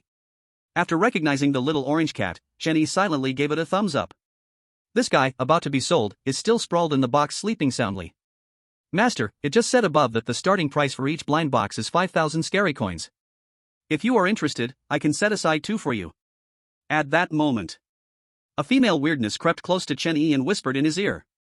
Hearing this, Chen Yi smiled and shook his head, no need, it's just pocket change, not necessary. Upon hearing this, the female weird froze for a moment, then nodded, okay, master. This was actually what it had fought for Chen Yi, after all, he was a hidden ticket big shot.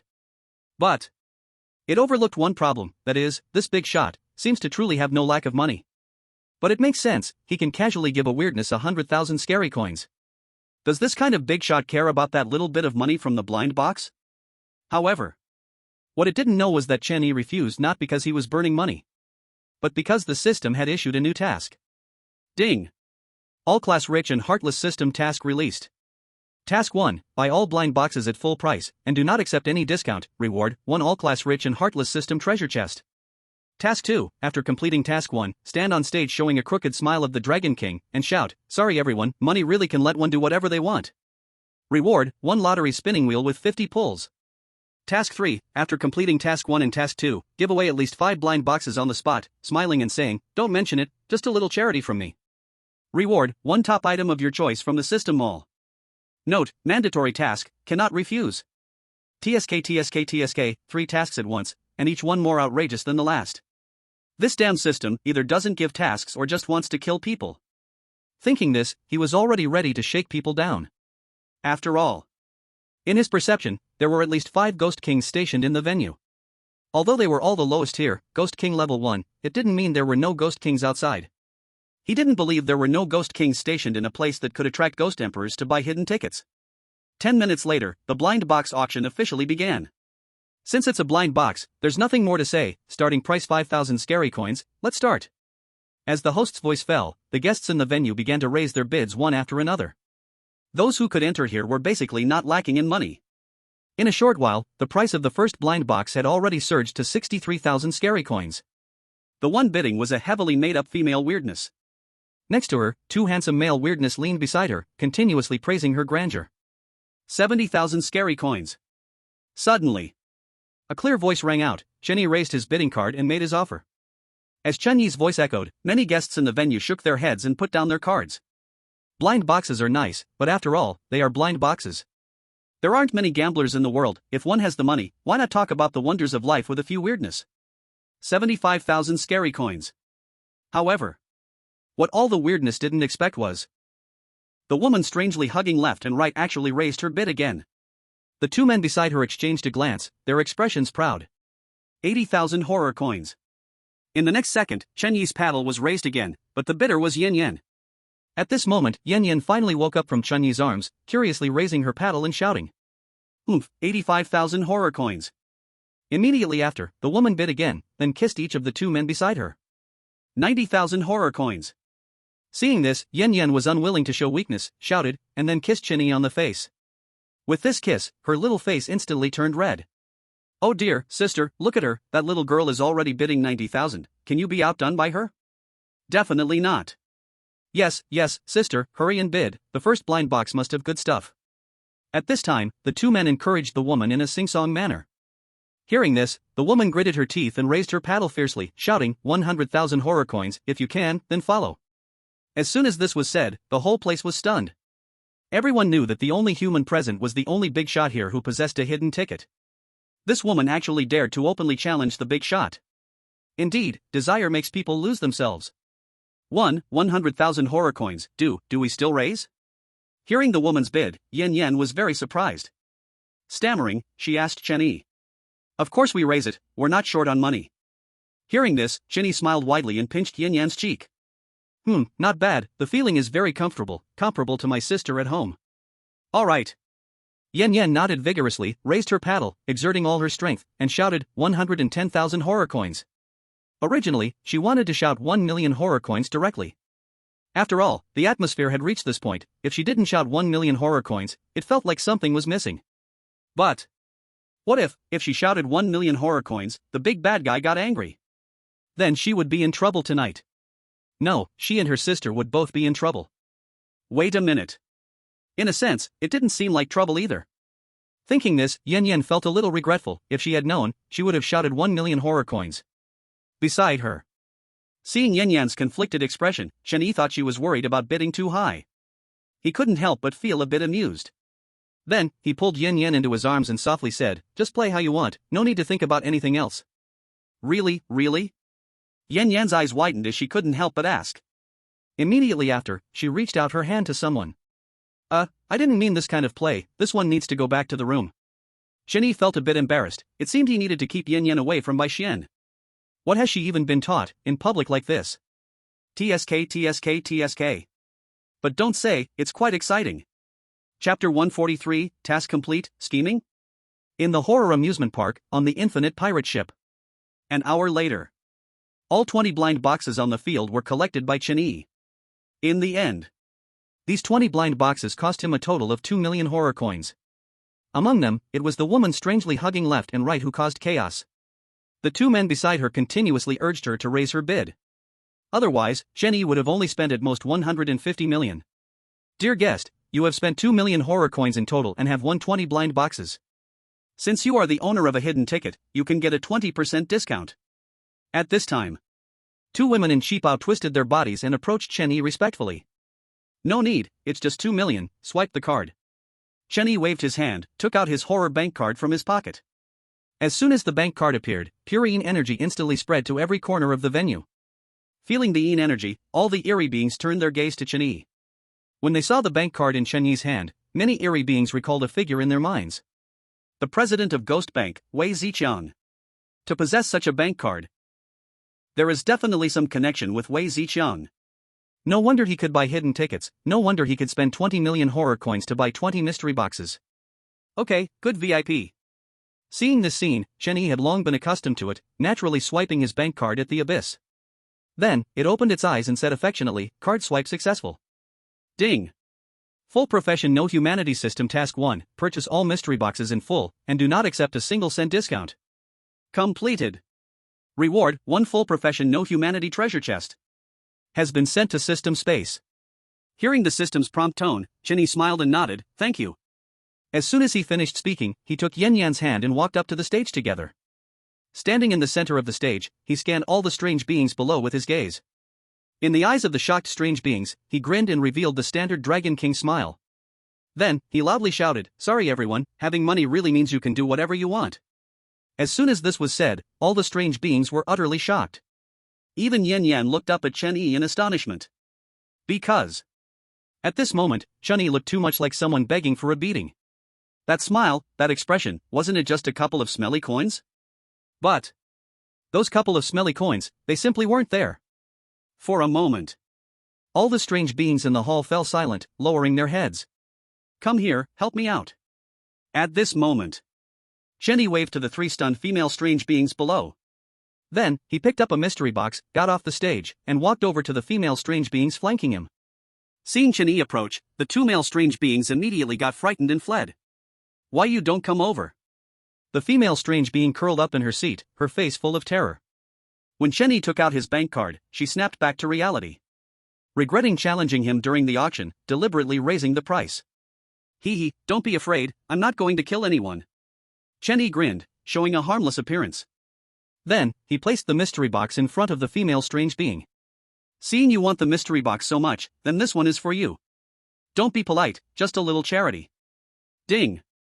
Full Profession No Humanity System Task 2, Task 3, don't want to water it down, go check the previous text. Completed. Task 2 reward, 50 consecutive lottery draws. Task 3 reward, one of the top items from the system mall. Thank you. The female strange being trembled and spoke a word of thanks to Chen Yi. She didn't dare to harbor any dissatisfaction or anger in her heart. At this time, she only hoped that this human in front of her would spare her. Spare her life. Boring. Chen Yi shook his head and turned to leave. Originally, he thought that this female strange being would be angry, would resist. Unexpectedly, she was a softie as well. Meanwhile, aboard the infinite pirate ship, 5th floor. Hee, purine energy is the scent of handsome guys, hee. Getting closer, getting closer. The girl in a sailor suit walked down the corridor, licking the blood on her fingertips. At this time, her right hand was covered in black blood. Her left hand was even holding a dark kidney. After licking the blood off her fingers, she took a bite of the kidney. As soon as she chewed once, she showed a painful expression. Tooey. Tooey. Tooey. It's so disgusting, so disgusting. She complained with her mouth full, tossing the kidney on the ground, stomping on it hard a few times. Infinite pirate ship, hidden ticket room. In the room, Chen Yi sat by the bed, with a mystery box in front of him. The other mystery boxes he had opened during the event. Useful ones he kept, useless ones he tossed away. The only remaining mystery box in front of him was the one containing Xiaoju. At this moment, getting closer to the mystery box, he could even hear intermittent gurgling sounds. Sigh, really can sleep, Yan, open it. Hearing the snoring, Chen Yi shook his head helplessly. Okay. Yan happily shouted the princess dressed strong man. In the next second, the princess dressed strong man swung a giant axe and directly chopped down. Crack. With the sound of shattering, the box of the blind box split in half. At the moment the box broke open, the little orange cat lying on one side slowly opened its eyes. As soon as it opened its eyes, it saw a shiny axe right next to its nose. This sight instantly scared it so much that its fur stood on end. Wow, this girl is really fierce, going straight for the chop. By the bed, Chen Yi watched in shock, his mouth agape. He really didn't expect Yan to call for a burly man in a princess dress to chop the box.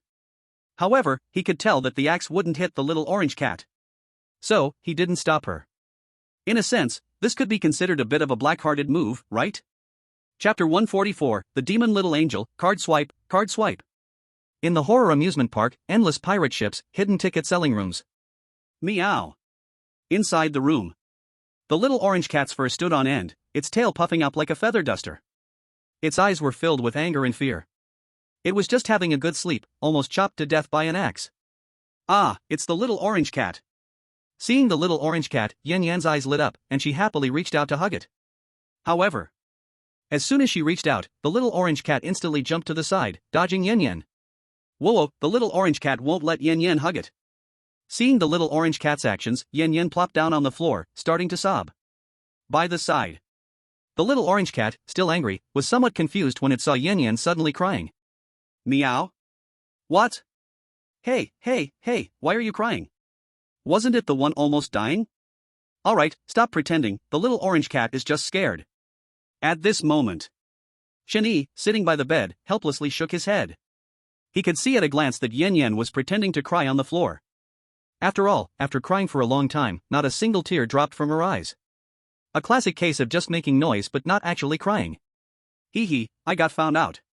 Seeing Shen Yi exposing her, Yan Yan smiled awkwardly. Then she suddenly lunged at the little orange cat, hugging it tightly in her arms. Being hugged, the little orange cat had a look of despair. However, it didn't dare to run away, fearing that this troublesome little girl would start crying again. But it's worth mentioning that in Yan Yan's arms, the little orange cat's gaze remained fixed on the burly man in the princess dress. Forget it, go play by yourself. By the bed, watching Yan Yan keep rubbing the little orange cat, Shen Yi simply lay back on the bed. Then, he closed his eyes and opened the system space in his mind. System space. Inside were all kinds of things, mostly things that Shen Yi couldn't bear to throw away. After all, in the horror game world, how could he not prepare a little more? TSK, this regular small umbrella, not needed, after all, it's most comfortable not to need it. Glancing at the small umbrella in his hand, he muttered to himself. Then, he came to a treasure chest made of pure gold, encrusted with diamonds. By the way, why do all the boxes disappear every time I open them? At this moment, Shen Yi was surprised to find that all the treasure chests he had opened before had disappeared. You can't be recycling this box, can you? Thinking of this, he couldn't help but roll his eyes. This dog system really is excessively wasteful, recycling one box over and over again. Ding! Saving where you can, spending where you must, until you run a household, you won't know how precious money is. Suddenly, the system's prompt tone sounded. Hearing the prompt, Shen Yi was taken aback. This was the first time the system had answered a question that wasn't about business. In the past, this dog system had never answered any of his questions except for issuing tasks and normal prompts. If only the system were a person, he really would want to feel its forehead to see if it had a fever. Forget it, as long as you're happy. In the end, Shen Yi shrugged, approached the treasure chest, and reached out to open it. Crack! With a crisp sound, the all-profession wealthy system treasure chest was opened. In an instant, a dazzling golden light burst forth from the treasure chest. In just 1 second, the entire system space was illuminated by golden light. Ding! Special item detected, system scanning. Scanning complete. Item name, shiny golden treasure. Grade? Use, place this item anywhere, it can emit dazzling golden light, with a 99% chance of blinding all living beings within a 1 kilometer radius, including the host. Source, all-class lavish and ruthless system task reward chest. Remarks, 1 in 10,000, lavish and ruthless, unparalleled, a must-have for venturing outside. Shen Yi 0.0? Wait a minute. Something's off, very off. What does it mean to blind all living beings within a 1 kilometer radius, including the host? Damn it, if he's blind, what use is this thing? What do you mean by must-have for harming others? This is simply harming both others and oneself. Looking at a small golden sphere in the box, Shen Yi began to complain madly in his heart. Forget it, after all, it's free, having it is better than not having it. He sighed and took the golden sphere out of the box. The moment he took it out, the pure gold chest adorned with diamonds instantly disappeared. Shen Yi. No need, really no need. Where's our ambition? Where's our money? Buddy, all-class lavish and ruthless system, where did your lavishness go? This is utterly inhumane, right? Fine, this dog of a system isn't even human. Ding! Congratulations, host, you have recovered the pure gold treasure chest adorned with diamonds +1. Recovery feedback, 10 wealth points. Suddenly, the system's voice rang again. Hearing the notification sound, Shen Yi was a bit confused, and then opened the system panel to check. This time, as soon as he opened the system panel, he noticed something different. Next to the system mall, a new wealth mall had been added. Without any hesitation, he reached out and clicked on the wealth mall. Ding! Congratulations, host, for using the wealth mall for the first time, a bonus experience opportunity. Ding! Congratulations, host, you have gained a wealth mall experience opportunity +1. Remarks, after use, you can choose one item from the Wealth Mall to experience for 1 minute. Wealth Mall? Experience opportunity? Chenny looked surprised and quickly browsed the items in the Wealth Mall. However, in the mall, all item icons were black, all displaying insufficient wealth points, not unlocked yet. Can be experienced once? But it is worth mentioning that although the item icons were unclear, fortunately, below each item was a corresponding name and a brief introduction. Devil Little Angel? After use, you can get a little princess from the demon clan. Strange, isn't it supposed to be a princess? Then why call it a devil little angel? This introduction immediately piqued Chen Yi's interest. After hesitating for a moment, he used his only experience opportunity on the devil little angel. Ding! Congratulations, host, for using the Wealth Mall experience opportunity once. Ding! Congratulations, host, you have obtained the devil little angel. Experience version, countdown 59 seconds. As the system's prompt sounded, a little girl in a black princess dress appeared in front of Chen Yi. She was about 1.56 meters tall, wearing a black princess dress that sparkled. In her hand, she held a trident demon spear engulfed in flames. Master, master? The devil little angel looked at Chen Yi with confusion, her voice extremely pleasant to hear. That voice could definitely win over thousands of online gods in a romance. But these weren't the most important things. The most important thing was, when the countdown timer reached 30 seconds, the little angel's black princess dress suddenly faded. In just 1 second, the black princess dress turned pure white. At the same time, a pair of angel wings sprouted from her back. At this moment, she was radiant and pure, untouched by dust. Master, which one do you like more? The devil little angel smiled and leaned closer to Chen Yi, the golden light from her body scattered over him. Ding! Congratulations, host, you have received the angel's blessing. 25 seconds experience version. Angel's blessing, after obtaining, significantly increases luck value. A strong body, 10 times a night. 10 times a night? Swipe card, swipe card, swipe card. Chapter 145, use your brain, find food yourself. Ding! Card swipe failed, your wealth value is insufficient. Wealth value balance, 10. Demon Little Angel price, 500 wealth points. In the system space. Looking at the system prompt panel in front of him, Chen Yi felt a bit suffocated. For so long, this was the first time he had been told his balance was insufficient. This feeling was like seeing a favorite toy in childhood, but only having $1 in his pocket. Forget it, let's look at other rewards first. Shaking his head, Chen Yi closed the Wealth Mall and began to check the next task reward. Task 2 reward, lottery draw, 50 consecutive draws. In the next moment, a lottery draw appeared in front of Chen Yi. Dog system, go all out, 50 consecutive draws. With a wave of his hand, the lottery draw began to spin rapidly. In the center of the wheel, the pointer spun wildly, sweeping over every prize. About 2.5 minutes later, both the wheel and the pointer slowed down. Another 2.5 minutes later, the wheel and the pointer stopped simultaneously, 50 consecutive draws were completed. Ding! Congratulations, the host has obtained the following prizes: dried bacon, sexy original stockings, weird flavored gum, disposable chopsticks. Looking at the lottery draw prizes, Chen Yi's face turned pitch black. His expression was as if he had stolen someone's pot and turned dark.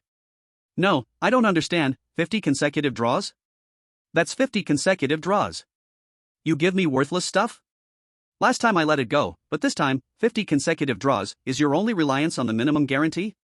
He complained madly, wishing he could chop this lottery wheel with a sword. A full 50 consecutive draws, yet nothing good came out.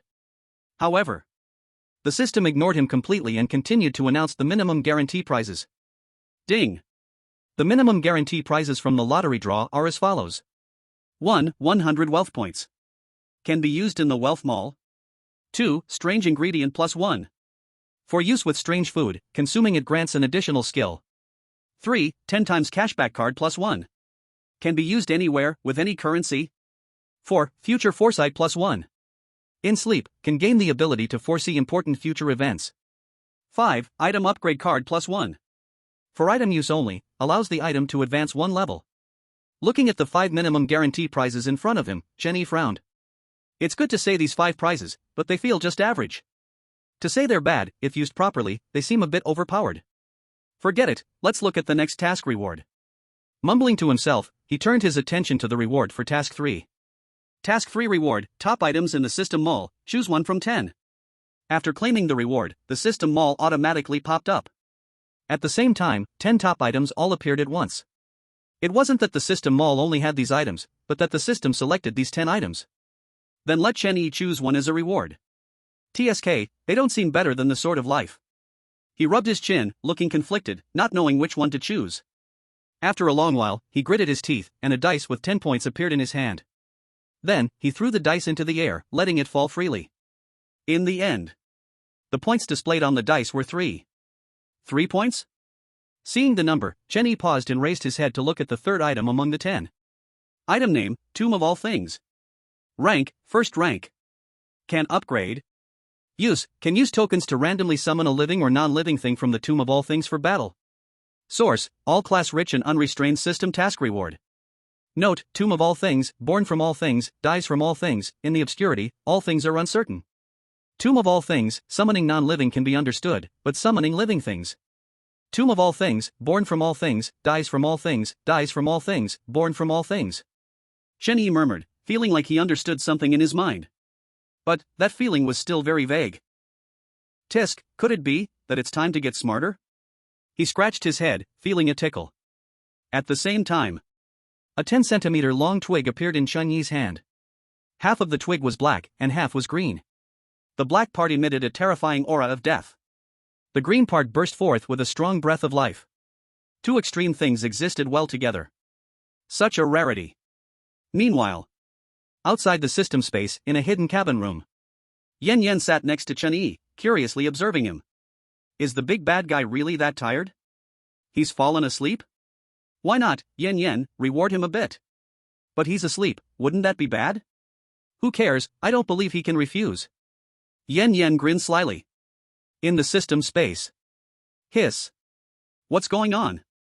Ah, the child has grown up. He sighed in his heart, did not stop it, and quietly closed his eyes. Half an hour later, Yan Yan fell asleep on the bed. Beside her, Little Orange was sleeping, exposing her belly. At this moment, Chen Yi sat by the bed, opening the wealth mall. 10 times cashback card, no currency limit, can I use wealth points too? As he spoke, he grinned and found a product worth 100 wealth points. Lucky necklace, using it can greatly enhance your luck. Note, this is not a complete item, please use it with caution.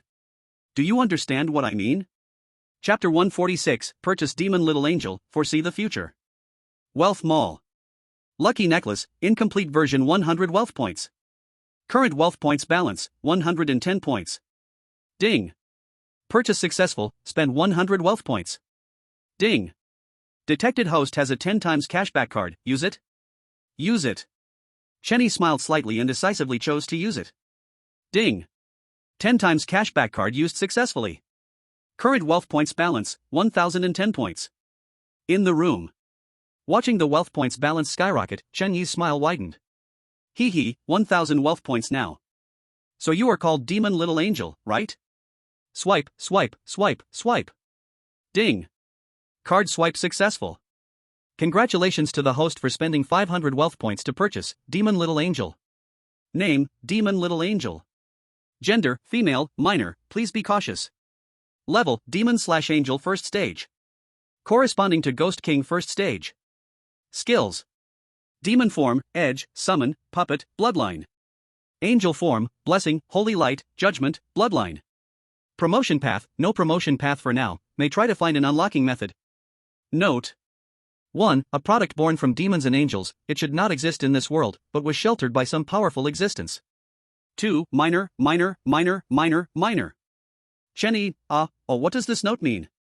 I ask you, what does this note mean? Am I that kind of person? I bought her for that kind of thing? Damn it, you damned dog system. Honestly. In broad daylight, under the clear sky.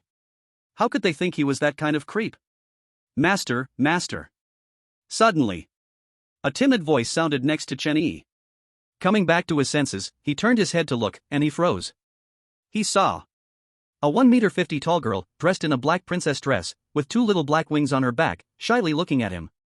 Wow, so the previous trial version was a censored version. This one is 10 times cuter than before. He smiled and pulled the demon little angel into his arms. Master, master, I still have half a year until adulthood, I can't yet. The demon little angel struggled a bit and said with hesitation. Hearing this, Chen Yi was stunned again. He looked at the demon little angel in disbelief. He simply thought this little girl was adorable, he really had no other thoughts. But why did this little lowly think he was that kind of person? Could it be? Damn it, you damn dog system, don't corrupt children, okay?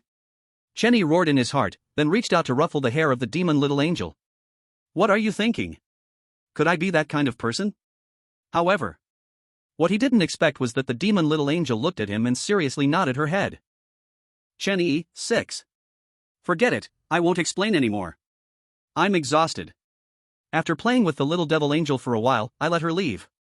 It's worth mentioning that the little devil angel has her own separate world. It's not big, but it has been her home since she was young.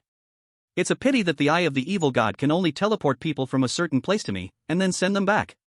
But it cannot teleport the people next to me to a specific place. Otherwise, I would just send the little devil angel to the Ghost City Villa. Wait, no, going to the Ghost City Villa would lead her astray. Sigh, let's wait until this instance is over and bring her back to the real world. After sighing, Chen Yi took off his shoes and got into bed, and soon fell into a deep sleep. In the dream, the sky was flashing and thundering, with strong winds howling, and fist-sized hailstones fell with a crash. Around, skyscraper glass shattered, and screams rose and fell. On the street, a person wrapped in a black cloak held a spear radiating red ghostly energy. Hail crashed onto his head and shattered loudly, but did not harm him at all. In front of him, Chen Yi lay on the ground, his hands had already disappeared. He breathed heavily, crying out to the heavens, but no one answered. Just a moment ago, this person appeared instantly in front of him. In just a moment, his hands fell away, and his chest was severely injured. From beginning to end, the black-cloaked person only said one sentence: "You killed someone you shouldn't have killed." See, can you tell me the current date and year? Lying in a pool of blood, Chen Yi used all his strength to ask his final question.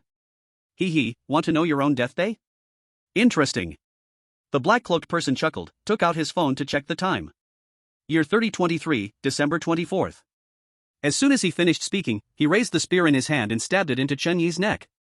Endless pirate ship, hidden ticket office room. Ah! Suddenly, Chen Yi, who was sound asleep, awakened with a start, sitting up and gasping for breath. Ding! Congratulations, host, for using the ability to foresee the future. At this moment, the system's alert sounded. Hearing the alert, he took a few deep breaths and opened the system space to take out his phone. Though there was no signal in both the horror game world and the system space. But as long as the phone had power, the time on it would keep moving forward. After opening the phone, Chen Yi immediately saw the time on it. Year 3023, December 20th. The 24th, Christmas Eve, there are still 4 whole days left. Killed someone I shouldn't have? Someone I shouldn't have. Su Qinghong? He recalled the black-cloaked person's words. Su Qinghong's face appeared in his mind. Wait. Su Qinghong, Su Qingyan. These two must be siblings or something, right? Thinking of this, everything seemed to make sense. Ever since the horror game world was upgraded, the real world also advanced quickly. More and more ghost manipulators emerged, wielding powerful and strange abilities. And if we talk about who had the most and the strongest ghost manipulators, there was no doubt it was the Slayers Association.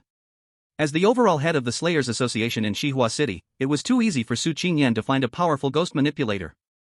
But strangely, the appearance of that ghost manipulator did not get detected by the eye of the evil god at all. You have to know. Ever since he obtained the eye of the evil god, he had hardly ever turned off the eye of the evil god, true eye ability. Controlling a special ghost? And it seems their own strength is even stronger than Su Qinghong. He muttered to himself, and endless killing intent rose in his heart. No matter who it is, as long as they want to kill me, they must be prepared to be counter-killed. And when you have that thought, your whole family will not escape. Chen Yi grinned, displaying a seemingly harmless demeanor. Knock, knock, knock. Suddenly, a hurried knocking sound echoed. Then, the voice of the female ghost from before came from outside the door.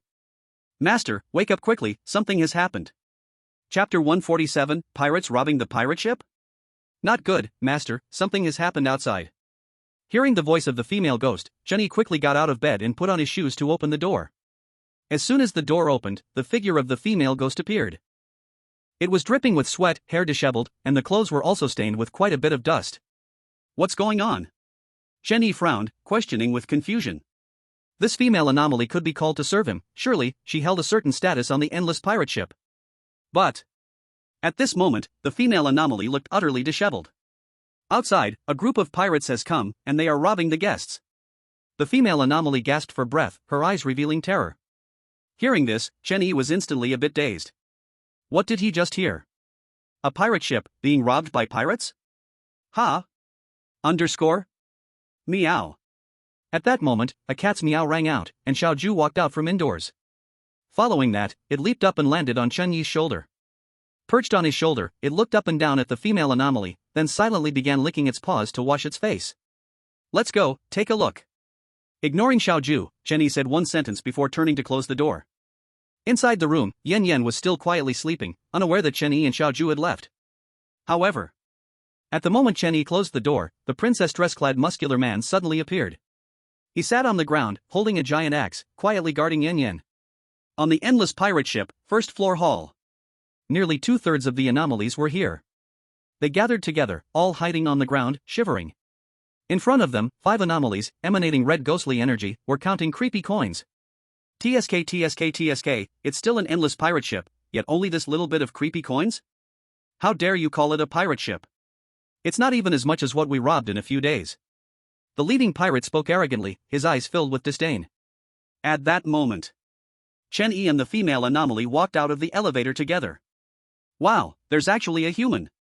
When several pirates saw Chen Yi, their eyes instantly lit up. They had seen humans before, and they often ate them. But living humans, they had not seen for a very long time. Every day drifting at sea, they truly had hardly seen a few living humans. Human brat, come here, let us take a good look at you. Ha ha ha ha ha ha ha. The pirates laughed loudly, their gaze towards Chen Yi filled with greed. Even a few pirates had already started to swallow their saliva. Are you calling me? Chen Yi pointed at himself, then raised his leg to walk towards the pirates. But he had just taken a step when he felt his clothes being grabbed. Master, don't go over. Behind him, the female anomaly shook her head at him, her expression worried. It's fine, don't worry. Seeing this, Chen Yi smiled, surprised that this female anomaly actually cared about him. After patting the female anomaly's hand, he took a step towards the pirates. I'm here, and then what? Reaching in front of the pirates, Chen Yi grinned, showing a harmless expression. And then? Then of course, we'll kill you and eat your flesh. On the opposite side, the pirate also grinned, instantly bursting forth with monstrous ghostly energy. 5 ghost kings at the 5th level? How could the endless pirate ship be robbed by this group of people? Seeing the level of the 5 pirates, Chen Yi was tremendously astonished.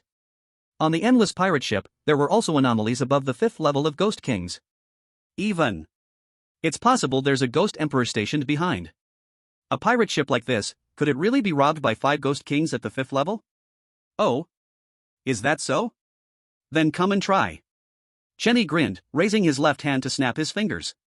In the next moment, a ball of crimson ghostly energy appeared beside him. Then, as the ghostly energy dissipated, Zybier's figure revealed itself. She held a ghostly blade, and her killing intent was almost solidified. Most importantly, her aura of Ghost King at the 9th level instantly swept across the entire area. Just her aura alone made the 5 Ghost Kings at the 5th level on the opposite side collapse to the ground in fear. They fell to the ground, their bodies trembling incessantly. Not far away, the tourists on the endless pirate ship also felt it, as Zybier's ghostly energy was similarly impacting them. Under this ghostly energy, several low-level ghost generals were directly crushed to death. Didn't you say you wanted to eat me? Lying on the ground won't get you anywhere. Looking at the 5 twitching monsters, Chen Yi said with a smile. Immediately after, he took the eerie blade from Zybier's hand and walked in front of the 5 pirates. He crouched down and one by one eliminated the 5 pirates. Ding! Congratulations to the host for slaying 5 5th rank eerie monsters, level up. Level 6.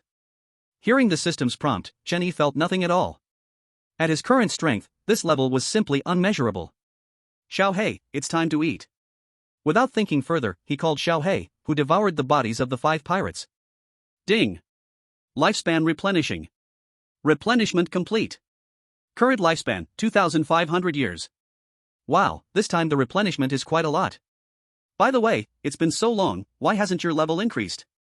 Hearing the system's prompt, Chen Yi couldn't help but ask. You wouldn't understand, you can't understand. When you reach my age, you will understand. Xiao Hei's voice sounded, full of helplessness. Chen Yi, 6. This Xiao Hei is really getting more and more mischievous. He was still unsure who should eat the eerie pearl, but now he had a target. He. Meanwhile, endless pirate ship, at the hidden ticket room door. A girl in a sailor uniform smiled, her mood excited. She took a few deep breaths and then raised her hand to knock on the door. Knock, knock, knock. After knocking 3 times, she quietly waited for someone to come and open the door. But after 2.5 minutes, there was not a sound from inside the room. Seeing this, she took another deep breath and knocked on the door again. Knock, knock, knock. The door was knocked again, but there was still no sound from inside. However, the girl waited for another 2.5 minutes, perhaps with some sort of faith in her heart. When the 2.5 minutes were up, the girl wondered, strange, is the handsome guy not inside? But I can smell him in there. As she spoke, she leaned in closer, pressing her ear against the door. Bang! Just as she leaned in, an axe came crashing out from inside the door. The shining axe narrowly grazed the tip of the girl's nose. Pfff. The next second, a thin line of blood shot from her nose. Wow, this is so thrilling. Feeling unwell, so the past few days have been double updates, resting a bit, and will resume triple updates in a few days. Love you all? Chapter 148, Captain Lu Tian, the key to the treasure. This is just too thrilling. With a flushed face, the girl stuck out her pink tongue and licked the cold, shiny axe. Quick, open the door, I'm here to play with you. She said with a smile, her eyes filled with flirtation. That look would make any dog feel the depth of her affections. Creak. At that moment, the axe stuck inside the door moved slightly. Then, the axe withdrew, and a large hand reached out. A huge, dark hand grasped the girl's neck, forcibly pulling her through the gaping door. Meanwhile, endless pirate ship, first floor hall. Aren't you coming out? If you don't come out, this pirate ship might just belong to me. In the hall, Chenny sat on the skeletal throne, crossing his legs. Beside him, Zybier was happily feeding him fruits and snacks. Still not coming out? He muttered, somewhat surprised. It was 100% certain that a Ghost King existed on this endless pirate ship. But with the ship in such a state, the other parties still hadn't come out. Could it be that they no longer wanted this pirate ship? However, line end. Just as Chun-Yi was pondering, the elevator dinged at this moment. Then, the elevator ascended straight to the 8th floor. But upon reaching the 8th floor, the elevator did not stop, still showing an upward sign.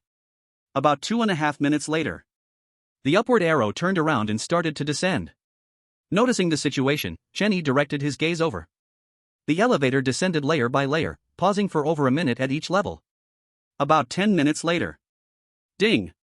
With the elevator's prompt sound, it finally descended to the 1st floor. Creak! Then, the elevator door opened, and a figure stepped out from inside. It was an old man with a head full of white hair.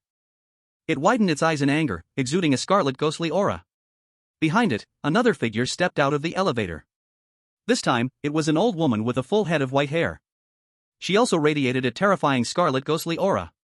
The two of them stood beside Chen-Yi, hands clasped behind their backs, staring intently at him. 6th stage Ghost King and 7th stage Ghost King? Seeing the two strange beings before him, Chen-Yi was somewhat surprised.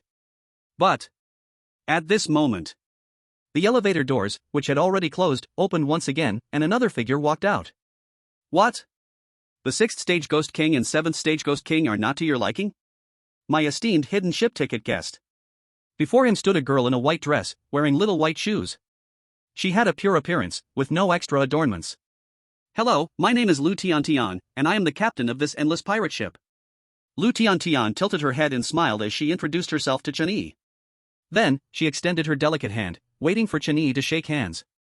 Ling Chen, human player. Seeing this, Chen-Yi smiled and took her soft hand. The moment Lu Tian appeared, he realized that this seemingly pure and adorable girl was the only Ghost Emperor on this endless pirate ship. Her aura, although not as strong as Ghost Capital Bank President Wei Ziqiang, but not far behind. The two hands touched for a moment before both withdrew simultaneously. I helped you deal with 5 pirates, you must at least give something in return, right? Chen-Yi grinned, showing a harmless look. He had no real interest in this ship. After all, there was a Ghost Emperor overseeing it. He was very strong and had a lot of money. But to say he could take property from a Ghost Emperor was a bit unrealistic. All right. Lu Tian nodded and gestured to the old man and old woman beside her. Seeing Lu Tian's action, the old man and old woman showed signs of hesitation on their faces. After a while, they exchanged glances and sighed simultaneously. Following that, they both reached into their pockets and pulled out a palm-sized wooden box. The wooden boxes were quite ordinary, without any aura whatsoever. Master. The old man and old woman spoke in unison, then handed the wooden boxes to Lu Tiantian. Receiving the two wooden boxes, Lu Tiantian took a glance and directly handed them to Chen Yi. Looking at the wooden boxes handed over by Lu Tiantian, Chen Yi felt a bit confused. But he didn't hesitate and reached out to take the wooden boxes. In the next instant, under the watchful eyes of the strange beings, he opened the two wooden boxes. When the boxes opened, inside lay two halves of a jade pendant. The broken parts of the jade pendants could just about be pieced together. Seeing this scene, Chen Yi looked up at Lu Tiantian in confusion. These two pieces of jade are called Wan PC, the key to the treasure that all pirates seek at the end of the endless sea. Using this as a reward should be acceptable, right? Hearing this, Chen Yi frowned. Are you trying to sell me a dream? He remembered that the task of the endless pirate ship was reach the end of the route and successfully unlock the unknown treasure.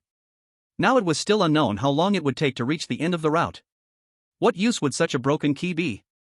Moreover, who knows if this thing is real?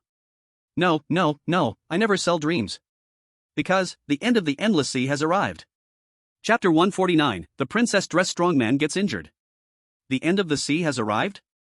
Hearing Lu Tiantian's words, Chen Yi was somewhat surprised and turned to look outside. Sure enough, the scenery outside was no longer retreating, the endless pirate ship had truly stopped. See, I told you, I never sell dreams. Lu Tiantian smiled, turning to look at the old man and old woman beside her. Get ready, prepare to disembark and search for the Wan PC treasure. Oh, right, those wastes, one counts as one. If you can't come up with 10,000 horror coins for the ransom, just throw it all into the sea to feed the fish. After dropping this line, she turned around and left, her pure aura shifting into a terrifying murderous intent. Interesting. Hearing Lu Tiantian's words, Chen Yi stood up and put away the skull throne. He then left with Zybier.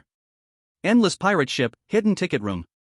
When Chen Yi returned to the door of the room, he immediately saw the already tattered door. Seeing this scene, he was startled and rushed inside. As soon as he entered the room, he saw an unbelievable sight. There, in the large room, blood was everywhere on the floor. On the walls, on the furniture, disgusting maggots wriggled incessantly. In front of the bed, the princess dress warrior sat on the ground, a huge axe beside him. At this moment, he was using his right hand to grab a piece of bloody flesh, bringing it to his mouth to bite.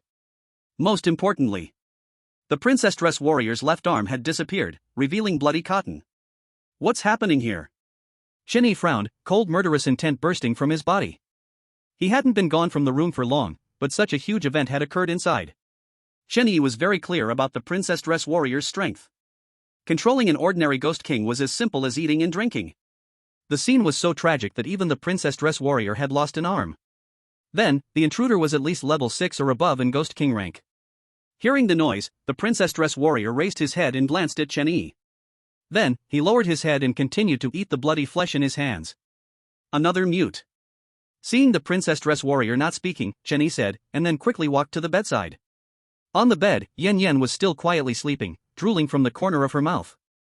Seeing this, he breathed a sigh of relief. As long as Yan Yan was okay, everything was fine. Then, he approached the princess dress warrior again. He squatted down and took hold of the princess dress warrior's hand. Can't talk, right? Then describe the situation at that time with your hand. Hearing Chen Yi's words, the princess dress warrior put down the bloody flesh in his hands. Then, he took out a bloody sailor suit from under his legs. Looking at the sailor suit, Chen Yi was somewhat confused. A sailor suit? Are you saying that the intruder was wearing a sailor suit? How strange. This ship also had a weirdo wearing a sailor suit? At that moment, the princess dress warrior moved again. He put down the sailor suit in his hand, stood up with his right hand supporting the floor. Then, he went to a cabinet, took down a small red ball from the top of the cabinet. Ding! Special item detected, system scanning. Scan complete. Item name, Joker Identity Ball. Rank, Ghost King Level 7. Use, wearing the Joker ball on your nose allows you to inherit all the strength and skills of the previous user. Note, as usage increases, subsequent users will become a true Joker. It really is above level 7 in Ghost King rank. Looking at the system panel, Chen Yi muttered to himself. Then, he took the Joker Identity Ball from the princess dress warrior's hand and tossed it into the system space. You've worked hard. Saying this, he bought a bottle of healing potion from the system space and poured it on the Princess Dress Warrior's severed arm. Unfortunately, the healing potion was of no use to the Princess Dress Warrior. What's going on? Ah, why is the floor covered in blood? At that moment, Yen Yen on the bed woke up. With her eyes wide open, she saw the blood on the floor and the Princess Dress Warrior with a severed arm. In the next moment, tears flowed from the corners of her eyes. She jumped out of bed barefoot, picked up the Princess Dress Warrior's arm from the floor, and came in front of him. Seeing Yen Yen come over, the Princess Dress Warrior obediently squatted down. Good, it doesn't hurt, right? It doesn't hurt, it doesn't hurt, she cried while placing the severed arm against the Princess Dress Warrior's left arm. Then, she burst forth with a pitch-black ghostly energy. The moment the ghostly energy appeared, it all surged toward the place where the arm was severed. At that moment, a marvelous scene unfolded. Wrapped in the ghostly energy, the Princess Dress Giant's severed arm began to reconnect. In no time, the position of the severed arm restored to its normal state. In fact, it was completely unnoticeable that the Princess Dress Giant had once lost an arm. I'm sorry, it's all my weakness that caused you to be hurt. Yen Yen wept bitterly, lowering her head and constantly sobbing. Suddenly, the pitch-black ghostly energy on her body became stronger, instantly filling the entire room. Ding! Your servant Yen Yen has been stimulated, a certain potential within her has erupted, and her power has increased. Chapter 150, Island, A Girl's Strange Thoughts, adding more. Name, Yen Yen. Doll Ghost. Level, Ghost Commander. Skill, Summon, can turn all living or non-living beings into dolls equal to her own strength. Promotion? Source, A-Class Side Quest Horror Apartment 404. Hidden Ship Ticket Room. Looking at the system panel in front of him, Chenny was momentarily speechless. So far, it seemed that, apart from Little Black, every other strange occurrence had been upgraded by themselves. Only this Little Black was like an endless pit. Is this it? And it claims to be the respected and greatest king of devouring? Ding! Lifespan replenishing. Replenishment complete. Current lifespan, 3,000 years. Chen E. Sorry, I forgot to block you, my bad. Little Black, 6. Look at that ugly expression. The stinky capitalist, isn't it just unhappy that the lifespan it replenished is too little? TSK. Back in the day, when it was the respected and greatest king of devouring. Above countless mysteries, it looked down upon the world. What a thrill that was! However, such memories seem vague, like a dream. Strange. Half an hour later. Get off the ship. On the deck of the endless pirate ship. With Lu Tiantian's voice ringing out, all the crew members aboard began to disembark. Immediately after, they lined up respectfully on both sides, waiting for Lu Tiantian to come down. However, Lu Tiantian didn't move at all. She turned to Chenny beside her and smiled, saying, "Mr. Ling Chen, please." Hearing this, Chenny didn't act coy and went down first. Behind him, Lu Tiantian followed closely. On either side of her, the strange old man and old woman vigilantly watched Chenny. After disembarking, what lay ahead was a solitary island. The island was not large, one could easily see the opposite side while standing still. Side quest Endless Pirate Ship Advanced Version. Dear player Ling Chen, you have reached the end of the route, please find and successfully open the unknown treasure within an hour. Note, if the task is not completed within the time, the task will fail. At that moment, 3 lines of bloody words appeared before Chenyi's eyes. After glancing at the bloody words, he turned to Lu Tiantian beside him. Captain Lu, I will be going ahead. After leaving this sentence, he turned around and walked away, completely unconcerned whether Lu Tiantian would agree or not. Ghost King. When in the ghost capital, he would still have some fear. But, since leaving the God Cemetery, he had the Ghost King too. And, he had 2 of them. So, at this moment, he truly was not afraid of Lu Tiantian. It was just that he simply did not want to waste time. The sooner he completed the task, the sooner he could leave the side quest, and the sooner he could return to kill. However, before he had taken 2 steps, he felt it difficult to move.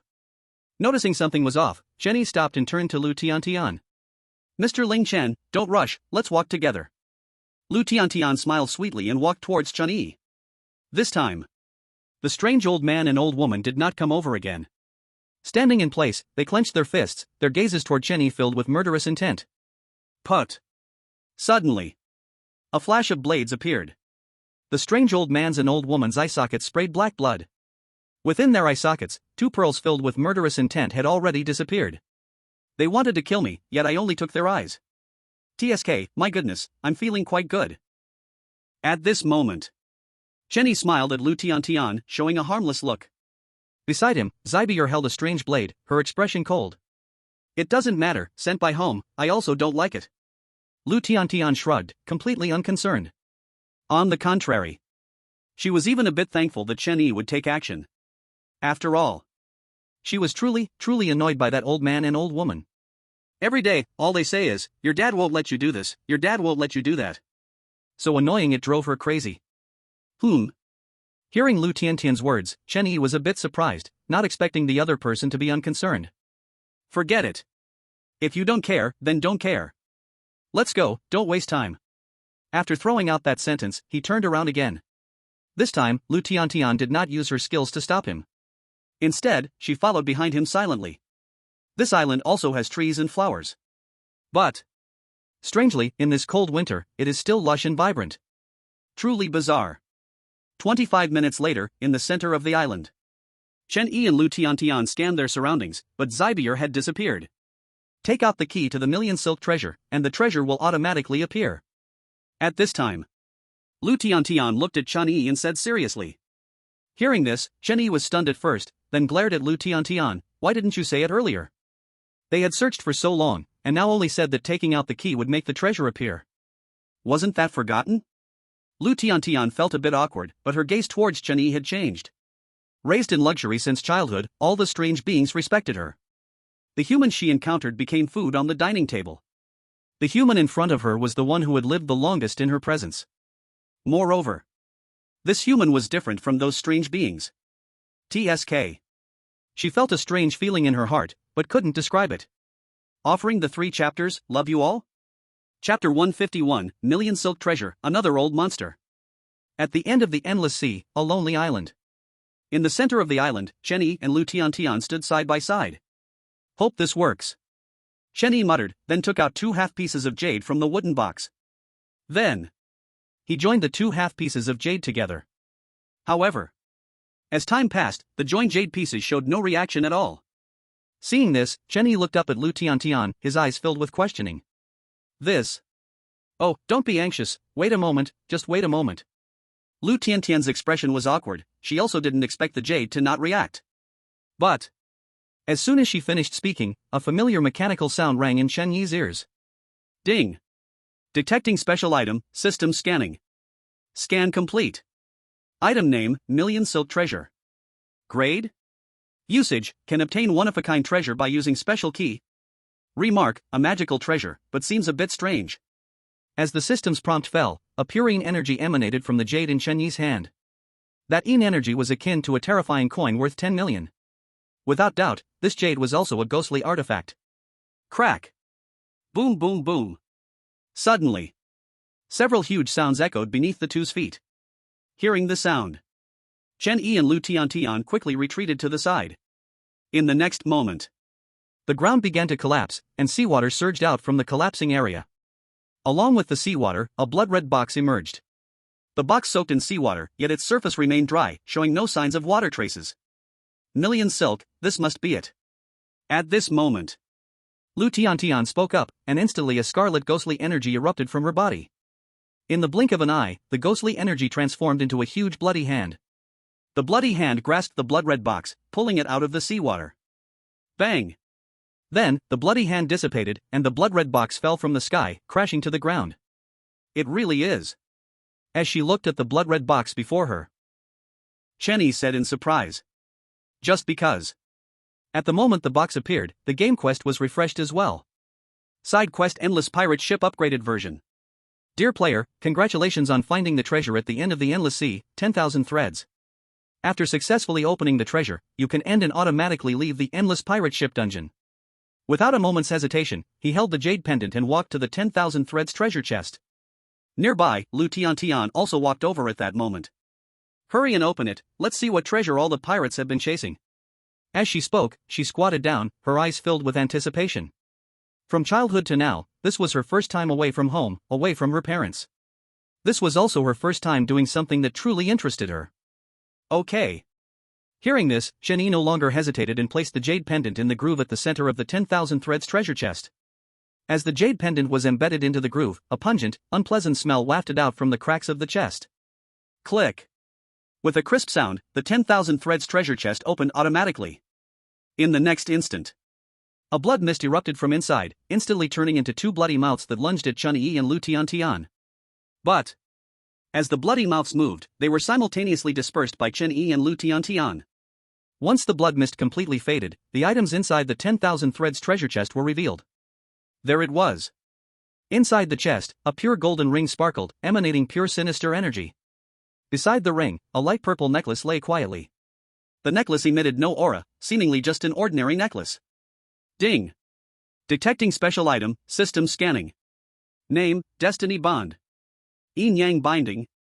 Grade? Usage, males wear the ring, females wear the necklace. After wearing, the two become mutually bound, their fates intertwined. Note, one of the proudest works created by an ancient monster. After use, both will receive the blessing of an ancient being. Looking at the system panel in front of him, Chenny felt a bit dazed. Ancient monster. Again with this ancient monster. The skeleton throne, the soul-locking skull, and now the destiny bond in front of him. What kind of being could create such things? The legendary Ghost Emperor, perhaps? Ha! There's a hidden layer here. Suddenly, Lu Tiantian's voice rang out as she reached to touch the left side of the treasure chest. Click. The moment her hand touched it, the wooden board on the left side of the chest shattered. A palm-sized, entirely black wooden token, emanating ghostly energy, was revealed. On the token, a line of small words was carved. Faithful person, on some future day when we meet, I hope you can think carefully. Looking at the cryptic message on the token, Chenny furrowed his brow. Since it appeared here, it was certainly placed by that ancient monster again. Think carefully, think about what? Forget it, who cares what they mean, the most important thing is to be happy. Lu Tiantian smiled sweetly, stood up, and stretched. Her face was full of contentment and carefree spirit. Luffy is about to unlock the 5th gear. Chapter 152 Triggering a Hidden Quest, Deathly Stillness in the Public Toilet. Side Quest Endless Pirate Ship Upgraded Version. Completed. Dear player Ling Chen, congratulations on completing this side quest. Detected that you still have one side quest incomplete. The Horror Game World Dungeon will teleport you to the last side quest location in 5 minutes. On the deserted island. Chenny played with the golden ring in his hand, then put the ring on his left middle finger. Beside him, Lu Tiantian put the light purple necklace around her neck, then turned to Chenny. So, we agreed. A Ghost Emperor level ghost weapon in exchange for you to save me once. Hearing Lu Tiantian's words, Chenny grinned, showing an innocent smile. Don't worry, I'm the most honest person. Just 10 minutes ago, Lu Tiantian suddenly picked up the ring and necklace from the box. After playing for a while, she turned her gaze to Chenny. If nothing goes wrong, these two ghostly artifacts should have a bond of hearts. In that case, let's make a deal. These two ghostly artifacts, one for each of us, I can bind with you. But, you need to save my life on some day in the future. If you can, not only will you gain a binding with a Ghost Emperor, but also a Ghost Emperor level artifact. Hearing Tian's words, Chenny agreed without hesitation. After seeing the introduction about fate sharing, he was already thinking of how to trick the ghostly empress in front of him into agreeing to bind with him. Now it's perfect. Not only can he bind, but he can also get a Ghost Emperor level artifact. As for saving a life? Don't joke around, they will be far apart when the time comes. Who knows where she will go? So, this deal is a sure win. Ding. Detecting special item, system scanning. Scan complete. Item name, Universe Pen. Grade, Ghost Emperor Level 3. Usage, the Universe Pen contains the universe. Using ghost energy to activate the Universe Pen can open a cage, forcibly trapping entities below Ghost Emperor Level 5 for 3 hours. Cooldown, 14 days. Note, the pen received after Lu Tian's 1-month birthday, also her companion ghost artifact. Looking at the Universe Pen in his hand, Chenny smiled again. This time entering the instance, he made a huge profit. Not only bound a Ghost Emperor, but also received a Ghost Emperor level artifact of level 3. Countdown, 3, 2, 1. As the countdown ended, a bloodlight locked onto Chenny. In the next moment, the bloodlight and Chenny disappeared at the same time. Seeing this scene, Lu Tian smiled and murmured. Ling Chen, goodbye. Wah wah wah wah wah. In the deep night. The heavy snow had stopped falling, leaving a thick layer of white snow on the ground. On the snowy ground, Chenny left footprints with every step. Around him, from the quiet buildings, a sudden sound of a baby's crying broke the silence. The sound appeared suddenly and disappeared very quickly. This brief moment was hardly enough for him to locate the source of the sound. Hidden task triggered the cry of the night in the amusement park. Note, time-limited task, please find the source of the crying within 3 hours and make it disappear completely. Finally triggered a hidden task? Looking at the blood-red words that appeared before him, Chen-Yi murmured to himself. At the same time, a 3-hour countdown also appeared in front of his eyes. After glancing at it, he stood still, quietly waiting for the crying sound to ring out again. Wah wah wah wah wah. About 10 minutes later, the crying sound rang out again. This time, as soon as the sound emerged, terrifying scarlet ghost energy erupted from Chen-Yi's body. Immediately afterward, his figure merged into the ghost energy and disappeared. Soon, when he reappeared, he was already outside a public restroom. A restroom? Looking at the public toilet in front of him, Chen-Yi couldn't help but feel a little surprised. For a brief second, he even doubted if he had heard wrong. However, he did not hesitate, walking straight into the restroom. Moreover, he did not enter the men's restroom, but the women's restroom. At this moment, a flash of red light crossed Chen-Yi's left eye. In his eyes, the entire women's restroom was filled with the stench of death. Here, there wasn't a trace of energy or ghost energy, only the thick scent of death. That death energy was as if countless corpses were buried here. Death energy? TSK, it seems I also have it, even more terrifying. Chen-Yi grinned, and a 10-centimeter long twig appeared in his hand. The twig was half black and half green. Come on, let me see what exists within the tomb of all things. As the words fell, the black part of the twig flickered with black light, and the green part sparkled with green light. About 2.5 seconds later, the green light faded away, and the black light grew even brighter. Then, an ultimate death aura radiated from the twig. Just then, a door in the women's restroom suddenly burst open. A dark shadow darted out from inside, wanting to escape through the window. Chapter 153, Ghost Baby, New Pet, Extra Update. Public restroom. Want to run away? It seems a bit late for that. Chen-Yi grinned, his bright white teeth shining in the darkness. As soon as he finished speaking, a huge black hand appeared out of thin air. Immediately after, the black hand grabbed the fleeing figure. Master. Moments later, a cold voice echoed out. In the dark, a figure whose face was unclear knelt on one knee before Chen-Yi. In its hand, it held a terrified baby. The baby's eyes streamed with 2 lines of bloody tears, its teeth bared as it struggled. Good job. Chen-Yi smiled but didn't pay attention to the struggling baby. At this moment, his eyes suddenly gleamed with a red light as he seriously examined the things summoned from the All Things tomb. Before him was a figure all in black, with a mask on its face, its upper body bare, covered with countless scars. Though it was pitch black, it could still be seen that the figure was a man. Yes, a man, not something strange.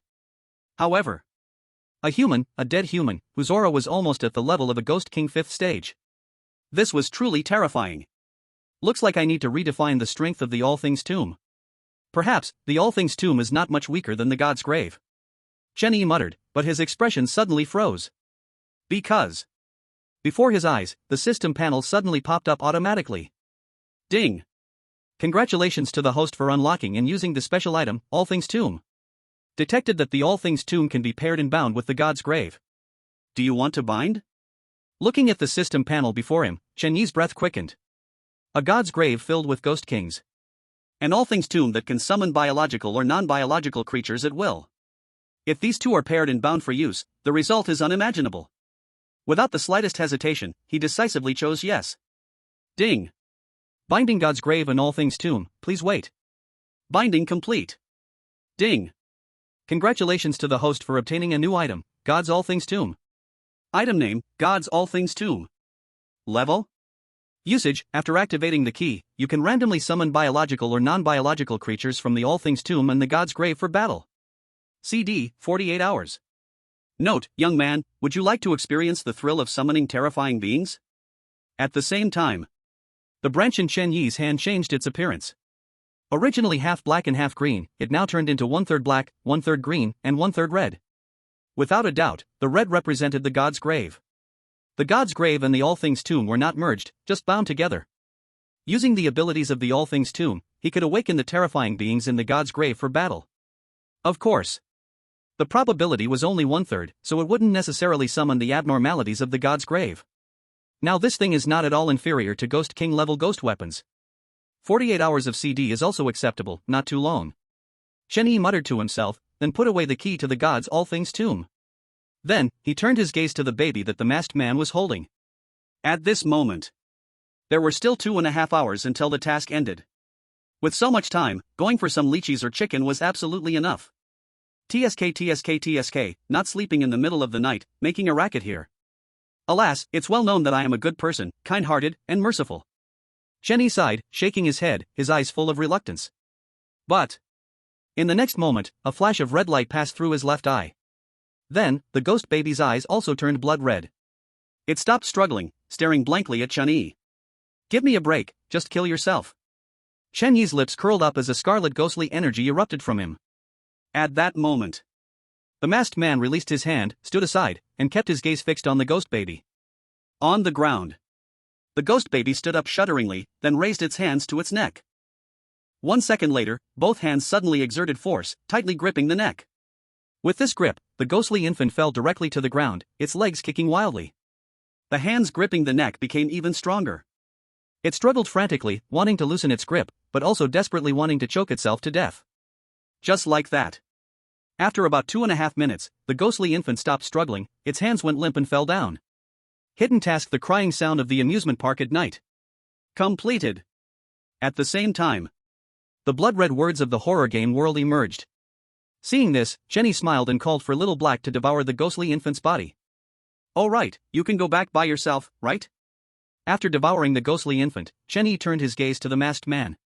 Upon hearing this, the masked man nodded, but then suddenly shook his head. In the next moment, its whole body ignited with blue flames. Within the firelight, its form kept changing. Finally, a tall and robust black horse appeared before Chen Yi. The black horse's head and 4 hooves were all engulfed in blue flames. A terrifying mask hung on its horse face. On its back, a blue-black saddle exuding a chilling dead air was exceptionally striking. Ding! Congratulations, the host has been recognized by a special existence and gained a new pet. The third update is here. 300,000 words, continuous updates for 58 days, keep going. Chapter 154, Return, there is not a single good man. Ding! Congratulations, the host has been recognized by a special existence and gained a new pet. Pet name, Nether Horse. Level, Ghost King level 5. Skills, Stomp, Lightning Speed, Guardian, Charge. Source, summoned by the Tomb of All Things. Remarks, recognized by a special existence, Loyal Guardian. Horror Amusement Park. Late at night, a cold wind floated in the air. On the ground, a thick layer of pure white snow lay undisturbed. On the path of the amusement park, Chen Yi rode the Nether Horse forward. At this moment, the blood-red words of the horror game world floated before him. Return countdown, 2.5 minutes. After glancing at the countdown, he continued to wander aimlessly in the amusement park. In the first S-level dungeon, only 3 people survived in total? After making a turn, Chen Yi muttered to himself. During the previous time, he clearly sensed that the entire amusement park, including himself, had only 3 humans. But there might have originally been 4. Level 8 player, Su Qinghong. TSK, it's the 21st now, 3 days until Christmas Eve. Chen Yi clicked his tongue, exuding a murderous intent. Countdown finished. At this moment, a red light locked in on Chen Yi. In the next instant, both the red light and Chen Yi's figure disappeared without a trace. Only the Nether Horse stood there, looking confused. However, about 3 seconds later, the Nether Horse's figure also vanished. In the dark space. Player name, Ling Chen. Progress settlement in progress, please wait. Settlement complete. Game evaluation, SSS plus level, received an evaluation from a Ghost King, game evaluation improved. Game task, experience all attractions in the amusement park and achieve all A-level or above ratings. Completed. Task reward, title of honorary director of the horror amusement park +1, horror coins +100,000, points +1,000, random treasure chest +1, random ghost tool +1, free entry ticket for horror game dungeon +1. Hidden task, the crying sound of the amusement park at night. Completed. Task reward, title of the eerie guardian +1. This time, the game rewards are indeed a bit rich. Especially this, the free entry ticket for the horror game dungeon. In the dark space. Looking at the dungeon rewards being displayed, Chen Yi was a bit surprised. Free entry ticket for the horror game dungeon, after being selected by the horror game world dungeon, can refuse entry with this ticket, and will not face any punishment. Title of honorary director of the horror amusement park, S-level dungeon title, can scare some unworldly eerie beings. This title is of no use at all. Chen Yi shook his head, then opened the random treasure chest. When the chest opened, out jumped a ghost general level eerie being, which Chen quickly sliced down with a single strike and called for Little Black to devour it. Finally, the random ghost tool that came out was a spoon. It was also a ghost general level tool, not much use at all. But what exactly is the title of the Strange Guardian? Strange Guardian title, wearing it will increase the favorability of the strange towards the wearer. Note, once the favorability reaches a certain level, the strange may reward you with treasures. Wow, it can work like this? Looking at the title's introduction, Chen felt a bit surprised. He never expected there would be a title that could increase favorability. However, to be honest, this kind of thing didn't have much effect on him. Moreover, looking at the note, it seemed like he needed to increase the favorability too. Forget it, having it is better than nothing, maybe it will come in handy one day. After mumbling this, he stuffed all the rewards into the system space at once. Once everything was done, he showed no hesitation and decisively chose to leave the dark space. In Xihua City, suburban villa. Inside the villa, Chen Shi and Fei Fei were happily eating barbecue. Next to them were drinks and snacks. The TV in front was playing the latest variety show. Stories that must be told between the Guardian and the Strange. This thing was a dating show. It mainly featured a lot of melodrama and lack of morals. However, Chen Shi and Fei Fei were watching it with great interest. But at this moment, a figure suddenly appeared, staring straight at the two of them. Oh, it's 2:30 in the morning, and you two aren't sleeping but eating barbecue here? So amazing, why not order hot pot? Alright, hurry up and go to sleep, you're still young and staying up late. As soon as Chen appeared, he frowned and spoke sarcastically. Oh, got it, coming back just to complain. Chen Shi pouted and pulled Fei Fei upstairs. Finally gone, I was drooling over here. Once his sister and Fei Fei disappeared, Chen immediately sat on the sofa. He picked up a fragrant skewer from the table and started eating. After eating a couple of skewers, he immediately took a sip of the drink. Burp, reality is still so comfortable. He let out a pleasant burp, looking completely satisfied. However, at that moment, two figures walked over from the distance. Humph, I knew you just wanted to have my skewers all to yourself. As expected, no man is a good thing. Right in front. Chen Shi crossed her arms and rolled her eyes at Chen. Beside her, Fei Fei was laughing uncontrollably. Chapter 155, To Kill Ling Chen or Not to Kill Ling Chen? What are you talking about? What is this? Am I hogging food? I just don't want you to eat junk food, I don't want you to get too greasy.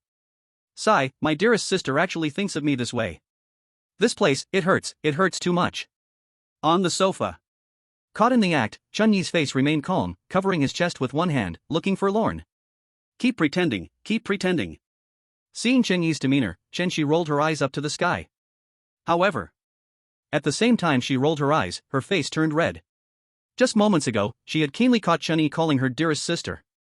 Oof. Actually, giving him barbecue to eat wouldn't be a bad idea. Proudly humming twice in her heart, Chen Shi turned and dragged Fei Fei away. Huh? Why did she leave directly? That's not like her, shouldn't she strongly criticize me for an hour and fight me for skewers? Seeing his sister leave, Chen Yi looked surprised, but his hands and mouth didn't stop eating skewers. Meow. At this moment, a cat's meow sounded, and Little Orange leaped in through the window. It walked straight to Chen Yi and lay down on the sofa. In no time, purring sounds began to echo. Bloodthirsty? As Chen Yi ate the skewers, his movements paused, looking down at Little Orange. At this moment, in his eyes, a faint red mist floated around Little Orange. Forget it, I'm too lazy to care. He shrugged and continued to eat the skewers. This Little Orange is so sneaky, never knowing what it's up to. Moreover, the most important thing is, it can actually travel between the real world and the horror game world on its own. Then, return from the horror game world back to the real world by itself. That's really impressive. The next morning, the sun shone brightly. Outside the villa, a rooster crowed once and scratched at a small mound of dirt with its claws. A beautiful day has begun. Inside the villa. After Chen Yi finished washing up, he took out his computer, opened it, and logged onto the Slayer Alliance's website. When the site opened, only one person had sent a message this time. Su Qingyan, Mr. Ling Chen, are you in the real world? This message came 4 days ago.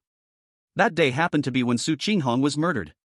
Looking at the message on the screen, Chen Yi smiled, looks like it's really you. As he finished speaking, he closed the computer, stood up, and shouted, Chen Shi, I have something to do, eat by yourself, don't wait for me. Without waiting for Chen Shi to respond, Chen Yi turned and left the villa. Just as he left, Xiaoju came down from upstairs. It walked gracefully, wearing a condescending expression on its face. Next, it reached the window, skillfully lifted its paw to open it, and jumped out. In Xihua City, deep in a mountainous area, the Slayer Alliance's Xihua City base. Recently, the Ghost Masters have become more rampant, especially that one named Su. He completely disregards the Slayer Alliance. An elderly man in a tang suit sat in a chair, anger flashing across his face as he raised his hand and slammed the table hard. "Oh, Wang Lao, please calm down, they're just a bunch of minor players, not worth fearing." At this moment, a middle-aged man beside him smiled and tried to soothe him. "Alright, I didn't call you here just for the Ghost Masters. That one named Su, someone from above will come to take care of it. Right now, the priority is to get Ling Chen to join the Slayer Alliance, or else just kill him." At the top, Su Qingyan sat in a chair, crossing her legs. Her pure white, straight legs drove many men crazy. But no one present dared to have any bad thoughts. Because Su Qingyan held the position of the Slayer Alliance's Xihua City leader. It was directly appointed by the above, as she called it. Ling Chen. I'm afraid he can't be killed. Nowadays, more and more Ghost Masters are appearing, and that Ling Chen has received multiple SSS ratings. How could he not have some tricks up his sleeve? Wang Lao pondered for a moment before speaking first. The others around him nodded in agreement after hearing Wang Lao's words. However, the middle-aged man who had just spoken frowned and shook his head. "I haven't met Ling Chen, but from the descriptions of Su Laoda and Wan Hong, this person is definitely not simple. And don't forget, he is always accompanied by a female Ghost King. Such a person would never join the Slayer Alliance. Therefore, he must be killed, and after killing him, it should be announced to the world. After all, having killed a player who continuously received SSS ratings could serve as a warning to others." The middle-aged man spoke passionately. "In that case, let's vote. Raise your hand if you agree to kill Ling Chen." Su Qingyan frowned and said lightly. As she finished speaking, she was the first to raise her hand, then scanned the crowd with her gaze. Seeing this, everyone around, except for Wang Lao, raised their hands. Witnessing this scene, Wang Lao sighed, shook his head, and got up to leave. After Wang Lao left, the others followed suit and left one after another. Before long, the entire conference room was left with only Su Qingyan. Her face was dark, and in her hand, she held a palm-sized jade tablet. The jade tablet was already cracked, dull and lifeless. Carved on it were 3 characters: Su Qinghong. Chapter 156, Found It, The Slaughter Begins. Additional update. It seems, I have found it. At the mountain peak, Chen Yi looked down and smiled. In the next moment, his figure instantly vanished. At the foot of the mountain, an off-road vehicle swayed back and forth. Inside the car, female shy cries could be heard from time to time. Oh, quite playful. Just then, a cold voice sounded. Upon hearing the voice, the off-road vehicle shook violently a few times. Then, a middle-aged man dressed neatly emerged. When he saw Chen Yi, he frowned, showing an unfriendly expression. "Who are you? Why come here?" "Me? I am Ling Chen, the one you were looking for." Chen Yi grinned, his face suddenly changing to become a white-haired old man. The middle-aged man looked at the scene before him, instantly shocked beyond belief. But he quickly snapped back to reality, and a strange figure suddenly appeared behind him. A ghostly commander-level weirdness. After the weirdness appeared, its face was twisted in a grimace. "Ghost Commander? I have one too." Looking at the strange figure behind the middle-aged man, Chen Yi smiled and snapped his left hand's fingers. In the next moment, Yan Yan's figure appeared, yawning sleepily. "Bad guy, you always call me when I'm sleeping." She rubbed her eyes, mumbling in her mouth. "Pfft, a Ghost Commander lowly, do you want to summon her to make me die from cuteness?" The middle-aged man chuckled, and the weirdness behind him sprang into action. He knew that Ling Chen controlled a female Ghost King. At this moment, that female Ghost King did not appear, and this was his best opportunity to kill Ling Chen. The middle-aged man's weirdness bared its teeth, its gaze towards Chen Yi and Yin Yan filled with greed.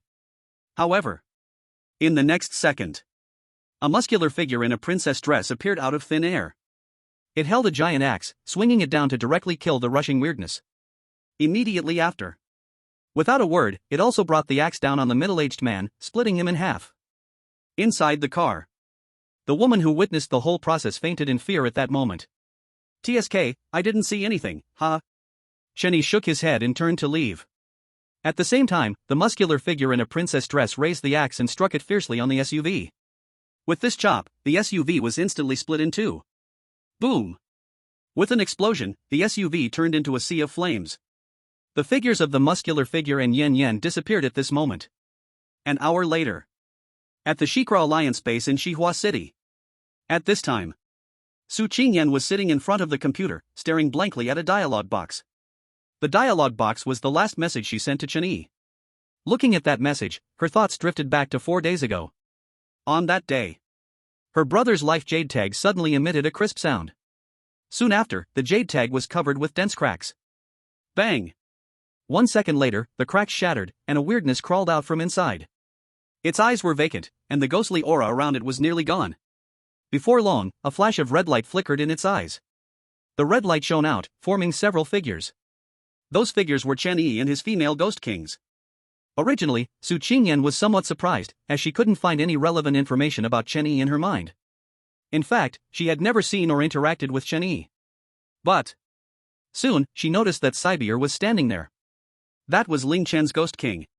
Snapping back to reality, Su Qingyan closed the computer, took a deep breath, and stood up.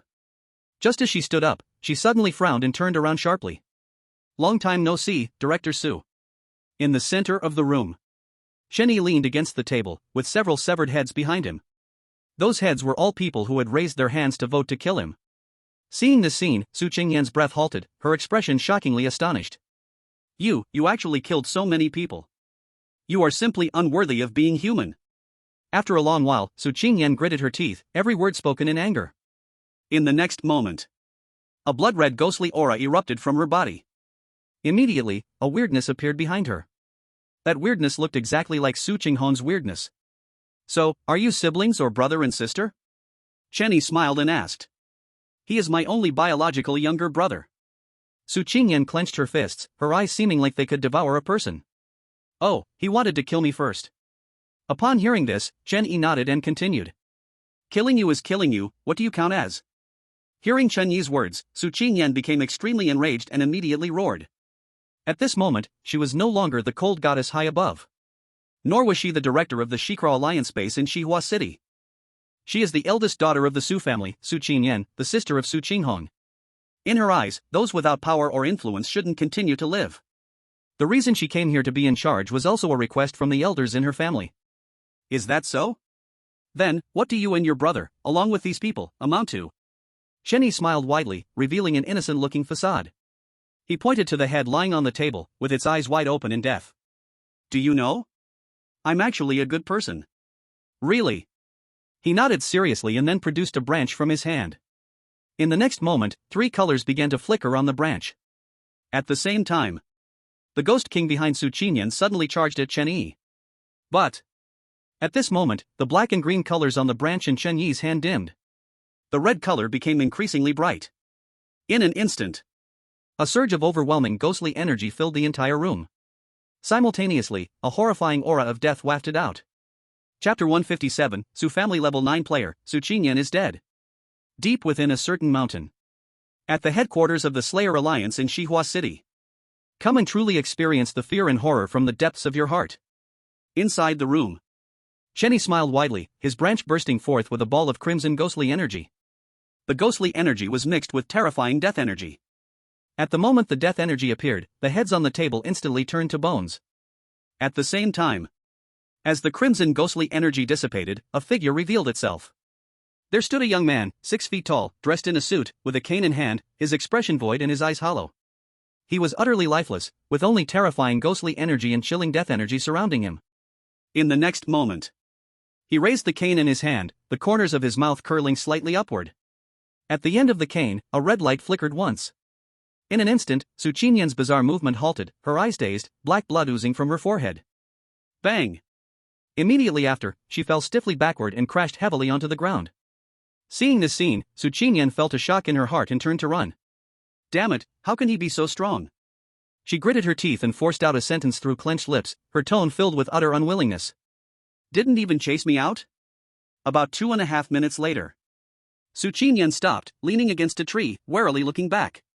Seeing that Chen Yi hadn't pursued her, she let out a slight sigh of relief and continued to flee into the distance. However, at that moment, a mocking voice rang in her ears. You don't really think you can run away, do you? As the voice fell, Chen Yi's figure appeared. He rode on a ghostly horse, accompanied by the ghost king summoned from the grave of the gods. Looking at the suddenly appearing Chen Yi, the terrifying horse he rode, and that bizarre figure who could slay a ghost king in one strike, At this moment, Su Qingyan felt utterly hopeless in her heart.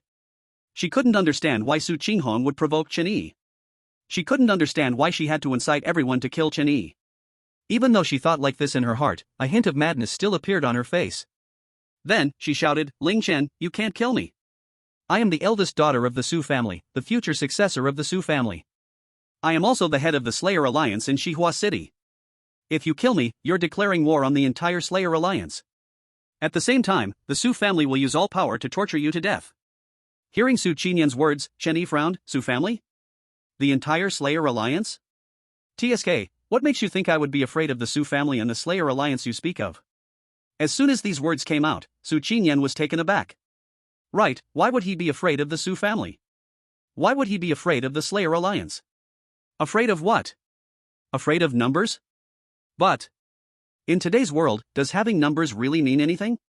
After a while, Su Qingyan took a deep breath and raised her head. The Su family has level 9 players, the Slayer Alliance does too. You are powerful, and the bizarre creatures you control are powerful. But you have no idea how terrifying level 9 players are.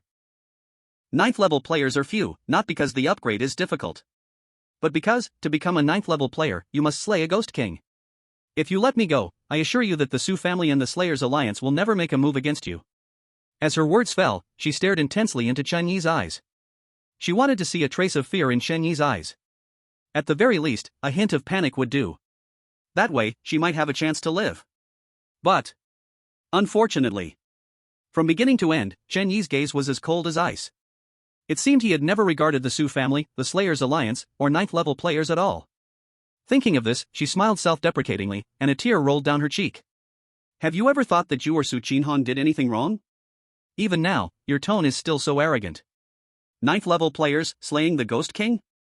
At this moment, Chen Yi smiled and a black stick appeared in his hand. In the next instant, 2 crimson ghostly energies burst from the binding spirit rod. Suddenly, 2 figures appeared beside Chen Yi. Now, do you still think that slaying the Ghost King is a difficult task? Upon hearing Chen Yi's words, Su Qingyan slowly raised her head. As she lifted her head, her body shook violently. She stared blankly at the scene before her. Because in front of her, there were now 3 Ghost Kings standing. 2 in spirit form, and another was a young man in a suit, holding a cane. At this moment, the 3 eerie figures emanated crimson ghostly energy. The presence of the Ghost Kings was unmistakable. No wonder, Su Qingyan murmured, closing her eyes. The next moment, the 3 Ghost Kings struck simultaneously, the terrifying ghostly energy engulfing Su Qingyan. Boom! With a loud explosion, the dust rose heavily from Su Qingyan's original position, obscuring the scene inside. Not long after, as the dust settled, Chen Yi and the eerie figures had long disappeared. And on the ground, a huge deep pit was left behind. Around the deep pit, ghostly energy swirled, turning it into a forbidden ground. Chapter 158, Just Because You're So Beautiful, Another Draw. At 12:30. Chen Yi packed 3 large bowls of beef noodles with extra meat and returned to the villa. Additionally, while passing by a restaurant specializing in chicken, he specifically ran in to pack a meal. The meal included 4 dishes: singing roast chicken, jumping fried chicken, wrap grilled chicken, and basketball platter chicken. At the same time, this meal had a very popular name, called Just Because You're So Beautiful. Xihua City, suburban villa. In the dining room, Chen Yi was having lunch with his sister and Fei Fei. Nearby, Little Orange was lying on the sofa, snoring loudly, occasionally rolling over. Today's chicken is really delicious, and the name is nice. Just because you're so beautiful, it's really beautiful. Chen, she said happily, chewing on the chicken. Next to her, Fei Fei had already stuffed her face full, unable to speak. If it's good, eat more, I'll buy you more after we're done. Hearing this, Chen Yi smiled and picked up a chicken leg to eat. 25 minutes later. Full and satisfied, the 2 leaned comfortably on the sofa watching a variety show. As for Little Orange, Chen Yi had already tossed him aside to play. Tisk, today's variety shows really are destroying 3 views. Watching the variety show on TV, Chen Yi couldn't help but comment. Because on the show, a man and a female eerie were passionately kissing in bed. Beside them, several guests were observing and studying seriously. By the way, tomorrow evening is Christmas Eve, is there anything you want to eat? Looking at the television, Chen Yi suddenly asked. Upon hearing this, his sister bit her lip, pondering. After a moment, she nodded, yes. Back in school, I often heard classmates say there is a stinky tofu place on West Street that is particularly delicious and very generous with portions. I didn't have it back then. I don't know if it's still sold now. As she spoke, She lowered her head, her eyes dimming. But just 1 second later, she regained her spirits. The days before were not good. But she was not wronged. So, there was nothing to be disappointed about. Now, life has improved, and slowly everything that was once missed will be made up for. The most important thing is, as long as the family is safe and sound, that is the best thing. Stinky tofu? Chenny was slightly taken aback, not expecting his sister to want stinky tofu. However, he immediately nodded in agreement. Just stinky tofu, with the current prices, it only costs less than 10 horror coins. Tomorrow, he will buy some more for his sister and Fei Fei. Nighttime. Chenny stood by the bed and looked up at the red moon hanging high in the sky. Within the red moon, a figure faintly appeared. I don't know if you're human or something strange. But, the possibility of it being strange is the greatest. He whispered, and suddenly a flash of red light passed through his left eye. Then, on his left hand, the eye of the evil god floated in the air, blinking. At the same time, the red moon in the sky suddenly flickered. Though it was only for a brief moment, Chenny caught a glimpse. After looking at the red moon, he looked down at the eye of the evil god on his left hand. At that moment, he was surprised to find that the originally lifeless eye of the evil god seemed to have become lively. The most important thing is, in the very center of the eye of the evil god, a figure faintly appeared. Even though it was very close, Chenny still could not see that figure clearly. But the only thing he could be sure of was that the figure was alive. About 5 seconds later, the eye of the evil god became dim and lifeless again, and the figure inside disappeared once more. As if everything had never happened. It seems that things are more troublesome than I imagined. Looking at the eye of the evil god in his hand, Chenny muttered to himself. Then, he closed the window and sat down on the bed. Immediately, he summoned the lottery wheel. Previously, the guarantee has given the ability to foresee the future. System, give me a chance, let's have 2 foresight abilities. As soon as he finished speaking, he decisively purchased 30 lottery draws. Ding!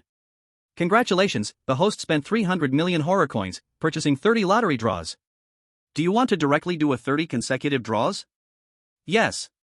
Without any hesitation, Chenny decisively chose yes. Ding! 30 consecutive draws start, please wait. As the system's prompt sound fell, the lottery will begin to spin quickly.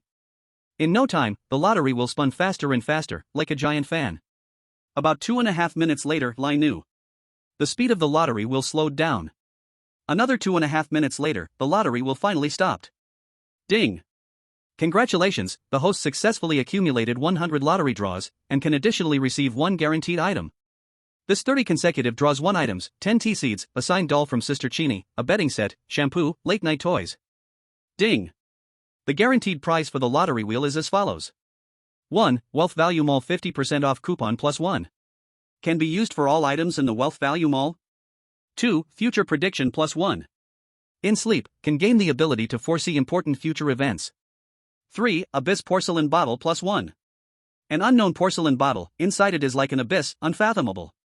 Chapter 159, by Shin's Death, Ghost Emperor Level 9. Extra Update. 4. Life Card plus 1. After use, can gain an extra life, can be transferred to others. Note, after using the life card, the user will enter a 50-hour false death state. In the bedroom. Looking at the last reward, Chenny was taken aback. This item was the reward for accumulating 100 lottery draws.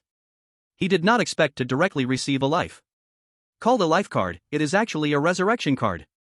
After using it, one would enter 50 hours of false death time. Aside from the false death time being a bit useless, this life card is simply a divine artifact. Muttering, he threw all the rewards into the system space. Then, he took off his shoes, got into bed, lay down, and closed his eyes. Before long, he fell into a deep sleep. In the dream, the sun hung high in the sky, but the sky was pitch black. 2.5 minutes later, dark clouds blocked the sun, and the real world turned as black as night. On the rooftop of a tall building, Chenny stood there. In front of him was a huge bronze coffin. On the bronze coffin, there was a skull mark. In the center of the mark, red ghostly energy was spreading. I cried? He looked surprised and reached out to touch the tears on his face. Coffin? Why is there a bronze coffin here? Looking at the coffin in front of him, Chenny frowned. This coffin was made of the same material as the bronze key he had in the bronze treasure chest he opened on the Yellow Springs train. Most importantly, the skull printed on it was the same as the one on his skull throne. From this, it seemed the bronze coffin also came from that old monster's hands. Is there something inside? Muttering with doubt, he stepped forward and reached out to push the coffin lid. Creak! With the sound of friction, the coffin lid was actually pushed open by him. But, as the coffin lid opened, the thing inside was revealed. Inside the coffin, a figure was quietly lying there. How is this possible? Seeing the figure inside the coffin clearly, Chunyi's eyes widened, and crimson ghost energy burst out from his body. At the same time, endless killing intent spread out along with the ghost energy, directly making all the nearby glass explode. On the rooftop, a noticeable crack appeared along with it. By Xian. Looking at the figure in the coffin, tears fell from the corner of Chunyi's eyes. He reached out to touch Bai Xian's cold face, only feeling unbearable pain in his heart. At this moment, he suddenly noticed there was an envelope pressed under Bai Xian's head. Without any hesitation, Chunyi pulled out the envelope and opened it. After opening it, a piece of letter paper flew into the air, turning into a line of bloody big words floating in midair. Ling Chen, return the ghost tool, do not touch the matters of the mansion again. Or, die. Looking at the bloody words in front of him, Chunyi frowned, his face full of surprise. Without a doubt, these bloody words came from a ghost emperor. Also, he could feel this ghost emperor seemed to be as strong as the president of Ghost Bank, Wei Zicheng. But how could he possibly provoke this kind of monster? Ghost tool? Mansion? Looking at these two words, Chunyi felt even more confused in his heart. Suddenly, a thought flashed in his mind. In the next moment, he opened the system space and took out a ghost tool. Looking at the ghost tool in his hand, Chunyi gave a self-mocking smile. So that's it. He held a writing brush in his hand, layers of black paint peeling off the brush. The whole brush shaft turned golden, shining with dazzling golden light. Ding! Special item detected, system scanning. Item name, Universe Brush. Grade, Ghost Emperor 9th rank. Usage? Not strong enough, locked, unable to scan. Note, this brush was obtained after Lu Tiantian's full-month birth celebration, but was later replaced by her father with his lifebound ghost tool, so the Universe Brush is not Lu Tiantian's lifebound ghost tool. Lu Tiantian is unaware of this. Looking at the Universe Brush in his hand, Chunyi's heart began to pound violently. Ghost Emperor 9th rank ghost tool. One of the strongest ghost tools under the Ghost King. To have such a ghost tool, without a doubt, Lu Tiantian's father must be a Ghost Emperor 9th rank monster. Wait, what time is it now? Suddenly, Chunyi froze, quickly pulled out his phone to check. He saw. On the phone screen it showed. July 15th, 3024. July 15th? Ghost Festival? Day of the Dead? Looking at the time on the screen, Chunyi's brows furrowed into a deep line. Ever since the horror game world arrived, the Ghost Festival was also called the Death Festival. On this day, all monsters would increase in power, becoming extremely terrifying. On this day, if unfortunately chosen by the horror game world's dungeon, then the death rate would reach 99%. Still 7 months left. These 7 months, I must work hard. Ghost Emperor 9th rank, not impossible to kill. This is just a dream, things haven't happened yet, everything is still in time. Inside the bedroom. Ah! Chunyi suddenly woke up, his body drenched in cold sweat. Bai Xian is actually dead. Lu's Mansion, 9 rank Ghost Emperor. Please urge for updates, free gifts, 5-star reviews. Sweet girl Xiaowan only writes sweet stories? Chapter 160, Supermarket closed? Hail is falling. December 24th, 3023. Early in the morning, Chunyi got up and made breakfast. Don't dawdle, hurry up and eat so we can go out to play. At the dining table, Chunyi helplessly urged his sister and Fei Fei, who were chewing slowly. As soon as this was said, Chen Shi and Fei Fei were first taken aback, and after realizing, they quickly started eating big bites. In just 2.5 minutes, they had cleared the breakfast on the table. That speed even left the little orange beside them a bit stunned. So it turns out, after so long, you finally don't hide your pig identities anymore? Oh, this supermarket is actually closed. Everyone was crying at the supermarket entrance. Looking at the tightly closed doors of the supermarket, Chunyi couldn't help but smile. Hee, their closure is well deserved. Suddenly, a cold laugh sounded. Hearing the voice, Chunyi, the three of them, and the little orange turned their heads at the same time. There, a middle-aged man wrapped in bandages, with his right arm missing, was gloating. Well deserved? Did they do something wrong? Hearing this, Chenny felt a bit surprised. He remembered that the boss of this supermarket said his son was a ghost emperor. In the current situation, as long as one can become a ghost emperor, that status would definitely rise, being sought after by various forces and families. Did something wrong? Not only did they do something wrong, their ghost emperor's son, relying on being a ghost emperor, bullied the market and forcibly snatched women. This arm of mine was chopped off by that brat. However, karma is real, who can escape heaven's judgment? Just 3 days ago, that brat provoked someone he shouldn't have, and overnight, his whole family died tragically. Saying this, the man's mood lifted as he took out a cigarette and lit it. Then, he gestured for Chenny to have one, only to see Chenny shake his head, indicating he wouldn't smoke. Tisk, TSK, I still remember that boss said his supermarket would always be open. At this time. She shook her head in astonishment. Forget it, who cares, let's go buy somewhere else. After saying this, Chenny took his sister and Fei Fei to look for the next supermarket. On the way, if he saw something fun, they would play for a while. Therefore, by the time the three of them and the cat finished shopping and left the supermarket, it was already 3 in the afternoon. At this moment, the sky was overcast and the wind was howling. Quick, get in the car, you all go back first, I have something to do. Don't worry, I will come back home to spend Christmas Eve with you. By the taxi, Chenny reached out and touched his sister's head, smiling as he said. This time, his sister rarely did not dodge, instead, she nodded, okay, you be safe, we will wait for you to come back at home. After watching his sister and Fei Fei leave, Chenny walked alone towards West Street. Stinky tofu, where can I buy stinky tofu? He muttered to himself, glancing at the shops on both sides. Strange, it's been so long, yet I haven't seen any stinky tofu. However, just as the words fell, a shop selling stinky tofu came into view. Moreover, this stinky tofu shop was still open at the moment. Seeing the scene, Chenny smiled and walked towards the shop. Bang! Suddenly, a fist-sized ice block fell from the sky, smashing to the ground just above Chenny's head. Hail! Looking at the ice block in front of his feet, Chenny frowned, recalling the scene from his previous dream. At that time, the sky and weather were exactly the same as now. The same darkness, the same howling wind. The only thing missing was the fist-sized hail. But, at this moment, the fist-sized hail had also arrived. In just 2.5 seconds, sounds of crackling echoed around.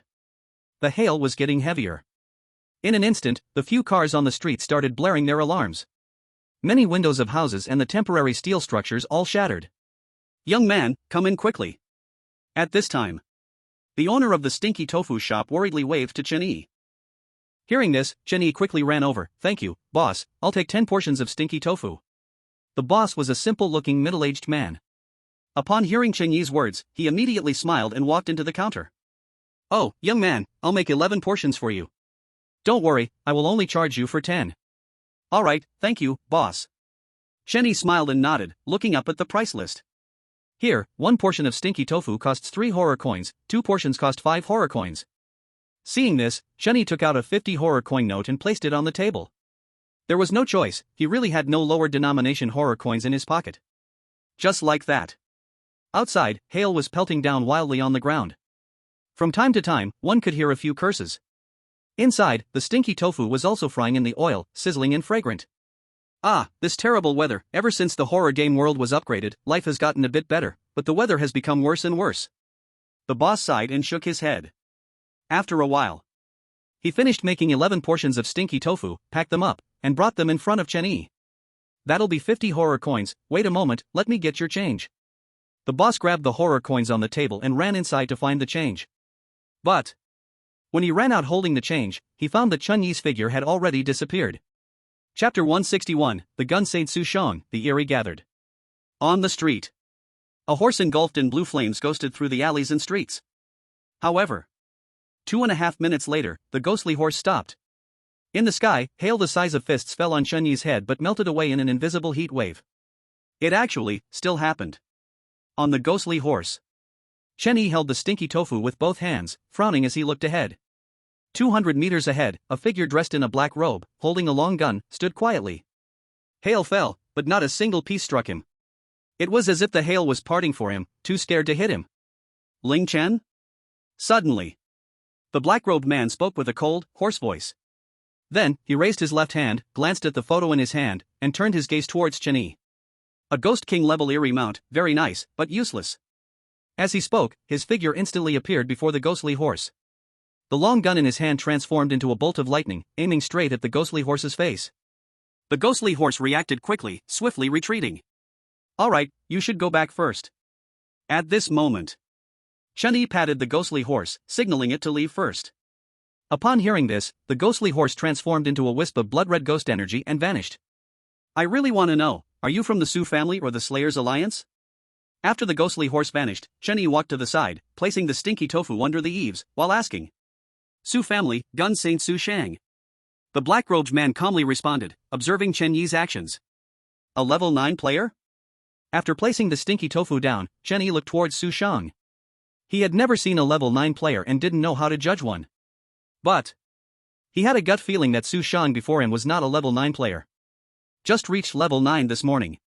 Su Shang nodded, continuing, don't waste time, are you ready to welcome death? Just reached level 9? Chen-Yi looked surprised, no wonder he felt this Su Shang wasn't very frightening. His strength at most matched the Ghost King's strength summoned when he killed Su Qingyan. Such a person could actually kill him in a dream, in that future. It seemed he was right, Su Shang was controlling a special Eerie. Before I die, I have a wish, I want to see the Eerie you control. As these words left his mouth, Su Shang visibly paused for a moment but eventually nodded. In the next instant, a vast tide of scarlet ghost energy erupted from him. In the blink of an eye, the entire street was filled with ghost energy. Ding! Detected special Eerie, system scanning. Scan complete. Name, Soul Ghost. Level, Ghost King, 8th rank. Skill, in soul state, can forcibly bite a mouthful of the opponent's soul. Cannot be resisted, cannot be stopped. Cooldown, 100 hours, after using the skill, will fall into a weak state for 1 hour. Note, this ghostly being has recognized its master, cannot recognize another. Looking at the system panel in front of him, Jenny finally understood why he couldn't win back then. This thing, damn it, is purely a one-time nuclear weapon. Forcibly biting a mouthful of the soul, even gods wouldn't be able to take it, right? But the past is the past, now is now. In the dream, his eyes were completely dark, he knew nothing. Now, if even knowing the future he still couldn't win, then he might as well restart. Thank you for your answer. Now, it's your turn to die. Chun-Yi grinned, revealing an innocent-looking smile. The next moment, he raised his left hand, and the eye of the evil god appeared. With a crisp snap of the fingers, 6 balls of ghost energy suddenly appeared. Right after, the ghost energy dispersed, and 6 figures were revealed. At this moment, all the ghostly beings under Chen-Yi's command had arrived, releasing terrifying ghost energy. In an instant, the ghost energy on the street from Su Shang was swallowed and covered by the ghostly beings. Seeing the scene in front of him, Su Shang's aura fluctuated slightly, and he gripped his spear tightly.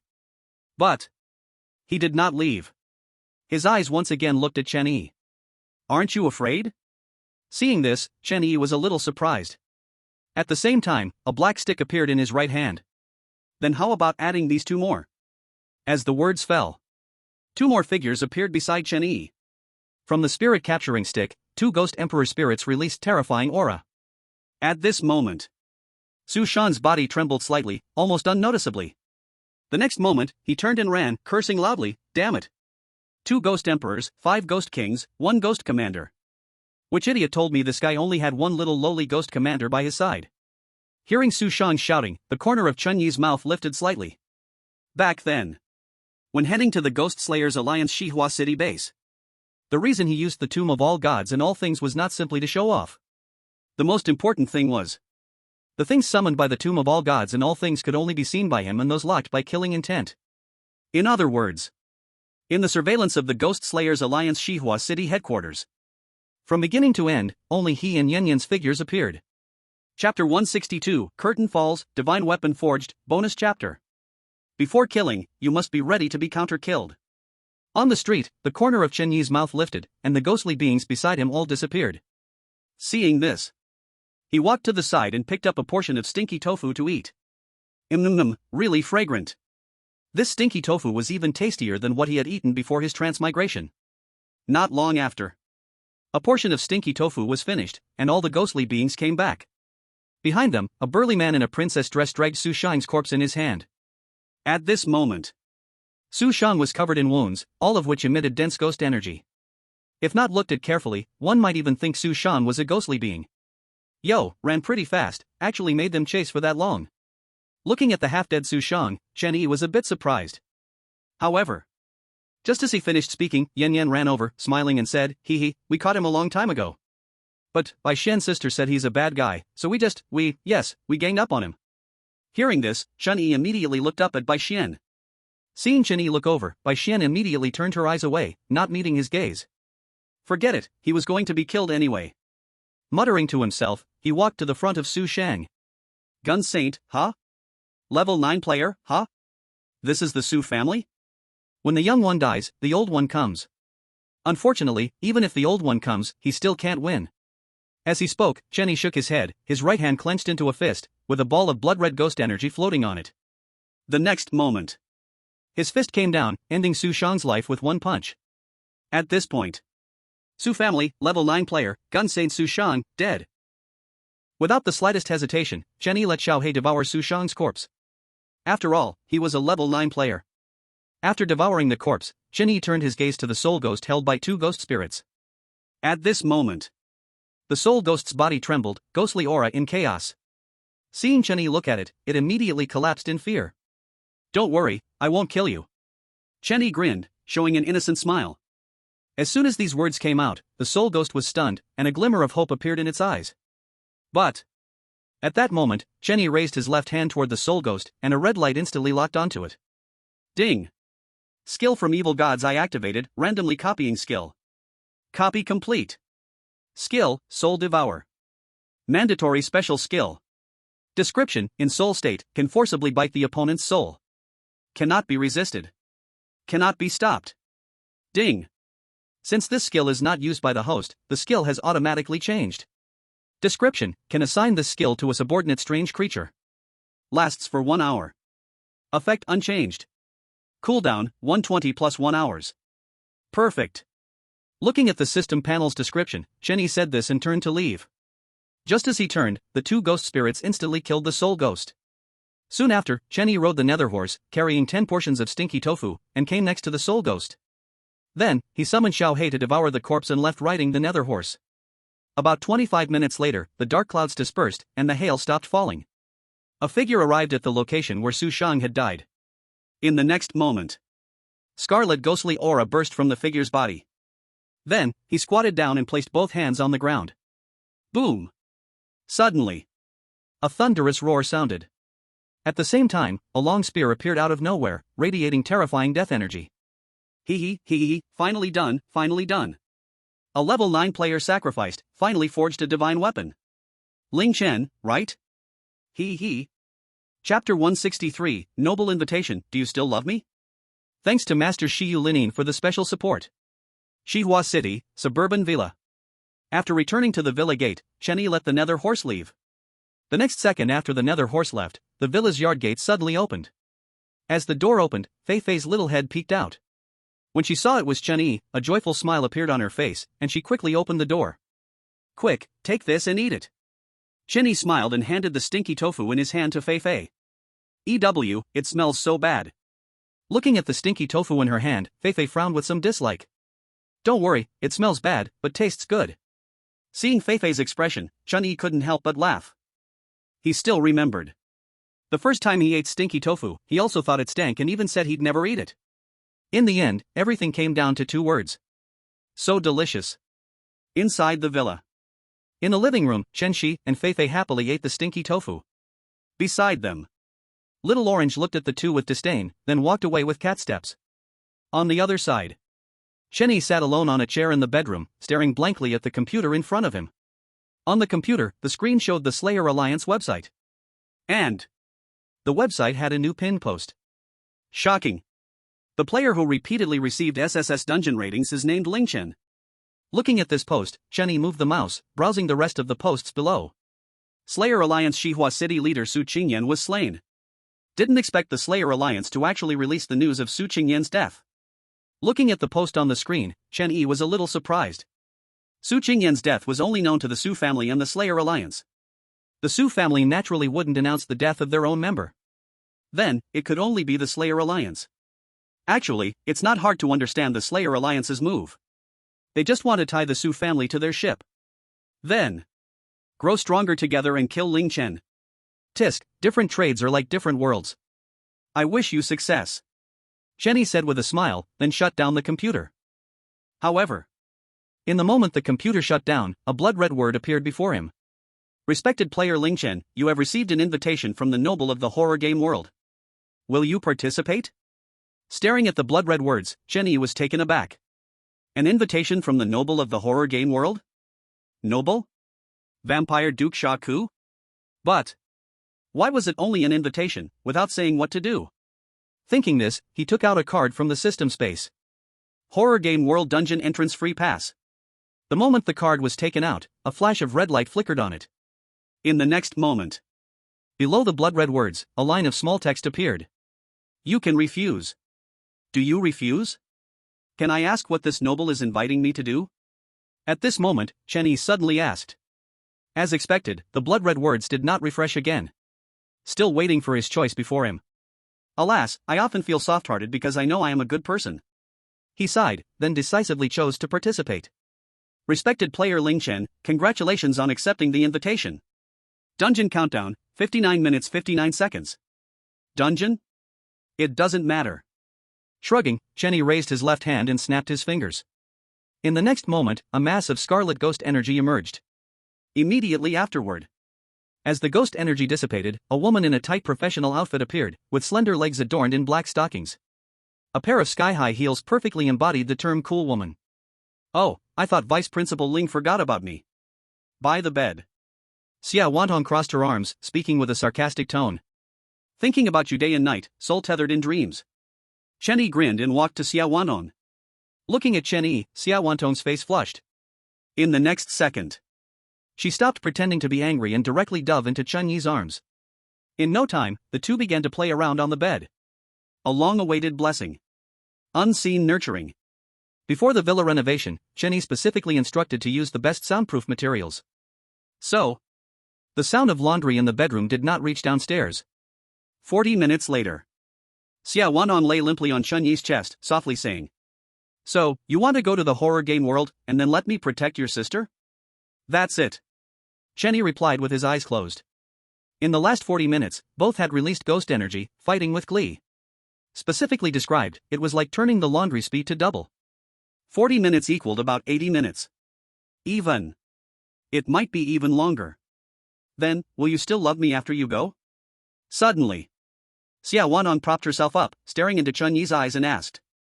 Chenny, 6. He remembered that the horror game world didn't have TVs or cell phones. How could a short time apart make Xia Wantong say such things? Put. Look at you, a few humans came by recently.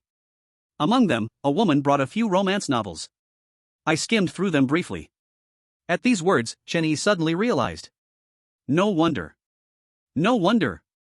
Just now, he could clearly feel Xia Wantong's tactics had increased. TSK. This was not just a novel. This was a solid version of Bai Xian 2, the paper novel version? Good person, safe for a lifetime. Chapter 164, Vampire Castle. Welcome to the horror game world. A-level dungeon, Vampire Castle. Dungeon number of people, 11 people. One person special invitation. Here is the castle of the vampire nobility. Here, some incredible things seem to be about to happen. Game task: complete all tasks assigned by the castle owner and receive an A-level or higher evaluation intact. Respected player Ling Chen, since you are a specially invited player, the task has changed. Game task: have fun. Task reward, calculated according to the castle owner's satisfaction at the end of the dungeon. In the evening. As the sky grew darker, the red moon slowly rose. At this moment, before Chenny stood an old and ancient castle. The castle was grand and spectacular. Eerie and terrifying. At the door, two massive stone carvings of blood crows looked lifelike. On either side, several bare trees leaned awkwardly. Countless crows blinked their blood-red eyes on the branches. Vampire Castle? Could it really be Shaker's castle? But what the heck is this game's mission? Have fun, is this even considered a game mission? Looking at the blood letters in front of him, Chenny felt somewhat confused. Meanwhile, the other players participating in the instance arrived one after another. 10 players in total, 4 males and 6 females. Among them, the highest level was a male player, level 7. The lowest level was a female player, level 3. Wow, a level 7 player.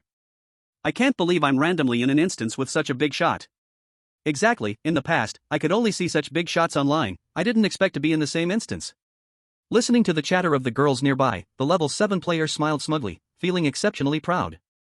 Oh my, sisters, look quickly, that player is so handsome. Suddenly, a female player exclaimed, pointing towards Chen-Yi not far away. As soon as the words were spoken, the other players turned their gazes to Chen-Yi. Pfft, what's the use of being handsome when his level is just ordinary? That's right, in a horror game world, strength is king. At this moment, two male players echoed, their tone filled with jealousy. But he's not only handsome, his level is 6, which is better than both of you. Next to them. As soon as she spoke, the scene fell into silence. Right. Not only is he handsome, but his strength has also reached level 6. Among the 11 players in this instance, he is only second to the level 7 player. Oof. Seeing the girls change the topic, the level 7 player snorted coldly. Creak. Suddenly, a dull grinding sound echoed. At the sound, all players turned their attention to the castle gate. They saw. The previously closed door was opened from the inside at that moment. Following that, 16 figures dressed in maid outfits stood in 2 rows, walking out from the castle. About 2.5 minutes later, a young man in a tailcoat, holding a goblet of red wine, walked out. The young man's expression was cold, and he emitted a strong scent of blood. He scanned the crowd, his eyes revealing desire and greed. But, in the next second, his gaze turned to confusion and terror. Because, in a corner not far away, a young man was smiling and looking at him. Shaker said he only has one son? Looking at the youth coming out of the castle, Chen-Yi felt puzzled. This young man is a real vampire. His demeanor and behavior were very similar to Shaker. But, didn't Shaker say he only had one son? So who is this in front of him? While he was thinking, the goblet in the young man's hand fell, shattering on the ground. Then, he quickly walked towards Chen-Yi. Not far away. Seeing the vampire youth approaching Chen-Yi, the level 7 player instantly laughed in glee. Ha, let you act cool, let you act aloof, let you act deep. Now you're in trouble. However, before he could finish his words, he was shocked into speechlessness by the scene before him. He saw. The vampire young man rushed to Chen-Yi and actually knelt down on both knees, bowing his head to him. This action stunned all the players present. This. An A-level instance vampire knelt down to a level 6 player? Kneeling was one thing, but he even bowed his head?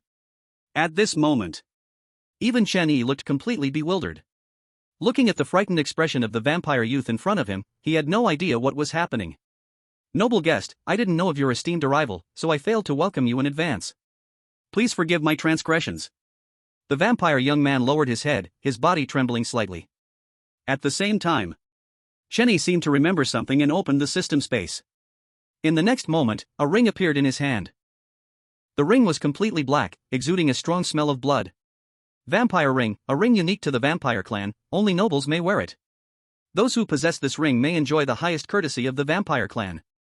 Note, since the ring was gifted by a noble, it can be worn. Chapter 165, The Xia Siblings, Looking at Legs? Additional update. Vampire Castle. Looking at the introduction of the ring in his hand, Chen-Yi smiled broadly. The next second, he put the ring on his hand in front of the vampire youth. However, when the vampire youth saw the ring, he actually breathed a sigh of relief. At first, he only sensed a familiar noble aura from Chen-Yi. Soon, he recalled that his father had mentioned giving the ring to a very, very, very good human friend. This was also why he had come to kneel and bow to Chen-Yi. Firstly, noble rings must be respected by all vampires. Secondly, what if this human was the special good friend his father spoke of? In any case, kneeling and bowing was the right thing to do. But if Chen-Yi didn't take out the ring, then he would have 1,000 ways to make him wish for death. What is your relationship with Xia Ku? After putting on the ring, Chen-Yi looked at the vampire youth in front of him. Esteemed guest, Xia Ku is my father, and my name is Xia Yu. Xia Yu raised his head, and his expression became even more respectful. Being able to address his father's name directly, he truly was his father's special good friend. Xia Yu? You don't happen to have a sister or younger sister named Xia Shui, do you? Hearing Xia Yu's words, Chen-Yi looked surprised and curiously asked. As soon as this was said, Xia Yu was startled and blankly nodded. How do you know? I indeed have a sister named Xia Shui.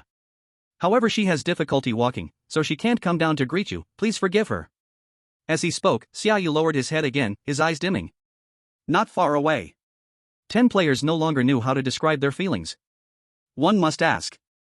A vampire from an A-level dungeon kneels and bows to a human player. That's acceptable. The key is, they even started chatting about family matters. What the heck? They all came to experience life and death in the dungeon. Did you just come to visit relatives? However, what they did not expect was. As soon as this thought appeared, the maids at the entrance all walked toward Chen-Yi. In the next moment, they all released dark ghostly energy, forming an incredibly handsome palanquin. Thus, under the watchful eyes of everyone, Chen-Yi sat on the palanquin and was invited into the castle. What are you looking at? Go do what you should be doing, or be careful, we will make you a midnight snack. Suddenly, a cold shout rang out. Xiaoyu walked in front of the players, exuding a terrifying murderous intent. After throwing down a sentence, he turned and left, leaving the players at a loss. Moments later, a strange butler appeared, assigning tasks to the players. After receiving their respective jobs, the players all walked into the castle together. But, as soon as they entered the castle, they found Chen-Yi sitting in a chair, crossing his legs. By his side, 4 maids were attentively giving him massages, rubbing his legs, and feeding him fruit. It really looked just like he was on vacation. Seeing this scene, all the players couldn't help but have a thought in their minds. That is, people are more miserable than people, it's infuriating. Nearby, a level 7 player looked at Chen-Yi with a complicated expression, feeling somewhat fearful. Originally, he was resentful because Chen-Yi had stolen his spotlight. But, at this moment, all he felt was relief and fear, no longer any bit of dissatisfaction. Sai, actually, you don't need to treat me differently. I'm just a good-looking, ordinary human who happens to possess a vampire noble ring. In the chair, Chen-Yi sighed, lifting his right hand to look at the noble ring. He wanted to be low-key, he desperately wanted to be low-key. Unfortunately, strength does not allow him to be low-key. Why did you stop? Get me another strawberry. Beside him, the maid quickly picked up a strawberry and fed it into Chen-Yi's mouth. Vampire Castle, top floor. There is only one room here, where a vampire girl lives. The girl has a pale face, sitting on the bed reading the novel starting with 1,000,000,000 horror coins, buying the glamorous Ghost King. As she read, her pale face began to flush red. So embarrassing, the speed is so fast. Knock, knock, knock. Suddenly, a knock sounded at the door. Hearing the knock, the girl hurriedly stuffed the novel into the blanket, took a few deep breaths, and then spoke, "Come in." As her voice fell, the door was pushed open, and Xiaoyu walked in from outside. "Sister, the human that father mentioned has arrived, he's downstairs." Upon hearing this, Xiaoshui was slightly taken aback. You mean, father's very very close human friend? That's right, and father's ring is in his hand. Xiaoyu nodded and replied. Sister, father said this human is very powerful. Should we ask him to take a look at your leg? Look, at my leg? Xiaoshui's lovely face turned red, feeling suddenly shy in her heart. Just now, the descriptions from the novel appeared in her mind. It's okay, sister, if you don't want to, then just forget it. I'll find you another doctor. Don't worry, I will definitely help your leg get better. Chapter 166, Treating the Leg. For the great Xiaoyu Linin, extra update. No, that's not it. I just haven't seen strangers for too long, and he's a human. Xiaoshui lowered her head, a hint of redness appearing on her pale face. Oh, it's okay, sister. Don't worry, I'm here. After dropping those words, Xiaoyu turned and left the room. Vampire Castle, first floor. At this moment, Chen-Yi was still sitting in the chair, enjoying the service from the maids. To be honest, the maids here, although not very beautiful, really know how to serve well. Not far away, the players, who were cautiously working, clenched their fists upon seeing Chen-Yi's face of enjoyment. But, after a few seconds, they sighed and continued working. When someone's strength reaches a certain level, then, no matter how many people are angry or jealous of him, in the end, they will only feel powerless and no longer pay attention. Sir, I have something to entrust to you, is that okay? Beside the chair, Xiaoyu stood respectfully by, asking Chen-Yi. Go ahead. Hearing this, Chen-Yi nodded and did not refuse. After all, this is Xiaoku's territory. He is enjoying their perfect service, helping with a small task is no problem. Well, my sister's legs suddenly became immobile a month ago. Father searched for famous doctors everywhere but couldn't heal my sister's legs. Xiaoyu sighed, looking despondent, eyes revealing regret. Really like this? Chen Yi was somewhat surprised, not expecting Xia Shui's legs were disabled after birth, and just a month ago. Originally, when he heard Xia Yu say Xia Shui's legs were inconvenient, he thought she was that way since birth. Let's do this, you take me to see her first, I can't guarantee anything. After pondering for a moment, Chen Yi spoke. Alright, no problem, please follow me. Seeing Chen Yi agree, Xia Yu's expression brightened. Then, he led Chen Yi upstairs. Vampire Castle, top floor. Knock, knock, knock. Come in. As the knock ended, a clear and pleasant voice came from inside the room. Hearing the voice, Xia Yu reached out to push the door open but did not go in. He turned to Chen Yi beside him and said, Mr. Ling Chen, I won't go in. You are father's very good friend, I trust you. Upon hearing this, Chen Yi was slightly taken aback and looked Xia Yu over again. TSK.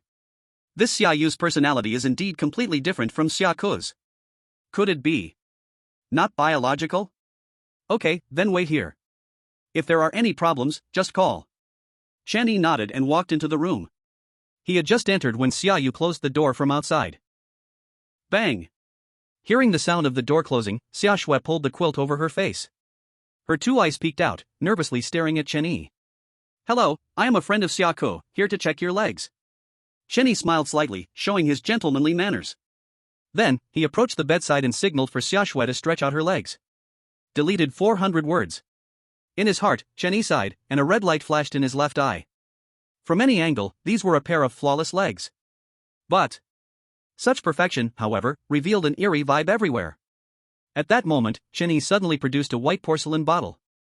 Then, the bottle cap opened, and a green liquid flowed out. The liquid contained an overwhelming vitality. When it touched Xia Shui's legs, it actually emitted a bright green glow. Try moving now, can you? Upon hearing Chen Yi's words, Xia Shui, buried beneath the quilt, was slightly taken aback. Then she attempted to move her leg, only to find it was the same as before. Instantly, a sense of despair welled up in her heart. Did even her father's exceptionally kind friends have no way? Maybe she shouldn't have held any hope. As long as she didn't expect, she wouldn't be disappointed. Thinking of this, she smiled and poked her head out. However, at that moment, she suddenly felt a bit itchy. Reaching out to scratch, she discovered her hand resting on her leg. My leg itches?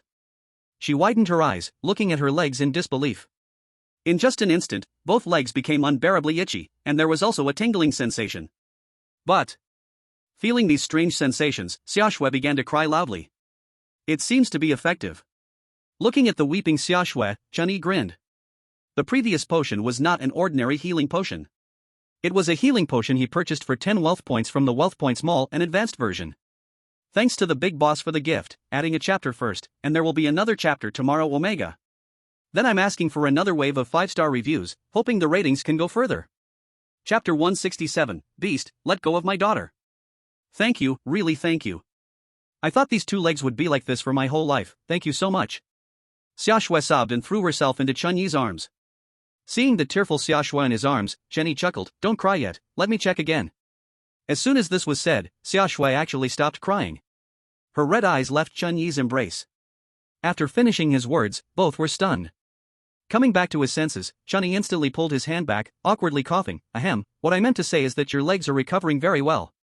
If everything goes smoothly, you should be able to get out of bed in 2.5 hours. Outside the door, Xia Yu walked back and forth anxiously, why isn't she out yet? That previous scream, could something have happened to my sister? He mumbled to himself but didn't dare to push the door open. Inside the room, not only was there his most respected sister, but also his father's exceptionally good friend. If he barged in and found nothing happening inside, when his father returns, he would likely face a severe consequence. Of course, the father's punishment would still be the lightest. He remembered a time when he wet the bed in the middle of the night, and it went into his father's mouth. That time, it seemed he saw his deceased mother waving at him. She was saying, good child, come with mommy, let's play in the underworld. In the room. I really am not that kind of person, believe me. On the bed, Xia Shui nodded with a red face. Just a moment ago. But having said so much, she couldn't just take it back, right? Looking at Chen Yi in front of her, she suddenly remembered a novel she had previously read. The male protagonist in there seemed to have never received such treatment. 2.5 hours later, Chen Yi helped Xia Shui out of the room. Outside the door. Hearing the sound of the door, Xia Yu hurriedly turned his gaze. At a glance, he was instantly shocked into speechlessness. Looking at the sister who walked out, he was overwhelmed with joy and cried, standing still in confusion. Alright, stop dazing, go kill a chicken for your sister to replenish her. Okay, no problem, I'll do it right away. Upon hearing Chen Yi's words, Xia Yu nodded fiercely, then turned and hurried away. Let's go, I'll take you for a walk here for a while. Okay. At the same time, outside the vampire castle, a dusty figure walked in from afar. He wrinkled his nose, a hint of joy appeared on his tired face. Ling Chen finally arrived. Xiaoku felt the scent of humans in the air, and his mood brightened a few notches. In the next instant, a crimson ghostly aura radiated from his body. In the blink of an eye, the ghostly aura dissipated, and Xiaoku's figure had vanished. When he reappeared, he was already at the top floor of the castle. As soon as he appeared, he witnessed a scene that would remain unforgettable for a lifetime. He saw. Not far down the corridor, Xiaoshue's legs softened, and she fell into Chen Yi's arms. But what a coincidence, this time, she directly kissed Chen Yi's neck. Beast! Let go of my daughter! Xiaoku exploded with a murderous intent, instantly arriving beside Chen Yi. He snatched Xiaoshue from his arms. I thought of you as my very, very, very good friend. But look at you, not wanting to be my friend, but wanting to be my son-in-law? Xiaoku was heartbroken, looking like he had misjudged the person. Father, it's not like that, I just accidentally lost my balance. At this moment, Xiaoshue's face was flushed, shyly explaining. Oh, Shue'er, you don't need to say anything more. I am a very open-minded father, since the situation has already occurred. Then, Ling Chen, you must take responsibility for my daughter. As soon as this was said, both Chen Yi and Xiaoshue were taken aback. Xiaoshue was surprised that her father, who had cherished her since childhood, would actually let a man take responsibility for her. Chapter 168, The Ghost Emperor Level Dowry, Xiaoku's Bitter Feelings. On the side, Chen Yi was astonished that Xiaoku had actually reached the 9th rank of Ghost King. You have to know. Last time they met in Ghost City, Xiaoku was still the 7th rank of Ghost King. It seems that after the horror game world upgraded, Xiaoku received a wave of benefits. Don't pretend to be dead, I know you can hear me. I tell you, I only have one daughter, if you dare not take responsibility, I will fight you. Seeing Chen Yi silent, Xiaoku immediately became dissatisfied. What's up? His precious daughter is as beautiful as a flower, and he doesn't know how many nobles want to marry her. You know my situation, isn't that pushing your daughter into the fire pit? Upon hearing Xiaoku's words, Chen Yi couldn't help but roll his eyes. He did like beautiful women, but it doesn't mean he wanted to take everyone he saw. If that were the case, even in Ghost City, he wouldn't know how many he could take away. Moreover, the most important thing is, this is Xiaoku's daughter. Originally, he stood on equal ground with Xiaoku if he accepted Xiaoshue. Then his rank would drop straight to the bottom. I don't care about that, that's something you need to think about. Just one sentence, responsible or not. Xiaoku snorted coldly, not caring at all about what Chen Yi said. It's not that I don't want to take responsibility. One Ghost Emperor level ghostly artifact dowry. My dear father-in-law, what are you saying? Am I doing this for a Ghost Emperor level ghostly artifact? I just want to be a responsible man. At this moment, Chen Yi's expression changed, fawning excessively. To be honest, you can't say it wasn't true. Vampire Duke Xiaoku, 9th rank of Ghost King, about to become a Ghost Emperor. Having him as a father-in-law is not impossible. He wasn't doing it for some Ghost Emperor level ghostly artifact dowry. No, absolutely not. Dear father-in-law, how about we give the dowry first?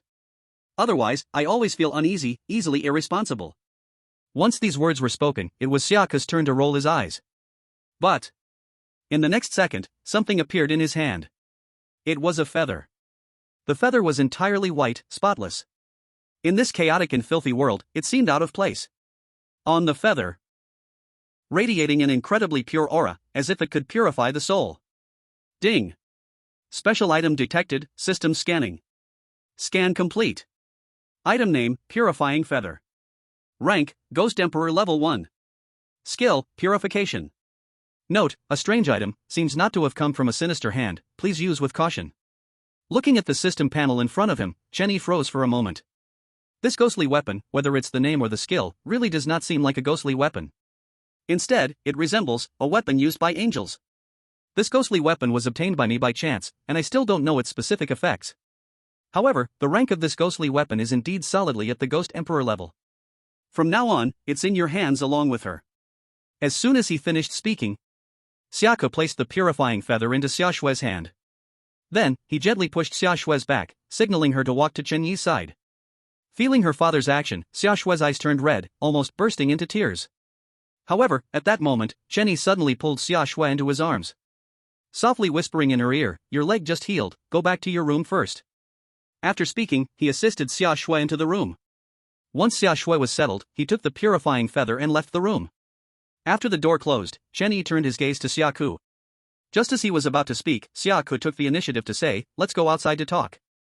After dropping that sentence, a scarlet ghostly energy wafted around Xiaoku's body. In the blink of an eye, his figure vanished along with the scarlet ghostly energy. As expected, it's not just a simple invitation to play. Glancing at the purifying feather in his hand, Chen Yi sighed, as he too released scarlet ghostly energy. In the next moment, the corridor was empty, leaving only a faint trace of ghostly energy. In the room, Xiaoshue lay on the bed, curling herself into a ball, tears streaming from her eyes. 1 kilometer outside the vampire castle. At this moment, Chen Yi and Xiaoku were sitting on the ground, facing a peach orchard. "Ha! Isn't it said that vampires fear peach wood? Why are there so many peach trees here?" Looking at the peach orchard in front of him, Chen Yi couldn't help but joke. As soon as he said this, Xiaoku rolled his eyes. "If we went by your human sayings about fearing this and that, the vampire clan would have been extinct long ago. Alright, stop joking, I have serious matters to discuss with you. Your father-in-law is already at Ghost King level 9, you should be able to sense that. In the vampire clan, after reaching Ghost King level 9, one will be promoted to noble lord. However, there are only 5 lord seats, and later comers must challenge and kill the current lords to ascend." As he finished speaking, he looked at Chen Yi with complex eyes. "Understood. But if you want to challenge the lord, why push your daughter onto me and even offer a ghost emperor level weapon?" Chen Yi frowned, feeling quite puzzled. Chapter 169, The Only Friend, Path to Promotion Unlocked, Bonus Chapter. Sigh, that said, competition means death. When the time comes, just keeping your life will be good enough. So, I want to entrust Xiaoshue to you. Although you are a human, and have many queens under your command. But we are very, very, very good friends, aren't we? As Xiaoku spoke, he looked at Chen Yi with hopeful eyes. At this moment, Chen Yi finally completely understood the meaning of Duke Xiaoku before him. Then, he grinned and once again revealed an innocent-looking smile. "Yes, we are very, very, very good friends.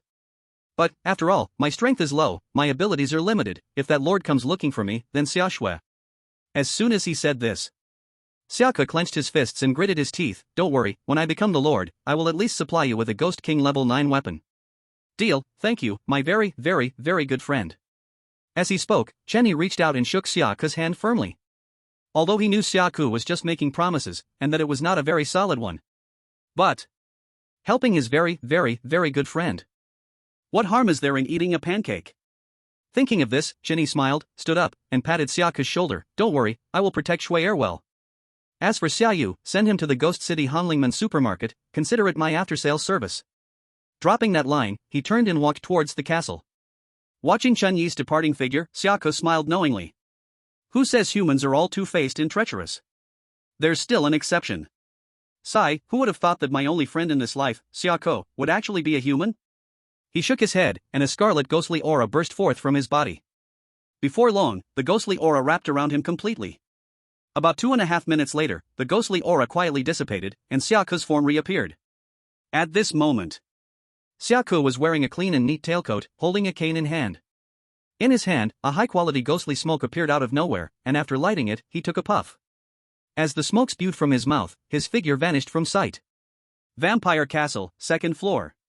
In the room, Chen Yi sat on the sofa with his legs crossed. "Are you sure this thing is useful to you?" He looked surprised, holding the purification feather in his hand. Very useful, extremely useful."